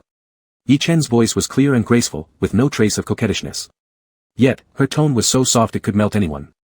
Shen Mo Feng felt like his bones and moral integrity had dissolved into caramel, leaving him momentarily without self-restraint. His heart heated as he said, it sounds good. Could you call me again? Locked in his embrace with no escape, Yi Chen simply lowered her head, burying her face in Shen Mo Feng's shoulder, softly calling, Big Brother. After the second call, Yi Chen felt a deep sense of shame as if her soul had flown away with that breath. Shen Mo Feng took a deep breath, not daring to ask for more. He needed to take a moment. Thus, he released Yi Chen, raising his hand to flick her burning earlobe, trying to shift focus. You have an ear piercing. When did you get it? During my first year of high school, Yi Chen barely managed to steady her emotions. First year. Shen Mo Feng chuckled lightly, you were quite a wild one. No, I went with a classmate. Talking about high school invigorated Yi Chen's tone. When we got there, they chickened out and asked me to go first to encourage them. After I encouraged them, they just ran off. Speaking, Yi Chen's lashes quickly flickered upward, stealing a glance at Shen Mo Feng, seeing that he wasn't bored but instead intrigued, so she added, then I thought, I spent money on this, if it heals shut there's no refund, so I decided to keep it. Heels shut and no refunds. Shen Mo Feng chuckled lowly as he repeated it, using his thumb and index finger to rub that soft earlobe, asking, is this pair of earrings together? Where is the other one? Yi Chen honestly replied, at home. Could the other one be given to me? Shen Mo Feng asked. Yi Chen knew Shen Mo Feng wanted them both to wear the same, but thinking of that 2 million yuan watch, thinking of Shen Mo Feng's endorsements, and their extravagant stay in Italy, she couldn't refuse and nodded quickly, sure, when we return. The slight agitation Shen Mo Feng had earlier barely suppressed subsided a bit. Deciding to continue playing, he shoved his phone into Yi Chen's hands, saying, yesterday, you promised me something. Among all these messages from your fake account, pick one and fulfill it. Yi Chen looked and saw Shen Mo Feng's phone gallery.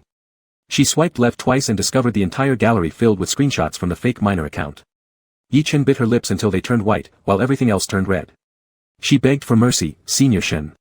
You'd better not beg me, Shen Mo Feng said calmly, it will only backfire. Choosing one to realize, was indeed her promise from yesterday. With a heavy heart, Yi Chen closed her mouth and started rummaging through dozens of caged chicken comments, trying to find one that wasn't too embarrassing. It took a long time before she finally found one. It was a series of side-angle photos of Shen Mo Feng reposted by the original account holder with the caption, I want 24-hour rolling kisses on my brother's face.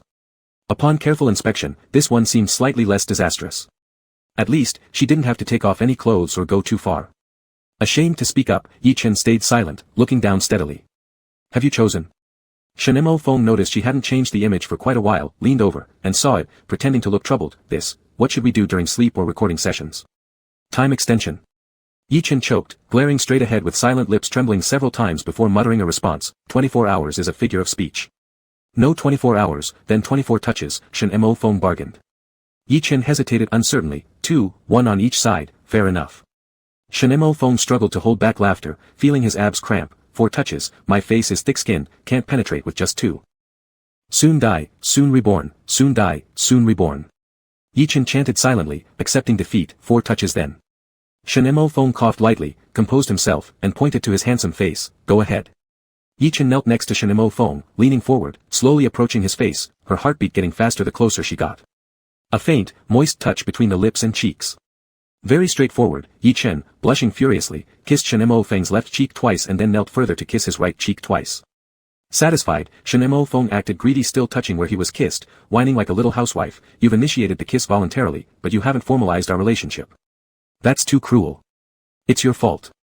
Yi Chen said, embarrassed.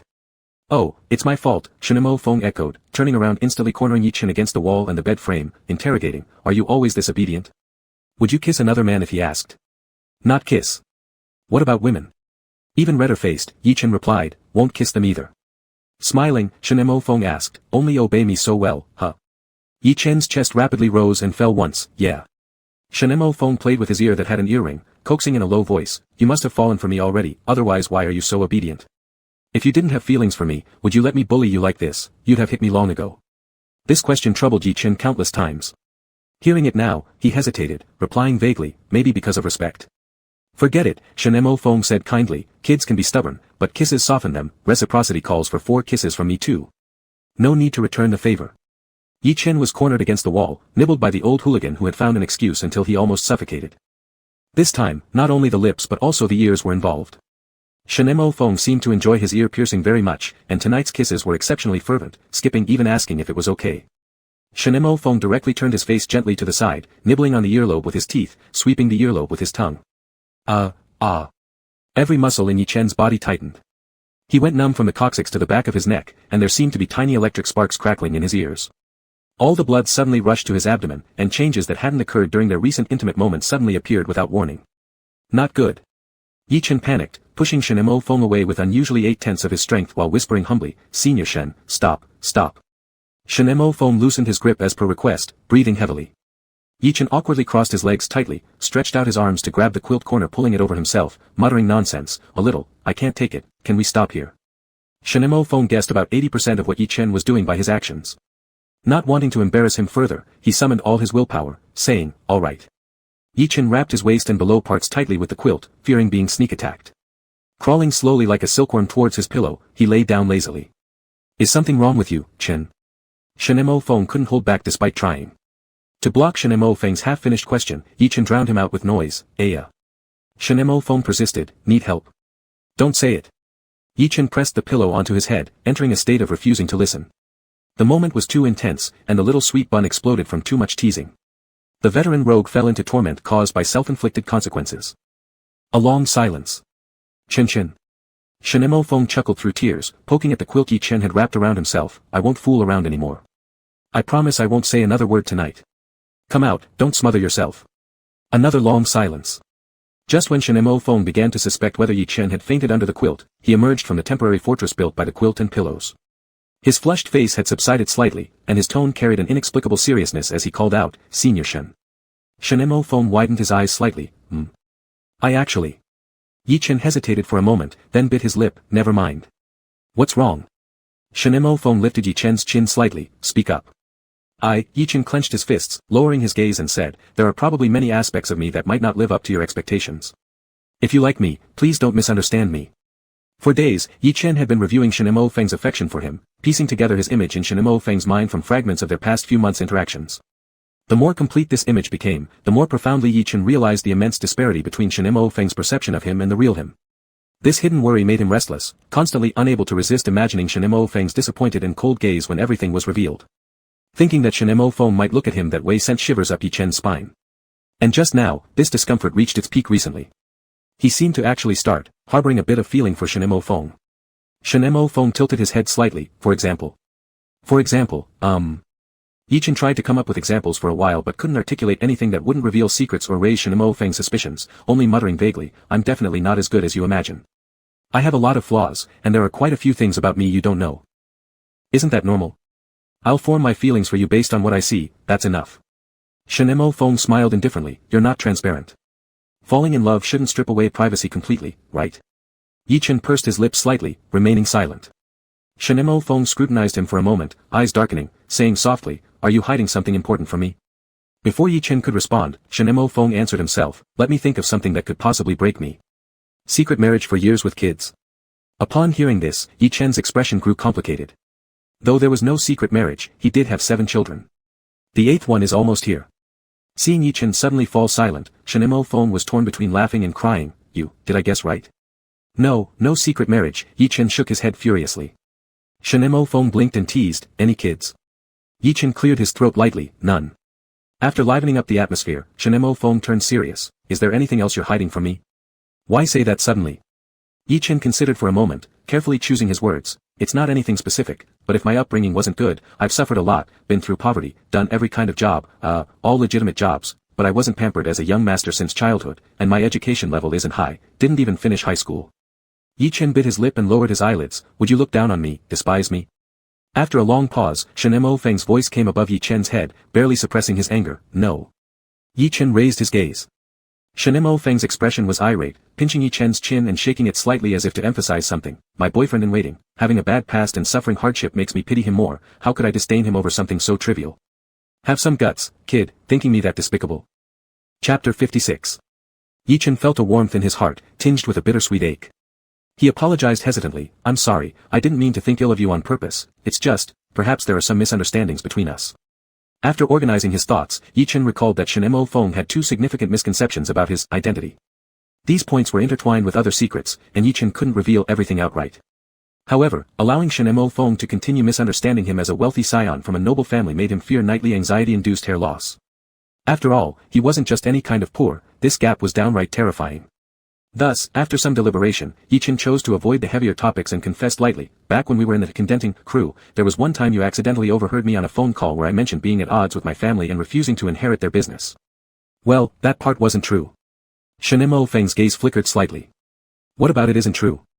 Selectively honest, Yi Chen admitted, it's true that my relationship with my family isn't good, but I don't actually have a family business to inherit. That was a joke I told the person on the phone, never expecting you'd hear it. Back then, we weren't familiar with each other, and I had no idea our paths would cross so many times in the future, so I didn't explain it immediately. Sorry. Just that. Shenemo Feng replied indifferently, small thing, no need to apologize. There's another. Yi Chen revealed again partially, the quadrangle house I live in is nominally mine, but I have no power to deal with it. In reality, I don't have much money. After a few seconds of silence, Shenemo Feng wiped Yi Chen's cheek gently with his thumb, his tone softening, confirming, is this all? Are you worried I might mistake you for some rich young heir with deep pockets, only to later find out otherwise and feel let down? Yi Chen nodded slightly. What's there to feel let down about? Shenemo Feng laughed lightly, it's not like I'm pursuing you just to marry into wealth. Am I, really that shallow? Shenemo Feng's expression betrayed his exasperation as he added, do I really have to consider these things when looking for a boyfriend?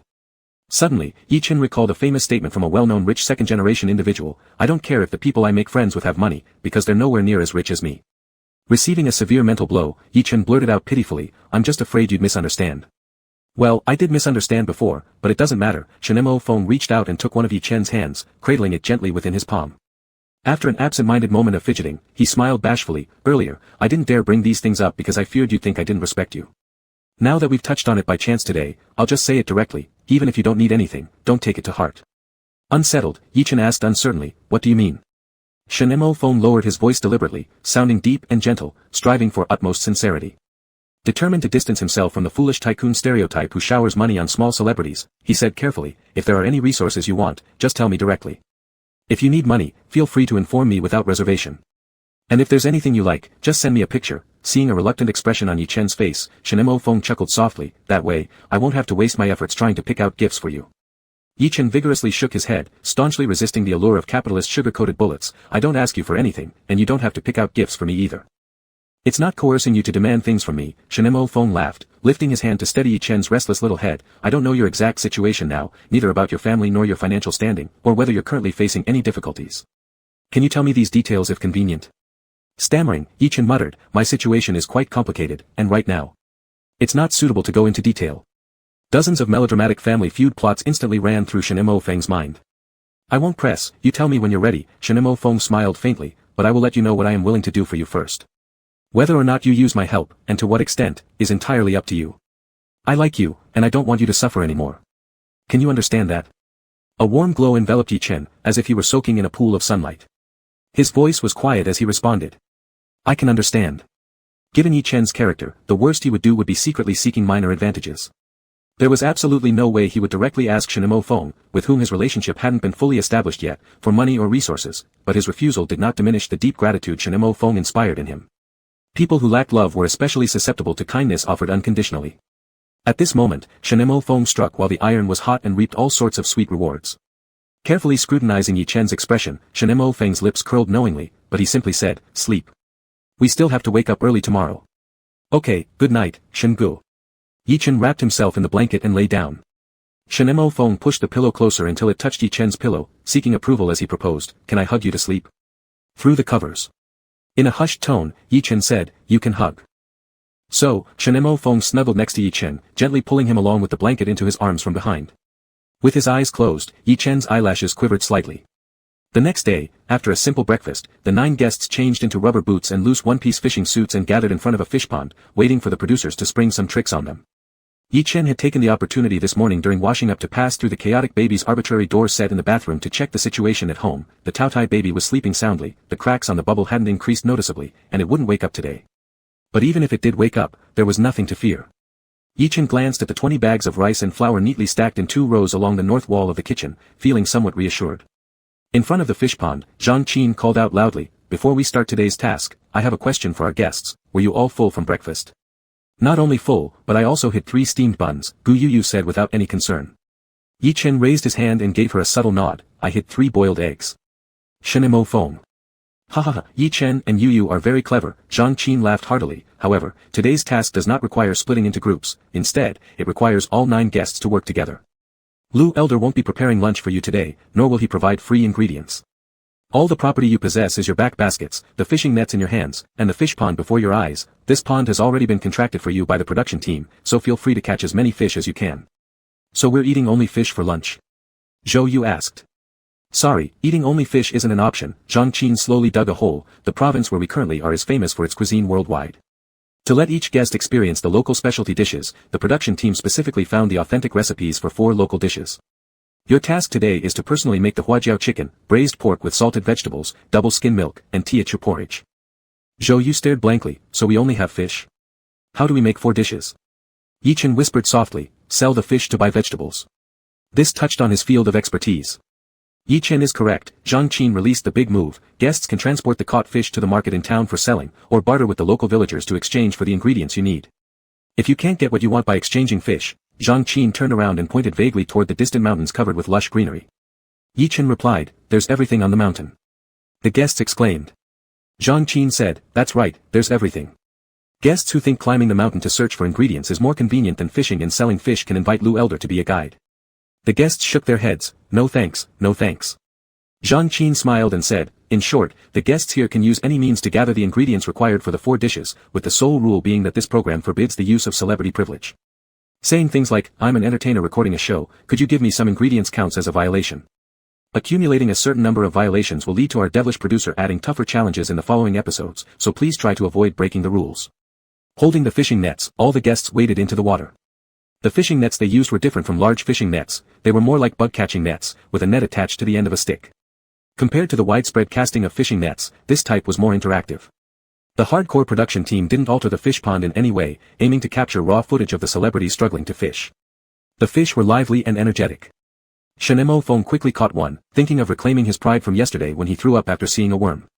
However, that fat and healthy big fish suddenly leaped out of the net, twisted its body, flapped its tail, and slapped Shenemo Feng hard across the face before plunging back into the water with a splash.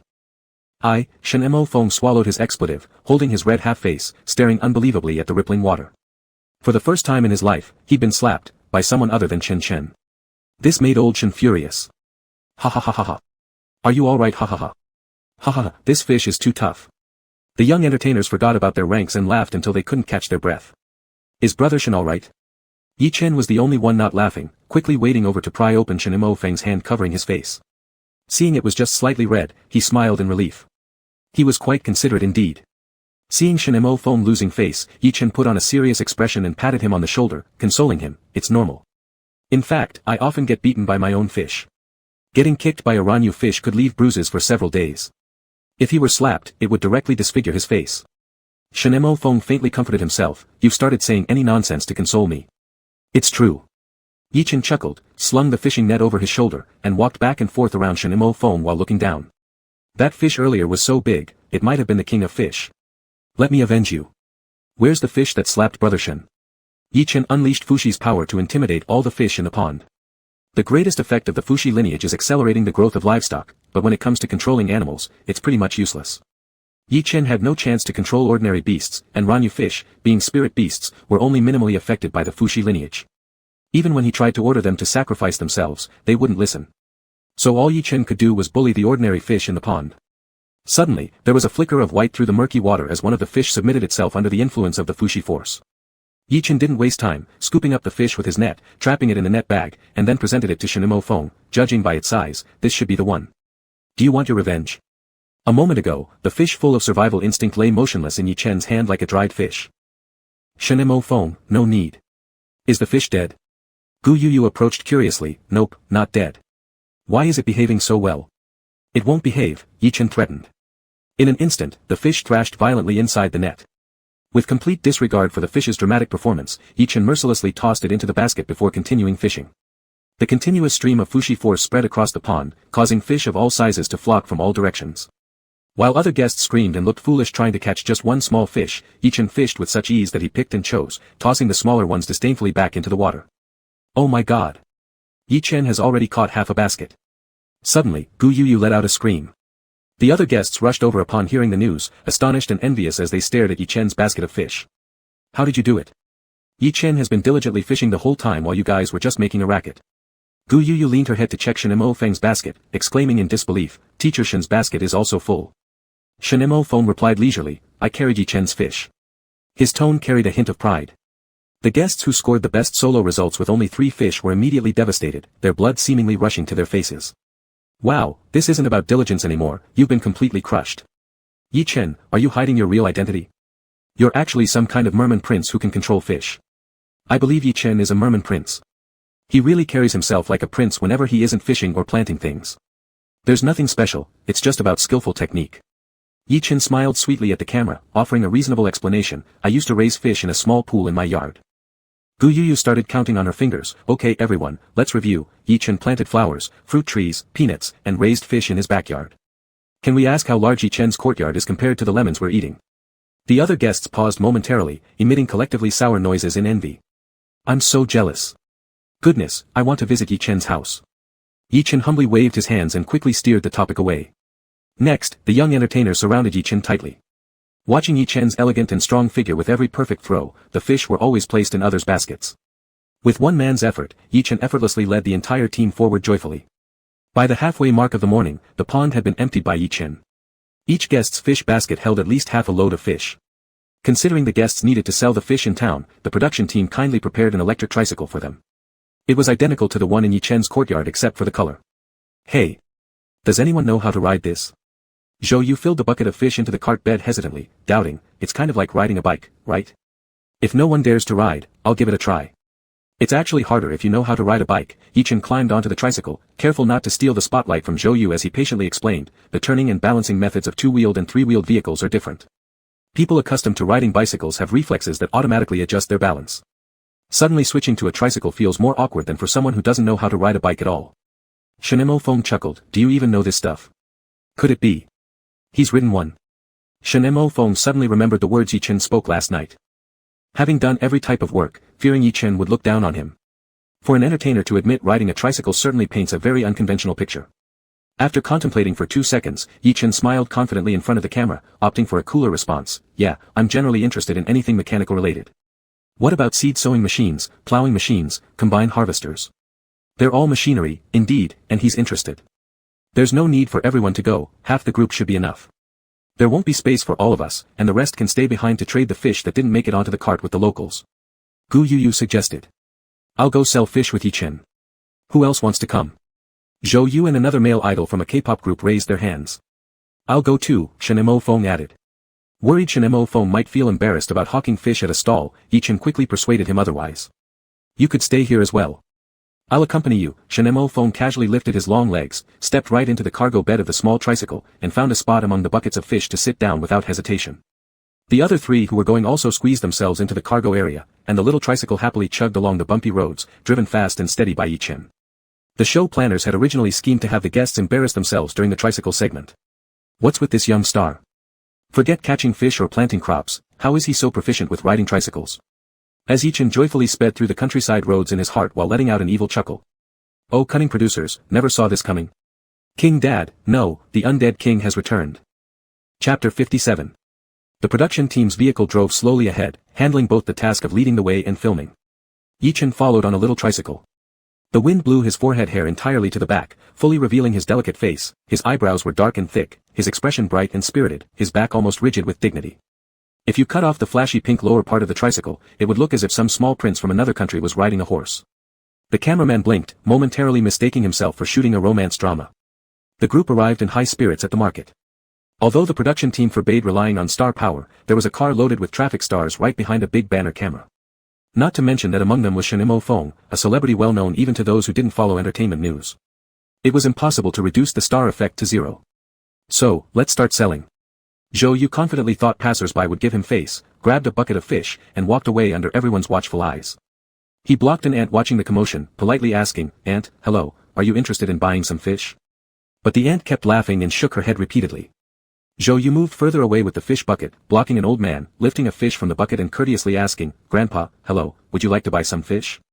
The old man smiled and dodged the camera. Nobody is buying. Zhou Yu looked around helplessly and sought Yi-Chen's help. "Xiao Yi, have we come to a fake market?"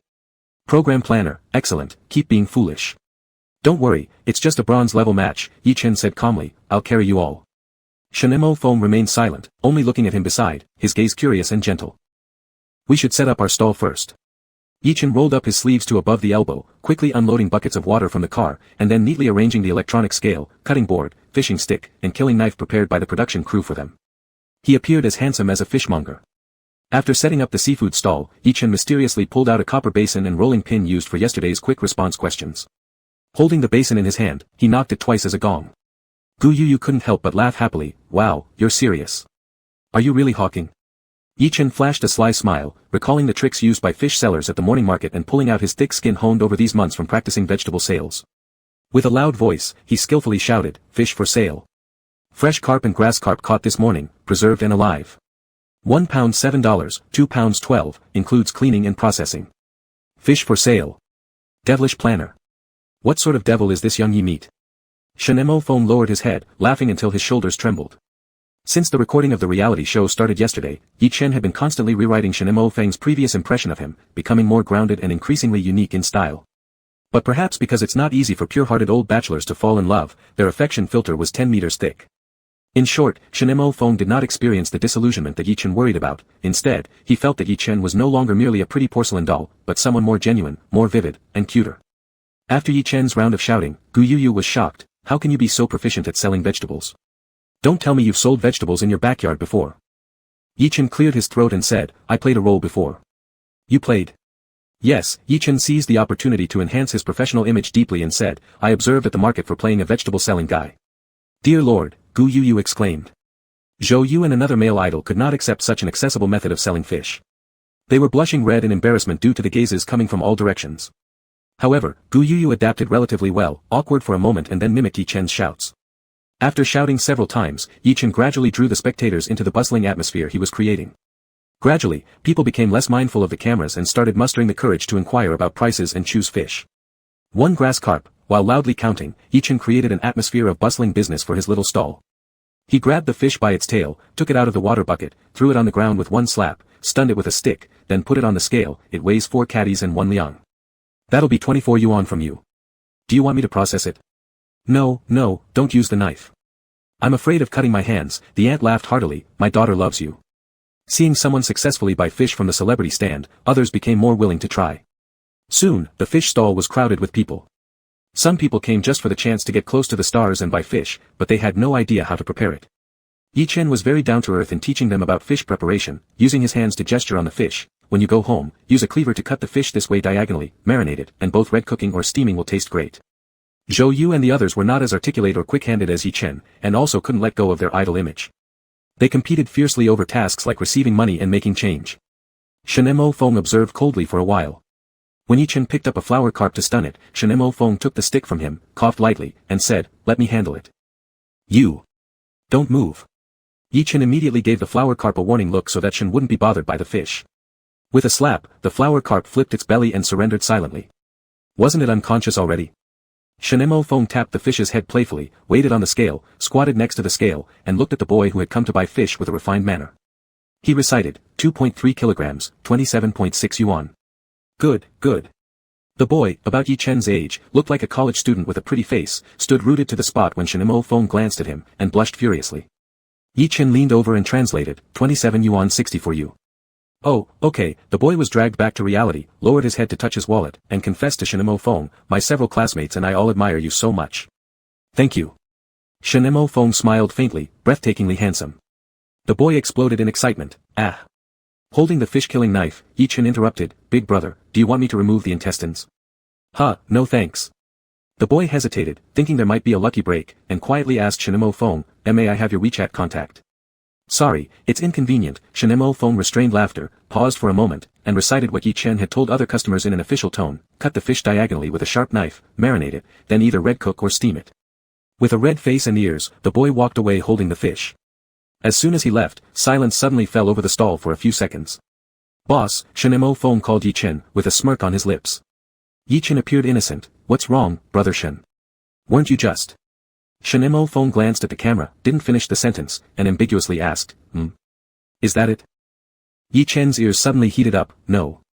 Shen Mo Feng's smile turned slightly rogue, "It wasn't, but you know what I'm asking."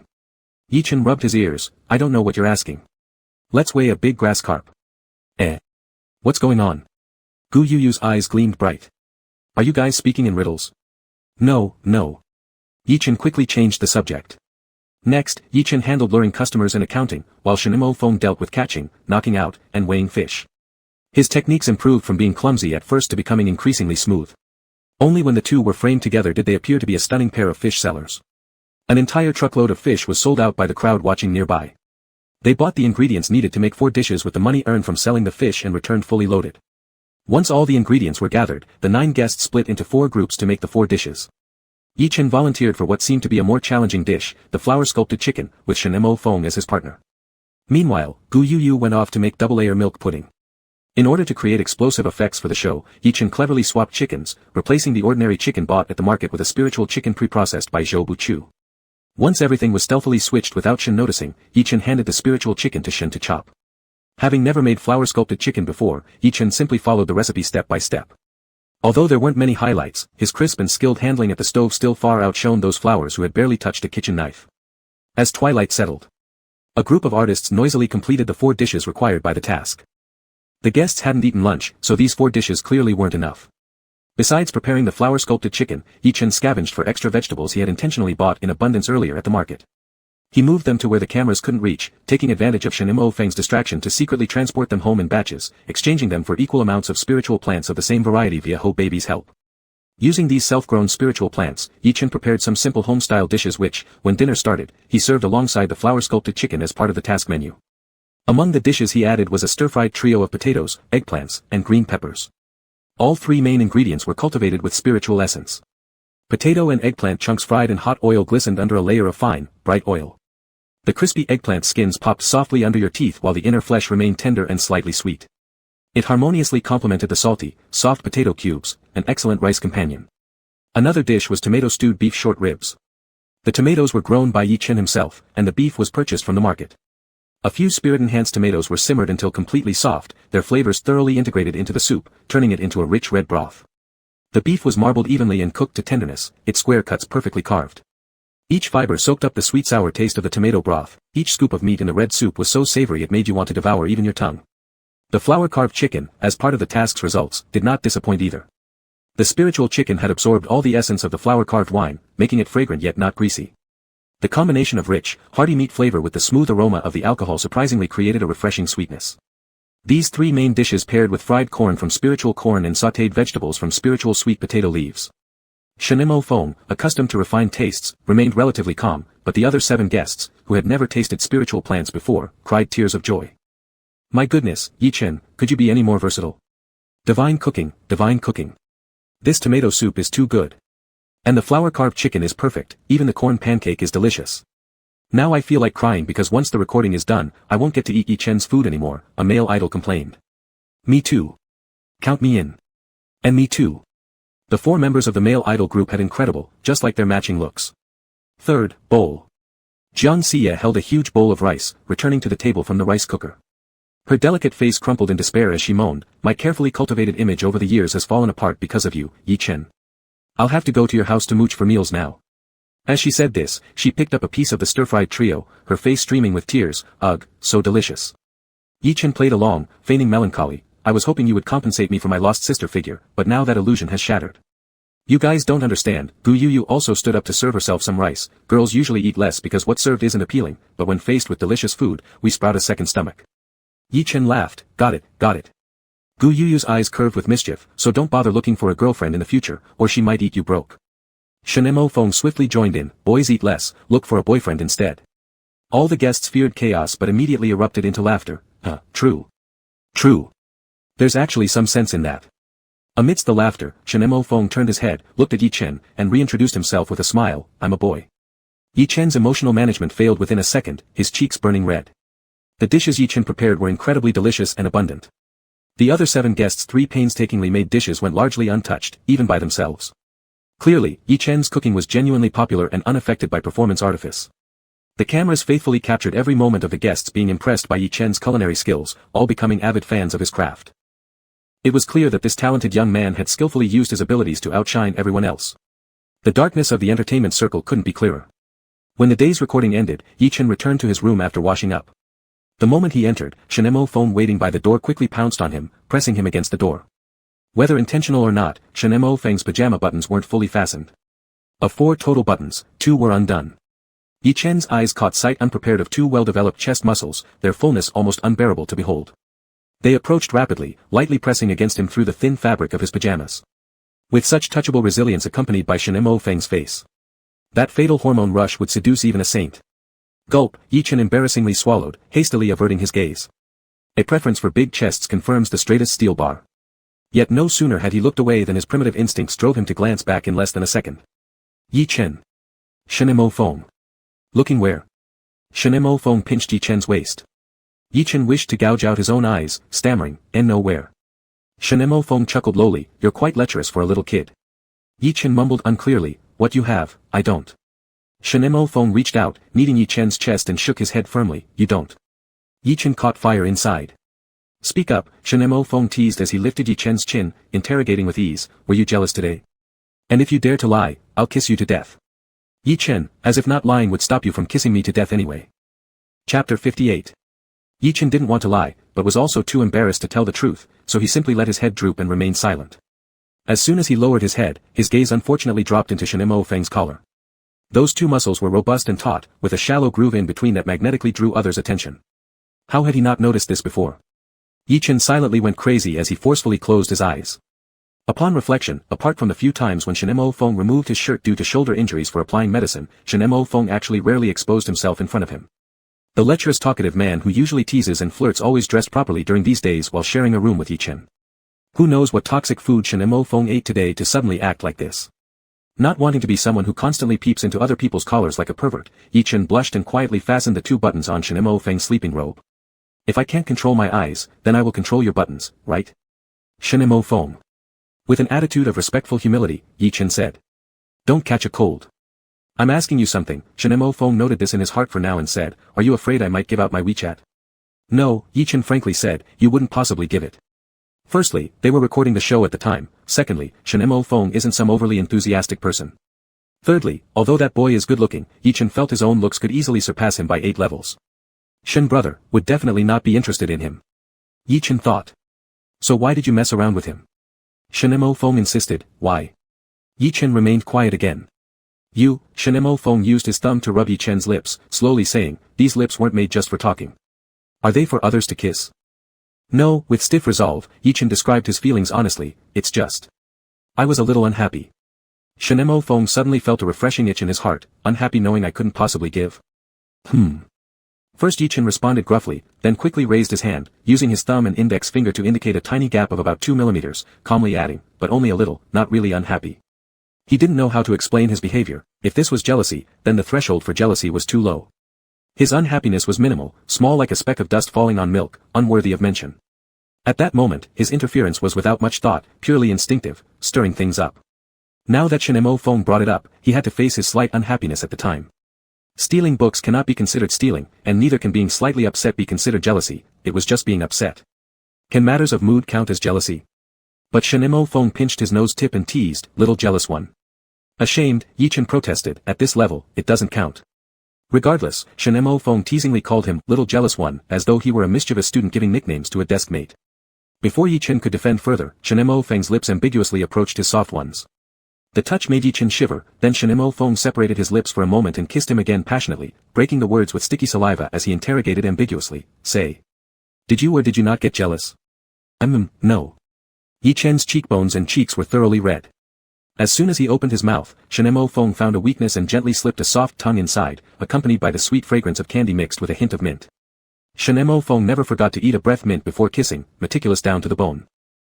Furious, Shinemo Fong growled, "If you won't be honest, I'll kiss you to death." The dilapidated doorboard, leaned against occasionally by the shifting couple, issued faint creaking sounds from time to time. Crack, crack, squeak. The rottenwood groaned under strain. Thud. The little jealous one, trying to escape, was shoved back and pinned down. After a while, their lips finally parted, and Shinemo Fong interrogated again, "Did you or did you not get jealous?" Yi-Chen still retained his sanity, wiping his mouth and muttering softly, "No." Adding a word, just, before, "no," made it sound less precise but more like a coquettish tone, startling even himself. He hurriedly clarified. "No, there's no, just."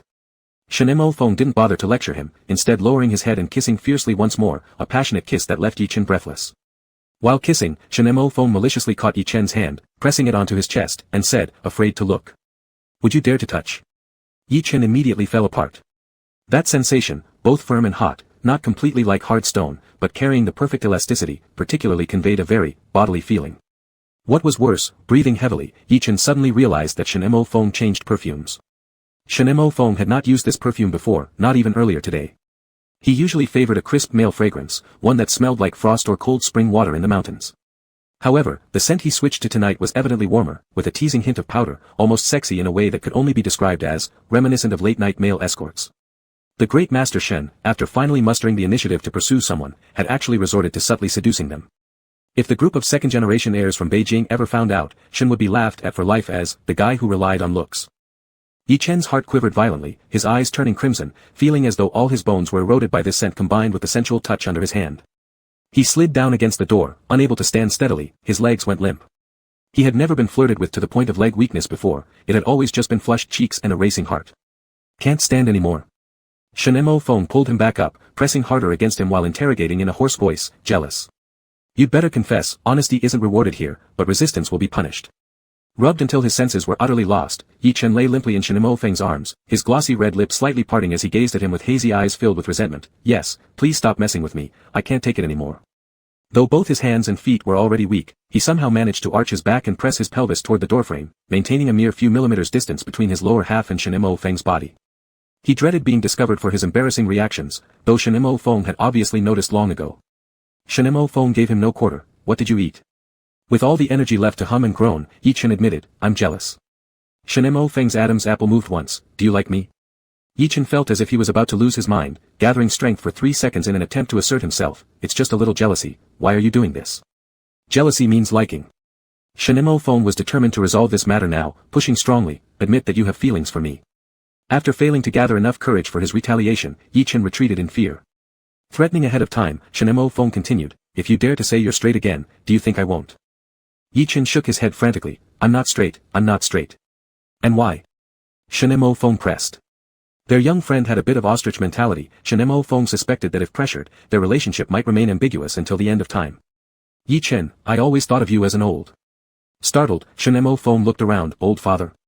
Realizing his inner monologue had slipped out, Yi Chen nearly wet himself, quickly correcting himself, teacher. Teacher. Then who said old father just now?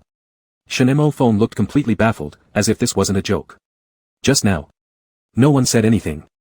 Yi Chen looked all around, wondering if some mischievous little spirit came by to eavesdrop, but saw nothing. Shinemo Feng rubbed his ears, hearing things. Hearing so accurately, Yi Chen sighed lightly in relief and continued, I've basically gotten over it now, but there's still a little awkwardness. And then. Yi Chen licked his swollen lips tenderly kissed, I still feel like I don't deserve you. Shinemo Feng chuckled gently, don't two fish sellers make quite a pair? Not that, Yi Chen mumbled, I really, am not good enough. After these days of close interaction, he deeply realized how vastly different Shinemo Feng and himself truly were. Wealth, status, birthplace, none of those even needed mentioning. The gaps between them showed up in various small aspects. While Yi Chen struggled to barely pass high school level English exams, Shinemo Feng conversed fluently with foreigners. During museum visits, Shinemo Feng could eloquently explain any artifact in detail while Yi Chen understood nothing, and despite trying to remember those complex names and art movements, he forgot most within days. Shinemo Feng had broad interests, and at home, there was an entire room just for storing trophies. Yi Chen had seen photos of that trophy room, it was bigger than his bedroom back home. The third place award in the National Youth Golf Tournament when Shinemo Feng was 14, the champion title in X City's Youth Equestrian Championship at 15 years old.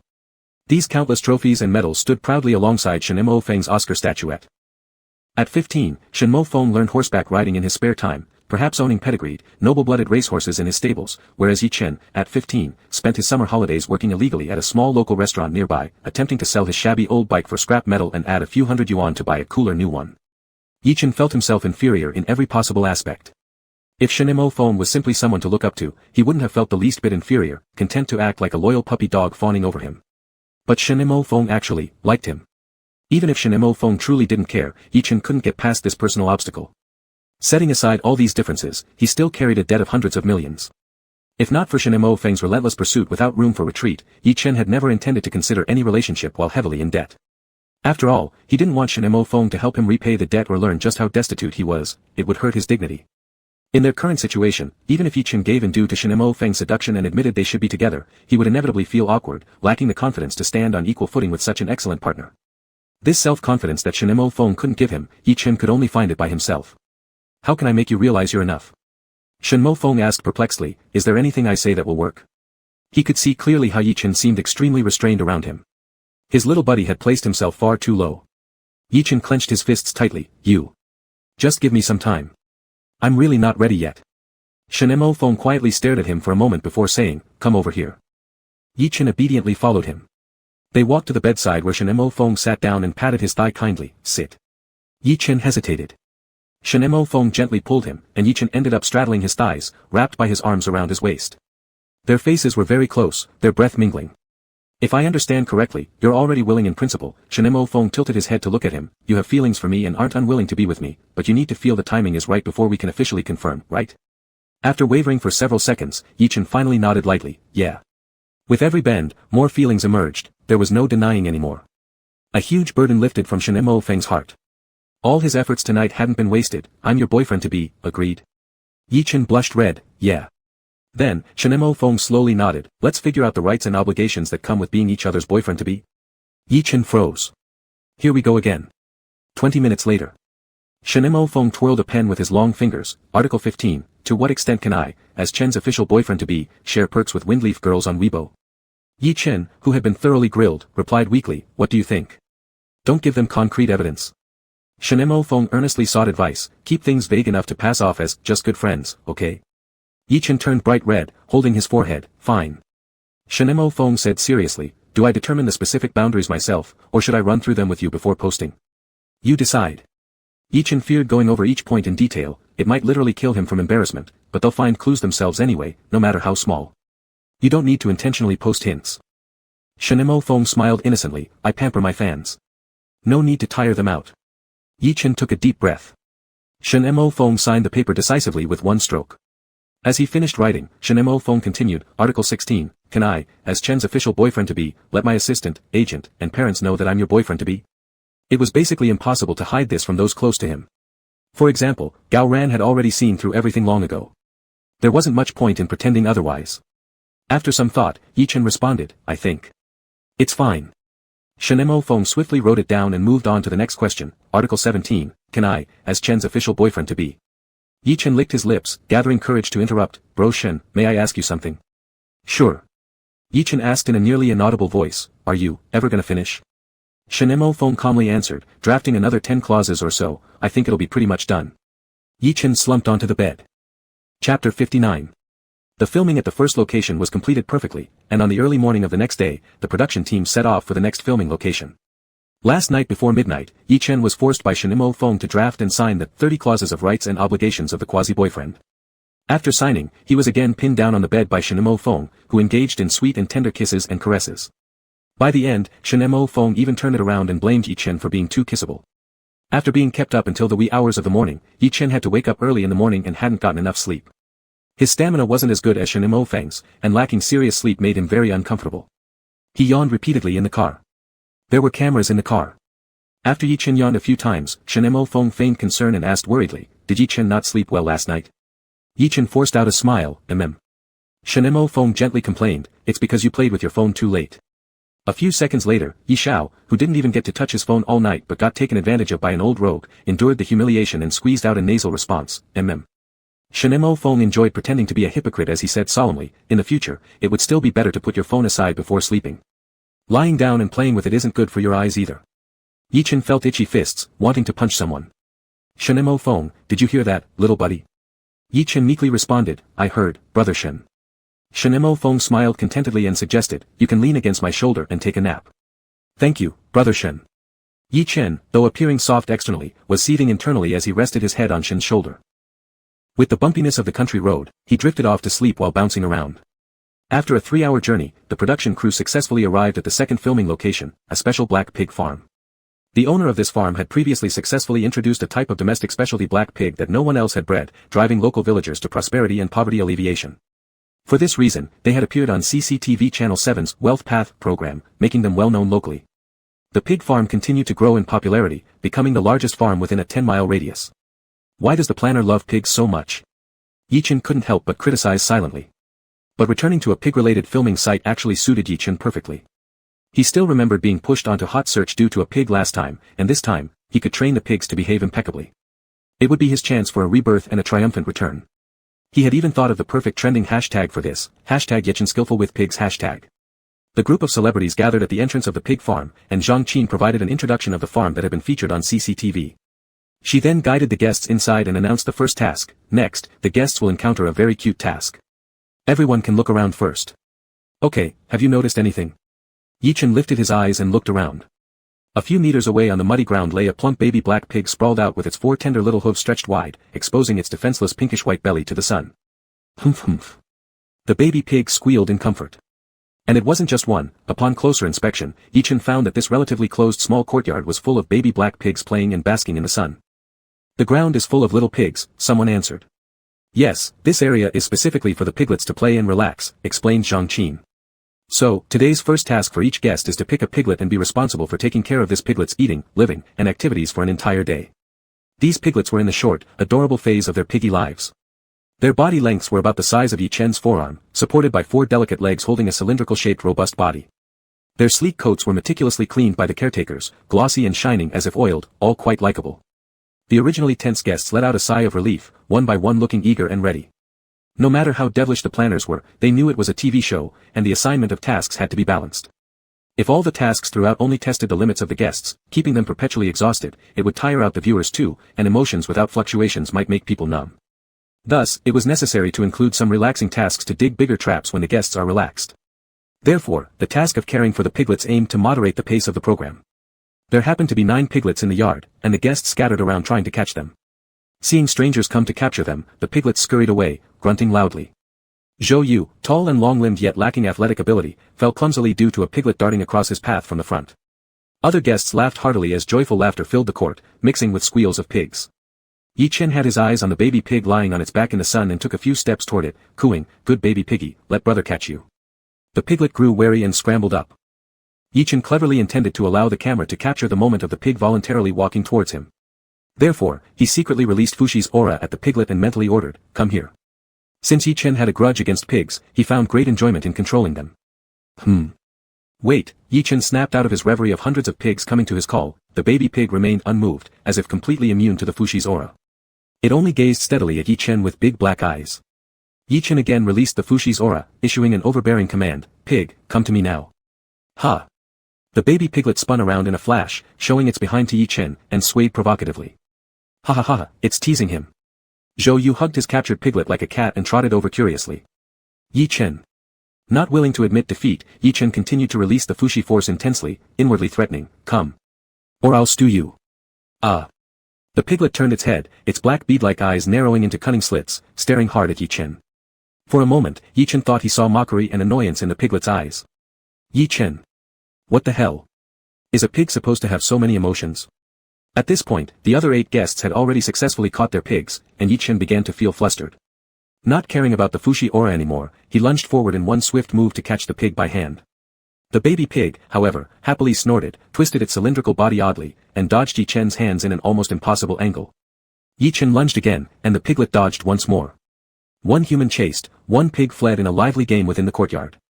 The pig was terrifyingly agile, its young hooves tapping on the hard earth, dashing, reversing, sharp turns, ducking under legs, circling around trees. It moved effortlessly, less like escaping and more like leading Yi Chen in a merry chase. Before long, Yi Chen was exhausted, sweat beading down his face as he leaned on his knees to catch his breath, cheeks flushed red like small tomatoes. Initially, the other guests thought Yi Chen was just playing dumb for the sake of entertainment effect because Yi Chen's image of having 10 skills was too deeply rooted in their minds. They naturally assumed that the production team's task couldn't possibly challenge Yi Chen. But the more they watched, the more they felt something was off. Just as they hesitated whether to lend a helping hand or not, Yi Chen lifted his t-shirt hem to wipe his face and turned to Shinemo Feng pleadingly, Shengu, give me a hand. Shinemo Feng pushed his own pig onto Zhouyu, tapped another 2 members from the boy band briefly, then said indifferently, help Yi Chen grab the pig. Gu Yuyu also passed her piglet to Jiang Xia, rolled up her sleeves, and joined in to support Yi Chen. The 5 of them surrounded the pig. This piglet was extremely slippery. Just when Yi Chen was about to plan a strategy with them, Gu Yuyu bent down effortlessly and pinned the piglet with ease. Yi Chen was horrified, feeling as if he'd seen a ghost. Even Gu Yuyu looked bewildered, it just ran straight into my leg. Having failed to catch the pig after all that effort, while someone else managed in seconds, Yi Chen gritted his teeth in frustration and took the piglet from Gu Yuyu. Unexpectedly, as soon as the piglet touched Yi Chen's hands, it started screaming like it was being slaughtered. Ah! Ah! Stop shouting! Yi Chen lost control and released another wave of Fushi's power, but the pig didn't fall for it, howling as if its heart was torn apart. Pig brother, I'm wrong. Isn't that enough? Yi Chen was powerless against the sound assaulting his brain and raised the piglet to surrender. The piglet flared its nostrils proudly and snorted, seemingly accepting the apology. There was a brief pause in the courtyard. Gu Yuyu suddenly recalled something and said, I remember, didn't Yi Chen get rammed by a pig during the first season of Relaxed Holiday? Yi Chen looked miserable, yes. You can do everything, plowing fields, catching fish, selling vegetables, cooking meals, except catching pigs. Gu Yuyu laughed, maybe you're destined to clash with pigs. Yi Chen forced a smile, wishing he could cook roasted suckling pig right there. He never expected that with the ability to make all beasts bow, he who vowed to use the program to clear his previous failure, would meet his Waterloo a second time because of a pig. Could it be that the Fushi's power isn't effective anymore? Thinking of this, Yi Chen suddenly tensed up. He glanced at the piglet in Shinemo Feng's arms and silently commanded, move your left ear. The piglet in Shinemo Feng's arms immediately obeyed and moved its left ear. Yi Chen, move the right ear. The piglet in Shinemo Feng's arms also followed suit. Yi Chen looked down at his piglet again, released Fushi's aura, and ordered, move your left ear. The piglet didn't move its ear but softly grunted, ch. That sound oddly resembled the noise humans make when they can't hold back laughter. Are you some sort of pig demon? Next, the production team arranged a series of tasks for the guests to care for their piglets, including feeding them by hand, playing games with them, and brushing their fur. Everyone else's piglets were fairly obedient, only Yi Chen's would constantly rebel. If told to go east, it went west, if told to sit down, it stood up, if told to eat, it pooped, if told to drink, it urinated. What did I ever do to offend it? Yi Chen felt immense distress. Shinemo Feng also noticed how troublesome Yi Chen's pig was. When no one was paying attention, he secretly pulled Yi Chen aside into a blind spot from the camera, suggesting they swap pigs. Don't bother. This pig, will just bully you next. Yi Chen said listlessly, even if I couldn't save you then, let it be just me who gets bullied since my reputation as someone destined to clash with pigs seems secure. Shinemo Feng tilted his head and retorted with a smirk, who are you looking down on? There's no way a pig could bully me. Yi Chen shot him a sidelong glance and murmured tauntingly, even fish dare to bully you. Shinemo Feng. Each of the 9 guests had a small tub for washing their respective piglets. Arranged in a line under the cameras, everyone washed their own pig baby while Yi Chen was splashed full in the face by his rolling about piglet and roared lowly, sit. Don't move. Grunt grunt. Grunt. The piglet bared its little black eyes and actually glared back fiercely. Yi Chen barely suppressed his anger and said kindly, please, sit down. Grunt. Suddenly, the piglet stood upright on its hind legs. Brother, what pig stands on its hind legs? Yi-Chen cowered like a dog within a second, fearing what scandalous antics this pig might create before the lens.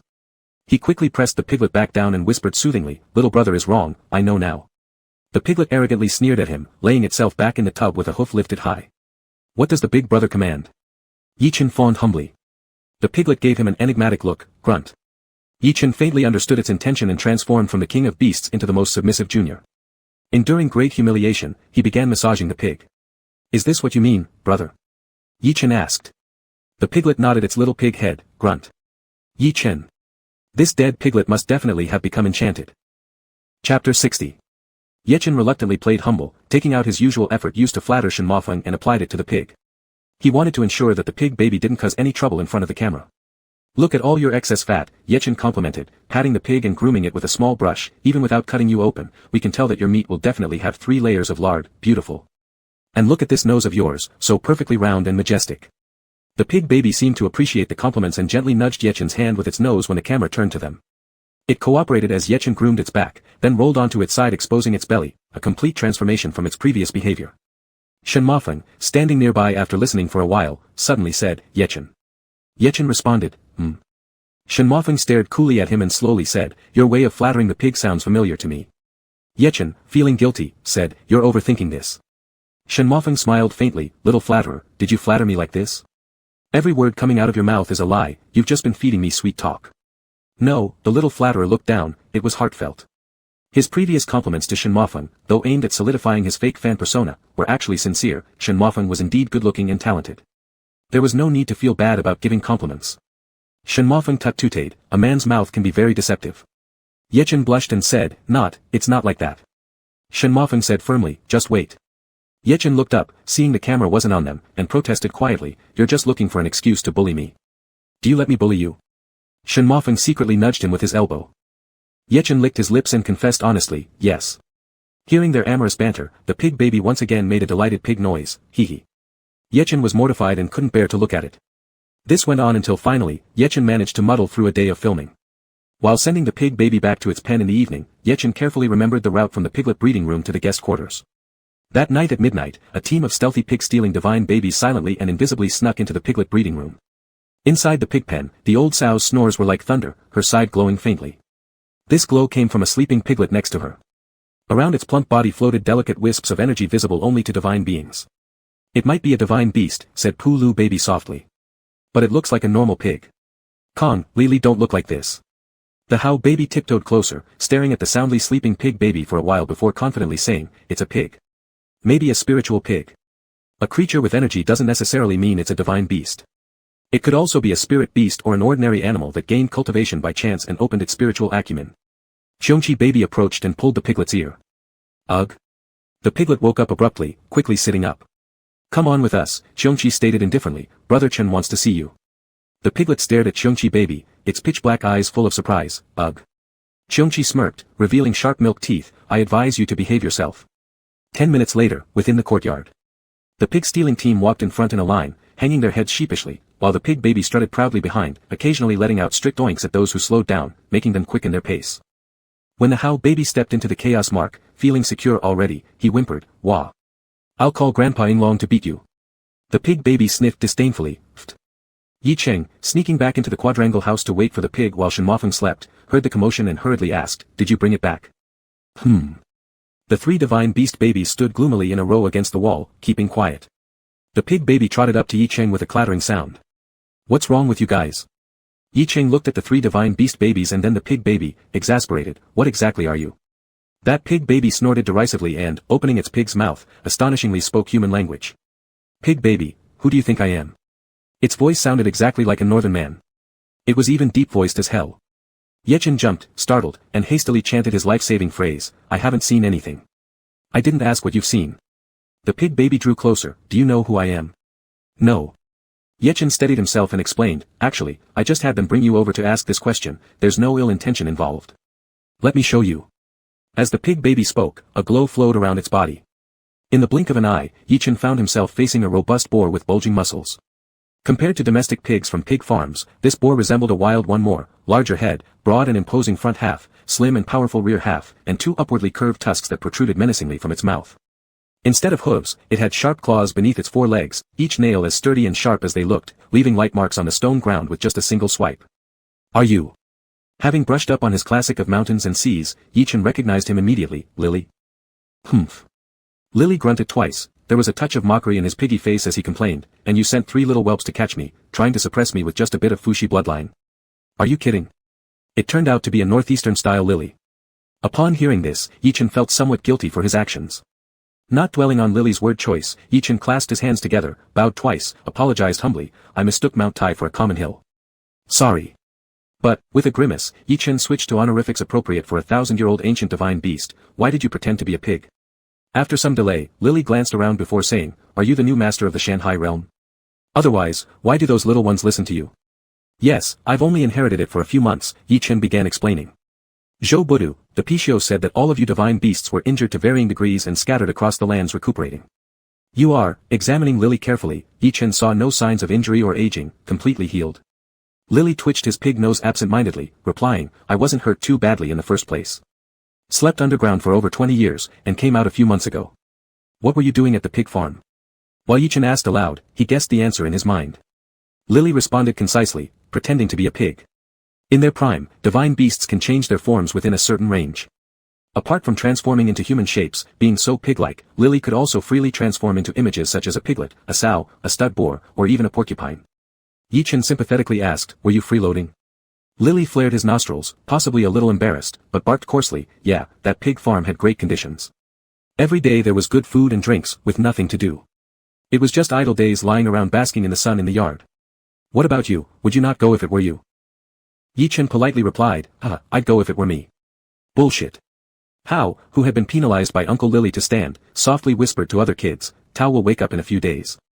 If she eats our brother into bankruptcy again, I'll go to the rabbit farm and pretend to be a little rabbit. What will you guys pretend to be? Qiongqi snorted, let her go to the sheep farm and pretend to be a sheep. The feed is unlimited anyway. Hao blushed and whispered, Uncle Zhou said that Tao is a little sister. Uncle Zhou said we 7 boys should spoil her to death. She shouldn't have to pretend to be a sheep. Qiongqi scoffed, she's one of the 4 fiends. Does she need anyone spoiling? If brother Yi can't afford feeding her anymore, throw her in the sea and let her catch fish by herself. Yet the other divine beast older brothers were already getting ready to pamper Tao to death. Baby Qiongqi was left isolated. How's the Shanghai realm now? Lily looked at the several strings of spirit-infused small red chili peppers drying under Yichen's eaves. I remember it was completely destroyed, not even a blade of grass left. For now, it's only slightly repaired. Yichen didn't hesitate, replying candidly, I'll take you in for a look. After spending these days with Paixio and Yinglong, Yichen understood how important the Shanghai realm was for divine beasts. Since Lily had come, naturally he should quickly be taken home for a visit. Then, Lily followed Yichen into the Shanghai realm. After many years, stepping onto his old land once again, Lily's reaction was quite similar to Zhou Budu's. Lowering his head, touching the ground lightly with his tusk, and making 2 soft pig sounds, as if saying, I'm back. Watching nearby, Yichen didn't know whether he should feel touched or laugh first. Lily stood up straight and directly fixed his gaze on Yichen's crops, asking bluntly, you grow a variety of spiritual plants here, right? Will you share them with us divine beasts? You may have some. Recalling what he'd learned from the realm spirits about Lily, Yichen gestured, saying, see that rope? All products grown within the boundary marked by the rope belong to Paixio and Yinglong. And since I have the Shinon bloodline, these real-world crops grow 10 times faster. Upon hearing 10 times faster, Lily's eyes widened. Yichen confidently put forth his conditions, but they all help me with work. Uncle Zhou helps me farm and plant trees, Grandpa Yinglong helps me make it snow, and those spirit plants are their rewards. If you want spirit plants, you'll have to help me with work too. No problem with that. Lily swallowed hard, it's been years since I've eaten spirit plants. So here's the deal, I'll prepay by taking a few big cabbages now, and in the future, I will definitely help you work, no worries about that. With that said, even before Yichen could reply, Lily ran madly toward the vegetable patch, using his pig nose to knock over a juicy Chinese cabbage and started munching on it with gusto. The spirit-infused cabbage was bitten into pieces, splashing juice everywhere. Even from several meters away, Yichen could smell the sweet aroma. Boom-foomf. Lily grunted while eating, worried Yichen might be concerned, so he hastily blurted out as he kept gobbling up the cabbage, speak up little buddy, what job do you want me to do? Do you provide accommodation? If you don't, I'll stay at the pig farm, just let chaos open a door for me. I can provide accommodation, but... Yichen hesitated for a moment, there are only 2 beds in the main house. One I usually sleep in, and the other one is for those young divine beasts. Since I'm filming a show out of town these days, you can sleep in their bed and they can sleep in mine. He originally intended to say that Lily could sleep in his bed, but after Shinemo had somewhat corrupted his mind, he thought that since Lily has a human form as well, and as someone who already has a quasi-boyfriend, it would not be proper to let him sleep in his own bed. Thus, he reined himself in and changed his words, suggesting that Lily should sleep on the young divine beast's bed. Lily swallowed a bite of cabbage and bluntly asked, with such a big yard, there are only 2 beds. Are you poor or what? He paused briefly and then said, just by eating your few cabbages earlier, you looked like you were scared stiff. Yi-Chen placed a hand over his heart, just about to say that he wasn't that poor anymore, when Baby Ho, who entered following the commotion, hurried to defend him. Brother Chen is very poor. Uncle Lily, please don't ask Brother Chen to buy more beds, okay? The little bit of self-respect Yi-Chen had recently restored crumbled completely. Don't worry, I won't ask for new beds. Lily chuckled as he finished his cabbage and dug out a big radish with his snout, chewing it noisily while saying, with so many trees here, I'll craft myself a bed. And those 7 kids, right? I'll also craft 7 children's beds for them so they won't have to crowd together. Do you have any other carpentry jobs? I also know how to build houses and dig wells. Yi-Chen's eyes sparkled, he realized he'd found a real treasure. The classic of mountains and seas mentions that Lily often appears in places where large-scale construction occurs. According to the realm spirit, Lily excels in architecture, excavation, and carpentry, even serving as the Minister of Works during several dynasties in ancient times. Thinking about that thing he'd long wanted, Yi-Chen became thrilled, raising his tone noticeably. Can you help me craft a row of chicken coops? Yi-Chen asked. The chicken-raising capacity of the West Wing room had reached saturation, but if there were enough chicken coops, Yi-Chen could raise another 200 chickens. Chapter 61. That night, a piglet went missing from the pig farm, and Yi Bapi's quadrangle courtyard gained an extra hired hand. To ensure fairness, Yi-Chen measured the vegetable plot that had been allocated to Zhou Buqiu and Old Long, halved the area, and roped off this section with hemp rope and wooden stakes for Li. All future produce from this plot would belong solely to Li. The originally not-so-large crop field now seemed divided into 3 parts, each ruled separately. Li needed to transform into his human form to do carpentry work. Yi-Chen took the time to scour a night market stall for 2 sets of men's clothing for Li. He also bought an array of garishly cheap stationery from a stationery shop opposite a nearby elementary school and shopped online for a complete set of carpentry tools as per Li's request list. 4 days later, a large, heavy parcel was delivered to the quadrangle. After receiving a call from the courier, Yi-Chen teleported back home during his lunch break to receive it. The cardboard box had been tightly wrapped in layers of tape by the seller, transforming it into a mummy-like package. Yi-Chen removed the tooth of Cheongqi hanging on the doorframe, poked and sliced at it, effortlessly splitting the thick layers of tape like soft tofu. Inside were various tools like files, saw blades, and planes. Uncle Li, your things have arrived. Yi-Chen carried the cardboard box into the East Annex room. Li's human name was Li. In his human form, he looked about 30 years old, towering at 193 centimeters. His iron-blooded physique was filled with taut muscles, causing any clothing to appear stretched around him. He stood immovable like an iron tower, but when in motion, more akin to a mobile iron fortress. With a handsome and rugged face, his features were so chiseled they almost resembled being carved with a knife rather than just looking sharp enough to carve. When Yi-Chen entered, Li was seated at a rickety old wooden table. With a Peppa Pig pen and a Happy Sheep ruler, he was drawing chicken coop plans onto a My Little Pony series draft pad, looking much like a gigantic elementary student.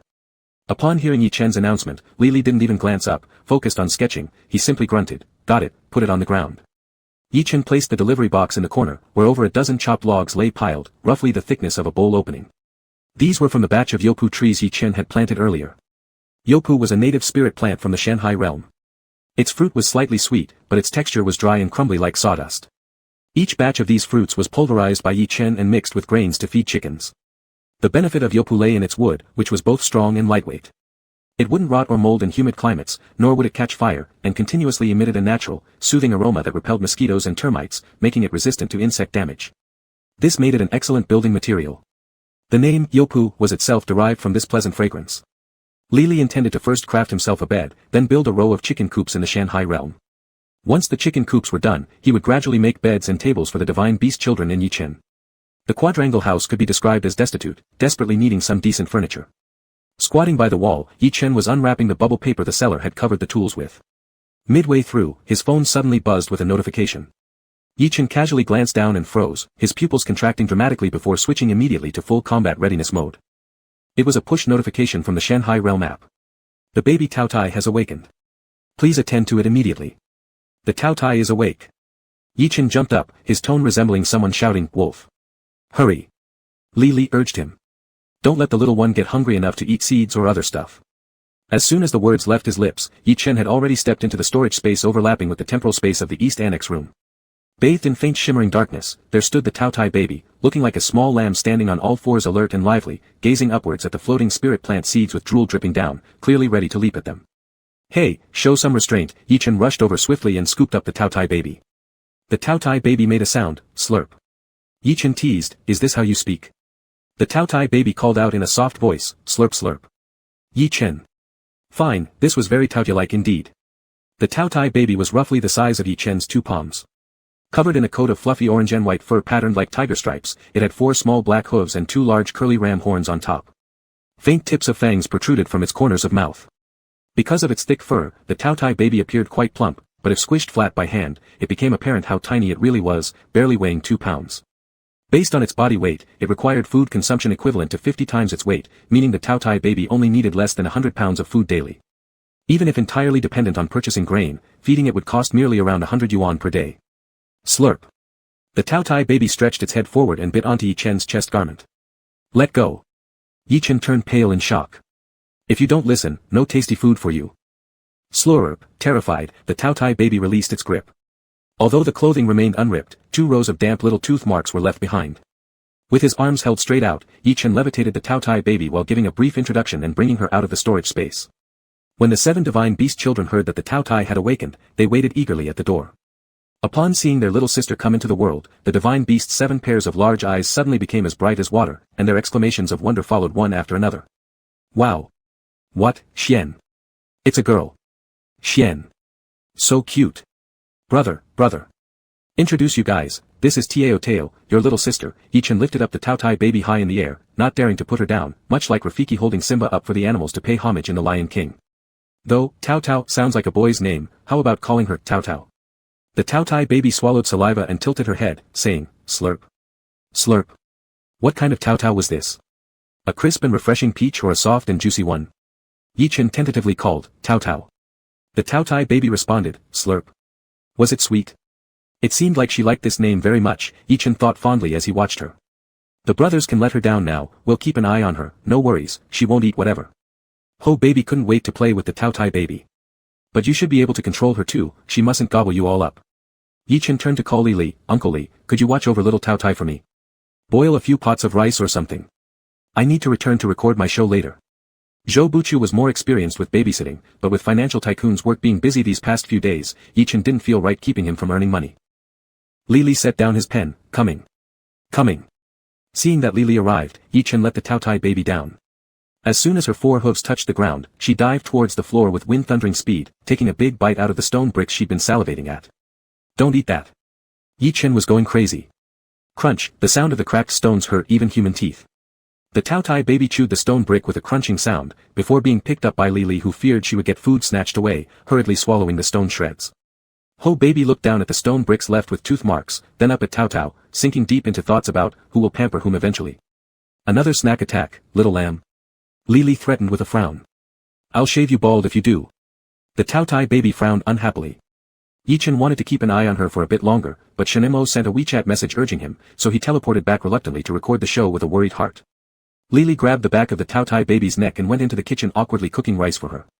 Occasionally there were sounds from the kitchen where Li roared in insanity. This stove, where are the corners? Corners. I just turned around for 2 seconds, and you don't stop munching.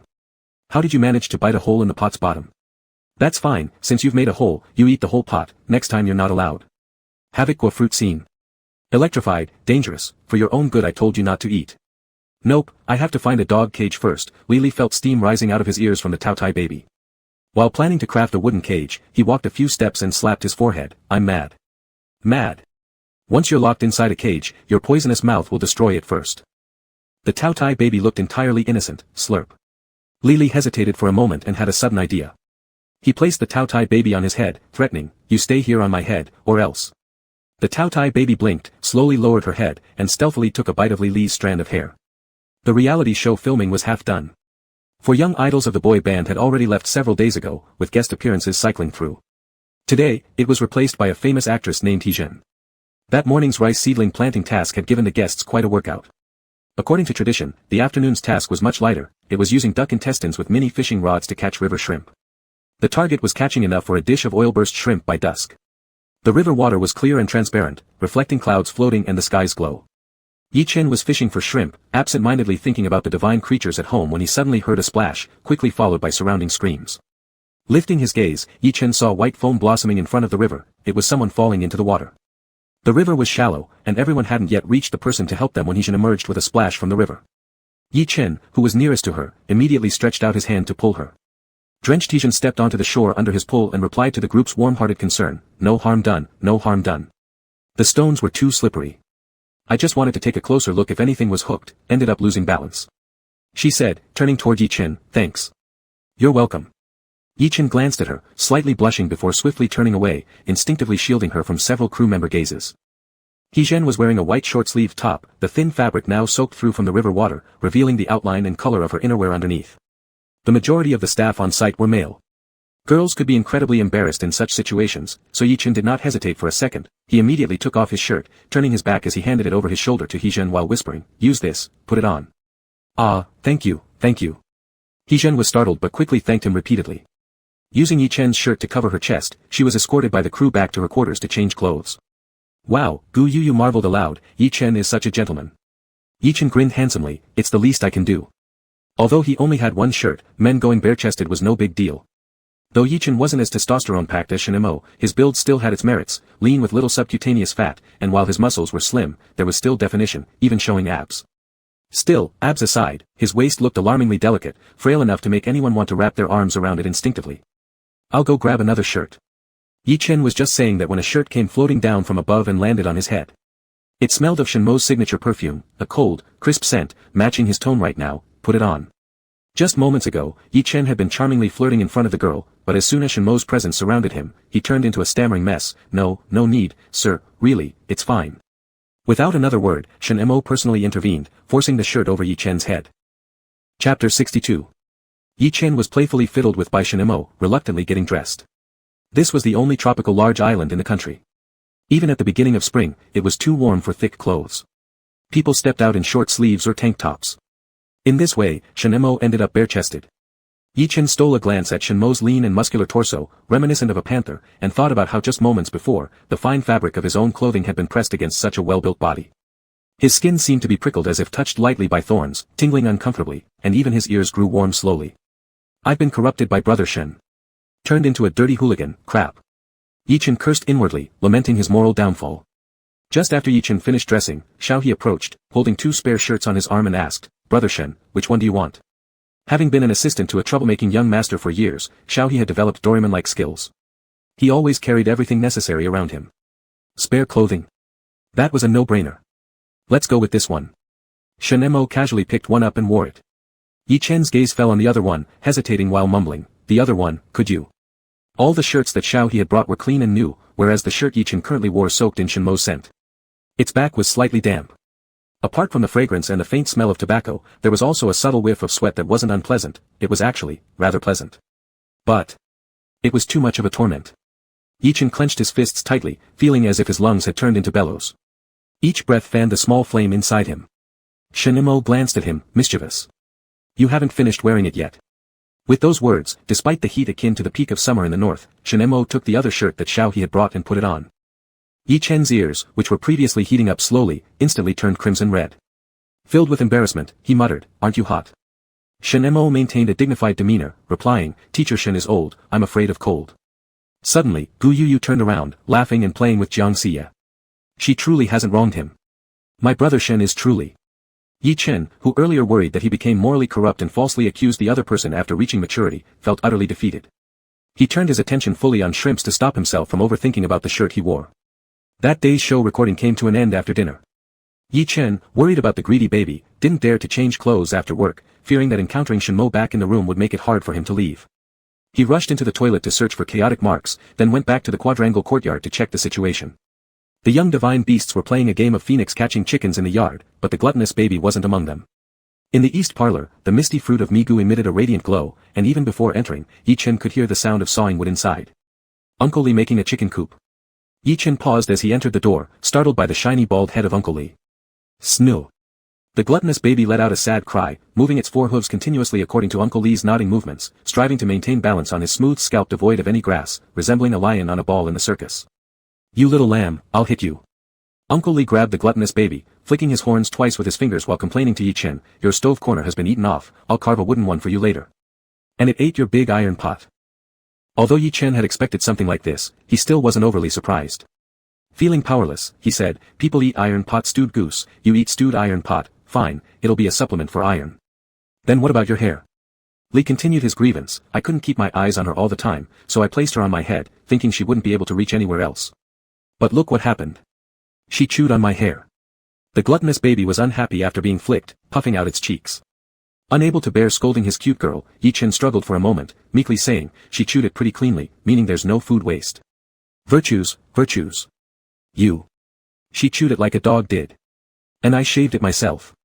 Li fixed him with wide eyes, angry for a few seconds, then thinking about relying on Yi Chen to cultivate spiritual plants, he sighed dejectedly and pointed at his bald head, "Forget it, I don't have the energy to argue with you.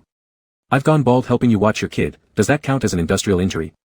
Suppressing his laughter, Yi Chen gave him a guilty look, a good-looking guy originally, now only needed a gold chain to float in water to go and collect debts for people. "Count." Yi Chen coughed lightly, "Then you can pick one of the 2 mature Qingxi trees and cut it down." Qingxi wood is not recorded in the classic of mountains and seas. It was one of the 4 sacred woods Yi Chen selected for the mission to plant 2,000 trees. Now 2 had fully matured, and dozens planted in the second wave were on their way to maturity, the remaining hundreds were seedlings. The trunk of Qingxi tree grows short and sturdy. Even when fully mature, its height can only reach 1.5 meters, but the canopy is particularly lush, spreading in a circular shape with a diameter of up to 6 meters, resembling green clouds that stretch on endlessly. The shape of the tree is akin to a huge flat mushroom. After the tree matures, the branches will bloom with Qingxi flowers. If undamaged by external forces, the flowers can continue blooming throughout the year. These petals are not like ordinary flowers that come in sheet-like structures, instead, they are thread-like, supple and smooth, forming intertwined strands that swing gracefully in the wind. Apart from their vibrant colors, these flower threads share many characteristics similar to human hair, hence the name Qingxi tree. This Qingxi tree has a rather unique effect, its trunk and branches can nourish hair just like it does with its own flower threads. It stimulates pores and accelerates hair growth through an amazing mechanism. When used properly, visible results can be seen within a week. These days, hair loss, insomnia, rhinitis, and obesity have become the 4 great plagues afflicting modern youth. If a major influencer on Weibo laments about their balding scalp, it often resonates widely with a chorus of responses. Young men and women alike discuss hair regrowth experiences and balding grievances as habitually as the British chatting about weather. There's even a prevailing notion that those who haven't been tormented by hair loss aren't qualified to talk about life. Workers in medical, IT, design, and other sectors are especially prone to hair loss. Were this miraculous hair-regenerating plant widely available, it could save countless despondent youths from their plight. However, Yi Chen faced a problem regarding costs. He had previously read cultivation data on Qingxi trees and conducted some testing on the leg hairs of his left and right calves, confirming that the catalyzing effect of Qingxi wood on hair relies heavily on spiritual energy nurturing. However, after being cut down, Qingxi wood transforms from living timber to dead wood, possessing limited inherent spiritual energy that dissipates upon use. Patients dealing with hair loss would need massive amounts of Qingxi wood for effective treatment, leading to sky-high costs no matter what form Yi Chen might choose to sell it in. It would be difficult to keep the selling price affordable. Even more problematic was that Qingxi wood didn't cure all ailments. If the root cause of hair loss wasn't resolved, newly grown hair would fall out again, because Qingxi wood merely acted on surface-level skin pores. It addressed symptoms rather than causes. For cases like Lily's accidental balding, 1 cycle of promotion sufficed, but if the underlying disease persisted, patients would have to continuously burn money on Qingxi wood. The cost-to-benefit ratio was too low. This product would likely attract interest from only a very small segment of extremely wealthy customers, potentially leaving few others willing to purchase it.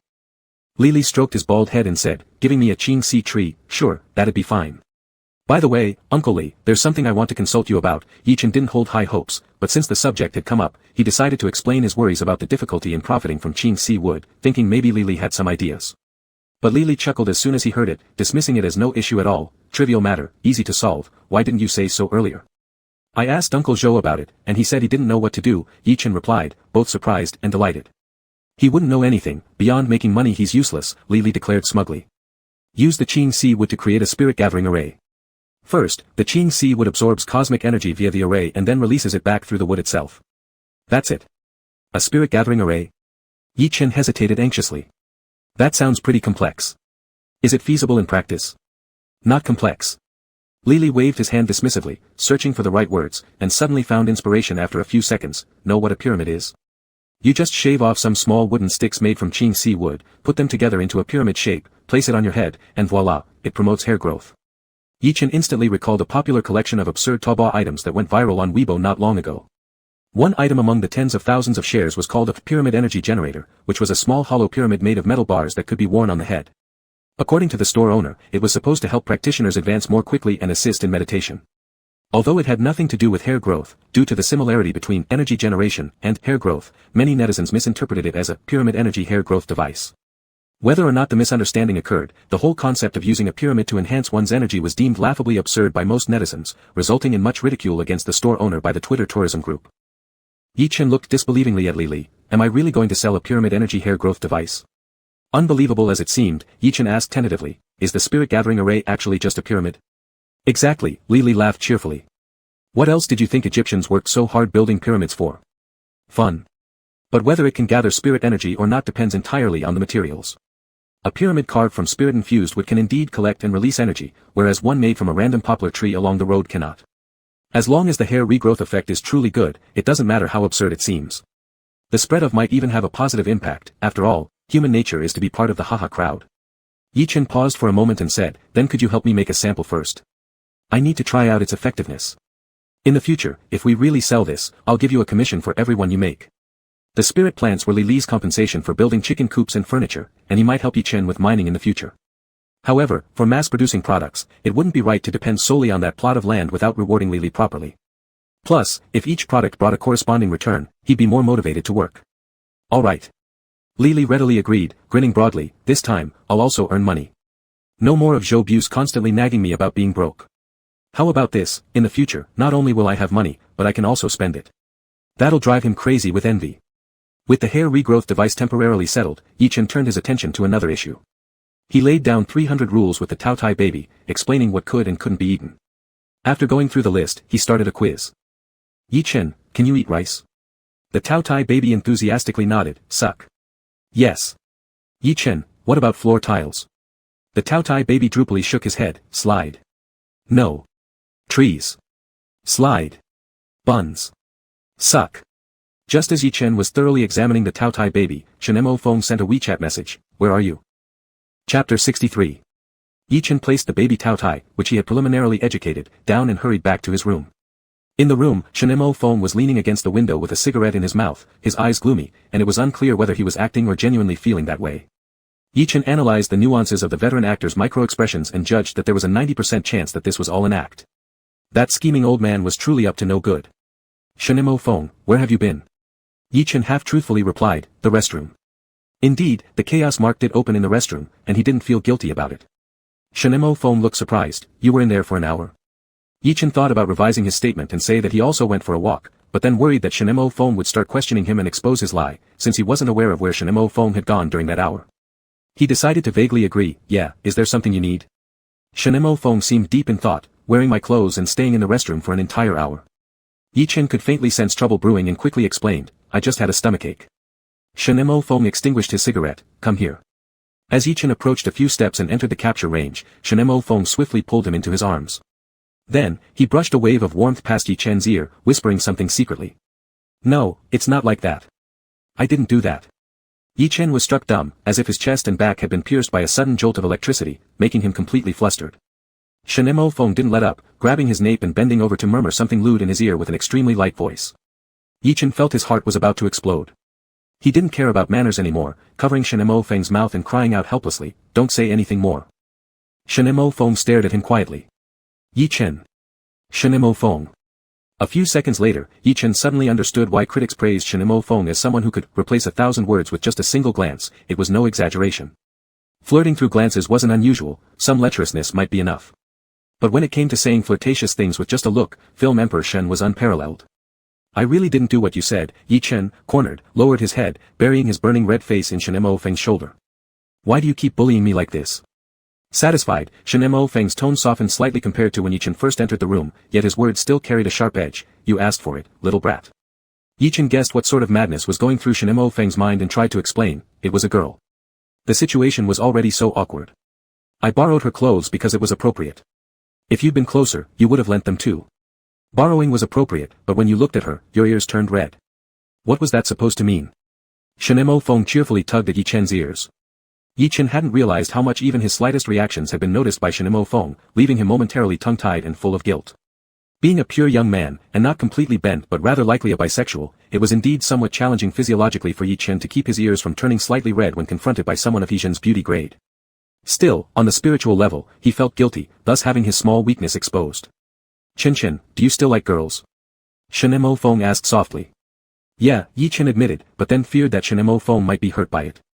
Determined to give his almost boyfriend enough security as a real man should, Yi Chen clenched his teeth, pressed his blushing face onto Shinemo Feng's shoulder, puffing slightly as he added, Shin brother, please don't be upset. It's not because of my sexual orientation that I'm with you. Actually, starting from these past few days, I've started to like you. I like you personally. Other men don't interest me, nor do women anymore. His voice grew quieter as he spoke. Shinemo Feng felt as if he was set ablaze from head to toe, feeling every organ burned by the fervent sensation. In a hoarse voice, he asked, then who does? You. Yi Chen tightly closed his eyes. Just you. Damn. Shinemo Feng couldn't help but curse under his breath, his Adam's apple moving. If we're at this stage, why are you still teasing me? You. Shinemo Feng asserted with complete certainty, little bastard. Yi Chen gritted his teeth, his temples throbbing, even if I'm teasing you, didn't you still do everything already? Before officially dating, Yi Chen had a small goal, first earn over 1 billion yuan. Moreover, the innocent young Yi thought that formal dating and informal dating currently didn't actually have much difference anyway, it mainly involved a shift in mindset. Now, whatever Shinemo Feng wanted to do, didn't Yi Chen consent? On reflection, this almost shouldn't be considered teasing. Me? What did I do? Shinemo Feng was stunned, his eyes nearly popping out, clearly entirely disapproving. Yi Chen stared defiantly, daring to say, are you losing your memory? Shinemo Feng chuckled in amusement, all I did was kiss you a few times and sleep hugging you while covered with a quilt. Yi Chen went crazy, isn't that enough? In just a few days, what else do you expect to do? Isn't this the early stages of a romantic relationship? Shinemo Feng was nearly choked to the point of reversed meridians and veins, glaring with hatred, there's so much I want to do to you, 100 or so things gradually, none of which are very convenient now. Do you think, if that day you had officially agreed to be with me, would I still be treating you this gently? Realizing that not agreeing too quickly was indeed the right decision, Yi Chen heaved a sigh of relief. Otherwise, he might have already died from embarrassment. Besides, 100 things. Wasn't it just about those few matters? How could there possibly be 100? Yi Chen couldn't even imagine such a number of ways. Clenching his teeth silently, Yi Chen muttered. What kind of thug is my Shin brother? Alright, let's not talk about this for now. Instead of aiming too high for big gestures, Shinemo Feng figured he'd start small as a rogue, scanning Yi Chen over before asking, since you've made your almost boyfriend unhappy today, how are you planning to make it up? With head hanging low, Yi Chen simply said, tell me what you want. So 2 hours later. Yi Chen curled up under the covers, his pajamas sleeves reaching past his hands and his pants being slightly out of proportion for him, he was exuding the aura of an old rogue. Shin brother, Yi Chen sat up in frustration, I can't sleep. Can we? Shinemo Feng calmly adjusted Yi Chen's collar which was askew due to its excessive size and kindly but innocently asked, can't sleep because of changed nightwear. What are you thinking about? Yi Chen faltered. Shinemo Feng kindly suggested, shall I help you take it off? No need for that, Yi Chen dove back into the quilt, his mind swirling with all sorts of restricted-level thoughts, both body and spirit were overwhelmed, desperate enough to want to scoop out the winter-down flowers inside the pillowcase and eat them. Health-preserving pillows can't save adults. In order to satisfy the appetite of his little girl and give her more good food, during these few days, whenever Shinemo Feng woke up late, Yi Chen would secretly go home in the morning to organize the baby divine beasts to gather seafood. Yes, going home to collect sea treasures. After mastering the tidal patterns of this sea area, Yi Chen thought carefully and felt that limiting the ocean within the mere hundreds of square meters small courtyard was wasteful. So, he simply instructed the Chaos Mark baby to withdraw the Chaos Mark from the courtyard and find a low-lying area away from crops and trees with a basin-like terrain in the mountains and seas realm. He then had the Chaos baby open a larger mark to artificially create a mini-ocean without setting any prohibitions. In this way, every high tide would carry various kinds of shellfish, snails, and crabs into the realm, and when the tide receded, the seafood left behind on the black humus soil looked utterly confused, trying to find sand. Yi Chen and the divine beast babies would come over to pick some up when they were free, saving even the sea fishing nets. Wearing rubber boots pilfered from the film set, Yi Chen stomped on the mud mixed with seawater with a crisp sound, picking up a large starfish from the ground, digging a sea snail from the mud, and throwing it into the pot. The divine beast babies also each held their little buckets, digging various burrowing shellfish in the mud, or suddenly lifting stones to catch panicked small crabs hiding underneath. The Taotai baby wasn't about to lose face either, using its hooves to dig everywhere until it dug up a hard-spiked sea urchin. Without hesitation, the Taotai baby swallowed the sea urchin whole. Its teeth weren't harmed, but its tongue got pricked uncomfortably. Consequently, the Taotai baby spat the sea urchin out with a huff and then lowered its head sharply, using its goat horns harder than gold to crush one corner of the sea urchin into a flat pancake. Indeed, it was a feisty young lady. Peachy, come here. Hairy brother has something yummy. The Ho baby had keen eyes and quick wits and was the one among the little brothers who found the most seafood. Squatting by the seaside with a child-sized plastic bucket full of his finds, he used his chubby hand to hold a shell submerged in water, washing away the mud and sand. After cleaning it, he extended it toward the Taotai baby, who crunchingly chewed the shell along with the meat. Ho baby tenderly patted Taotai baby's goat horn and whispered affectionately, "Isn't hairy brother the best of all the little brothers?" Taotai baby rubbed its horn against Ho brother, suck suck. Cheongchi baby wasn't very skilled at finding these little creatures, struggling even to fill the bottom of the bucket with seafood. Darkening his doughy face, he discarded the plastic bucket aside and transformed into his original form with a splash, jumping into the sea. Chen brother. The Ho baby saw this and rushed to report, his rabbit ears bouncing as he ran, Chi has gone into the sea and will be swallowed by a whale. Grab him back quickly. Yi Chen's mouth twitched, didn't you all? He deliberated, unsure of the right word. Favoritism sounded too adult, but these past few days he'd figured it out, Tao Tao was basically a little land emperor at home. The 7 older brothers were like a palace drama, all competing to get Tao Tao delicious food. Even Phoenix, with his proud backbone, could endure humiliation by sneaking into the chicken coop to steal eggs, not to mention Cheongchi, who was tough on the outside but soft-hearted. Among them, the most pitiful had to be Xianwu and Pulei. They both wanted to spoil their younger sister but couldn't even make it to the kitchen secretly. So, they slowly battled over who liked Tao Tao less, first from the last and then second to last. 7 brothers doting on her to death was indeed very real. QQ Zone was not wrong in this regard, Yi Chen thought. He wasn't too worried about Cheongchi. As the divine beasts grew, their abilities developed more and more strongly. Cheongchi could now face off against Ranyu fish on land, so sea fish should have no chance against him. Sure enough, after just a short while, Cheongchi emerged from the water carrying a fish that looked to weigh around 3 jin. He dropped the fish in front of Tao Tao without a word, casually shook his fur, and walked away seemingly cool and aloof, but in fact so tense that his wings were stiffened. Slurp, Tao Tao bounced happily and completely ignored Hobao's little seashell to hungrily munch down on the entire sea fish raw. Slurp. Were there more delicacies inside? After devouring the fish, Tao Tao poked her little goat head towards the sea. Seeing Yi Chen catching crabs, the small 2-jin ball quietly submerged underwater. In the Ligurian Sea thousands of miles away, an adult sea bass swam cautiously looking for prey. It was fierce, over a meter long, and weighed more than 30 jin, a top predator in this tiny area, feeding on smaller fish and shrimp. Far away, a group of small creatures moved through the water. The sea bass had never seen such strange-looking sea creatures, but based on their size alone, they were definitely potential meals. Following instinct, the sea bass swam toward the tiny ones. At the same time on the other side, the young Taotai baby also locked onto her target. Adhering to her natural instincts for combat, she bent her head low, her curved hard goat horns pointed straight ahead. Then, much like a bull pawing the ground before charging, she used her hooves to stir the water. Immediately after, the Taotai baby shot toward the sea base like a torpedo. The seawater churned violently as silver-like bubbles spiraled upward toward the surface. The sea base was hit by Taotia's horns and flipped belly up, rising along with the bubbles. The Taotai baby gently grabbed the tail of the fish and darted powerfully back toward the shore of the mountain and sea realm. On the shore, everyone stared complexly at the large sea base that the Taotai baby had dragged onto the beach. They suddenly realized how meaningless these past days' efforts of fishing were, it was only fun with no real purpose. It wasn't without reason that Taotia's appetite was 50 times her body weight. Her strength would grow in direct proportion to the fullness of her stomach. When she was starving, she was merely a small helpless yet greedy lamb. Once she had eaten her fill, she could easily use her horns to kill enemies over 10 times her size. Yi Chen originally intended to wait until she grew a bit more before letting her hunt herself, but he never imagined this girl was so bold, just a few days old, and already daring to sneak off and catch fish in the sea. The cunning Hobao called innocently, "Where's Chi-Chi? Chi-Chi, come see the big fish." However, the dignified Cheongchi brother had already slipped out of the mountains and sea's realm. Chapter 64. To have a clear understanding, Yi Chen used the Rani fish in the water to evaluate the combat power of the infant Taotai. Currently, there were nearly 100 Rani fish breeding in the water. While the number seemed large, it was only enough to feed the infant Taotai for 10 days. They couldn't be its main food and could only satisfy its cravings temporarily. The combat power of the Rani fish would be significantly stronger in the water. The strength difference between different individuals was not too great, so they could serve as an intuitive unit of combat power measurement. After getting into the water, the current combat power of Cheongchi baby was roughly estimated to be about half that of a Rani fish. The combat power of Lili was equivalent to 10 Rani fish. Zhou Buchu refused to test in the water, fearing his money might get lost. He wasn't originally good at fighting and could at most fight against 3 individually. Testing other divine beast babies and Yi Chen himself wasn't necessary, because they would simply get beaten up into submission if they entered the water. Let's see how many of these our little Taotai can handle. Yi-Chen gently placed the soft and pudgy infant Taotai into the water. With full satiety, the infant Taotai lifted its small head and took a deep breath, aiming its horns at a robust male ranny fish. After splashing water with its front hooves twice, it immediately broke through the water like a gale, its pair of horns colliding directly towards the waist of the ranny fish. Humph! Roared the ranny fish in anger, but before it could turn around to retaliate, it was tossed by the horns and slammed hard against the pool wall.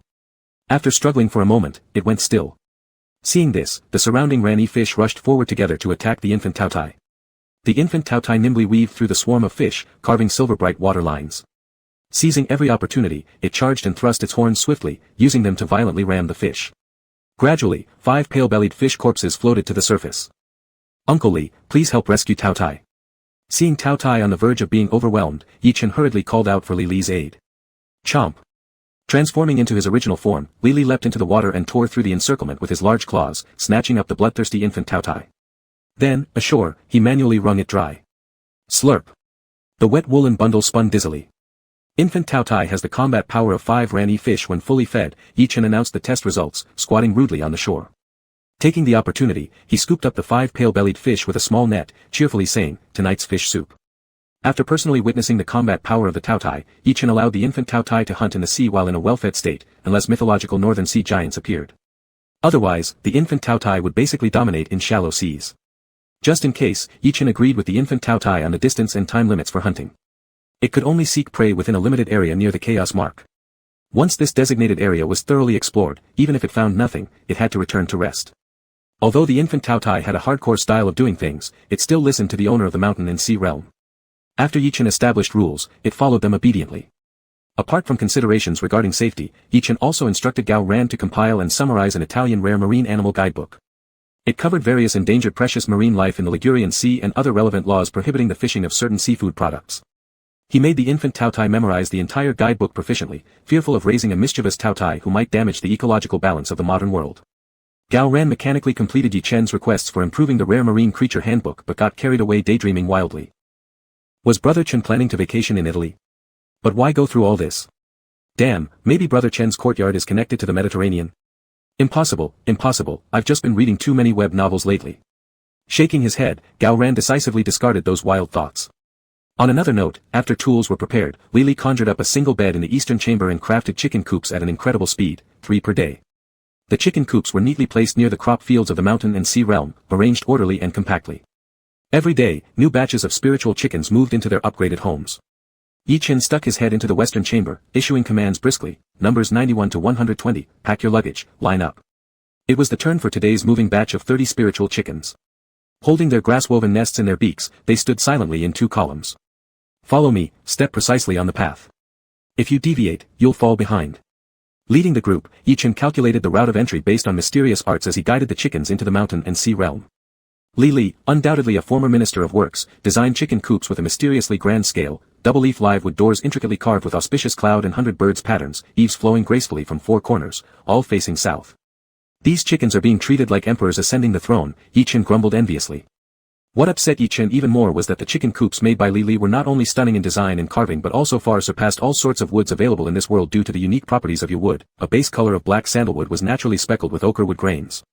The patterns changed mysteriously, appearing graceful yet bizarre, like tiger skins, like landscapes, like spider webs, countless varieties. If one stared at these patterns for over 5 seconds, they would appear to flow slowly as if alive, making them highly ornamental. If only it were possible to provide species, origin, and legal source certification of the wood to pass through forestry department inspections, Yi-Chen might have rushed straight to a construction materials market to rent a stall just to sell you wood. With such splendid coops to live in, if you can't lay 3 eggs per day, how could you possibly justify yourselves?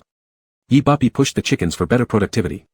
The hens became extremely nervous, scattering feathers all over. Harsh clients are headache inducers.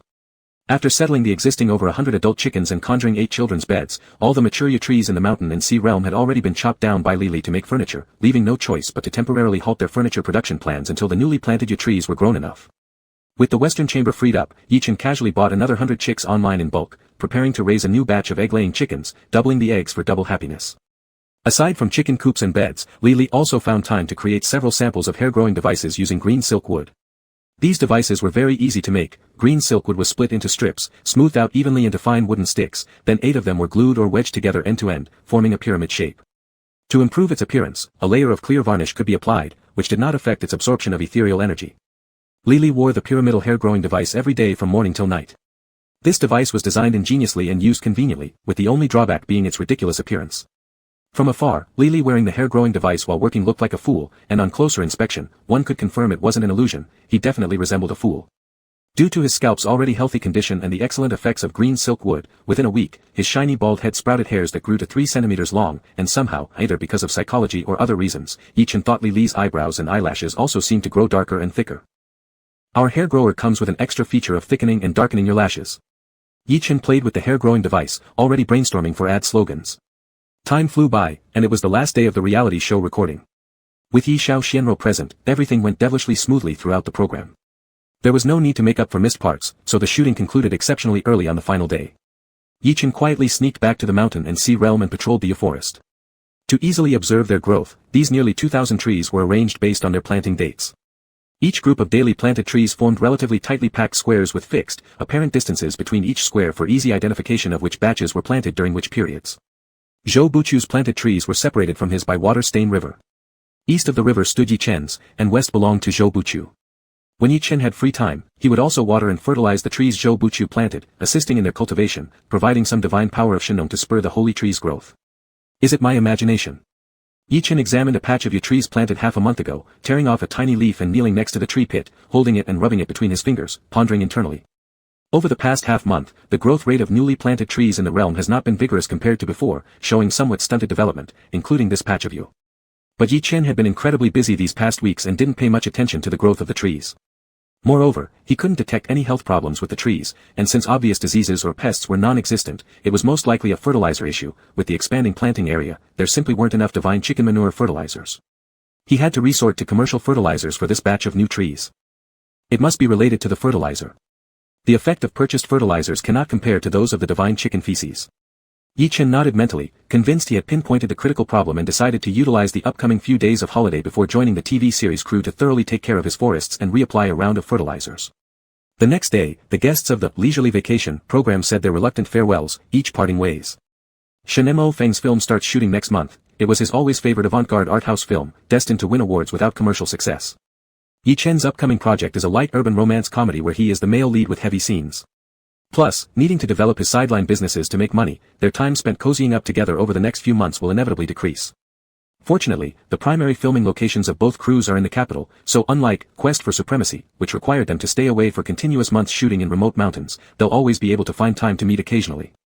Moreover, Shen Mo Feng seemed ready to embark on a new significant undertaking. On the night before their separation, Shen Mo Feng lay on the bed, propping his head with one hand, and complained irritably, "This lousy production team still hasn't announced the mystery guest. I've got a belly full of material I can't release." "What kind of material are you holding back?" Yi-Chen asked cautiously. "All the sweet moments during this time between us." "Don't worry, no hard evidence," Shen Mo Feng said with a smacking sound. "I'll post a Weibo every 3 days, enough to last until the show airs." Yi-Chen's brain buzzed in confusion. Nervously, Yi-Chen stammered, "Every 3 days, one post." Shen Mo Feng arched an eyebrow, "Too little." "No. No. Not at all." Yi-Chen denied quickly. Shen Mo Feng asked seriously for advice, "Do you think I should add a super topic tag when posting on Weibo? With tags, they'll find it more easily." "What tag? What tag?" Yi-Chen nearly panicked, "Don't go crazy." He knew 9 out of 10 times it was a joke, but Shen Mo Feng's style was too domineering, adding tags wasn't something absolutely out of the question for him. Shen Mo Feng smiled faintly, then reached out and grabbed Yi-Chen's waist, pulling him closer, saying, "We won't see each other conveniently for these next few months. What should we do?" Yi-Chen thought for a moment, uncertain. "Meeting once a week should work, right?" "Maybe not." Shen Mo Feng's tone was strangely cheerful. "Our shooting locations are far apart, our homes aren't close either, and if the schedules don't align, it's too normal to not see each other for 10 days or half a month. I could visit your set when I have free time." Yi-Chen felt suddenly hollow inside hearing that. 1 or 2 visits are fine, but coming too often. Shen Mo Feng intentionally teased, "You want to go public?" Embarrassed, Yi-Chen replied, "No." Shen Mo Feng sighed dramatically, "Well, there's nothing we can do but shoot separately then." His pitch-black eyes sparkled with mischief. Suddenly, Yi-Chen caught a whiff of something suspicious and tensely asked, "Aren't you planning something?" Shen Mo Feng chuckled derisively, "What do you think? Am I going to let you off so easily?" Recalling Shen Mo Feng's surprise arrival at the reality show, Yi-Chen scoffed, "Not unless you also plan to barge into my next crew." "Why not? Is there anything I wouldn't dare to do?" Shenmo phone smirked sarcastically. Who knows, maybe I'll replace the leading actress and act opposite you instead. Yi Chen nearly choked to death. Chapter 65. In the end, Shenmo phone never told Yi Chen what he intended to do. The only thing certain was that the talk of parachuting into the production team to replace the leading actress was a joke. Yi Chen murmured with a faint chuckle, fortunately, it wasn't true. Otherwise, I would have had to run in the rain holding you unconscious, and my muscles would have been strained again. After all, one brother Shen weighed about as much as 2 cast iron manhole covers. After the show ended, Yi Chen had a rare few days off. He caught Zhou Buqiu for overtime work, and within a day, they completed the remaining tree planting for Task 2. 2,000 spirit trees were officially planted before the task time ran out. I've just planted the 1,999th one, Zhou Buqiu said, carefully counting as he filled dirt into a tree pit. Before he could finish his sentence, the last sapling Yi Chen was responsible for also steadied in its pit. With a light, cha sound, Yi Chen turned around and thrust his spade into the ground. Then he took off his protective gloves and threw them onto the ground with a slap, excitedly shouting, 2,000. We're done, fuck. My mountain. My mine. Yi Chen flicked his drenched forehead hair back and anxiously pulled out his phone, which was completely silent. After unlocking the screen, the Shanghai Jing app icon appeared in a dim color, unable to be clicked. Beneath the icon were 4 white characters, currently updating. Does the realm spirit come with system updates? Yi Chen paused. Zhou Buqiu leaned over to take a look and said, probably because the spirit vein has been restored a bit more, so the realm spirit has unlocked new abilities. Yi Chen, realm spirit 2.0.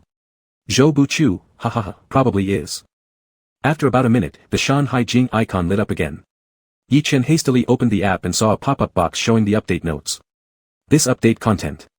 1. Bug fixed where the realm spirit couldn't condense an actual entity. Congratulations user. The realm spirit can now manifest as a physical entity and speak face-to-face with you. You may summon the realm spirit's physical entity in the customer service interface. There was even an anime-style emoticon after it, trying to be cute. Yi Chen expressionlessly said. Actually, the user didn't feel too strongly about seeing your physical form. 2. Increased the precision and freedom of the Shanghai Jing overview function. Starting today, users can move the positions of spirit plants, buildings, mountains, and water bodies in the Shanghai Jing overview to better adjust the layout. The corresponding real-world items will move accordingly. Currently, this moving function can only be used once per day. Yi Chen slowly nodded, alright. This function was actually quite useful, at least friendly to those with obsessive-compulsive tendencies. If crops were planted crooked or if a mountain wasn't placed well, it could all be adjusted bit by bit. 3. Added the viewing function for divine power coverage. Warm reminder, your divine power coverage has reached its upper limit. Please enhance and solidify your divine power as soon as possible. What thing? Yi Chen was confused and quickly clicked confirm to enter the application interface. Sure enough, there was an additional option in the interface, view divine power coverage. Yi Chen hurriedly opened it. Shenong power coverage. 568 thready silk trees. 492 pian trees. 10 modern apple trees. Modern Chinese cabbage. Remaining divine power, 0. Fushi power coverage. Adult spirit chickens, female 140. Adult spirit chickens, male. Remaining divine power, 1327. Yi Chen suddenly realized and exclaimed, ah. No wonder the growth momentum of the seedlings he had planted over the past half-month had gradually slowed down, it was because Shenong's divine power had depleted.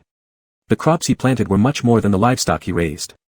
According to the statistics, the divine power of Fushi which only acted on animals still had plenty left, while the divine power of Shenong that acted on plants was completely drained. It all matched up. When he thought about it, it made sense. Even within the realm of fantasy, divine power was a kind of energy. There had to be some basis driving its generation. Physical strength required the body to burn calories, so using divine power likely involved something akin to a fuel. How do I enhance divine power? Yi Chen summoned the realm spirit. Not having enough divine power meant not only a slowdown in crop growth but also other challenges for Yi Chen. As a novice planter with only a few months' experience, the reason why everything he planted survived depended entirely on the strength of Shenong bloodline. Without it, the success rate of yet-to-be-planted precious spirit plant seeds and saplings would become uncertain, depending on probability, and with bad luck, some spirit plants might fail to survive and go extinct right there. The realm spirit slowly recited, Shenong created pottery and treated axes to clear the grasslands, assisted with the 5 grains, stored hundreds of fruits. Tasted the flavors of 100 herbs, encountering 70 poisons in a single day. The realm spirit slowly recited, Shenong created pottery and treated axes to clear the grasslands, assisted with the 5 grains, stored hundreds of fruits. Tasted the flavors of 100 herbs, encountering 70 poisons in a single day. Yi Chen instantly understood, so, I also need to use the crops I plant to benefit the common people and earn their gratitude. The realm spirit confirmed, exactly. Yi Chen asked anxiously, then what about those winter velvet flower pillows I've been selling? They help people sleep well. Don't they count? Of course they count, replied the realm spirit, otherwise, your divine power would have depleted to zero half a month ago, leaving you struggling to get by until now. Relieved, Yichen took a deep breath. The production volume of the pillows had reached 3 times the initial output, yet they were always sold out within minutes of being listed online, making them a steady source of divine power income. Helping bald people regrow hair should accumulate gratitude too, right? Yichen cautiously confirmed. And according to this logic, if the common people consume the spirit plants I grow, it should also strengthen my power, shouldn't it? Shenong didn't teach the common people how to farm crops. The realm spirit affirmed, yes, all of these can contribute. The scope covered by Shenong's divine power is very extensive. Buoyed with new enthusiasm, Yichen prepared to list the hair regenerators for sale. Lili had made over 30 of them in his spare time over the past few days, so mass production wouldn't be an issue. I see, then can I claim my mountain and mine now? Yichen felt confident and temporarily put aside this question. The realm spirit replied, you may, please retrieve the Birdmouse Same Burrow Mountain Big Gift Pack yourself. Yichen opened the Shanhai Jing overview and sure enough, a mountain and river icon appeared in the item bar on the right side. After the app upgrade, the interface quality had improved, with more detailed representations of mountains, rivers, and crops, no longer as crude as before. When Yichen zoomed into the map, he noticed that the vegetable fields and forests were differentiated based on plant species, showing different colors and rough shapes. In short, it was like upgrading from kindergarten scribbles to a pixel-style farming game. If dissatisfied with the location, there would still be chances to adjust. Without overthinking it, Yichen dragged the Birdmouse Same Burrow Mountain from the item bar to an empty area relatively close to existing resources. After pressing the confirm button, the corresponding area in the realm quietly rose to form a small mountain about 200 or 300 meters tall. Like the endless plains in the realm stretching for tens of thousands of miles, this mountain was bald and devoid of life signs. Although it was barren at the moment, after appropriate modifications, the spiritual beasts whose habitat was originally located in the Birdmouse Same Burrow Mountain could live and reproduce here. After glancing around momentarily, Yichen moved the Wei River, which historically originated from the bird animal Same Burrow Mountain, onto the mountain. Once completed, a part of the previously rounded peak immediately flattened out. On the mountain, the effect of the Wei River would be somewhat akin to that of a heavenly lake. After all, since it was currently a standalone body of water without a natural outlet, allowing it to flow into the Wu River, wasn't consistent with the description in the Shanhai Jing. Blending such unrelated waters might make it difficult for the Ran legacy fish to survive. The mine is on the east side of the mountain. Yichen puzzled, but where exactly is the east here? 8 leftover suns flew erratically across the sky, making it impossible to identify directions based on the usual sunrise-sunset principle or the yin-yang orientation of plants. Their chaotic motion patterns resembled 8 unruly Siberian huskies running rampant without leashes. Despite months of observation, Yichen had never figured out their movements. Initially, he couldn't stop worrying, fearing that they might collide in the sky or even cause another explosion, but upon reflection, ever since Hou Yi shot down the suns in prehistoric times and dumped the leftovers into the Shanhai Jing realm, they hadn't crashed in tens of thousands of years. Therefore, he concluded that they likely wouldn't crash now either. I'll take you there, I'm familiar with the Birdmouse Same Burrow Mountain, I've mined there. Li, who was nearby chopping green silkwood, tossed his axe away, stripped off his clothes, and transformed into his original pig-like form with avian claws. Truly a year of abundance, enough to feed both chickens and pigs. Yichen hopped onto the pig's back, and Li galloped swiftly and steadily, reaching the eastern side of the mountain in no time. The soil here was slightly different from other areas, appearing bluish-gray with a hard, smooth crust. After dismounting, Yichen saw Li claw through the soil with ease, shattering the hard shell to reveal pieces of honey-colored raw jade beneath. Quickly, Uncle Li, dig me out a piece. Yichen's eyes gleamed with excitement. When I return to set up next week, I'll show my agent. It's hard for him to believe that I have a mine. Li chuckled, using his sharp nails to gouge out several chunks of jade, small ones as big as fists and larger ones comparable to wash basins. Subsequently, Li used his fingertips to scrape off the outer stone layer, revealing the soft, lustrous white jade underneath. At a glance, it looked almost like the glossy, tender flesh revealed when clams flip open their shells. Taking the white jade from Li's claws, Yichen joyfully caressed it, muttering, how do we sell white jade? It must be made into something. Directly selling jade pieces won't open any sales channels. Yichen thought about checking the properties of this jade later, hoping to find a way to ensure it was both profitable and beneficial for his divine power. Having personally seen the jade mine, Yichen felt reassured. He didn't rush into researching new jade products but instead returned to his room, opened his laptop, and started designing promotional images for the hair regenerators, planning to put them up on the store first. In the meantime, he had earned nearly 10,000 from selling pillows, so he splurged on broadband and no longer needed to freeload Wi-Fi at coffee shops. 2 hours later, after finishing the promotion images for the hair regenerator, Yichen deftly listed them on his online shop, then logged into his secondary WeChat account to start the persuasion mode. Home with an elder is a treasure, dear friends. Today our store has procured a batch of new products, an ion therapy hair regenerator. Friends troubled by hair loss should take note. Picture. Spring blossoms, autumn harvest, giggling, it looks like a pyramid. What's the principle behind promoting hair growth? Home with an elder is a treasure. This hair regenerator integrates the latest German ion technology. Its appearance may be simple, but its material has been specially ionized to continuously produce negative ions, which helps nourish the scalp and stimulate follicle growth. Just wear it for more than 10 hours daily, and you will see results within 7 days. If it doesn't work or if the effects are not noticeable, we can offer you a full refund. Home with an elder is a treasure. The regular price for one hair regenerator is 318 yuan, but we're offering our long-term customers in the group a discount price of 288 yuan, saving 30 yuan. You can use it yourself and then lend it to your relatives and friends. It's really cost-effective.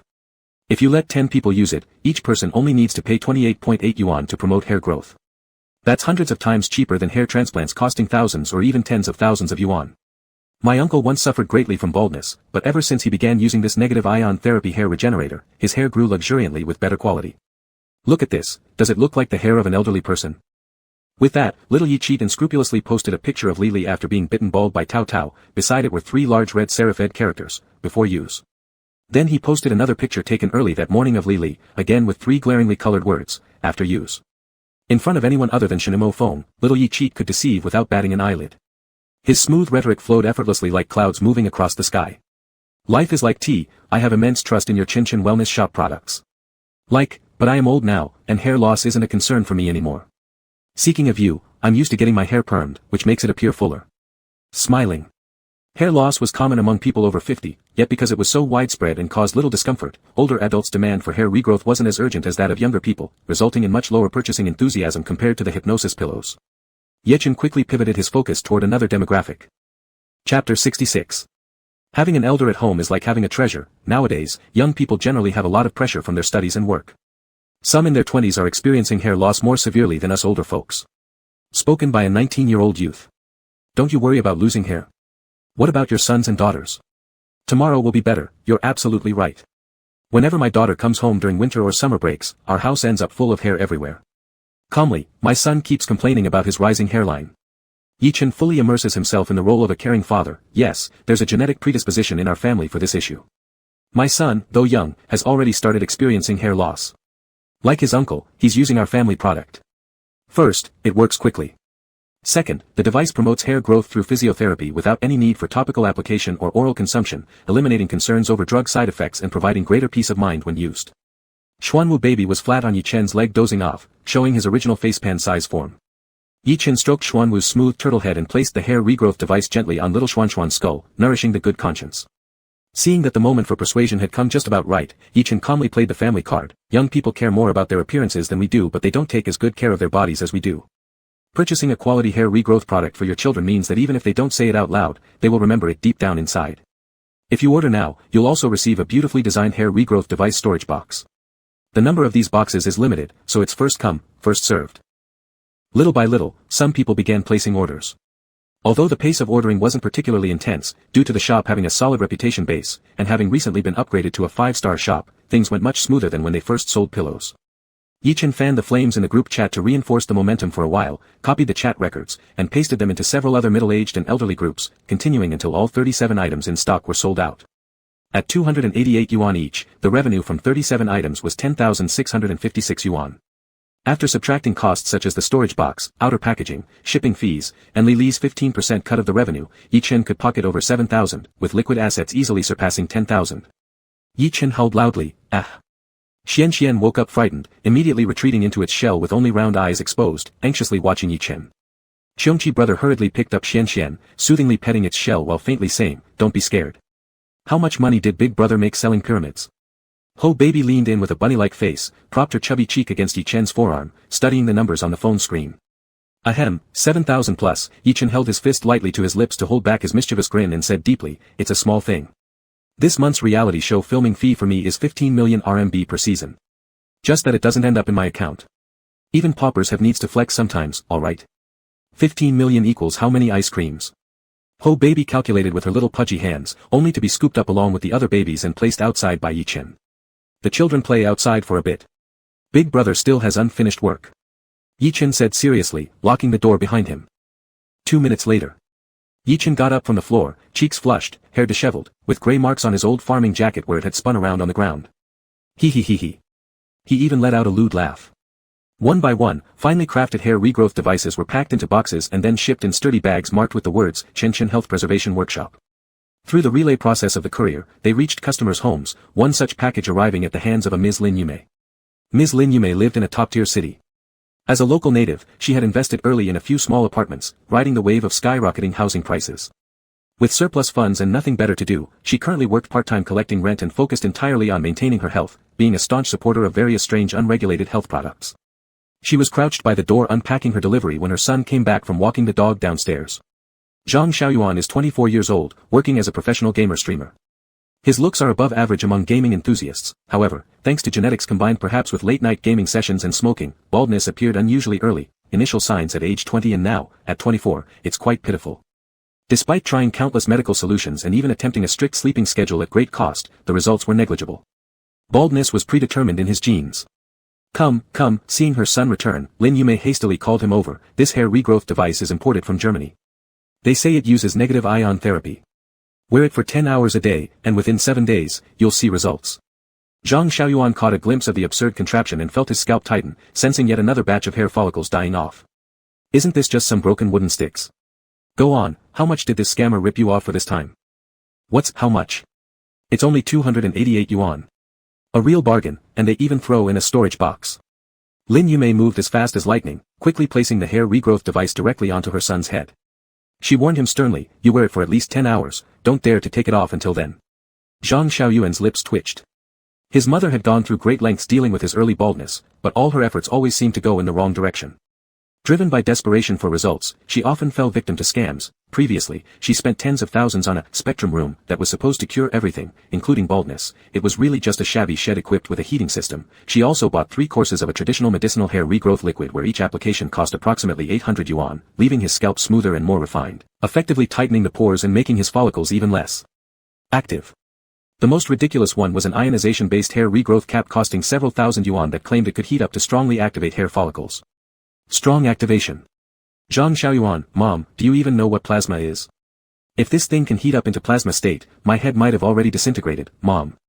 Lin Yume stared at him quietly for a moment, aimed, loaded, and delivered a killing blow with her words. If you didn't stay up every night playing on your phone, would I have to worry about this? All you ever do is stay up late using your phone. Would your hair fall out like this if you didn't play on your phone? Zhang Xiaoyuan. At least this time it was negative ions rather than positive ones, Zhang Xiaoyuan thought. Anyway, he'd secretly take it off once he got inside the room.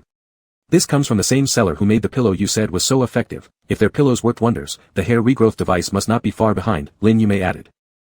Zhang Xiaoyuan widened his eyes. The same one as the pillow seller? Because of poor sleep quality due to constant overnight sessions that left him staring at the ceiling for entire nights, he assumed his health improvement stemmed from walking their dog outside daily for 15 minutes, until a month later, when Lin Yume triumphantly revealed that she'd switched his pillow to a therapeutic one. Only then did Zhang Xiaoyuan realize why he'd been sleeping soundly. That pillow was the sole truly effective health product purchased among her 20-plus expensive options, priced at just 89 yuan each. The seller wasn't just conscientious, they had a heart of gold. Now, their entire family of 3 owned one such pillow each. If it were from that seller. Zhang Xiaoyuan went back to his room, removed the hair regrowth device, still finding it utterly laughable, yet recalling the pillow's amazing effect, decided to give it a try since things couldn't get worse than they currently were.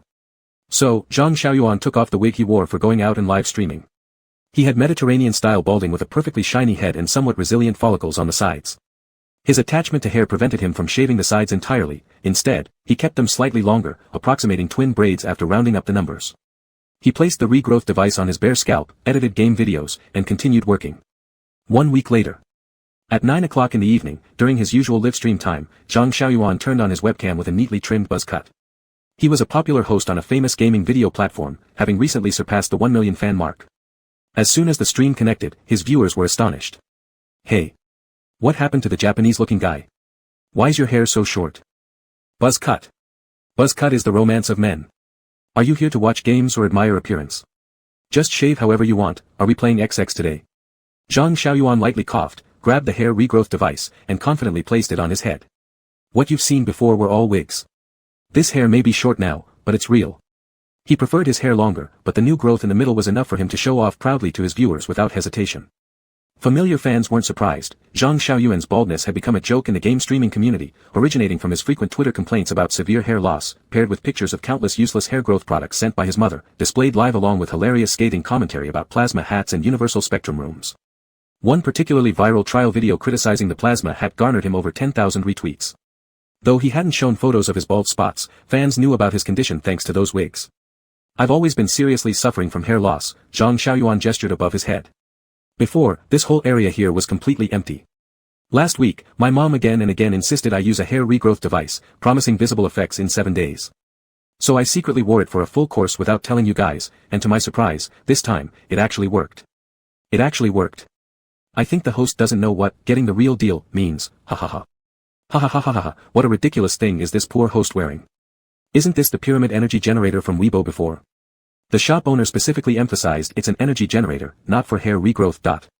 Zhang Xiaoyuan took off the hair regrowth device and showed some details in front of the camera while explaining, "This one's different, it's really for hair regrowth. I can guarantee its effectiveness. Initially, I even planned to make another video ridiculing health products but couldn't this time."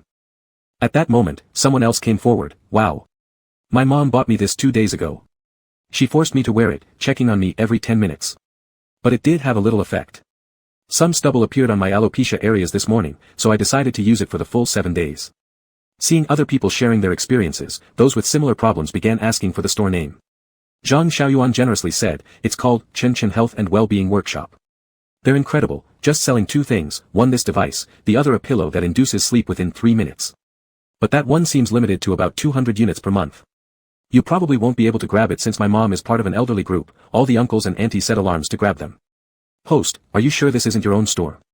Zhang Xiaoyuan knew someone would ask this, so he calmly responded, "Nope, if I were promoting our own store, I'd prepare more stock, right? That store only shows about 100 devices left, once they sell out, you'll just have to wait again according to their practices." Some comments popped up sporadically suggesting it might be paid advertising, but Zhang Xiaoyuan was too lazy to elaborate further. Having fought against his baldness for years, he deeply understood the frustration of seeking medical help without much success, along with the gradual erosion of self-confidence by such bizarre causes of despair. Without overthinking, he simply wanted to give a bit of hope to others who shared the same affliction. "This shop name feels so warm. Warm +1, I thought it might belong to a small idol of mine, +1, besides, the shop sells only 2 items, one of which is released less than 200 per month, it doesn't seem like a profit-driven business. Let my imagination fly." Cracked instantly. Just imagine someone secretly opening a ridiculous online store behind their agency's back to package weird hair growth devices, and it's oddly cute amidst the foolishness. "Hey, anyone saying anything dumb, they'll SA you within 3 days. Haha, is this the person who confronted the media 3 times consecutively? Attention, guys, let's stick to the subject about hair regrowth.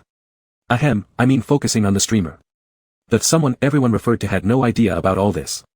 All he knew was that, 10 minutes ago, his online shop application's backend inexplicably crashed." Chapter 67. Orders suddenly surged, depleting the stock of hair regrowth devices. In just 10 minutes, dozens of buyers inquired, causing the chat interface to crash. This was the 3rd day after the TV drama had started filming, and that day's shooting had already concluded.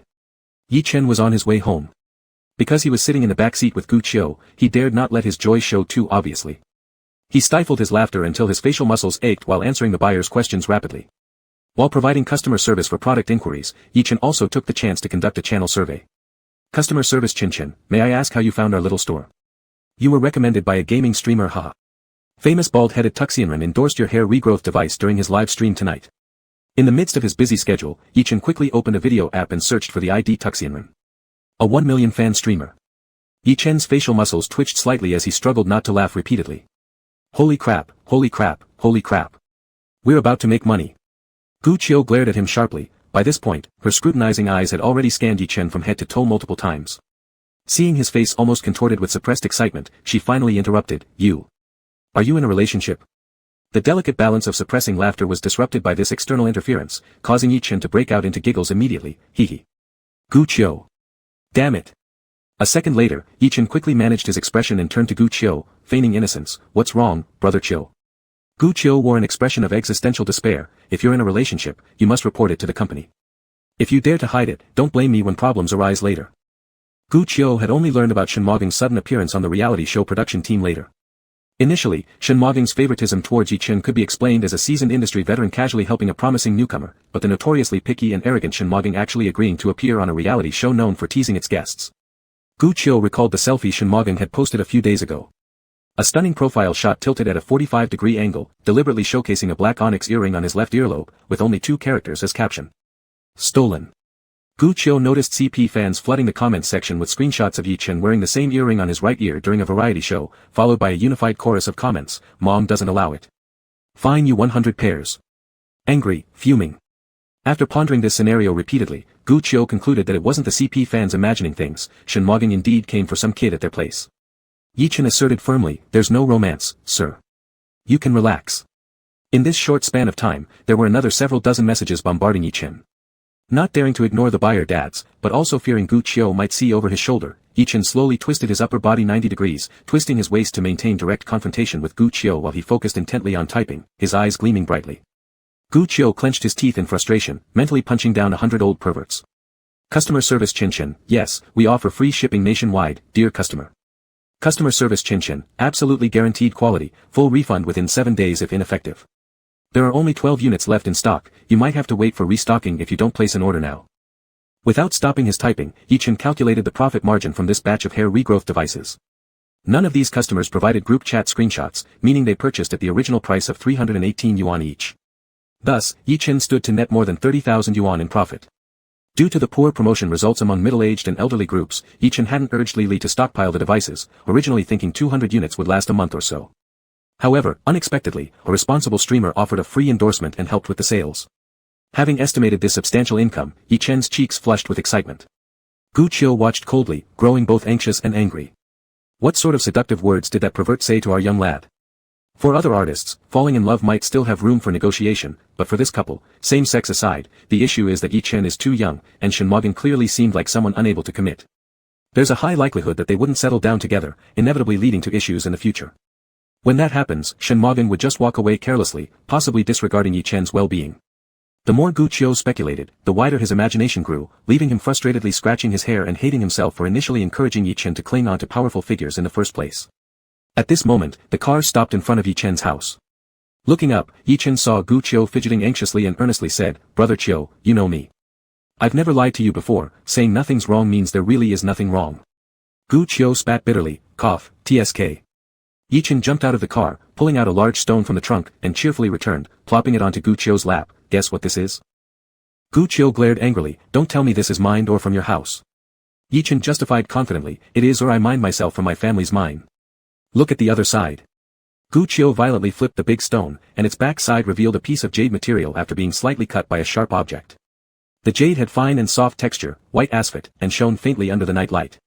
Even those who didn't understand jade could tell that this large piece of raw stone could sell for quite a bit of money. "Haven't I said I'd get you a piece of raw stone to play with when there's a chance?" Yi Chen generously said, "It's a gift for you." For a moment, Gu Qiu was speechless. Yi Shaoqi shamelessly said, "Being true to my word is my life guideline. Take it away, take it away." Gu Qiu picked up the raw stone and handed it to Yi Chen, "Don't bribe me. I'll thank you if you don't do things behind my back. Damn, I'm almost getting hypertension because of you." Yi Chen pondered for a while and sincerely said, "This jade can lower blood pressure." Gu Qiu slammed the car door and the small car drove off in a cloud of dust. Yi Chen stood in the exhaust fumes, holding the jade produced from the birdmouse nest mountain. It's hard to say something truthful but no one believes. The hair regrowth device sold out overnight, the inventory hit zero and the product was automatically taken off the shelves. Yi Chen posted an announcement on the store's homepage, indicating that another batch would be available tomorrow. After the announcement went online, the store became quiet. Yi Chen urged Li Li to restock and agreed with him to produce at least 50 units before 8 p.m. the next evening, simultaneously taking advantage of the online buzz to log into his microblogging secondary account for promotion. After the online store review was passed, Yi Chen registered a new Weibo account for online store operation, named Chen Healthcare and Wellness Workshop. There were very clean contents inside, not worrying about revealing his identity. On Weibo, the game streamer Tu Xianren happened to post a self-taken photo with his hands together while wearing the hair regrowth device, captioned, "Is it my illusion that even my eyelashes have become denser?" In response, the hardcore fans said, "Yes, baby. It's an illusion. I suggest visiting an ophthalmologist. Chen Healthcare and Wellness Workshop, it's not an illusion. The hair regrowth device of our store can accelerate eyelash growth to some extent. Thanks for your thoughtful evaluation. Other friends interested in our store's hair regrowth device can visit our homepage. We have a lucky draw event. Hardcore fans, hey, how come you don't maintain integrity for the sake of doing business? Dog head, tisk, hypocritical. I just placed the order, hoping it really works. After careful consideration, Yi-Chen edited a Lucky Draw Weibo post, briefly mentioning the principle of the hair regrowth device, fearing that the reputation wouldn't be stable and people would start questioning. He mainly displayed the current sincere positive reviews from a few buyers, high-definition comical big images of the hair regrowth device, and the time of going on sale. As for the Lucky Draw prizes. Qianqian Healthcare and Wellness Workshop. 7 days later, 10 lucky users will be drawn to receive 10 yuan discount coupons of our store, 3 lucky users will receive 30 yuan discount coupons, and 1 lucky user will receive a 50 yuan discount coupon. Anyway, no matter which prize they win, they must buy something in the store. Everyone was shocked by Yi-Chen's incredible stinginess. Hello. Even the first prize is a discount coupon. I'm so foolish, really. I thought a certain website's forward lottery of 1 yuan was the most stingy. I didn't know there's someone more stingy, not even giving a penny. I'm not here for the lottery, just forwarding to laugh. No matter what the purpose was, this Weibo post was shared widely while it was still hot. By the way, all drawers are done, I've installed them for you. Li was working overtime processing the green silk wood, all the earrings in the cardboard box are put in the drawer for you. Why did you buy so many ear studs? Are you going to sell ear studs in your store? No. Yi-Chen's ears suddenly heated up, a friend gave them to me. The express delivery arrived at home yesterday, 100 pairs of male ear studs, various brands and styles, no repetitions. An attached handwritten card read, they find me to compensate you. Li chuckled, isn't it from your boyfriend? Yi-Chen looked around, scratching his cheeks with his fingertips secretly, behaving like committing a crime, whispered, yeah. Uncle, let me help you with woodworking, teach me, we need to sell as much as possible tomorrow. The next day, Yi-Chen, as the male lead, again had a whole day of shooting. Having cooperated with the film emperor for over 2 months in the leading role, and often receiving personal guidance from Shen Mogum, Yi-Chen found it easy to handle this modern drama. Moreover, he could even slightly lead other actors. His co-actress was called Baianen, whose popularity was extremely polarized. Her fans were fanatically loyal, but outside the large fan base, the rest were either professional detractors or passerby critics, with so much negative information about her that it could fill a book. Yi-Chen wasn't familiar with Baianen, he hadn't met her in person before joining the team. But after these short few days of contact, he didn't have a bad impression of her. Just that he felt she was a little strange. Cut. The director waved his hand, passed, prepare for the next scene. The next scene was a counterpart play between Yi-Chen and Baianen, so Yi-Chen went to the rest area to find her. Baianen was sitting stiffly on a relaxed-style wicker recliner, reading a book with her head down. When she saw Yi-Chen coming over, she snapped the book shut and stuffed it into the bag at her feet. Yi-Chen's eyes were sharp enough to recognize that it was a physics textbook. It was still from the first semester of grade 8. This reminded Yi-Chen of Baianen's most widely spread scandal. During a variety show last year, there was a question and answer segment that wasn't particularly difficult. In that segment, Baianen revealed her intelligence, or rather, lack thereof, by stating she didn't know who Newton was. Newton, the host exclaimed loudly, Newton. The universal gravitation. Haven't you ever heard of him? Baianen's lips slightly parted as she stared blankly, no. I haven't.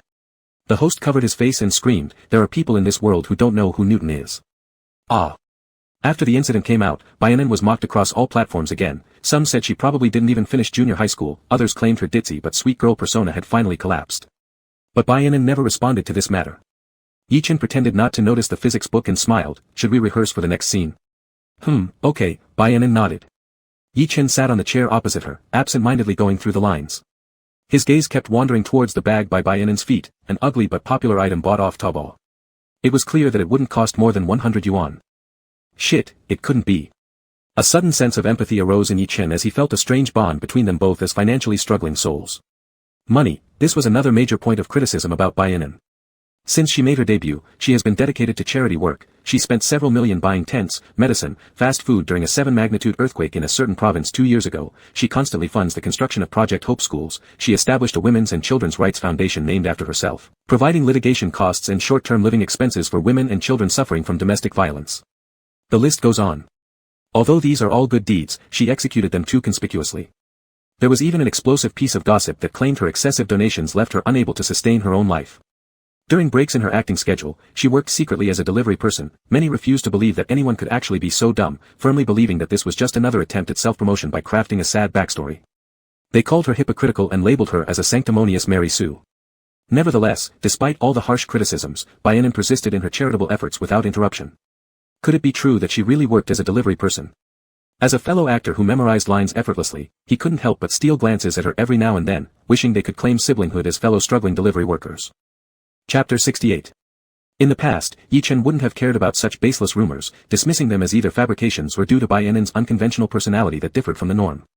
However, ever since he took charge of the Shanghai realm, his way of thinking broadened, and any phenomenon that didn't quite make sense now carried an added layer of possibility in his mind. Since accidentally finding Li at the pig farm, the definite realization that there were some wounded divine beasts still wandering around outside had heightened Yi Chen's alertness even further. And the fact that even a human form of a lily could be that of a handsome man made Yi Chen want to peel off the disguise of every good-looking person he saw and take them home to farm. Indeed, he became Yi Stripper. Actually, judging by appearance alone, Shen Mofeng was a significant suspect. But Yi Chen couldn't detect spiritual energy from him, nor could he see any sign of a divine beast under his nose, so he eliminated him from suspicion. Shen Ge might look better than a divine beast, but he was definitely unrelated to one. Yi Chen was absolutely certain of it. Shen Ge was just, plain good-looking. Yi Chen's eyes wandered. On his phone screen was the 45-degree profile photo that Shen Mofeng had posted of himself showing off his earrings. Yi Chen blankly stared at the picture, reminiscing about the events from the night when he gifted Shen Mofeng the earring, suddenly feeling parched and thirsty. Inside the spacious car, inviting all sorts of inappropriate thoughts, with the absent driver and assistant, and a pitch-black quiet alleyway. Shen Mofeng turned off the engine and slid into the back seat, pinning Yi Chen against the angle formed by the car door and seatback. With a flick of his finger, he tugged off the mask, teasing Yi Chen's right earlobe between his fingers, asking, "What about mine? Did you bring it?" "Yeah."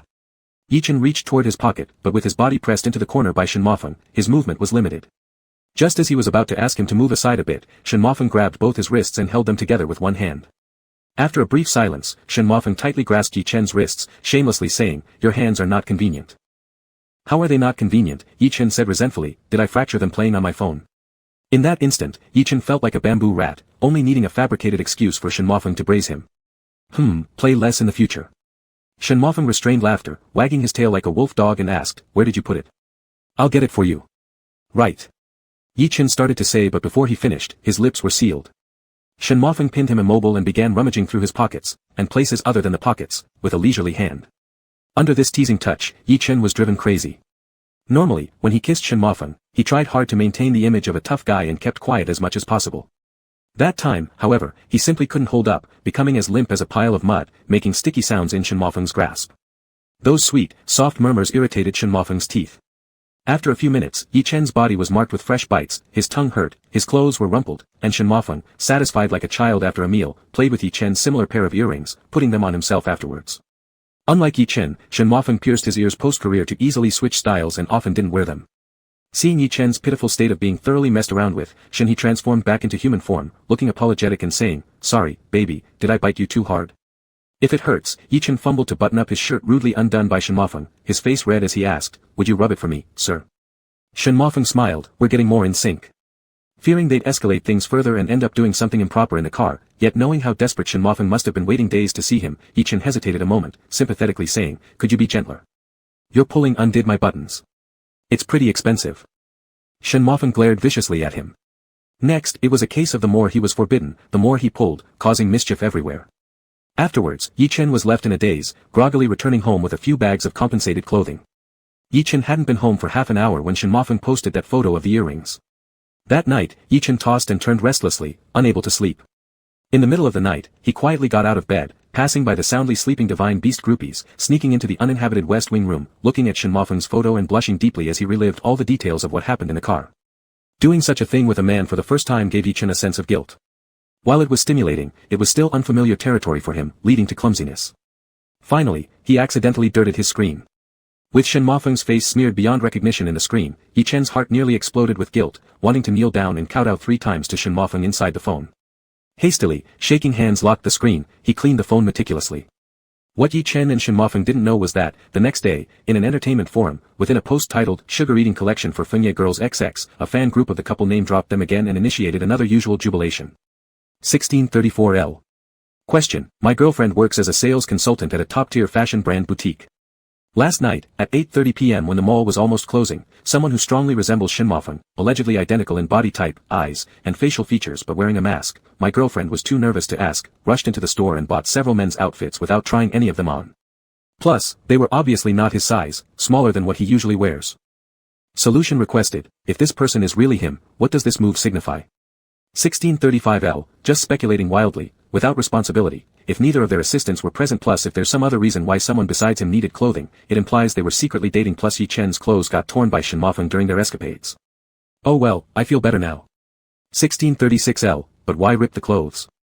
Is the baby upset? QAQ. 1637L, idiot, that's foreplay. 1638L, follow the timeline. Yesterday evening at 8:30 p.m. he hurriedly bought clothes, then at 9:30 p.m. posted on Weibo flaunting his earrings saying it was stolen. Ayawaha it was really stolen. A nearby voice interrupted Yi Chen's reminiscing, jolting him back into the present. He hastily closed the album and reopened a web page. Initially, after confirming his next scene with Bayanin, he'd been browsing online for something unrelated. Somehow, he had ended up looking at photos. Perhaps it was because they hadn't seen each other in 5 days while working separately on different shoots. He missed Brother Shen. Realizing that fact made Yi Chen deeply embarrassed, shifting uncomfortably in his seat. He quickly turned his attention to the content on the webpage, searching up rumors about Bayanin and analyzing her behavioral patterns. From a mortal perspective, certain quirks of divine beasts can be hard to understand. For example, Zhou Buqi valued wealth like his life depended on it. A regular person might think Zhou Buqi was just miserly, but Yi Chen knew that such eccentric behaviors in divine beasts weren't due to personality traits but rather stemmed from instincts or even physiological constraints that don't change easily with age or environment. Thus, behavior was one of the critical factors in identifying divine beasts.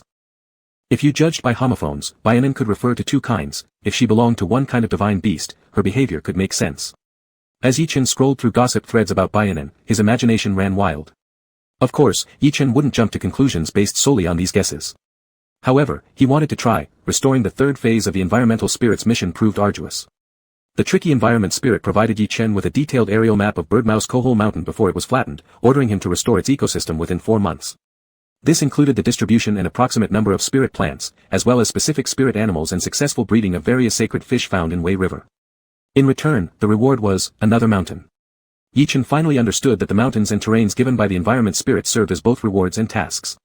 The more land he acquired, the larger and more complex the missions became. So he desperately needed to recruit divine beast laborers, unwilling to overlook anyone. Putting away his phone, Yi Chen decided to bring Bayanin a few spirit-infused apples tomorrow to see if she could detect anything unusual. Poor Bayanin had no idea that sitting across from her was the seemingly polite Yi Chen whose mind was preoccupied entirely with conscripting her into farming duties. Bayanin performed decently enough without much flair. Pairing with Yi Chen went smoothly. With a fast-paced TV drama shooting schedule and relatively lower demands compared to movie directors, they powered through several scenes before lunchtime approached.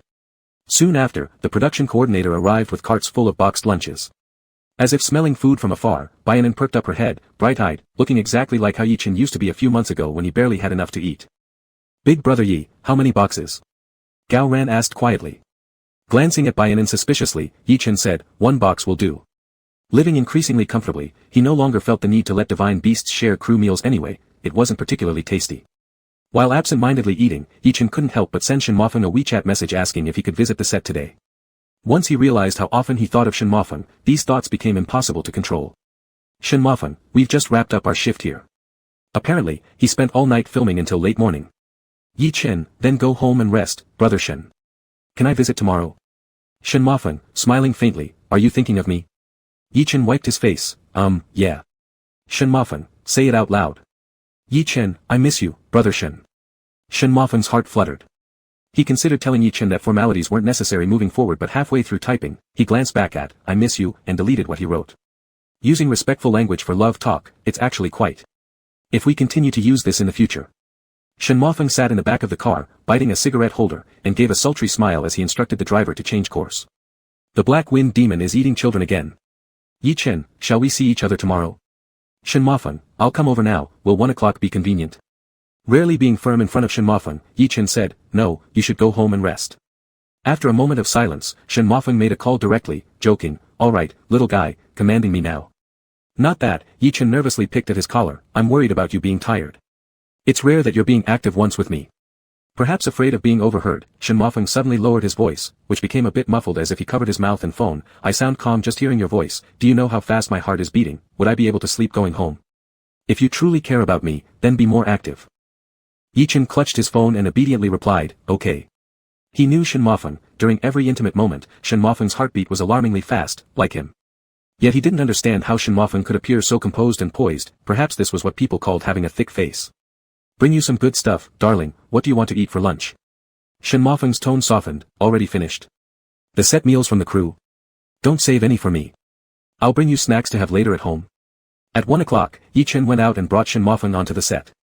The production only had few scenes to film here, and since Yi Chen was agreeable, the rest room arrangement was done rather half-heartedly, the two leading actors sharing one. Seeing Shen Mofeng came without an assistant and wearing a mask, guessing he didn't want much publicity, Yi Chen reminded him there might be others in the rest room. Upon hearing this, Shen Mofeng looked around, opened the door to the props room, peeked inside, and confidently stated, "There's no one here." With that, he dragged Yi Chen inside, locked the door behind them, pressed Yi Chen against the door and kissed him fiercely, urgently demanding, "Say it again, that you missed me." Yi Chen's gaze unconsciously shifted, just meeting a pair of eyes in the corner, instantly startled, almost swallowing his tongue. "Someone." "Where?" Shen Mofeng turned back incredulously. The room was very empty, he'd already glanced through everything before. There wasn't even anyone, just a few props lying around, all of them useless old items clearly showing the place was unused. However, at that exact moment, Baianen was indeed sitting in the corner. Her legs were folded neatly on the floor, with 2 stacks of 7 boxed lunches on her lap, holding another box herself, her cheeks bulging like a hamster's, her mouth dripping with oil, her almond eyes wide open, with half a chicken bone dangling in her mouth, not daring to either move in or out. Shen Mofeng's gaze swept over her without a ripple, finally stopping on a plastic dummy prop nearby, eyebrows slightly twitching, saying, "That dummy?" Yi Chen hesitated. Shen Mofeng couldn't see Baianen. Baianen, tackling 8 servings of boxed lunches, dared not go to the possible occupied restroom, instead sneaking into the idle props room to invisibly eat alone. "Would you like to come to my house to farm, miss?" Yi Chen's eyes suddenly lit up. One person consuming 8 servings, strength isn't lacking, probably a good hand at farming too. Yi Chen quickly turned his tone, revealing a row of white teeth in a mischievous grin, extremely cheeky. Sorry, mistaken sight. I've been awake for 36 hours straight." Shen Mofeng turned back, pointing to his red-rimmed eyes. "Since you rarely initiated that you missed me, I skipped going home and brought your favorite snack from that shop just to see you, and you're playing hard to get with me." Shen Mofeng's tone grew cold. "Coax me a bit, don't make me bully you." Baianen slowly and silently spat out a piece of chicken bone, full of worldly wisdom with the expression, "You young people have endless energy." Yi Chen was almost rendered unconscious by Baianen's glance alone, his face flushed as he desperately pushed Shen Mofeng away, trying to turn back and open the door. "Brother Shen, let's just go to the restroom, I'll follow all your orders there, this is too chaotic. Please, stop kissing, licking, biting me." Shen Mofeng slightly bent over, cradling his face in both hands using the same line, "Don't move." "Little brat," Shen Mofeng softly nibbled on Yi Chen's lips, whispering, "Intentionally letting me bully you, thinking I'm too polite usually, liking someone dominant. The overbearing movie star fell for you." "No."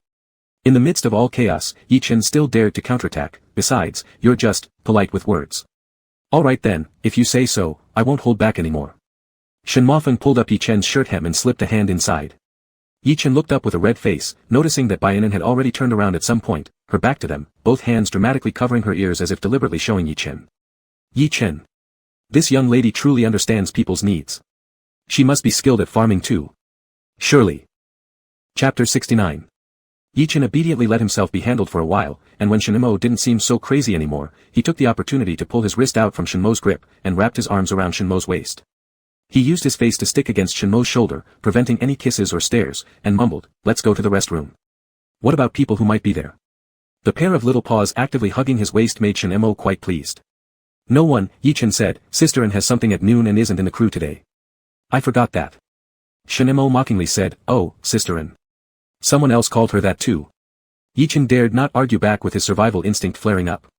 He repeated, "Ms. Baianen has something at noon and isn't in the crew." Ms. Baianen nearby silently hugged her boxed meal closer. Shenmo showed no signs of agreeing. He usually had everything done with utmost precision and elegance, but getting intimate with his young boyfriend in a messy and dim prop room was an area even rarely touched upon in his fantasies, yet it was unexpectedly thrilling. "Isn't this bad?" Shenmo caressed Yi Chen's nape jokingly, saying, "Your face is all red, if you go out like that, people will think I've been touching you inappropriately." Seeing Shenmo unwilling to leave, Yi Chen lowered his voice, mumbling, "There's a sofa in the restroom." Shenmo almost thought his young lover had been possessed. In order to make sure his God Beast ate a worry-free meal, Director Yi of the God Beast Employment Office risked losing face, whispering very softly in Shenmo's ear, enticingly, "A 3-person one, can lie down." The sensation coursed through Shenmo, as if exploding within him. His heart melted completely, but wickedly kept quiet, wanting to hear more seductive whispers from Yi Chen, afraid he'd miss his chance otherwise. Yi Chen gritted his teeth, "The door can be locked from inside." Shenmo slightly lifted his eyes, feigning childlike curiosity, "Why lock it?" Yi Chen wanted to beat him up. Yi Chen took a deep breath, using his forehead to rub against the fabric on Shenmo's shoulder, mumbling unclearly, "Whatever you want to do." Shenmo turned his head, finding his ear to whisper secretly, then increased the volume after a couple of sentences, "What about this way?" Yi Chen nodded forcefully, committing entirely without reservation. Thus, Yi Chen finally returned to the restroom, exchanging part of his innocence, carefully shutting the prop room door behind him to prevent Ms. Bai from being disturbed again. Inside the rest room, Shinemo locked the door and pushed Yi-Chen onto the supposedly flat-able sofa, confirming, today, so proactive. Is there really nothing you're hiding from me? No. Yi-Chen recovered from extreme embarrassment, his threshold for shame temporarily raised, blurting out, just haven't seen you for 5 days. I missed you. Shinemo was overwhelmed by sweetness, rationally thinking that such progression should happen in some specially romantic setting. Yet, he couldn't help himself being lured so intensely and murmured hoarsely, shall we do what you promised me? Ah, brother Shen, can I not take off my clothes? At the critical moment, Yi-Chen remembered he was wearing those tenuan 3-piece sets, which couldn't be exposed to Shinemo, suddenly feeling anxious. Shinemo perked up his ears, not missing a single word, then what shall we do? Yi-Chen took a deep breath, forced to explain the details clearly to get his point across, through the layers, or, your hand goes in, but please don't look, I feel embarrassed. Shinemo didn't find it disheartening, rather his interest was further stirred, bargaining, so if there's a chance in the future, can you let me look slowly? Yi-Chen closed his eyes, yes. Shinemo methodically replied, show me all sorts of different ones. Yi-Chen's courage was almost depleted by Shinmo's teasing, akin to being sliced bit by bit, alright. What types do you have at home? Shinemo asked, describe them a bit. Yi-Chen bit his lips, refusing to answer.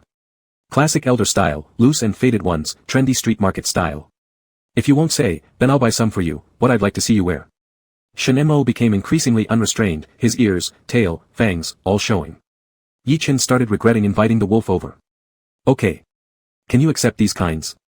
Shinemo got up, leisurely pulling out his phone, opening his shopping cart, and showcasing the selected items, evidently scheming long in advance, just waiting and hoping for this provocative moment. Yi-Chen sneakily peeked at this old rogue's shopping cart, dismissing any seller mentality trying to recommend hair growth stimulators, quietly saying, this one works. Shinemo, how about this one? This one, isn't it a bit excessive? Yi-Chen stared at the small piece of fabric displayed on the screen, throat rolling, almost socially blinded by its spiciness. Delete. Shinemo deleted the item, clicked on the next one, do you want to try this? Yi-Chen meticulously considered each word, if you like it. I could wear it. Shinemo continued to politely consult his boyfriend's opinion, how about this one? And this one, can I buy them all for you? Yi-Chen's composure crumbled, his chest rising and falling rapidly. He didn't know where he got the courage to snatch Shinmo's phone, lock the screen, and forcefully shove it into the crevice of the sofa. Alright, I won't tease you anymore, Shinemo said while suppressing laughter, pushing Yi-Chen down. Yi-Chen looked down, reaching out to grab a pack of tissues from the low table and placing it on his chest like an otter ready to crack shells. Shinemo lost it, baby, you're too. Yi-Chen dared not look at him, mumbling, to clean up afterward. Too damn cute. Shinemo pushed the pack of tissues aside and crashed down onto Yi-Chen. What followed was man-to-man mutual assistance. Passion, friendship, perseverance. And then. I'm fine now. I can do more. It was time for post-coital bliss. The rest of the afternoon after sending Shinemo off felt like a blur for Yi-Chen. Bayanin looked at him with eyes that resembled those of a 90-year-old grandma watching her newlywed great-grandchild. During a few breaks between shoots, Yi-Chen had a brief WeChat exchange with Bayanin. When the day's shooting concluded, Yi-Chen rushed back to the rest room first, only to find Bayanin already makeup-free, sitting cross-legged on the short table waiting for him. With no one else in the rest room, Yi-Chen locked the door from the inside and instinctively walked over to the couch, stopping abruptly when he noticed Bayanin's posture. Bayanin looked far away, I think there's a story behind this sofa. Yi-Chen. Hastily changing the topic, Yi-Chen said, we probably don't have much to hide from each other, so let me cut straight to the chase. His urgency showed, are you a divine beast? Yes, Bayanin responded with the tone one would use to entertain a grandchild, guess what kind of divine beast am I? Yi-Chen observed her and guessed, upright and protective of the people, you are Bayan. Correct. Bayanin narrowed her eyes contentedly, quite pleased that a mortal had recognized her, it wasn't hard to guess, was it? Truly Bayan. Yi-Chen subtly raised a question he'd been pondering all afternoon, legend has it that Bayan likes lawsuits, and I thought you'd be involved in law enforcement departments. Suing days are over for good. Bayanin slowly shook her head, showing a despondent gaze, you mortals wouldn't understand. I've lived through so many dynasties. Every time a new dynasty came along, legal statutes had to be rewritten, starting from Fu Xing to Fa Jing, from Qin law to Kai Huang law, from Tang Liudian to De Qing laws, then even to Republic of China civil law. After I was injured, I cultivated my dam deep in mountains, sleeping for decades, and when I woke up.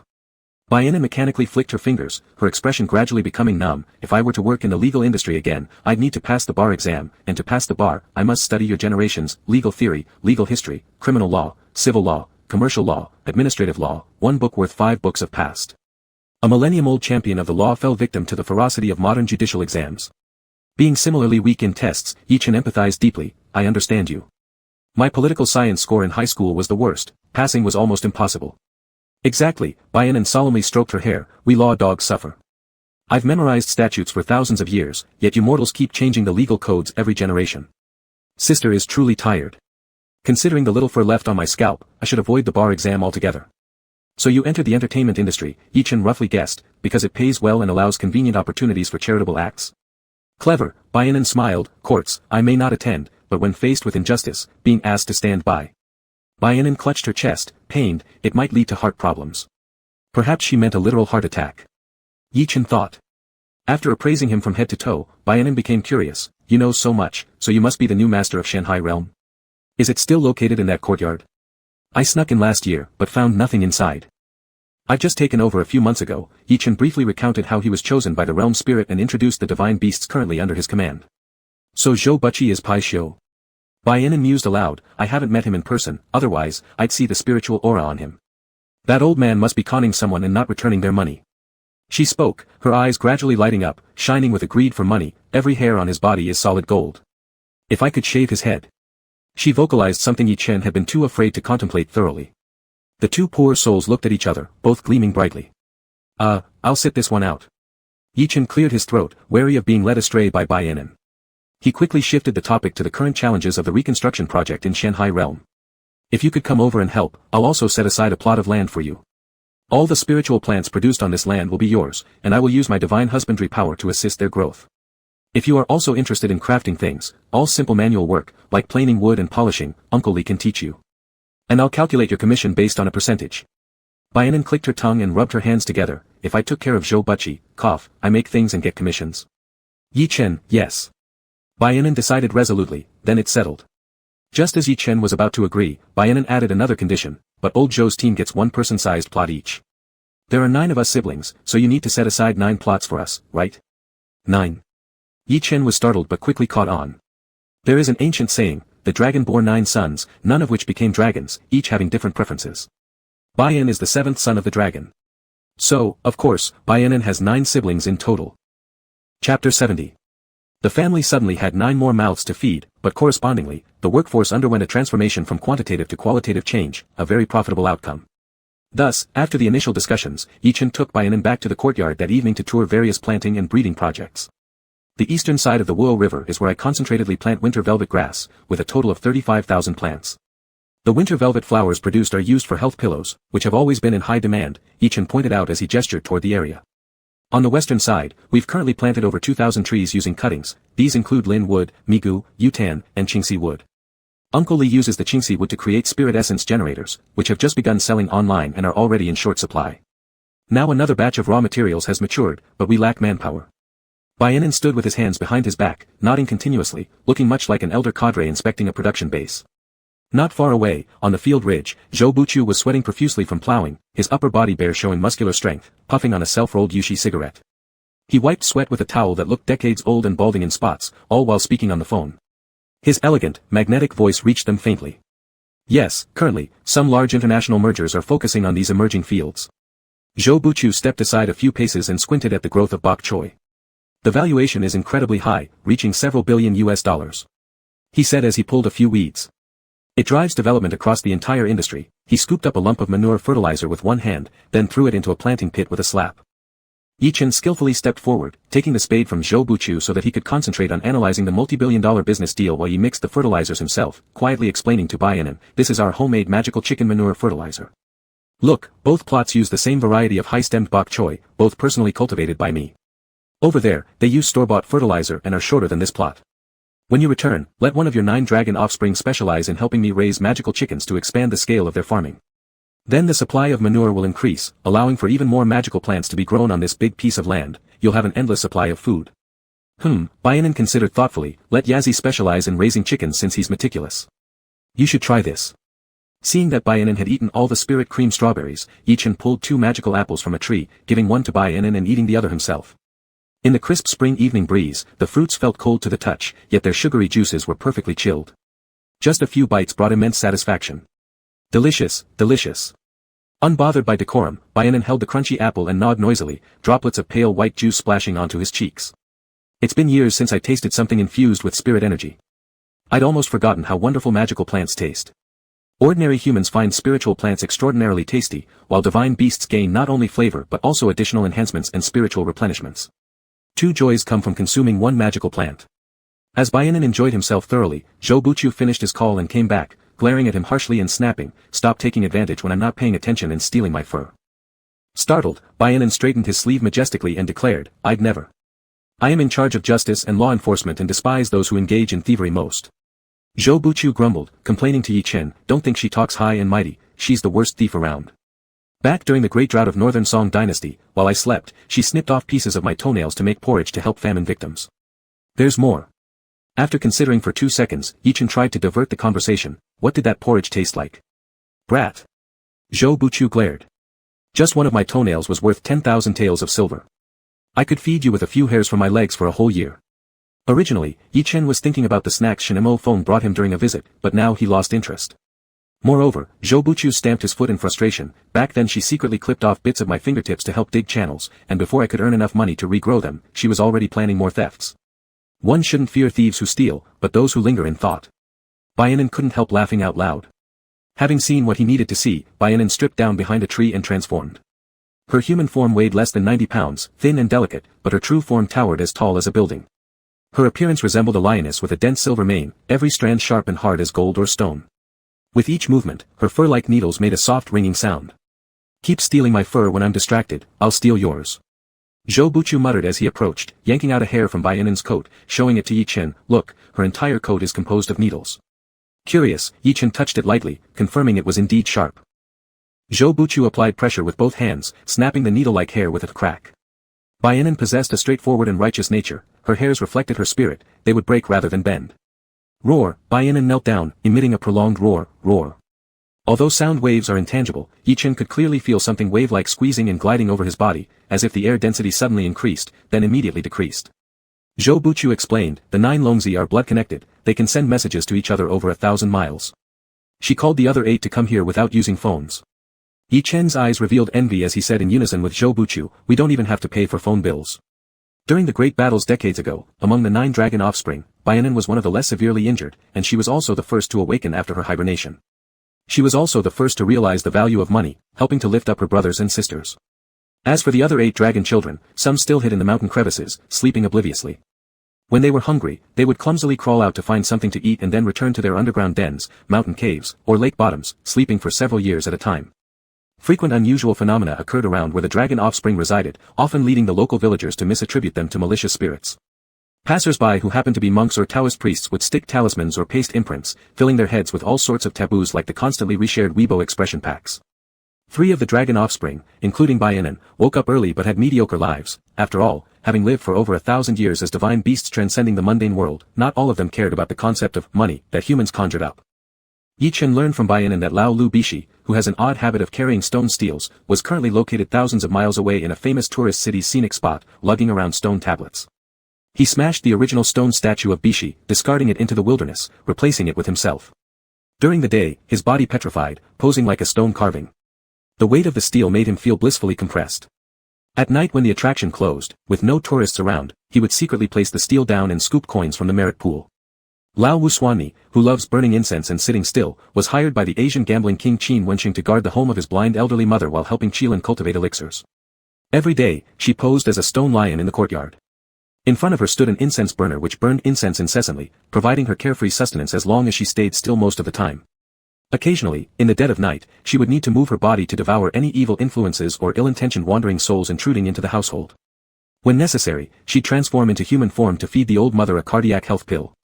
The most handsome-looking Longzi, Yaji, woke up shortly after Bayanin.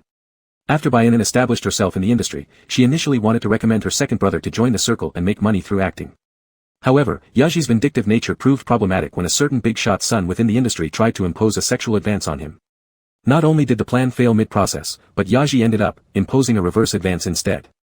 "Sister," Yi Chen meekly raised his hand, "is there something off with this part? Are you sure it's correct?" Bayanin responded indifferently, "He's always been that way, eye for an eye, tooth for a tooth." "Oh," Yi Chen nodded obediently, "got it." And so retaliation followed retaliation. As it turned out, Yaji and the thick-headed young master never managed to resolve their dispute completely. Unable to adapt to human jobs, yet unwilling to retreat back into secluded valleys to hunt rabbits, Yaji relied on Bayanin for support for a period of time. Now, he runs his own gaming stream from home under the nickname, I'll Kill You If You Watch One More Episode, recently becoming popular playing battle royale games due to his overly petty nature. Anyone who hit him even once would be pursued relentlessly until death, even beyond the safe zone. Just a few steps away from safety, he'd rather die than give up the chance to press his opponent outside the zone. His famous saying is, to hell with eating chicken, winning, today. I'm going to wreck you. Yichen exclaimed in shock, I've seen his videos. It was none other than the infamous Mad Dog streamer. 5 more of the dragon offspring remain asleep, though after these decades, those who haven't fully recovered are mostly doing alright now and capable of work. A few days later, with the exception of Swanee who couldn't get leave because of the Asian gambling king, the 8 dragon children summoned by Bayanan gathered in the mystical realm.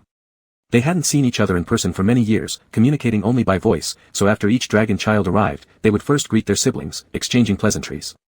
By the time the slowest one, Bishi, finally showed up, Yichen let the 8 of them catch up while he idled nearby, slacking off. Stone sculpture of Bishi mysteriously stolen at XX Mountain Scenic Area.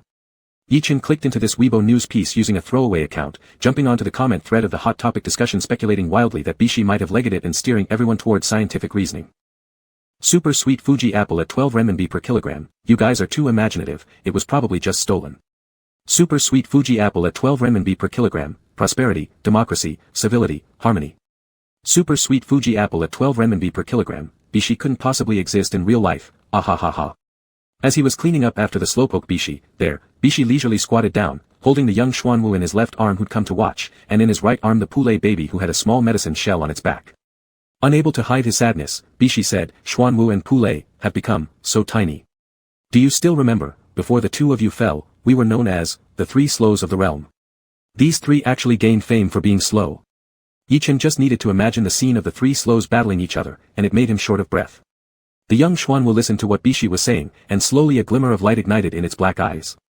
Qiongqi baby read the situation well and spoke on behalf of everyone. Xian wants to ask when will he be able to speak as fast as you. Xian lazily rolled her eyes, sparing a grateful glance at Qiongqi and said, right. Bishi burst out laughing loudly, ha, ha, ha.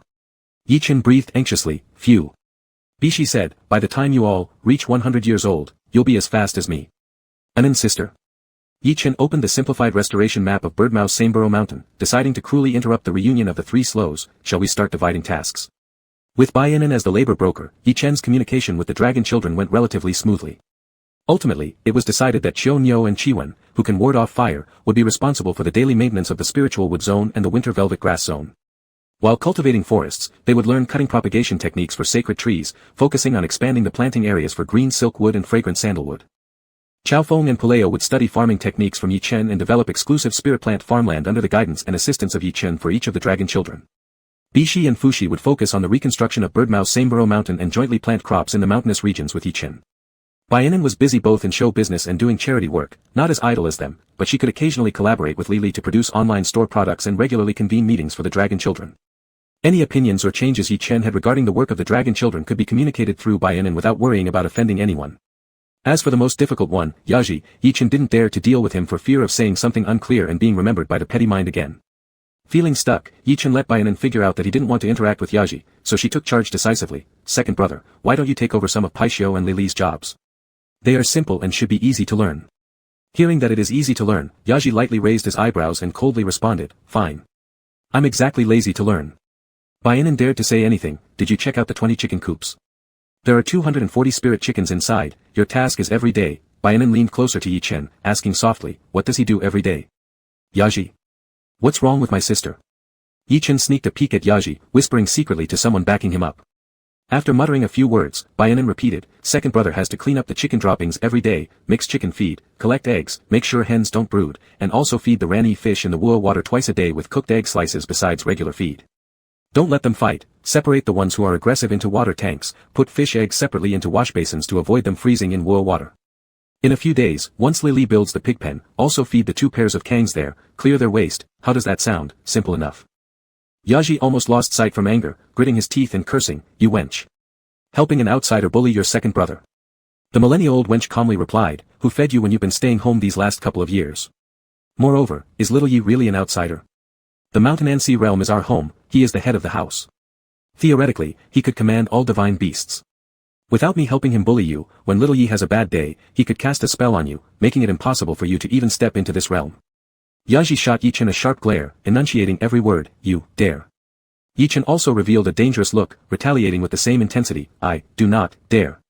Real men, even when cowardly, should display an unyielding spirit. Bayanin.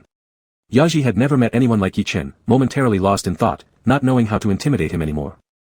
Chapter 71. The mighty dragon's son was now faced with the humbling task of raising chickens and feeding pigs, leaving Yazi feeling indignant.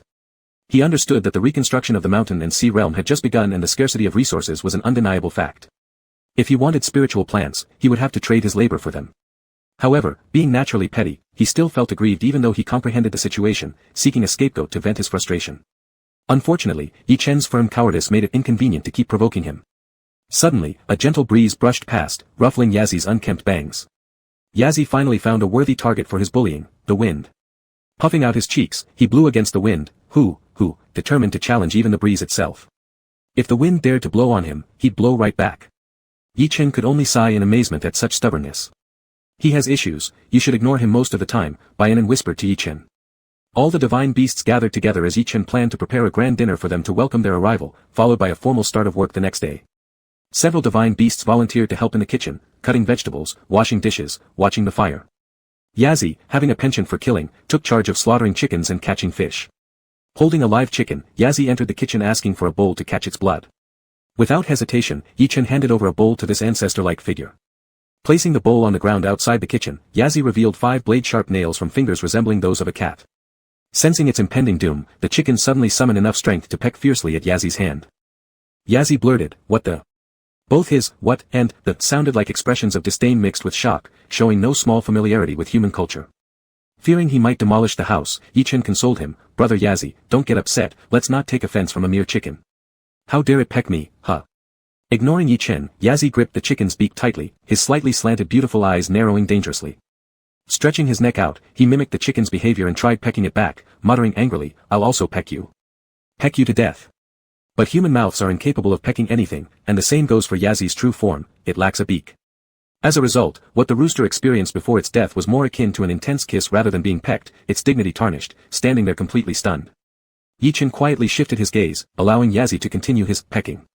After slaughtering several spiritual chickens, Yazi moved on to catching ranny fish. Having not battled these fish for years, he underestimated their capabilities and recklessly lured 7 or 8 male fish onto shore. The fish instinctively formed 3 teams to encircle and attack their opponent. Before Yazi could react, one slapped him hard across the face, enraging him. Transforming into his true form, he bellowed furiously and used his claws to subdue all the fish effortlessly. "Brother Yazi, are the fish ready yet?" Yichen asked, wiping his hands on an apron and looking out the window. Outside, 8 ranny fish sat lined up along the wall, their fins covering their heads like criminals captured by police. Massaging his cheek, Yazi roared, "Apologize." "Humph," retorted the fish. "You dare insult me?" With his finger thrust into the fish's belly, Yazi cursed loudly, "CNM." Yichen remained silent. A man must act with unwavering courage. So Yichen decided prudently to cook other dishes first. Thus, Yichen's black market health supplement factory and illegal agricultural operation began running smoothly. With help available, the arable land area significantly expanded, offering a wide variety of crops. Yichen relished in the joy of a bountiful harvest, always donning his work clothes upon returning home every evening, gathering the fruits of his labor with enthusiasm. Lush, bright red tomatoes bent their branches under their weight, hollow heart greens were chopped with sharp scythes, releasing crisp tender stems carrying a refreshing fragrance, firmly grasping handfuls of green radish leaves, a wrist twist lifted orange and water-lucid carrot straight out of the soil. Washing and breaking them in half, their fresh sweetness was comparable to eating fruit. This happy farmer strolled through his vegetable fields, inspecting each patch, nurturing any poorly performing ones with his divine power until they matured. That night, Yichen and Bayanin finished work early, assisting Li in the workshop by shaving wooden strips, discussing tomorrow's filming schedules while doing carpentry. Every few shavings produced, they glanced at their scripts, creating a magical and intense scene. The neatly shaved wooden strips piled up like a small mountain. The young divine beasts sat orderly on nearby benches, using their chubby little hands to hold sandpaper and smooth out the rough edges on the prepared wood. Xuanwu baby fell into a light trance brought about by repeatedly moving his hands mechanically. His eyelids grew heavier. Xuanwu baby, who? A few seconds later. Xuanwu baby, Ru. Qiongqi baby shook his head, pressing Xuanwu's head onto his shoulder while stealthily taking the 6 unfinished wooden sticks from Xuanwu's short legs, his goal for the night, and quietly helping him sand them down without a sound. Every time the divine beasts finished sanding 3 small sticks, they could get a stamp of a little bee on their sheets from Uncle Li. Each little bee stamp could be exchanged for a piece of candy, and 5 little bee stamps could be exchanged for an ice cream. The Little Bee stamps were products under Uncle Li Li's rule system, so they could ignore the daily snack standard set by Brother Chen Chen, making Uncle Li Li honor it unconditionally whenever required. Cheongchi Baby moved swiftly, polished 6 wooden sticks, and placed them back on Xuanwu Baby's chubby legs as if nothing happened. Xuanwu Baby's plump little legs felt ticklish and he woke up slowly in surprise, saying, yeah. Is it? Just keep going. Cheongchi Baby handed him another one to polish. This is your 7th. But Xuanwu Baby twitched his muscles and slowly furrowed his brow. Cheongchi Baby gave him a glare. Shut up. Xuanwu Baby tried to return the 6 already polished sticks. I don't. Cheongchi Baby plugged his ears and scooted away a meter so that Xuanwu Baby couldn't catch him, yelling, not listening. Not listening. Like turtle reciting scriptures. Indeed, those were some scriptures. Yichen held back laughter and patted Xuanwu Baby's head, saying, Xiener, take them, and say thank you to elder brother Qi. Xuanwu Baby repeated it slowly, and this time Cheongchi Baby didn't interrupt but patiently listened to him finish, with softened tips of horns and ears. Still keeping his neck stiff, he said, alright, no need to thank me. Pu Lei Baby, who had already taken on human form, stared straight ahead with his decorative fake eyes blinking not even once, the 2 antennae drooped completely on his head while focusing on the stick in his hand. Seeing the scene, he complained unhappily, I am slow too. Bop G. Then I'll give you 6 roots too. Though Cheongchi and Xuanwu Babies got along well, as the elder brother, he must treat everyone fairly to avoid jealousy among the younger ones. Lolai, remember to blink your eyes. Yichen reminded him and found the decorative eyes on Pu Lei Baby's face turned red, with bloodshot eyes. Oh. Pu Lei Baby hurriedly closed his fake eyes and grinned, yesterday. I forgot to close them, when I slept. Anyway, these fake eyes can't see anything, so Pu Lei Baby often forgets that he has eyes on his face. After finishing 6 sticks, Cheongchi Baby remembered about his untransformed little sister who was lying on by Ainan's legs trying to bite a shape of Barbie out of a piece of scrap iron, so he said to Tao Tao, here, 6 more for you. If you feel hungry, go find uncle and exchange them for candy. Tao Tao wiggled her lamb horn and sweetly replied, slurp. After launching the hair regenerator, Yi Chen's health and wellness shop rose to become a 2-star shop and quickly approached the level of 3 stars. The hair regenerators would be stably listed at 8 p.m. daily, producing at least 50 units each day, and sometimes even 70 or 80, with a minimum daily turnover of over 15,000 yuan after deducting all kinds of miscellaneous fees, leaving Yi Chen to earn nearly 10,000 per day. With abundant financial resources, Yi Chen purchased a tablet computer for the divine creatures to play games on. He also bought a 40-inch LCD TV for 5,000 yuan and extravagantly subscribed to the platform membership for 388 yuan per year, enabling unlimited watching. On the first evening the LCD TV was installed, the young divine creatures sat in 2 rows according to their heights in front of the TV, enjoying the 40-inch Peppa Pig, exclaiming cutely from time to time. Brother Chen Chen is not poor anymore. Brother invite big brother to watch TV at home. 1 mystery fruit suffices for 1 night. Brother has also gotten a new bed from uncle. Invite big brothers to sleep, alright? Hey, Yi Chen's face flushed slightly, gently pinching the rabbit military advisor's ear, where did you learn sleeping? Children shouldn't talk about sleeping. Ho Ho pulled his ear back, desperately hugging his head, talking softly with a gleam in his eye, Brother Chen Chen, I'm wrong. I dare do it again next time. The divine creatures worked hard together in secrecy, and produced 70 unbranded hair regenerators overnight. After the hair regenerator sold out, Yi Chen remotely harvested plenty of gratitude from bald customers, causing his spiritual power to steadily increase. The current daily increment barely managed to cover the costs of nurturing spiritual plants planted newly every day by the divine labor force, yet achieving a substantial improvement remained difficult. Divine power, spiritual plant maturation, balance wasn't Yi Chen's ultimate goal. After upgrading the Realm Spirit app to version 2.0, additional detailed information and data references about ancient god lineage were added to the literature library. After systematically reviewing them, Yi Chen realized that the current spiritual power he gained was far from sufficient. The classic of mountains and seas once recorded, there is Yuanqiu Mountain, on which there is an immortal tree whose fruits when eaten grant long life. This refers to a magical tree whose fruits grant immortality upon consumption. The internal data of the Realm Spirit indicated that there indeed existed immortal trees in the Shanghai realm. Due to their extreme rarity, the Realm Spirit, for the first time ever, had preserved 10 saplings of these immortal trees in its spatial storage. The total fruits from 1 season of an immortal tree could rejuvenate a mortal's body by around 10 years. Theoretically, as long as enough trees were cultivated, their owner could prolong life to last as long as heaven and earth, shining alongside the sun and moon. Throughout history, most of the Shanghai realm's past masters, with the exception of the previous one who perished tragically during turmoil, had already attained enlightenment through cultivation using the sacred objects within the realm. They transcended the 3 realms and were no longer bound by the 5 elements. As an ordinary boy who often read male-oriented fantasy novels during self-study classes at school, Yi Chen naturally had dreams of becoming an immortal and ascending to higher planes, not hoping to dominate all enemies, but at least wishing to live longer. Otherwise, why endure all this hardship and toil? Moreover, it wasn't just for himself. When the day came that he successfully bore fruit on the immortal tree, the first person he intended to share it with was Shen Mo Feng. I'm not in a rush to reverse my aging, I'm 7 years younger than Brother Shen, thought Yi Chen. Brother Shen is already approaching 30, so let him have it first. But planting immortal trees wasn't easy. If it were as simple as sticking them in the ground and watching them grow, immortality would already be widespread across humanity. Besides the strict demands of humidity, temperature, and nutrients, the hardest part was the supply of divine power. Without divine power support, an immortal tree required close to a century to bear fruit in one season, yet its fruit could only extend human life by 10 years. Most people wouldn't even survive long enough to enjoy the plus 10 years. Additionally, disasters or other calamities could easily disrupt the tree's growth over its 100-year maturation period. Even more challenging, the higher the class of the sacred tree, the less it was influenced by divine power. Therefore, if Yi Chen wanted to taste the fruit of the immortal tree within his lifetime, he would need to relentlessly channel divine power into the sapling. To ripen an immortal tree in just a few years would require almost astronomical amounts of divine power, making Yi Chen's current production negligible, a drop in the ocean. For now, the priority was to expand the health products business. Once there were more laborers and funds, he could explore other ways to earn divine power. With a stable mindset, Yi Chen cheerfully chipped away at the wood, remaining grounded and pragmatic. Chapter 72. Another week passed in the blink of an eye. During production, the program team of Leisurely Holiday had kept the identity of the mystery guest under tight wraps until the day before the broadcast when they finally unveiled the bombshell with great confidence. Beneath a flood of lavish praise on their official Weibo account was a stunning rural-themed photograph of Shen Mo Feng, dressed in workwear, wearing long boots, and shouldering a hoe. Leisurely Holiday v. This national godlike figure, a billion-dollar film emperor, will show a different side of himself in this program. Weibo exploded. The post revealing the guest's identity took off, with fans reacting wildly. Some couldn't contain their excitement, preparing to admire the screen while others lamented about the emperor lowering his standards. The biggest reactions came from the Feng Yi girls. Their CP-related topic reached peak popularity within minutes, filled with screaming comments complete with sound effects. It's common knowledge that Big Brother Feng never takes on variety shows. No ads. No reality shows. Why is he doing it now? Isn't it for Chen Chen? Not only does he not take them, but old Chen even mocked reality shows at the start of his career, saying how awful they were. I thought he would stay so resolute and steadfast, but now he's proven his own words wrong for love, ha ha ha ha. I'll be sure to tune in at 8 tomorrow night. I'm laughing my head off.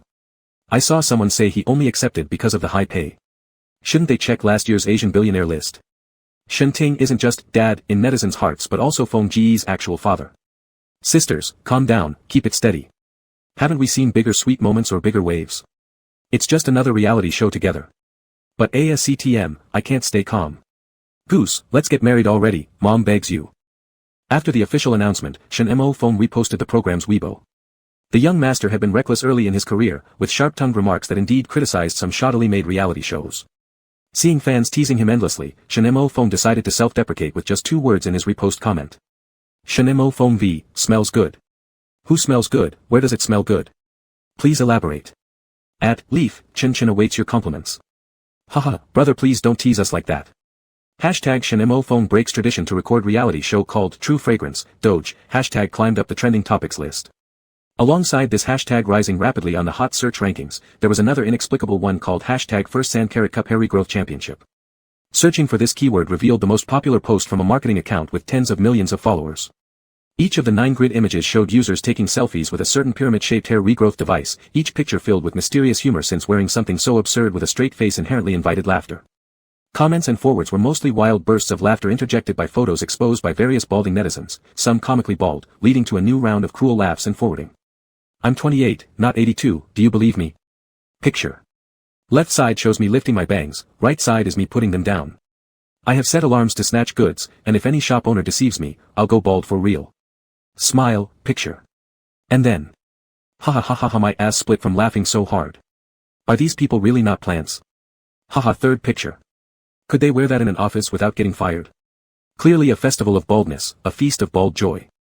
Actually, these pictures were originally posted by Yi Chen using the store's Weibo account. Over this period, he had been collecting buyer reviews, organizing several folders on his computer titled, Patchy Baldness, Top Baldness, M-Type Baldness, U-Type Baldness, neatly categorized, easy to look up, providing a clear understanding of the treatment effects of the hair regrowth device on different types of baldness. With accumulated feedback, Yi Chen selected some highlighted or particularly effective pictures, obtaining the buyer's consent before blurring out faces and sharing them on the store's Weibo page. Little did he expect that those photos caught the attention of a marketing account, who picked up the hashtag and ran with it. As the two hashtags raced neck and neck on the trending list, engaging in a passionate struggle, sometimes the multi-billion-dollar emperor was overshadowed by the absurd hair regrowth devices, and other times he overpowered the weird contraptions. Opening the trending list for entertainment, Shenmo phone. What kind of crap sells this? Brushing Weibo at home, Yi Chen. Unexpectedly stealing Big Brother Shin's thunder, it's pretty ironic. Yi Chen was using the store account to ride on the coattails of some marketing influencers for self-promotion. As the hype picked up, there were those laughing, some who wanted to give it a try, and others suspiciously calling him out as a fraudster. While his product was undeniably effective with established good reviews, such discordant voices wouldn't impact actual sales. Yet, he realized that if they ever wanted to scale bigger, professionalism would be unavoidable, an obstacle they could not bypass. Thus, the issue of how to get through quality supervision inspections loomed.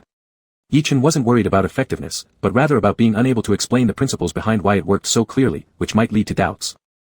Quality Inspection Department, efficacy principle of spiritual plants, this wasn't something ordinary connections could solve easily.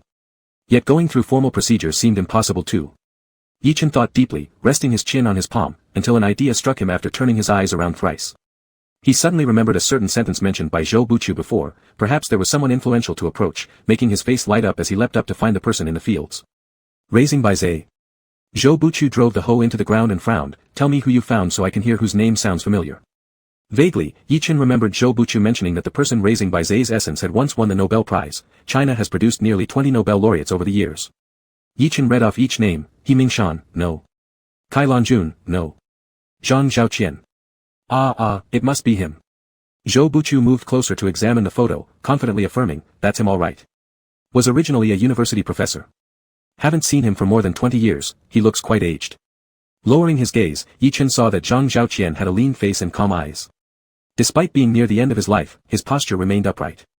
Zhang Zhaoqian, academician of the National Medical Research Institute, chief scientist at the Life Science Research Institute, Nobel Prize winner in medicine. His most recent research discovery on human vision is expected to be clinically applied within the next decade, potentially restoring sight to nearly 10 million people. If they could latch onto the legs of academician Zhang, wouldn't concerns about quality inspection vanish? Moreover, Zhang Zhaoqian's field of expertise lies precisely in life sciences and medicine, perfectly aligned with Yi Chen's area. However, Yi Chen didn't know the status of Bai Zhe's essence cultivation yet, whether it had awakened or was still dormant. Interacting with academicians gave him jitters, words got tangled in his throat when speaking with them, yet dealing with divine creatures came naturally to him, possibly due to their longevity leading to a pure simplicity. Many were far from pretentious, behaving even like old children or entirely animalistic in direct communication styles, much easier than communicating with humans. Can you reach him or Bai Zhe? Yi Chen asked. Purchasing wisdom from Bai Zhe had cost Zhang Zhaoqian 10 years of his life, thus, the fruits of the immortal tree would surely be alluring to him. Both parties helping each other could certainly achieve a win-win situation. I don't know what state old Bai is in, Zhou Buqiu scratched his head, I'll ask next time.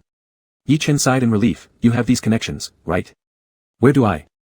All I know is finance. Zhou Buqiu pulled out his phone, leaned over to look at Yi Chen's encyclopedia page on his mobile, opened a car navigation app, and inputted the destination while muttering to himself, National Medical Research Institute, South Qing Road, Changning District. Oh, I recognize the highway next to it from my last trip to Yunnan. Yi Chen choked for a moment, you're just flying over.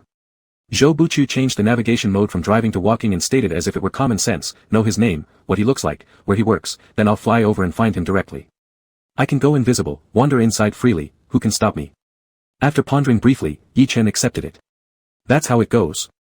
In this world, only divine beasts could afford such arbitrary actions to meet someone. The next day, the first episode of the second season of Leisurely Holiday officially aired. Both men had no night shoot scheduled that evening. Shenmo phone wrapped early and went to the filming site in his car waiting for Yi Chen. They planned to watch the reality show together at Shenmo Feng's place at 8 p.m. At the parking lot, Yi Chen fetched a tall bundle from the company's minibus and carried it to Shenmo Feng's car, asking, can this fit? What is it? Shenmo Feng measured its length, put it diagonally on the back seat. Yi Chen smirked, guess. Shenmo Feng guessed shrewdly, did you dig up one of your saplings? Yi Chen shook his head seriously, but I'll dig one up for you if you want, anyway, I've planted too many. I don't want trees, Shenmo Feng teased, but I'd love to work on your farm as hired help. You said you planted too many, you probably can't manage all of them. If I work for you, don't feed me until I finish the job, it'll force me to bribe you. Yi Chen's ears turned slightly red hearing this. Stuffing the tall item into the rear seat, he gazed at Shenmo Feng with a complicated look, unreadable, and asked deeply, if one day, I really bring you home to farm, will you really agree? Why are you unwilling? Shenmo Feng glanced around meaningfully, I'd be willing to be your horse to ride. Being a horse to ride, could it possibly mean? Yi Chen's face heated up instantly, unable to utter a word, and quickly dove into the passenger seat, pretending not to hear. Shen Mofeng also got into the car and innocently asked, "What's wrong with being a workhorse? Can you explain the psychology behind all you guys?" Yi Chen. Yi Chen slowly fished out his phone to show pictures, changing the topic. "Do you think this is nice?"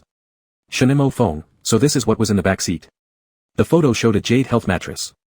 The light brown mat had neatly embedded rows of flat, round, and glossy white jade stones. With a flick of his finger, Yi Chen displayed another close-up picture. Shen Mofeng, knowledgeable about fine goods, immediately identified that the white jade wasn't ordinary. Using such jade for grinding pieces to make mattresses would be considered wasteful. "Right," Yi Chen, feeling awkward to smoothly sell the pitch to Shen Mofeng, hesitantly said, "It's a token of respect for uncle. Didn't you say last time that uncle's health isn't very good? This jade mattress can regulate blood pressure and cholesterol levels. If there's no issue in those areas, frequent use can help prevent them." As Yi Chen spoke, he still felt like a fraud, uneasily saying, "It really works, believe me. I know herbs. This is as effective as the pillow I sent you last time. Uncle Shen must stay alive until the immortal tree fruits." Yi Chen worriedly thought. By then, he wondered if the immortal tree's fruits would be enough for everyone. This jade. Shen Mofeng's heart softened. "You truly don't hesitate." Chapter 73. Yi Chen was afraid he would offer money, so he evaded. "It's not much, don't ask about it. It's just a token of my appreciation." This jade mattress was a new product he and Lily had researched together. The mat was ready-made and could be mass-customized. Polished jade round pieces were neatly glued onto the mat with strong adhesive to make one finished product. The white jade from Birds-Rat's Cavern Mountain had superior quality. According to Jingling, large-scale use could regulate blood pressure and lipids, making it an essential item for men with the three highs. Jade itself is a material that easily gathers spiritual energy. As long as the jade isn't damaged, a pad can last for several decades without any issues. Yi Chen thought this piece should at least sell for tens of thousands. 6 figures wouldn't even be considered too greedy. Although there is a jade vein deep within the jade mine of Birds-Rat's Cavern Mountain, as long as the vein isn't cut, the spiritual jade can regenerate slowly, but it's still slow after all, needing to wait a long time after being dug out once. To sell such a good thing too cheaply, wouldn't that be disrupting the socialist market? Currently, the biggest problem in producing jade mattresses is the lack of manpower. Polishing jade is meticulous work. Lily could grind out only one mattress by working tirelessly in the workshop all day. Making money might not be a problem, but it wasn't cost-effective regarding spiritual power. Yi Chen thought that when funds accumulated more in the future, they might open a factory around the capital city, hand over some non-leakage production processes to common laborers. This way, not only would productivity increase, but also promote employment issues in surrounding towns around the capital city. In short, Yi Chen only had this one sample now. Shen Mofeng had mentioned Shen Ting's health problems vaguely once before, and Yi Chen had remembered it. Shen Mofeng tightened his grip on the steering wheel, speaking gently, "Let me thank you on behalf of my father first. Next week when I go home, I'll bring it to him." Yi Chen slightly startled, "Okay." While waiting for the red light, Shen Mofeng lightly tapped his fingers on the steering wheel and asked, "Do you think we'd meet my parents today?" "No," Yi Chen denied immediately, remembering that Shen Mofeng didn't allow him to lie, and corrected himself, "Yes. They're abroad this week." Shen Mofeng looked at him, almost wanting to bite his cheek, trying not to hope too much. "Or next week when I go home, shall I bring you along? Have you decided to legitimize our relationship?" "No, no need to bring me next week." Yi Chen wiped his face. "I just thought we'd have an ordinary meeting today, not that kind of." As expected. Shen Mofeng bit his lips, "Not which kind?" Yi Chen turned his head awkwardly towards the window, spur of the moment picking a word, "Not that kind where the dowry is involved." Dowry. Shen Mofeng's disappointment lasted less than a few seconds before being tickled by this term. He grabbed a cigarette, nibbling it with his teeth, rubbing its filter tip to alleviate the itch in his heart, then after a while, said slowly, "All right, not in a rush. I will prepare 2 dowries first." His contract with Homrui Entertainment would soon expire, and he was preparing to set up his own studio. He had this idea to invest heavily after the establishment of the studio, aiming to poach Yi Chen from his current agency. Yi Chen's agency could be considered quite considerate, giving everything they could give.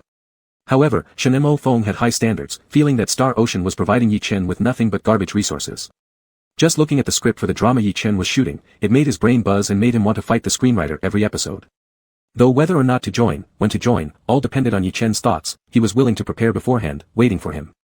On the other hand, he secretly invested in a film project for Yi Chen, intending to tailor-make an award-winning movie to boost his young partner's career, preventing him from using excuses like being worthy or not. They went home after that. This was the place Shen Mofeng lived alone when his schedule was full. Well located, the large house was devoid of people, decorated in a minimalist style to the point of seeming cold. It gave off an alienated and resistant aura, forbidding visitors, spotlessly clean to the extent that you dare not touch anything. Yi Chen recalled his always chaotic quadrangle courtyard. Not only was the quadrangle courtyard old, but the floor stones were damaged in 2 places. One still retained the small tooth marks left by Tao Tao when she mistook them for cakes. Another incident happened recently, when Pulu accidentally fell again and got stuck on the ground. It was still deep winter back then, leaving outside for a week would surely freeze a child to death. Hence, Yichen painfully picked up the impact drill and drilled away the bricks surrounding Pulu's face. Once children multiplied, maintaining cleanliness and order became a challenge. With a heavy heart, Yichen sighed worriedly. We still have 20 minutes, Shenemo Feng adjusted the TV, going to open the fridge. What would you like to drink? Is there cola? Yichen peeked inside and saw only wine of varying degrees and soda water, changing his words, then I'll have water. Shenemo Feng didn't know what kind of madness had gotten into him. When Yichen said he wanted cola, Shenemo Feng's heart suddenly contracted. He hastily said, I'll go downstairs and buy it for you. I'll go. Yichen grabbed his wrist, you've already changed your clothes. To his surprise, Shenemo Feng acted as if crazy, slammed the fridge shut, turned around and pinned him against the door, kissing and nibbling fiercely. What? Yichen's legs went weak, almost making him kneel. What's wrong? Shenemo Feng bit his lower lip. Young boy. Yichen was confused. What? Shenemo Feng's chest felt unbearably hot. Still want cola? Cola? What about it? 90-year-olds can drink it too. Yichen indignantly defended adults' right to drink cola. It's not like milk. Oh no, even 90-year-olds can have milk. Shenemo Feng couldn't help but laugh at this. He kissed Yichen until he couldn't speak anymore. Satisfied, Shenemo Feng grabbed a sport jacket, put on a hoodie and a mask, then went downstairs to buy cola for his young boy. Chen Chen, Chen Chen. In the empty elevator, Shenemo Feng was all jittery, muttering this endearing nickname. It struck him that Yichen's devoted fans made valid points in criticizing him earlier. But instead, he felt more motivated than ever. The fans don't know, but every word they're using to scold Shenemo Feng now will become a bullet aimed at their beloved Chen Chen later on. The Leisurely Holiday aired its first episode promptly at 8 p.m. The TV was far from the sofa, so Shenemo Feng sat directly on the floor, leaning against the sofa with his long legs sprawled out casually. He let Yichen rest against him while watching TV, holding his thin waist with one arm, and holding a phone with the other to sync comments. Are you going to send comments on your phone? Yichen asked. Shenemo Feng rested his chin on Yichen's shoulder. Yeah, I'm posting them. Yichen. Are you full of lewd remarks you just can't hold back? As the show played to Shenemo Feng's first appearance, Yichen froze completely upon seeing his awkward self on screen interacting with Gu Yuyu. The barrage of comments filled up with screams. On screen Shenemo Feng walked towards Yichen, who stammered awkwardly while greeting Shenemo Feng. Then the mischievous editor added 4 big characters above his head, capture him on spot. Huh, capture Shen family runaway wife X1. No more luring our Yuyu. WOC, Chinchin's face is so red. Shenemo Feng is so mean. Congrats to Wine Brother getting Chinchin. Yichen closed his eyes, refusing to see the comments. Why did I react so much back then? Shenemo Feng was still furiously posting comments. Lock Windai. Eyebrow twitching, Yichen sarcastically suggested, why don't you apply for a moderator role in the Windai Super Topic? Shenemo Feng didn't look up, lazily replying, after we officially announce. Yichen, I was joking. Haha, Shenemo Feng, I'm serious. The program continued, showing part where both were exchanging WeChat messages in a car. They sat separately on either side of the rear seat of a sedan, both heads down playing with their phones without speaking, yet sharing glances. Yichen looked helpless, his face getting redder and redder. He quickly shot a pleading glance at Shenemo Feng, who didn't budge. What are the swans texting each other secretly? Editing by the production team, deliberately releasing this segment to make us guess. Girls who ship OTPs are natural detectives. Let me analyze. Judging by Chinchin's reaction, perhaps Win Brother mentioned some demand, such as. Shenemo Feng scanned the comment line with narrowed eyes, frowning. Incorrect analysis. Way off. Shenemo Feng typed and posted a comment, aiming to restore the truth. This is how it happened that day when Chinchin. Bro Shen. Yichen summoned the courage to grab the phone in Shenemo Feng's hand. Shenemo Feng regretfully muttered, their guessing is way off. Don't we need to correct them? Yichen, looking pitiful, please stop. Shenemo Feng confidently declared, when I become the moderator of the super topic. The program quickly transitioned to the scene where guests were required to plant peanuts. Yichen aced the Q&A section, knowing every detail about peanut planting such as temperature and humidity, planting depth, and fertilizer types. After answering 2 questions correctly, he gracefully passed the next question to another team. The comments exploded. Hahaha, wow, what an agricultural empire prince. Our baby Chin seems like there's a wise old farmer inside him, talking about peanut planting techniques so brilliantly. Did he fake being a farmer at 21 minutes 34 seconds? Yes, he did. How could he act so fluently? Really don't understand how YC knows so much. Did the production team tell him the answers beforehand? Does he have a script? Coincidentally, the next question from the host in the program was also directed at Yichen, who replied that he knew a lot because he had planted peanuts in his own courtyard. Planting fruit trees and flowers in the yard is one thing, but planting peanuts? What kind of style is that? Ha ha ha, it's like my dad. I think the focus should be on how big Yi Chen's yard is. I'm feeling envious. Curious, do the fans of YC always boast about him being a rich family's young master, is it true or not? While the audience was watching the show for entertainment, those who live off celebrity gossip were already gathering relevant information to ride this wave of Yi Chen's popularity. Yi Chen was unaware of all this and was focused on appreciating his handsome posture while planting peanuts on screen, as well as Shen Mo Feng's hilarious moment when he dropped the hoe after seeing an earthworm. The series of actions where Shen Mo Feng tossed away the hoe and panicked running away was replayed 3 times. Shen Mo Feng gritted his teeth watching it, damn. Next, there was the scene where Yi Chen held back laughter to comfort Shen Mo Feng, who looked irritated yet amused on screen, saying, "You're trying not to laugh, huh? Don't hold it in, darling." The production team not only kept the word "darling" uncut, but they also made sure to add large bold subtitles. In front of the TV, Yi Chen turned red in the face, embarrassedly reprimanding, "You're so vocal during the show, they won't know what to say about you." Chapter 74. After Shen Mojing called out, "baby," the barrage of comments exploded, densely covering the screen so that one couldn't even see the faces. All were teasing in unison. "You baby. Chen Chen shouldn't fall in love too early. You're only 19, and it's a mess in this industry. Foolish child, please take care of yourself. So mama suggests you get your certificate with Shen Mojing right away," smiley face. The combination of the veteran rogue actor and an innocent young star is truly heavenly. Damn. Yi Chen's retweet of the show preview also flooded with similar responses, drowning under the tide of "baby," making him feel like being on an isolated island amidst a sea of mockery. Wherever he looked, front, back, left, or right, all were filled with teasing. Casually calling someone "baby" among the same gender wasn't a big deal, but in the logic of couple fans, CP, it was barely different from publicly declaring their romance. It seemed like it was time to pop champagne. Yi Chen massaged his temples, feeling a headache as his brain hurt, while the mastermind behind all this, Shen Mojing, appeared delighted beyond measure, gloating smugly, "This reality show was absolutely worth it for me. I even got paid by the production team, but I feel somewhat embarrassed." With a resentful tone, Yi Chen replied, "You should be paying them." Shen Mojing chuckled quietly into Yi Chen's shoulder. In order to thoroughly capture the audience's attention, the first episode was edited slightly longer than usual, cramming more content. The latter part featured scenes ranging from Shen Mojing being slapped by a fish, to Yi Chen dominating battles, then to Yi Chen skillfully riding an electric tricycle, until the final segment where Yi Chen was seen selling fish at the market. Audiences watching online repeatedly had their perspectives refreshed by Yi Chen's performance. When Shen Mojing was hit in the face by a fish. It's rare to see Shen Mojing embarrassed. I can't help taking screenshots for archival purposes. Haha, another screenshot. Oddly enough, his gesture of being slapped and clutching his face is somewhat charming. His good looks really stand out, even when picking his nose, it's still considered charming. When Yi Chen demonstrated his fishing skills for love. So, how did he manage to catch so many? There must be some backstage trickery involved, right? Some people know how to fish. They've explained before that he keeps fish in his courtyard at home. Do you think catching fish doesn't require any techniques? It's about familiarity. I'm not much of a fan of Yi Chen, but his versatility and agricultural skills is just adorable XD, and I'm hooked.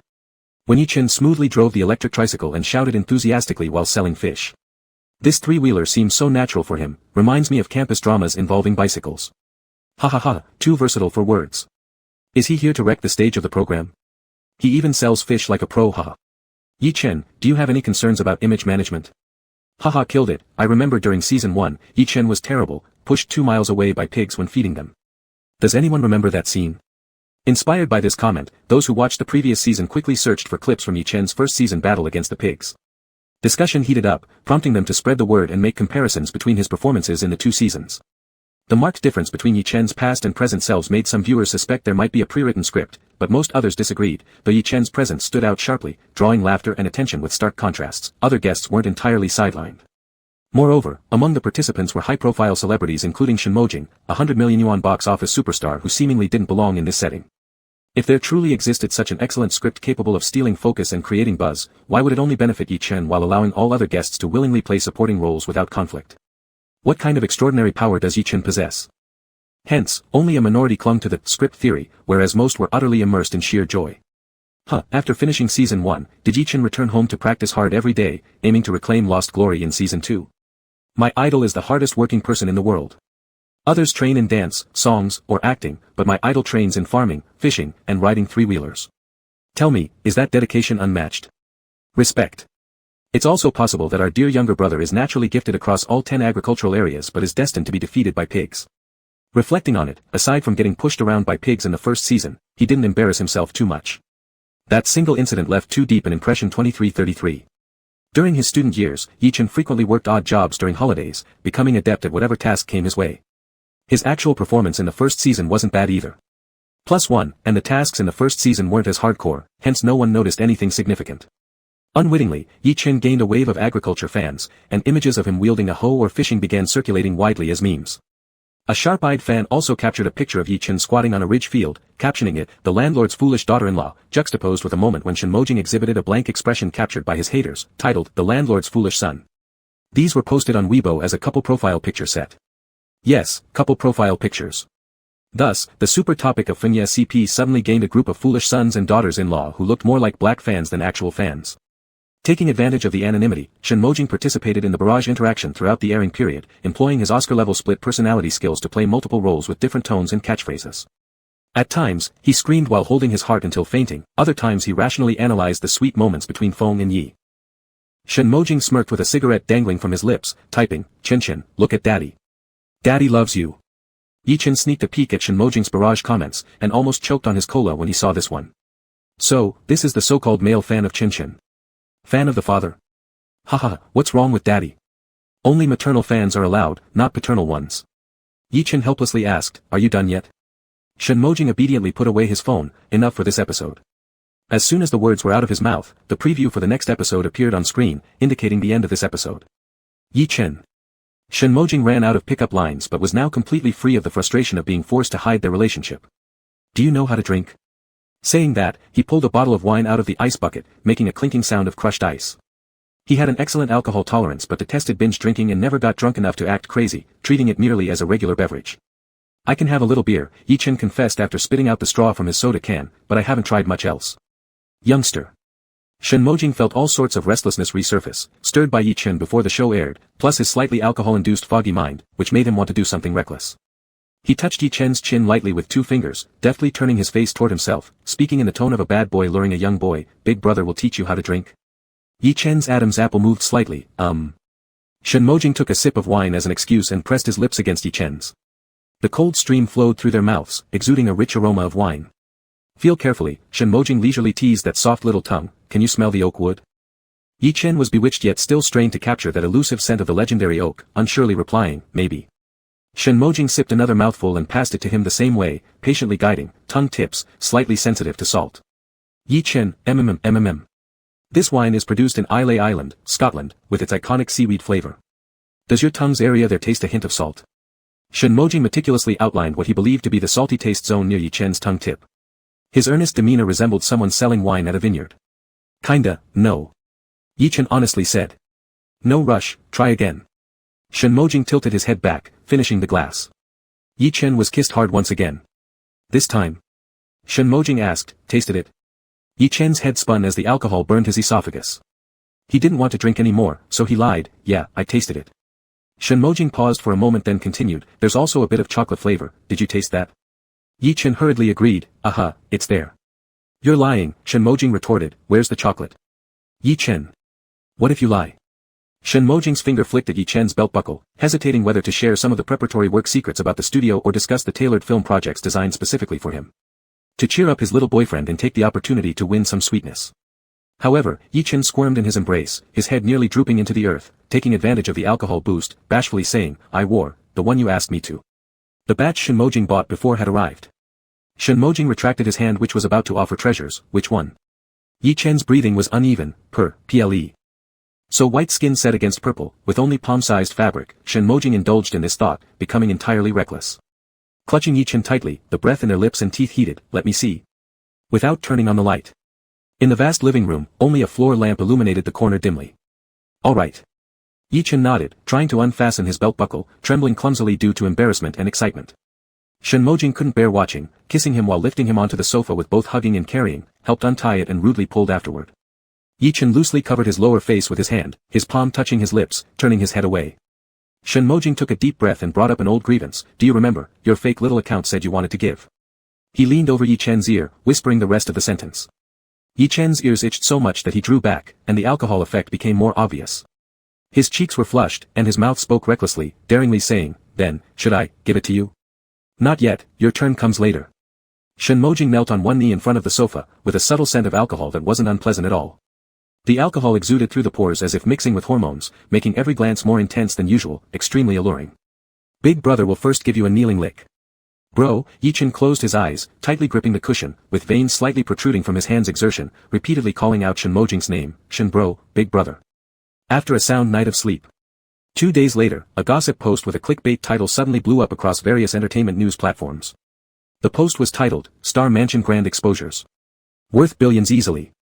Prominently featured as the first picture was Yichin wearing a mask as he walked into a quadrangle courtyard house.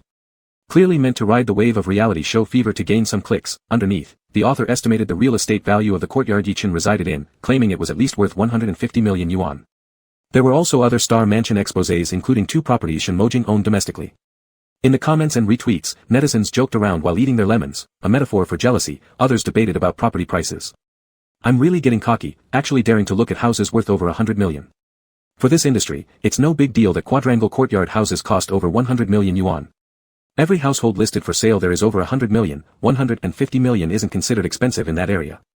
The larger ones nearby are even pricier. I heard one sold not long ago. Yichin just debuted 2 years ago, skyrocketed in fame within this year. Where did he get the money? Not being ignorant or disrespectful, but generally in these cases, the primary consideration would be sugar daddies. It's a fact, fans please don't criticize me. Just want to see the pond, fruit trees, and peanuts in his yard. Jealous, jealous. Chapter 75. Yichin didn't take the so-called leaks online seriously at first. Celebrities have no privacy to speak of, and he had already been on guard for such situations. The online store never wrote detailed shipping addresses when sending out parcels, and photos taken by paparazzi couldn't reveal the doorplate number or too many details. Unfortunately, some industry insiders who claimed they used to be in this line hinted in the comments section that they knew the exact location of the quadrangle courtyard. They also stated, the neighboring household, which is even bigger, has also been sold, making it seem like they really recognized the place, although it's unclear whether they did or were just trying to attract attention. Black fans took advantage of the situation to defame Yichin, implying that Yichin was being kept by someone else. Faced with the black fans' allegations about being kept, Gu Qiu scratched his head until it went bald. How the hell am I supposed to handle this? After all, when it came to doubts, no one was more skeptical than Gu Qiu. However, this time before Gu Qiu could act, related tweets disappeared one after another without a trace. The Twitter account of those who called themselves industry insiders and revealed that the neighboring place had also been sold got cancelled. A large number of suspected water armies, bot accounts, stepped in to help the fans combat the detractors, suppressing any negative remarks targeting Yichin. Online, the black haters were verbally pummeled by fans and bot accounts, creating a stark contrast with the peaceful quadrangle courtyard. Various dragon children worked up a sweat in the fields. Li Li buried himself in vigorously sawing green silk wood. Olding Long curled up on a rattan chair beside the vegetable field, limbs bent and face tense, occasionally rolling his eyeballs, looking every bit alive. Recently, Olding Long ate magical plants 3 times a day, and his internal pearls recovery speed increased significantly, making his body much stronger. His ability to soar through clouds lasted longer, and his rainmaking efficiency improved from the spray bottle level to the bucket level, yet his mental state didn't return to clarity. His destructive power doubled, making it increasingly difficult for Zhou Buqiu to control him. A few days ago, a browser notorious for celebrity gossip pushed an article titled Amazing. An octogenarian male over 80 years old flies naked in the air, with pictures showing a blurry little black shadow floating in the sky. In the interviews, informed citizen Mr. Wang told the reporter that he watched as an 80-year-old man flew out from the 6th floor, holding a cane, bare-buttocked, soaring in the sky. However, Mr. Wang didn't have time to take a photo when the old man initially took off, and by the time he pulled out his phone, the figure had already shot into the cloud layer, disappearing later. Because it was too shocking and the photos were too blurred, combined with the lack of successful footage of the dragon transformation, very few people believed the report. It only brought upon the browser a wave of derisive laughter, claiming that the browser fabricated ridiculous false news to grab attention. Fucking lucky the day was foggy, making the photos incredibly blurry, Zhou Buqiu said nervously. If they had been clear shots, what a disaster it would have been. It won't happen, Yichin kindly consoled him, there's smog in Beijing every day. Upon hearing this, Zhou Buqiu immediately stopped being nervous. Since then, every day Zhou Buqiu came to Yichin's house to work, he brought along the demented old dragon. He dropped the old dragon into the Shanghai realm, leaving him under the care of Baby Ho. At this moment, Baby Ho was standing before Ing Long, holding a hair regeneration device broken by human hands. Softly, it asked, Grandpa Dragon, was this broken by you? Ing Long almost shook his neck off. No. I don't know anything about this. Don't come closer. It was you. Baby Ho approached, its round tail wagging behind as it climbed onto Ing Long's leg. Eh! Ing Long screamed as if a giant American cockroach had crawled up his pants. Baby Ho said, I saw it. You secretly broke it when you came. Wah wah. Ing Long cried like a child 40 meters long. Baby Ho sweetly said, Grandpa Dragon, please don't break the hard-earned work of our hair regeneration devices anymore, alright? If you're naughty, you'll be a bad grandpa, but if you admit your mistakes and correct them, you will still be a good grandpa. Tears streaming down his cheeks, Ing Long nodded, alright. I'm not that scary, and I won't eat you. Baby Ho tilted its head, using chubby hands to grab Ing Long's bony old hand, guiding him gently touch its rabbit ears, cooing, let you touch my ears for a second. Ing Long retracted his hand as if he'd touched the antenna of a roach. Uncle Zhou said I should watch you closely every step of the way. Baby Ho looked troubled while rubbing its round face, suddenly having a bright idea, sat upright, shaking its head back and forth, causing the two rabbit ears to spin flatly. Ing Long stared blankly at Baby Ho. Dizzily stopping, Baby Ho coaxed, don't I look like a noise drum? Ing Long laughed aloud, ha ha ha, he he he. It was rare for Grandpa Dragon to be coaxed into laughing once, and Baby Ho began frantically shaking its head again. Ing Long pointed at Baby Ho, ha ha ha ha, he he he. Bringing Grandpa around sure is tiring. The innocent Baby Ho let out a sigh like a new father. In the yard of the present world, divine creatures were packing goods. The younglings strained to raise their short arms high, supporting oversized packaging bags, storage boxes, and courier cardboard boxes on their heads as they bustled around the yard. They couldn't hold items in front of them because the height of the objects would obstruct their vision, given their short stature, doing so would leave them unable to see where they were going.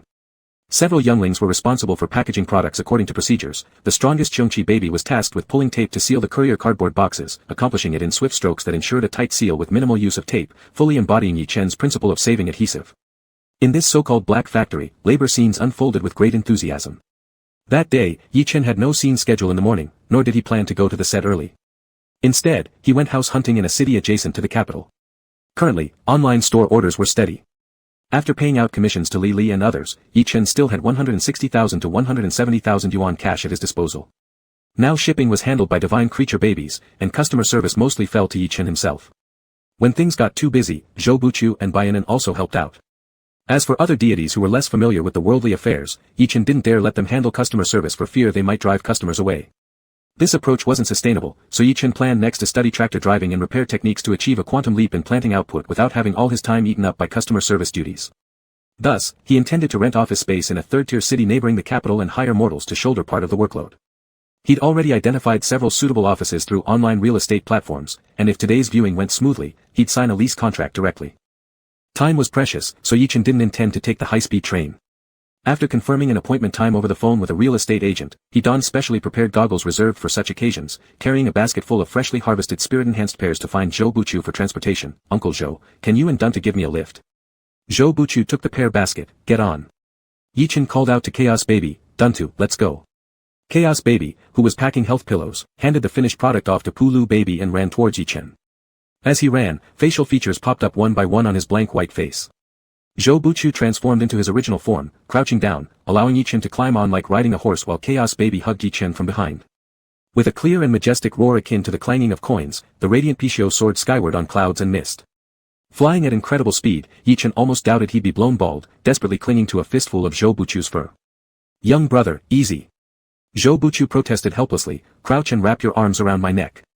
Don't pull my fur. Shouts from Yi Chen were stretched thin by the wind, I have a boyfriend, I can't hug too tight. While saying this, he clenched tightly onto a wad of banknotes in hand. Zhou Buchu roared, damn. Did you rip some off? Was that intentional? Within an hour, the three arrived in the neighboring city of Beijing. Ensuring no one was nearby, Zhou Buchu landed in a back street behind a real estate intermediary building. As Yi Chen dismounted, a momentary loss of protective essence caused his true form to be momentarily revealed. Hair. Zhou Buchu urgently asked. Here. Yi Chen spread out a thick stack of pink bills. Zhou Buchu lowered his head and consumed the pile like a horse grazing grass, subsequently growing a few strands of mane. I feel it's less, muttered Zhou Buchu. No way. Yi Chen, guiltless as a puppy replied, I counted every single bill, 48,100 yuan exactly. Zhou Buchu sighed in admiration, you still found time to count money even as I flew at lightning speed. Yi Chen removed his goggles, replacing them with masks and sunglasses before meeting the real estate broker he had arranged beforehand. The rents in this neighboring city were much cheaper than in the capital, and Yi Chen made a decisive decision, finalizing a suite of 90 square meters office space. Fully equipped with internal decorations, including office areas, small conference rooms, and restrooms, all necessary facilities were available. Yi Chen could install the Chaos Mark inside the conference room, lock it, using the room privately as a gateway between home and work, thus avoiding commuting troubles and facilitating the transport of goods. The rent for this office was 4,000 yuan per month, inclusive of heating and property management fees by the landlord, amounting to just 48,000 yuan annually. To save time, Yichen also purchased a set of business registration services priced at 680 yuan via the same platform of the real estate agency. A dedicated person would handle paperwork upon provided documents, sparing the highly popular Yichen frequent appearances. Once location and credentials were basically settled, along with the newly connected chaos mark, the next step was recruitment. On the flight back to the capital aboard Zhou Buchu, Yichen procured 2 mid-level computers online for the customer service team and published a job posting, emphasizing free meals thrice daily. Eating spirit plants every day is the core of our corporate culture. Employees will stay loyal for the sake of work meals. Yichen filled with grand plans. After all arrangements, savings amounted to 11 million yuan, keeping pockets well padded. Zhou Buchu brought Yichen and Chaos Baby back home. Yichen tidied up to go to the film set, while Zhou Buchu was on leave today, planning to search for Zhang Zhaoqian, who raised by Zhe. The personal information of such a national treasure-level academician was protected so thoroughly that although Zhou Buchu could fly through the air and burrow underground, he couldn't find where this man lived. Both the National Medical Research Institute and the Life Science Research Institute were vast and intimidating, filled with guards posted every few steps and doors that were tightly locked, requiring card access to enter. Even for divine beasts who could fly or become invisible, navigating inside would be disorienting. Besides, Zhou Buchu didn't dare ask anyone since he lacked entry clearance. Revealing himself would mean being kicked out immediately. "I'll look for him again today," Zhou Buchu said anxiously. Chapter 76. After purchasing a 680 yuan company registration package, Yichen and the divine beasts racked their brains to come up with 8 company names to submit to the agent. Considering the future scope of operations and customer demographics, elegant poetic names seemed out of place, so they opted for something louder and more down-to-earth. Thus, after brainstorming, names like Kangeltang, Longhu Health Preservation, Imperial Medicine Hall, and Kanglijian, all failed to pass the review due to name duplication. In the end, it was surprisingly Yichen's casually written Chenfeng Health Company, Limited, that passed the examination successfully. Yichen received the progress report sent by the agent and for a moment didn't know whether to be happy or worried. He was happy because Chenfeng sounded better than Longhu Health Preservation and such. He was worried because the company name really sounded quite love-struck. But he hadn't expected that the other 7 names would all fail to pass the examination. The person he fancies doesn't have Feng in their name. Lily sat on the bench in the yard cracking sunflower seeds, gleefully gossiping with the other divine beasts in a booming voice, so he just went with Chenfeng, still thinking of his lover when naming the company. "Uncle Li, you're overthinking it," Yichen lied through his teeth. "It's the wind from a rock soaring high with the wind. It symbolizes the hope that the company will rise as swiftly as a rock bird, not the wind from Shenimo Feng. So what's the difference between those 2 winds in writing and pronunciation?" Lili cracked more sunflower seeds, his mind filled with questions. "There is no difference," Yichen coughed lightly. "You're still trying to cover it up," Lili laughed, turning back to gossip with the dragon offspring. "These 2 are always so affectionate towards each other. We're old bachelors at our age, but Xiao Yi has already." Yichen exclaimed, "Uncle Li." This kind, Lili held his 2 thumbs together. Yichen felt weak. "Please stop. Why does someone over 1,000 years old still gossip like this?" Bian Anan and Yaji were fine, but the rest of the dragon children had been hibernating in the deep mountains for decades. Suddenly coming into the world, everything seemed new to them. As they listened to gossip, their eyes lit up like they'd never seen anything before. A few even cheered loudly, wanting to see Shenimo Feng's pictures. Bian Anan enthusiastically opened Shenimo Feng's Weibo account and looked through his albums. "What do you think? Is he handsome?" Bian Anan said, "His popularity is higher than mine and Chinchin's combined." A small smartphone was passed around among eager hands, every face brimming with fervor, idle to no end. "Hey, you guys," Yichen covered his face. The dragon children marveled with exclamations. "It's not easy for a human to grow up like this. 1 in 10,000, Xiao Yi has excellent taste. Our Xiao Yi is also 1 in 10,000, not inferior to him. Doesn't it remind you of the phoenix before its fall?" "Yes, there's that vibe, they resemble it." The phoenix was even more annoying. Huang Huang perched on Yichen's head trying to chatter, "Chuomi. Why do Huang Huang and Funga brother deserve a beating?" Yichen thought for a moment and said, "Because they envy your beauty, so they want to hit you." Huang Huang flicked the feathers on its head with its wingtip, "Cho." Huang Huang knew. The divine beasts continued discussing Shenimo Feng in an uproar, and Yichen, listening and watching, felt as though the elders were inspecting a potential daughter-in-law, blushing furiously. Hastily, he said, Keep chatting, I'll go check on the newly planted cloud pines on the mountain." With that, he fled into the realm of mountains and seas. Currently, the vegetable fields in the realm have been expanded several times over. With a large scale, planning became inevitable. The crops planted in the expanded areas were chosen according to Yichen's requirements. They were uniformly arranged in neat rows, varieties concentrated, boundaries clear. Yichen flew through the air atop a divine beast for an aerial view, seeing the neatly aligned straight lines and blocks of varying colors after some time of systematic consolidation. Orange-yellow rectangles represented countless corns, bright red ones were small chili peppers, emerald green was hollow stem spinach. Everything was organized to satisfy even obsessive-compulsive tendencies. To the east of the vegetable field stood majestic and tidy sandalwood chicken coops. Fish swam freely in the contaminated water, a serene pastoral landscape unfolding. Within less than 10 meters of the spatio-temporal connection point between the realm and the real world, lay the pigpen crafted by Lili. The design of the pigpen was as grand and impressive as that of the chicken coop, featuring an elegant wooden house with elaborate carvings and a large area of fenced-off land spanning over 200 square meters. A small part of the enclosed space was converted into a muddy pit by Lili, which could stay moist all year round so that pigs could roll around to their heart's content. Plastic yellow ducklings and baby hippos floated on the surface of the mud for piggy entertainment. Opposite to it lay a wide feeding trough where 2 Yichin-sized pigs could fit side by side, while inside the wooden house were specialized healthcare beds built following porcine ergonomics. Old sows reportedly could bear more offspring after sleeping on these beds for a year. Even better, the wooden house allowed views of the contaminated river, making it essentially a waterside penthouse. Yichin suspected that Lili's dedication to the pigpen stemmed from a sense of kinship with pigs, even wondering if raising them might affect Lili's feelings. He hesitated whether or not he should breed them because eating the meat would mean killing them.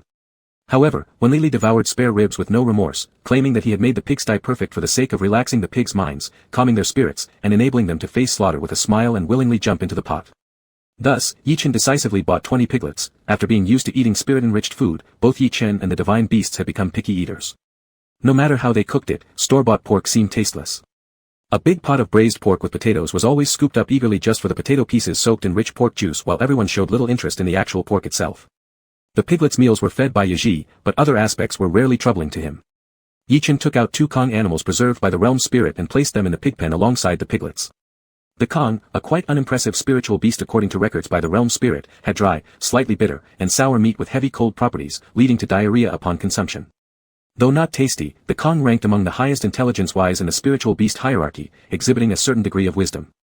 They could command the herd of pigs, and the energy emitted by the Kong possessed the effect of increasing fertility without occupying Yichen's Fushi power allocation.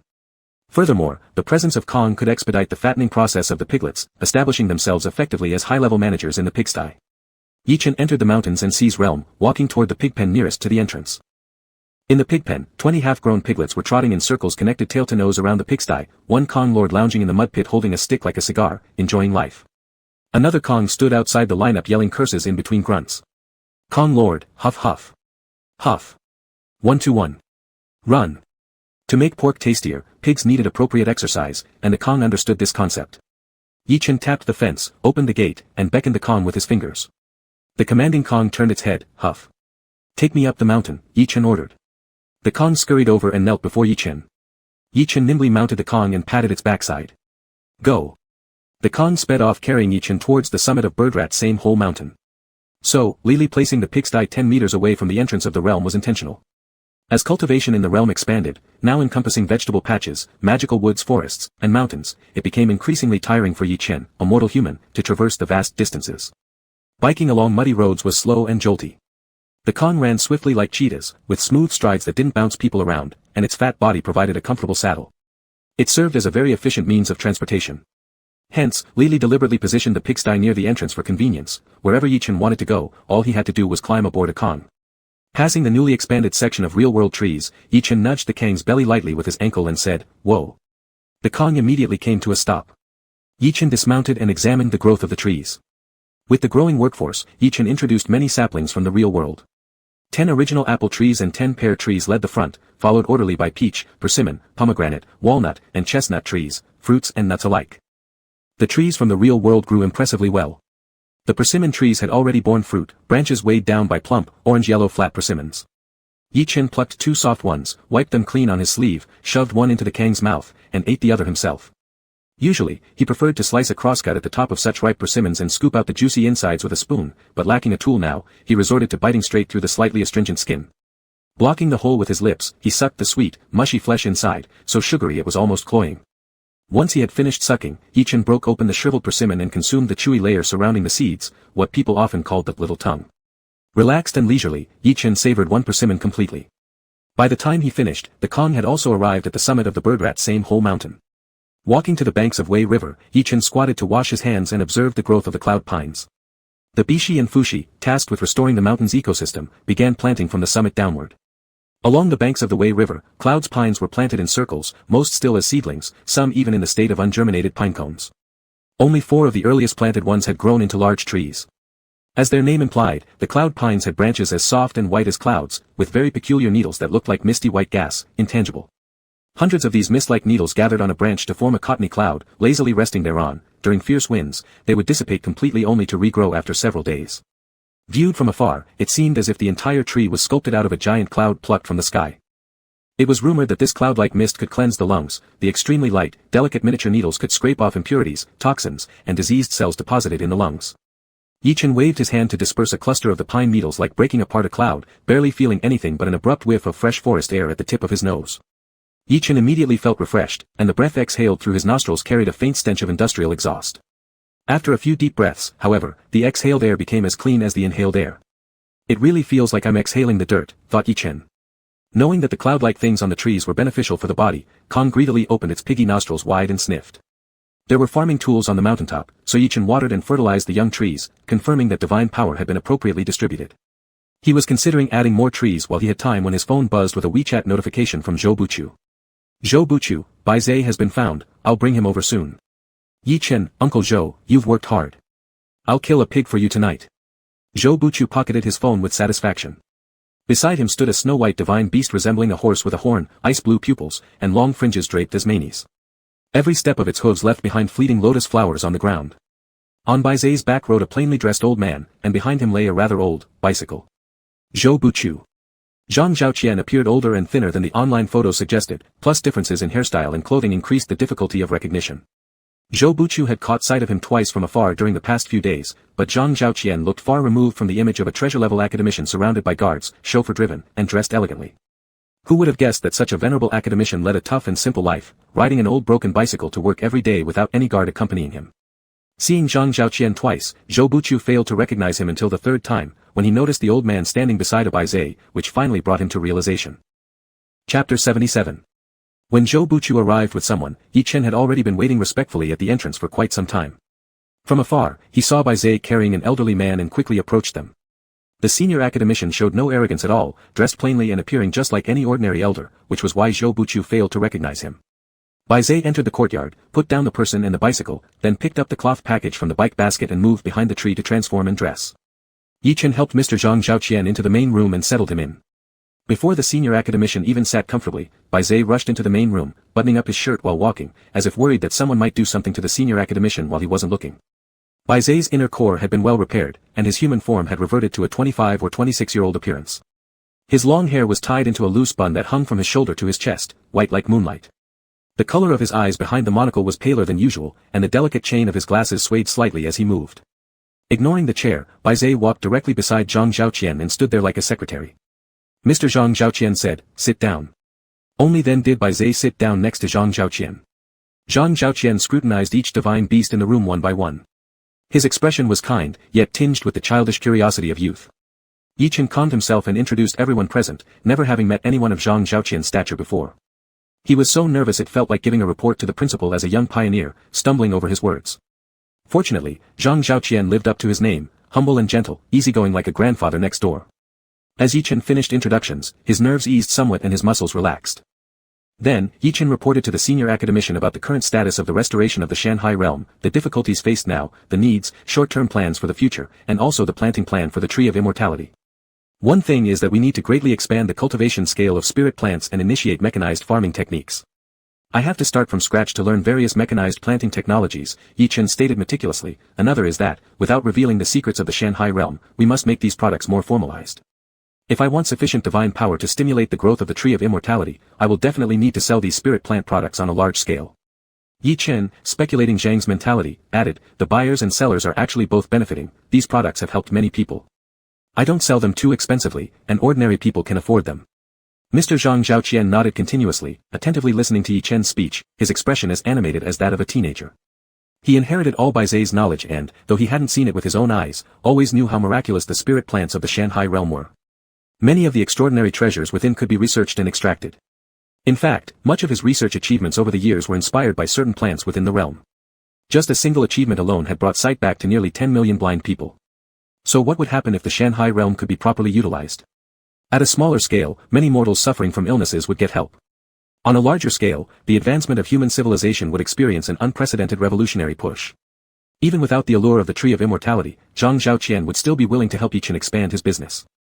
However, this involved numerous issues. For instance, finding the balance between exploring fate's mysteries and bestowing blessings upon the masses needed to be firmly grasped. The bottom line was that this secret, which had been preserved for thousands of years, could not be exposed to the world. Otherwise, given the wickedness of human nature, countless calamities driven by greed would surely break out. Having read through Bai Zai's memories, Zhang Zhaoqian understood that peeking at heaven's secrets will incur punishment and reduce life expectancy was actually a word spirit restriction set by the land spirit. Thousands of years ago, the existence of the Shanhai realm was no longer a secret. However, instead of bringing benefits to mortals, its existence led to constant wars among tribes because of the endless greed of humans, and chaos broke out everywhere. Therefore, the land spirit, which took protecting the mortal world and bringing blessings to all as its mission, had to formulate a set of no revelation of secrets word spirit rules. After the prohibition was established, the Shanhai realm gradually became a secret in the tide of time. But the resources within the realm and the divine beasts formed by the condensation of celestial chi had to be managed by someone, and this person had to forever stand on the side of mortals, blessing all mankind without exposing the secrets. Hence, when selecting the master of every generation of the Shanhai realm, the land spirit would always choose commoners with pure souls. Purity signified a heart of righteousness, willing to carry out righteous deeds for the welfare of the masses. In exchange, Zhang Zhaoqian told Yi Chen all the information he knew. These matters happened a long time ago, so some younger divine beasts born late, only 1,000 or 2 years old, might not have experienced them. As one of the first batch of divine beasts condensed from the essence of heaven and earth, Bai Zai had witnessed everything firsthand. Moreover, being born with an incredible memory, events from thousands of years ago were as clear in his mind as they had happened yesterday. Hearing this, Yi Chen was startled and pointed at himself incredulously. My soul is pure. Mr. Zhang Zhaoqian smiled kindly. Yi Chen, worriedly said, actually, I am quite greedy and love to tell lies. It seemed his soul was not particularly pure. Ding! Yi Chen's phone notification sound rang out. Instinctively, Yi Chen thought it was the realm spirit. He pulled it out and sure enough, a notification was displayed on the screen, a warm little tip from the Shanhai Realm 2.0, the user is right. Yi Chen. How low could this realm spirit stoop, even sending a push notification to insult him? Yi Chen, frustrated, said, then why did you choose me? The mechanical electronic voice of the realm spirit echoed through the room via the phone speaker. After scanning, the user's soul is pure, but unexpectedly loves to be petty, tells tall tales, lies 3 times per fart, seemingly not the same species as previous realm masters. Yi Chen silently lowered the volume on his phone, but since the realm spirit had upgraded to version 2.0, it was no longer controlled by the phone hardware and kept talking to itself. I initially thought it was a scanning error, and I planned to secretly strike you with 5 thunderbolts. Yi Chen's face turned pale green. Your grandpa. Realm spirit, but after repeated scans and large amounts of data analysis, I concluded, the realm master has a kind heart, can perform great justice, but behaves somewhat lewd and slightly lacking in moral standards. Yi Chen's face turned red. That's enough. You don't owe 1 billion debts and can't afford food.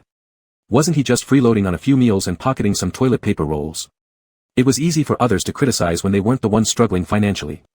I will find ways to regularize the product process with Mr. Zhang. You don't need to inquire about the details. Bai Zai, who had remained silent up until now, opened his mouth. His tone was slow and calm, his voice clear and cold, his diction a bit pompous, and unlike a modern person, resources in the realm are inexhaustible, so Mr. Zhang and I hope you place the welfare of common people first. Do not let greed for profit cloud your judgment, and focus solely on wealth accumulation. Can you guarantee this? Yi Chen replied without hesitation, yes. His Chen health shop practically oozed righteousness. As for expanding the planting scale, Bai Zai hesitated for a moment and said, I will provide assistance in terms of knowledge. Older generation domestic researchers often gave everything to the country, yet asked nothing in return for themselves. How are Qilin and Diding? Do you know? Bai Zai asked. Among the severely injured, he was one of the lightly wounded. Awakened not long ago, he was currently adapting to modern society and hadn't yet reconnected with his old divine beast friends. Diding was the most severely injured back then, and it'll probably take longer, Baianan said. Fifth sister mentioned Qilin should be awakening soon, it's going to happen within this period. The human he protects is called Qin Wensheng, known as the Asian Gambling King, operating casinos overseas. Bai Zai lifted an eyebrow, can we let him handle the funding issue? Baianan helplessly responded, we've tried contacting him through fifth sister. He has been bedridden for some time. Currently, his business is mainly handled by his 3rd and 4th sons. Among his more than 10 sons and daughters, they are all fiercely competing over the inheritance, trying to squeeze money from him, making it harder than cutting flesh off Zhou Buchu to get any funds from him. Zhou Buchu glared at her while nervously pulling up his collar in a wife-like manner. Bai Zai raised an eyebrow, more than 10. He married 5 wives and fathered more than 10 children. Baianan used her hand to illustrate the number 5, feeling very uncomfortable saying, he committed bigamy, I want to sue him. Yi Chen. Restrain yourself. Funding isn't a major issue now, Yichen confidently stated. I've already ordered a tractor, it'll arrive in a few days. At this point, money wasn't the biggest concern anymore. What mattered more were the necessary qualifications, product inspections, and production approvals, which he entrusted to Blse. With these matters handled, Yichen felt ready to dive into his work. In the past couple of days, Yichen shopped around comparing deals, frequenting Baidu Tieba forums, humbly seeking advice in the tractor bar. In the end, he ordered an Eastern red-wheeled tractor. This tractor was handy, featuring thickened half-axles that could be disassembled and replaced as needed with Mountain King or Transport King half-axes, fulfilling multiple purposes. Capable of meeting mechanized operation needs in hilly terrains, with it, the task of restoring the vegetation distribution of Nyosher Tongshua Mountain would become much simpler. A single tractor couldn't accomplish much alone. Therefore, Yichen also purchased complementary equipment like rotary tillers, seed drills, deep loosening machines, and tree planting pile drivers to address different planting requirements. This set of small agricultural machinery cost over 50,000 yuan. Once he gained proficiency, he planned to invest in a few larger sets. Finally, Yichen collected samples of various spirit plants available in the realm and handed them to Zhang Zhaoqian for research, including pillow and hair growth stimulator samples, asking him and Blse to help secure production approvals. Yichen was preoccupied with the company registration and purchasing agricultural machinery, and before he knew it, a week had passed. The second episode of A Relaxing Holiday was about to air. Since spending the night at Shenmo Feng's house last week, the two had been so busy that they hadn't had a chance to see each other. Tonight, Shenmo Feng repeated last week's plan, inviting Yichen over to his place to watch the reality show together. Chapter 78. When Yichen finished work, Shenmo Feng's car had already been waiting in the parking lot. The late spring breeze still carried a chill, and Yichen wore a loose, thick hoodie. He slung a rather full large backpack diagonally across his body, and on his feet were a pair of brand new canvas shoes. The edges of the shoes were clearly defined, the uppers snow-white, making him look sunny and youthful, almost like a high school student. Yichen usually kept himself composed and wouldn't dress too much like a student, but last time. After hearing Yichen say he wanted to drink cola, Shenmo Feng suddenly became mischievous. He teased him, made him drink alcohol, even called him little boy, treating him with such gentleness unlike ever before while also being shamelessly flirtatious. Considering Shenmo Feng's preferences, Yichen deliberately dressed to align with that vibe. Big brother Shen. Yichen sat in the passenger seat, taking off his backpack and holding it in his arms. The bag's design resembled a mountaineering one with a capacity of around 40 liters. With Yichen hugging it, he looked like a little penguin holding a giant egg. Shenmo Feng was aroused beyond control by his little boy charm and couldn't suppress himself anymore. Like a pervert, he stared at Yichen without reservation. Yichen understood that he was using a trick, designing something as if seducing someone. His guilty conscience made his mouth dry, and his entire body became flammable, unable to bear 2 rounds of scrutiny. The car interior was silent enough to hear a pin drop. Shenmo Feng didn't say a word or touch him, yet Yichen blushed from his cheeks all the way down to his buttocks, betraying himself without hesitation. Shenmo Feng chuckled softly, breaking the silence inside the car. For once, Yichen took the initiative but immediately became timid before making further advances. Not only did he hesitate, but he also dared not ask why Shenmo Feng was laughing. Chen. Shenmo Feng ground his teeth slowly. You'll get yours when we go home. It was just like an upset parent after a parents' meeting. What about going home? Yi Xiaoxiong, little bear Yi, pretended not to understand and nervously fumbled out a taro from his bag. All the suggestive words on Shenmo Feng's lips were choked by the sudden appearance of the taro. The vegetables planted in my house have matured again. Yichen proudly presented the taro. If you have free time, please bring these back for uncle and auntie. Shenmo Feng was momentarily at a loss for how to react. Among the descendants of Yan and Huang, 9 out of 10 yearn for a pastoral life. Even Shinting half-joked about buying land in a picturesque area when old age approaches, living a simple life, hiring people to cultivate a few acres of crops. Shenmo Feng had long accepted Yichen's persona as a planting enthusiast, but even so, he was still speechless upon seeing the taro. Yichen opened his bag, pushing aside the easily damaged cabbage on top, revealing the magically vibrant vegetables stuffed inside. He explained earnestly, taro is beneficial for the stomach and spleen, regulating qi, spinach has antioxidants, reducing the risk of many chronic diseases, peas contain high amounts of saponin, preventing cancer, cabbage lowers cholesterol and blood sugar.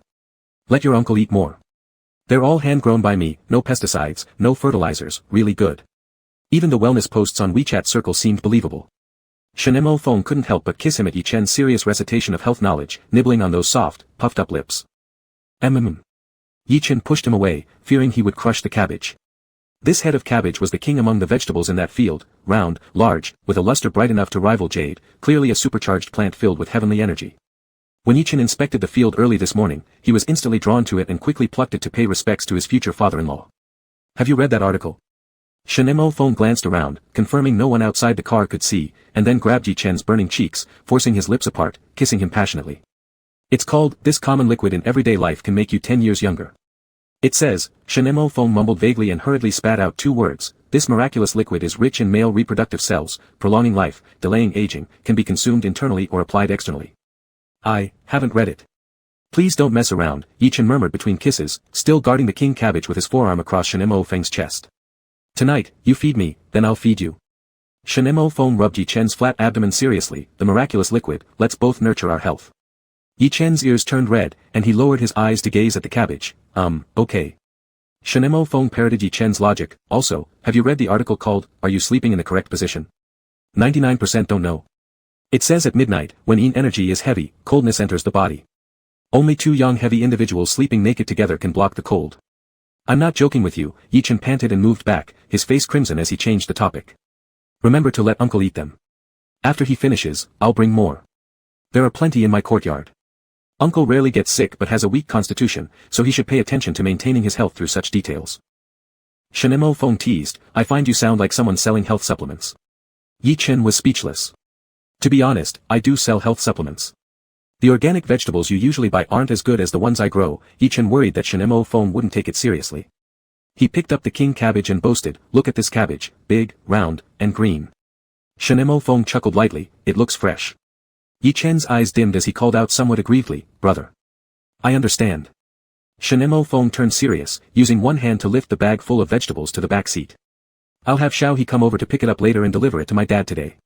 My father sleeps on the mattress you sent him, he loves it," Shinemo Feng said warmly. "A few days ago, he urged me to invite you home when I have time. Mother also watched your drama." Yi Chen became slightly frantic. "Auntie watched my drama? Which one?" With fast progress in acting, each time Yi Chen finished filming a project, he'd watched the previous one with the mindset of a mature man looking through his juvenile QQ space, feeling utterly embarrassed. The fantasy one, Shinemo Feng drove while being sincere. Actually, it was pretty well acted, full of spirit. Yi Chen lamented resentfully, "You truly spoil me." Shinemo Feng spoke tenderly, "You're talented and improving quickly." He paused for a moment, his tone tinged with amusement. "My mom likes you a lot, she could be considered your half-fan." As they chatted casually like this, Yi Chen suddenly realized something wasn't right. "Did you not take the expressway last week?" "No, this direction is wrong. My other home." Shinemo Feng remained unperturbed. "Oh." Yi Chen understood. Shinemo Feng had several properties around the capital city, possibly moving between them each day. 10 minutes later. Yi Chen grinned cheerfully, "We're getting closer to my house." Shinemo Feng smirked mockingly, "Indeed we are." Yi Chen asked, "What's the specific address of your house?" Shinemo Feng pondered for a moment before evading the question. "I forgot." Using a gentle tone often used to soothe early dementia patients, Yi Chen replied, "In fact, I also frequently forget street names." Shinemo Feng shot him a look, "There are too many houses to remember, but I can always find my way by car." Yi Chen momentarily lost words. "You rich people are impressive indeed." At a red light, Shinemo Feng parked the car and took out a tie. "Blindfold your eyes." Yi Chen looked wary. "Why?" "I want to give you a surprise." Shinemo Feng began tying it around his eyes, cajoling, "Be a good boy and don't peek." Yi Chen hadn't been called baby before, his heart jumped fiercely and went soft. In a daze, he let the tie cover his eyes. Shinemo Feng's lips curled into a faint smile. He stayed silent, determined to give Yi Chen an extraordinary surprise. 15 minutes later. The car stopped, the engine shutting off. Yi Chen asked earnestly, "Can I take it off?" "Not yet." Shinemo Feng got out of the car, circled it, then returned inside, displeased. How dare that delivery car block the road in the middle with no one even inside? "Could you just go around?" Yi Chen asked. Shinemo Feng simply replied, "Let's wait." Delivery trucks generally don't occupy much space, so even parked in the middle of the road, theoretically they could drive around unless the road was too narrow. A sudden memory flashed across Yi Chen's mind, sending a chill down his spine, driven by a vague intuition. He lifted the tie to create a small crack to see through. At the same time, the vermilion-painted door of the courtyard residence creaked open. The courier emerged carrying a stack of packed cardboard boxes, followed by a man nearly 6 feet 3 inches tall. This man seemed to have just finished heavy labor or a workout. Wearing only a tank top, his handsome muscles glistened under a thin layer of sweat, exuding male hormones intensely. Without exaggeration, his physical attractiveness was enough to surpass many actors within the entertainment circle who specialized in masculine styles. He held the stack of little cartons, which contrasted sharply with his massive frame, assisting the courier in loading them into the vehicle. Shinemo Feng froze in astonishment. Upon catching Shinemo Feng's gaze momentarily, this man blinked wildly, like someone caught doing something illicit, and swiftly turned his head. Holding that stack of packages, he darted back into the courtyard faster than the wind. The door slammed shut loudly. The courier was thoroughly perplexed outside, knocking on the gate. Do you still want to send the rest of your packages? From behind the door, Li Li's deep voice boomed, send them tomorrow. The courier pressed on, but Li Li stayed silent. Brother Shen. Yi Chen's face turned green. Grabbing Shen Mo Feng's dark face with both hands, he forced him to turn and look at him, laughing nervously. Did you take a wrong turn? How did we suddenly end up here?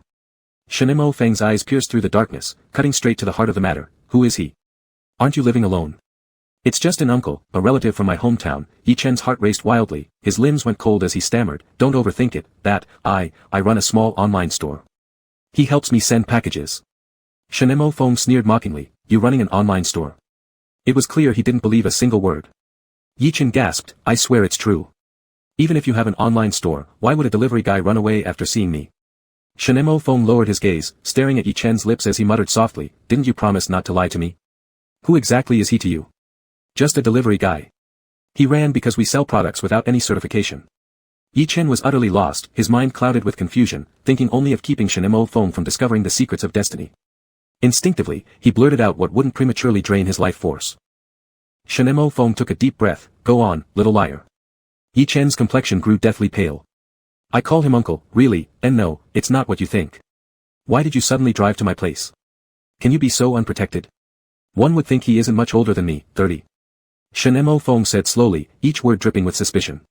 He reached into the back seat, picked up the basket of vegetables Yi Chen had chosen earlier, pointing to the king cabbage as he repeated their conversation from half an hour ago, look at this cabbage, big, round, and green. Yi Chen trembled as he spoke, Brother Shen, you're definitely overthinking this. Shen Mo Feng caressed the cabbage gently, speaking softly, doesn't it look like Uncle Shen's head?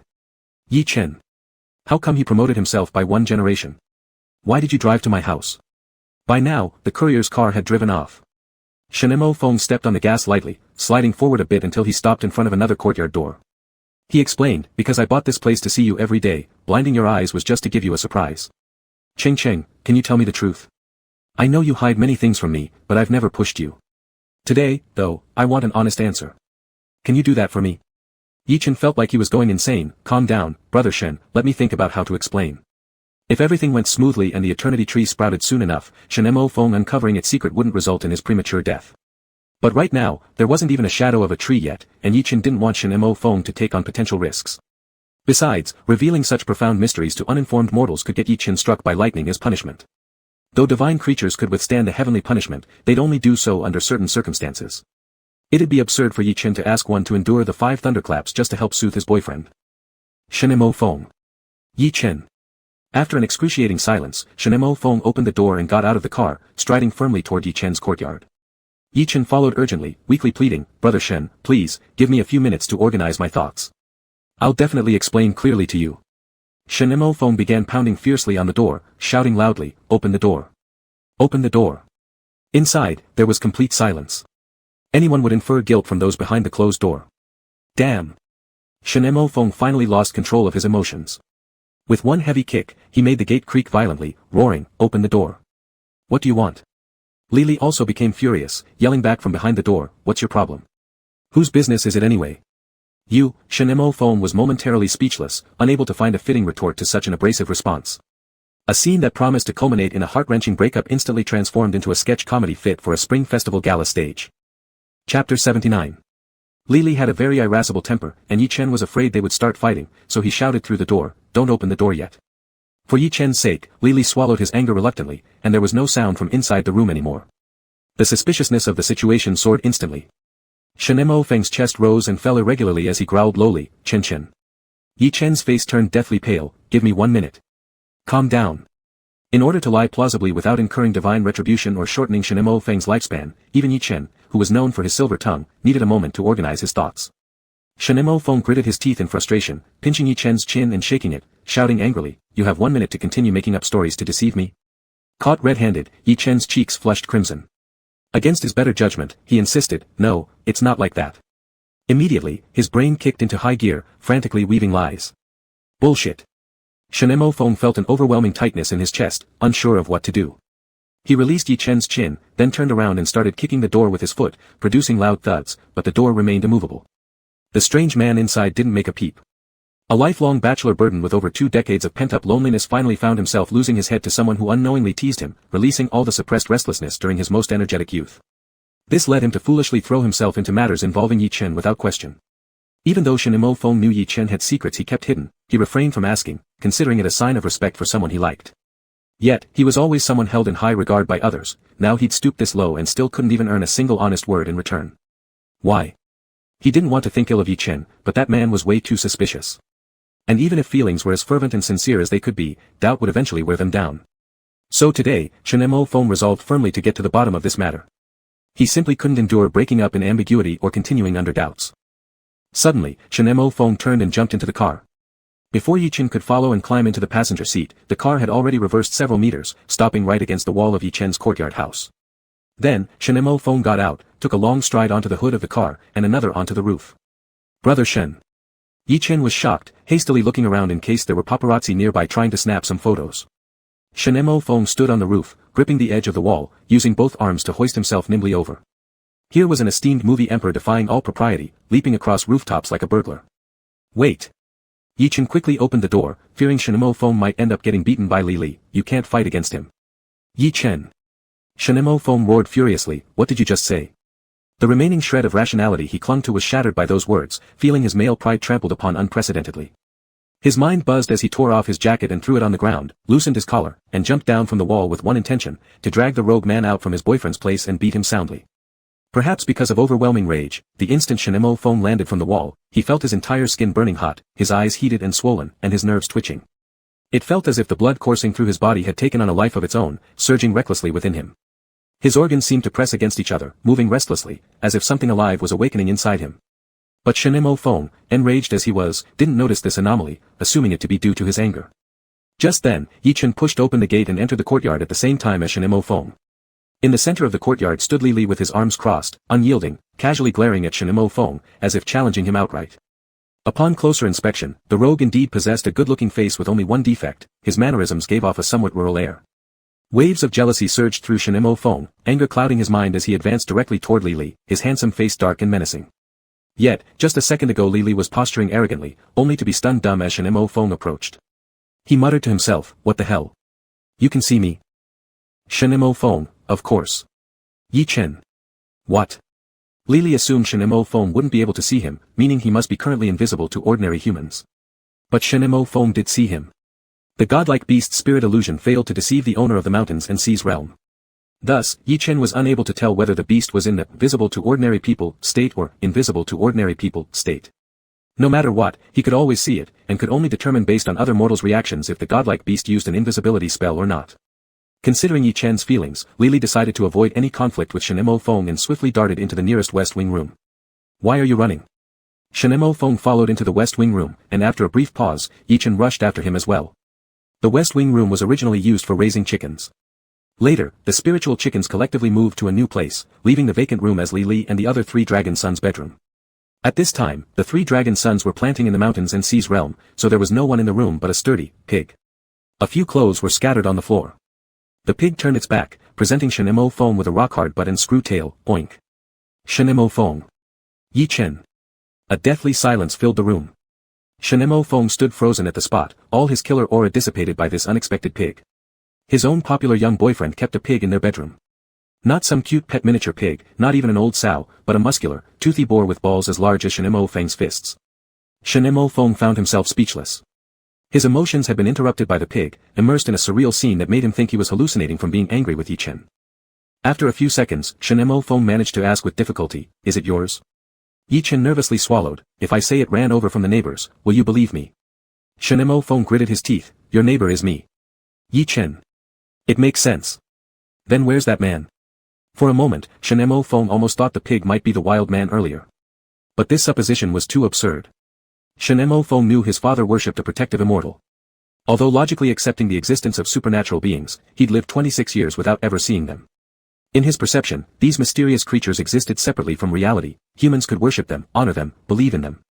The spirit shrine Shinting worshipped for over 20 years was always quiet, never causing any unusual incidents. So in Shinemo Feng's mind, spirits and ghosts must be ethereal, they wouldn't turn into a delivery guy in a tank top, much less into a pig.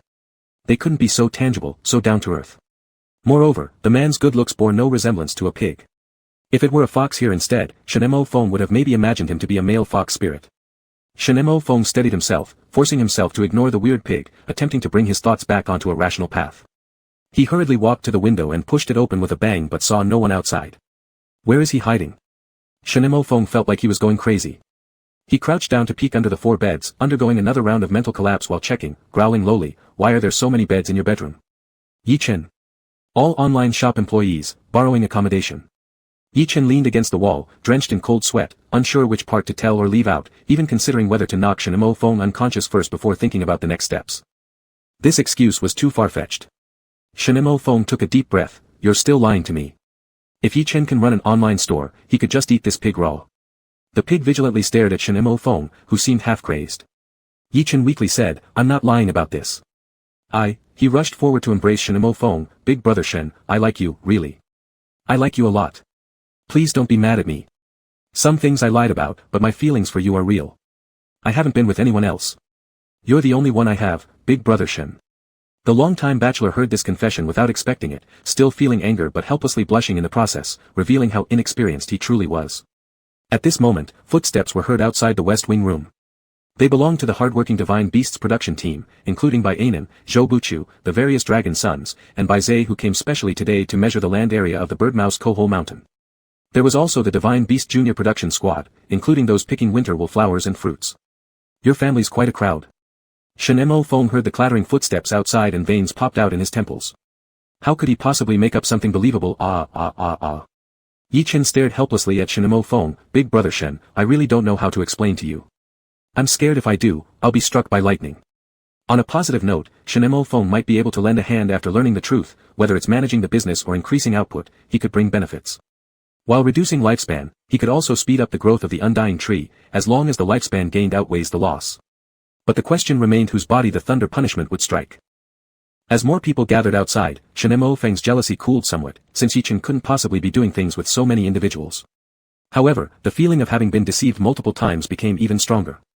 Shinemo Feng abruptly turned his head, glaring at the door.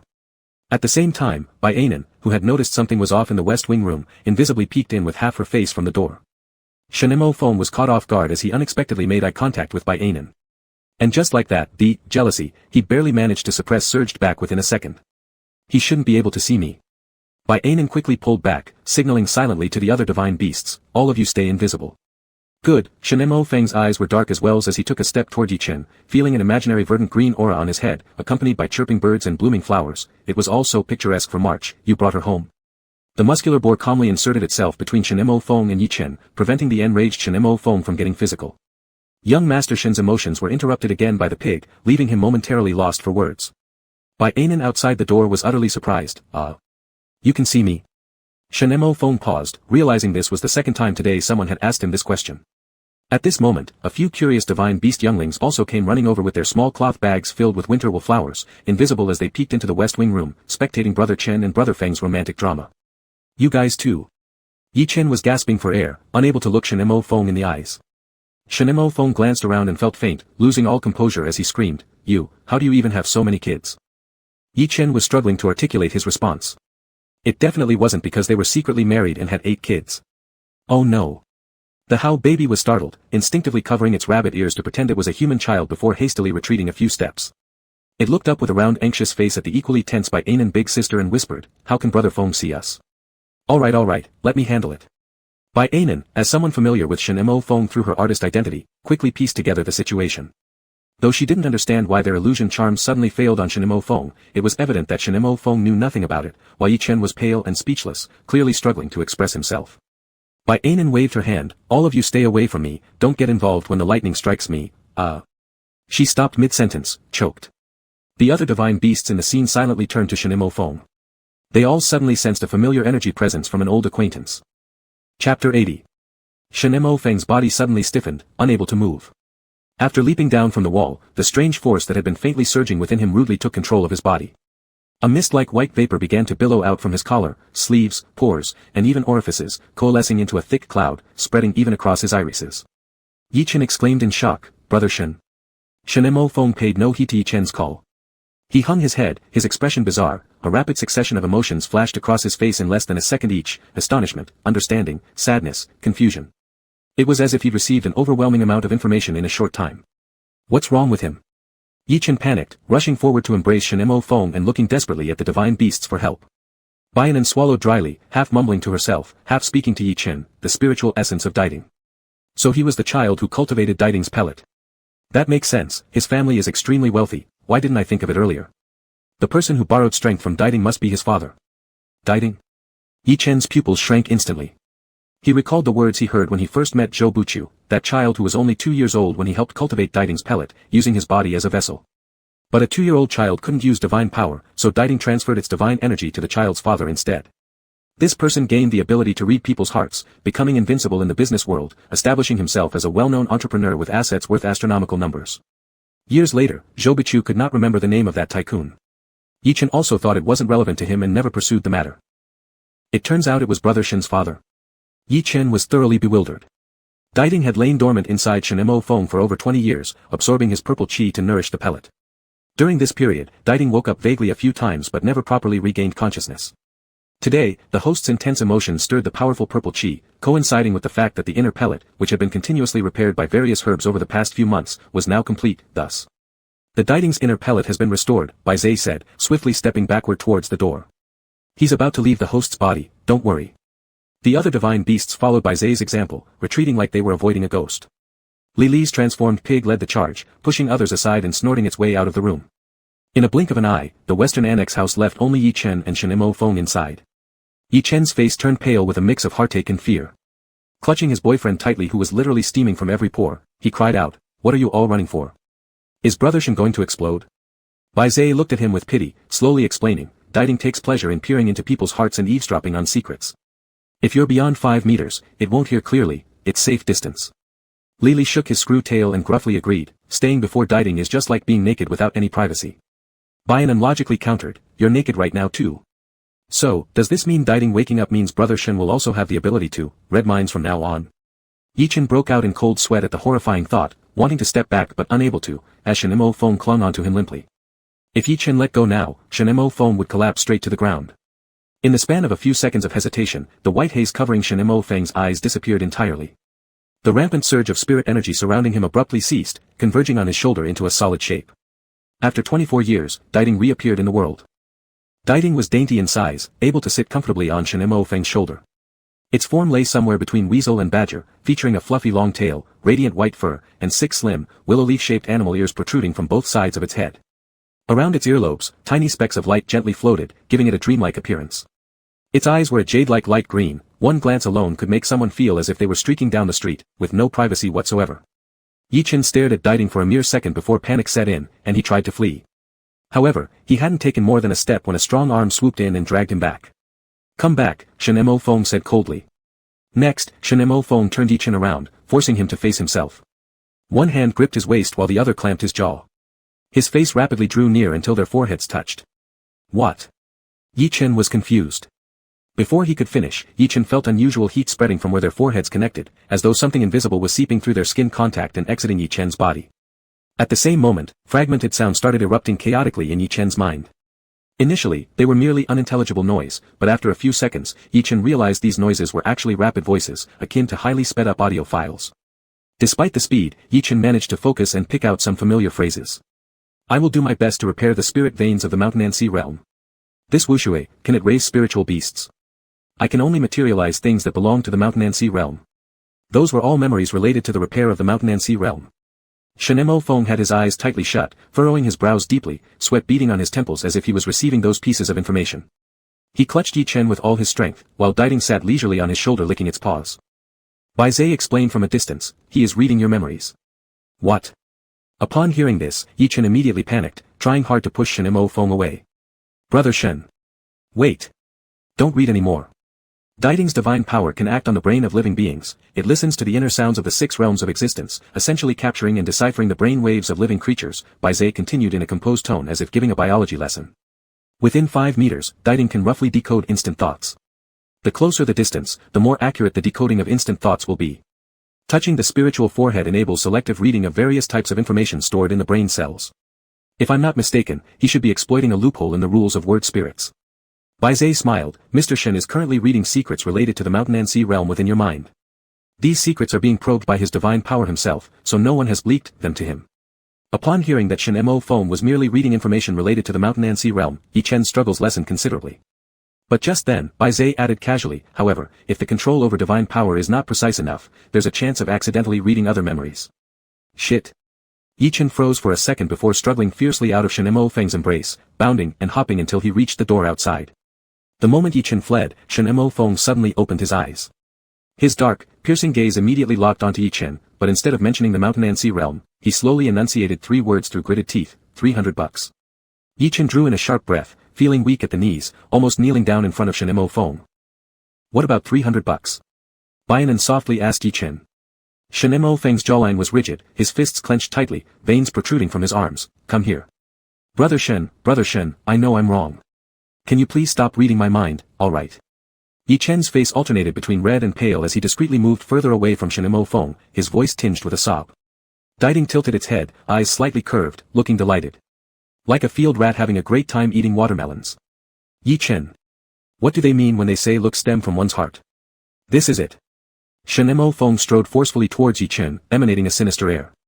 As soon as he moved, the divine beasts retreated further and further, always keeping a safe distance. Hey, we can talk reasonably. Only Bainan had the guts to block in front of Yi Chen and fired questions rapidly. If someone commits domestic violence deliberately illegally harming another person's health, according to Article 234 of the criminal law, it constitutes intentional injury and should be sentenced to fixed-term imprisonment of less than 3 years, criminal detention, or public surveillance. Standing far away, Yi Chen seized the moment to admire her knowledge. Aren't you too heavy to carry? Bainan, I was just fooling around. Shen Mo Feng paused briefly, sneering, would I beat my boyfriend? Meaning, of course not. Oh, if it's not domestic violence, then it's none of my business, Bainan promptly stepped aside. Don't come near me. Yi Chen's soul left his body as he covered his head full of secrets and bolted. Are you still running? Shen Mo Feng caught up with Yi Chen in a few strides, lifting him by the collar of his coat like a kitten, and with his right hand on Yi Chen's back and the left under his knees, Shen Mo Feng scooped Yi Chen up. Yi Chen failed to struggle and panted, collapsing into Shen Mo Feng's arms. Shen Mo Feng's ears twitched slightly, attempting to hear what Yi Chen was thinking. Unfazed, Yi Chen began reciting mathematical formulas wholeheartedly. Odd transforms while even remains unchanged, symbol depending on quadrant. Odd transforms while even remains unchanged. Shen Mo Feng almost burst out laughing. Which room is yours? We need to have a serious conversation. Yi Chen's lips were pressed into a thin line, firmly controlling his thoughts, refusing to stray. Odd changes. Even stays unchanged. Shen Mo Feng lightly tapped his forehead to retrieve the memory. It's in the main room. Internally raging, Yi Chen thought, does this guy actually force read too? What's the point of me reciting math laws? Coolly, Shen Mo Feng said, there's indeed no point. After a pause, he added, don't swear. Yi Chen, shit. Do I even have privacy now? Shen Mo Feng looked down at him. Yi Chen, sorry. No, shit. Shen Mo Feng carried him into the main room, threw him on the bed, locked the door, and put the eagerly awaiting Diding outside. Diding, Gua. Crossing the river and then destroying the bridge. Yi Chen blushed furiously. In broad daylight. Shen Mo Feng raised an eyebrow. What are you thinking about? Can you please turn this ability off first? Yi Chen scrambled up, kneeling on the bed as if ready to kowtow. Can't, Shen Mo Feng stared at him steadily. It's a side effect of being possessed. It'll take 7 days to disappear.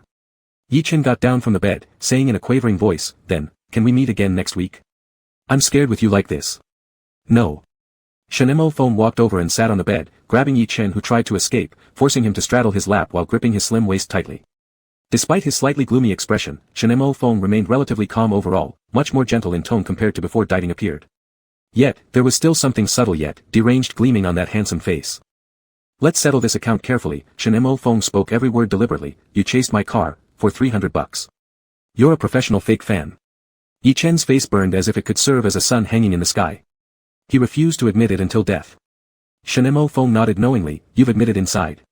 Yi Chen felt humiliated and angry. Brother Shen.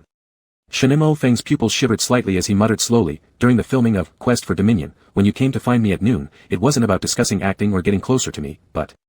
As soon as Shen Mo Feng brought it up, Yi Chen couldn't help thinking about those 4 red-braised large shrimps. I get it, Shen Mo Feng's eyes glimmered coolly. Humans are no match for shrimps. I wasted an entire afternoon. Yi Chen's brain short-circuited and cupped Shen Mo Feng's face, tilting his head to seal his mouth. Chapter 81. The two had been unofficial boyfriends for some time, but Yi Chen was hiding too many worries and felt somewhat inferior. Thus, he was always restrained in front of Shen Mo Feng. He acted overly obediently, never taking the initiative. This time, however, was unprecedented. Shenemo Feng was thrilled beyond measure, half angry with himself, half secretly rejoicing at his own lack of dignity. He couldn't help but kiss back, and his rough treatment of Yi Chen's lips seemed almost brutal.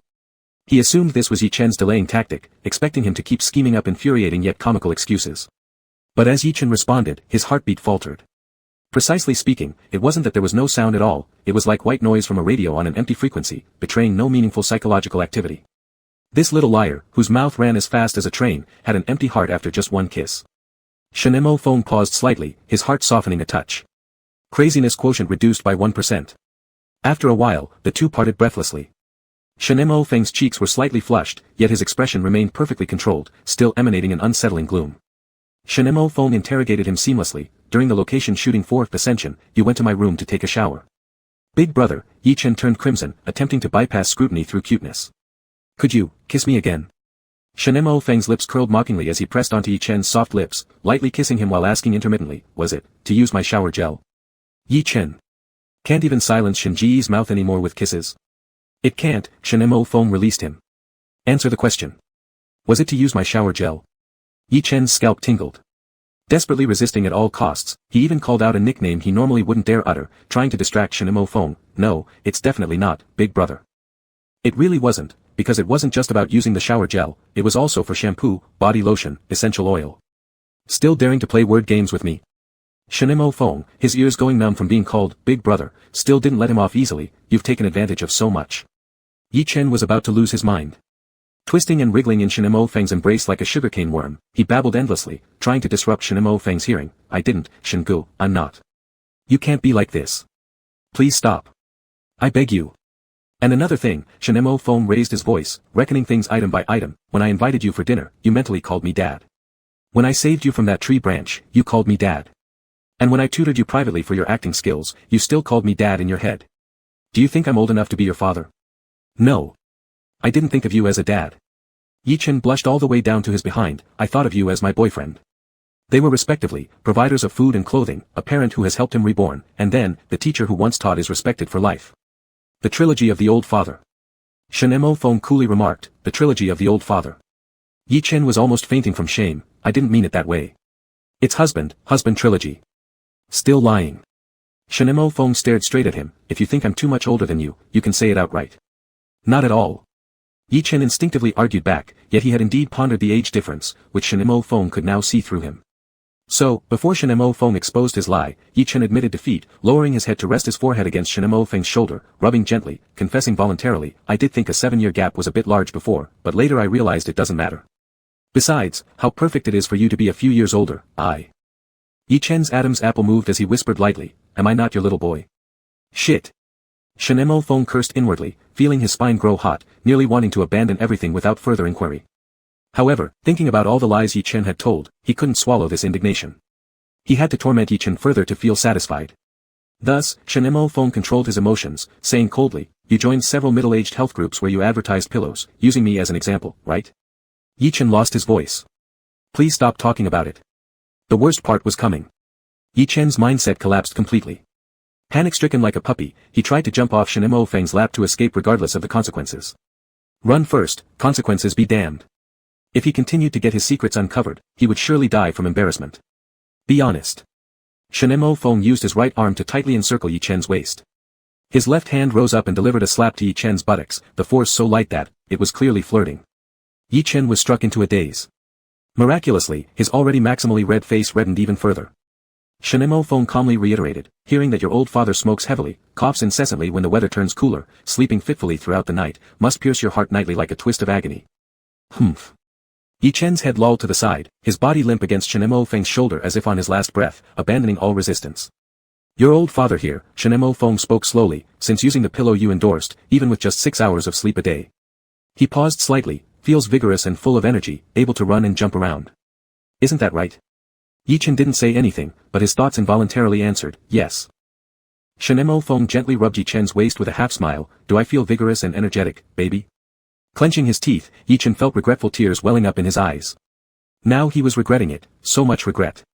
To say you entered the entertainment circle just for me, this was the one lie Shenemo Feng could least tolerate, and I am your dream. How about that? Yi Chen. Shenemo Feng, a spring dream. Flushing red, Yi Chen said sternly, please don't behave like this. Shinemo Feng gave him a hard look. You're the one who kept connecting those dots inside your head. Realizing his usual blame shifting wouldn't work, little Rogi whined and squirmed uncontrollably. There was a brief silence in the room. The mysteriously cheerful atmosphere had suddenly shifted gears and settled into an oppressive stillness. Chen, Shinemo Feng said warmly, I still love you and have no intention of breaking up. Gripping Shinemo Feng's clothes tightly, Yi Chen let out a muffled sound of agreement. Shinemo Feng turned serious, but after all the lies you've told me, it can't be swept under the rug. Tell me yourself, how should we resolve this? His tone became solemn. Yi Chen focused, forcing himself to pull away from the shameful emotions, getting back on the same wavelength as Shinemo Feng. He had deceived someone, regardless of the many reasons behind it, wrong was wrong. He realized there was no point in trying to rationalize or argue further. And anyone being deceived by someone they care about, no matter what the reason, would never feel good. In truth, he owed Shinemo Feng a sincere apology. Shingu, Yi Chen cleared his throat sincerely, I'm sorry, I was wrong to lie to you. It won't happen again. Before Shinemo Feng could respond, Yi Chen, his eyes brimming with tears, got off his lap, bowed deeply with solemn seriousness, I'm truly sorry. The visual effect was akin to attending a funeral. Shinemo Feng grabbed Yi Chen back with a headache-inducing motion, is apologizing all there is? He could now hear everything, knowing just how genuinely remorseful Yi Chen's apology was, but it wasn't enough to make him completely unfrazzled. Nervously, Yi Chen whispered softly, it's up to you. If you can forgive me, anything is fine. Shinemo Feng bit his lip and asked, then shouldn't we formalize the position of fiancé? Like an octopus, Yi Chen used his hands and feet to cling onto him tightly, resolute. Formalize it. Start a family first, then pursue careers. Title set, Shinemo Feng pondered for a moment, plotting future benefits. What about compensatory actions? Everything is okay. As men, once practical actions were mentioned, a few cars with various postures zipped through Yi Chen's mind instantly. His lashes glistened wetly, as long as you're happy. Shinemo Feng unexpectedly received several brainwave trains. After a while, his eyelids flickered faintly in disbelief, baby, so you do that every day when looking at my pictures, huh? Yi Chen's face turned beet red, how could you read that? Shinemo Feng shrugged helplessly, my ears aren't closed. You suddenly thought about it yourself. Yi Chen's thoughts had been subtly led astray by Shinemo Feng into raunchy territories. And such thoughts tend to scatter widely and are strongly associated. A few seconds later, Shinemo Feng murmured hoarsely, you also ended up splattering the screen, covered me with it entirely. Another few seconds later, Shinemo Feng, was it intentional? Truly underestimated you. Please don't talk about this. Yi Chen was so upset he wanted to hit someone, have you forgiven me yet? Shinemo Feng smiled gently, patting Yi Chen's back as if soothing a child, yeah, I forgive you. But I have one last request. Yi Chen, say it. Shinemo Feng exhaled lightly, deliberating his words. When reading Yi Chen's memories, beyond the embarrassment and annoyance caused by the mishaps, he mostly felt bitterness and heartache. Otherwise, given his temper, having been deceived for so long, he might have harbored resentment, but in Yi Chen's memories, Shinemo Feng saw many things. He understood the meaning of that question Yi Chen asked him that night, if I've endured many hardships, suffered great poverty, done every kind of job, and lack high education, will you despise me? He saw how his little buddy sat hugging his knees amidst piles of vegetables, wiped the chalk writing on a small cardboard sign with his sleeve, lowering the price by 50 cents. After a while, sighed deeply, lowering it by another 50 cents. And then after a while more, pounded his chest in anguish, lowering it yet again by another 50 cents. In fact, this scene felt too dissonant. Moreover, Yi Chen was perhaps overly optimistic, lacking any emotional depth. He even cracked jokes with the elderly customers buying vegetables, making him appear not only seriously short on tragic sentiment, but also rather comical. His little one was very strong and didn't need pity. Shinemo Feng didn't want to hurt his self-esteem with these trivial old stories.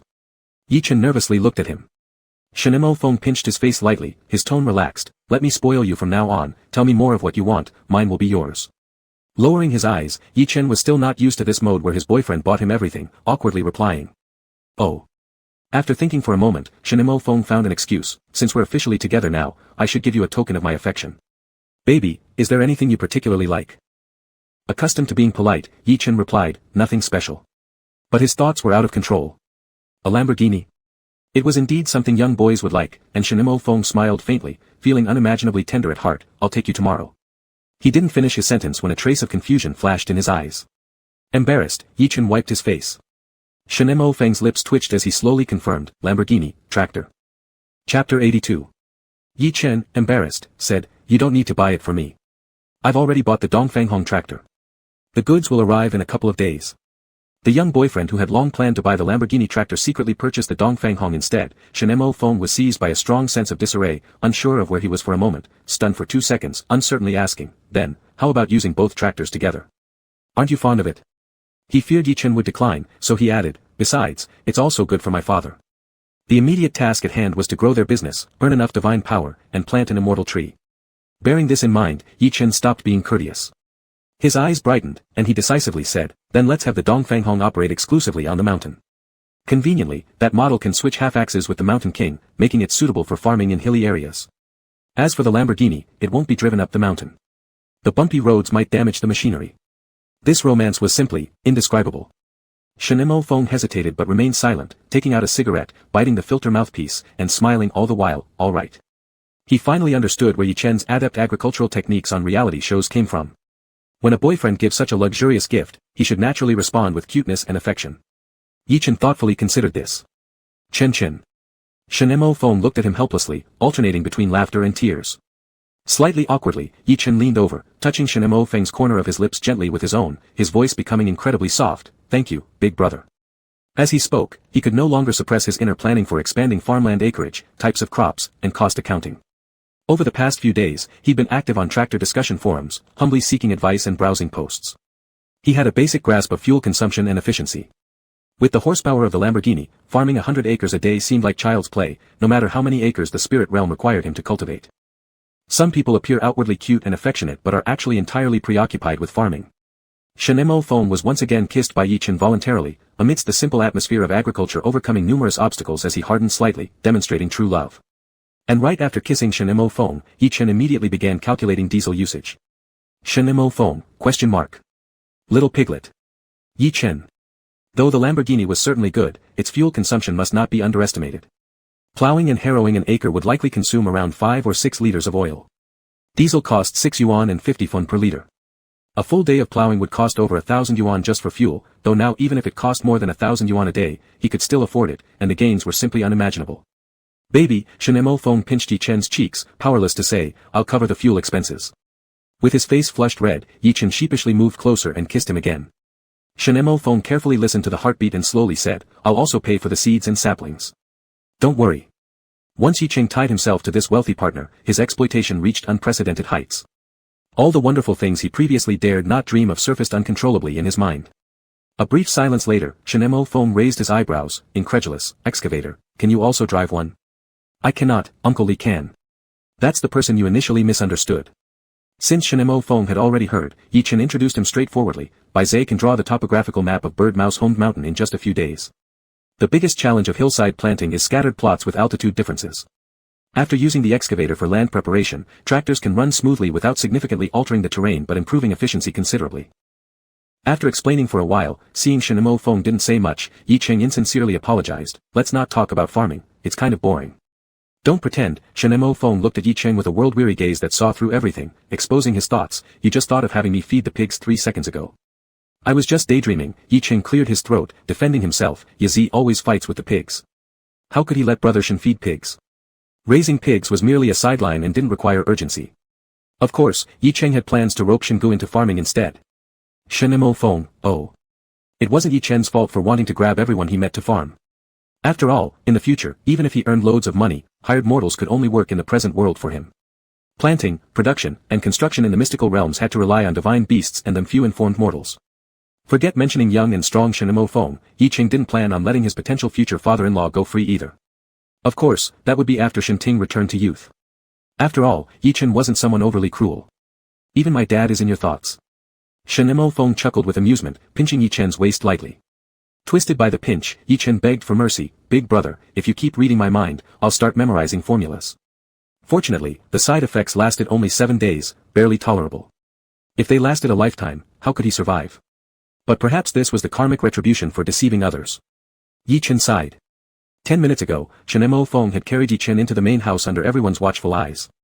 Though he really wanted to do something with Yi Chen who was particularly to his liking today, it clearly wasn't appropriate right now. Having learned all that needed to be known, Shenemo Feng didn't intend to probe further, so he got up and walked to the window far from Yi Chen, sorting out everything that had happened today on his own. He had previously accessed Yi Chen's memories from his perspective, feeling as if he were there in person.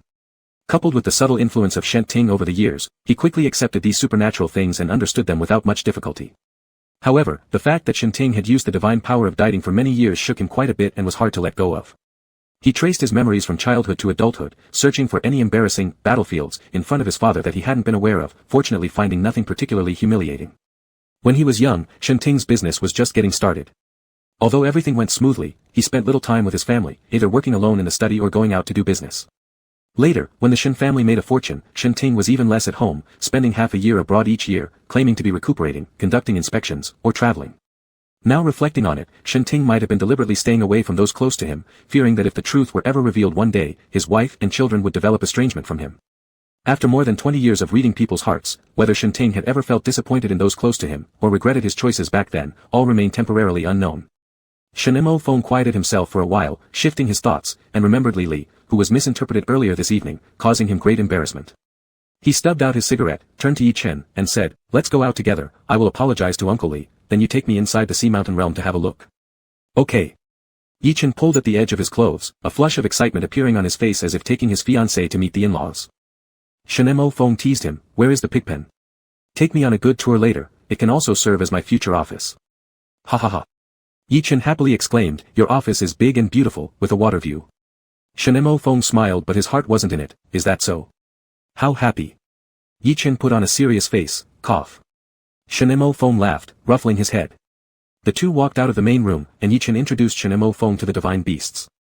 After the formal introductions, the divine beast group, who had known Shenemo Feng for a long time unilaterally, came rushing forward with pats, closely surrounding Shenemo Feng, vying to play with the handsome older brother Feng Feng. Shenemo Feng had no choice but to kneel down on one knee, stroking each head. The chaos baby pulled on Shenemo Feng's clothes with its chubby hand, opening its mouth and inviting merit in a childlike voice. "Brother Feng, me, Big Brother Qi, Ho Ho, Xian, and Lulu are the head-pressing squad." The car tire was bitten by Big Brother Qi. Yi Chen couldn't bear to look directly at Dun Dun. If not for them, Shenemo Feng wouldn't have been so deeply mistaken. Shenemo Feng gritted his teeth, "Thank you."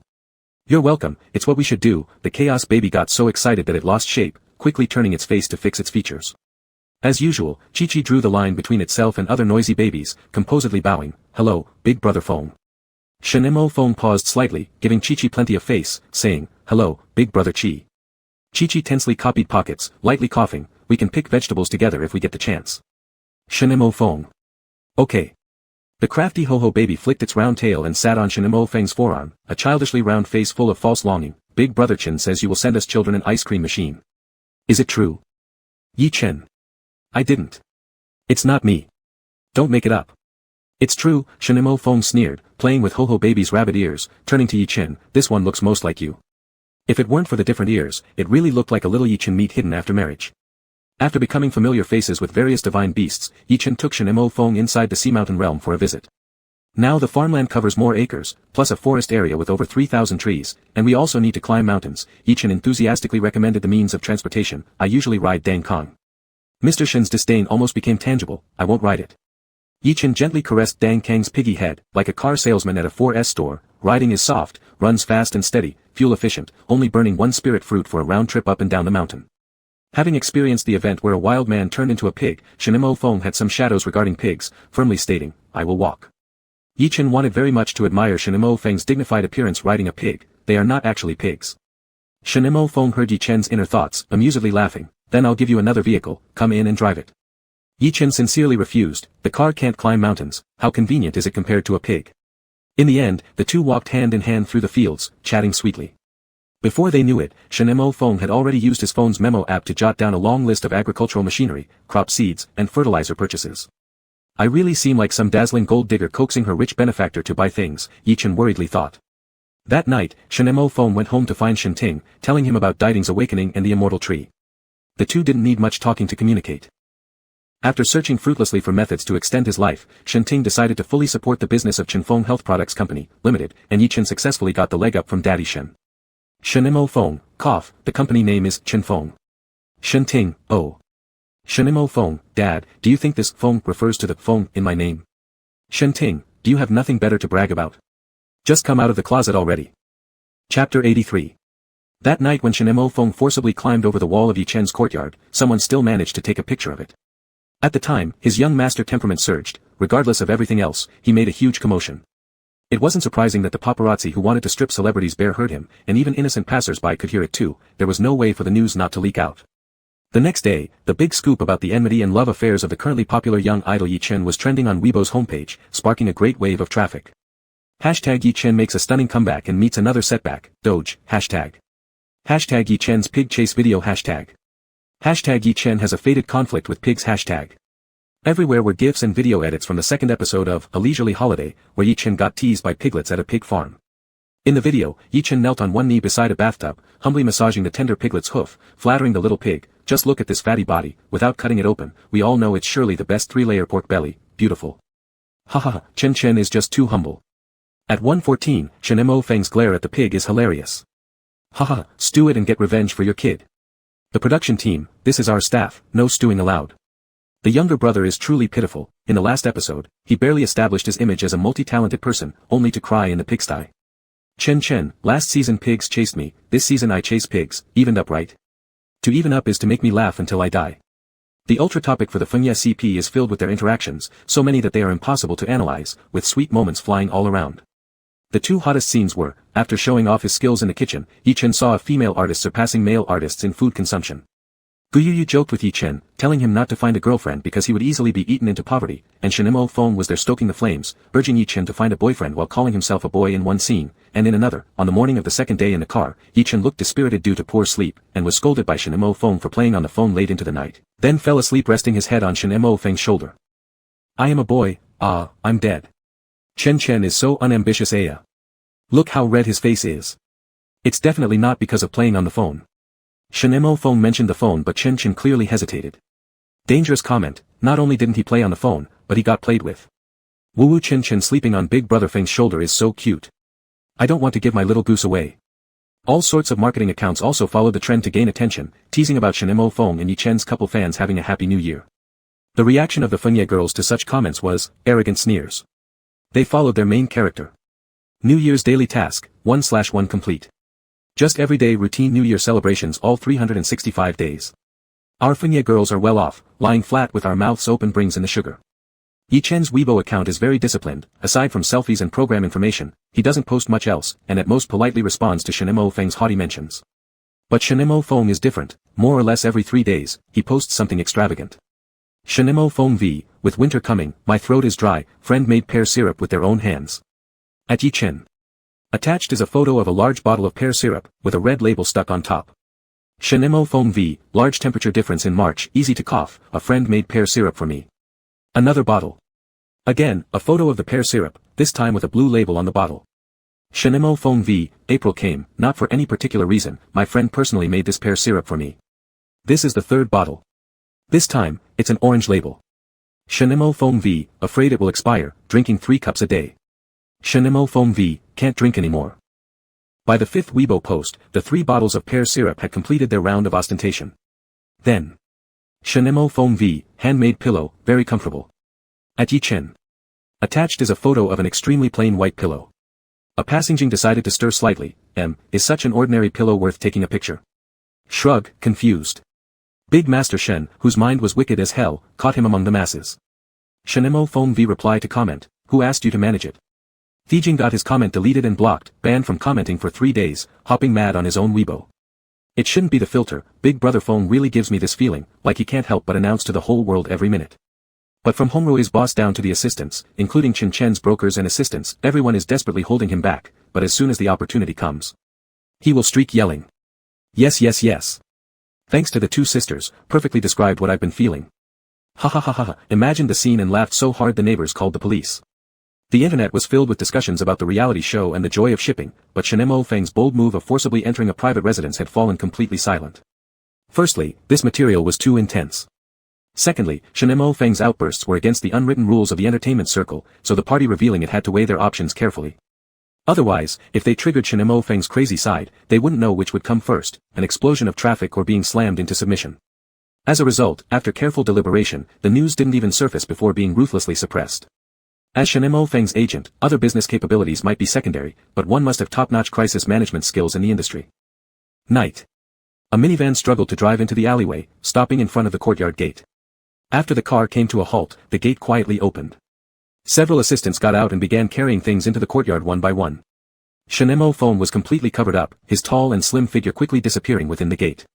One bag after another of urea and organic fertilizer, bundles of seedlings and young saplings, barrels of tractor diesel, boxes of expensive men's skincare products, all passed through the industrious hands of Shen Mo Feng's assistants.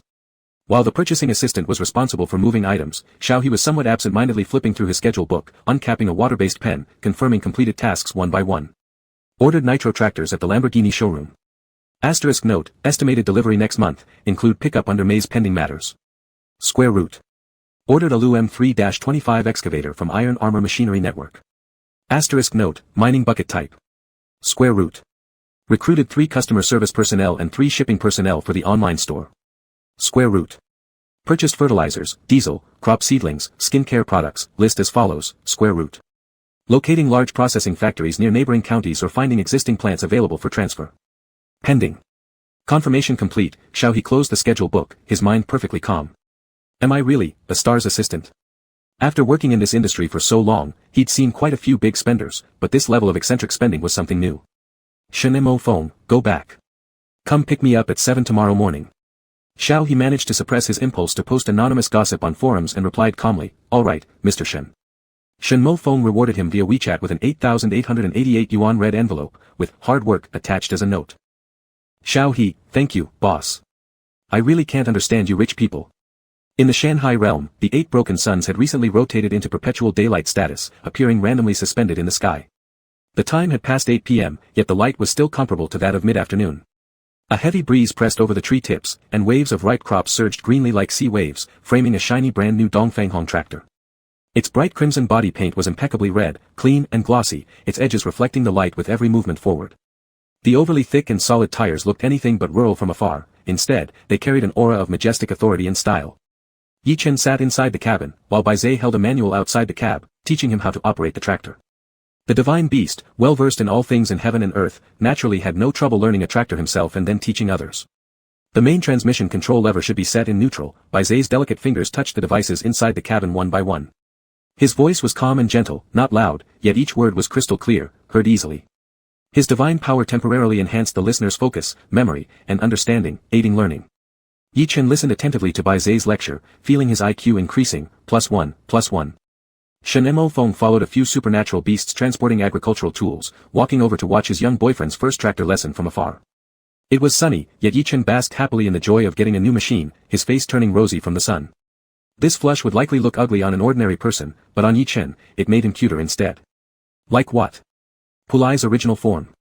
Shen Mo Feng thought, walking over and lightly brushing his fingers across Yi Chen's face, feeling its heat.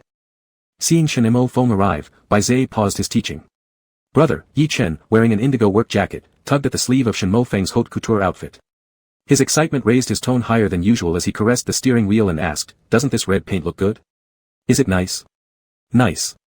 Shen Mo Feng smiled slightly, placing a Dior sun cap on his head, then throwing him a tube of sunscreen, saying, with 8 suns up there, do you think this is okay?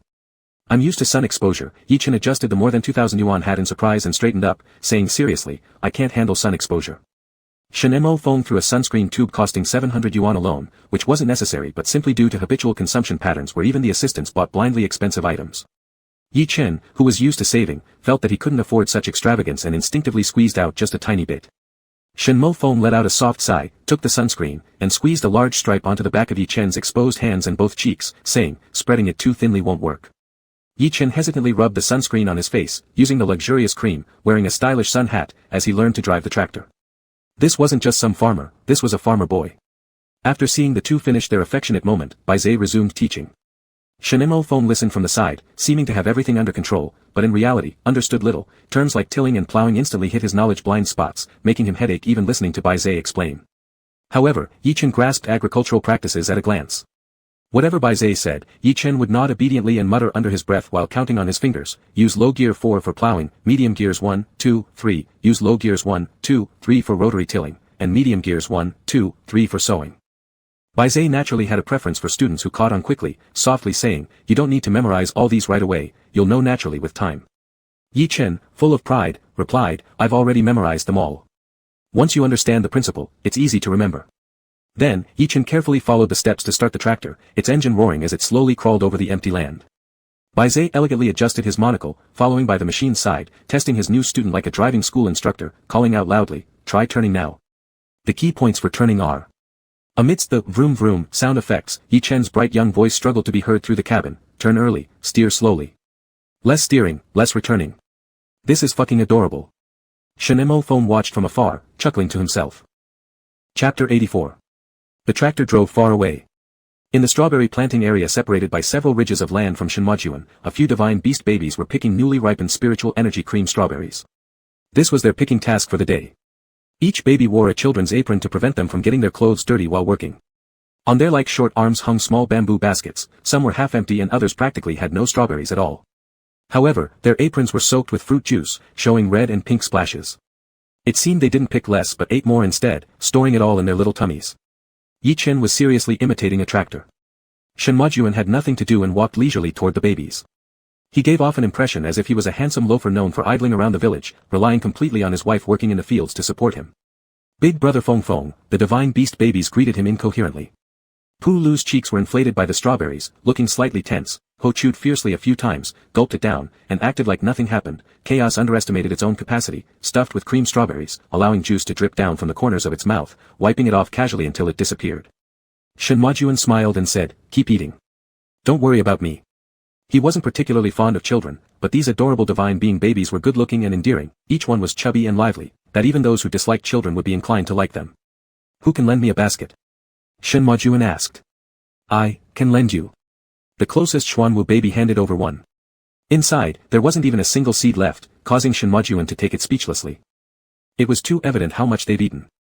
Squatting between the ridges, Shenmajuan picked strawberries indifferently asking, are there any bugs or earthworms in this field? Nope, Ho informed, things inside the realm differ from outside. As long as Big Brother Chen doesn't bring bugs from outside, there won't be any here. Shenmajuan nodded, good.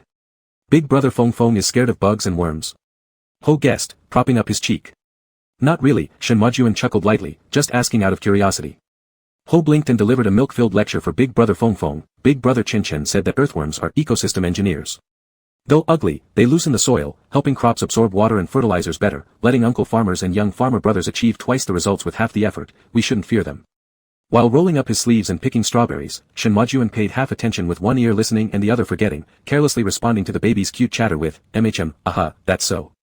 Ho baby continued, therefore, Big Brother Chen said next time when it rains outside, he'll grab a basin full of earthworms to bring in, improving the ecological environment.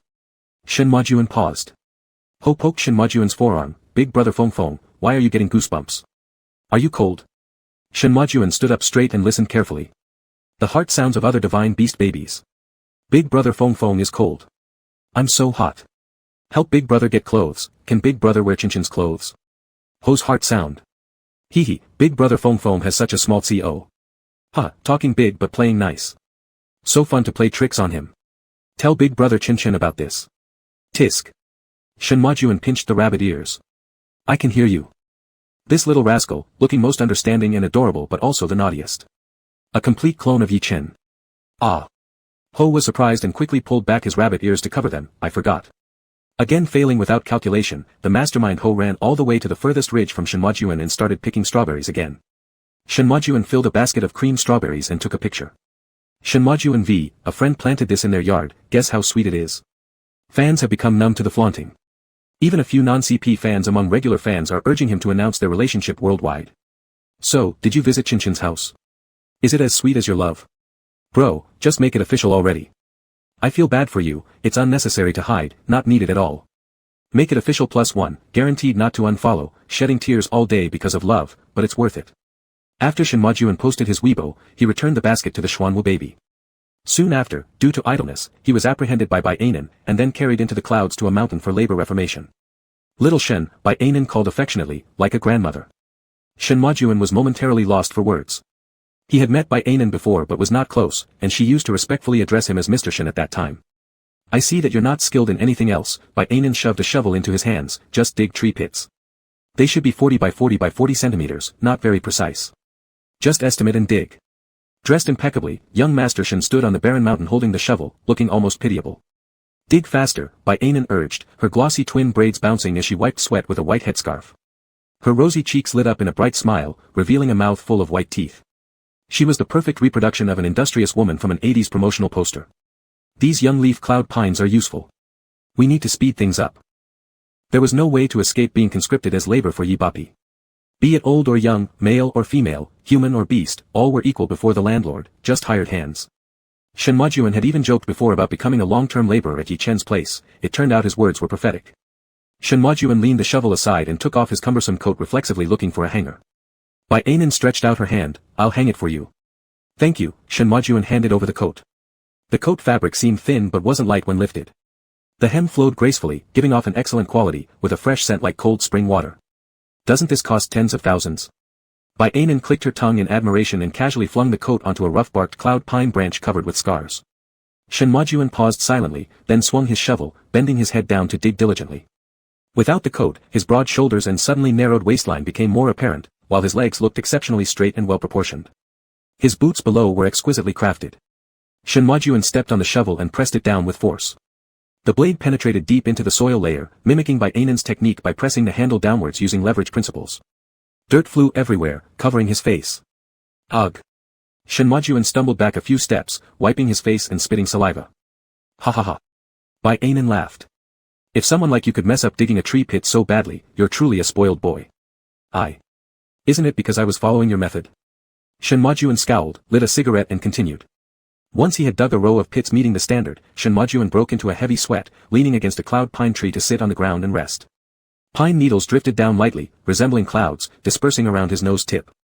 Then, Shen Majuan lit the cigarette, taking a lazy puff, inhaling nicotine tar while cleansing his lungs simultaneously.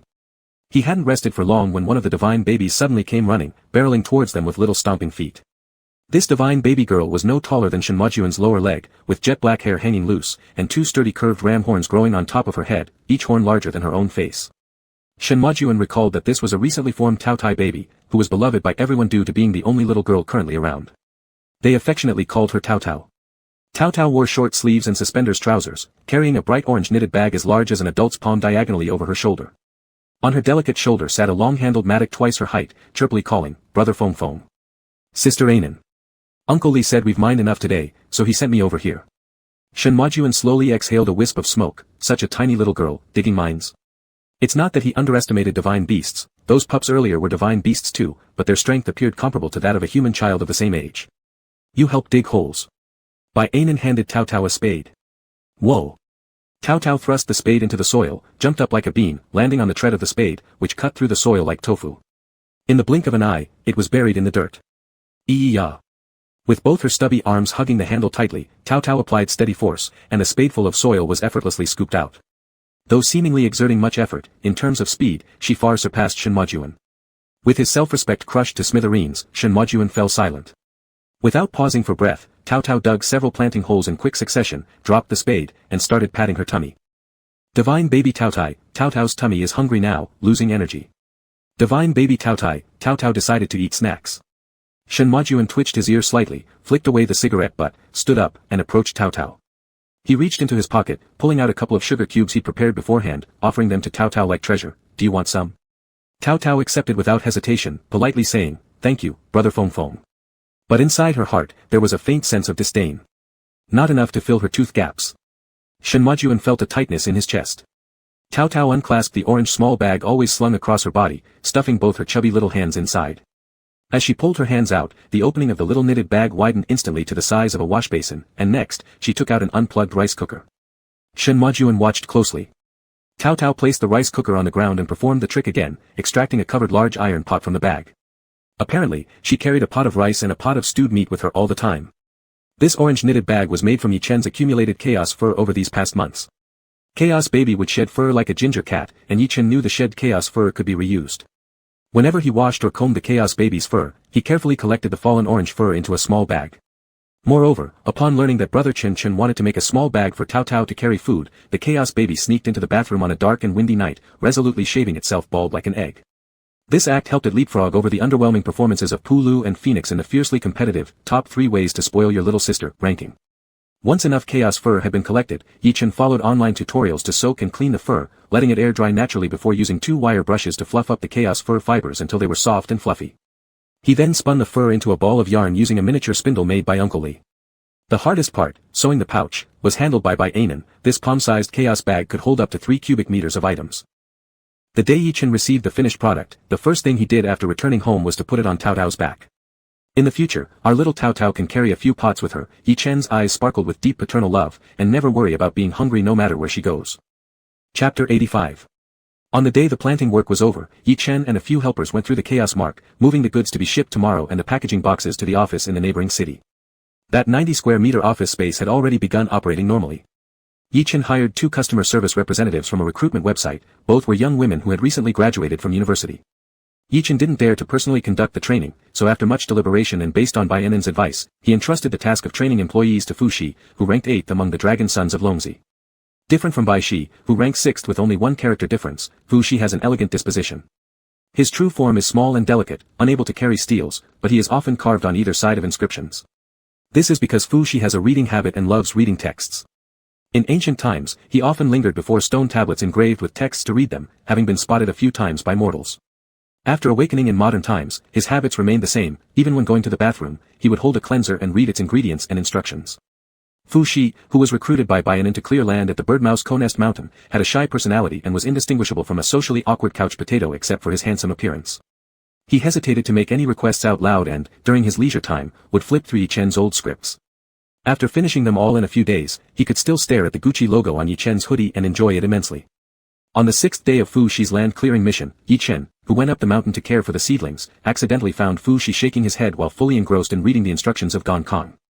Yi Chen gave a light cough, and Fu Shi suddenly looked up. Their eyes met. Fu Shi. Yi Chen. Yi Chen slowly asked, "Brother, are there any more?" Fu Shi reached into his left pocket and pulled out the instructions for Fenbidai and amoxicillin, handing them over softly saying, "I've finished these 2. No wonder the instructions were missing. Yi Chen realized, I thought Ho-Ho or someone else hid them for fun. Fu Shi then dug out another batch of instructions from his right pocket, including those of a liquid crystal TV and a microwave oven among other electrical appliances, negotiating, "I haven't finished these yet, can I return them to you later?" "No rush, take your time." Yi Chen felt slightly suffocated. "I've ordered a batch of smartphones online, they'll arrive in a couple of days. You can read novels on your phone after that." With the smartphone, Fu Shi was like a fish getting water. Every night after finishing work, he chased web literature and scrolled through Weibo until dawn. Anyway, he doesn't have to sleep necessarily. Gradually, he became the one among these dragon sons who had slept for years and understood modern society the best. Yi Chen originally did not intend to send him out to interact with people considering his social anxiety, but Bai Yanin considerately pushed his younger brother out to train the customer service representatives, naming it as an exercise. The 2 female customer service representatives initially planned to use this job as a stepping stone while waiting for better opportunities since they couldn't find jobs right after graduation. Unexpectedly, their trainer was handsome like a star, the work meal was delicious enough to make them cry tears of joy, and there were occasional extra benefits. Now, let alone quitting, both feared losing their jobs, literally their bowls of rice, and they worked with utmost seriousness. There hadn't been a single mistake in customer inquiries or shipping processes since they started. By this time, the late shift customer service staff had already gone off duty, and the early shift personnel would be responsible for packing and shipping tomorrow. Shenmo Feng placed the last carton of hair regrowth devices into the small meeting room and leaned it against the wall. Just as he turned around, he saw Yi Chen walking and holding a box of freshly picked spirit cream strawberries, placing the preserved box into the mini fridge at the corner of the desk. Employee benefits. Yi Chen closed the fridge door, they work pretty seriously. Shenmo Feng glanced up and saw a glass jar filled with dried red dates on the desk.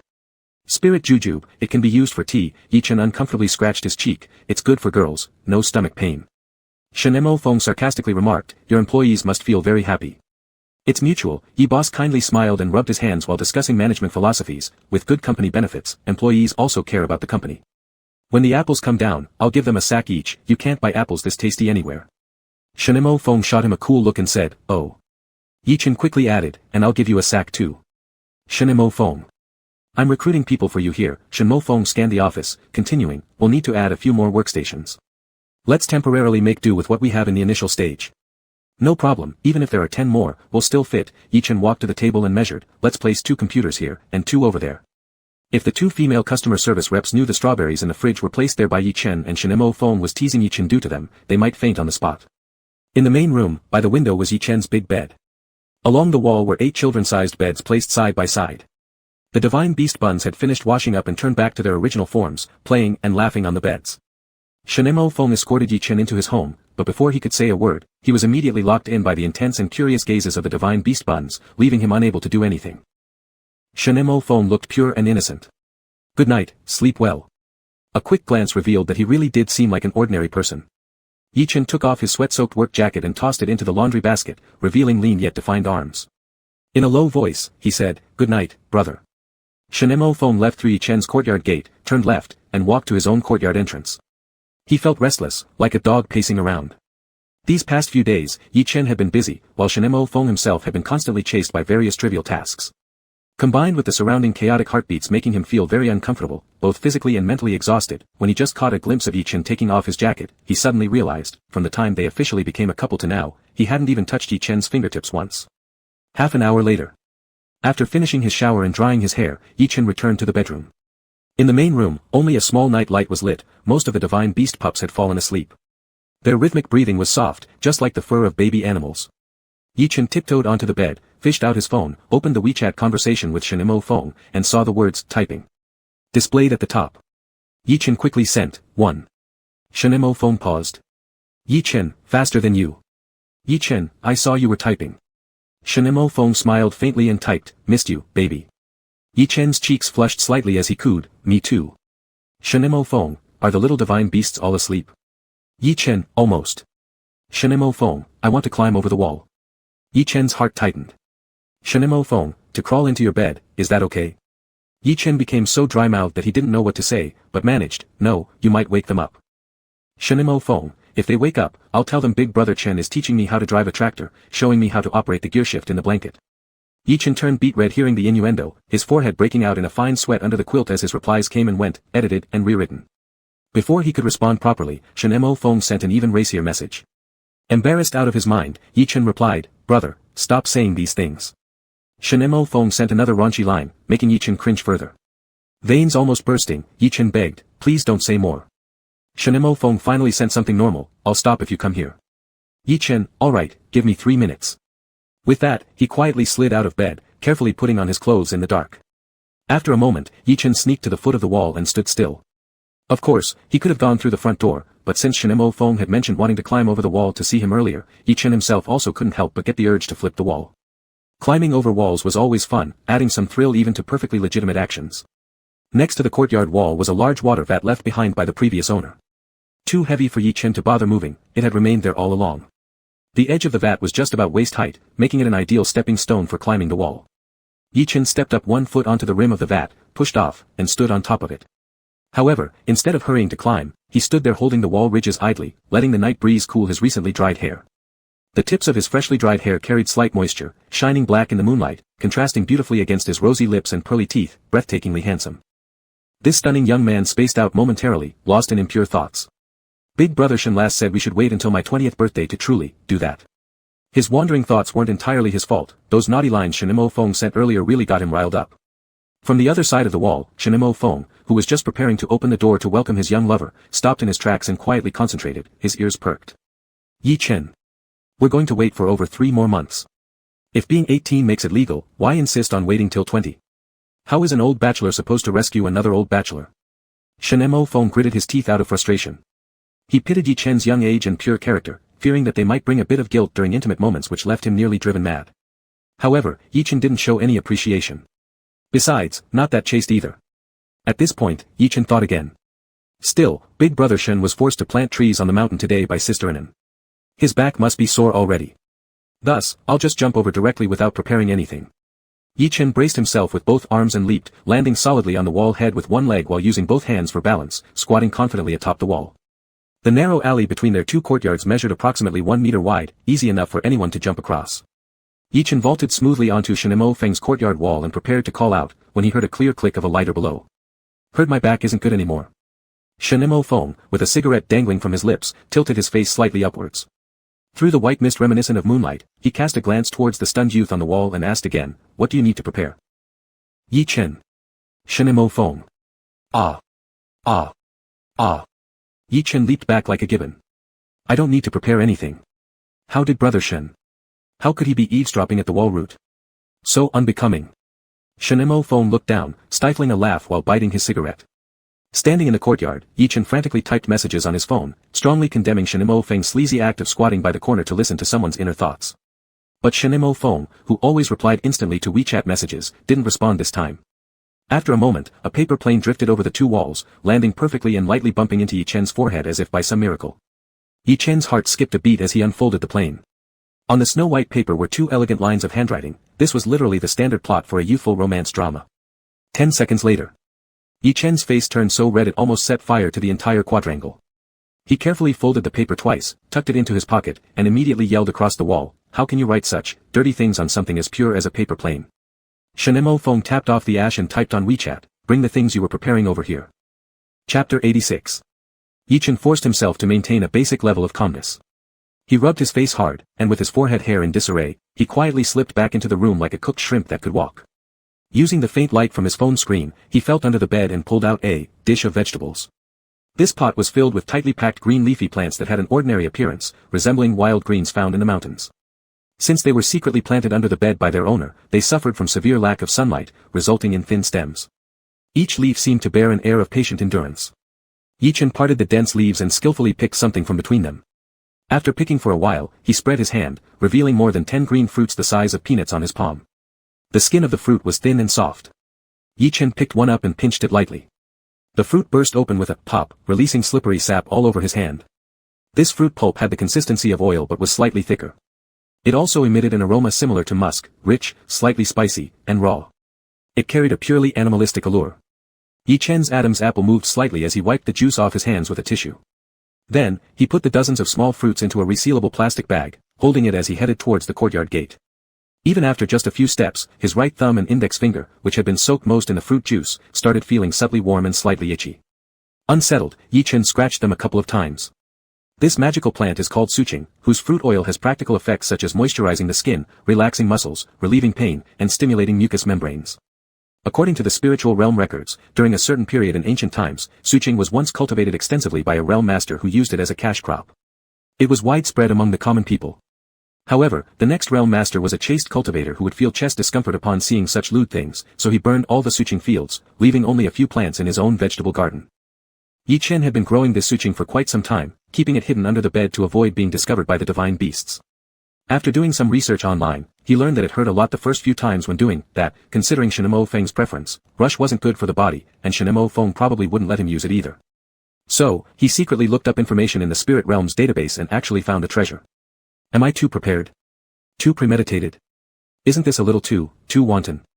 Standing in front of Shenemo Feng's courtyard door, Yi Chen pressed his forehead, feeling completely flushed, thinking more and more about how embarrassing it was.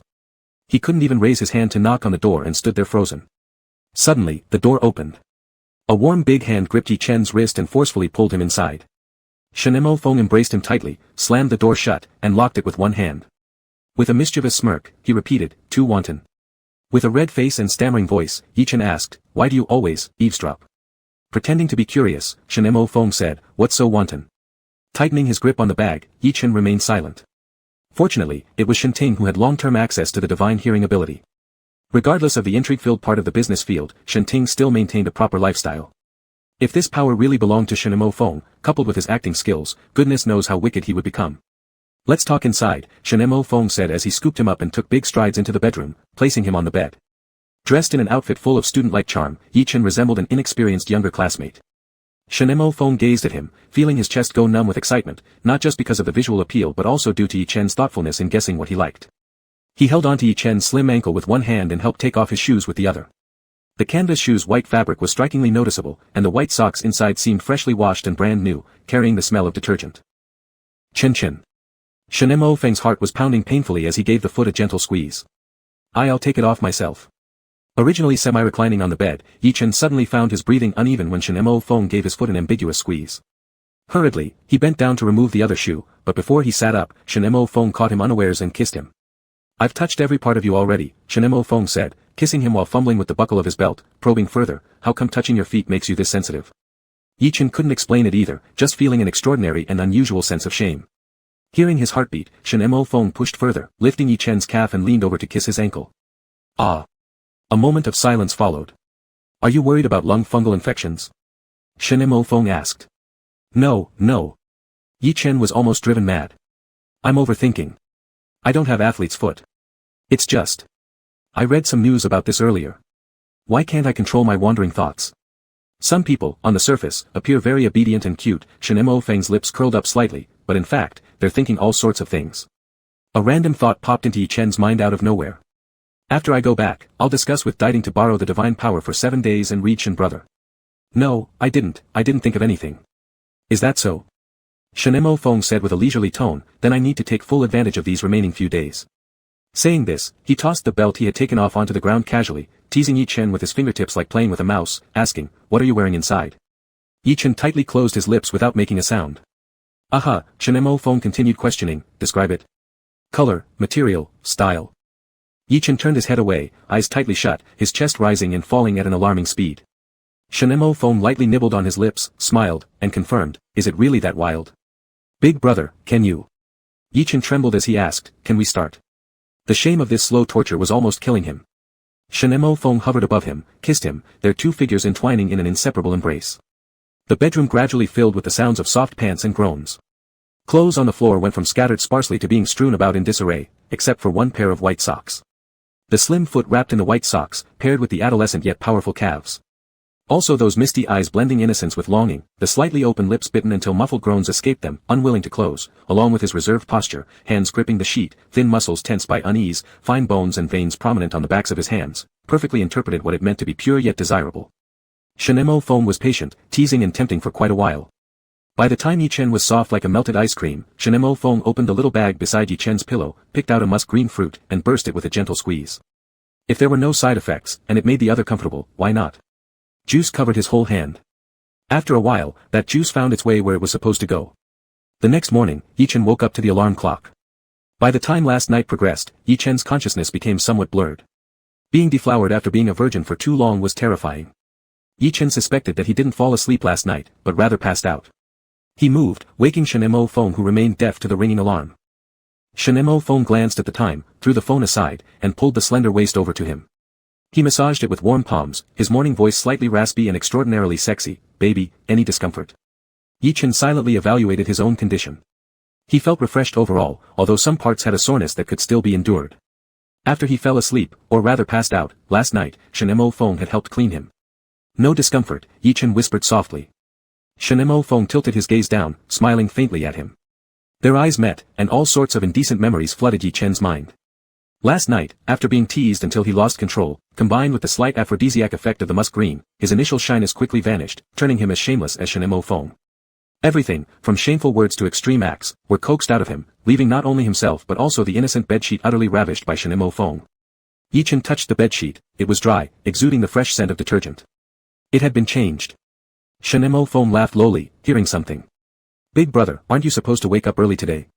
Yi Chen, waking from the days of just sleeping, remembering the events of last night, felt he couldn't face anyone. No matter how prepared mentally, Yi Chen never imagined going so far on their first time.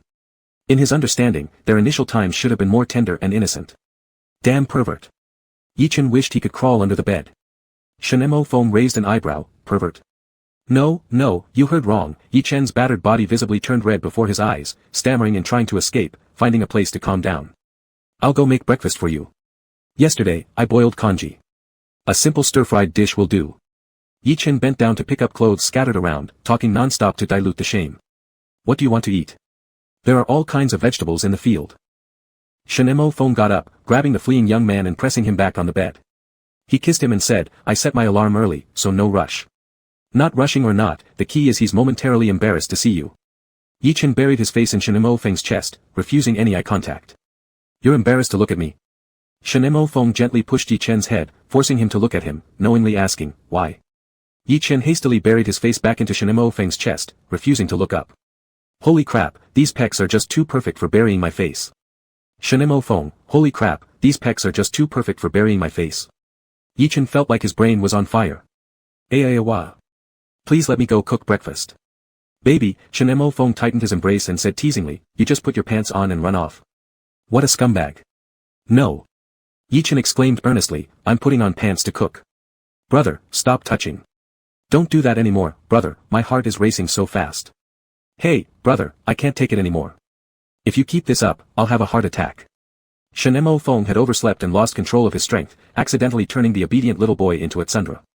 On the other hand, contrary to Yi Chen, the old virgin who tasted sweetness grew shameless, raising his intimacy level with Yi Chen by leaps and bounds overnight, developing the loyal dog attributes, wrapping around Yi Chen like a rascal and not letting him leave.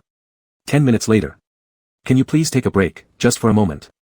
You probably won't believe me when I say this, Yi Chen, tormented to lose his wits, started babbling incoherently, but I have these two things at the back called buttocks. Shinemo Feng burst out laughing. Yi Chen, they're not decorative walnuts. Shinemo Feng, then what's the problem? Yi Chen weakly pleaded, stop playing with them, or you'll rub them shiny with all that handling. Where is Shinji's assistant? Why isn't he taking him away already? Chapter 87. A long-time bachelor finally gets lucky, but his behavior is so ostentatious that he doesn't even know how to show off properly. He clutches the blushing-to-death young boyfriend with all sorts of demands, acting like a spoilt brat. His demeanor perfectly mirrors someone reveling in newfound power. Baby, Shinemo Feng tilts his face, kiss me. Yi Chen uses one hand to guard his thoroughly abused behind while grabbing Shinemo Feng's wrist with the other, brushing his soft lips against Shinemo Feng's cheek. Shinemo Feng presses further, changing his hand's target, pamper me some more. Twisting under Shinemo Feng's antics, Yi Chen asks, what should I pamper you with? Last night after we were done, you just fell asleep, Shinemo Feng teases slowly, you didn't even share emotions or interact with me, once it was over, you left me alone. That's not. Yi Chen tries to argue. Shinemo Feng adopts an aggrieved tone, what kind of man are you? It sounds as if a girlfriend is complaining about her unsophisticated engineering major boyfriend. Did I really fall asleep right away? Yi Chen feels like hitting him, flushed and flustered as he protests, the truth is, I was, well, made dizzy by. My boyfriend really has no shame. Don't try to make excuses, Shinemo Feng tuts, I've already been ravaged by you beyond recognition. Not only did I have to shower alone, but also change the sheets, while my boyfriend slept like a pig. Covered in red kiss marks and finger imprints, upon hearing this, Yi Chen almost erupts in sorrow and anger, who ravaged who last night? Shinemo Feng suppresses laughter and shifts slightly to reveal a back scratched like a cat's work, didn't you scratch me here? Yi Chen. Come on, Shinemo Feng smiles gently, say something sweet to me. Yi Chen merely wishes to quickly soothe Shinemo Feng, pressing his lips against Shinemo Feng's earlobe, muttering clumsily and softly some sweet words. Shinemo Feng calms down for less than half a minute before starting again, seriously asking for Yi Chen's opinion, dear, now that we've reached this stage. Should we boil 2 red eggs to celebrate? Or maybe cook more and share them with everyone? No, no need, Yi Chen had stayed out all night, feeling utterly unworthy to face anyone, and hopes to quietly slip away. We don't have any red-dyed eggs at home. I'll have Xiaohe buy some, there's still time. Shinemo Feng pulls up his WeChat interface. Brother, Yi Chen hurriedly grabs his phone, please, be reasonable. As a second choice, Shinemo Feng proposes, then I'll ask Xiaohe to prepare some firecrackers to set off within the mountain and sea borders. Yi Chen is nearly driven mad, no way. Shinemo Feng looks at him worriedly, you won't let me do this or that. They've already come this far, yet they can't go public, nor can they even symbolically celebrate on a small scale. The old-time virgin is somewhat dissatisfied. It's as if a destitute beggar suddenly wins 100 million in the double-color ball lottery. He cannot tell others, but instead must pretend to be poor and keep sleeping rough, maintaining this facade publicly. Only when alone can he feast luxuriously. He feels constricted, desires flaunting his wealth, yearns to appear on the news broadcast. Chen, Shinemo Feng fondly holds Yi Chen's fingers and whispers gently, are you afraid to be public with me? Yi Chen stutters, unable to find a definitive reason why they can't go public, not really. Public opinion management, media relations, and negotiations with the entertainment agency, these issues can all be resolved using money and connections from Shinemo Feng. As for other aspects, Yi Chen doesn't follow the idle path of having no original works but surviving on selling romantic fantasies to fans. In principle, he has dating freedom. Furthermore, societal attitudes have loosened in recent years, and coming out won't significantly harm his career prospects. The only unavoidable downside would be losing a batch of female fans and homophobic ones, but they couldn't hide their relationship forever. These were inevitable things to confront sooner or later. Ultimately, concealing the relationship stemmed from habitual thinking, and simultaneously lacked a trigger moment. So, when do you think we should go public? Yi Chen uncertainly says, or just acknowledge whenever the news breaks. I have to inform my agent first. I've concealed too many things from him, I need to figure out what to say. I still have 2 more years on my contract with the company. Shinemo Feng silently fiddles with his phone for a moment before passing it to Yi Chen. On the screen is an artist's economic contract. I've been preparing a studio recently, Shinemo Feng said, and I'm considering poaching you from Star. So, I've drafted a temporary contract for you. As for Star, whatever the penalty fee is, the studio will cover it. Seeing Yi Chen slightly stunned, Shinemo Feng added another incentive, the studio will provide you with top-tier resources. What Star gives you now is simply. Shinemo Feng paused briefly, swallowing the words, bullshit, and revealing a restrained disdain, not good enough. Yi Chen's resource ranking at Star was only in the middle to upper level, still lagging behind the company's favorite protégés. Despite his acting having greatly improved during the last movie under Shinemo Feng's tutelage, he was still stuck filming brainless fast food dramas, though the one benefit was that it wasn't physically exhausting. As Yi Chen looked at the contract, the terms were so advantageous they didn't seem like those usually signed between studios and artists but rather resembled a doting father supporting his son unreservedly. The revenue share for the studio was almost zero, it was practically as if the entire studio was working for Yi Chen gratis. Shinemo Feng continued, I also invested in a film project recently, scheduled to kick off by the end of this year. The director will be Guosheng, and the script is custom-made for you. It aims to win awards. If you agree, the male lead role will be yours. Brother. The news came too suddenly, leaving Yi Chen somewhat at a loss. The temptation Shinemo Feng presented was great, yet his old agency had treated him fairly well, except for the period when Gu Qiu was secretly investigating him. Overall, their relationship had been harmonious. To leave early for a better future, logically, as long as he followed the contract and paid the breach fees honestly without exploiting loopholes, it was justifiable, but emotionally, it seemed somewhat dishonorable. Shinemo Feng patiently listened to Yi Chen's thoughts and gently said, your acting career development is one aspect. On the other hand, I know your situation inside out, and can adjust the schedule flexibly based on your needs. Any unexpected situations here can be conveniently managed by you. Operating companies or online stores under your name also doesn't risk disputes with economic companies. He paused for a moment then added, resources are about quality over quantity. I hope every work you take has its own value. Now, they don't care what nonsense projects they throw at you as long as they're profitable. You're busy all day and have to deal with so many things even when you come back at night. Since filming started, you've been working non-stop without rest. How long has it been since you last rested? It's fine not to rest, Yi Chen calmly said, I have power pills. You should take some later. Shinemo Feng. You're right, Yi Chen scratched his head, let me think about it again.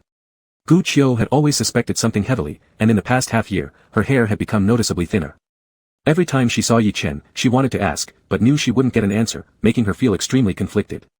Meanwhile, Yi Chen had plenty of secrets to hide from his agent, needing to review his persona carefully before each conversation with Gu Qiu to prevent any character breakdowns or OOC moments. Both of them were quite tormented. Compared to torturing each other, a peaceful severance would be better. Chapter 88. With Mr. Shen and his son as the secret financial backers, Yi Chen carried out reforms in planting methods without any hesitation. After being impressed by an article on Agronet titled, With this tree planting gadget, farmers can't stop smiling, Yi Chen promptly ordered 5 professional pit digging machines. This pit digging machine can be operated by one person.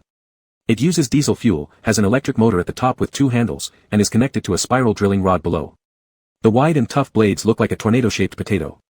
With practice, the user can dig a tree pit in half a minute. Yi Chen gently stroked the new casing of the pit digging machine, thinking how great it was to have money so that any farming equipment he fancied could be purchased immediately.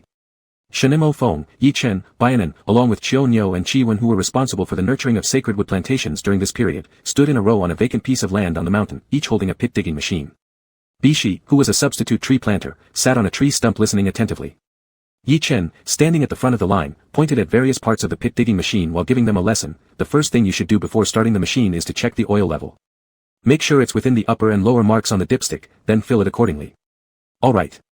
Shinemo Feng listened attentively as if following instructions from a director. Confirm the choke is closed, legs slightly apart, feet firmly planted. Yi Chen spread his legs widely and firmly anchored himself, then pull the starter cord twice quickly, with short intervals between pulls. As he spoke, Yi Chen smoothly pulled the rope of the starter twice, causing the pit digging machine to emit a low growl. The pit digging machines had just arrived today, and the reason Yi Chen was more familiar with their operation than others was because he had repeatedly watched tree pit digging tutorials during the breaks in filming earlier in the day. Lastly, open the choke and increase the throttle while pressing downwards. With a single exertion, the spinning blades of the pit digging machine easily pierced the soil layers as though drilling through tofu. Follow it all the way down, keeping firm control of the machine's head, using strength in your arms. For convenience, Yi Chen rolled up his jacket sleeves to his elbows. His slender, pale forearm muscles were taut, with veins faintly visible, making even the operation of the pit digging machine captivating to watch. And not to mention the over 2 million yuan Sky Moon series wristwatch on his wrist, its sapphire crystal face was dazzlingly clear, reflecting expensive glitters in sync with the high-speed vibrations of the pit digging machine's engine. Yi Chen would absolutely never wear this watch while working in the fields normally. Damaging such an expensive item would cause him unimaginable pain, comparable to losing a part of his skull. Unfortunately, Shinemo Feng insisted that he wear it, knowing he'd been dying to flaunt it recently. So, Yi Chen obediently put it on. Baianan stared at the watch and deliberately stayed silent. Honest big brother Qiu Niu also got distracted by the watch, dumbfoundedly saying, your hand. Baianan playfully pinched Qiu Niu's waist from behind. Qiu Niu. Got it, right? Yi Chen pulled out the pit digging machine, leaving behind a smooth and regular circular hole in the ground. Now start digging yourselves, it's easy, you'll get the hang of it after doing a few. At this time, several divine beast babies nearby, who had used up their grass seeds while planting spirit herbs in shallow pits, came running over with their little legs, asking Yi Chen for rewards. Yi Chen grabbed a handful of chocolates from his jacket pocket and handed them out. Shenemo Feng pondered for a moment, eyes suddenly brimming with curiosity, raising his hand to ask a question. I've understood the basics, but I have one question. Yi Chen turned around. What is it? Shenemo Feng shamelessly asked, where did you buy this watch? Bainan burst out laughing. Yi Chen's ears heated up, instantly transforming from a diligent worker into a sweet treat, softly saying, didn't you give it to me? Shenemo Feng seemed to lose his memory, surprisedly saying, I gave it. How could I forget? To flaunt their affection, the acclaimed film emperor wasn't shy about playing the role of someone with Alzheimer's. Yi Chen, unable to bear it, looked away. Big brother, could you please not act like this? Don't fool around, help me recall. Shenemo Feng appeared genuinely confused, almost perplexed. On which day, where, why did I give it, what was its meaning? Tell me all, the time, place, people involved, the reasons, process, results, and what feelings my actions conveyed. Bainan laughed uncontrollably, pounding Qiu Nio's back. Qiu Nio blinked, then smiled too. Shenemo Feng urged, speak up, it's urgent. Yi Chen. Mr. Shen usually acted arrogantly, relentless in achieving his goals. If Yi Chen casually handled this situation, Shenemo Feng would definitely come up with something even more ostentatious. Thus, Yi Chen steeled himself and dictated his response. On the night of this year's spring festival, you came from Italy in the middle of the night to deliver it. Because. Yi Chen's cheeks turned bright red. It was a confession gift, symbolizing, the dial encompasses the starry sky of the northern hemisphere, implying that I am your entire sky. Little Yi lowered his head, obediently analyzing the underlying emotions and ideas. The sentiment conveyed by your action was, you like me. Ah. Ah. The divine beast baby feigned knocking on its rabbit ears. Brother Chen is being too mushy. Oh. The Xuanwu baby couldn't retreat its human-shaped head, slowly trying to bury it into the Cheongqi baby's clothes. Brother Qi's face turned red, gruffly grabbing at his collar. Qiu Qiwen, and Bishi also wore expressions filled with curiosity mixed with satisfaction, as if elders witnessing the pairing of juniors. Shenemo Feng enjoyed this greatly, both mentally and physically relaxed, and temporarily withdrew his supernatural abilities, saying, oh, now I remember. After that, Shenemo Feng no longer acted outrageously. Several people enthusiastically dug holes on the mountain, within 10 minutes creating 5 neat rows of tree pits on the ground. Director Yi of the greening office of the Shanghai realm wiped sweat from his forehead, pointing out contentedly, this is simply a leap from the Stone Age to the Industrial Age. Without mastering advanced technology, one would have to endure hardship. On the other side of the mountain, Lili controlled an excavator under Baize's command, transforming the rugged farmland for mechanized adaptation, merging fragmented plots, and filling ravines with soil dug from sloping land. This wasn't aimed at leveling the mountains into plains but rather at converting them into more consolidated forms suitable for large-scale mechanized farming, along with building paths accessible for agricultural machinery, realizing Director Ye's grand vision of bringing large-scale farm equipment into chicken coop-sized fields, thus drastically reducing labor. Yi Chen led the planting team for a while before handing over the pit-digging machine to Bishi, who had been observing all along, saying, the rest is up to you. Bishi was slow in nature, not just in movement but also slower in learning. Yi Chen deliberately allowed him more time to comprehend. Bishi said, leave it to me. Truly, amazing. The Xuanwu baby looked up in admiration at brother Bishi. Yi Chen rode Kong Dang, galloping down the mountain to plant fields. After a few days of practical exercises, he had become very familiar with operating tractors. Besides him, Baize had also taught Chao Feng and Puleo, who originally took care of the fields. When Yi Chen was absent, they would drive the tractor. When Yi Chen was present, he mostly drove it himself because he needed to be involved in the planting process to infuse Shenong's power into the plants. Remote operations wouldn't work. At the moment, Yi Chen wasn't rushing to make money but instead required more divine power. After switching to mechanized planting, he didn't immediately focus on high-priced crops in the market but started with ordinary vegetables like rapeseed, leeks, eggplants, and green onions that grew quickly and were easy to manage. These lower-grade crops required far less divine power than spiritual plants. By allocating just a small part of his divine power, Yi Chen could make them grow rapidly. Within a few days, combining study with practice, Yi Chen personally used mechanical methods to expand nearly 5 mu, about 0.33 acres per mu, of vegetable gardens. 2 mu of the earliest planted rapeseed of the dual-use variety would be ready for harvesting soon, yielding edible rape shoots, specifically, the stems and leaves often stir-fried in oil dishes.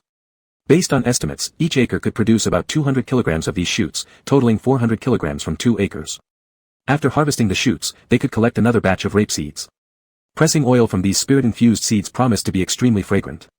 Of these newly grown divine vegetables, aside from those consumed internally by the divine beasts, Yi Chen planned to select the best quality ones and sell them online at several times the market price. A new batch of vegetable-specific insulated boxes marked with the words Chen Health and Wellness Shop had already been ordered and were currently being manufactured at the factory. Once packaged properly, the goods could be launched. Promoting their green organic image, ensuring excellent quality but absolutely heartless prices with limited stock, the goal was only to recover seed and fertilizer costs, refusing to sell more than necessary. It's not that I wanted to exploit customers, I'm forced to, thought Yi Chen, feeling entirely guilt-free. After all, his side operated under special circumstances, producing an overwhelmingly large volume of vegetables of exceptionally high quality. At the current level of a few hundred kilograms, it wasn't much, but as they planted more in the future, allowing divine plants to flood the market posed three major issues. First, unclear production sources might cause trouble. Second, it could harm vegetable farmers whose annual livelihood depended on the output of their few mu of land. Disrupting the agricultural product market might ruin their means of subsistence. Thirdly, regular customers likely wouldn't develop deep gratitude simply for eating a few extra tasty vegetables, making earning divine power inefficient. Fortunately, after Baianan entered society and started making money, she had been building Hope primary schools in various impoverished areas. To date, 10 of these schools had been completed, and she had been using her earnings from the entertainment industry to provide for the children's food and education. As the number of children under her care grew, she found herself increasingly stretched thin, buying her clothes from head to toe off Taobao. While there were many caring individuals in society, the sheer number of impoverished children across the nation was overwhelming. The quality of the children's nutrition meals hovered barely above passing grade, a source of long-standing concern for Baianan. The poor schoolchildren were already lacking proper sustenance, with many suffering from prolonged malnutrition. Yi Chen's donation of ingredients wouldn't disrupt anyone's market, and delicious, nutritious meals would undoubtedly earn heartfelt gratitude from the children, a win-win situation. Yi Chen roughly estimated that the divine power gains would far outweigh the expenditure required to bless these few acres of vegetable fields. It was a lucrative investment without doubt. Yi Bapi squinted as she looked into the distance at the oil-green, spirit-filled vegetable fields, smiling contentedly to reveal a mouthful of white teeth. All of this would soon become radiant divine power. Chapter 89. The days spent laboring in the fields always passed by incredibly fast. Tender green seedlings grew tall stems, and their tips were laden with ripe fruits. After each harvest, the stubble was shredded by rotary tillers and mixed into the soil. This cycle repeated itself over and over. After several rounds of crops were planted, early summer had quietly arrived. During this time, the production of spirit plants soared, and Yi Bapi stopped being overly concerned about minor details. Apart from the initial designated areas for the divine beasts' harvest, whenever a crop reached large-scale maturity, he would distribute some additional spirit plants to the divine beasts, equivalent to dividend shares. Baby divine beast creatures and old Long could eat as much as they wanted without any restrictions. With the nourishment of abundant spirit plants, the recovery rate of Long's inner pearl was impressive. Currently, it could continuously sustain flying on clouds, dispersing rain at high altitudes for more than 15 minutes. Combined with natural precipitation within the realm, irrigation was no longer an issue. Moreover, the appearance of the aging Long had somewhat rejuvenated, roughly recovering from his octogenarian years back to his septuagenarian ones.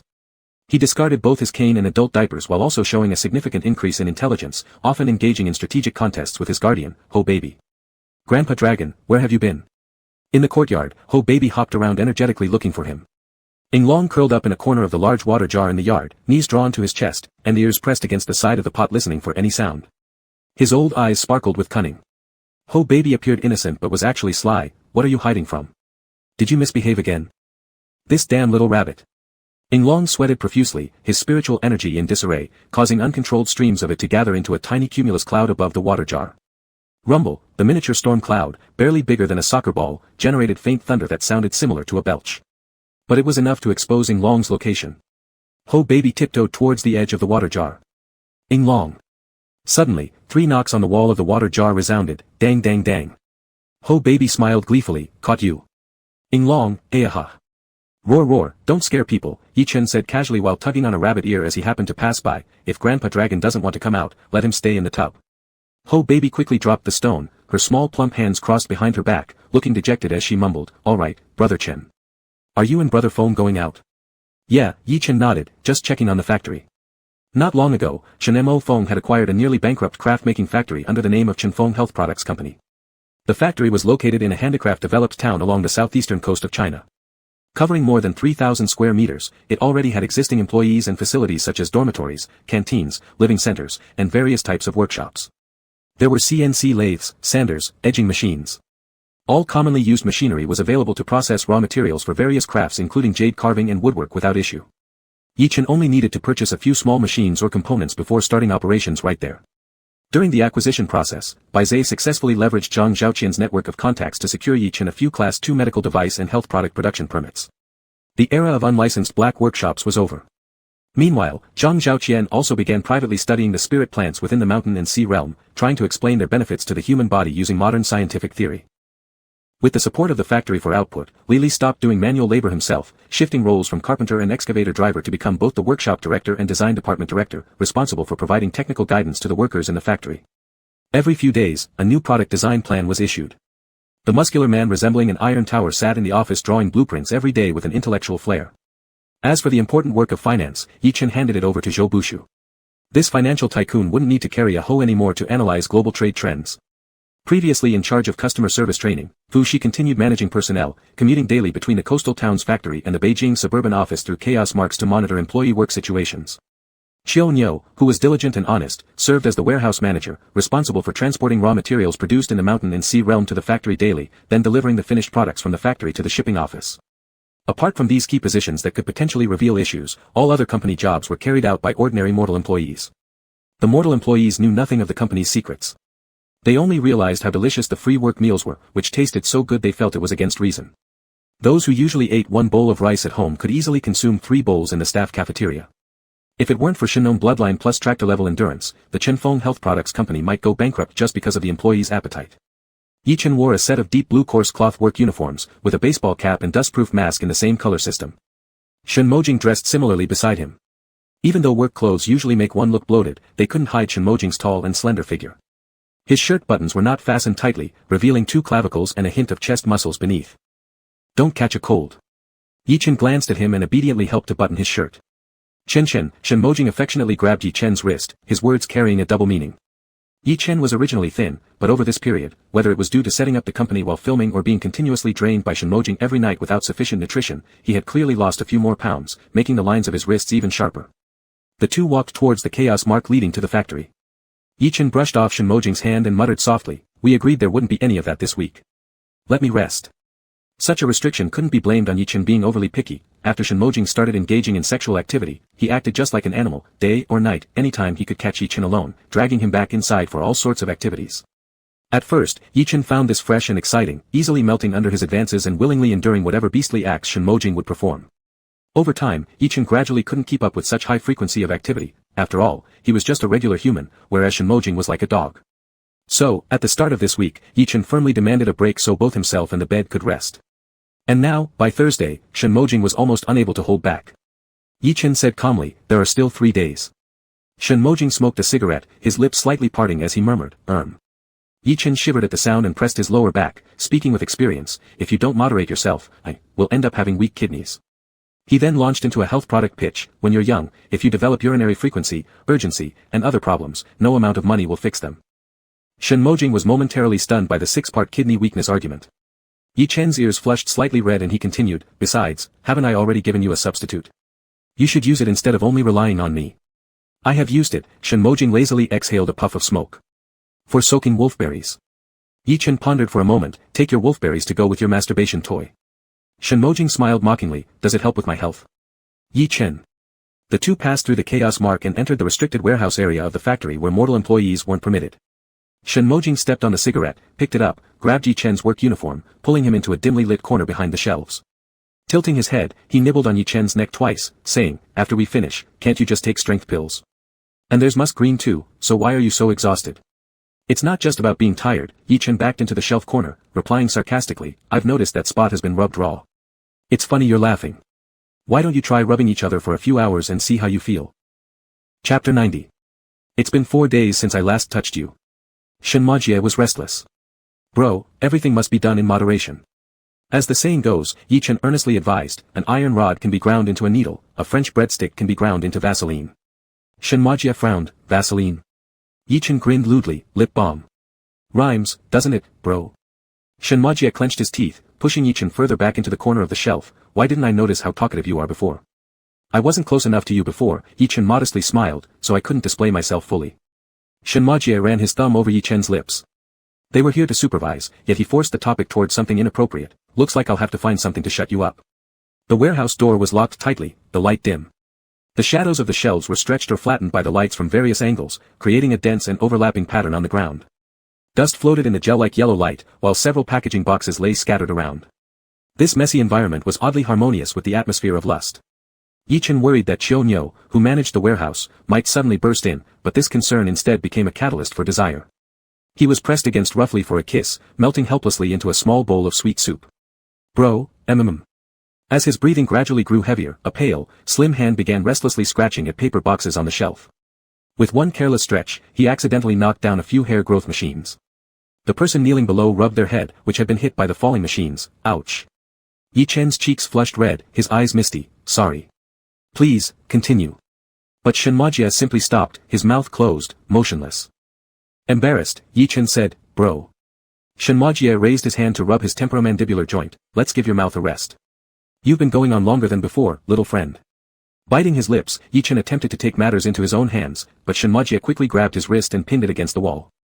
Baby, Shenmajia stood up, still gripping Yi Chen's wrist as he slowly repeated what Yi Chen had said, everything must be done in moderation. Yi Chen. Shenmajia's stern face seemed especially inviting punches, resembling a male ethics lecturer. A drop of semen equals 10 drops of blood, young man. I advise you to stop before it's too late. Feeling neither up nor down, Yi Chen whimpered anxiously, bro, I'm sorry, I won't speak ill of you anymore. Help me, please help me a bit. Shenmajia turned his face and whispered near Yi Chen's ear. After saying something wicked, he told Yi Chen, repeat it once more and I'll help you. Yi Chen's Adam's apple moved as he closed his eyes and spoke. Shenmajia said something again, asking Yi Chen to repeat it. Dog mouths spout no human words. Yi Chen felt his blood vessels about to burst, stammering as he repeated them, transformed into a steam engine, puffing out steam with a hiss. Not until he almost steamed Yi Chen to death with his words did Shenmajia kneel back down. The factory warehouse, where the two occasionally indulged in private activities, was quite spacious. On this row of shelves were stored hair growth machines, and the next row held jade therapy mattresses. These therapeutic mattresses came in single and double versions. Sleep soundly for 8 hours a day, and high blood pressure and cholesterol wouldn't be a problem. They effectively prevented various geriatric diseases such as cerebral hemorrhage, heart attacks, and strokes. The jade mines on Birdrat Conest Mountain yielded jade in different colors, including cool white, greenish white, lard white, and pink white. When paired with mats of different textures, they matched exactly with 4 styles named after blessings, prosperity, longevity, and happiness, catering to the preferences of elderly customers. In terms of craftsmanship, with sufficient manpower and machinery, Yi Chen abandoned the glue method that could easily cause jade detachment or skin allergies. Instead, he adopted the drilling method to fix the jade stones. The quality of the mat serving as base material also improved significantly, upgrading the product thoroughly. After these upgrades, a set of dual-person jade mattresses could sell for 88,800 yuan, which, though not as high-selling compared to some other miscellaneous items, meant solid profits per sale. 80,000 yuan, an amount equivalent to many people's annual income, was still worth it due to its excellent health benefits and premium jade materials. If unused one day, the jade could be detached and resold individually, recovering some costs. Hence, this price was not only reasonable but even considered good value. For those suffering from hypertension, if unfortunately encountering sudden cerebral hemorrhage or heart attack, staying a few days in the ICU and undergoing heart bypass surgery would cost far more than 80,000, potentially risking one's life.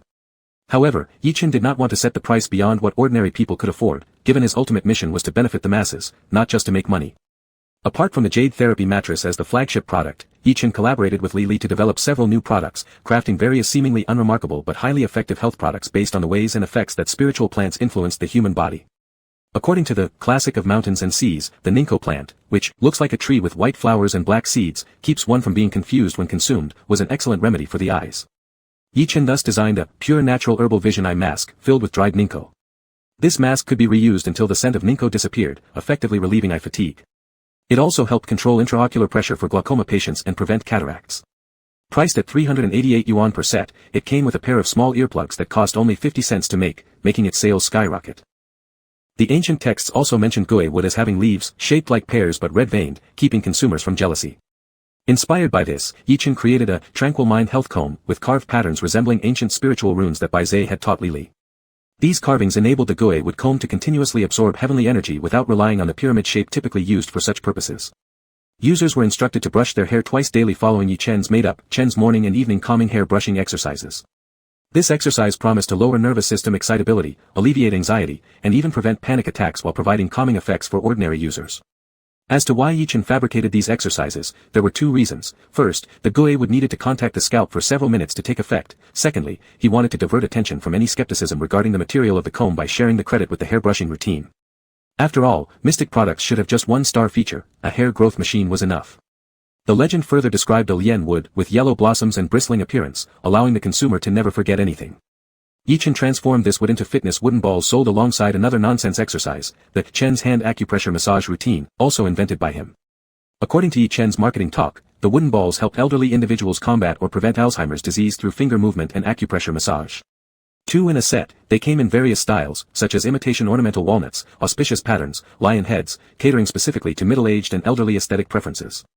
Whenever Yi-Chen observed the diligent customer service ladies urging clients to faithfully complete his routines, a slight pang of guilt would flicker in his conscience. In addition to these products, the store recently launched a series of charity health supplements, priced at 98 yuan per bottle, negative ion lung-clearing health spray. The product carried a health supplement production approval number. Yi-Chen claimed that the contained negative ions promoted respiratory system fiber cell movement, clearing pulmonary toxins and debris. Patients suffering from pneumoconiosis caused by poverty could claim one free bottle upon presenting diagnostic certificates and proof of poverty, limited to once per month. Actually, this 98 yuan spray was nothing more than diluted Yunsong liquid. Each 50 ml mini spray bottle was produced at 86 yuan each for bulk orders starting at 10,000 units, essentially equal to zero cost. Yet it proved extraordinarily effective for dust-lung diseases and was now a key research target for Zhang Zhaoqian. For now, the mechanism of action of the spray remained unclear. To avoid giving away secrets, Yi-Chen kept the pine needle concentration in the spray extremely low, similar to unscrupulous innkeepers in ancient taverns who diluted strong spirits with water. As such, the spray did not cure illnesses immediately but gradually took effect with persistent usage. Am I a dead liar? Yi-Chen didn't think so. I'm a socially responsible dead liar. Is my overuse of negative ion gimmicks becoming a bit excessive? Upon returning from inspecting the factory, Yi-Chen turned on his computer to prepare the sales pitch for the soon-to-be-launched new Huahua grass foot pads. Shenmajia nodded, try switching. Yi-Chen rested his chin on his hand, ancestral secret recipes are getting tiresome too. My ancestors are just too skilled. A renowned acting emperor brainstorming ideas for his deceitful boyfriend, Shenmajia suggested, infrared? Magnetotherapy? Ozone? Infrared works, Yi-Chen decisively approved and checked the definition online.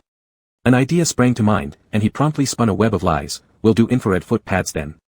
Our foot pads emit infrared electromagnetic waves. The wavelength is precisely controlled between 750 nanometers and 1000 micrometers, quite high-tech, indeed. This specific wavelength of infrared electromagnetic waves can accurately kill all harmful bacteria and fungi detrimental to the human body, treating athlete's foot, corns, foot odor, and nail fungus. Are you seriously claiming you precisely control the infrared wavelengths between 750 nanometers and 1000 micrometers? Shenmajia was flabbergasted by Yi-Chen's sheer fabrication. Isn't that range the standard definition of infrared wavelengths? Alright fine, we'll cut that sentence. Yi-Chen quickly agreed. Shenmajia sighed silently. Huahua grass kills germs externally well and may even treat some male and female infections. Yi-Chen stroked his chin thoughtfully, but can we really use it both ways? Shenmajia shook his head slowly with evident reluctance, probably not.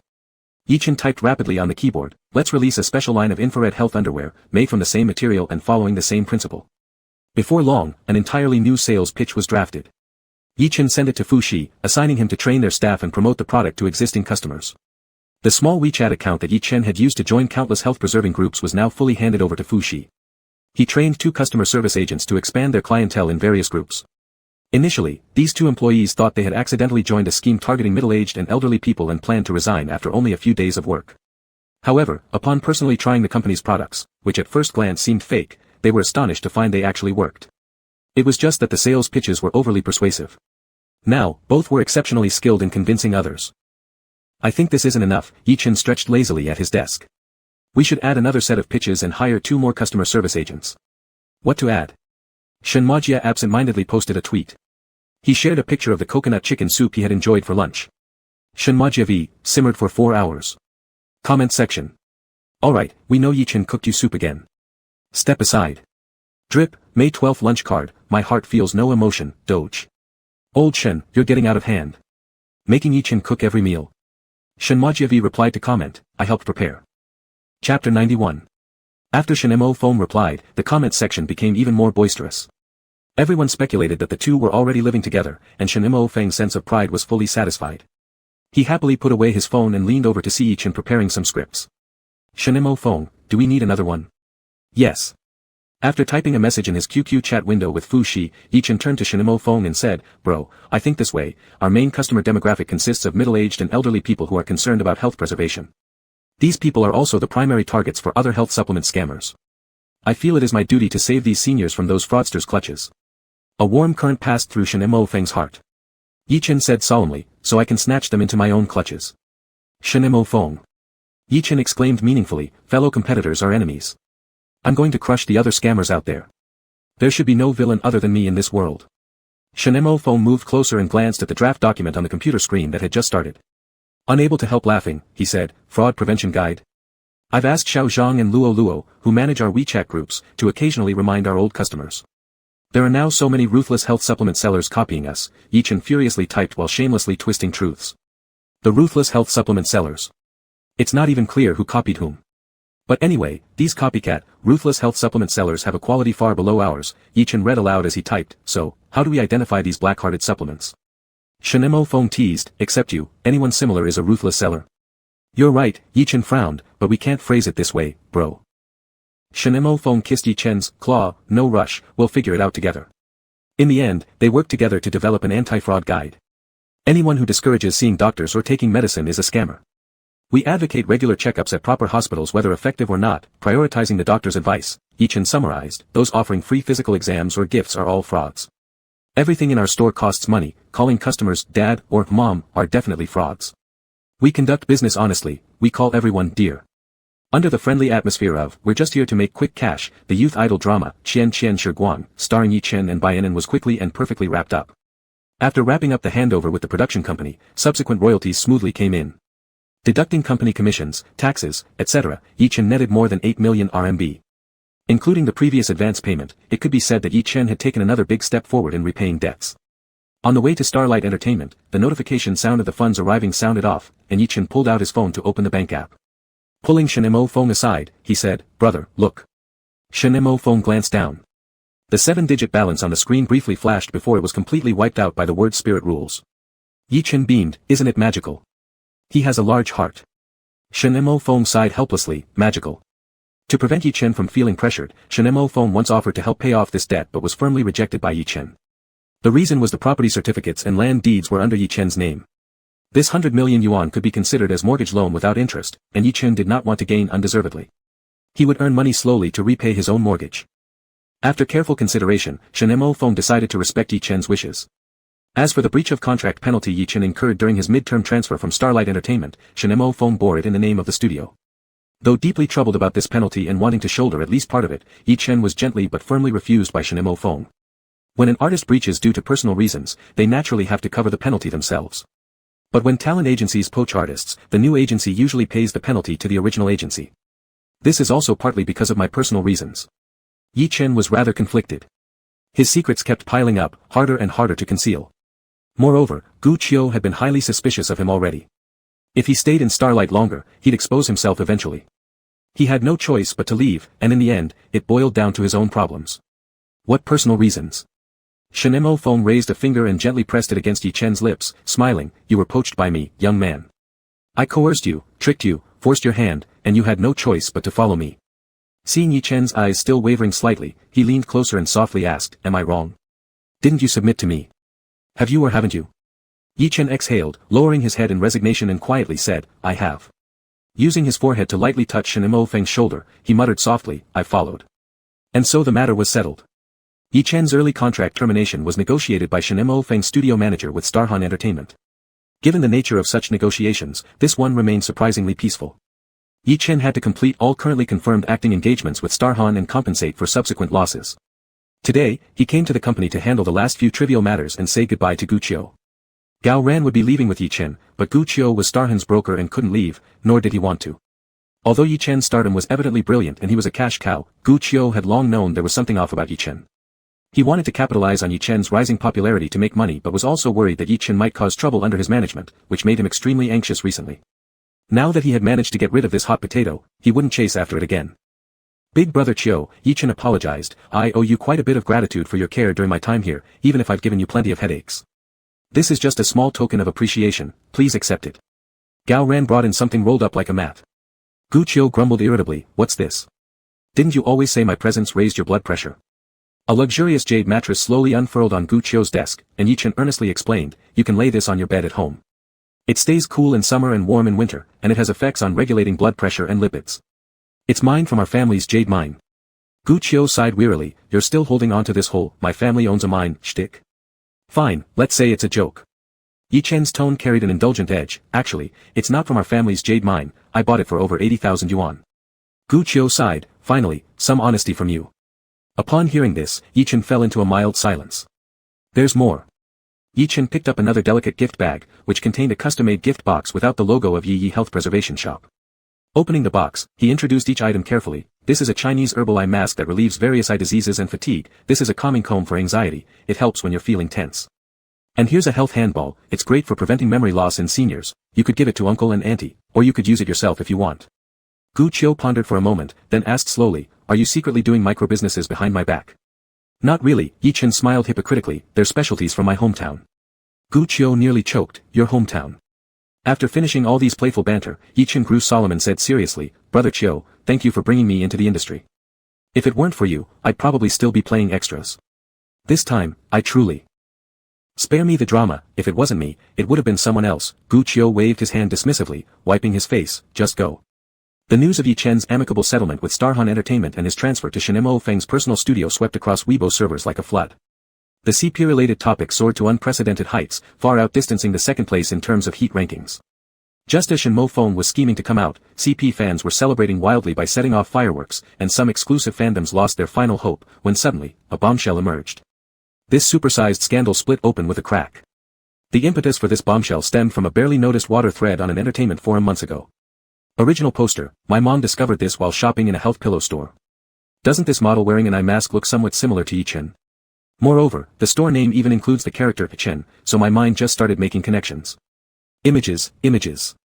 1L, can tell they resemble from just jawline and mouth exposure. What kind of X-ray eyes are these? OP replied, I was just casually mentioning this. At first, I didn't even plan to post anything, but today, I suddenly found out they replaced these model pictures. Why replace perfectly good photos? 2L, they do kinda look alike, but no big deal, right? Isn't it normal to change model pictures whenever they want? 3L, beautiful people tend to look alike, whereas ugly ones have their unique ways of being unattractive. 4L. Stop speaking nonsense if you don't know what you're talking about. 5L, having Chen in a name is too common. My brother is called X-Chen. This speculative thread didn't sustain much interest for long, sinking quickly without much fuss. Chapter 92. After many days, the post comparing Yi Chen's resemblance to a certain e-commerce model resurfaced. Not only did it reappear, but its highlights were also extracted as one of many dirt posts compiled into the Weibo annual Big Gossip collection. Due to its bizarre content, this tag named #flowing youth stars revealed, Dimensional Hammer, smash your dimensions, #Weibo post surged to prominence within half an hour, surpassing even the news about Yi Chen joining Shen Mo Feng's studio, furiously climbing up the trending charts like a mad dog. The poster was a typical entertainment gossip marketing account, whose content was not original but pieced together from various posts criticizing Yi Chen on a forum. In that forum, posts required no real name authentication, meaning posters could make reckless claims without responsibility, leading to rampant rumors. These exaggerated and sensational sentences were neatly collated by the blogger, making them appear exceedingly damaging at first glance. Dimensional Hammer number 1, Yi Chen illegally sells unregistered counterfeit medicines and health supplements, defrauding terminally ill patients, eating human blood buns. The number 1 hammer included comparisons of photos between the face of a model and Yi Chen, along with registration details and business scope of Yi Chen's companies, the owner's name of Yi Yi Health and Wellness Shop compared to Yi Chen's personal assistant's real name, as well as all sorts of products that oozed the vibe of questionable health supplements. Dimensional Hammer number 2, Yi Chen hooks up with both Bai Lian's sect mistress Bai Anan while manipulating his homosexual lover image to sponge off a billion-yuan blood-sucking movie star for heat. Hammer number 2 presented several covertly taken photographs showing Yi Chen in intimate interactions with Bai Anan on the set of Shallowly Picking Up Light. They had worn the same seasonal top-tier brand, a photograph showing Bai Anan near Yi Chen's house, as well as analysis on the shooting schedule during the production period when both their arrivals and departures coincided for multiple days. In fact, the blurry photo outside Yi Chen's home was so unclear that even hardcore fans of Bai Anan couldn't recognize her. However, black propagandists insisted she was present. As for being intimate, it merely happened because there were conversations they didn't want others to overhear, necessitating close proximity. The so-called couple outfits. Shen Mo Feng had simply bought a set for Bai Anan out of pity for her tragic fashion choices sourced from Taobao bestsellers, and regarding their similar arrival and departure times. That one couldn't be refuted easily. They really did arrange to meet beforehand, though it was unrelated to work. Dimensional Hammer number 3, Yi Chen's rich boy romance setup has collapsed. His parents are divorced, his family poor. He dropped out in high school, has no background yet amassed hundreds of millions 2 years after debut. Compared to the first 2 hammers, Hammer number 3 lacked convincing evidence. The whistleblower claimed to be Yi Chen's former classmate. Aside from a group photo from a class activity, all claims came purely from typing on keyboards, like how his parents divorced years ago, rode bicycles for 3 years, and worked under-the-table jobs in diners during vacations, all without a shred of tangible evidence. Nonetheless, this relatively unreliable classmate revelation led to a sprawling essay of analyses. The OP listed every film or TV show Yi Chen had starred in since his debut, estimated his acting income over 2 years, then linked it to another popular gossipy post about his billions-worth real estate properties, suggesting public discourse should veer toward the idea of him being sponsored by a sugar daddy. In this highly information-driven age, any trace is hard to hide from the sharp eyes of netizens, let alone the relentless black PR who would fabricate if necessary. Once the package bursts open slightly, all its contents spill everywhere. With Yi Chen's skyrocketing popularity, some of his peers inevitably saw resources and space dwindling. Naturally, rival fandoms were already envious. Furthermore, a fraction of younger fans of Shen Mofeng, specifically those supporting him as a girlfriend or idol, were particularly hateful towards Yi Chen. Much of the information from this thread originated from a powerful super black PR group dedicated to uncovering Yi Chen's dirt, where any negative news involving Yi Chen excited them intensely. When the annual big scandal broke out, the online scene immediately became a sea of bloody storm, with both the pre-existing detractors and apathetic spectators gleefully indulging in Yi Chen's downfall. This is the Prince Yi Chen's fans always blindly adore. Too poor to afford high school, haha. LOL, what madness. Selling counterfeit health supplements, just how desperate can one get? Would he sit in jail for life if someone dies after eating it? Dreaming. How comfortable to ride the coattails of a top A-lister, still clinging onto Shen Mofeng's leg while cozying up to Bai Lian. Smile. Yi Chen's mommy fans were fuming, rolling up their sleeves to argue fiercely with the trolls. A few level-headed bystanders chimed in as well, pointing out unreasonable elements within the smear posts. Pure passerby here, seriously asking, how exactly did you recognize Bai Anan from that blurred paparazzi photo? A single screenshot kicks off all the allegations, totally relying on typing at keyboards. I've read through this drama but I'm still waiting for follow-ups to the first claim. The other two-dimensional hammers aren't really strong ones. Watching melons. As soon as the post was published, Shen Mofeng also received the news. His studio's PR team jumped into action immediately to restore order, devising strategies from various angles to counteract the negative rumors surrounding Yi Chen. Shen Mofeng kept making calls one after another, deploying his staff while pacing around violently and kicking things. Just in the process of walking and calling, he had already kicked the cabinet door 3 times. On Yi Chen's side, he was also contacting Bai Zhe to prepare a counterattack. He had anticipated this day long ago and had done some groundwork beforehand because walls have ears, and given that he was running both a store and a company, it was inevitable to be exposed sooner or later. With his operation fully compliant, products of good quality, and having a few very influential allies by his side, not only did he not fear being exposed, he even planned to capitalize on this wave of attention to gain substantial power. Shen Mofeng hung up a call and ground his teeth angrily. Big brother, don't get angry. Yi Chen quickly came over to pacify him. We can handle the PR, I'm thick-skinned, I don't care if they scold me. Shen Mofeng felt his heart ache tenderly. He wrapped his arms around Yi Chen, who was now caught in the center of cyberbullying, intending to console him. But Yi Chen calmly raised a hand and started combing Shen Mofeng's hair with an herbal calming comb while muttering, a few strokes of this will make you feel better, see? Your internal pressure just dropped instantly, didn't it? Shen Mofeng slowly took a deep breath, almost wishing to strangle his beloved little one. But he truly wasn't as mad anymore. After the initial explosion of negative public opinion subsided slightly, some more neutral voices appeared amidst the clamor. These voices came from customers who had bought items from Yi Chen's health and wellness store. That ridiculous hair growth device is actually sold by Yi Chen. Yi Chen. Selling hair growth devices. My mom has even bought stuff from his shop. You can criticize whatever else you want, but no dissing on the hair growth machine. It's the thing that gave me my girlfriend. I honestly cannot understand why celebrities would sell these kinds of things, usually they sell clothes, right? Health supplements. Still, his product is not the kind of fake stuff, insomniacs like me completely rely on that pillow for survival. Please go easier on the cursing, I haven't received my eye mask yet. Sad face. My mom bought a jade mattress from his shop, costing over 80,000 yuan.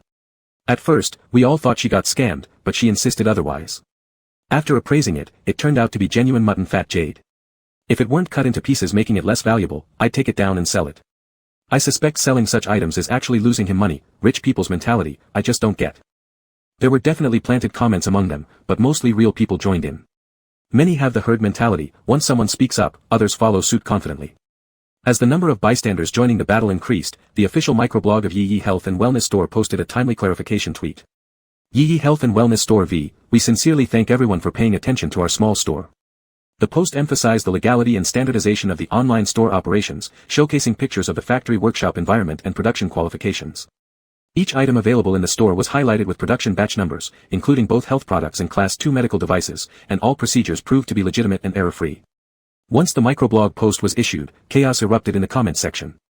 Comments of all kinds emerged. One group supported the shop from the perspective of the customer, another group consisted of fanatical, mommy, fans who questioned whether the person operating the store was indeed Yi Chen. And there were also relentless black hat trolls continuously stirring trouble, but seeing those seemingly questionable health products widely praised by consumers, they quickly united to shift the focus and slapped another heavy accusation on top. Leaving aside everything else, claiming your spray can alleviate silicosis, that should keep you up nights with guilt. Don't feed on the patient's blood buns. They're suffering enough. Just when the tempo seemed to shift to a new moral height stirred up by seemingly indignant black hat trolls, a government-certified National Medical Research Institute suddenly released a new microblog post. With over 5 million followers, the National Medical Research Institute usually posts study-related updates, often gaining no more than 10 retweets or comments per post. However, the heat of this post might exceed the total combined heat of all previous posts from their official account, a blend of humor and sarcasm. National Medical Research Institute v. Xingfei decoction is a traditional Chinese medicine compound brewed from various herbs. It was first officially recorded in 1632 in the Neijing Jilu. According to records, it was used as a typical remedy for treating diffuse fibrosis of lung tissue.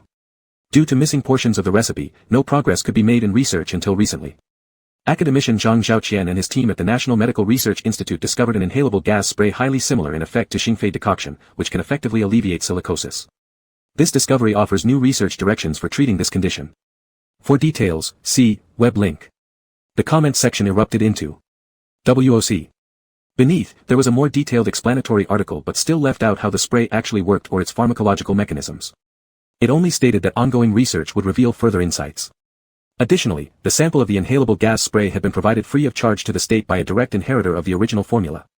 With the National Medical Research Institute releasing such content precisely at this critical juncture, anyone with common sense could tell this wasn't coincidental. It aimed to support Yi Chen's position and clear his name while leaving little doubt about who the inheritor really was.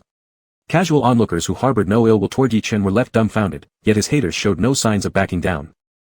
Chapter 93.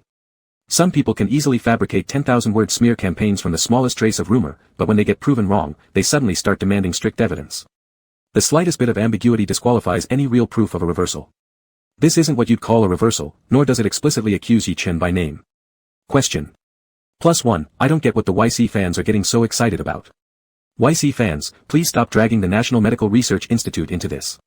Shrugs. While the Black Hat fans, haters, refuse to let go, Yi Chen, at the center of the public opinion storm, posted a Weibo update. Yi Chen v. It is an immense honor to meet with Nobel laureate academician Zhang Xiaoqian, and I'm also deeply honored that our family tradition has made a small contribution to his research team. I believe your studies will bring hope for a better life to more people suffering from pain. Heart. The accompanying picture was a group photo of Yi Chen and Zhang Xiaoqian. In the photo, Yi Chen was dressed in formal attire, looking modest and respectful. He slightly bent over to accommodate Zhang's somewhat shorter stature, which was quite appealing to neutral observers. Just as the Black Hat fans were attempting a desperate comeback, the official Weibo account of the National Medical Research Institute liked Yi Chen's post. The coordination was seamless, almost as if the institute was under Yi Chen's ownership. The YC fans, who had been on the defensive since the rumors began, instantly turned the tables. They retaliated fiercely without hesitation, venting their anger.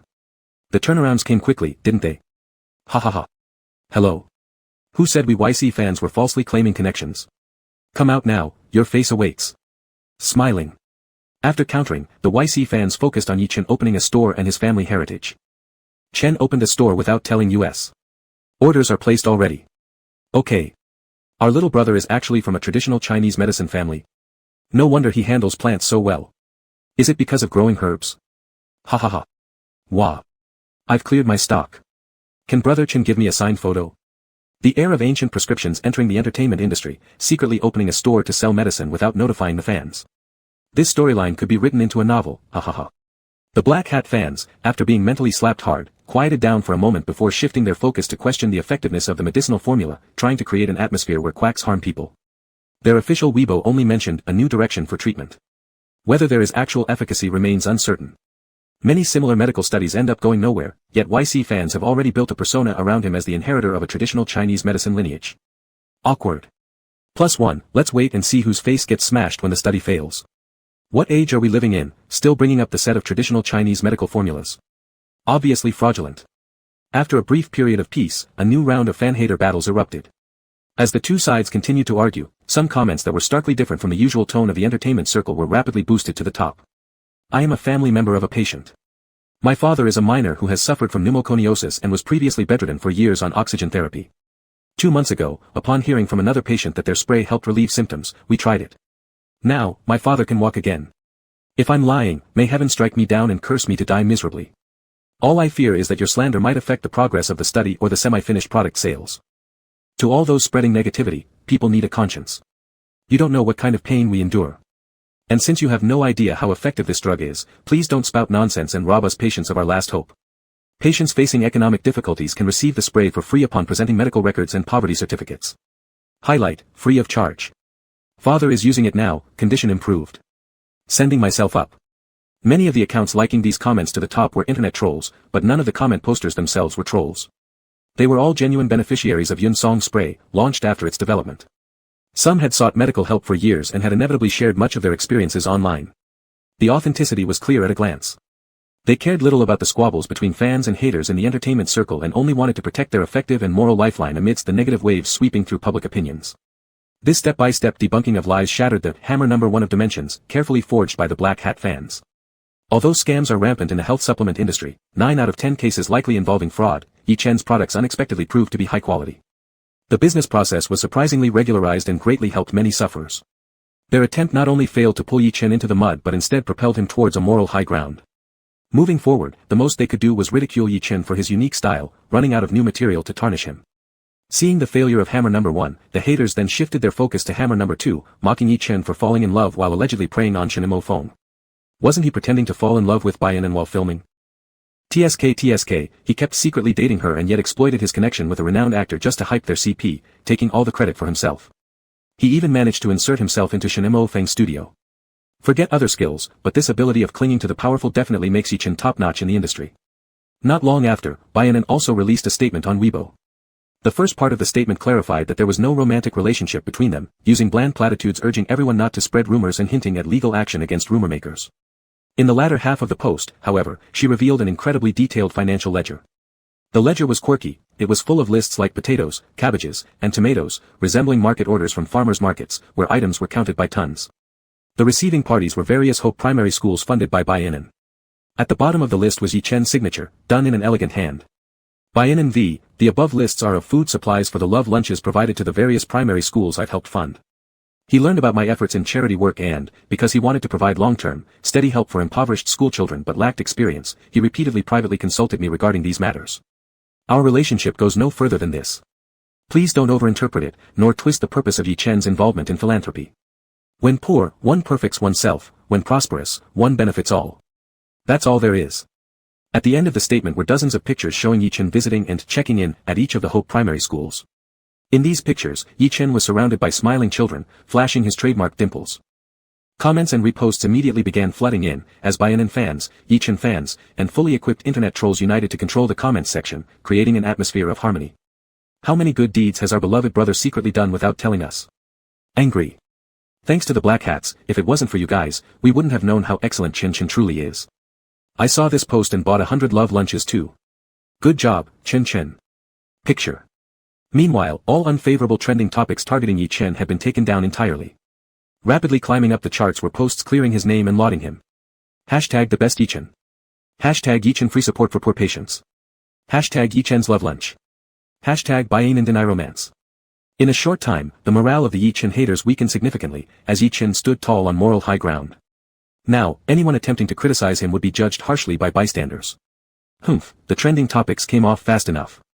Wonder how much PR money they burned through this time. Seems like the studio is determined to protect him. What's going on with Shinemo Feng? As soon as Shinemo Feng was mentioned, the girlfriend fans of Shen who were also Yi Chen's detractors quickly rallied their spirits, bouncing back stronger and choosing another angle to set the tone, trying hard to distance their cloud boyfriend Shen from Yi Chen. What's Shinemo Feng's situation? Isn't Yi Chen shameless enough? Rumors say during the dominating crew, Yi Chen would do everything for Shinemo Feng, like serving an old man, while there were plenty of assistants available in the production team. However, he insisted on personally cooking every meal for Shinemo Feng. If I had such a obedient dog, I'd give him some meat bones too. Smile. +1. Fans of Yi Chen, stop clinging so desperately. A billionaire acting champ plus the only heir of Shenting doesn't deserve someone who once worked in a little restaurant. XSWL, laughing out loud. Besides, Shinemo Feng brought Yi Chen into his studio purely for profit purposes. Of course, he'll go all out to support Yi Chen's PR campaign. Who wants to see their cash cow collapse without yielding a single penny? Don't always interpret everything in that biased way. After several twists and turns in public opinion, the accusations gradually focused on Yi Chen currying favor and clinging to power, and Yi Chen's fans being excessively eager for Shinemo Feng. After all, this point seemed less likely to suffer a reverse slap in the face. How could Shin Feng possibly issue a statement saying, Yi Chen didn't curry favor? Capitalizing on this sentiment, Yi Chen's longtime haters took aim, chasing hard and throwing out random criticisms here and there. The suppressed negative attention towards Yi Chen surged back, but at this moment, a statement from Shin Feng exploded like a bomb among the celebrating detractors. Shin Feng v. My little boy. At Yi Chen. The accompanying picture showed two intertwined hands against the backdrop of a beach. Publicly revealing the romance for the first time, it was overly scandalous and inappropriate. He must be more stable and serious. That's what Shin Feng thought. After a brief flurry of question marks filling the screen, Shin Feng's comment section got drowned in screams of excitement and stormy questions pouring in endlessly. Is it official? Are they finally making the relationship public? Did the Feng girls get confirmation? Shin Feng V replied to a comment, it's true. Impossible. I fucking can't believe it. Shin Feng V replied to a comment, believe it or not, you have to believe it. When are you going abroad for your marriage registration? Can you hurry up? I'm anxious. Shin Feng V replied to a comment, I'm ready anytime. It depends on Chen Chen. I'm just as anxious as you. God, when did this begin? I want to cry. Give us details. We're not afraid of the extra traffic. Out of tens of thousands of comments, Shin Feng accurately caught this one and fiercely replied, alright, here are the details. At first, I noticed Chen Chen while filming, dominating. Shin Feng V replied to a comment, he kept waiting for me, and at that moment, I felt like the fish soup had the taste of home. Shin Feng V replied to a comment, that day I arrived in Florence, which hadn't seen snow for many years. On the day I got there, light snow was falling from the sky. Shin Feng V replied to a comment, our two families now only separate by a wall, but I'm an upright man, I wouldn't climb over it. I asked Chen Chen to do so instead. Yi Chen. In 140 character replies, Shin Feng continuously answered with several long responses in one breath. Yi Chen, beside him, covered one eye with his hand, curious yet unable to look straight, peeking through his fingers red-faced, embarrassed to beat him up. Shin Feng shamelessly teased, baby, actually I didn't mean to say so much. Yi Chen chuckled, understood, you were forced, weren't you? Shin Feng sighed deeply, audiences are our bread and butter, we can't offend them. If they ask, I must answer. Then, he lowered his head and furiously typed away, answering fan questions. Cooking, I really help out, would I let Yi Chen do everything? That post in the super topic section, I've read it. The analysis is pretty accurate, mostly true, but there are some points that don't align with reality. I've never seen an artist be so active after revealing a relationship and even answer fans' questions. Am I living in a dream? Why don't you write a memoir about you and Yi Chen, it will surely be a blockbuster. Memoir +1. +2. Shin Feng V replied to a comment, sure, but it's what you wanted. I personally haven't thought of it. How dare you? You dare to blame the fans? Afraid Yi Chen beats you up, ha ha ha. In fact, I totally understand. Old Shen has been holding back for months, 23333, according to his character, he should have made it public long ago. Yi Chen, being shy, didn't allow it. Bro, could you shut up for a while? Could you leave some space for the Feng girls to uncover the sugar themselves? Do you understand the joy of shipping CPs? Request to shut up +1. CP fans being force-fed by the real couple. Who said Wind Bro would run naked shouting earlier? The atmosphere was festive. In the comment section, the rare disharmonious voices were instantly rebutted by Feng girls who stood under the clear sky and sent them flying into the clouds. On the other hand, black fan organizations, battered repeatedly by today's twists, still tried to struggle on their deathbed, attempting to set a weak tone about how Shin Feng and Yi Chen wouldn't last long.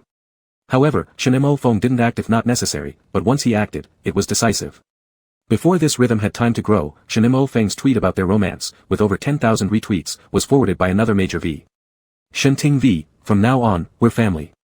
The accompanying image was a group photo of Shen father, Shen mother, Shin Feng, and Yi Chen, taken at Shenting's house. Shenting's Weibo was nowhere near as popular as his young son, who became a movie emperor early in life, but as a well-known entrepreneur, he still had 20 million followers. Shin Feng was at the peak of his online wave when suddenly his dad took half the spotlight. Comments poured in under Shenting's Weibo post, all sour lemon eaters. Calling you dad every day, but you turned into someone else's dad. Sour. Wah I envy Yi Chen so much. What a chosen one of heaven. Sour.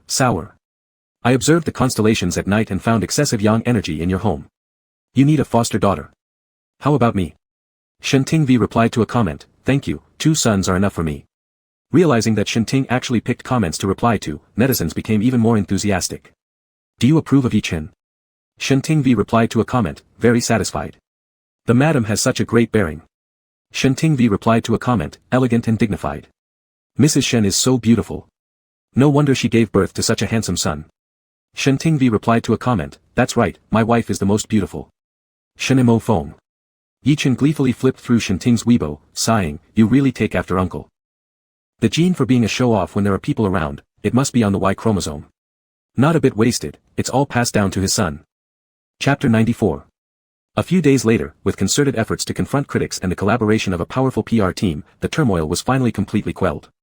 Shen Mofeng and Yi Chen were not the only publicly known same-sex couple in the entertainment circle, but they were the most well-known and popular ones. Plus, after Shen Mofeng's coming out and a series of attention-grabbing stunts, discussions about them remained heated for several days without any sign of cooling down. After their identities were revealed, the sales of products from Qinshan Health Preservation Shop skyrocketed wildly. Several items sold out on the very night they became public knowledge, prompting the factory workers to rush produce through the night. Meanwhile, the HR manager Fu Shi hastily released job recruitment announcements, frantically calling candidates to urgently expand their workforce. On the other hand, the company's employees, especially the customer service teams predominantly composed of young girls, learned that their boss was none other than Yi Chen and Shen Mofeng. Excitement swept through them, and some of them wanted to tear the office apart in their excitement. Fu Shi, busy hiring staff, had his eardrums pierced by fangirls' squeals, answering questions with an expression full of despair.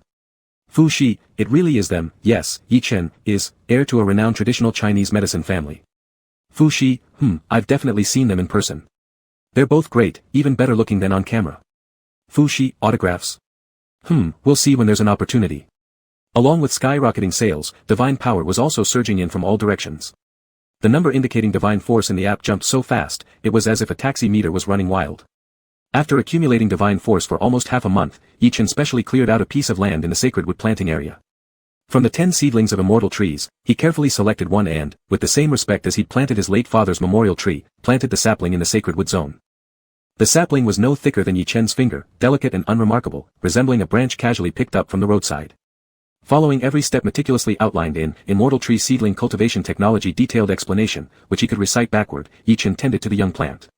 Shen Mofeng assisted beside him.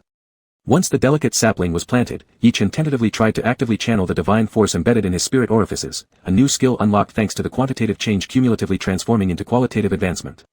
Divine force streamed out from Yi Chen's fingertips like trickling rivulets, endlessly feeding the sapling with vibrant vitality.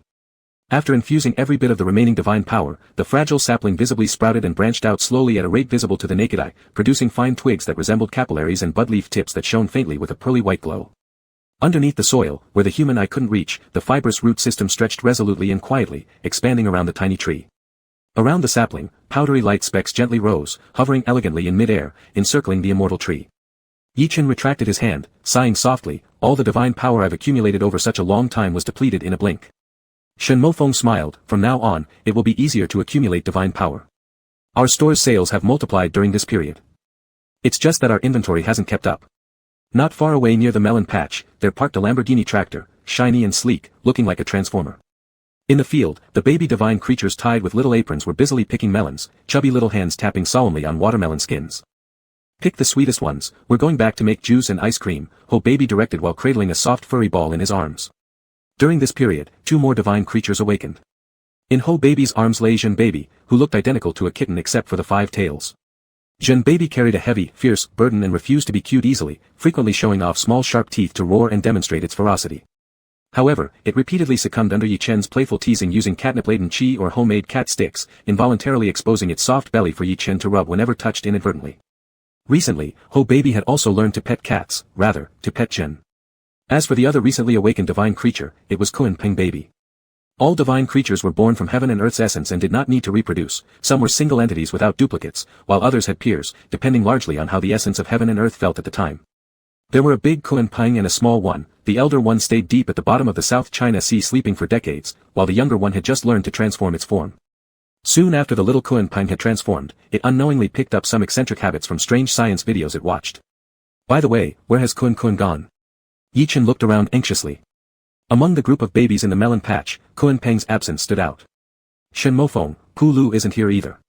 This caused Yi Chen to feel an immediate pang of alarm. Meanwhile, in the main house of Shen Mofeng's courtyard residence, the 2 divine being buns were conspiring covertly. Kuan Peng Baby, look, brother Lu, I've saved this much. Wow, Pu Lu Baby's eyes gleamed with moisture, is this really valuable? The 2 divine being buns lay side by side on the ground, their upper bodies wedged beneath Shen Mofeng's king-sized bed, staring at a plastic bag under it. Of course. Even the feces of a mere sperm whale is more valuable than gold as an ingredient for perfumes. It's called ambergris, Kuan Peng Baby boasted with pride and in a baby-like tone, I'm the prestigious mystical beast Kuan. I am bound to be even better than a sperm whale. Pulu Baby looked anxious, but Ching Ching brother said not to hoard poop last time.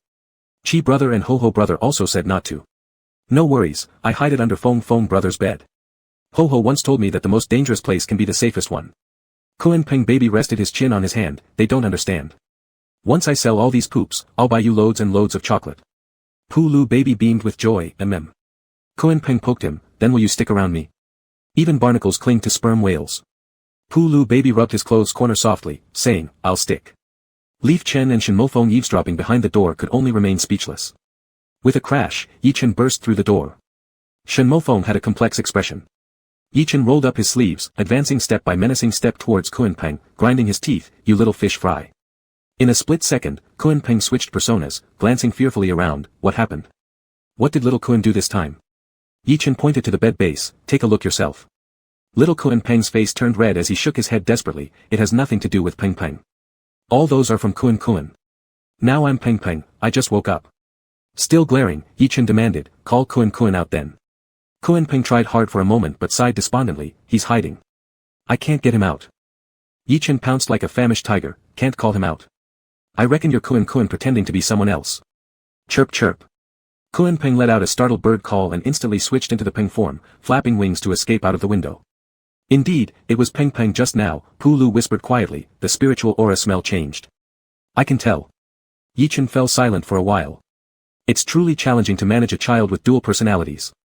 Especially when it comes to Kuan Peng Baby. When he switches into Kuan personality, he's mischievous and unruly, when switching into Peng, he becomes honest and obedient. The change happens at any moment. Worse still, Kuan sometimes pretends to be Peng, making it almost impossible to punish when mistakes are made. Shen Mofeng shook his head humorously, cleaning the mess under the bed while Pulu Baby sneaked away seeing the situation wasn't good. Another hectic yet fulfilling day passed by. As night fell, Shen Mofeng lazily leaned against the bedhead, smoking while reading a book titled Hosting Arts Seriously. After taking a shower, Yi Chen walked to the bedside exuding a pleasant scent, sitting down curiously eyeing that book. Shen Mofeng noticed his gaze and smiled, pinching out his cigarette, I'm studying. Learning hosting. Yi Chen rested his chin on Shen Mofeng's shoulder. Shen Mofeng picked up his phone and turned the screen towards Yi Chen, his voice modest and oddly provocative, didn't they approve our superhost application? I have zero hosting experience, so I'm brushing up quickly, ensuring no cold scenes. Yi Chen fell silent momentarily before breaking into a squeaky high-pitched voice, you personally applied to be a superhost. There wouldn't be any cold scene with you involved. Why what? Shen Mofeng chuckled gently, are you planning to apply too? Yi Chen shook his head vigorously, nope, bro, I think maybe you'd better stay away from fan life. You're way more active than the official leaders, how could those poor fan leaders keep their dignity? Shen Mofeng regretfully replied, I've already thought about today's hosting topic. Yi Chen looked at him in disbelief. Shen Mofeng bowed down typing slowly, as if teasing Yi Chen while attempting to post something on the super topic. Shen Mofeng v. #Fengyan couple # today's topic will be. Brother. Yi Chen panicked, flipped over to straddle Shen Mofeng, snatching the phone and locking the screen immediately. Give it back, Shen Mofeng smiled with eyes twinkling and wrapped his arms around Yi Chen, trying to catch his hands. Brother, I'm begging you here, Yi Chen held onto the phone dodging around until caught unaware by Shen Mofeng who dived fully atop him on the bed, dropping the phone in the process. Just restrain yourself a bit while playing around. Shen Mofeng tenderly nibbled on his lips, murmuring, are you distracting my attention? A wave of heat flushed across Yi Chen's cheeks, feeling trapped in some kind of deceitful plot, muttering shyly, how should I distract you? Let me see, Shen Mofeng kept fiddling his hands while indulging briefly in a little mischief, continuing, how many promises left unfulfilled on your fake small account? Previously, Shen Mofeng had punished Yi Chen for lying by letting Yi Chen reenact or repeat every single flattering comment and dirty talk he posted on his fictitious minor account. Each time a task was done, Shen Mofeng would delete a screenshot. Now there were only a few left. Shen Mofeng's long fingers grazed the screen, exiting Weibo to reveal a screenshot as he murmured softly, Nyen Nyen. Yi Chen's face turned scarlet, and he cleared his throat lightly, saying, wants brother to marry me. Go on, Shen Mofeng gently pressed Yi Chen's flat abdomen, what about here? No, doesn't have that feature. Yi Chen gripped Shen Mofeng's restless hand, can we skip this one? No, Shen Mofeng said with a deep tone, I've been looking forward to it for half a year. Yi Chen was at a loss for words, brother, you. Is he sick? Shen Mofeng, hurry, I'm eager. What's here? Baby. Brothers. Yi Chen closed his eyes in resignation, emitting faint smoke, automatically completing the sentence without needing Shen Mofeng's reminder, brother's baby. That account seller ruined me. Shen Mofeng kissed him gently, want to confirm? The waning moonlight, soon to be replaced by dawn, crept into the room through the slits of the curtains, casting a pale silver glow across the bed frame before settling on the floor. Whispers mingled softly within the room, creating an intimate atmosphere.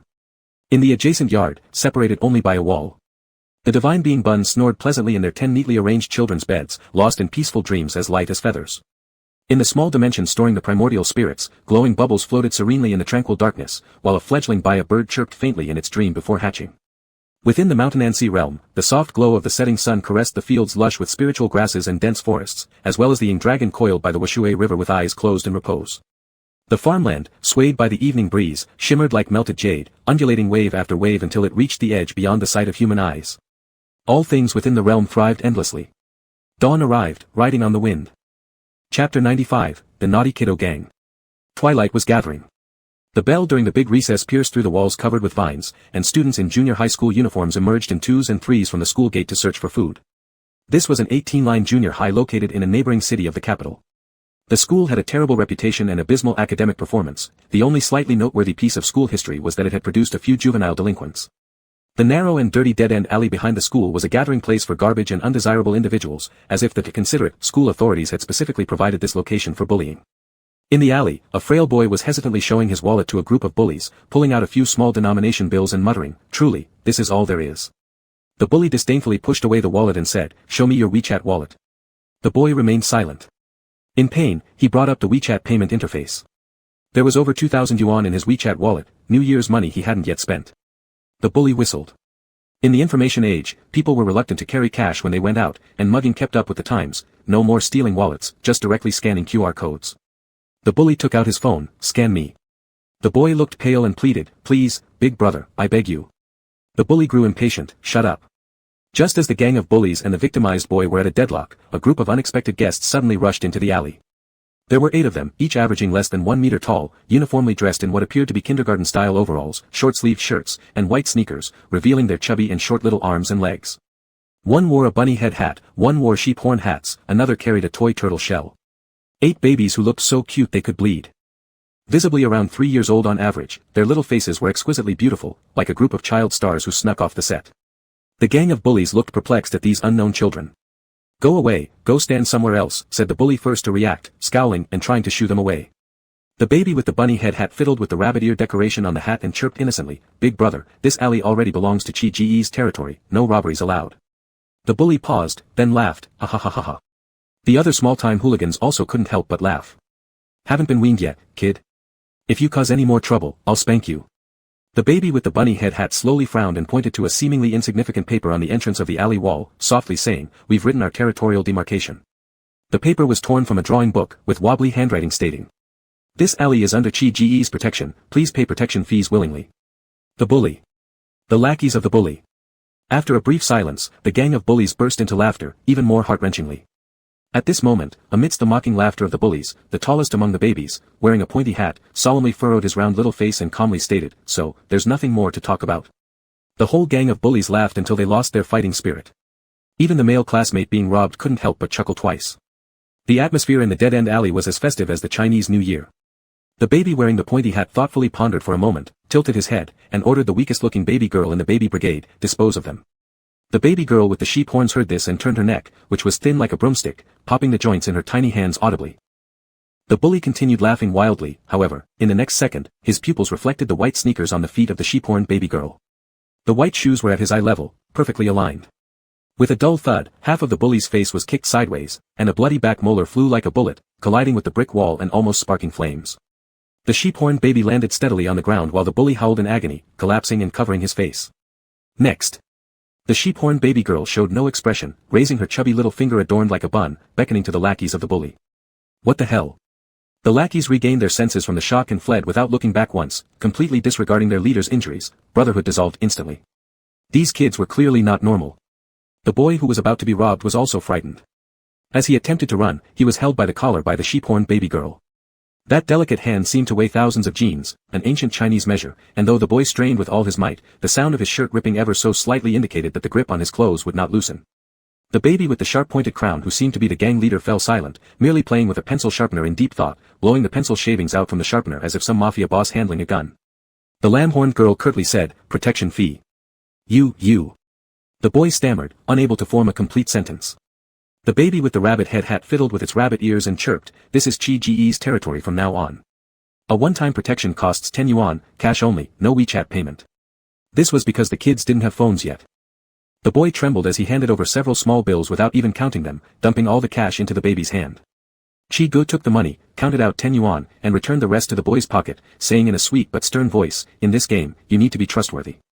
10 yuan for one-time protection means exactly 10 yuan. The lamb-horned girl released her grip, and the boys scurried away. Next, the gang of little troublemakers also chattered their way out of the alley, crossed some chaotic marks, and disappeared collectively. Half an hour later, the mischievous toddler gang appeared at the Divine Beast Kindergarten. Speaking of the Divine Beast Kindergarten, one couldn't help but mention Yi Chen's achievements over the past year. As his health supplement business expanded, Yi Chen had risen from being the Lord of Poverty to a fully qualified master of the Mountain and Sea realm. After using the company profits to pay off his mortgage, his acting income finally stopped vanishing instantly, and his bank account settled with a steady 8-digit balance. With ample funds, Yi Chen vigorously promoted mechanized cultivation processes and scientifically planned greening projects and Divine Beast job allocations under Bei's guidance, maximizing the use of existing resources. As a result, the efficiency of the restoration work became quite remarkable, and within less than 2 years, the spirits manifested by the realm created entire mountains and rivers. Within the realm, more than 100 types of spiritual plants thrived across hills and plains, lush and vibrant, forming a harmonious ecological chain with dozens of divine beasts placed sequentially in their habitats according to Bei's calculations. This could form a natural ecological cycle to some extent, so even as the cultivation and breeding areas continued to expand, Yi Chen and the divine beasts required less manual intervention, making things more leisurely than when they first began clearing land within the realm. As the pace of restoring spirit veins improved, the awakening speed of divine beast offspring greatly accelerated. At present, more than 20 divine beast buns had already transformed into human forms, with a few too young to do so still remaining as infants. Besides these young ones, many adult divine beasts, having heard of the news, had come running from all over the country to join Yi Chen, filling up the 2 courtyards until there wasn't enough room. Thus, Yi Chen purchased a piece of cheap suburban land near the capital city, with Bai-in handling the paperwork for the establishment process, and Li Li overseeing design and supervision to build a specialized divine beast kindergarten for the little bundles of joy.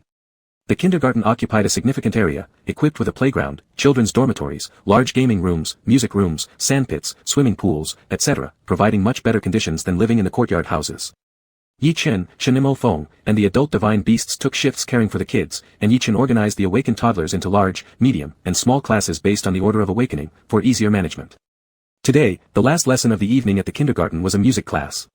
Qiu Niu was teaching the toddlers in the instrument room while, in the idle gaming room, the Qiongqi toddler sat astride a rocking horse with legs dangling in the air, and the Zhulong toddler sneaked in clutching a stubby candle like a toothpick. According to legend, in the northwest of heaven lies the dark land where the sun never shines, there a dragon holds a candle to illuminate it. The candle held by the Zhulong could rival the sun itself, lighting up the dark earth. However, since the candle was a manifestation of Zhulong's spirit energy, the candle carried by the baby Zhulong was endearingly tiny, capable only of lighting up a bedroom. Apart from never burning out, it bore no differences from an ordinary candle. Chi-Gu has arrived, Pu Lu toddler eagerly announced. Qiongqi toddler gravely ordered, bring him over. Pu Lu toddler instructed, stand straight. Zhulong toddler, unaware of what was happening, obediently stood to attention.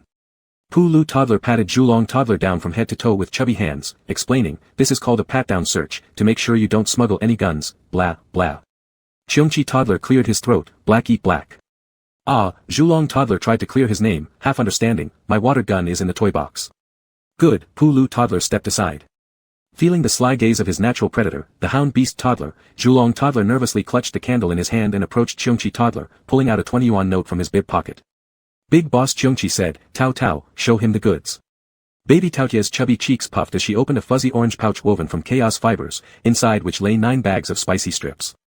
When she opened her mouth, a fragrant scent wafted out, here you go. It turned out they were embezzling. Qiongqi the boss turned his head and pretended not to see.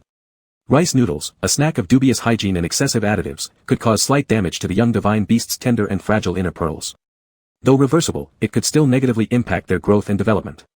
For safety, Yi Chen prohibited the divine beast toddlers from eating such things. However, just like human kids, the divine beast toddlers had the same flaw, the more they were forbidden to do something, the itchier they became. Under Brother Chen's strict rule, these low-quality rice noodles, which were utterly outclassed in flavor by spirit plants, gradually became a hot commodity in the kindergarten's black market. The baby Zhulong licked his lips and endured the death stare from the Ho baby with difficulty, shakily saying, I want 4 bags. 1 bag each for Shenlong, Jiaolong, and Qinglong, plus himself. The other 3 dragon babies were terrified of Cheongchi, especially Ho Baby, that during the day when they spoke a few words to him, they would wet the bed at night. Even Yinglong, whose inner pearl had already fully recovered, was incredibly timid in front of Ho Baby despite having an evil and aloof face. Known as the 5 cowards of the dragon tribe, this group consisted of 1 big and 4 small members. Given that the baby Zhulong had 20 yuan, 20 divided by 4 equals 5, Ho Baby finalized the price, 5 yuan per bag. Shit, so expensive. Big brother Cheongchi cast a glance at Ho Baby but remained silent, counting out 4 bags of rice noodles from the little orange pouch, completing the transaction with baby Zhulong through cash exchange. This was their recent purchase from a convenience store at 1 yuan per bag. Among the oldest toddler members of Cheongchi's gang, they possessed a chaos mark that allowed them free access in and out of the kindergarten, a chaos bag capable of secretly smuggling goods, and persuasive rhetoric to buy items at convenience stores, thus creating a monopoly on banned items within the campus. The contraband smuggler, Big Brother Cheongchi, dusted off his lollipop, saying, "Keep your mouths shut, don't sell out your brothers." Aha! Baby Zhulong nodded frantically. Just as the transaction was successfully completed, Yi Chen's roar suddenly came from outside the gaming room, "Chi chi! Ho ho! Lulu!" Having finished the farm work today, he took some time off to visit the toddlers at the kindergarten, discovering that the most troublemaking ones had skipped Nyo's music class, prompting him to look for them everywhere. Yikes! Hobabi's rabbit ears snapped upright. "What have you brought into the yard?" Yi Chen sighed helplessly, blocking the door of the gaming room. "Cops coming, retreat." The boss of Cheongchi transformed into a winged little tiger, picking up baby Tao Tai, flapping wings and flying out the second-floor window. Baby Zhulong turned into a dragon, only to be caught by the quick-handed Ho Baby grabbing his tail while flying out, bringing him along. Plu Plu was panicked and rushed forward 2 steps, tripped over the rocking horse, and fell, losing control of his secretion of bio-glue at the instant, sticking to the ground with a plop sound. Yi Chen. Once again, Bai Zai's intervention was needed to adjust the solvent. With composure, Yi Chen walked over and questioned, "What were you doing just now?" Plu Plu's cheeks stuck to the ground, his short, stout limbs wildly flailing, and to get rescued, within a second, tearfully snitched on his buddies. Big brother Chi took Tao Tao to the junior high school to collect protection fees, then smuggled spicy noodles after collecting. A bunch of toddlers under 2 going to the junior high school to collect protection fees. Yi Chen sighed, deciding to seal off the excess chaos marks tonight to stop the toddlers from running rampant all over the place. Thus, after a large-scale black market transaction, the naughty toddler gang met their downfall, justice was upheld, righteousness promoted, it was truly a cause for celebration, a reason to cheer. Sandbox-sucking toddlers. Chapter 96, Shen Gu and Huang Huang's father and son duo. On a rest day, the commercial district was bustling with people. Shen Majia strolled leisurely in front of various shop windows wearing a mask that covered most of his face. His boots tapped lightly on the pristine marble floor, and his dark long coat accentuated his tall frame. In each hand, he carried shopping bags of various sizes, and perched on his left shoulder was a small chubby bird, entirely ablaze. It was Baby Phoenix. Baby Phoenix rubbed its tender beak against Shenmajia's cheek, raised one wing, and pointed off into the distance. Chirp chirp. Huang Huang wanted to go to Hermes. All right. Shenmajia paused for a moment and walked in the direction the Baby Phoenix had pointed. After being completely unmasked, Yi Bapi, who had been so absorbed in farming, not only dragged Shenmajia off to do farm work but also frequently entrusted him with taking care of the 8 rumored children from their secret marriage. It was utterly insane.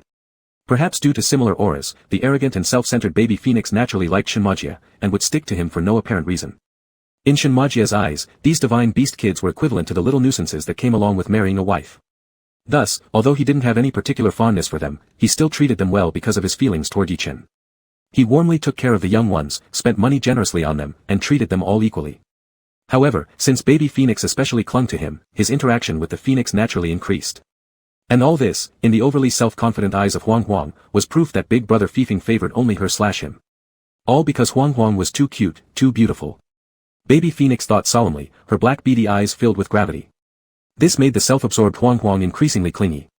Gradually, Huang Huang even slept while holding the phoenix nest woven from Wudong wood by Lili. It was special only in material, the design was identical to the chicken coops, squeezed into the corner of Big Brother Fifing and Brother Chinchin's bed, acting as a fiery little nightlight. Worse yet, Baby Phoenix had poor sleeping habits and rolled around while asleep. In the mornings, Yi Chen often woke up to see a fluffy phoenix ball lying between him and Shenmajia, arms spread wide, legs pointing to the sky, its posture bold and dominating the entire pillow. One morning, as usual, Baby Phoenix rolled itself between the two, snoring lightly with an open beak. The two glanced at each other. Yi Chen gently picked up both tips of the phoenix's wings with the caution of defusing a bomb, while Shenmajia skillfully scooped up the round body of the baby bird. Together, they placed the baby back inside the Wudong wood nest. Next, Shenmajia quietly set the nest on the bedside table, turned around, slipped into his boyfriend's blanket, and silently but passionately nibbled on those lips soft as jelly. They had just grown intimate for 10 seconds. Chumia. A bright yellow beak mischievously lifted the edge of the quilt as the real phoenix fire illuminated the duvet. What kind of little game were the brothers playing behind Huang Huang's back? Yichen instantly teleported onto the ground, expression aloof. Kid, don't ask so many questions. Shenhuajie remained half-hearted and restless while Yichen buttoned his collar to his chin. Even though the two could never have offspring, they somehow experienced the troubles of couples with children. However, such worries did not last long. Shenhuajie used a 20,000 yuan Louis Vuitton pet carrier to bribe baby Phoenix. He promised that if baby Phoenix went back to sleep in the nursery, he would give the pet carrier as a replacement for the rough wooden wood bird's nest and a featureless children's bed. This pet carrier was a hybrid between a pet travel cage and a handbag, equipped with breathable mesh and a full-length zipper for easy access to the pet. However, it couldn't handle the animal's excrement issues. With classic monogram canvas, high-quality handles, and shiny zippers, it radiated luxury and trendiness. Baby Phoenix fell in love with it after just one glance, despite knowing little about luxury items. He instinctively felt that this object would outshine the nests of other divine beast babies by a margin of 8 miles. Thus, shedding tears of happiness, baby Phoenix abandoned big brother Fifing, began sleeping in the Louis Vuitton pet carrier, using a discarded Burberry scarf from Shenhuajie as a children's quilt, nibbling on the flame of Chanel-scented candles for dinner, and led an opulent life like royalty among puzzled stares from other divine beast children. In the morning, the baby Phoenix lazily stretched its wings inside the pet bag and complained pretentiously, Chumia. You despicable luxuries, stay far away from Huang Huang. Why has Huang Huang become so foolish recently? The other babies sleeping on regular children beds gazed at the silly Huang Huang with pity and worry. The vain baby Phoenix remained blissfully unaware of the failure of his attempts to look superior, his vanity fully satisfied. After becoming accustomed to top-tier brands, baby Phoenix unsurprisingly became corrupted by trends. On this day, Shenhuajie, after staying up all night filming, didn't wake up until 1 p.m. Lazily, he stuck a cigarette in his mouth as he slumped on the couch, allowing his overworked brain from last night to rest. Phoenix baby, having skipped kindergarten's literacy class, stood on a short table not far from the sofa, his wings grandly folded behind him, and his head bowed while reading a fashion magazine. He used his little claw to lift the edge of the page, flipped it with a swish, and scanned the page with focused black eyes. Spotting an item of interest, he lowered his tender beak to use a fiery feather as a pen to mark the item. As the tip of the fire feather scorched perfectly, the paper left a fine and shallow burn mark. Shenhuajie raised an eyebrow, watching the Phoenix baby with amusement. Not long after, Phoenix baby had finished browsing through the entire fashion magazine. He closed the last page and plopped his pudgy body onto the back cover of the magazine, legs splayed awkwardly with his crest drooping. With melancholy sighing, Chummy. Huang Huang doesn't have enough money to buy her desires, but Huang Huang wants them so much. Suddenly, 2 slender fingers picked up Huang Huang's drooping crest and adjusted it upright. Phoenix baby, still listless, saw his crest stand upright for just 2 seconds before sagging again. Shenhuajie smirked faintly, what do you want? I'll buy it for you. Phoenix baby snapped his head toward Shenhuajie with watery eyes, just like Yichen seeing a new model of farm machinery. An afternoon of smooth shopping ended with Shenhuajie escorting the chubby chick back to the kindergarten dormitory. Perching proudly on Shenhuajie's shoulder, using his stubby legs to support his bulging belly, the Phoenix wore a Hermes silk handkerchief as a cape. His mood was comparable to that of a newly enthroned emperor. Shenhuajie also brought some luxury accessories for the other divine babies as gifts. Yet, undeniably, Phoenix baby received the most, not because Shenhuajie favored him, but because none of the others displayed such fondness for luxury goods. For them, a scarf worth nearly 10,000 yuan might not be as attractive as a 3 yuan ice cream cone. Go play. Shenhuajie scratched Phoenix baby's protruding belly as he placed all the gifts on his bed near the pet bag. Phoenix baby hopped onto the bed, the corner of the square scarf lightly fluttering. Other divine babies curiously gathered around to see Phoenix baby's spoils. He chirped enthusiastically, explaining the design concepts and brand history to the children, though their lack of interest soon scattered them away. Feeling unappreciated, Phoenix baby quickly reconsidered, Chummy. This silk handkerchief can trade for 9,000 bags of spicy strips. Buzz. The other bird babies were suddenly agitated. Most notably, Zhuke baby, Bifang baby, and Bai bird baby reacted furiously. Bird clan divine creatures generally had bad tempers, especially males who looked more splendid than females, were universally arrogant and self-centered, prone to showing off their beauty.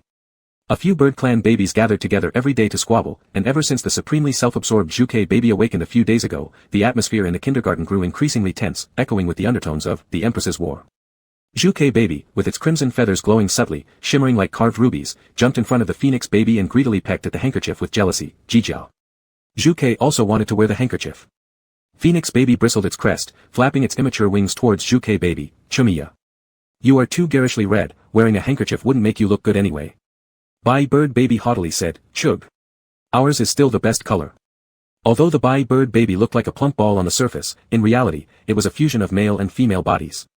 The division between the two halves was distinct, the left half was like dazzling sunlight golden, while the right half resembled a pearl's soft white glow. Even the bird's beak split neatly into light yellow and orange red. Bifong baby balanced its spherical body on one long, slim leg, likely compensating for quantity, where each leg was longer than both Phoenix and Juke put together. Bifong baby coldly remarked, "Gaga. You bunch of little shrimps." Infuriated, the 4 plump chicks began quarreling fiercely. To intimidate the others, they strained their tiny bellies toward each other, no one wanting to appear inferior. At this moment, the bai bird baby decided to end the fight in an unconventional way. Suddenly, the round bird blob started stretching longer and flatter, being pulled mysteriously from a sphere into an ellipsoid shape.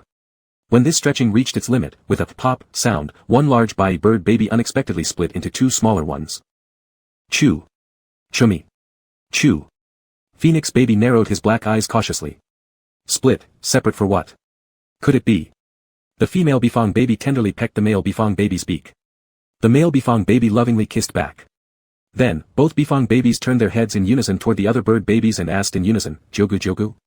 Do you have a boyfriend, girlfriend?" The other 3 single bird babies were struck by this sudden tease. After that, the Bifong pair began an outrageous display of affection, causing the other 3 plump chicks to sag like melted rubber bands under the sun, barely maintaining their roundness. Just as the Bifong babies were outshining all the others, Shenmajia suddenly walked over. He was pulled here by the Ho baby to mediate a dispute among the divine bird babies. Inadvertently, the overly affectionate Bifong pair became the immediate target of Shenmajia's attention. First, Shenmajia promised to buy the other divine babies what they wanted, calming the source of the quarrel. Then he glanced at the Bifong babies and said in a seemingly conciliatory tone after a moment of contemplation, "Shall Brother Fong tell you a story? So young, yet so bold." The plump chicks looked at him suspiciously, fearing another forced display of affection. Shenmajia chuckled helplessly and said, "It's a fairy tale." Reassured, the babies prepared to listen, not just the chubby chick babies but also the other divine babies gathered around. "Where should I start?" Shenmajia rubbed his jaw, flicking through his phone's photo album and finding a misty snow-lit night view of Florence. He showed it around to the divine babies, saying softly, "My story with your brother Chen is like a beautiful fairy tale." The baby audience. Shenmajia, this was 2 years ago during the spring festival, that day your brother Chen. Guten. Jumi. Bo, Ji, Sifu. Like a tidal wave, the divine babies fled swiftly. In this moment, languages of different divine species lost all barriers, converging into a unified disdain for Brother Fong. The Ho baby clasped its rabbit ears firmly with pudgy hands, protesting, "We've heard this 100 times already." Unwilling to give up, Shenmajia hooked the straps on Pulu and Jin baby's overall pants and hauled them back, one in each hand, then the fairy tale about when I and Brother Chen filmed our reality show together. Pulu baby covered its ears, shaking its head stubbornly, "We can recite and write this whole story from memory already." Jin baby even tried to bite back. Shenmajia, then the fairy tale about this year's Valentine's Day. The divine babies vanished sky high, running without a trace. Shenmajia called amicably, "Xian Xian, Lei Lei." Covered in cold sweat, Xuanwu baby and Puli baby struggled painfully toward the door, only to be rescued mid-sprint by Cheongchi big brother, who remembered a buddy left behind and returned with Ho baby, carrying both on their backs racing out of the baby dormitory. A few minutes later, Shenmafei, utterly rejected by all the divine babies, appeared in the storage space of the East Wing room. Here, there were many divine spirits yet to awaken.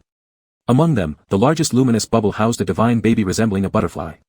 Shenmajia gently stroked the bubble enclosing the butterfly baby with loving eyes, murmuring, "Grow up soon."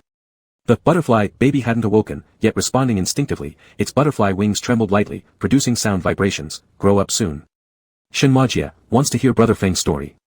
Butterfly baby repeated word for word, "Wants to hear Brother Feng's story." Shenmajia, that year in Florence. Butterfly baby, that year in Florence. This tiny echo worm was close to awakening. Echo worm baby. Echo worm baby, instinctively repeating there will be comrades in arms in the future. Shenmafei, cries every day, deeply moved by the story of Brother Fong and Brother Chen. Echo worm baby, the worms are sick of hearing it. Echo worm baby, instinctively repeating, cries every day, deeply moved by the story of Brother Fong and Brother Chen. Ho baby, Brother Chen, why don't you manage your husband? Chen Chen. Shenmafei, it was the Bifong birds who started it. Chapter 97, Cheongchi Xian Wu. The morning light was dim. In the baby dormitory of the Divine Beast Kindergarten, some babies who were used to getting up early had already woken up. According to the schedule, the adult divine beasts responsible for taking care of the babies today were Sanzawu and Ninglong, but they still had an hour before they came on duty. The lazy Xuanwu baby was still sleeping soundly on bed number 2. He was increasingly accustomed to maintaining his human form and did not return to his beast form. A turtle shell more than half a meter in diameter lay like a large pot on his back, and 4 white, plump, short arms and legs stretched out flat from under the turtle shell. Due to lying there all night without moving, the limbs were pressed by the heavy turtle shell, leaving slight red marks. His sleeping expression was serene, his cheeks flat against the bedsheet, and his malleability made him look like a steamed soup bun placed in a steamer. On the Xuanwu baby's turtle shell coiled a young green snake as thick as a thumb. This green snake had no spirit consciousness, but it possessed a certain level of attack power and fully obeyed Xuanwu's commands. It was the product of Xuanwu's spiritual energy manifested, its existence signifying that the Xuanwu baby's cultivation had reached a new realm, allowing him to condense qi into a snake. On the left side, on bed number 1, brother Qiongqi was sleeping soundly with saliva flowing freely, his belly exposed in the air, showing absolutely no demeanor befitting a leader. On the right side of bed number 2, from beds number 3 to number 9, slept the northern 7 stars recently awakened, Do star, Nyo star, Nu star, Su star, Wei star, Shur star, and Bai star, making a total of 7 divine beast babies. Among these 7-star babies, only Nu star female earth bat possessed the ability to transform her shape. Like the Taotai baby, she also had long black hair, which currently hung down like a waterfall from the ceiling. This was because female earth bat was hanging upside down from the ceiling opposite bed number 3, holding firmly onto a handle specially installed for her by Li Li on the ceiling, demonstrating the bat's instinct to hang upside down. Following the inverted long hair upwards, one could see a small round face turned upside down. Due to the force of gravity, the soft flesh on both sides of her cheeks slightly sagged towards the temples. Looking further up, there were 2 tightly gripping little hands on a children's cotton quilt. Female earth bat replaced her warm quilt with cooler bat wings, choosing coal black quilt covers based on the aesthetic preferences of the bat family.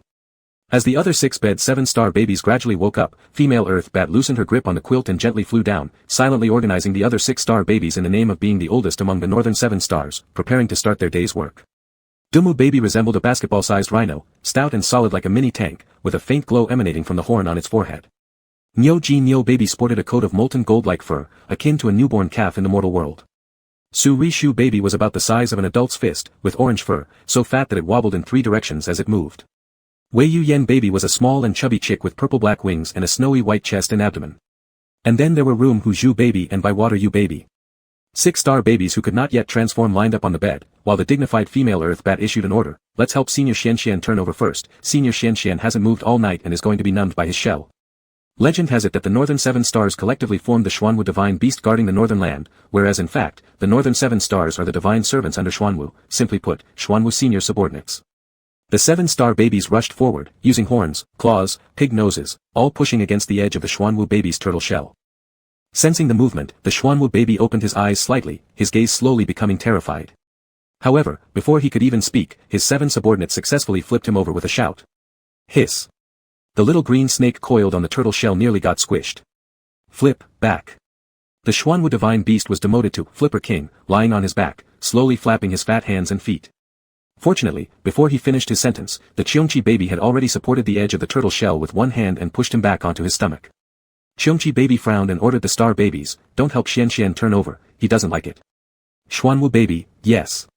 So let's help Senior Xianxian wash his face and brush his teeth. Female earth bat said with great enthusiasm. As soon as her words were spoken, the star dumplings squeezed together, forming a fluffy cart, ready to carry the Senior Xianxian, who couldn't walk independently, to the washroom.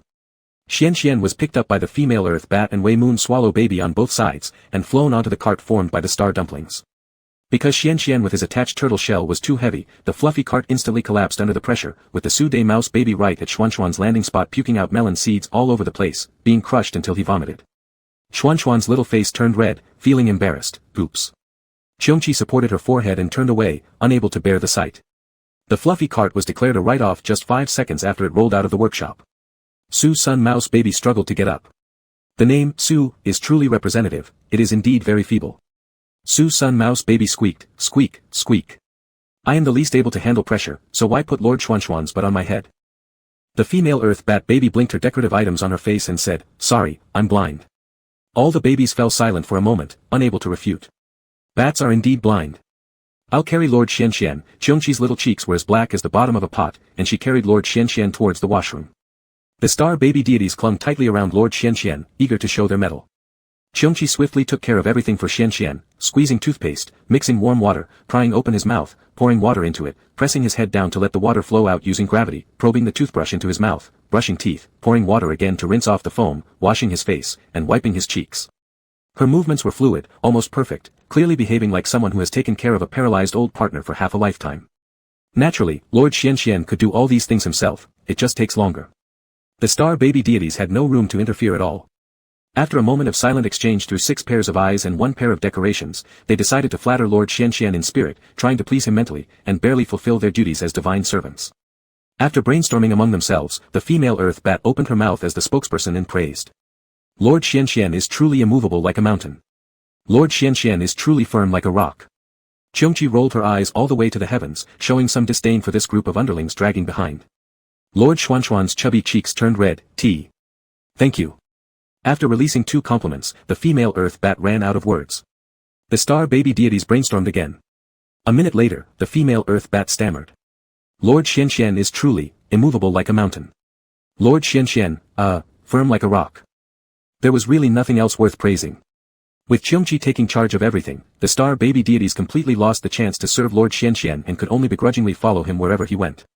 Lord Xianxian would go where, and they'd trail right there. This day was Sunday, the kindergarten wasn't having classes, so the children could freely play under the supervision of adult divine beasts. At the swimming pool, Lord Xianxian splashed into the deep water area. The Xuanwu deity's physiology resembled that of a turtle and belonged to the water element. In water, Xuanwu enjoyed a speed boost, swimming much faster than ordinary mortals. On shore, the star baby deities stood in a perfectly aligned row, observing Lord Xuanwu swim. Qiongqi baby didn't know how to swim, wearing children's swim shorts and sitting on the shore. Although she desperately wanted to splash water with her feet, she endured the discomfort to maintain decorum, fighting against her desires. At this moment, 4 dragon babies entered the deep water area led by Yinglong. Yinglong's physical condition had recovered to its peak state, making him look younger. Visually, he appeared to be about 20 years old. With handsome features, a calm authority exuded from his brows. Wrapped in a towel, his frame looked lean and tall. When he unwrapped the towel, a body of sleek and resilient muscles, akin to a cheetah, was revealed. His hair, dark like a cloud, covered the smooth white back resembling silk. The dragon babies looked up at him with bright eyes, filled with admiration. Yinglong secured the candle stub from the Zhulong baby onto the table before the 5 dragons successively jumped into the water. He gave the dragon babies some pointers on their swimming postures, then let them play freely.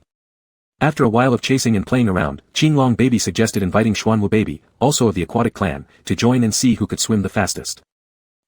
Wait, Xuanwu baby was confident of winning first place, slowly crawling ashore to gather spiritual energy. A wave of soft light flowed over him, causing his shell to fall off with a loud bang, which weighed at least 20 to 30 caddies upon hitting the ground. Xuanwu can detach the shell from its body using spiritual energy, but being in the juvenile phase, its spiritual energy is thin, so the detachment cannot last long. After removing the shell, Xianxian slowly moved towards the pool. Xianxian is too cunning. Zhulong baby furrowed her little brows. The turtle shell is a part of you. Qiongqi baby coolly remarked, you also put your candle down, the candle is also a part of you.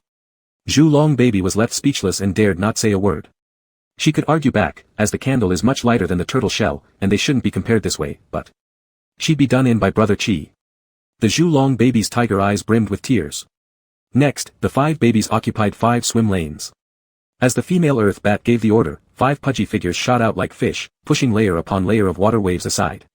Suddenly relieved of the weight of 20 to 30 caddies, Xianxian felt as light as a sparrow. Despite still moving relatively slower with its limbs, it wasn't just relying on physical ways to swim like the dragon clan.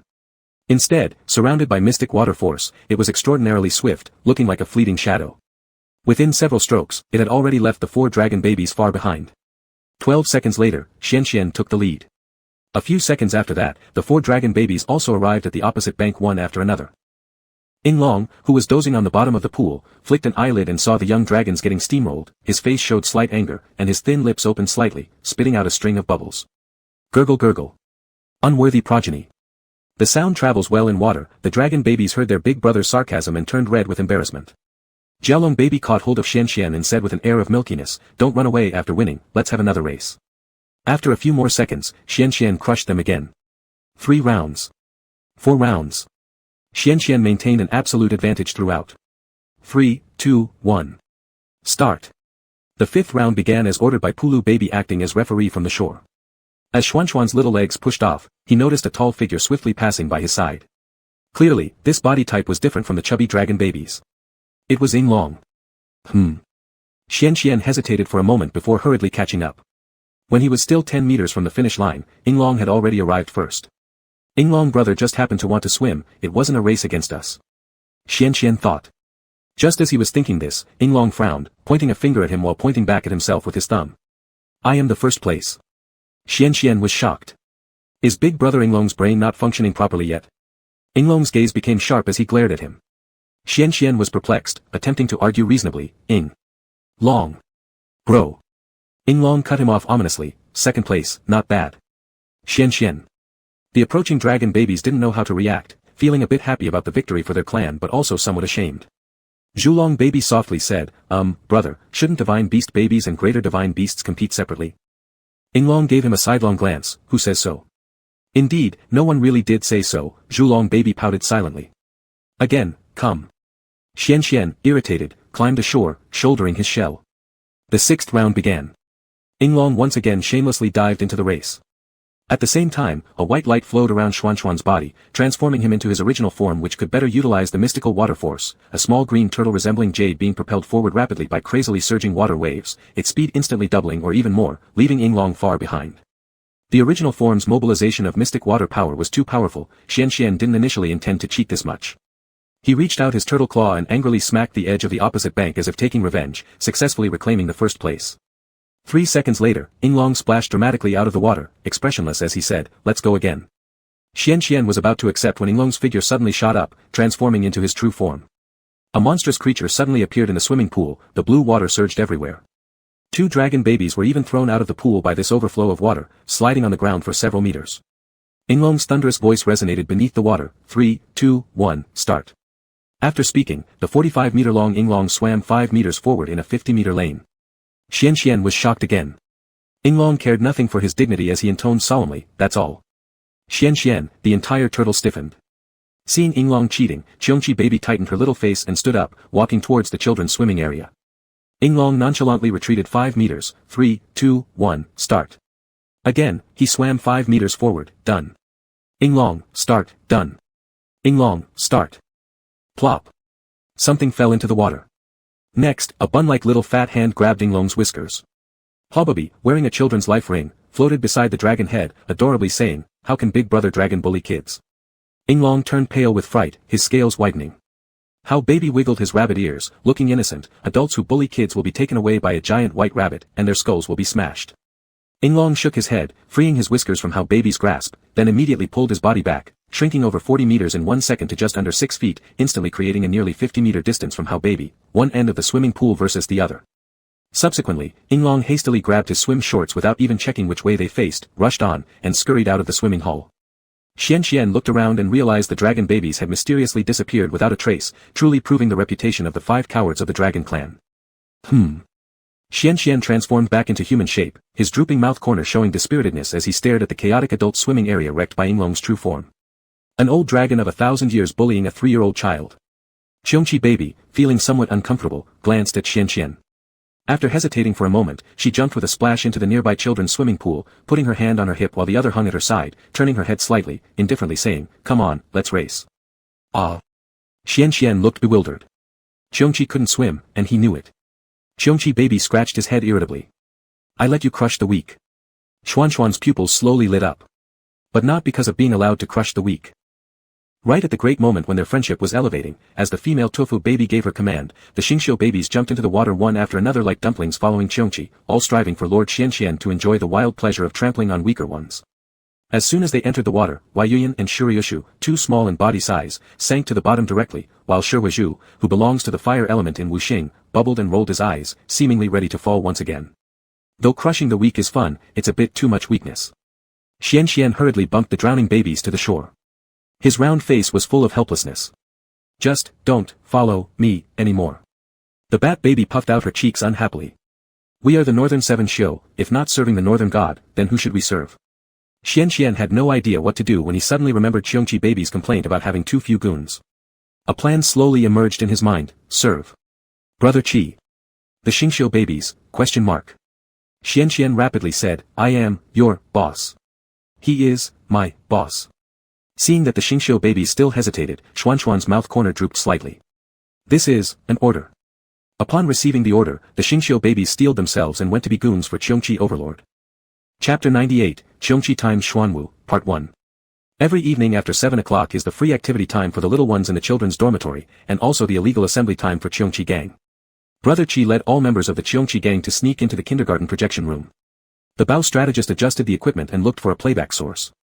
In front of the wall-sized screen, there were 2 rows of cartoon stools neatly arranged for Gushin Brother Chi, Rabbit Head Strategist, several Hall Masters, and the 7-star apprentices. Gushin Brother Chi was a new title that baby Cheongchi had recently taken. According to the Classic of Mountains and Seas, Western Mountain Classic, the habitat of Cheongchi was located on Gushin. After analysis by the Rabbit Head Strategist, it was concluded that Gushin Brother Chi has the same naming structure as Causeway Bay Chan Ho Nam. Furthermore, Gu sounds like turtle, which implies Xian, who is Brother Chi's best buddy through thick and thin. With such homophonic meanings, it was indeed a perfect name. The prelude music started, and Young and Dangerous, Dragon Crossing River, began to be projected, with the changing light shadows cast onto the young faces of the divine beast babies. As the plot unfolded, Brother Chi seized opportunities to teach the naive new apprentices about chivalry. With a babyish tone, Brother Chi admonished, when we're out on the streets, first, we keep our promises, second, we follow the laws and regulations, third, we pay attention to safety, fourth, we don't be picky eaters. Baby Bao, deep in thought, nodded while propping his cheek with his hand, Although these 4 rules were taught by Big Brother Chen, something still felt off. However, the newly arrived 7-star babies nodded their heads like nodding dolls, echoing in unison, yes, Brother Chi.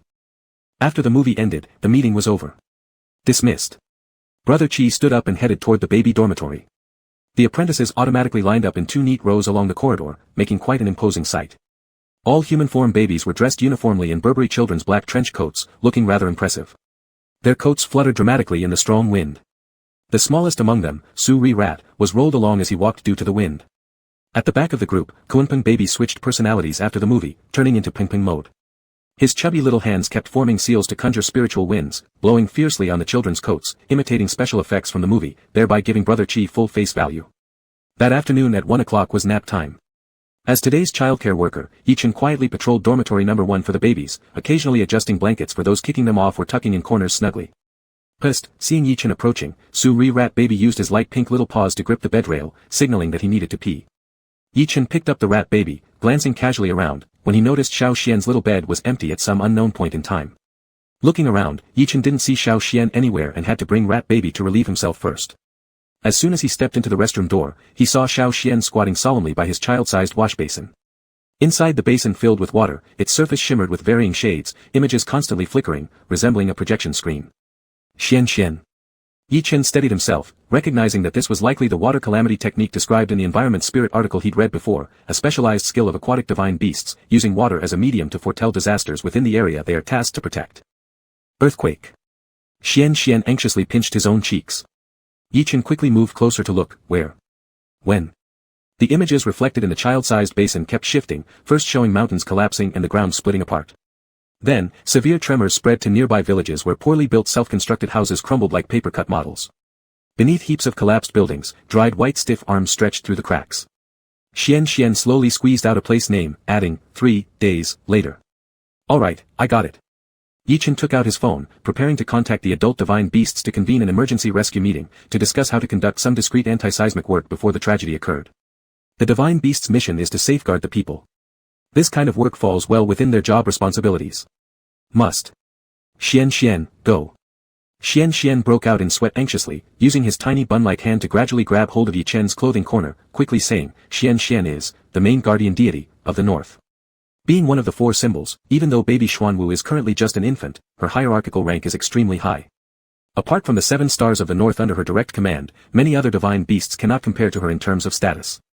As the main divine beast born to guard the northern lands of Huaxia, many natural disasters in the north can only be resolved by Xuanwu and the 7 stars. Other divine beasts have low compatibility with the northern land's energy, either achieving results twice the effort for half the outcome or being completely powerless. With no time to waste due to the urgency of the impending calamity, Yichen had initially been concerned about Xian's capability as an infant to shoulder such a heavy responsibility.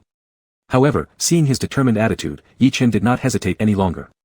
He summoned several adult divine beasts with abundant spiritual energy to serve as Xian's spiritual energy replenishment station. According to Xian, he could absorb their spiritual energy and convert it into Xuanwu's spiritual energy inside his body at the cost of 3/10 of its original power. This way, there would be no concern regarding Xian's insufficient spiritual energy as an infant. The Yinglong carried the seismic resistance committee made up of divine beasts, flying straight to the earthquake source in 3 days' time. Deep within the mountains, there was no sign of human habitation. The Yinglong descended after circling around and turned his head to peer close to Xian. Xian gripped the dragon whiskers, and Yinglong, with perfect understanding, swung his head like swinging a swing, gently tossing Xian onto the ground. Ing Long glanced sideways at him, saying, the dragon clan can fly. Xian Xian. Xian Xian pressed his lips together, plopping to his knees on the ground, covering the surface with both hands. He calmed his mind and focused on sensing the spiritual vein located hundreds of kilometers beneath the mountain underground. The chaotic spiritual energy of the mountains, akin to a brewing storm, was unknowingly accumulating power amidst the disorder. Once the chaos and pressure reached a critical point, it would result in a spiritual energy eruption, causing complex fault lines. Xian Xian closed his eyes, emitting an aura of spiritual energy from all around his body. Using the gentle yet lasting Xuanwu spiritual energy, he soothed the wildly restless spiritual veins deep within the ground layers, gradually dispersing their accumulated spiritual energy clusters and guiding them into smaller branches and underground water bodies. After a while, Xian Xian opened his eyes, drenched in sweat, and sat down limply on the ground, softly mumbling, exhausted, to death. Rest a bit. Qiongqi baby handed over a bottle of AD calcium milk with a straw already inserted, clumsily wiping his face with a tissue, while by an unpicked paper shred stuck to Xian Xian's cheeks and transferred her extra spiritual energy to him. Xian Xian's plump cheeks were slightly sunken as he forcefully sucked on the AD calcium milk. Qiongqi baby held Xian Xian's head with small hands, pushing it strongly onto his shoulder and faintly said, my shoulder is yours. Being the same height, Xian Xian's head almost formed a right angle with his neck, twisted painfully but remained silent, resolutely not wanting to lose face before Ge Qi.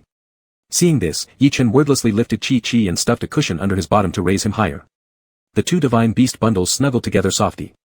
From a certain angle, they were perfectly framed by the vivid sunset, looking very warm. Redirecting the turbulent spiritual energy underneath the mountain range was a grand project. Xian Xian needed approximately 1 week to completely eliminate the earthquake risks. During these few mornings, Xian Xian and Qi Qi woke up early every day, dressed in overalls and white shoes, shouldering their bulging backpacks. Under the care of at least one adult divine beast, they held hands and crossed the chaotic imprint to go up the mountain to repair the spiritual veins. Their backpacks were filled with snacks and small bottles of milk for breaks in between. After all, this guardian deity of the northern lands was still an infant. After crossing the chaotic imprint, Xian Xian took his stance to begin restoring the spiritual veins. Qiongqi slid open the screen of a tablet computer with his fingertips and said indifferently, I'll read you a story. Afraid that Xian Xian might find repairing spiritual veins boring. Qiongqi really treated his gang members well. Okay, duh. Xian Xian slowly smiled. Qiongqi cleared his throat. Long, long ago. At midnight 0 hour. The riverbank was still dazzling with lights, the icy cold north wind sweeping over the shimmering river surface, getting moistened, rising upward, and caressing against a floor-to-ceiling window. This floor-to-ceiling window belonged to a riverside flat, where the interior decoration was simple. The endless light from the opposite commercial center dragged out dim spots on the floor, making the room look bigger and more empty. In the middle of the living room stood a strange thing. Suddenly, the monotonous electronic sound of the door lock rang out. Someone came in after unlocking the fingerprint lock, and the light in the foyer illuminated the shape of the odd item in the living room, nearly 2 meters long, more than 1 meter wide, humped like a mountain pack, hard and greenish-black like jade, with crisscrossing concave patterns. It was a giant turtle shell, large enough to fit a person inside. A huge emerald-green python coiled guardedly around the turtle shell, its clear golden vertical pupils spewing fury. As the person entered and shut the door behind him, he stared at the python, fearfully licking his lips. Logically speaking, fear shouldn't have been related to this person at all. He was a man in his mid-20s, sporting an attractive yet sinister face with prominent bone structure, good-looking eyebrows and eyes but exuding a fierce air. A scar ran horizontally across his clavicle, and exquisite tattoo designs extended below his collar, which looked like some sort of sharp claws of a beast. Clad entirely in black, his legs appeared lean and strong, neatly tucked into the boots, revealing signs of being stiff in certain places, as if soaked in blood and then dried, emanating a faint smell of blood and gun oil. Judging from his appearance, he seemed to belong to the underworld. This man, who looked like a grim reaper, put down the greasy lunchbox in his hand, took off his shoes quietly, and tiptoed to the side of the turtle shell.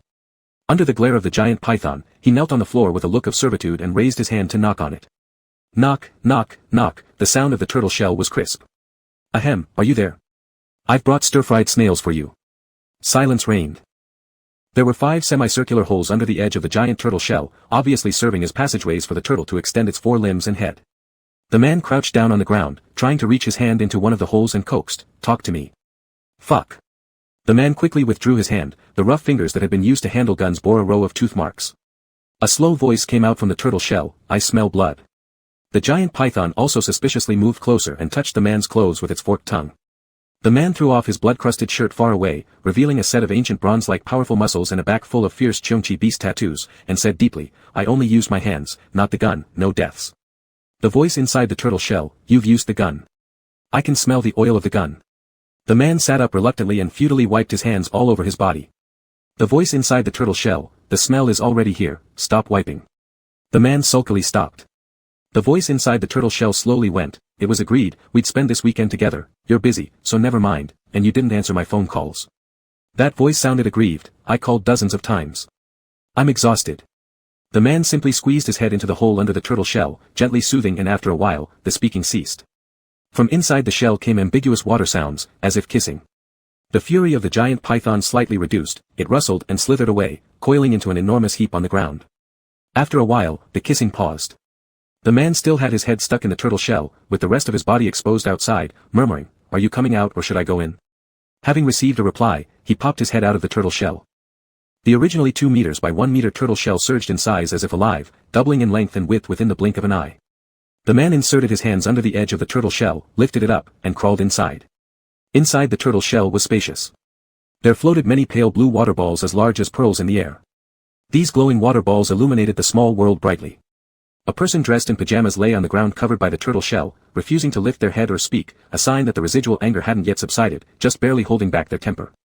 Xian, the man prodded him and explained, a task came up suddenly, chasing fugitives. My team waited a week before spotting him. I couldn't really leave. The phone was set to silent mode so as not to reveal our position. After a pause, he added further explanation, he had 5 lives on his hands. Implied meaning being that even if he got beaten to death by him, it wouldn't be considered unjust. Shenqi, currently 25 years old, his true form being the ferocious beast Xiongqi of folklore legends, whose current human identity was that of a police detective. Who would have guessed, the legendary big brother Qi in the God Beast Kindergarten, who founded the Xiongqi gang, known as the Kingpin of Gui Mountain, with more than 20 young members. In the police versus thief role-playing game, he single-handedly raised the Lego police station to granules. Who could have expected that such a great elder would become a cop after growing up? I understand now. Slowly, the young man fiddled with by Shenqi got up. He was slim, his skin very pale, seemingly neglecting fitness and outdoor sports, forming a stark contrast with Shenqi. His features were exceptionally handsome, lines soft, and his demeanor calm. If one were to point out any inadequacy, it would be his light-colored pupils, hazy and listless, always lacking in spirit. Yi Xian, currently also 25 years old, his true form being one of the 4 symbols, the divine creature Xuanwu, whose current human identity was that of a minor employee in a disaster safety department, appearing like a fish merely lazing around through days but secretly managing disasters in his jurisdiction whenever no one was watching, guarding the northern part of China. For a long period after their birth, these 2 divine creatures did not have official names. Their fosterer Yi Chen named them each with a character taken from the divine creature's name. Xuanwu became Xian, Xiongqi became Qi, and other divine creatures also generally had similar baby names during their youth, with rare interactions with ordinary people from the outside world. But as they grew older, the god children gradually developed a need to integrate into human society. Not all divine beasts necessarily chose to live like humans, it depended entirely on individual inclinations. Some divine creatures despised secular life and were too lazy to operate human identities, staying cloistered in the mystical mountains and seas, occasionally helping Yibapi grow crops when free, and hiding in a mountain hollow to take a nap when feeling lethargic without even registering an ID card. Others enjoyed various conveniences and pleasures of human society, willing to get involved in the world, possessing all kinds of identification certificates, complete procedures, and flawlessly crafted resumes. As the divine beasts were still immature mentally, Yi Chen could not make decisions for them. Therefore, he arranged their lives following the typical growth patterns of human children, first helping them acquire the ability to integrate into the mundane world. Once the divine beasts matured mentally, if they found the human world dull, it wouldn't be too late for them to retreat from the secular world. It was impractical to rely solely on a limited number of adult divine beasts to provide compulsory education tailored to each child's age and developmental stage, aiming at imparting vast basic knowledge of the present era and facilitating smooth socialization with commoners. The most convenient approach would be to integrate them into the educational system of humans. Thus, one by one, the noble divine beast babies formed of the essence of heaven and earth, sun and moon, having reached an appropriate age and flawlessly transformed into human form, were sent off to school by Yi Chen under the heavy weight of their school bags. Regardless of whether they belonged to the 4 symbols, 7 stars, or 12 zodiacs, all had to turn into elementary school students. Issues like enrollment and identities for the divine beast babies were smoothly resolved by Shenting using his connections across different realms. Officially, the babies were considered orphans taken in by Shenting's private charity organizations. Although this identity might sound somewhat pitiful, in reality, the divine beast babies were pampered as much as if they were Shenting's biological grandchildren, living lives surrounded by luxury akin to celestial beings. Most names for the divine beast babies were self-chosen. Some imitated Zhou Buju and named themselves based on their unique traits, others emulated Li Libi Anan and selected homophonic variations of their original divine beast names. As for their surnames, they picked them randomly. Among those adults taking care of the young ones, Xuanwu baby grew closest to Yi Chen and thus adopted Yi Chen's surname, adding the character Xian as the given name. When Cheongchi baby saw that Xuanwu decided to take Yi as the surname, for some reason he himself couldn't explain, he chose Shen as his surname following Shen Mafeng, adopting only the character, Qi, as the single character given name. Not mad anymore.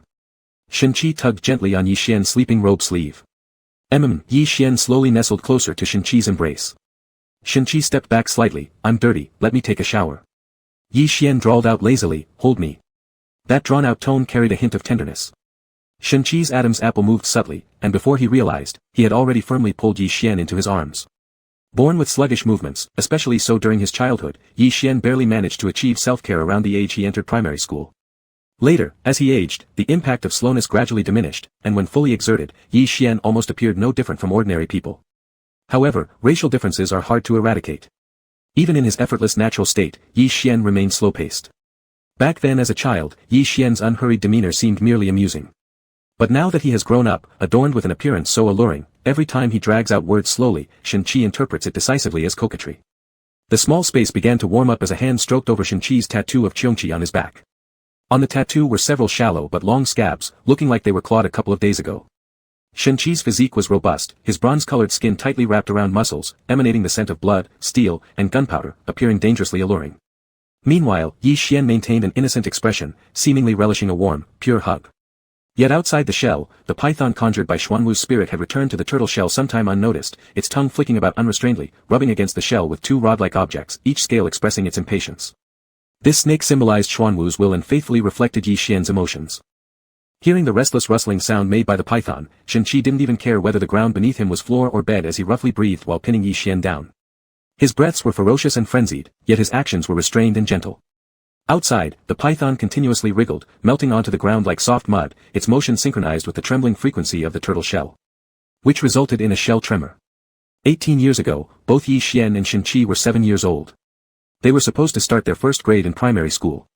Most divine beast offspring needed only flawless human transformations to blend seamlessly with common folk.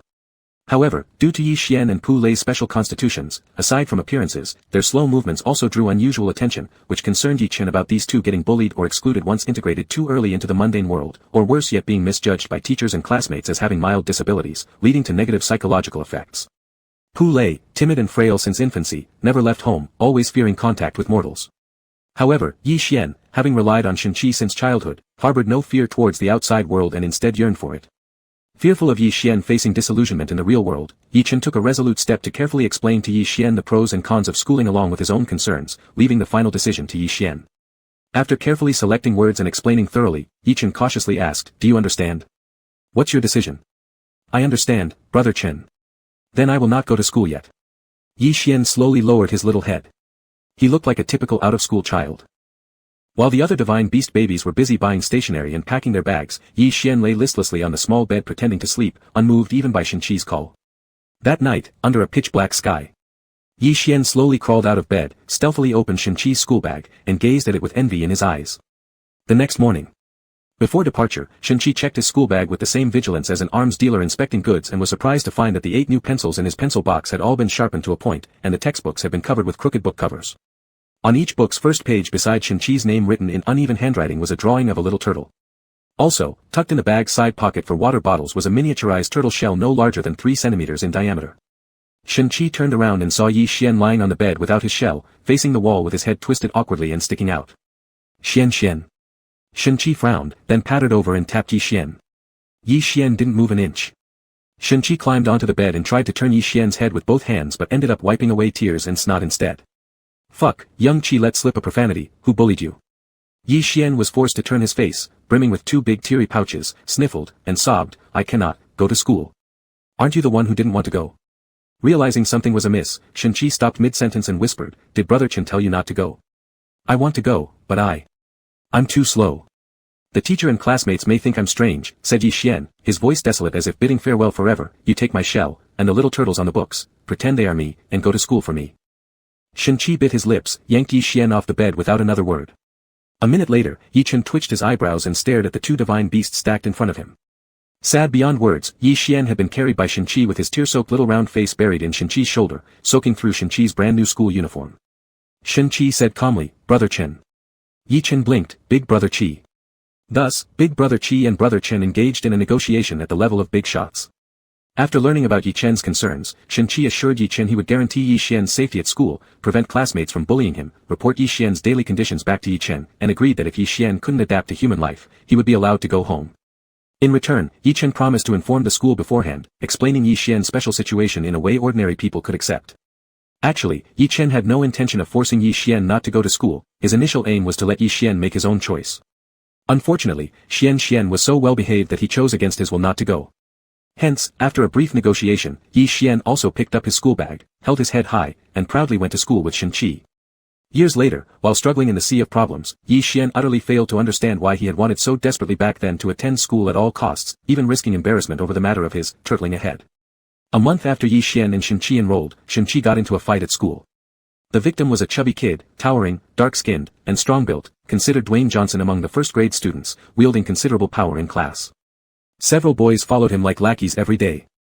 That day, the chubby kid made up a rhyme ridiculing Yi Xian for always lagging behind and being mentally disabled, which happened to be overheard by Shen-Chi. Like a mad puppy, Shen-Chi chased and beat up the chubby kid from the first floor to the third floor and then chased him back down to the first floor.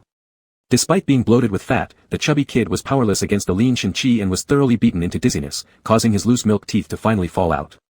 Yi Xian is mine to protect, said Shen-Chi, with a solemn expression, the single stripe of the squad leader on his arm glowing red as blood. If you ever chant his rhymes again, you know the consequences. Big brother Chi. I won't dare do it again, cried the chubby kid, clutching his milk tooth.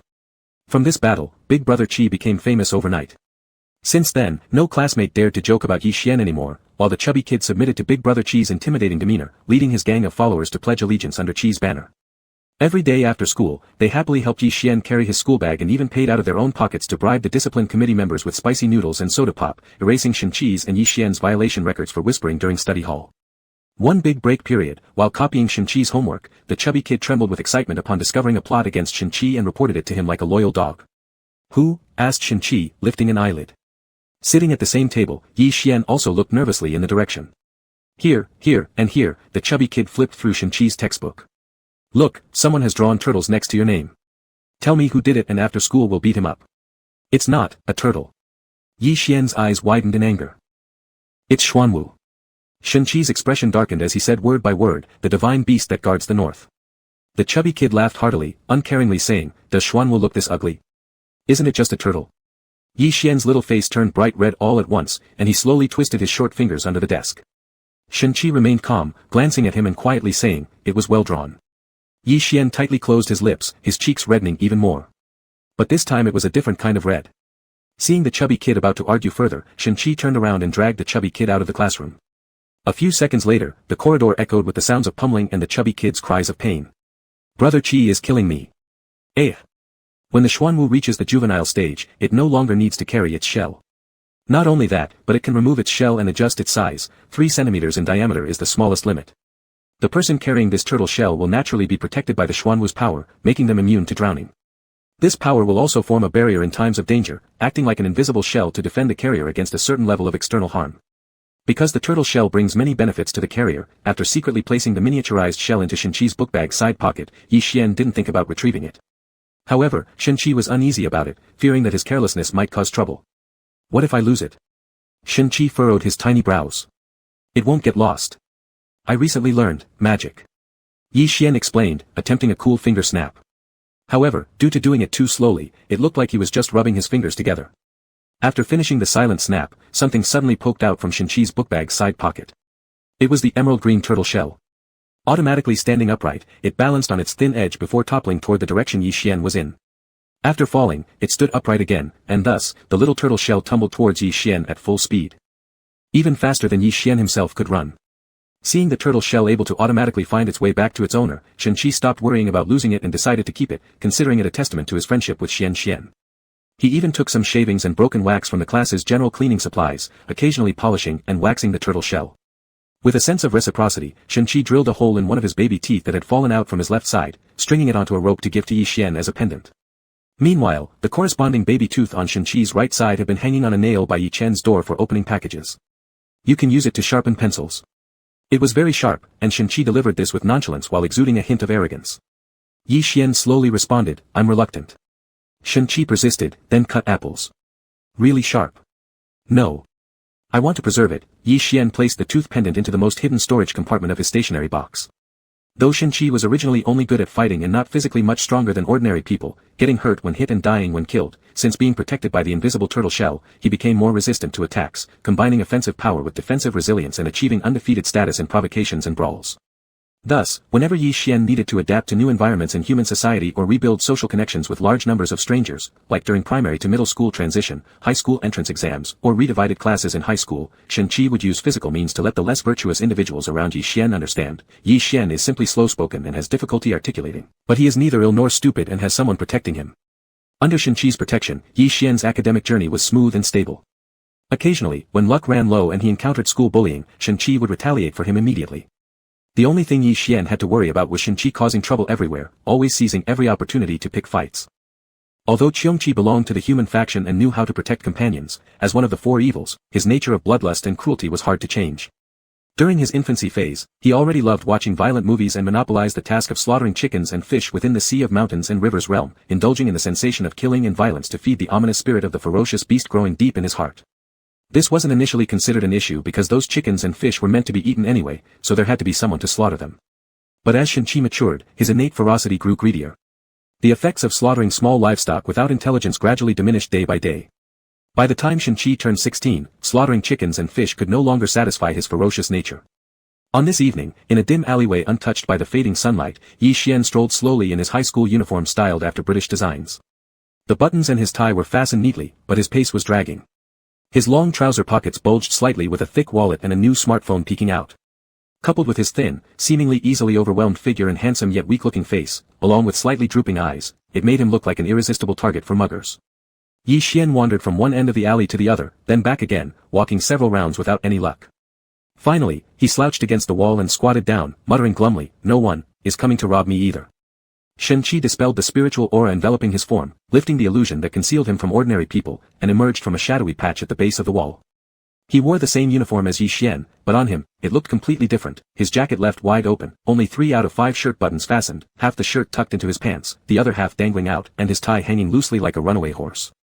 With tan skin and sharp features, Shen-Chi exuded a distinctly rugged charm. He crouched next to Yi Xian, lit a cigarette, and wondered aloud, why aren't they coming anymore? Yi Xian said slowly, "You've already set up a sting operation twice now. They're not stupid, they're just ordinary-level idiots." Shen-Chi had been waiting in the alley for a group of hooligans who had previously tried to mug Yi Xian.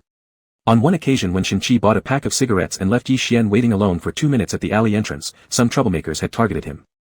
Lately, these 4 jobless delinquents had been lurking around the school area, ganging up to mug students, particularly targeting those who looked easy to bully. When Shen-Chi saw them approach Yi Xian, he couldn't contain his excitement. He lured all 4 hooligans into the alley and beat them thoroughly. When they tried to escape sobbing and pleading, Shen-Chi would drag them back, pinning them down hard. In the end, their money was taken, they were beaten mercilessly until they begged on their knees. It was unclear whether the hooligans or Shen-Chi himself ended up looking more thug-like. Humiliated, the 4 hooligans returned with reinforcements, but they too got another beating, followed by another round of robbery, this time at the hands of Shen-Chi. Still unfazed, 8 hooligans attempted another attack while Yi Xian was alone, only to be met once again by Shen-Chi's surprise assault.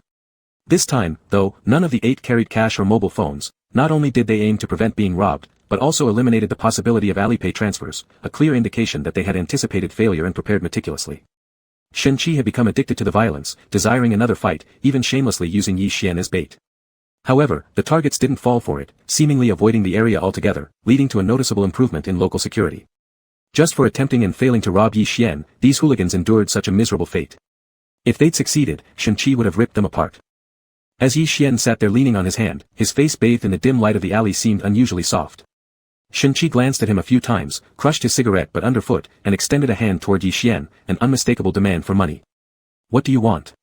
Yi Xian clutched his wallet protectively, like an elderly father begrudgingly handing over his pension to a wastrel son.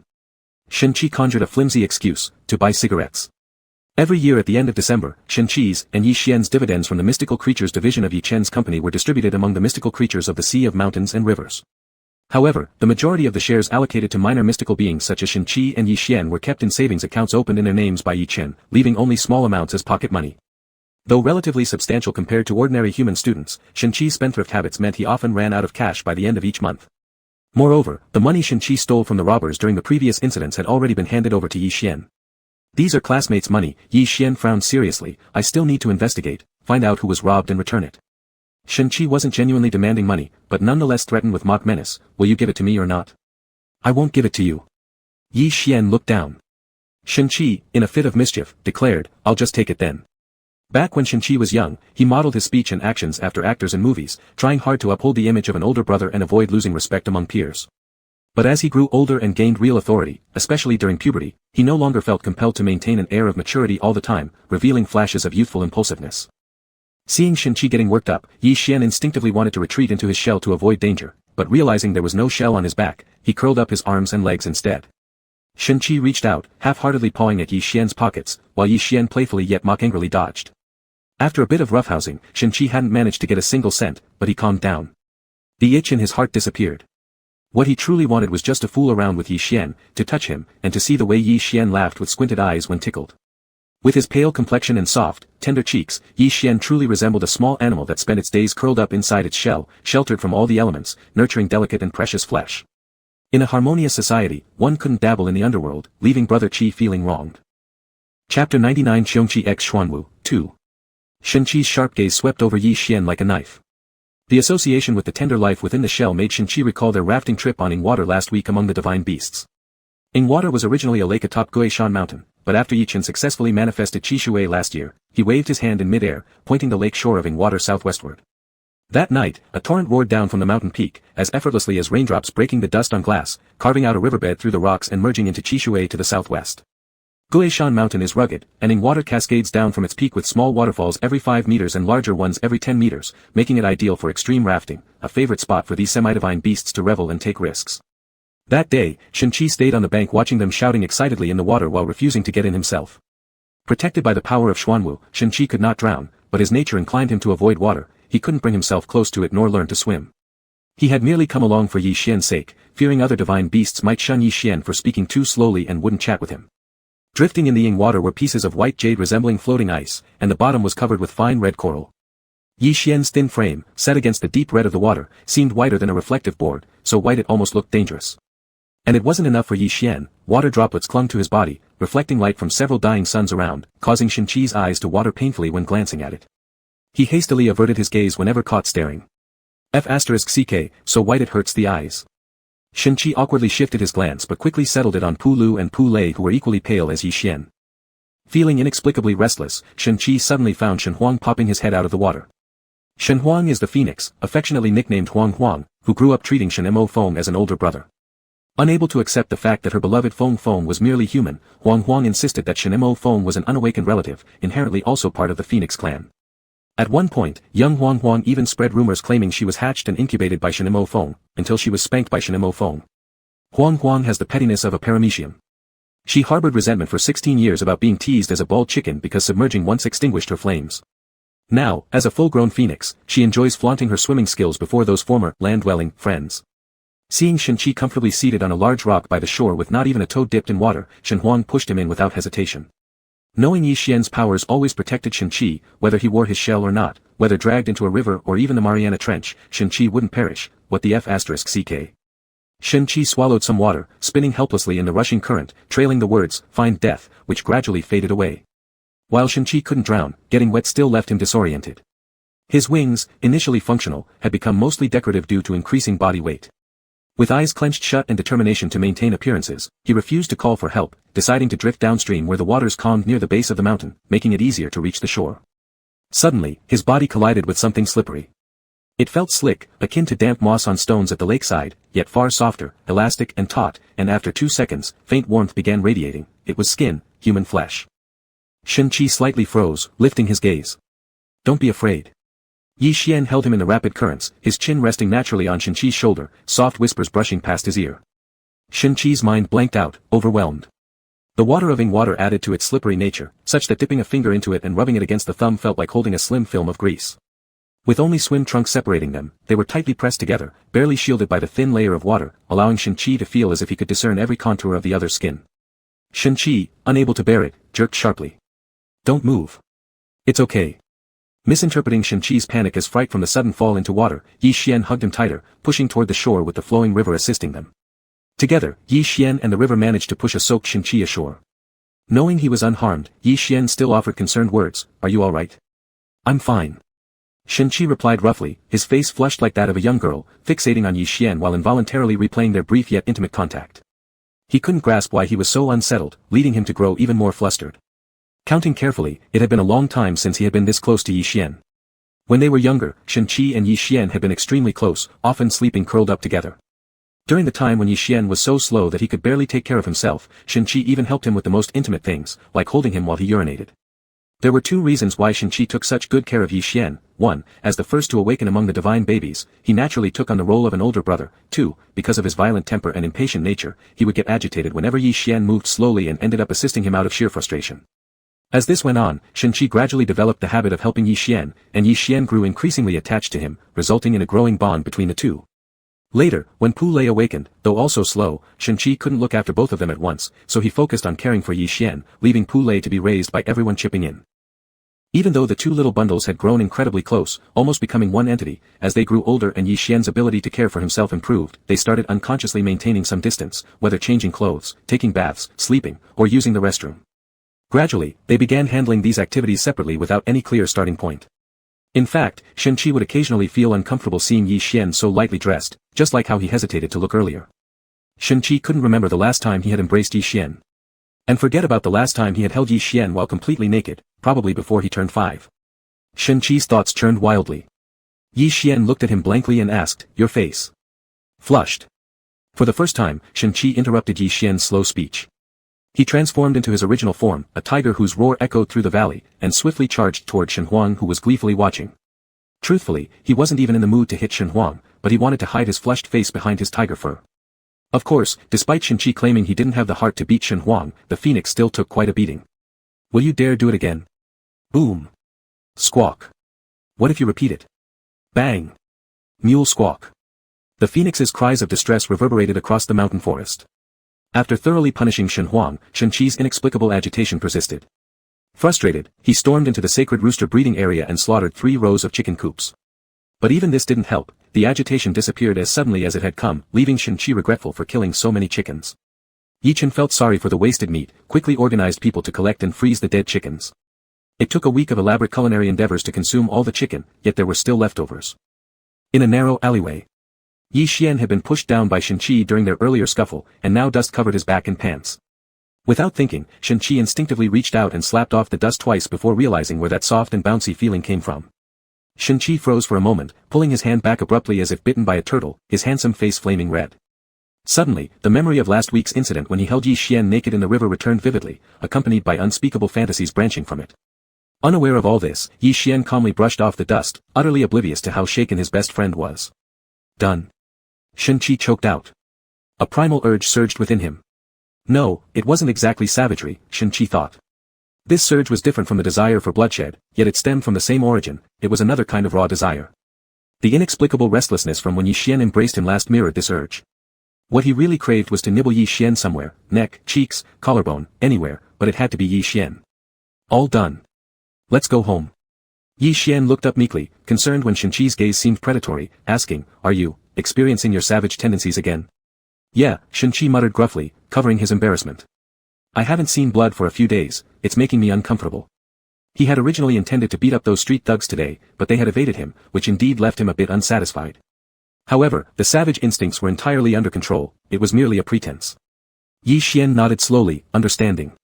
He said nothing more as the two walked out of the alley and hailed a taxi to return home. To help Shen-Chi adapt to the human society better, Yi Chen specifically enrolled him in this strict boarding school, known for its high demands, to polish his temperament. Always following Shen-Chi wherever he went, Yi Xian naturally came along, studying as a boarder. High school students returned home every Saturday evening and returned to school Sunday night. On the way, Yi Xian sent a message silently, while Shen-Chi's mind was preoccupied entirely with Yi Xian. Lost in his own turmoil, Shen-Chi noticed Yi Xian looking at him proudly, saying, "I've requested, from brother Yi Chen, tonight, family dinner, braised pork." Shen-Chi, lost in thought, absent-mindedly replied, "If you want to eat it, let's have it then." It wasn't anything special, there was no need to make such a fuss about it. Yi Xian slowly said, "We'll need to kill 2 spiritual pigs." With an air of authority as though bestowing favor, Yi Xian spoke graciously to Shen-Chi, "The task of killing them is entrusted to you." Shen-Chi. Shen-Chi wanted to bite him even more. And so, the first thing today's campus heartthrob did after returning home was, slaughter the pigs. Clad in old clothes and a waterproof butcher's apron, Shen-Chi's slim yet robust figure stood against the light at the pigpen's entrance. With one graceful flick of his well-defined forearm, the knife slid out with a metallic ring. A piercing shriek of a slaughtered pig echoed through the pen. That evening, all the divine beasts ate their fill and returned to their rooms one by one. 2 quadrangle courtyards were no longer enough for accommodation. Those once little divine babies had grown up and needed personal space. It was impossible for over 10 youngsters to live together in one room anymore. So now, the quadrangles were interconnected, gradually transforming into a hub-like existence under Yi Chen's management. Almost every divine beast carried a chaos mark here, enabling them to travel between their homes or gather here from various places instantly. Besides their school dormitories, Shen-Chi and Yi Xian also owned a double apartment bought for them by Yi Chen. Since junior high school, they had lived semi-independently in this apartment. Deep into the night, unable to sleep, Shen-Chi lay on his bed alone, thinking about Yi Xian and indulging in silent reverie. Body trembling, heart quivering, unknowingly, the bed joined in two. After a while, the bed stopped moving, and several crumpled tissues flew off the bed and landed on the floor. A certain restlessness that hadn't been calmed during the pig slaughtering finally subsided. Face flushed and ears burning, Shen-Chi stared at the ceiling and panted coarsely. Damn it! What the hell was I just doing? Shen-Chi wondered, entering a state of post-orgasmic euphoria. Chapter 100, Qiongqi x Xuanwu, Part 3. Since that night when Shen-Chi thought about Yi Xian and did some dirty things, he became quite aware. On every moonless windy night, Shen-Chi would be thinking naughtily about Yi Xian in the schoolboy's dormitory toilet or in the apartment bedroom, secretly doing some things.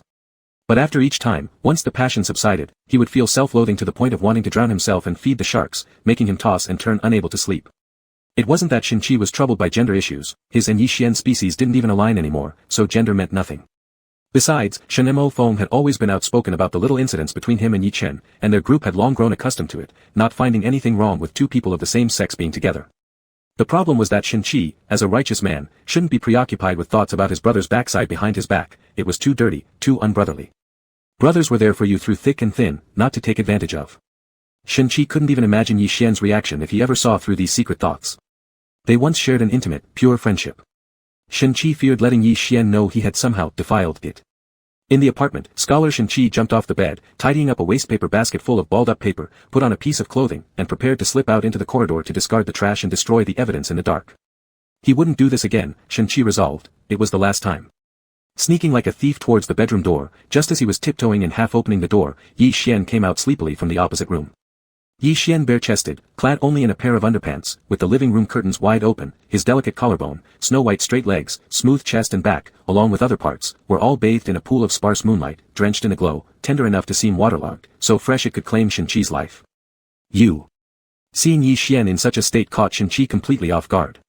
It surpassed what he'd fantasized about earlier, making his heart race almost fatally, causing him to stumble, bumping his head on the doorframe. Damn. The enemy doesn't wear pants. I'll let you go first, I'm not competing with you. Yi Xian didn't see the bag of crumpled paper Shen-Chi held, mistaking his rush for also needing the bathroom, even to the extent of banging his head. Yi Xian meekly stepped aside to give priority usage rights. You. Shen-Chi's mouth was dry, his facial muscles slightly twitching, his IQ seemingly affected by his collision with the door frame, growling low, "Where's your pajamas?" Took them off to sleep, it's more comfortable. Yi Xian hesitantly glanced at the restroom. Are you using it?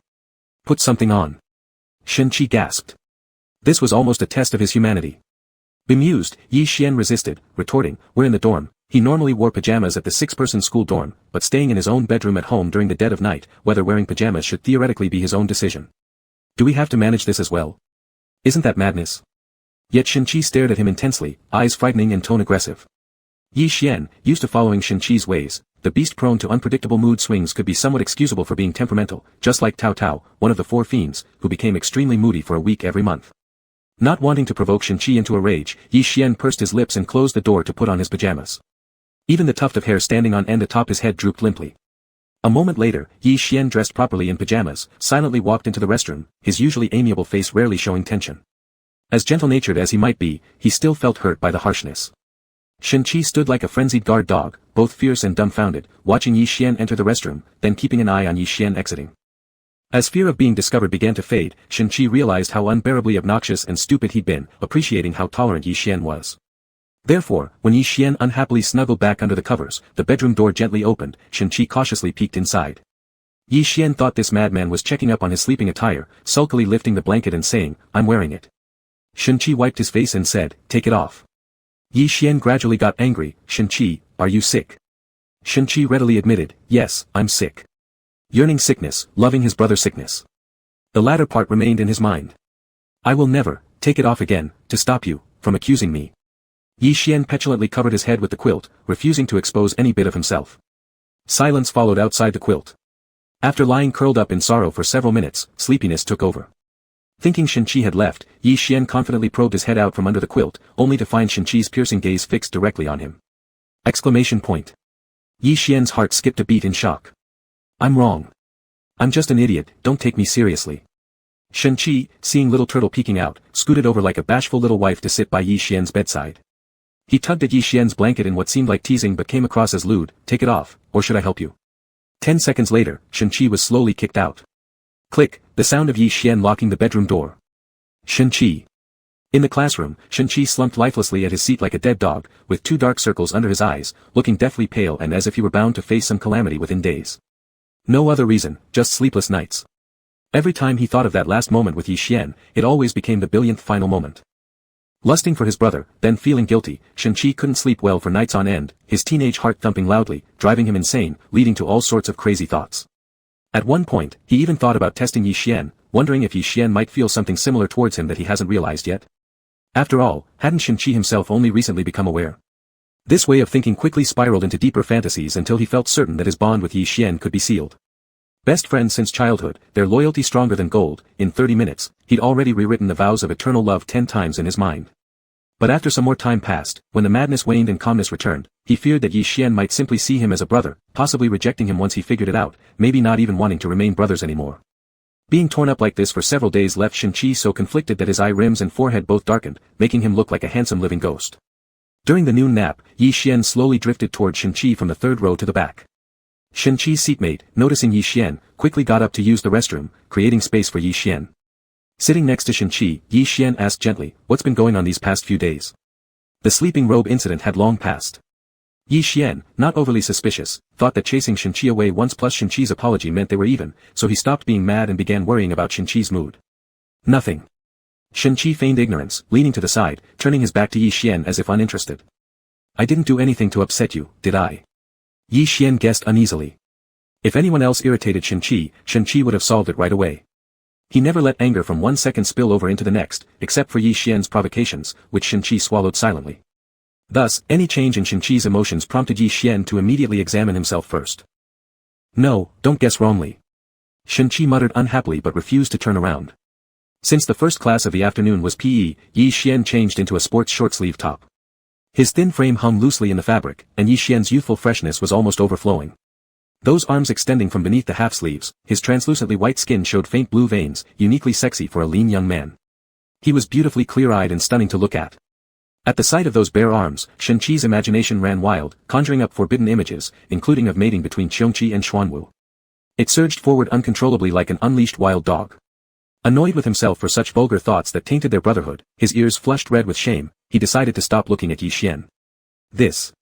Yi Xian's fingertips slowly swiped across his phone screen, finding a promotional Weibo post for a movie, stretching out his arm to bring the screen close to Shen-Chi's eyes. It's premiering tonight. Shall we watch it on Saturday? It was a movie Shen-Chi and Yi Xian had been eagerly anticipating for half a year. Shen-Chi, yeah, sure. At this moment, Shen-Chi was deeply entangled in youthful inner conflicts, a mix of sorrow and confusion, coupled with severe sleep deprivation leaving him unable to focus on movies despite trying to muster the energy, still appearing dispirited. Yi Xian noticed something was off and said quietly, you're still, in a bad mood.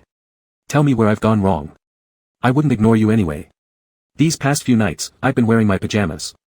Recently Yi Xian had stayed in the dorm room, 6 people in one dormitory, Shen-Chi and Yi Xian shared one room, with 4 other male classmates.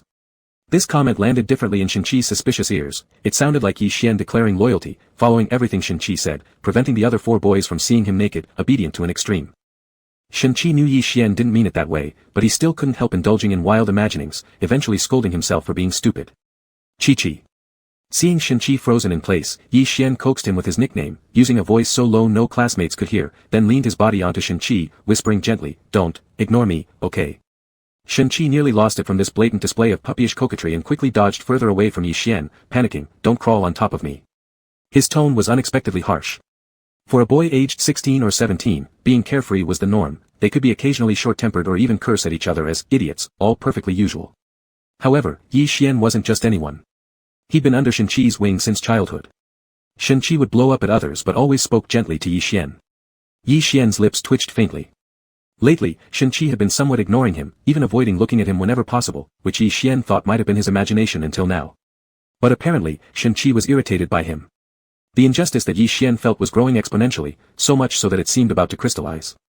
You've, recently. Yi Xian bit his lip hesitantly, then looked away gloomily, become nothing like yourself with me. And just like that, the hurt feelings condensed into an emotional outburst. Shen-Chi regretted speaking so sharply almost instantly. Seeing Yi Xian's obvious distress, his heart skipped a beat. Instinctively, he reached out, but Yi Xian ducked his head and swatted Shen-Chi's hand away before walking back to his seat. Shen-Chi's heart pounded furiously. He regretted it deeply, fearing that in trying to cover up his secret feelings for Yi Xian, he might have inadvertently caused Yi Xian to dislike him outright. Xian. Shen-Chi zipped over to the third row, plastering a subservient grin as he squatted beside Yi Xian's feet and whispered apologetically, "Climb on me. Cuddle into me however you want. I'll let you smother me." Several classmates nearby shot curious looks their way. Afraid of embarrassing Yi Xian, Shen-Chi scurried back and bombarded Yi Xian with WeChat messages. "Really sorry. I've just been in a foul mood these few days. No need to ask why.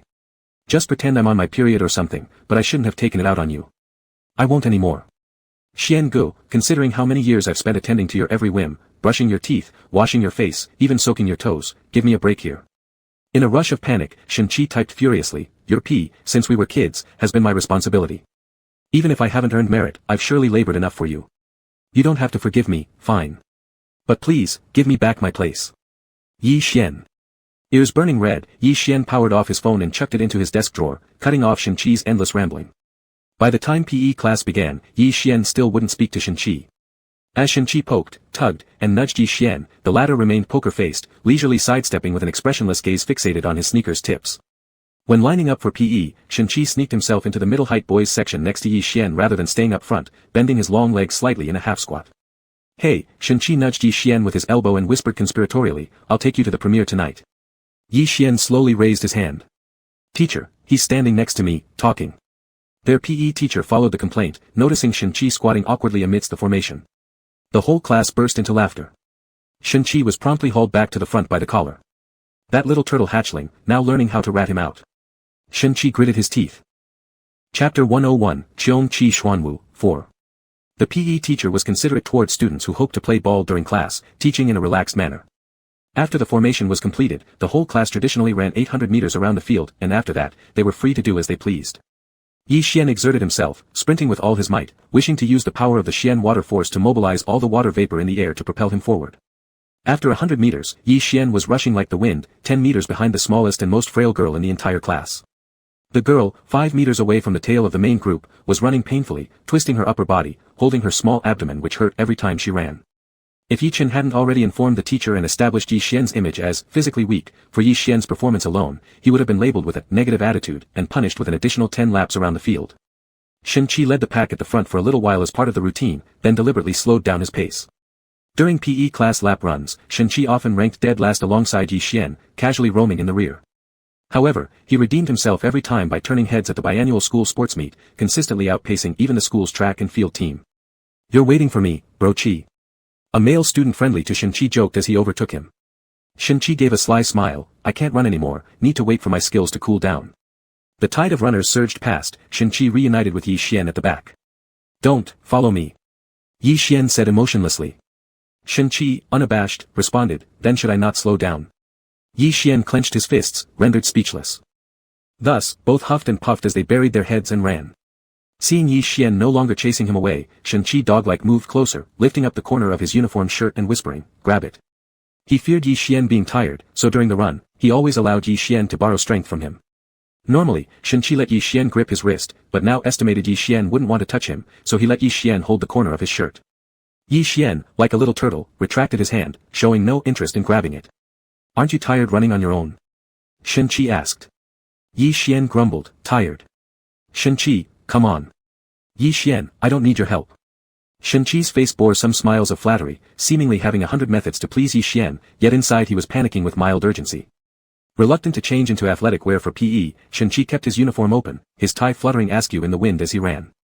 Shen-Chi racked his brain for a moment and suddenly caught his own tie, forcing it into Yi Xian's hands before Yi Xian could release it. Shen-Chi shamelessly quipped, "Wang," creating the effect of leash-walking a dog.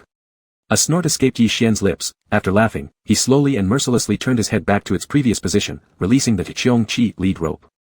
Shen-Chi almost wanted to grab Yi Xian's corners back. "Don't stop, everyone saw you smile." At this point, the second lap was nearing the finish line, when several boys ahead started cheering and chasing each other for first place. The sound of laughter and teasing reached Shen-Chi's ears. Shen-Chi turned, took a quick glance at Yi Xian who was completely unprepared, and suddenly halted his steps. "What are you doing?" Yi Xian asked cautiously. "Get on." Shen-Chi circled around to Yi Xian's front, bent down slightly, leaned back against Yi Xian, hooked a pair of knees, and before Yi Xian could protest, carried him piggyback style. Afraid of falling backward, Yi Xian instinctively hugged Shen-Chi, feeling a slight pain in his chest and abdomen from the prominent muscles beneath him. With full force, Shen-Chi sprinted, cutting through gaps in the crowd with astonishing speed, making a stunning late charge to cross the finish line first. "You're the first." Shen-Chi proudly placed Yi Xian on the ground. Several boys far left behind by Shen-Chi's maniacal sprint also crossed the finish line, some organizing a game of basketball amidst cheers, while others began to tease Shen-Chi, surrounding him and chanting. His thin tablemate jumped onto his back demanding to be carried too, only to be thrown off with a grin by Shen-Chi. "Roll off." Shen-Chi laughed and cursed, eyes flicking quickly over Yi Xian, then refocusing on his tablemate for another playful argument. Though Yi Xian still had a stern expression, there was already a hint of amusement in his eyes. After fooling around for a bit, the boys returned with the basketball and hurriedly headed for the court. Shen-Chi didn't join them. Instead, he paced around Yi Xian's feet, hands clasped together praying, "Are you still mad? Don't be mad, please. Are you still mad? Don't be mad, please." Yi Xian felt like if this continued much longer, Shen-Chi might end up sending him across to another world prematurely, interrupting, "Stop saying it." "Then are you still mad?" Shen-Chi questioned. Yi Xian first shook his head, then pondered a bit, and said in the kind of patient, straightforward tone one would use when teaching a dog not to relieve itself wherever it pleases, "If you're feeling down, you can talk to me. I'm willing to cajole you, keep you company, anything works. But if you keep doing this, getting upset and taking it out on me, I'll feel like you don't value me, that you're not good to me." Seeing Yi Xian responding kindly, Shen-Chi's heart that had been on edge all afternoon finally settled, and he hurried to seize the moment, flaring his cheeks while slurping up his unrequited love interest. "Understood, never again. I value you, I treat you well. When have I not treated you well? It's just these few days, with spring coming and everything reviving, my rabies has acted up." Pausing for a moment, Shen-Chi realized that his apologies so far had only been empty words with no practical action at all. Worried about whether he could mollify this little turtle enough, he quickly added, "Let's not watch the movie on Saturday, won't let them spoil it for you. I'll watch the premiere with you tonight." Yi Xian softly responded, "Then that'd be, staying out all night." His tone exuded worry but didn't negate the suggestion, there was even an eager anticipation behind it. This little turtle appeared honest but harbored quite wild thoughts. "In that case, we won't go back home. After dorm inspections are done, I'll sneak you out secretly. Climbing into our dorm building is child's play to me." Shen-Chi caught onto Yi Xian's tone, imagining how in just a short while he'd be officially leading his beloved one on an unauthorized escape from the dormitory. Losing track of himself momentarily, he forgot to hide his unadmitted youthful crush. He only felt a surge of burning inside him, his chest so hot it nearly melted, his heartbeat racing almost to the point of cardiac arrest. Recalling that Yi Xian had just been comforted after being harshly scolded by him, Shen-Chi decided to maintain gentleness and poise so as not to scare Yi Xian again. "So." Not a single word Shen-Chi spoke crossed any boundaries, and his tone wasn't overly intense. And yet, somehow, every syllable burned like it had been rolled in a fire, his gaze fiery. "I still have plenty of my pocket money left from this month, I'll buy you merchandise. By the time the premiere ends, it'll be around 2 o'clock. Let's not go back to the dorm. With all the packing and dilly-dallying, we actually wouldn't get much sleep anyway. Rather, we should wait until dawn to directly head to class. During those hours, I'll find some other place and take you out to play, what do you think?" As the words flowed, Shen-Chi and Yi Xian exchanged a glance, just one glance, and suddenly Shen-Chi's tongue got tangled, leaving him speechless. Yi Xian was lowering his eyes and listening, his cheeks inexplicably flushed red, even his collarbone and neck pinkish. He clearly wasn't crying, but his eyes were misty as though filled with water. Shen-Chi's face also turned red, his eyes misty too, though he couldn't see them. Yi Xian. Shen-Chi. This scene and atmosphere didn't seem quite like a pair of brothers reconciling in righteous magnanimity, rather, it resembled a young couple sulking over trivial matters and subsequently entangling themselves in teasing affectionate coddling. They blushed scarlet from sweet emotions, their eyes brimming with tender feelings, advancing their relationship as if they were about to consummate their passion on the spot. Shen-Chi trembled in astonishment at this absurd daydream. With an intricate focus, as though sculpting a flower onto Yi Xian's cheeks, Shen-Chi studied Yi Xian's expression. His mind began working rapidly, then paused for just a few seconds before clouding over once more. Having the precedent of Shen Mofeng's debacle looming over, Shen-Chi preferred to temporarily hold back rather than impulsively act wrongly. Back in the day, they were all naive god beasts, lacking independent thought processes. They blindly believed whatever Shen Mofeng fabricated regarding his drama with Yi Chen. But as they grew older and smarter, these young god beasts began to taste the sheer awkwardness embedded within the supposed Florence romantic confession in the snowy night scenario. When Shen Mofeng crashed and burned, they, the 7 early awakened divine offspring, had been huddled in a row on the staircase watching intently. Misplaced self-adulation always led to nothing good. Shen-Chi sharply inhaled, willed away his misplaced infatuation threads, warning himself not to let his hopes soar unnecessarily. At 11 o'clock at night, as the final round of dorm checks disappeared into the distance, Shen-Chi slipped quietly down from the top bunk, dug out his little turtle from the warm blanket, and whispered low, "Let's go." Though, in reality, cough. Chapter 102, Cheongchi x Xuanwu, 5. The only entrance to the dormitory building that allows entry and exit locks automatically once the curfew time is passed. The heavy double-glazed glass doors have an administrator on night duty in a small booth nearby, leaving no room for operation. The windows on the first and second floors are all welded with iron bars to prevent naughty boys from climbing over the walls. Shen-Chi could bite through them, but there was no need. Their dormitory was on the second floor. The two of them quietly climbed up to the third floor, slipped into the water room, and opened the window. "I'll carry you down," Shen-Chi said. Yi Xian stuck his head out, looked at the height, and said, "It's only the third floor, no need." Jumping would make too much noise, and the dorm supervisor might hear it, Shen-Chi explained. Xuanwu had remarkable resistance to physical attacks. Not to mention the third floor, Yi Xian wouldn't break if he jumped from the 8th floor. "I won't jump. I'll use a snake," Yi Xian said faintly, his pale pupils flashing slightly as some tiny specks of light floated around him. They hovered in the dim space, intertwined and embraced each other, coalescing into a green snake as thick as a bowl. "It's still a bit short," Yi Xian murmured to himself. The snake's diameter then became finer by his thought, its length increasing while the total volume remained unchanged, quite conforming to scientific principles. This was the Xuanwu spirit snake, Yi Xian's gathering of spirit energy. Theoretically, Yi Xian also had fighting capabilities and didn't need Shen-Chi's full protection, who among mere mortals wouldn't be intimidated by such a big python. But back when troublemakers were still using fists and mop handles as weapons, Yi Xian summoning a python devouring the heavens seemed not just a change of art style, but completely from another story system altogether. Yi Chen had repeatedly urged Yi Xian not to use snakes against ordinary humans. Additionally, brawls helped Shen-Chi's growth. Hence, in daily conflicts, it was always Shen-Chi taking action. The python clung onto the window frame with its tail. Yi Xian straddled it like riding a horse, holding its head. Then, the snake extended its head out of the window, its body winding along the exterior wall, its head high and steady, silently carrying Yi Xian like an elevator to a bush behind, passing by Shen-Chi who hung from the second-floor air conditioner, flailing dramatically. This showcased Shen-Chi's tall, handsome figure in a somewhat ridiculous light. Standing on the ground, Yi Xian looked up at Shen-Chi and smiled. His usually quiet demeanor showed no audible laughter, only a slight curl at the corners of his mouth and a single dimple. Once they exited the back of the dormitory building, things got easier. The two young men used their spirit energy covering their bodies and walked boldly under the dark night across the campus, even climbing over the school gates right under the eyes of the security guards.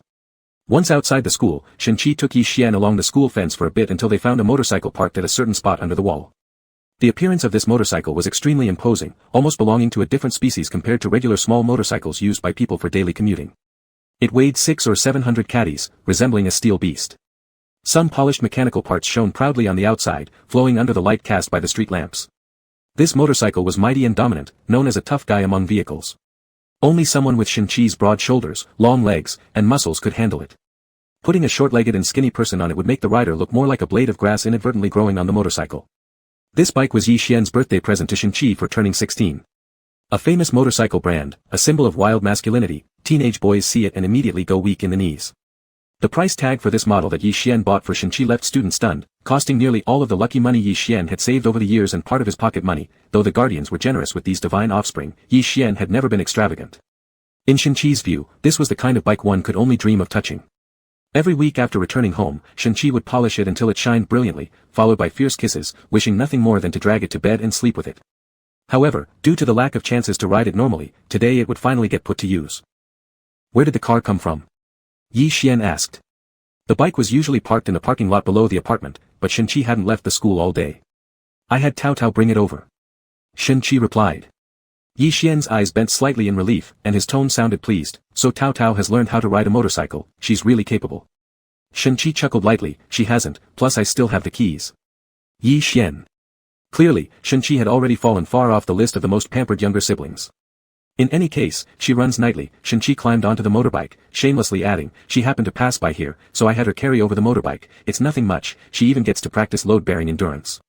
Get on. Yi Xian wanted to speak up on behalf of Cao Cao, but upon raising his gaze and seeing Shin-Chi, his already hesitant speech faltered entirely. Shin-Chi wasn't wearing his school uniform. Instead, a sleeveless top and long pants along with a pair of rugged leather boots showcased his tall and muscular figure. He straddled the motorcycle in a casual manner, his long legs supporting him while one of his thin lips held a cigarette. As he tried to light it, his cool, easygoing demeanor made hearts race and knees weak. Yi Xian fell silent and obediently sat at the back, dropping drastically on the ranking list of doting younger brothers. Then, Yi Xian slowly wrapped his arms around Shin-Chi's robust waist, hugging so tightly that it was almost unnecessary. Shin-Chi's heart leapt uncontrollably with this intimate embrace, feeling his brain alternating between blood overflow and deficiency. Dumbfounded on the bike, he froze completely. He wanted Yi Xian to stop embracing him like that because his heart couldn't take it. However, there were no seatbelts on motorcycles. If he asked Yi Xian not to hold him, it would seem as if he didn't care about Yi Xian's safety. Asking for a lighter hug might make it seem like he had something to hide, being afraid of being hugged.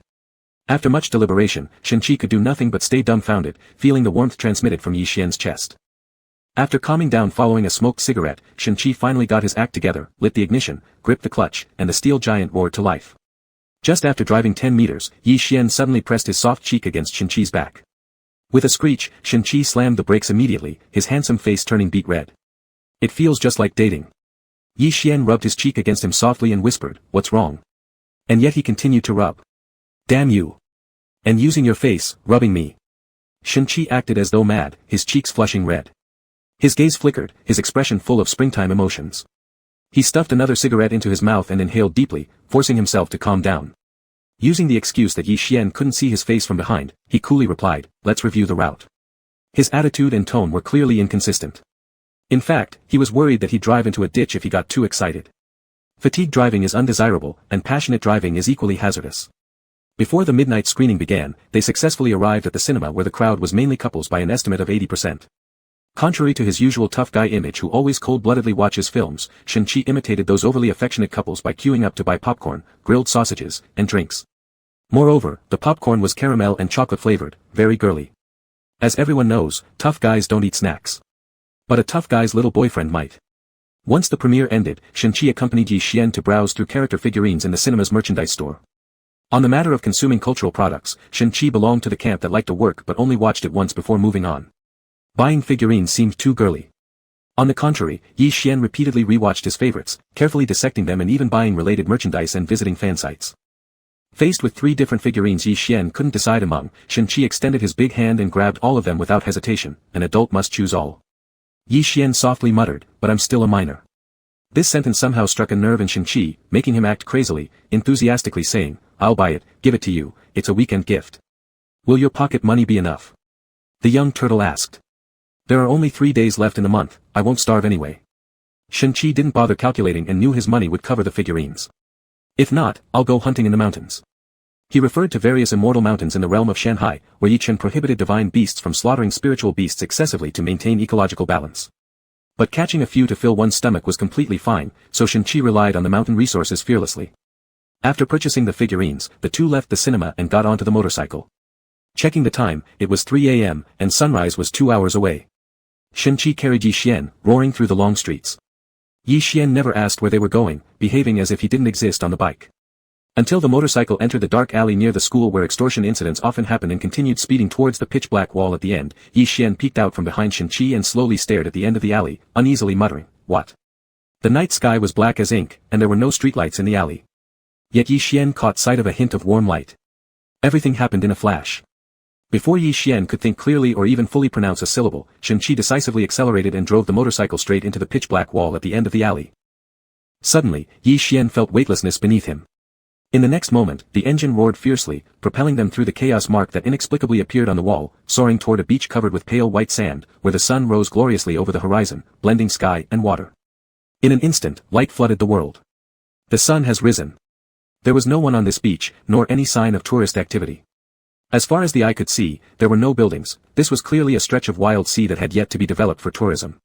It maintained its pristine quality, with waters so clear it shone an ethereal blue-green. The morning light danced on the tips of the waves, like scattered gold foil. Shin-Chi pulled the brakes, and the engine's roar came to an abrupt stop.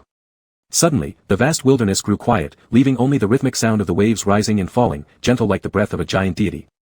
This place was 2 hours ahead of domestic time. With beautiful scenery, clean water, and no people around, it was also home to a particular type of seafood listed in Taodao's top 500 delicious ingredients. Thus, Chaos kept a portal here. At Shinchi's request today, he moved the other half of the portal originally connected to Taodao's apartment to this spot. Surprised? Shinchi exhaled, his heart fluttering wildly in his chest like a pigeon trying to take off. After promising to find a place to take Yi Xian after the premiere, he had racked his brain all afternoon and finally came up with this. Yi Xian was so stunned that his speech faltered, stammering, "Sir, sir." A few seconds later. Clutching his teeth, Shinchi incredulously muttered, "No, prized." With his face flushed bright red from the effort, Yi Xian hurriedly finished, "Pride." Chapter 103, Qiong Qi x Xian Wu, 6.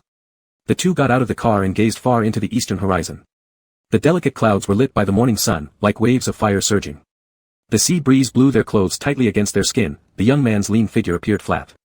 Amidst the endlessly stretching sky and sea, and the white sand, they looked like two lonely figures. "The shells here look nice," Shinchi said, picking up a conch shell. The shell of the grass hat conch looks like a spirally woven straw hat, hence its name. "I'll put this straw hat on you." Shinchi wiped the conch with the hem of his shirt, and plopped it onto Yi Xian's head, who was squatting and digging in the sand, making Yi Xian look like he had a miniature straw hat on.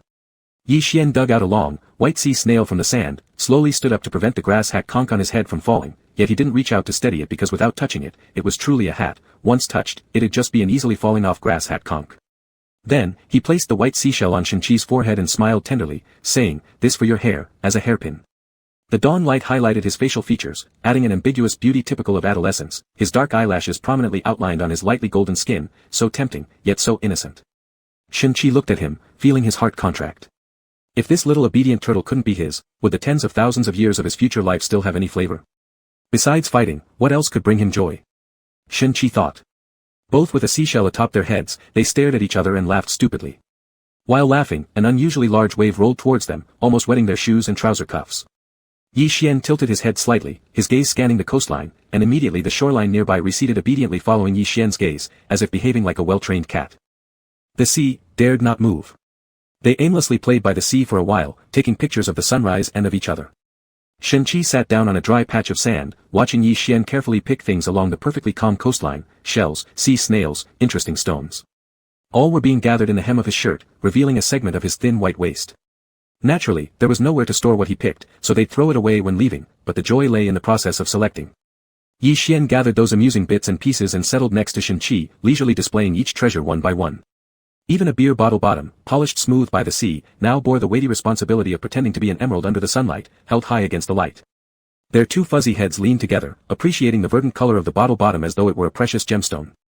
Their skin became pleasantly warm under the sun, and they chatted nonsense incessantly. As their conversations continued, Yi Xian's responses became increasingly delayed, his head somehow resting softly on Shinchi's shoulder, the fine, soft hairs tickling Shinchi's perspiring neck. Shinchi felt a ticklish sensation in his neck, and upon looking down, discovered that Yi Xian had fallen asleep resting on his shoulder. "Don't sleep here." Shinchi moved his shoulder, trying to wake Yi Xian up. "It's windy, you'll catch a cold." Yi Xian struggled weakly, barely opening his eyelids only to close them again, then simply burrowed further into Shinchi's embrace, using his lap as a pillow, determined to take Shinchi right there on the beach.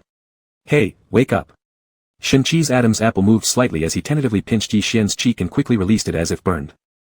Yi Xian stubbornly kept his eyes closed, his sleepy voice emitting some unintelligible murmurs in a sweet, muffled tone, utterly unresponsive. Having no choice, Shinchi took off his shirt and wrapped it around Yi Xian, letting him sleep. Yi Xian's sleeping face was serene, his lips curved gently upward. Though his lips were on the thinner side, they weren't devoid of fleshiness and had an irresistibly soft appearance, inviting nothing more than affectionate roughhousing. With love clouding his mind and integrity darkened, Shinchi watched Yi Xian intently, contemplating sneaking a kiss. Once this wicked idea popped up, it refused to be suppressed, tormenting his nerves like a tickle in the throat that was primed to burst forth uncontrollably. Shinchi anxiously diverted his eyes. The marine treasures picked by Yi Xian were scattered on the ground, among which there was a dead crab that looked quite economical, not much bigger than Shinchi's thumb. Shinchi picked up the dead crab and began counting its legs, muttering in his heart, ready to leave his fate to destiny. Kiss. Left claw. Not kiss. Left first leg. Kiss. Left second leg. A crab has 2 pincers plus 8 walking legs, a total of 10 legs. Kiss, not kiss, kiss, not kiss. Shinchi counted them in this manner, and when he came to the last leg, the answer was not kiss. Shinchi took a deep breath, broke off one pincer, and tossed it far into the sea, leaving the dead crab with 9 legs. Shen-Chi blinked and innocently asked, how did this crab become disabled? It's missing a leg. Kiss, not kiss, kiss. Shen-Chi recounted, successfully ending with, kiss, this time. Heaven let him kiss, and it was against divine will to refuse. Blushing furiously, Shen-Chi bent down, hovering above Yi Xian's cheek, trying to find the right place to kiss. After a few seconds of hesitation, he lightly pressed his lips against Yi Xian's soft hairline at the top of his head. His nose filled with Yi Xian's scent, like woodlands, morning dew, the tip of rain-drenched leaves, everything refreshing and pleasant. Even the thin layer of sweat among the strands of hair smelled pristine. Shen-Chi breathed heavily, raising his head sharply. Shit, my first kiss is gone. He clenched his fists tightly, pressing on his lips that had just kissed Yi Xian's hair, which now burned fiercely, making his head swirl as if all his blood rushed there. At that moment, Yi Xian, who had been sleeping with his eyes closed, suddenly turned red in the face. Shen-Chi looked at him and froze. 2 bright red cherry tomatoes solidified in the sea breeze. Shen-Chi stared dumbly and trembled, calling out, Xian Xian. Yi Xian kept his eyes shut, but his eyelashes fluttered, and anyone could tell he was pretending to sleep. His exposed skin was red as if freshly taken off from a steamer basket, his chest rising and falling rapidly, but still he refused to open his eyes. Yi Xian. Shen-Chi was almost mad, you're still faking it. On one hand, caught by embarrassment and tension for stealing a kiss, and on the other, flames of hope ignited, Yi Xian clearly didn't seem annoyed. This was definitely not a reaction to feeling violated. Why are you blushing? Shen-Chi wanted to pry open Yi Xian's tightly shut eyelids and barked lowly, Yi Xian. Unable to withstand it any longer, Yi Xian cracked an eye but dared not look up, instead burying his face into Shen-Chi's 8-pack abs timidly, murmuring weakly, I just woke up. I caught a cold, I have a fever. What fever? Shen-Chi thought as he gripped Yi Xian's neck and pulled him away from his embrace, touching his cheeks. They were scorching hot, then he used his forehead to press against Yi Xian's. It felt cool. Shen-Chi declared firmly, what fever? Realizing his cover was blown, Yi Xian slowly covered his particularly red face with his hands and begged softly, no fever, don't kiss me. No fever, don't kiss me. Hearing those 6 words, the fire in Shen-Chi's heart immediately dimmed significantly. A lump of disappointment and pain surged in his chest, and the warm confessions ready on the tip of his tongue remained unspoken. After a long pause, he finally croaked, I've already finished kissing you. After pausing briefly, attempting futilely to mark some kind of boundary between them, he added with floating uncertainty, that was my first kiss. Anyway, regardless of what happened, Shen-Chi's first kiss belonged to Yi Xian. Whether they parted ways or stayed together, he would at least have something to reminisce about. Yi Xian's lips slightly parted, stunned. He hesitated for a few seconds, fearing to hurt Shen-Chi's feelings, but eventually managed to blurt it out, kissing your hair doesn't count as a first kiss. To be someone's first kiss, you need to kiss the lips. Pure-hearted youth Shen-Chi lost all his footing, his heart shattering into 8 pieces. Xian Xian, Shen-Chi gritted his teeth, aching where the roots of his teeth throbbed faintly, overwhelmed by bitterness in his heart, all these years I've loved you. Yi Xian covered his face, don't say it again, I'll pee. I won't say it, Shen-Chi said sorrowfully through his acid nose, as long as you know it in your heart. Yi Xian. Shen-Chi clutched Yi Xian's waist tightly, fearing his little turtle might escape, hoarsely asking, can you give me a chance? Yi Xian squirmed uncomfortably, what are you saying? Don't pretend to be dense. What did I mean by giving you a chance to chase after you? Shen-Chi laughed bitterly, don't reject me outright. Can you give me that chance? Yi Xian turned his head, avoiding Shen-Chi's gaze, burying his burning face in Shen-Chi's collarbone, half bewildered and half naturally muttering, you don't have to pursue me. I always intended to. What did you intend to do? Shen-Chi snapped back blankly, astonished. Always planned, Yi Xian muttered faintly, to let you be, my boyfriend. Shen-Chi quivered, completely dazed, fireworks bursting wildly in his mind, trembling, why didn't I notice even a bit? Do you really like me? You truly like me? Yi Xian pursed his lips briefly, organizing his thoughts, flushing as he confessed, before Shenbai told me, she said that you since childhood, considered me as your, fiancé whom you raised, once I grew up, I'd have to start a relationship with you. To this day, Yi Xian still vividly remembered how Shenbai rested her chin in her palm, mischievous eyebrows slightly curved, one bunny ear standing while the other lay flat, looking utterly naughty. I've never thought of you that way. Shen-Chi's veins popped with injustice, wanting to catch that rascal Shenbai and beat her up. Yi Xian glanced at him and continued, I asked Yi Chen brother. Yi Chen brother said that, fiancé raised from childhood isn't a good term, so he told me not to call myself that. I didn't say it after that, but I know, you and I are, sooner or later, supposed to be together. So actually, you weren't raising me as a fiancé from childhood, right? I wasn't. Shen-Chi's voice bubbled with injustice. He had been about to explain that at first they were like brothers, then things changed gradually, but on second thought, the brothers part was useless anyway, so he swallowed his words for a moment and croaked, I regarded you as my spouse-to-be, no, fiancé from childhood, get rid of those two words. He gulped hard, blushing and frowning as he cursed, what's wrong with Shenbai's mom? What the heck? Telling you everything. That damn brat has always come up with bad ideas since childhood. Yi Xian let himself be held in Shenqi's arms, soothing him gently, don't be mad. Then Shenqi tightened his grip around him. Their heartbeats synchronized and raced, faster than each other could keep up. Do you really like me, or did Shenbai confuse you completely? Shenbai just made me think of it. Yi Xian murmured faintly, but it doesn't have much to do with her. I truly like you. I can see that you like me too. Otherwise, I would have run away long ago. Shenqi felt his mental state collapsing. Grinding his teeth, he muttered, you like me, you even know I like you, and you don't give me any sign. You're teasing me, aren't you? And earlier, you wouldn't even let me kiss you. What the hell does that mean? We're only 16, Yi Xian turned his heated face away. We're still too young. Yi Chen brother said, we should wait until we're 18 before dating. Can't we wait another 2 years? Shenqi fell into semi-insanity, mixing love with exasperation, I'm lying awake every night thinking of you, missing you endlessly. And this is why you refuse me? What if we dated 2 years early? Should I listen to Yi Chen or to me? Little turtle bastard. I'm just a small turtle, Yi Xian corrected weakly, not a little turtle egg. Shenqi forced his face back, away from Yi Xian who'd hidden it deeply in his neck. In an instant, Yi Xian returned there again and teased in a soft tone, actually, there's eggs. Shenqi nearly fainted. Chapter 104, Qiongqi Xuanwu, 7. In order to achieve enlightenment ahead of schedule, Shenqi kept Yi Xian incessantly, like a dog that wouldn't rest until it got its bone. We are divine beasts, not mortals. Mortals come of age at 18. Shenqi was full of reasoning, turtles mature at 8 or 9 years old, dogs at 1 year old. By the time they're 18, they've long since passed away. We're not like ordinary people, are we? Yi Xian clung to Shenqi's broad shoulders. Just moments ago, Shenqi had taken off his shirt to wrap around him. Now, he was bare-chested, his hard, smooth muscles slightly heated from excitement. Yi Xian's turtle-like claws didn't know where to rest as he was tightly held by Shenqi's steel-like arms, their bodies pressing closely together. Bewitched, Yi Xian found it difficult to think clearly. Considering that if he refused, he would have to wait 2 more years before being with Shenqi again, he surprisingly easily compromised, then let's not tell brother Yi Chen. Let's secretly be boyfriends, alright? Alright, Shenqi readily agreed. The noisy sea breeze paused momentarily.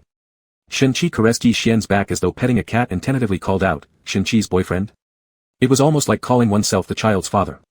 Yi Xian's eyes were hazy, yet his tone remained formal, yes. Shenqi's entire body tensed with nervousness, his mouth dry as he feigned composure, shall we exchange our first kisses?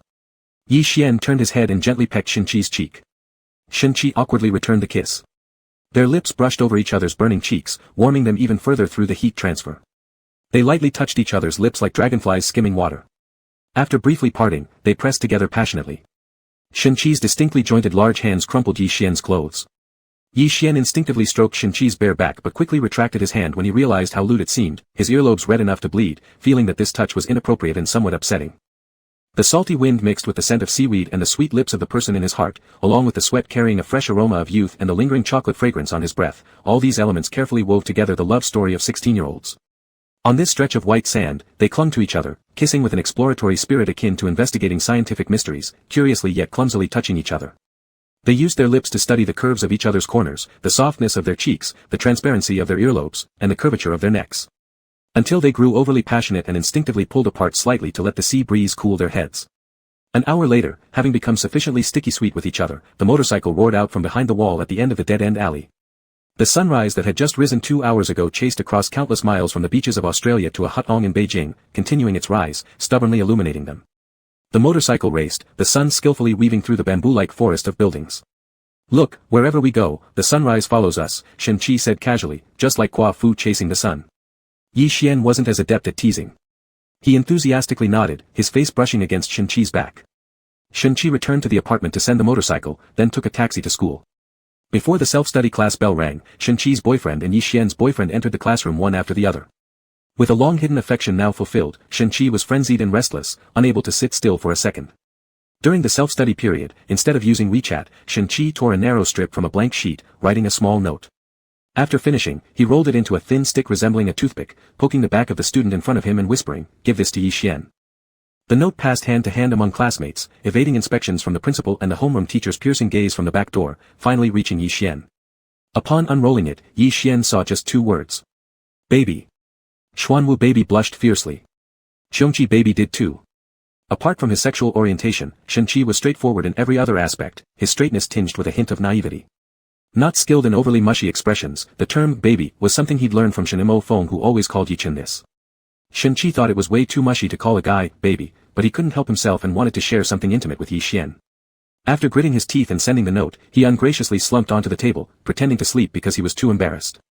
After a while, the little paper roll came back. Shenqi unrolled the paper and bit his lip, both pleased and annoyed. Yi Xian was truly skilled at responding, so sweet and obedient, who could possibly teach him such things? Shenqi thought, if it weren't for me getting hold of him first, this little devil would seduce how many young men? But in fact, Yi Xian only replied with 1 word. Just an affirmation, nothing else. However, due to the irrationality and expansiveness of love, this single word produced an effect equivalent to an entire screenplay and a ton of sugar in Shenqi's mind. Shenqi was in a state of high excitement, continuously buzzing with joy. Studying wasn't even on his mind as he wrote endless love notes to his little turtle, pouring out his affection. I've been looking at you for the entire class period. Are you sleepy?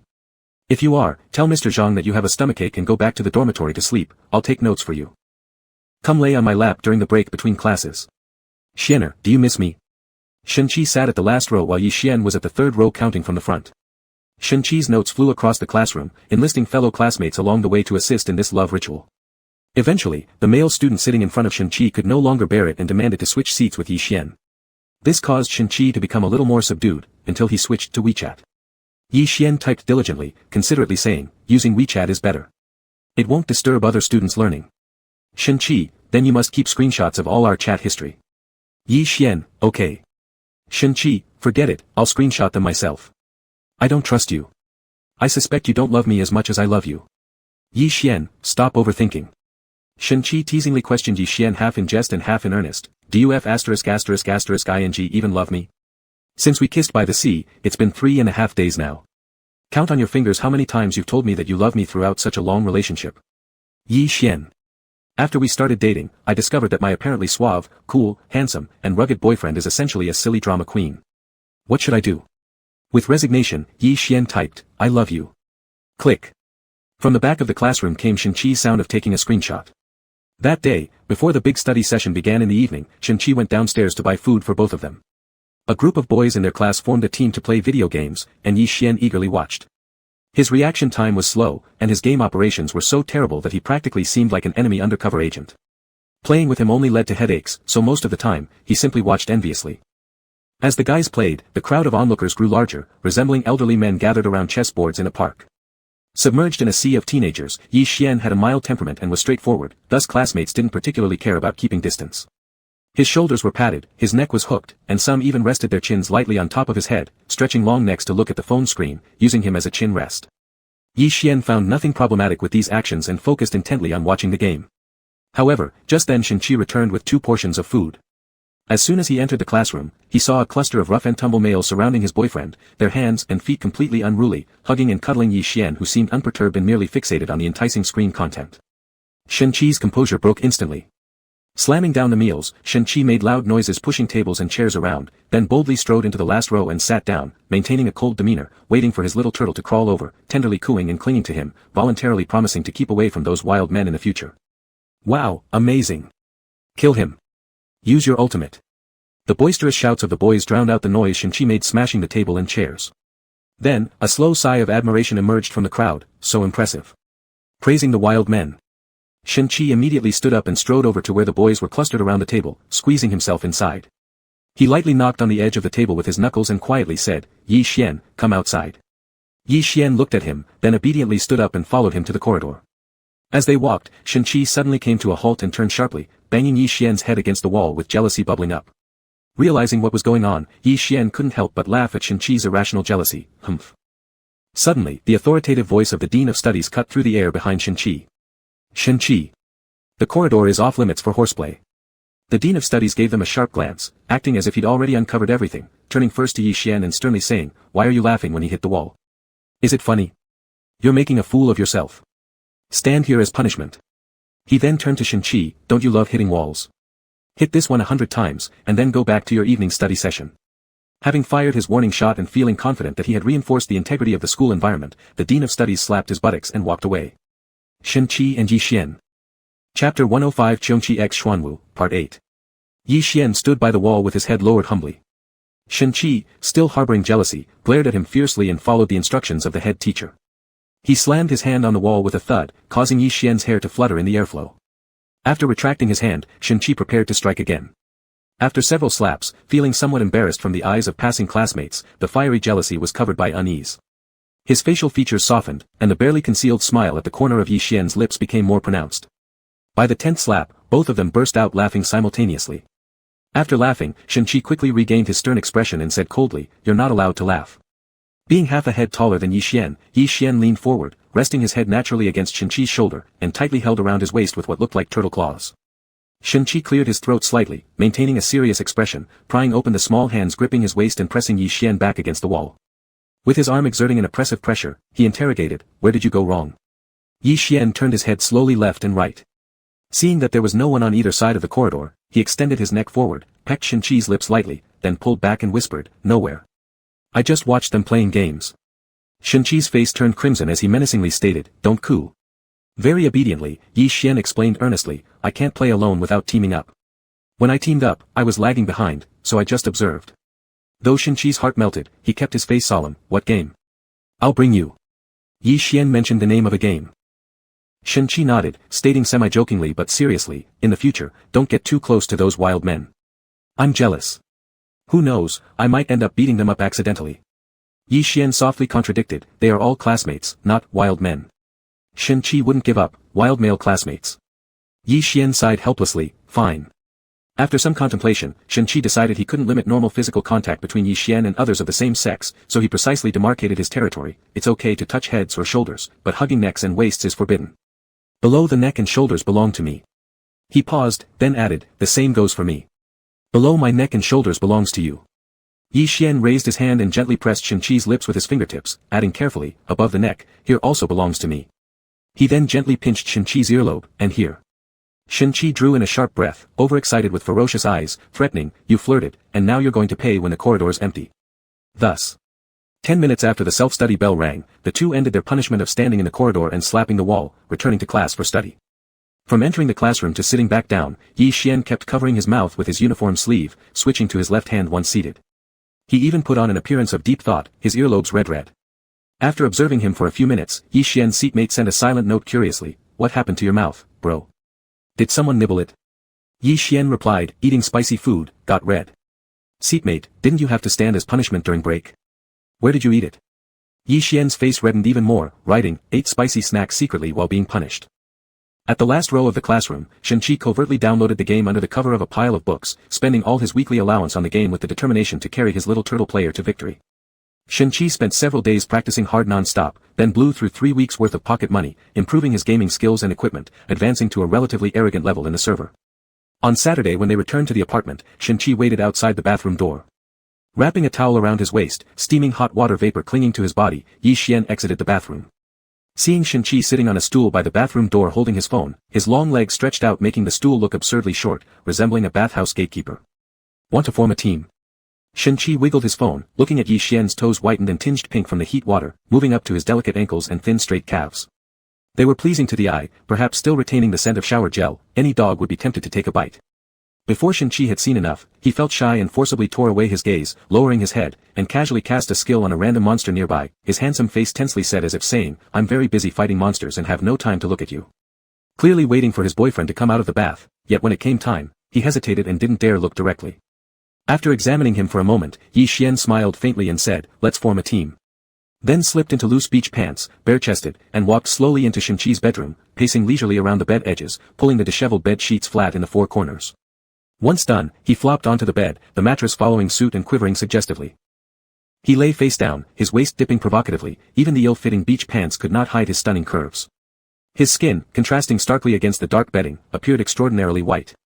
Every inch of him looked excessively tempting. Shen-Qi felt dizzy and semi-unconscious, collapsing onto the bed. He stared at the phone screen, not moving his fingers. No, he was simply dazed. As a pure-hearted youth, considering that he would be alone with his partner in a closed space, Shen-Chi had put on a full set of long-sleeve clothing and long pants in advance. This pure-hearted young man now regretted it. He hadn't expected his partner to be so open-minded. Shen-Chi. Dressed too warmly, damn it.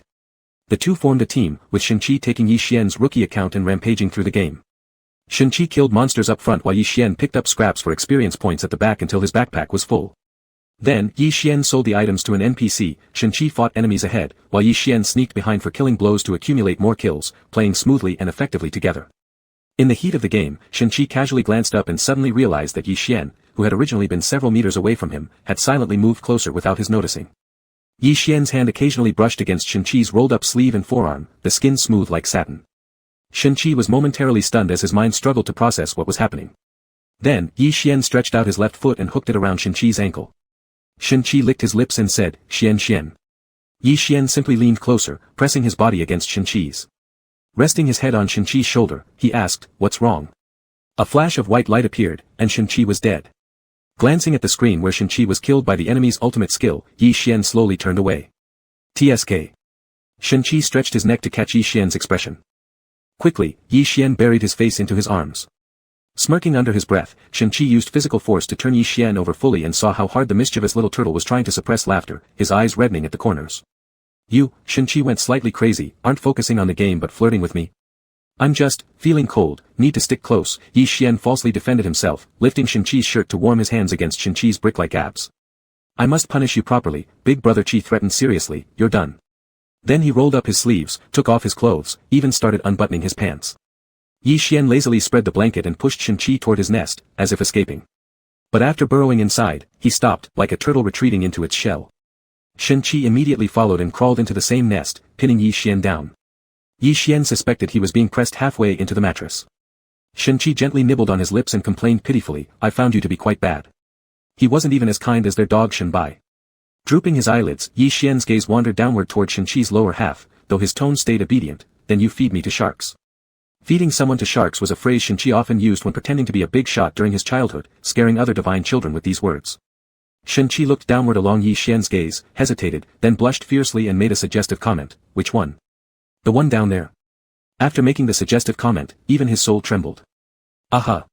Yi Xian agreed, whispering, "Start with it, use one hand." The next hour was filled with vigorous tossing of the blanket.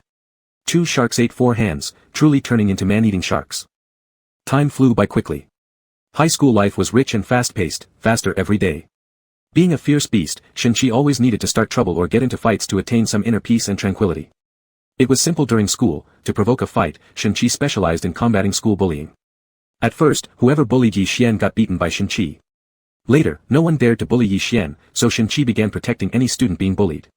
Like a pirate robbing pirates or a bandit stealing from other bandits, Shen-Chi was the top campus tyrant suppressing all other campus bullies. But once they entered university or society, such acts of justice seemed likely to decrease significantly, as adults rarely solved problems with fists. When discussing their future direction, Yi Xian proposed calmly, "You could be Batman, patrol at night." Shen-Chi looked at him with indescribable eyes. Yi Xian added, "Or become a police officer, you can respond to emergency calls." Becoming a police officer sounded more reliable. There would be opportunities for fights, and they would all be against bad guys. Removing evil and maintaining good, achieving 2 goals in one action. During the college application process, there was no need to worry about long-distance relationships due to far-off schools. Installing chaos doors, portals, in each of their bedrooms would resolve everything. Chapter 106, Cheongchi x Xuanwu, 9. On Christmas Eve, it was snowing heavily. They had planned to spend the evening together. As soon as Shen-Chi's training at the police academy ended, he used the chaos mark to return to the apartment Yi Xian rented near his university. The first semester of freshman year wasn't too demanding with classes, so Yi Xian should have returned early. The apartment lights were on, but no one was inside.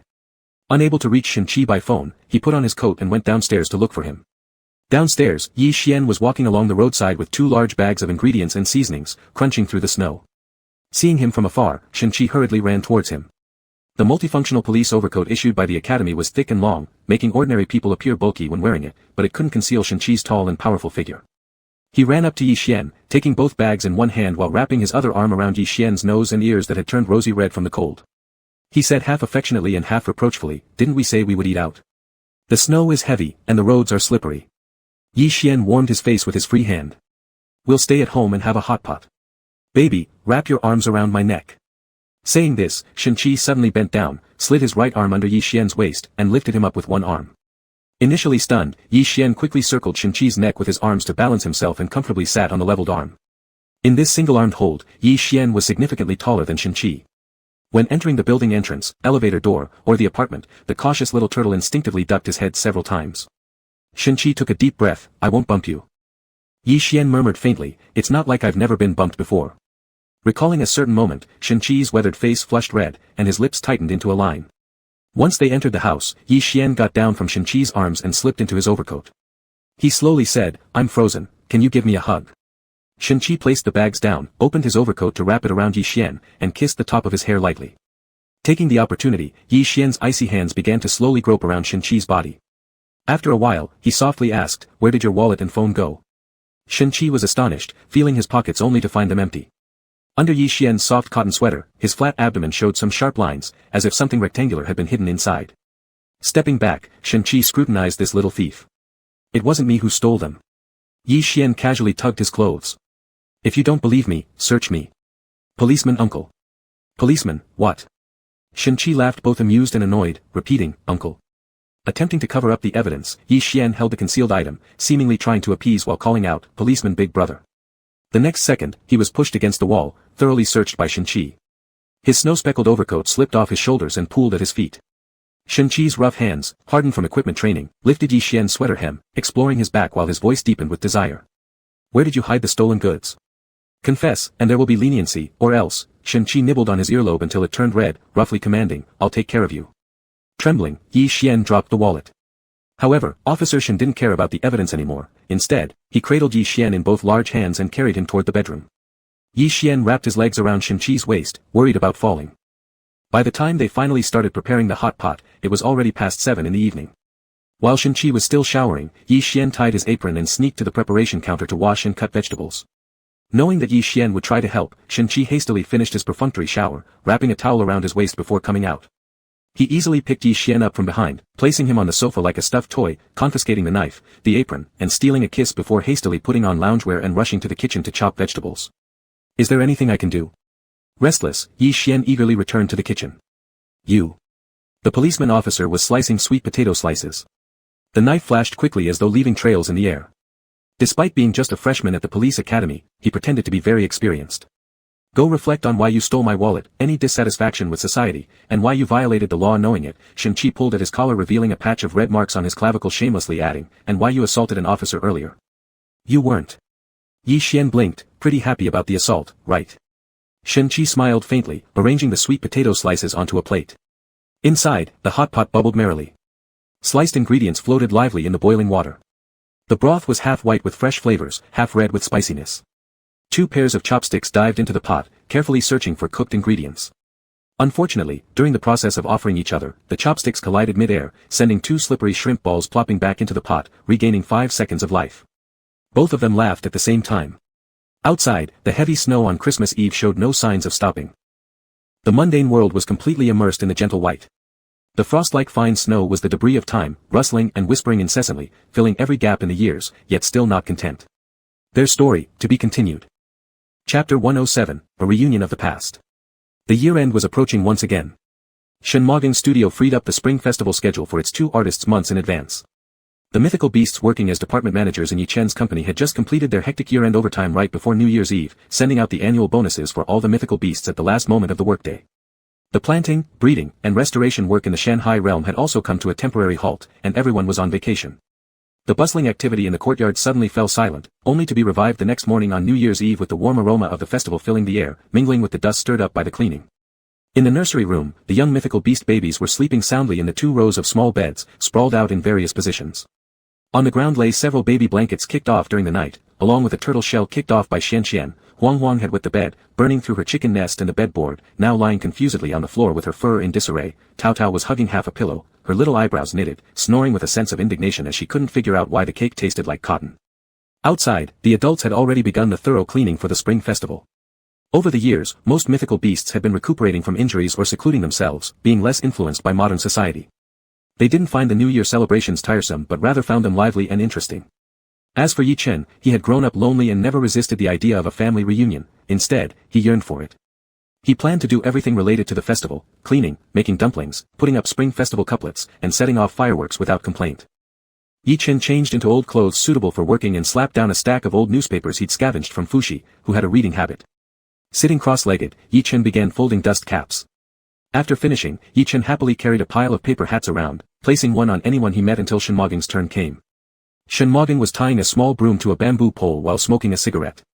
Seeing Yi Chen coming over, he tossed him a match. Both wearing newspaper dust caps, with advertisements for second-hand air conditioners and male hospitals sticking out from under them, they cleaned the dust from the roof corners, talking as Yi Chen was noticeably more cheerful inside and out than usual. Really, won't uncle and auntie come? Yi Chen tried to persuade them, it'd be great if we all could share a family dinner. I've already asked, this year they're going to my grandfather's place. Shenmogeng said casually, let's celebrate our own way. Dissatisfied with Shenmogeng's perfunctory tone, Yi Chen shook his head sympathetically on behalf of the uncle and aunt. Truly, once married, a son is as good as gone, forgetting parents for a spouse, neglecting them while pampering the husband. Can you stop your endless chatter? Shenmogeng, both irritated and amused, pinched Yi Chen's lips into a duckbill shape, forbidding him to speak. Tomorrow, accompany me back to visit my in-laws. Yi Chen turned his head, regaining his freedom to speak, and said contentedly, all right, that's fair, you're not completely heartless. Shenmogeng originally intended to ask if Yi Chen wanted to return home to visit his parents, maybe pay them respects for the new year. After some thought, he dropped the idea. The only good thing about Yi Chen's aloof parents was that after Yi Chen became famous, they didn't shamelessly ask him for money. In every other aspect of being parents, they deserved a 0 rating. Not every fractured relationship needs to be forced together solely by bloodline to make a distorted reunion. Yi Chen hadn't mentioned anything, which probably meant he didn't intend to repair his relationship with them. Though Yi Chen was soft-hearted and knew gratitude, repaying 10 times any kindness shown to him, his parents had given him no such kindness beyond giving him life. Shenmogeng glanced at Yi Chen, took a deep breath, and suppressed the sourness in his heart. Just as Yi Chen was enthusiastically sweeping the corner of the wall, Shenmogeng suddenly hugged him from behind for a few seconds and then let go. Brother? Yi Chen asked in confusion. Shenmogeng said indifferently, continue, keep sweeping. A thoroughly puzzled Yi Chen. Meanwhile, the adult mythical beasts were busy with chores, posting spring festival couplets, cutting paper flowers, installing lanterns. No one had time to prepare breakfast. Li then rode his little 3-wheeled cart to purchase a full load of soy milk, fried dough sticks, steamed buns, and baked pancakes. After 8 o'clock, the young mythical beasts gradually woke up. Yi Chen put aside his cleaning duties to help them dress, wash, and eat, giving special attention to the baby Nian beast. Baby Nian beast had started showing pre-festival anxiety days ago, manifested in nightmares, insomnia, and nervous tension. He feared being beaten and couldn't tolerate sounds above 50 decibels, his pale face marked with dark circles. While washing up, he sighed repeatedly, lacking the dignity of the ferocious beast that had been driven away by the masses with unchanged countenance, even smiling along during previous festivals.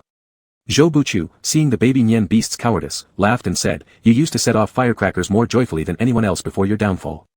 Hearing the sensitive word, the baby Nian beast pouted, and artificially harmonized, ing. Seeing this, Yi Chen quickly picked up the baby Nian beast and gently consoled him.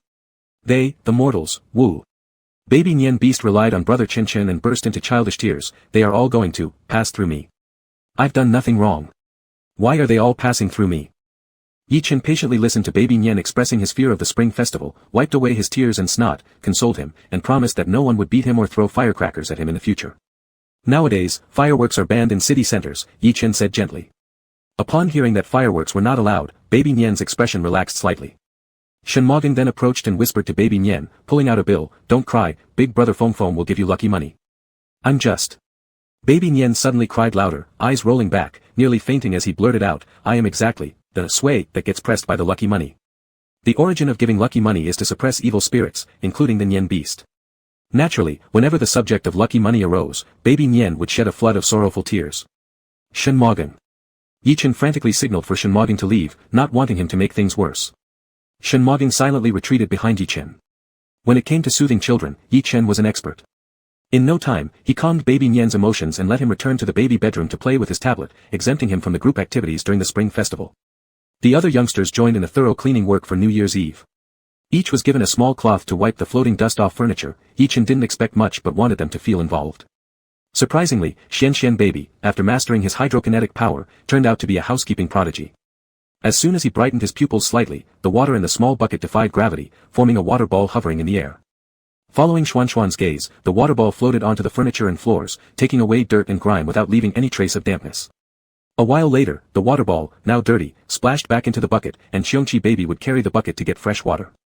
Thanks to Xian baby's cleaning prowess, the big cleanup for New Year's Eve was unexpectedly over early, allowing them to prepare for the reunion dinner. They picked up baskets, bags, and knives and ventured into the Shanghai realm to gather ingredients. The weather in the realm was asynchronous with the mortal world. While it was clear skies in the mortal realm, dark clouds gathered overhead in the Shanghai realm. Yi Chen looked up to observe when a snowflake melted on his nose tip. It started snowing, and judging from the looming dark clouds, it was not going to be light. Yi Chen tightened his jacket collar and called out to Ing Long, who was dozing off by the bank of water. "Wan, dragon bro, we need to pick vegetables, it'll be inconvenient if it snows too much." Ing Long had rejuvenated himself, looking 20-something years old now, making it quite awkward for Yi Chen and the other divine beast babies to address him as grandpa, so they simply called him brother. Being awoken from his nap, Ing Long's eyes filled with ferocity as he pointed toward the sky, scolding the falling snow like a grandfather reprimanding a misbehaving child. "Go back where you came from." As if understanding human speech, the snowflakes hovering mid-air abruptly stopped, reversed course, and slowly drifted back into the clouds. Before the snow had really started, it stopped. Then, Cheongchi baby turned right towards the pig pen, letting the pigs bleed out, struggling with them, roaring at them. Hun Dun baby flapped his little wings, soaring 20 meters high to crash into the top of a spiritual red pine tree, knocking down 3 or 5 pine cones. His round body grew proud spikes, but before he could bask in this achievement, Tao Tao under the tree suddenly transformed into her true form and rammed the trunk with all her might, shaking the tree violently, like an epileptic fit, causing the pine cones to fall like rain. Yi Chen carried a basket, dragging Shenmogging along aimlessly as though patrolling his kingdom. He dug several colorful sweet potatoes, radishes, and potatoes, wiped the mud off and tossed them into the basket. Then he firmly twisted the stem of a head of cabbage, breaking it with a crisp sound that was almost comforting. After picking enough leafy greens, he picked some delicate berries and tomatoes to place on top of the basket. Finally, he walked along the built by Li Liuxiu over the pond, searching for spiritually grown lotuses out of season. This pond contained a fiery core beneath its surface, also known as the unfrozen pool. Its waters were warm, releasing misty steam during winter. Yi Chen tore off large thick lotus leaves, using them to cover the basket. Dewdrops trickling down froze quickly into ice beads in the cracks of the basket. After filling one basket, Shenmogging took it over, replacing it with an empty one. Leaving the, Yi Chen strolled around and picked half a basket of fruits. Holding a handful of plump, round cherries, he turned around to offer some to Shenmogging, only to find him gone. "Bro." Yi Chen looked around. "What's wrong?" Shenmogging emerged from behind a tree, seemingly nonchalant, but his coat pocket bulged slightly, as if he had snuck away to pick something when Yi Chen wasn't looking. Yi Chen studied him carefully. "Where did you go?" Shenmogging gave a masterclass in acting. "Let me have a cigarette, don't want to smoke you out, do I?" Yi Chen stealthily edged closer, glancing at the pocket of his coat, nudging him with an elbow while muttering, "What did you secretly pick?" "Musk Chin. It's the 30th of the 12th month already. What are you planning to do to me, and will it still let me get lucky money?" Shenmogging pressed down on Yi Chen's restless head and chuckled. "Will giving you your lucky money not suffice? Go back and harvest vegetables. With more hands comes greater power." By midday, all ingredients needed for the New Year's Eve dinner were already gathered. As they saw a group of people heading back out from the Shanghai realm laden with full baskets and sacks, Ing Long approached. His godlike handsome face was flushed unbecomingly purple as he caught Yi Chen and asked, "Can we now have snow?" Yi Chen hastily responded, "Yes, yes, yes. You've been holding it in, haven't you?" Ing Long exhaled, releasing the tension built up in his muscles that had been strained like taut bowstrings. In the blink of an eye, heavy snow began pouring. Tiny snowflakes and ice crystals that had been brewing in the clouds were finally unleashed, and their volume was astonishing. Ing Long's complexion brightened, regaining his poised stance. In the kitchen, Yi Chen and several divine beasts proficient in cooking prepared for the New Year's Eve dinner, Shenmogging also tying an apron around himself specifically to assist Yi Chen. The young divine beasts used their short fingers to peel nuts, shelling them noisily into iron pans. One pan coated the nuts with a layer of thin oil and salted sprinkles, creating an aromatic crunch and golden hue on the outside. Another churned quartz sand mixed with white sugar enveloping raw chestnuts in its rotation. Yet another pot bubbled gently with sugar syrup. The sound of spatulas clinking joyfully against pots continued for some time. Various kinds of nuts were then sequentially scooped out, being sectioned and placed neatly into wooden boxes designed for roasted snacks. Roasted pine nuts with a rich aroma, honey-glazed walnuts amber in color, split chestnuts ready for consumption, fragrant cashews. A hand with defined knuckles reached over, sprinkling finely chopped sesame seeds onto one boxful, finishing it off grandly. The young divine beasts cheered and carried their trays of roasted goods upstairs to set the tables. Elsewhere, half of a pig lay splayed across the chopping board, its 5-layered pork belly exposed with alternating red and white streaks. Lili displayed no hesitation, wielding the knife skillfully to carve the meat. He knew the pig's physiological structure thoroughly. Ancient times had Pao Ding dissecting oxen, modern times brought Lili carving pigs. Both crafts were exquisite, flawless. Big chunks of substantial 3-layer pork belly were thrown into boiling water, splashing with fat, floating and sinking as they cooked until impurities, blood foam, and earthy odors surfaced, then cut into regular square blocks. Caramelized sugar was used to create a glossy coating, before slow cooking over low heat. Lean cuts were sliced thinly, portioned neatly for each stir-fry of various vegetables, enhancing flavor and fragrance. A farmer who doesn't want to be a chef cannot make a good movie star. On the other side, Shen Mogin, under Yi Chen's tutoring, had become adept both in hard labor and agriculture. Before a chopping block improvised from a tree stump, his long frame exuded an elegant grace. Both sleeves rolled up past his elbows, exposing forearms, each wielded a solid and weighty cleaver, methodically chopping alternately left and right, maintaining a perfect posture even while dicing, spine straight, shoulders level. After every cutting, the blade was scraped clean, and long agile fingers spread the minced filling neatly into the bowl. Green onion whites and greens were horizontally chopped into delicate hollow rings, ginger threads light yellow and fluffy, the meat mixture a vibrant blend of red and white marbling, chili peppers vividly fiery red, celery crisp and clear like shards of jade.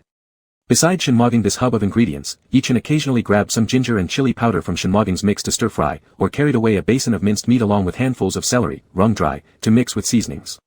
When the dumpling stuffing was almost ready, those skilled in making dumplings gathered by the kneading table, incorporating all types of fillings into the cloud-like dumpling skins, shaping and pinching them accordingly.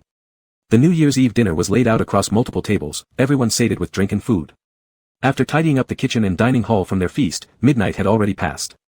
Zhou Buchu was seemingly lured with ill intent by Baianin to play mahjong, while the remaining divine beasts either joined the game or watched on. Yi Chen worked hard all day. Unlike the divine beasts, his physical endurance was limited. He returned to his room after washing up and immediately fell asleep, entirely forgetting about Shenmoging secretly picking fruits earlier that morning. Shenmoging didn't bother reminding him. After showering, he slipped into a bathrobe and lay beside Yi Chen, gently tweaking his earlobe and calling softly, "Chen Chen," as if testing Yi Chen's depth of sleep. Seeing Yi Chen dead asleep, Shenmoging seemed to conjure up a bunch of fruits from somewhere, leveling his palm to scrutinize them closely. These fruits were roughly the size of a thumbnail, their translucent shells shimmering with an ethereal glow like soap bubbles. Within their shells swirled mysterious purple material, akin to purple dye diffused through water, swirling faintly. Varying degrees of maturity differentiated these fruits by shades of purple. The scientific name for this spiritual plant was difficult and obtuse, but its common name was almost universally known, dream taper grass. The dream taper is a marvelous creature from folklore legends. In different tales, it is endowed with various abilities, all invariably linked to dreams. Dream tapers can manipulate or consume dreams, a common trope in fantasy stories. However, according to the records of Jingling, the dream taper is actually a plant. Those who use this plant, whether human or other intelligent beings, can simulate abilities associated with dreams. Thus, the concept of a mysterious animal called the dream taper was born from folk tales passed down by word of mouth. With a crisp sound, Shenmogin crushed an entire handful of fruits.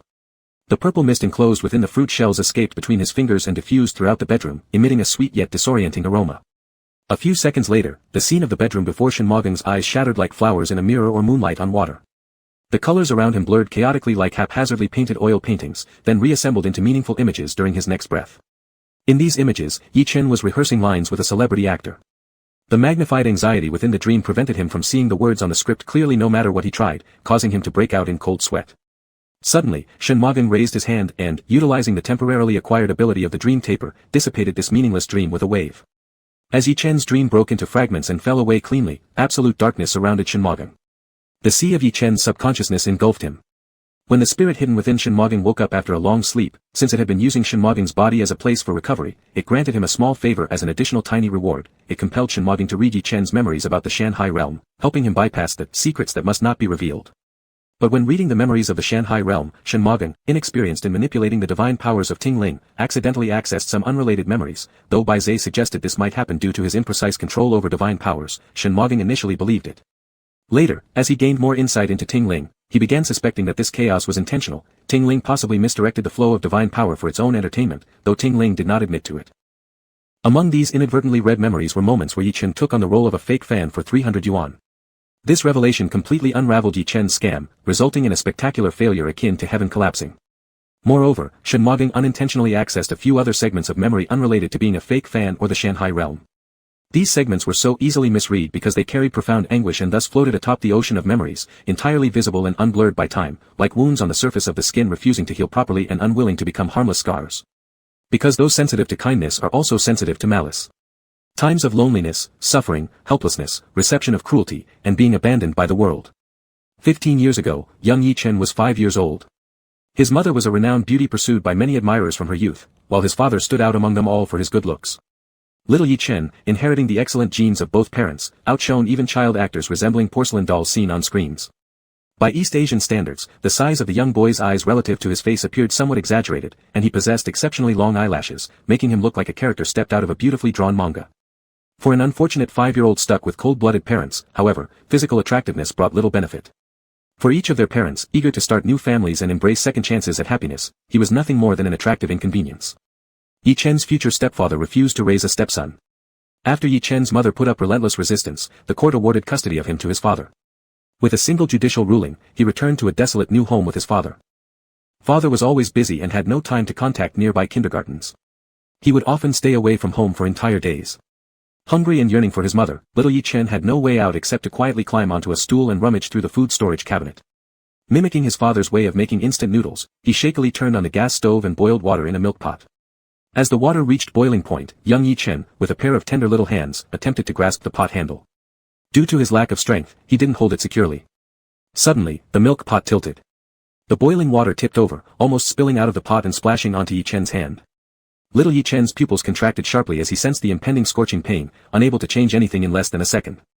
Following this timeline, his right hand would sustain a superficial second-degree burn, ache for a month, peel off a layer of skin, and extinguish the gas fire with water, generating large amounts of carbon monoxide. The heartbroken cries of the child would earn him an unjust beating from his father upon his unexpected return home.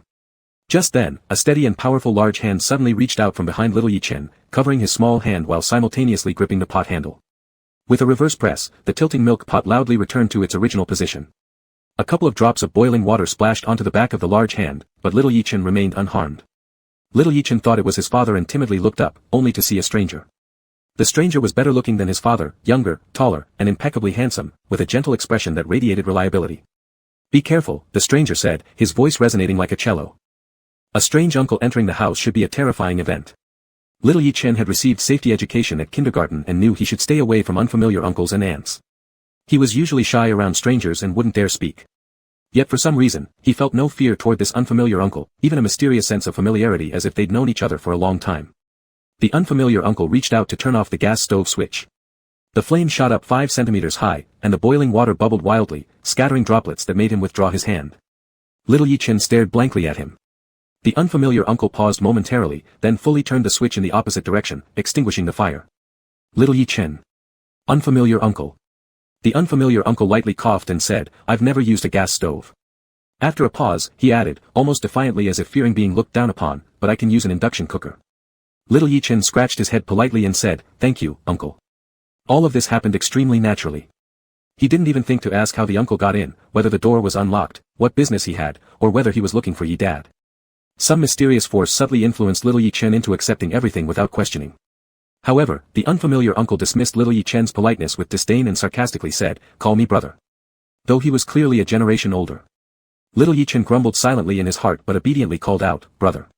The strange brother looked at the lonely Sanxian Yi noodles by the stove and glanced down at the child shorter than his leg, thin like a matchstick. Little Yi Chen faintly heard a sigh. "Brother will take you somewhere good to eat," he said, pouring the boiling water from the milk pot into a thermos and tossing the instant noodles into a cabinet above his head, considering the child's preferences. "How about fries and burgers?" Little Yi Chen hesitated to speak, but his saliva production surged noticeably as he swallowed. The strange brother smiled. "Let's go. Allow me to introduce myself, I'm Shenmogan, law-abiding, and not a child abductor." Little Yi Chen nodded somewhat understandingly. At this moment, Yi Chen's father came home. He ignored the presence of Shenmogan completely, lazily glancing at Yi Chen before going into the kitchen to cook instant noodles for his hungry son who had starved all day. This kind of parenting. Shenmogan mocked lightly, snapped his fingers, and the Yi Chen father standing by the stove vanished like blue smoke.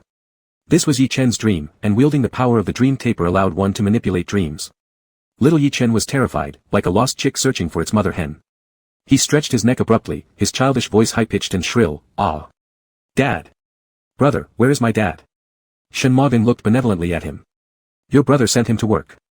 It was a ridiculous excuse, and the sudden disappearance of his father was quite alarming, but under the influence of some unknown force, little Yi Chen had complete trust in Shenmogan and stopped asking questions upon hearing this. "Is there a car at home?" Shenmogan asked. Little Yi Chen shook his head.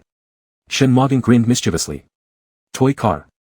Little Yi Chen was confused and ran to his bedroom, opening the toy organization box.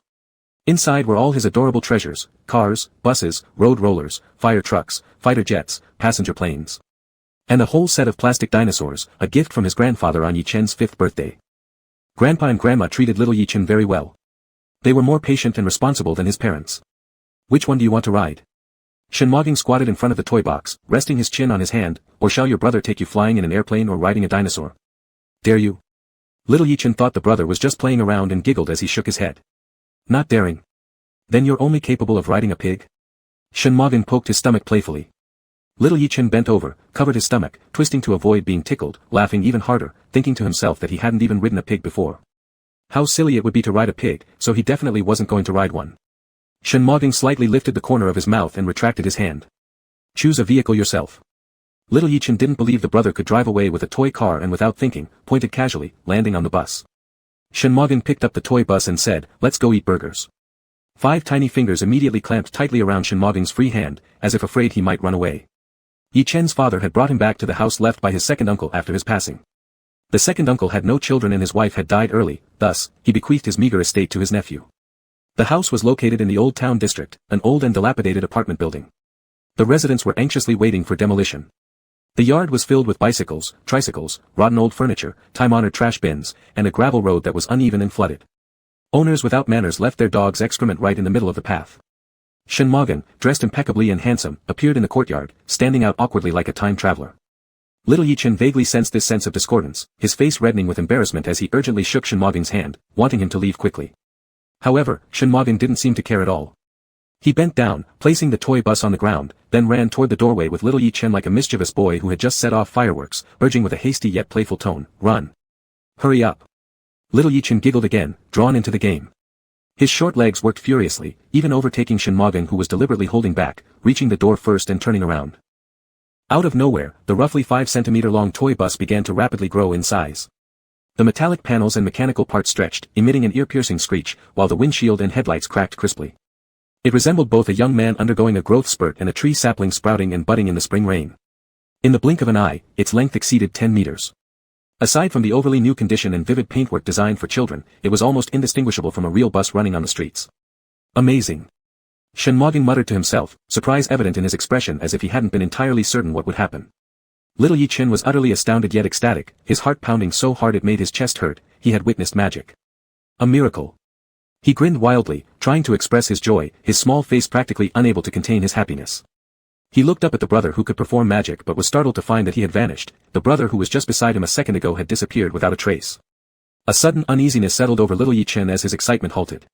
But at that moment, the bus honked twice, as if urging the lingering passenger to board.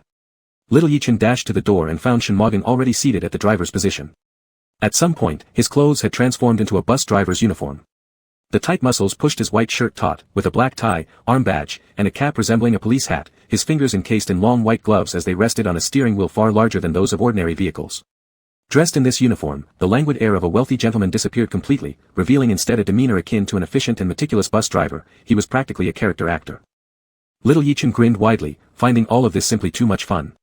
He hopped aboard the bus and noticed the fare box, hesitating. Shinmoging glanced at him, speaking mechanically like an emotionless bus announcement system. Passengers, please tap your card or insert coins. Move further back and give up seats for the elderly, women with children. Little Yichin blinked, patting his empty pockets nervously. Shinmoging suddenly smirked, whispering conspiratorially as if letting a friend slip through without paying, use your face, then find a seat. Little Yichin didn't quite understand what using his face meant, but guessed Shinmoging was letting him ride for free. Happy, he picked a seat to sit down, barely touching the chair for a second before dashing a few steps further to choose one he thought was better, though Shinmoging couldn't tell any difference, gripping the edge of the plastic backrest in front of him, reporting dutifully, brother. I'm seated. Chug chug chug, the engine roared to life. The bus moved smoothly along the narrow, uneven roads of the residential area, driving as steadily as if cruising on a highway. With cartoonish ease, the bulky red bus head glided past rows of bicycles, trees, pedestrians, and buildings, rising higher and higher. And yet, people seemed oblivious to its presence, reacting not at all. Shinmoging's pleasant voice came through the loudspeaker, vehicle taking off, passengers please sit steady and hold on. Next stop, Cloud C. Passengers getting off, prepare accordingly. The bus climbed upward along an invisible, transparent road inclined at 45 degrees. Pulled by gravity, Little Yichin stuck firmly to the back of his seat, astonished at how the land below swiftly shrank into the distance. Then, a pale white mist enveloped everything, the bus weaving through clouds. The high-altitude scenery disappeared, and Little Yichin abandoned trying to see beyond the fog, tilting his body sideways to gaze at the mysterious driver brother. Shenmoging looked at him through the rearview mirror, his long fingers cloaked in white gloves lightly tapping the brim of his cap, pushing it upward for better observation of the road ahead. Then he leaned closer to the microphone, reminding, the vehicle is about to exit the cloud layer. Little passenger, please look out the window. Little Yichen turned his head. The bus nose pierced through the clouds first, basking unobstructed in pure light. Above the clouds, between them and the sun, there floated gracefully majestic jellyfish, silver fish darted like sharp arrows, sea rabbits with red chubby cheeks flapped toward the sun, and indigo islands wandering amid the undulating cloud sea puffed out towering steam jets. Like giant whales, they lazily flicked their tails, stirring up a tremendous storm of clouds. Subsequently, the whale within the clouds opened its abyssal maw, drawing the fluffy clouds inside before spewing them out again, filtering the glittering plankton with its baleen. Cloud Sea Station had arrived. Cloud Sea, in the most literal sense, was an ocean of clouds. A weather-beaten bus stop stood amidst the clouds, several large fish with legs and wings hugging their arms at the signpost as if waiting for the bus. Their forms were strange yet amusing. The handsome driver earnestly cracked a joke, we've reached Cloud Sea Station. Passengers disembarking, watch out for sharks. Even though he said that, the bus didn't stop at the station. The waiting strange fish angrily flexed their muscles at the driver, appearing even sillier. Turning his face, the driver emotionlessly stated, this bus ride is exclusively for Chin-Chin. All other passengers are prohibited from boarding. Little Yichen burst into uncontrollable laughter, laughing until his face turned red and his stomach ached. He'd never experienced such joy in his little life thus far. In the next instant, the bus windows popped like soap bubbles, warm clouds and harmless cloud sea creatures floating into the cabin. 5-year-old Yichen still didn't know that the real high altitudes were often filled with cold winds. In his imagination, above the clouds was just as warm and comfortable, clouds baked by the sun became soft like quilts, and many wondrous things must be happening on top of the clouds. Indeed, there they were. I knew it. Little Yichen thought, embracing a big fish gentle as a cat and stroking its shiny scales like petting a cat. His hands gathered wisps of clouds like cotton, which he carelessly wiped off on his clothes. Chin-Chin's exclusive bus meandered among the clouds for a long time before slowly descending, passing through many strange and cute stations, all perfectly matching a toddler's wild imagination about the world. Finally, the bus stopped in front of a fast food restaurant, where the foreign grandpa on the billboard smiled kindly. Little Yichen got off the bus and entered the shop. There wasn't a soul inside. Just moments ago, Shenmoging dressed as a bus driver was now behind the counter in fast food attendant attire, his demeanor cheerful and welcoming. With a polite smile, he asked, what would the little boy like? After going wild with play, Yichen only realized he was hungry when the smell of fried chicken wafted over from the preparation area. He obediently ordered a children's meal. Shenmoging tapped a few keys on the cash register as if pretending to take the order and then pushed forward a jumbo-sized platter. Inside the box were golden, oily fried chickens and fries piled high like a small mountain, ice cream drenched in sweet fruit sauce, roasted chicken wings, egg tarts, fruit pies. A variety much richer than the regular children's meal. Shenmoging made up an excuse, special deal today. Little Yichen happily chomped away on fried chicken while sunlight rippled through the floor-to-ceiling windows. The fast food store felt like a huge glass cup, brimming with molten golden light. There was no boiling water spilled from the pot, no burnt hands, no nasty gas smell, no scolding from Dad, no youthful yet profound pain. It was like a pleasant dream one wished not to wake up from. Like a dream. Little Yichen, slightly stunned, like a soap bubble bursting under pressure, let the half-eaten fried chicken fall back into the tray with a thud. Vaguely realizing something, he snatched a tissue and vigorously wiped the oil off his hands, tearfully rushing to the counter and tightly gripping Shenmoging's thighs with his twig-like skinny arms, holding on firmly. What's wrong? Shenmoging patted him gently. Big brother, don't go. Yichen sobbed heavily, tears streaming down. Shenmoging paused for a moment, probably understanding the child's train of thought. Since this wasn't the real world, and he'd definitely leave soon, he couldn't lie. Instead, bypassing the surface issue, he addressed the core, I'm real, not a dream. Seeing the little bundle still not entirely convinced, Shenmoging picked him up, moved him slightly backward, squatted down to make eye contact, and spoke warmly, truly. After another 12, 14 years, you'll meet me. Grow up well, okay? Little Yichen stopped crying and nodded fiercely. Time in the dream flowed to its end. The world was covered by a warmth-filled raven feather, falling into peaceful darkness. At this moment it was 12 years away from their unofficial meeting and 14 years before their official one. Shenmoging wasn't really traveling back in time, instead, he was wandering through a memory of Yichen's presented in the form of a dream and to some extent manipulating it. When Yichen woke up, his memories wouldn't be tampered with as a result. However, every time he recalled those sorrowful memories, he would also remember another warm and wondrous version. Rationally, he would clearly realize that this was Shenmoging's fabrication, but emotionally, he could still feel the warmth and wonder imprinted on those old times. This was Shenmoging's New Year gift to Yichen. The end of a dream had come, and Yichen was not yet awake. The world of dreams was like a theater drawing its curtain, presenting from all angles a breathtaking, asphalt-like darkness. But this darkness didn't last long before another dream followed closely behind. This time, it was 12 years ago when little Yi Chen was 8 years old. Yi Chen's father, who lacked patience with children, hadn't taken care of Yi Chen alone for very long. In order to conveniently start a new life, he selfishly sent the child to live with his grandparents, paying only a meager allowance for child support. His grandparents pitied their grandson and took good care of him under limited conditions. Although they were financially strained, their home was filled with love, which, for little Yi Chen, was much better than living with cold-hearted parents. Midnight, moonlight streamed into this children's bedroom, which was only 5 square meters in size. Inside the bedroom stood a single bed, and opposite the bed, there was a foldable tableboard attached to the wall that Grandpa had made himself.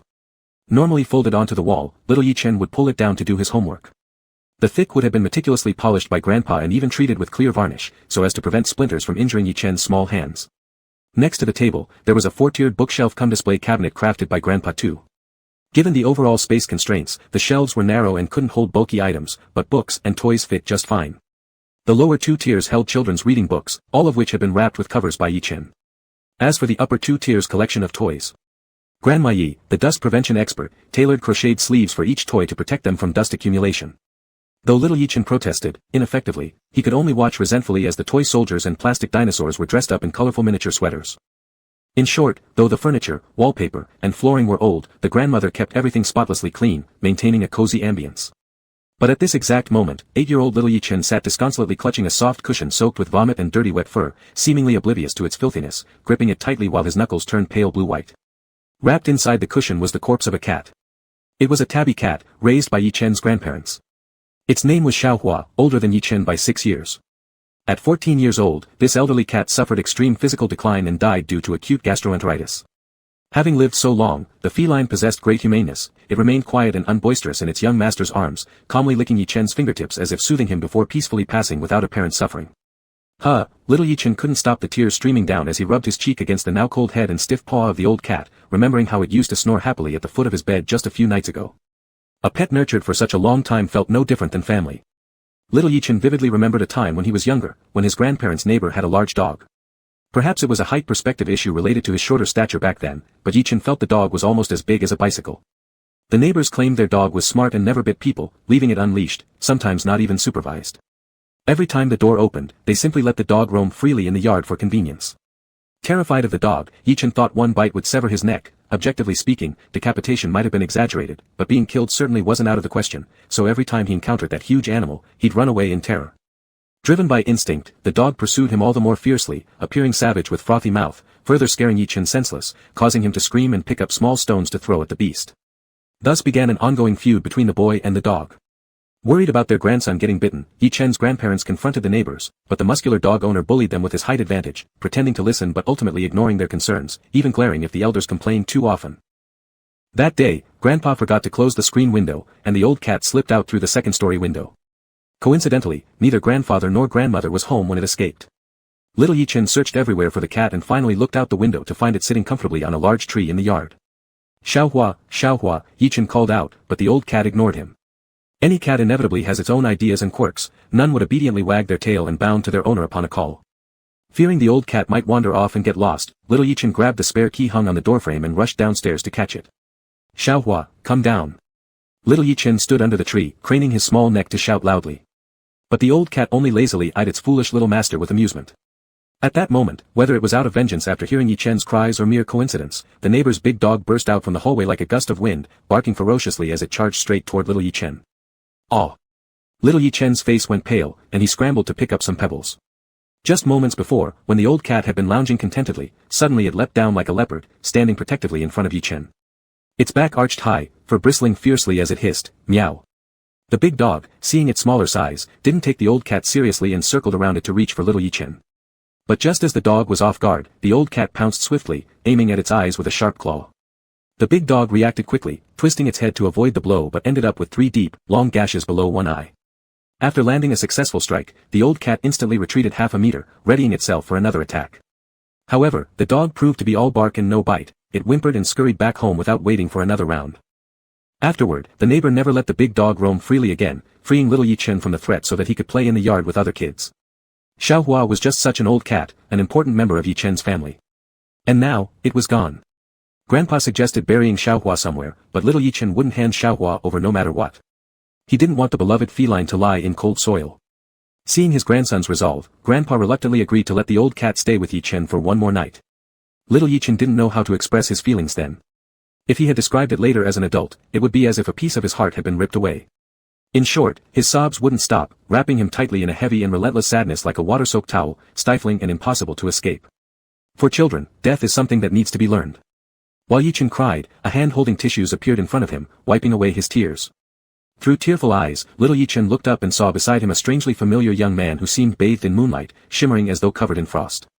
Much like earlier, influenced by some inexplicable force, little Yi Chen felt no fear or confusion about the stranger appearing inside their home. To him, this strange older brother seemed completely normal, as if they had known each other for a long time, and were already close. "Don't cry anymore," the man softly patted little Yi Chen's head. "Look at it." His voice was deep and gentle, much like a gently rippling ocean under the moonlight, echoing through the bedroom walls. With his words fading, the dead Xiaohua in little Yi Chen's arms began to stir slightly. "Xiaohua." Little Yi Chen trembled, clutching Xiaohua even tighter. Meow, accompanied by a weak mew, Xiaohua shakily climbed onto little Yi Chen's leg, standing up. Its cold stone-like paws regained warmth, yet before little Yi Chen could examine her closely, Xiaohua leaped away ghost-like through the tightly closed glass window. Outside, she balanced on the narrow window ledge, turning her head to look back at little Yi Chen, then disappeared in a flash. The mysterious older brother said succinctly, "Go after her." With that, he pulled open the window, stepped out nimbly, and effortlessly stood on the ledge as thin as a palm. With his heart set on chasing Xiaohua, little Yi Chen nervously followed and climbed onto the windowsill. His face white with fear, he hesitated, grabbing onto the edge of the man's clothing, too terrified to move. Meanwhile, Xiaohua sat lazily atop the air conditioner unit on the third floor's left side, giving a disdainful glance toward little Yi Chen. "Xiaohua," little Yi Chen stiffly raised his leg and took a step closer, pleading, "Come down." But Xiaohua simply turned her head and leaped up to the fourth floor with agility akin to light itself. I can't climb higher." "Xiaohua." Little Yi Chen neared tears. At that moment, the stranger softly said, "This way, you'll dare." His voice seemed to emanate from beneath Yi Chen's feet, as if he were very short or squatting on the windowsill. Confused, little Yi Chen looked down and was surprised to see sitting there, a sleek black cat with green and gold heterochromatic eyes, its fur shining silkily in the moonlight. "Brother." Little Yi Chen's sentence was cut off as the world suddenly spun upward. He screamed in shock, only realizing a moment later that it wasn't the world moving up, it was him falling down. And another second later, he realized he wasn't falling, he had shrunk instantly. Instead of 2 legs, there were 4 fluffy paw pads like cotton candy, his stubby tail jutted from his bottom, and his body became round and milky looking. A kitten version of Yi Chen appeared on the windowsill. The large black cat sniffed lightly, saying, "Kid." Kitten Yi Chen was shocked, exclaiming, "I've turned into a cat." Still speaking human language. Then the big black cat opened its mouth and gently bit down on little Yi Chen. Its whiskers tickled his back. The sharp fangs of the black cat bit into his skin, but little Yi Chen felt no pain. His 4 short legs flailed in the air as he was carried by the large black cat and jumped onto the third-floor air conditioner unit. Then, it continued carrying little Yi Chen, climbing along the edges of windows, cracks in the bricks, protrusions on the wall, and metal bars holding pipes fixed to the exterior wall, leaping upward swiftly. To little Yi Chen, whose perspective had changed drastically, the wall seemed like a gray river flowing downward. After the last jump and landing, the black cat and little Yi Chen arrived on the rooftop of this residential building. The view suddenly opened up as the city and its streets gradually came into view under the night sky. The black cat put down little Yi Chen, who seemed to have grown accustomed to the heights and leaping movements. "Don't worry, you won't fall," the black cat said calmly. The old cat stood at the edge of the roof, leaping onto an adjacent building. Little Yi Chen's sadness had faded somewhat. He wasn't really convinced that the old cat hadn't died since it had just passed through the window, an impossible feat for any living cat, but he felt that the old cat was leading him to see something important.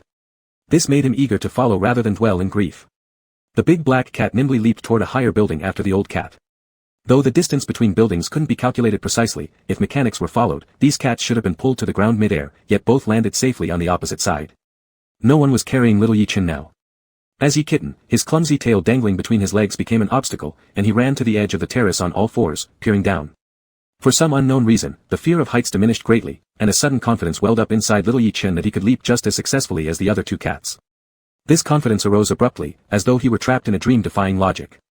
The kitten-sized Yi Chen took a few unsteady steps back, gathered speed, accelerated, and compacted his feeble hind legs' muscles with all his strength, bursting forward. A current of wind descended from the sky, swirling around him like wings of fantasy, dragging sharp streaks behind his round body, glowing in the darkness. Gravity and air resistance vanished, his height and speed remaining unaffected. Soon, the breathtaking aerial journey ended, and a pair of frail front paws firmly gripped the window ledge of the opposite building. Rolling his chubby little body over the windowsill, Yi Chen collapsed beneath the big black cat, sprawled out on his back with shock written all over his tiny feline face. This leap, rounded off, was practically flying. The big black cat chuckled lowly, using its paw to scratch Yi Chen's tiny belly, causing him to curl up and laugh. Keep going, the black cat urged. Following the old cat first and the black cat second, Yi Kitten trailed closely behind. The three cats formed a line, leaping gracefully from rooftop to rooftop, crossing tree branches bathed in moonlight, and darting among sculptures and pillars in plazas and parks. Their soft paws left no trace as they bounded freely across the nocturnal urban skyline, unimpeded. They continued running for a long time. Little Yi Chen focused intently on the big black cat ahead, not distracted until it suddenly stopped. That's when he realized they had reached the rooftop of a building over 20 stories tall. Yi Chen's hometown was a small city, economically underdeveloped, so a building of more than 20 floors was already a prominent landmark. Standing on the rooftop, they overlooked clusters of low-rise residential buildings and shops nearby. And when they looked up, little Yi Chen's eyes bulged open, and his pupils constricted into straight lines. He saw the moon. It wasn't the usual moon, appearing merely as disc-sized hanging far away. Instead, this moon filled most of his field of vision. Its immense size was unimaginable, so close that it caused concern about whether it had broken the Earth-Moon Roche limit. It was vast, magnificent, grand, and stunning. Normally, when such a massive celestial body appears near Earth, humans would experience indescribable terror and pressure. Even rough simulations sometimes evoke fear. Yet, little Yi Chen felt no fright. This enormous moon exuded a lively cartoon-like vibe, radiating a fresh and cheerful yellow hue throughout its surface. There were no craters or rugged lunar rocks, it lacked intricate details and resembled a sticker cut out of an animated scene and pasted into reality. From behind, the three cat silhouettes appeared delicate against the backdrop of the moon, sitting shoulder to shoulder on the high-rise rooftop. Suddenly, specks resembling golden powder drifted across the surface of the moon. They coalesced into a floating bridge stretching from the moon's surface directly to the rooftop of the building. When the bridge came closer, little Yi Chen discovered that it was composed of fish bones. These bones were translucent, smooth-edged, and shimmering faintly, not real fish bones but carvings resembling polished yellow jade. Each bone interlocked perfectly, gathering rapidly to form a luminous bridge, accompanied by the melodious sound of jade ornaments. Clang! The last piece of the fish bone bridge snapped into place. Little Yi Chen, transformed into a kitten, had already been mesmerized, squatting in place. At this moment, the old cat approached little Yi Chen, lifting its front paw to gently stroke the kitten's head with the demeanor of a kind elder. Instinctively, little Yi Chen rubbed his fluffy head against the old cat's paw, while the old cat emitted a deep, gentle purr from its throat as if comforting him. Meow, the old cat raised its paw and pointed at the moon, indicating it would go there. Little Yi Chen stood on his hind legs and leaped forward, rubbing his head vigorously against the old cat's jaw. The big black cat tilted its head, stepping closer to translate. It says it's returning to the planet of cats. The planet of cats. Little Yi Chen lifted his gaze and suddenly noticed many more cats around. Among them were house cats and stray cats. They arrived at the rooftop of this building from all corners of the city, walking lightly across the fish bone bridge that stretched through the sky, their steps melodious and delicate. They looked so cute, so happy, as though they'd never known pain, and there wouldn't be any unpleasantness on the upcoming planet of cats. The old cat gave a tender call, meow. The big black cat translated, it says thank you for the years of care from you and your grandparents. Little Yi Chen, tears brimming in his eyes, said, thank you for being our cat. The old cat seemed to nod faintly, bidding farewell by flicking its tail toward little Yi Chen before stepping onto the fishbone bridge. Yi Chen craned his neck to watch it, until his eyes ached and teared up. The cat jumped into the moon. Though the old cat had departed completely, little Yi Chen felt much more at ease inside. He thought Xiaohua wasn't really dead, but rather existed in another form, perhaps spiritually, or in some unexplainable place. This reasoning was slightly abstruse for an 8-year-old, but he had a vague understanding. After running and jumping all night in the form of a cat, during which he didn't feel tired, he now wept uncontrollably, exhaustion suddenly surging up from deep within his body, leaving him utterly spent. Sleep for a while, the big black cat said softly. The kitten used his front paws to rub his eyes, his eyelids slowly drooping as he nestled against the big black cat and fell asleep. The strong tail of the big black cat covered little Yi Chen's back, while the feline soul's planet lingered long without departing. Once again, ripples surged through the dream world. These ripples became increasingly dense in frequency, and when they reached their peak, the dream shattered like waves breaking apart and faded away. In the warm, tranquil darkness, the big black cat transformed back into Shenhuajuan's appearance. Lulling a child was truly exhausting, especially when testing one's imagination. Shenhuajuan instinctively reached into his trouser pocket for a cigarette but found it empty. He could only manifest another in the next dream. After a brief darkness, the dream descended once more. 4 years ago, Yi Chen was 16. On Saturday, high school freshman classes ended early. After the bell rang, Yi Chen packed his bag and went to the corridor to fetch his umbrella. The 16-year-old boy had striking, chiseled features that caught everyone's attention. His slender figure was concealed beneath an oversized sports uniform that swayed when he moved. His hair length fluctuated between the tolerable range and the verge of provoking the principal's wrath, steadfastly refusing to be shaved into an unremarkable flat top. During the lunch break, Yi Chen left campus under his umbrella to buy food. Returning with a wet umbrella, he placed it in the corridor to dry. Other people's umbrellas, wet footprints on the ground, raincoats spread out on radiators, the hallway was perpetually damp due to the students' activity. Despite this, Yi Chen's umbrella never dried, and he didn't retrieve it all afternoon. As a result, what the hell? Teenage Yi Chen cursed aloud. He couldn't find his umbrella. The corridor floor turned greenish with water, lined on both sides by waiting umbrellas resembling a garden path full of colorful mushrooms. With classmates quickly dispersing after school, the number of umbrellas rapidly dwindled. Yi Chen searched twice and confirmed that someone had stolen his umbrella. It only began raining in the afternoon, it had been clear skies until noon. Yi Chen carried an umbrella based on the weather forecast, but evidently, someone who hadn't checked the forecast avoided getting soaked by stealing Yi Chen's umbrella off the corridor railing. White streaks crossed the air, while rippling rainwater flowed down the eaves, showing no signs of stopping anytime soon. Cold winds pressed against the window seams, creating sharp whistling sounds that pierced through the entire corridor. To make matters worse, Yi Chen's bicycle had broken down yesterday and was only sent for repair this morning. It took him 20 minutes to walk from home to school. More than a month into the first semester of high school, he hadn't found any classmate who lived near his place. None of them could possibly detour in the heavy rain just to send him back, especially because they hadn't grown close enough in over a month. There weren't any boys among his classmates with whom Yi Chen had formed a solid relationship, but among the girls, some might have been willing to go out of their way for him if he asked nicely. After all, his good looks were legendary. Since the start of the school year, discussions about him among the girls surged like tsunamis. Even shy girls blushed at meeting his gaze. However, Yi Chen felt embarrassed to trouble them. But misfortune wasn't content with coming alone or even in pairs, it came in threes. Grandma Yi had recently undergone surgery after falling ill and required a strict diet post-operation. Grandpa accompanied her 24/7, tending to her bedside tirelessly, but his old age couldn't withstand the non-stop pressure, and hiring a nurse was financially impossible. Although Yi Chen's father and his remarried wife were still alive, they might as well have been two strangers in the eyes of Yi Chen's grandparents. Thus, on Saturdays and Sundays, the responsibility of cooking meals for grandma and caring for her fell squarely onto Yi Chen. He had to hurry home and prepare dinner. If things continued along this timeline, with no signs of the torrential rain letting up, Yi Chen couldn't afford to wait.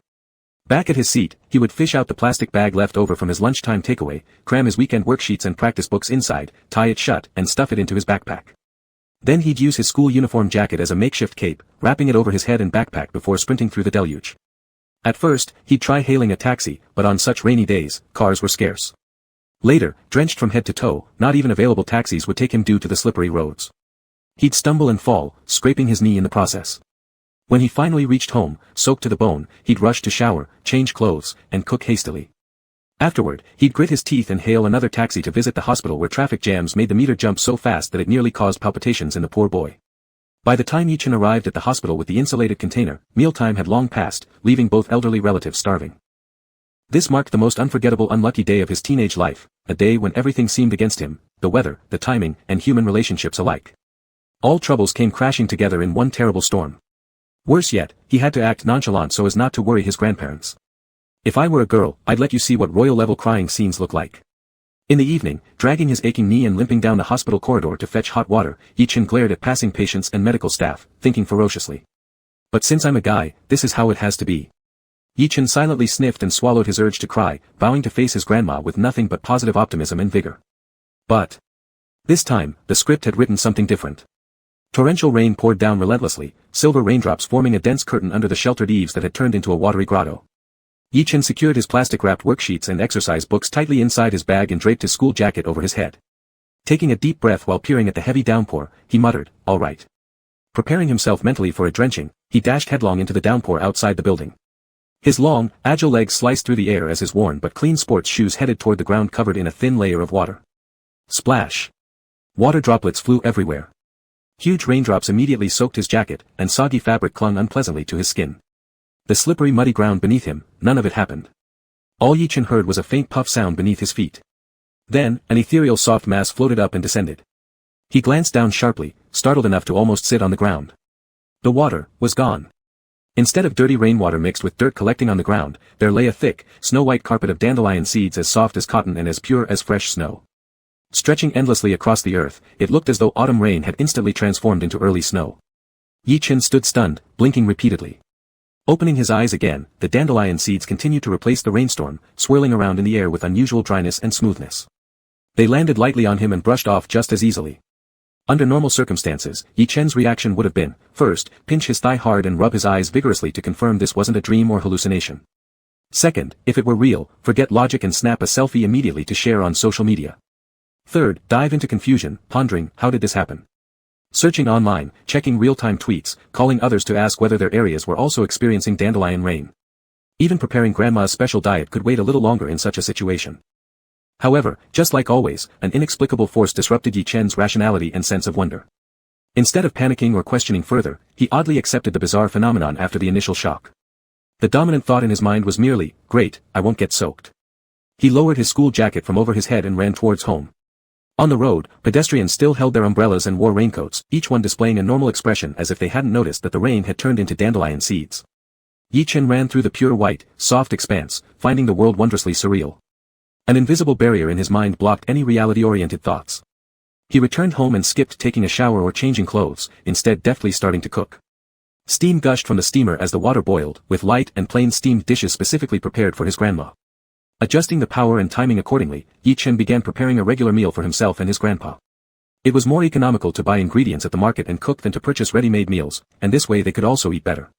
Their family's only income came from his father's monthly child support payments, the retirement pensions of his grandparents, and the occasional odd job Yi Chen secretly took on. Such meager income had to cover tuition fees, the livelihood of 3 people, and ensure the elderly could afford medical care and medication. Without frugality, they would have nothing left. Despite everything, Yi Chen carelessly hummed a tune, his features bright with a hint of laughter. This was the fearlessness of youth. Being spared from the rain made him happy, and he felt confident about handling all the other issues. With the meals ready, Yi Chen hastily wolfed down a few big mouthfuls to fill his stomach, categorizing the remaining food neatly inside the thermal container. Outside, the clouds dispersed, and the damp carpet of dandelion seeds vanished like magic. The sun had already dipped below the horizon, but the lingering afterglow refused to fade, blending a dark blue of night with the warm red hues of twilight to create a gentle pink and purplish glow. Although the torrential rain had stopped, traffic conditions didn't improve. This small city had poor road planning. During peak hours, the streets were often clogged solid, recently even mocked by media as surpassing the capital to become first traffic jam. Hence, even though the dream sequence's cause had changed due to Shen Mo Feng's influence, Yi Chen's subconscious stubbornly inserted memories of traffic jams into the scenario. How long will it take for a taxi to get to the hospital? Yi Chen fretted while holding the thermal container, tiptoeing to peer at the jam-packed crossroads far away, hesitating whether he should first check if the bike repairman had fixed his bicycle. If he could just ride it directly, it might actually be faster than taking a taxi. As he deliberated, a faint click sounded beside him. The sound was weak, nearly non-existent amidst the cacophony of honking, but strangely, Yi Chen captured it. It sounded as though the second hand had ticked forward once. In the instant the sound subsided, Yi Chen noticed something off about his surroundings. The chaotic, piercing horns suddenly fell silent, along with them went the voices of pedestrians, the rolling of wheels on the ground, the rustling of wind through tree canopies, the rumble of engines, and even bird chirps. Earth seemed as though a planetary sponge capable of absorbing sound had been pushed onto its head, sucking up every trace of acoustic waves. This was the first abnormality Yi Chen detected in the chaos. When his gaze rose upward, he quickly spotted an even bigger anomaly. Everything was frozen in time. Including the passers-by mid-step, the little boy who had been jumping and thus now suspended mid-air, the leaf frozen in the air, and the square dancing aunties whose movements abruptly ceased. Most bizarrely, the motion of gas molecules themselves had halted too. After standing there motionless for a moment, Yi Chen felt a sudden suffocation. The oxygen hovering in front of his nose wasn't enough, so he hurriedly stepped aside to breathe in oxygen from another area. For Yi Chen to deliver the meal conveniently, the entire world's time had paused. How much more impressive could it get? Like someone sleepwalking, Yi Chen found his way to the bike repairman's stand, discovering that his bicycle was already repaired and leaning against the wall. He pulled out paper and pen from his bag to leave a note saying, "Bike taken," along with the repair fee placed before the motionless master. Placing the thermal container and his bag in the bike basket, he rode off. Since he was dreaming, his mode of thinking differed from real life. Yi Chen did not panic nor worry about what would happen if time continued to stop forever. In his subconscious, he knew clearly this time stop was initiated by him, and once he reached the hospital successfully, everything would naturally return to normal. Riding his stylish bicycle earned from doing odd jobs at small restaurants, Yi Chen happily and freshly zipped through the stationary roads. The Earth's rotation had paused, leaving the dusk's remnant afterglow stuck above the sky dome. Throughout his journey to the hospital, the sky maintained its favorite hue of pink-purple. Half an hour later, Yi Chen carried the thermal container, dashing up to the 4th-floor ward of the hospital. He didn't bother to open the lid for inspection but guessed the temperature of the food inside hadn't dropped a bit. The south side corridor of the ward exhibited a peculiar form of stillness, where walking patients, errand-running family members, and nurses in urgent motions were all frozen like highly realistic wax figures. The corridor was deep and long, ending in a window. A man stood facing the light, his tall silhouette watching Yi Chen from afar.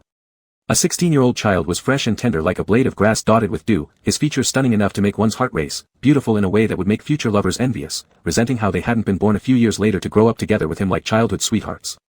Yi-Chen took a few steps toward his grandma's ward when he suddenly froze. He noticed that the man standing at the end of the corridor was moving. The man made no attempt to hide, simply walking toward Yi-Chen at a leisurely pace.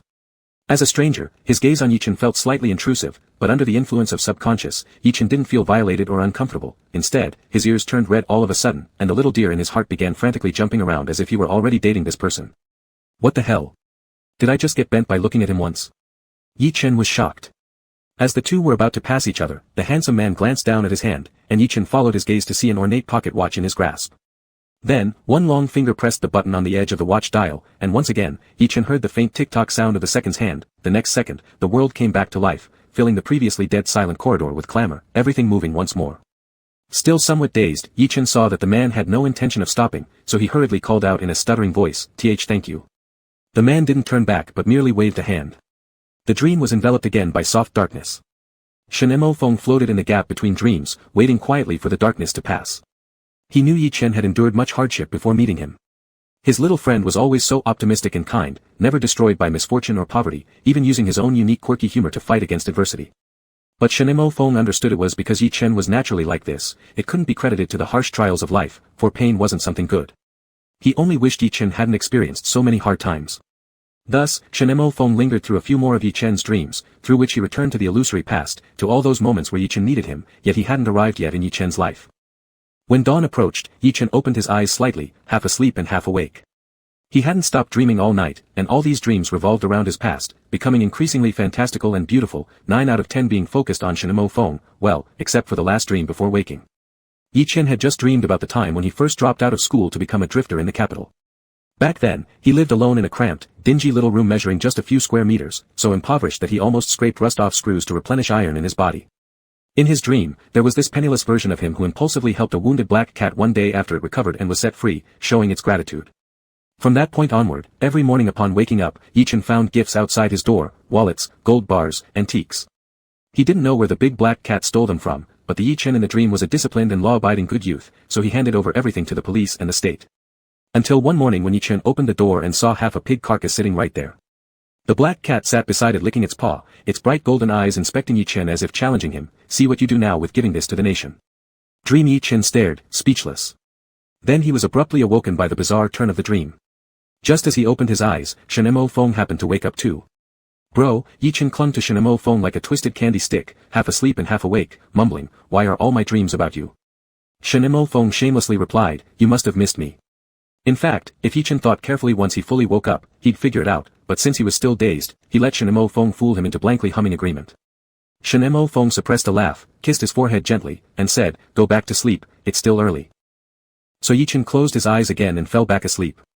After finishing their reunion dinner, they reunited within the fleeting moments of the past. Another new year approached. The end.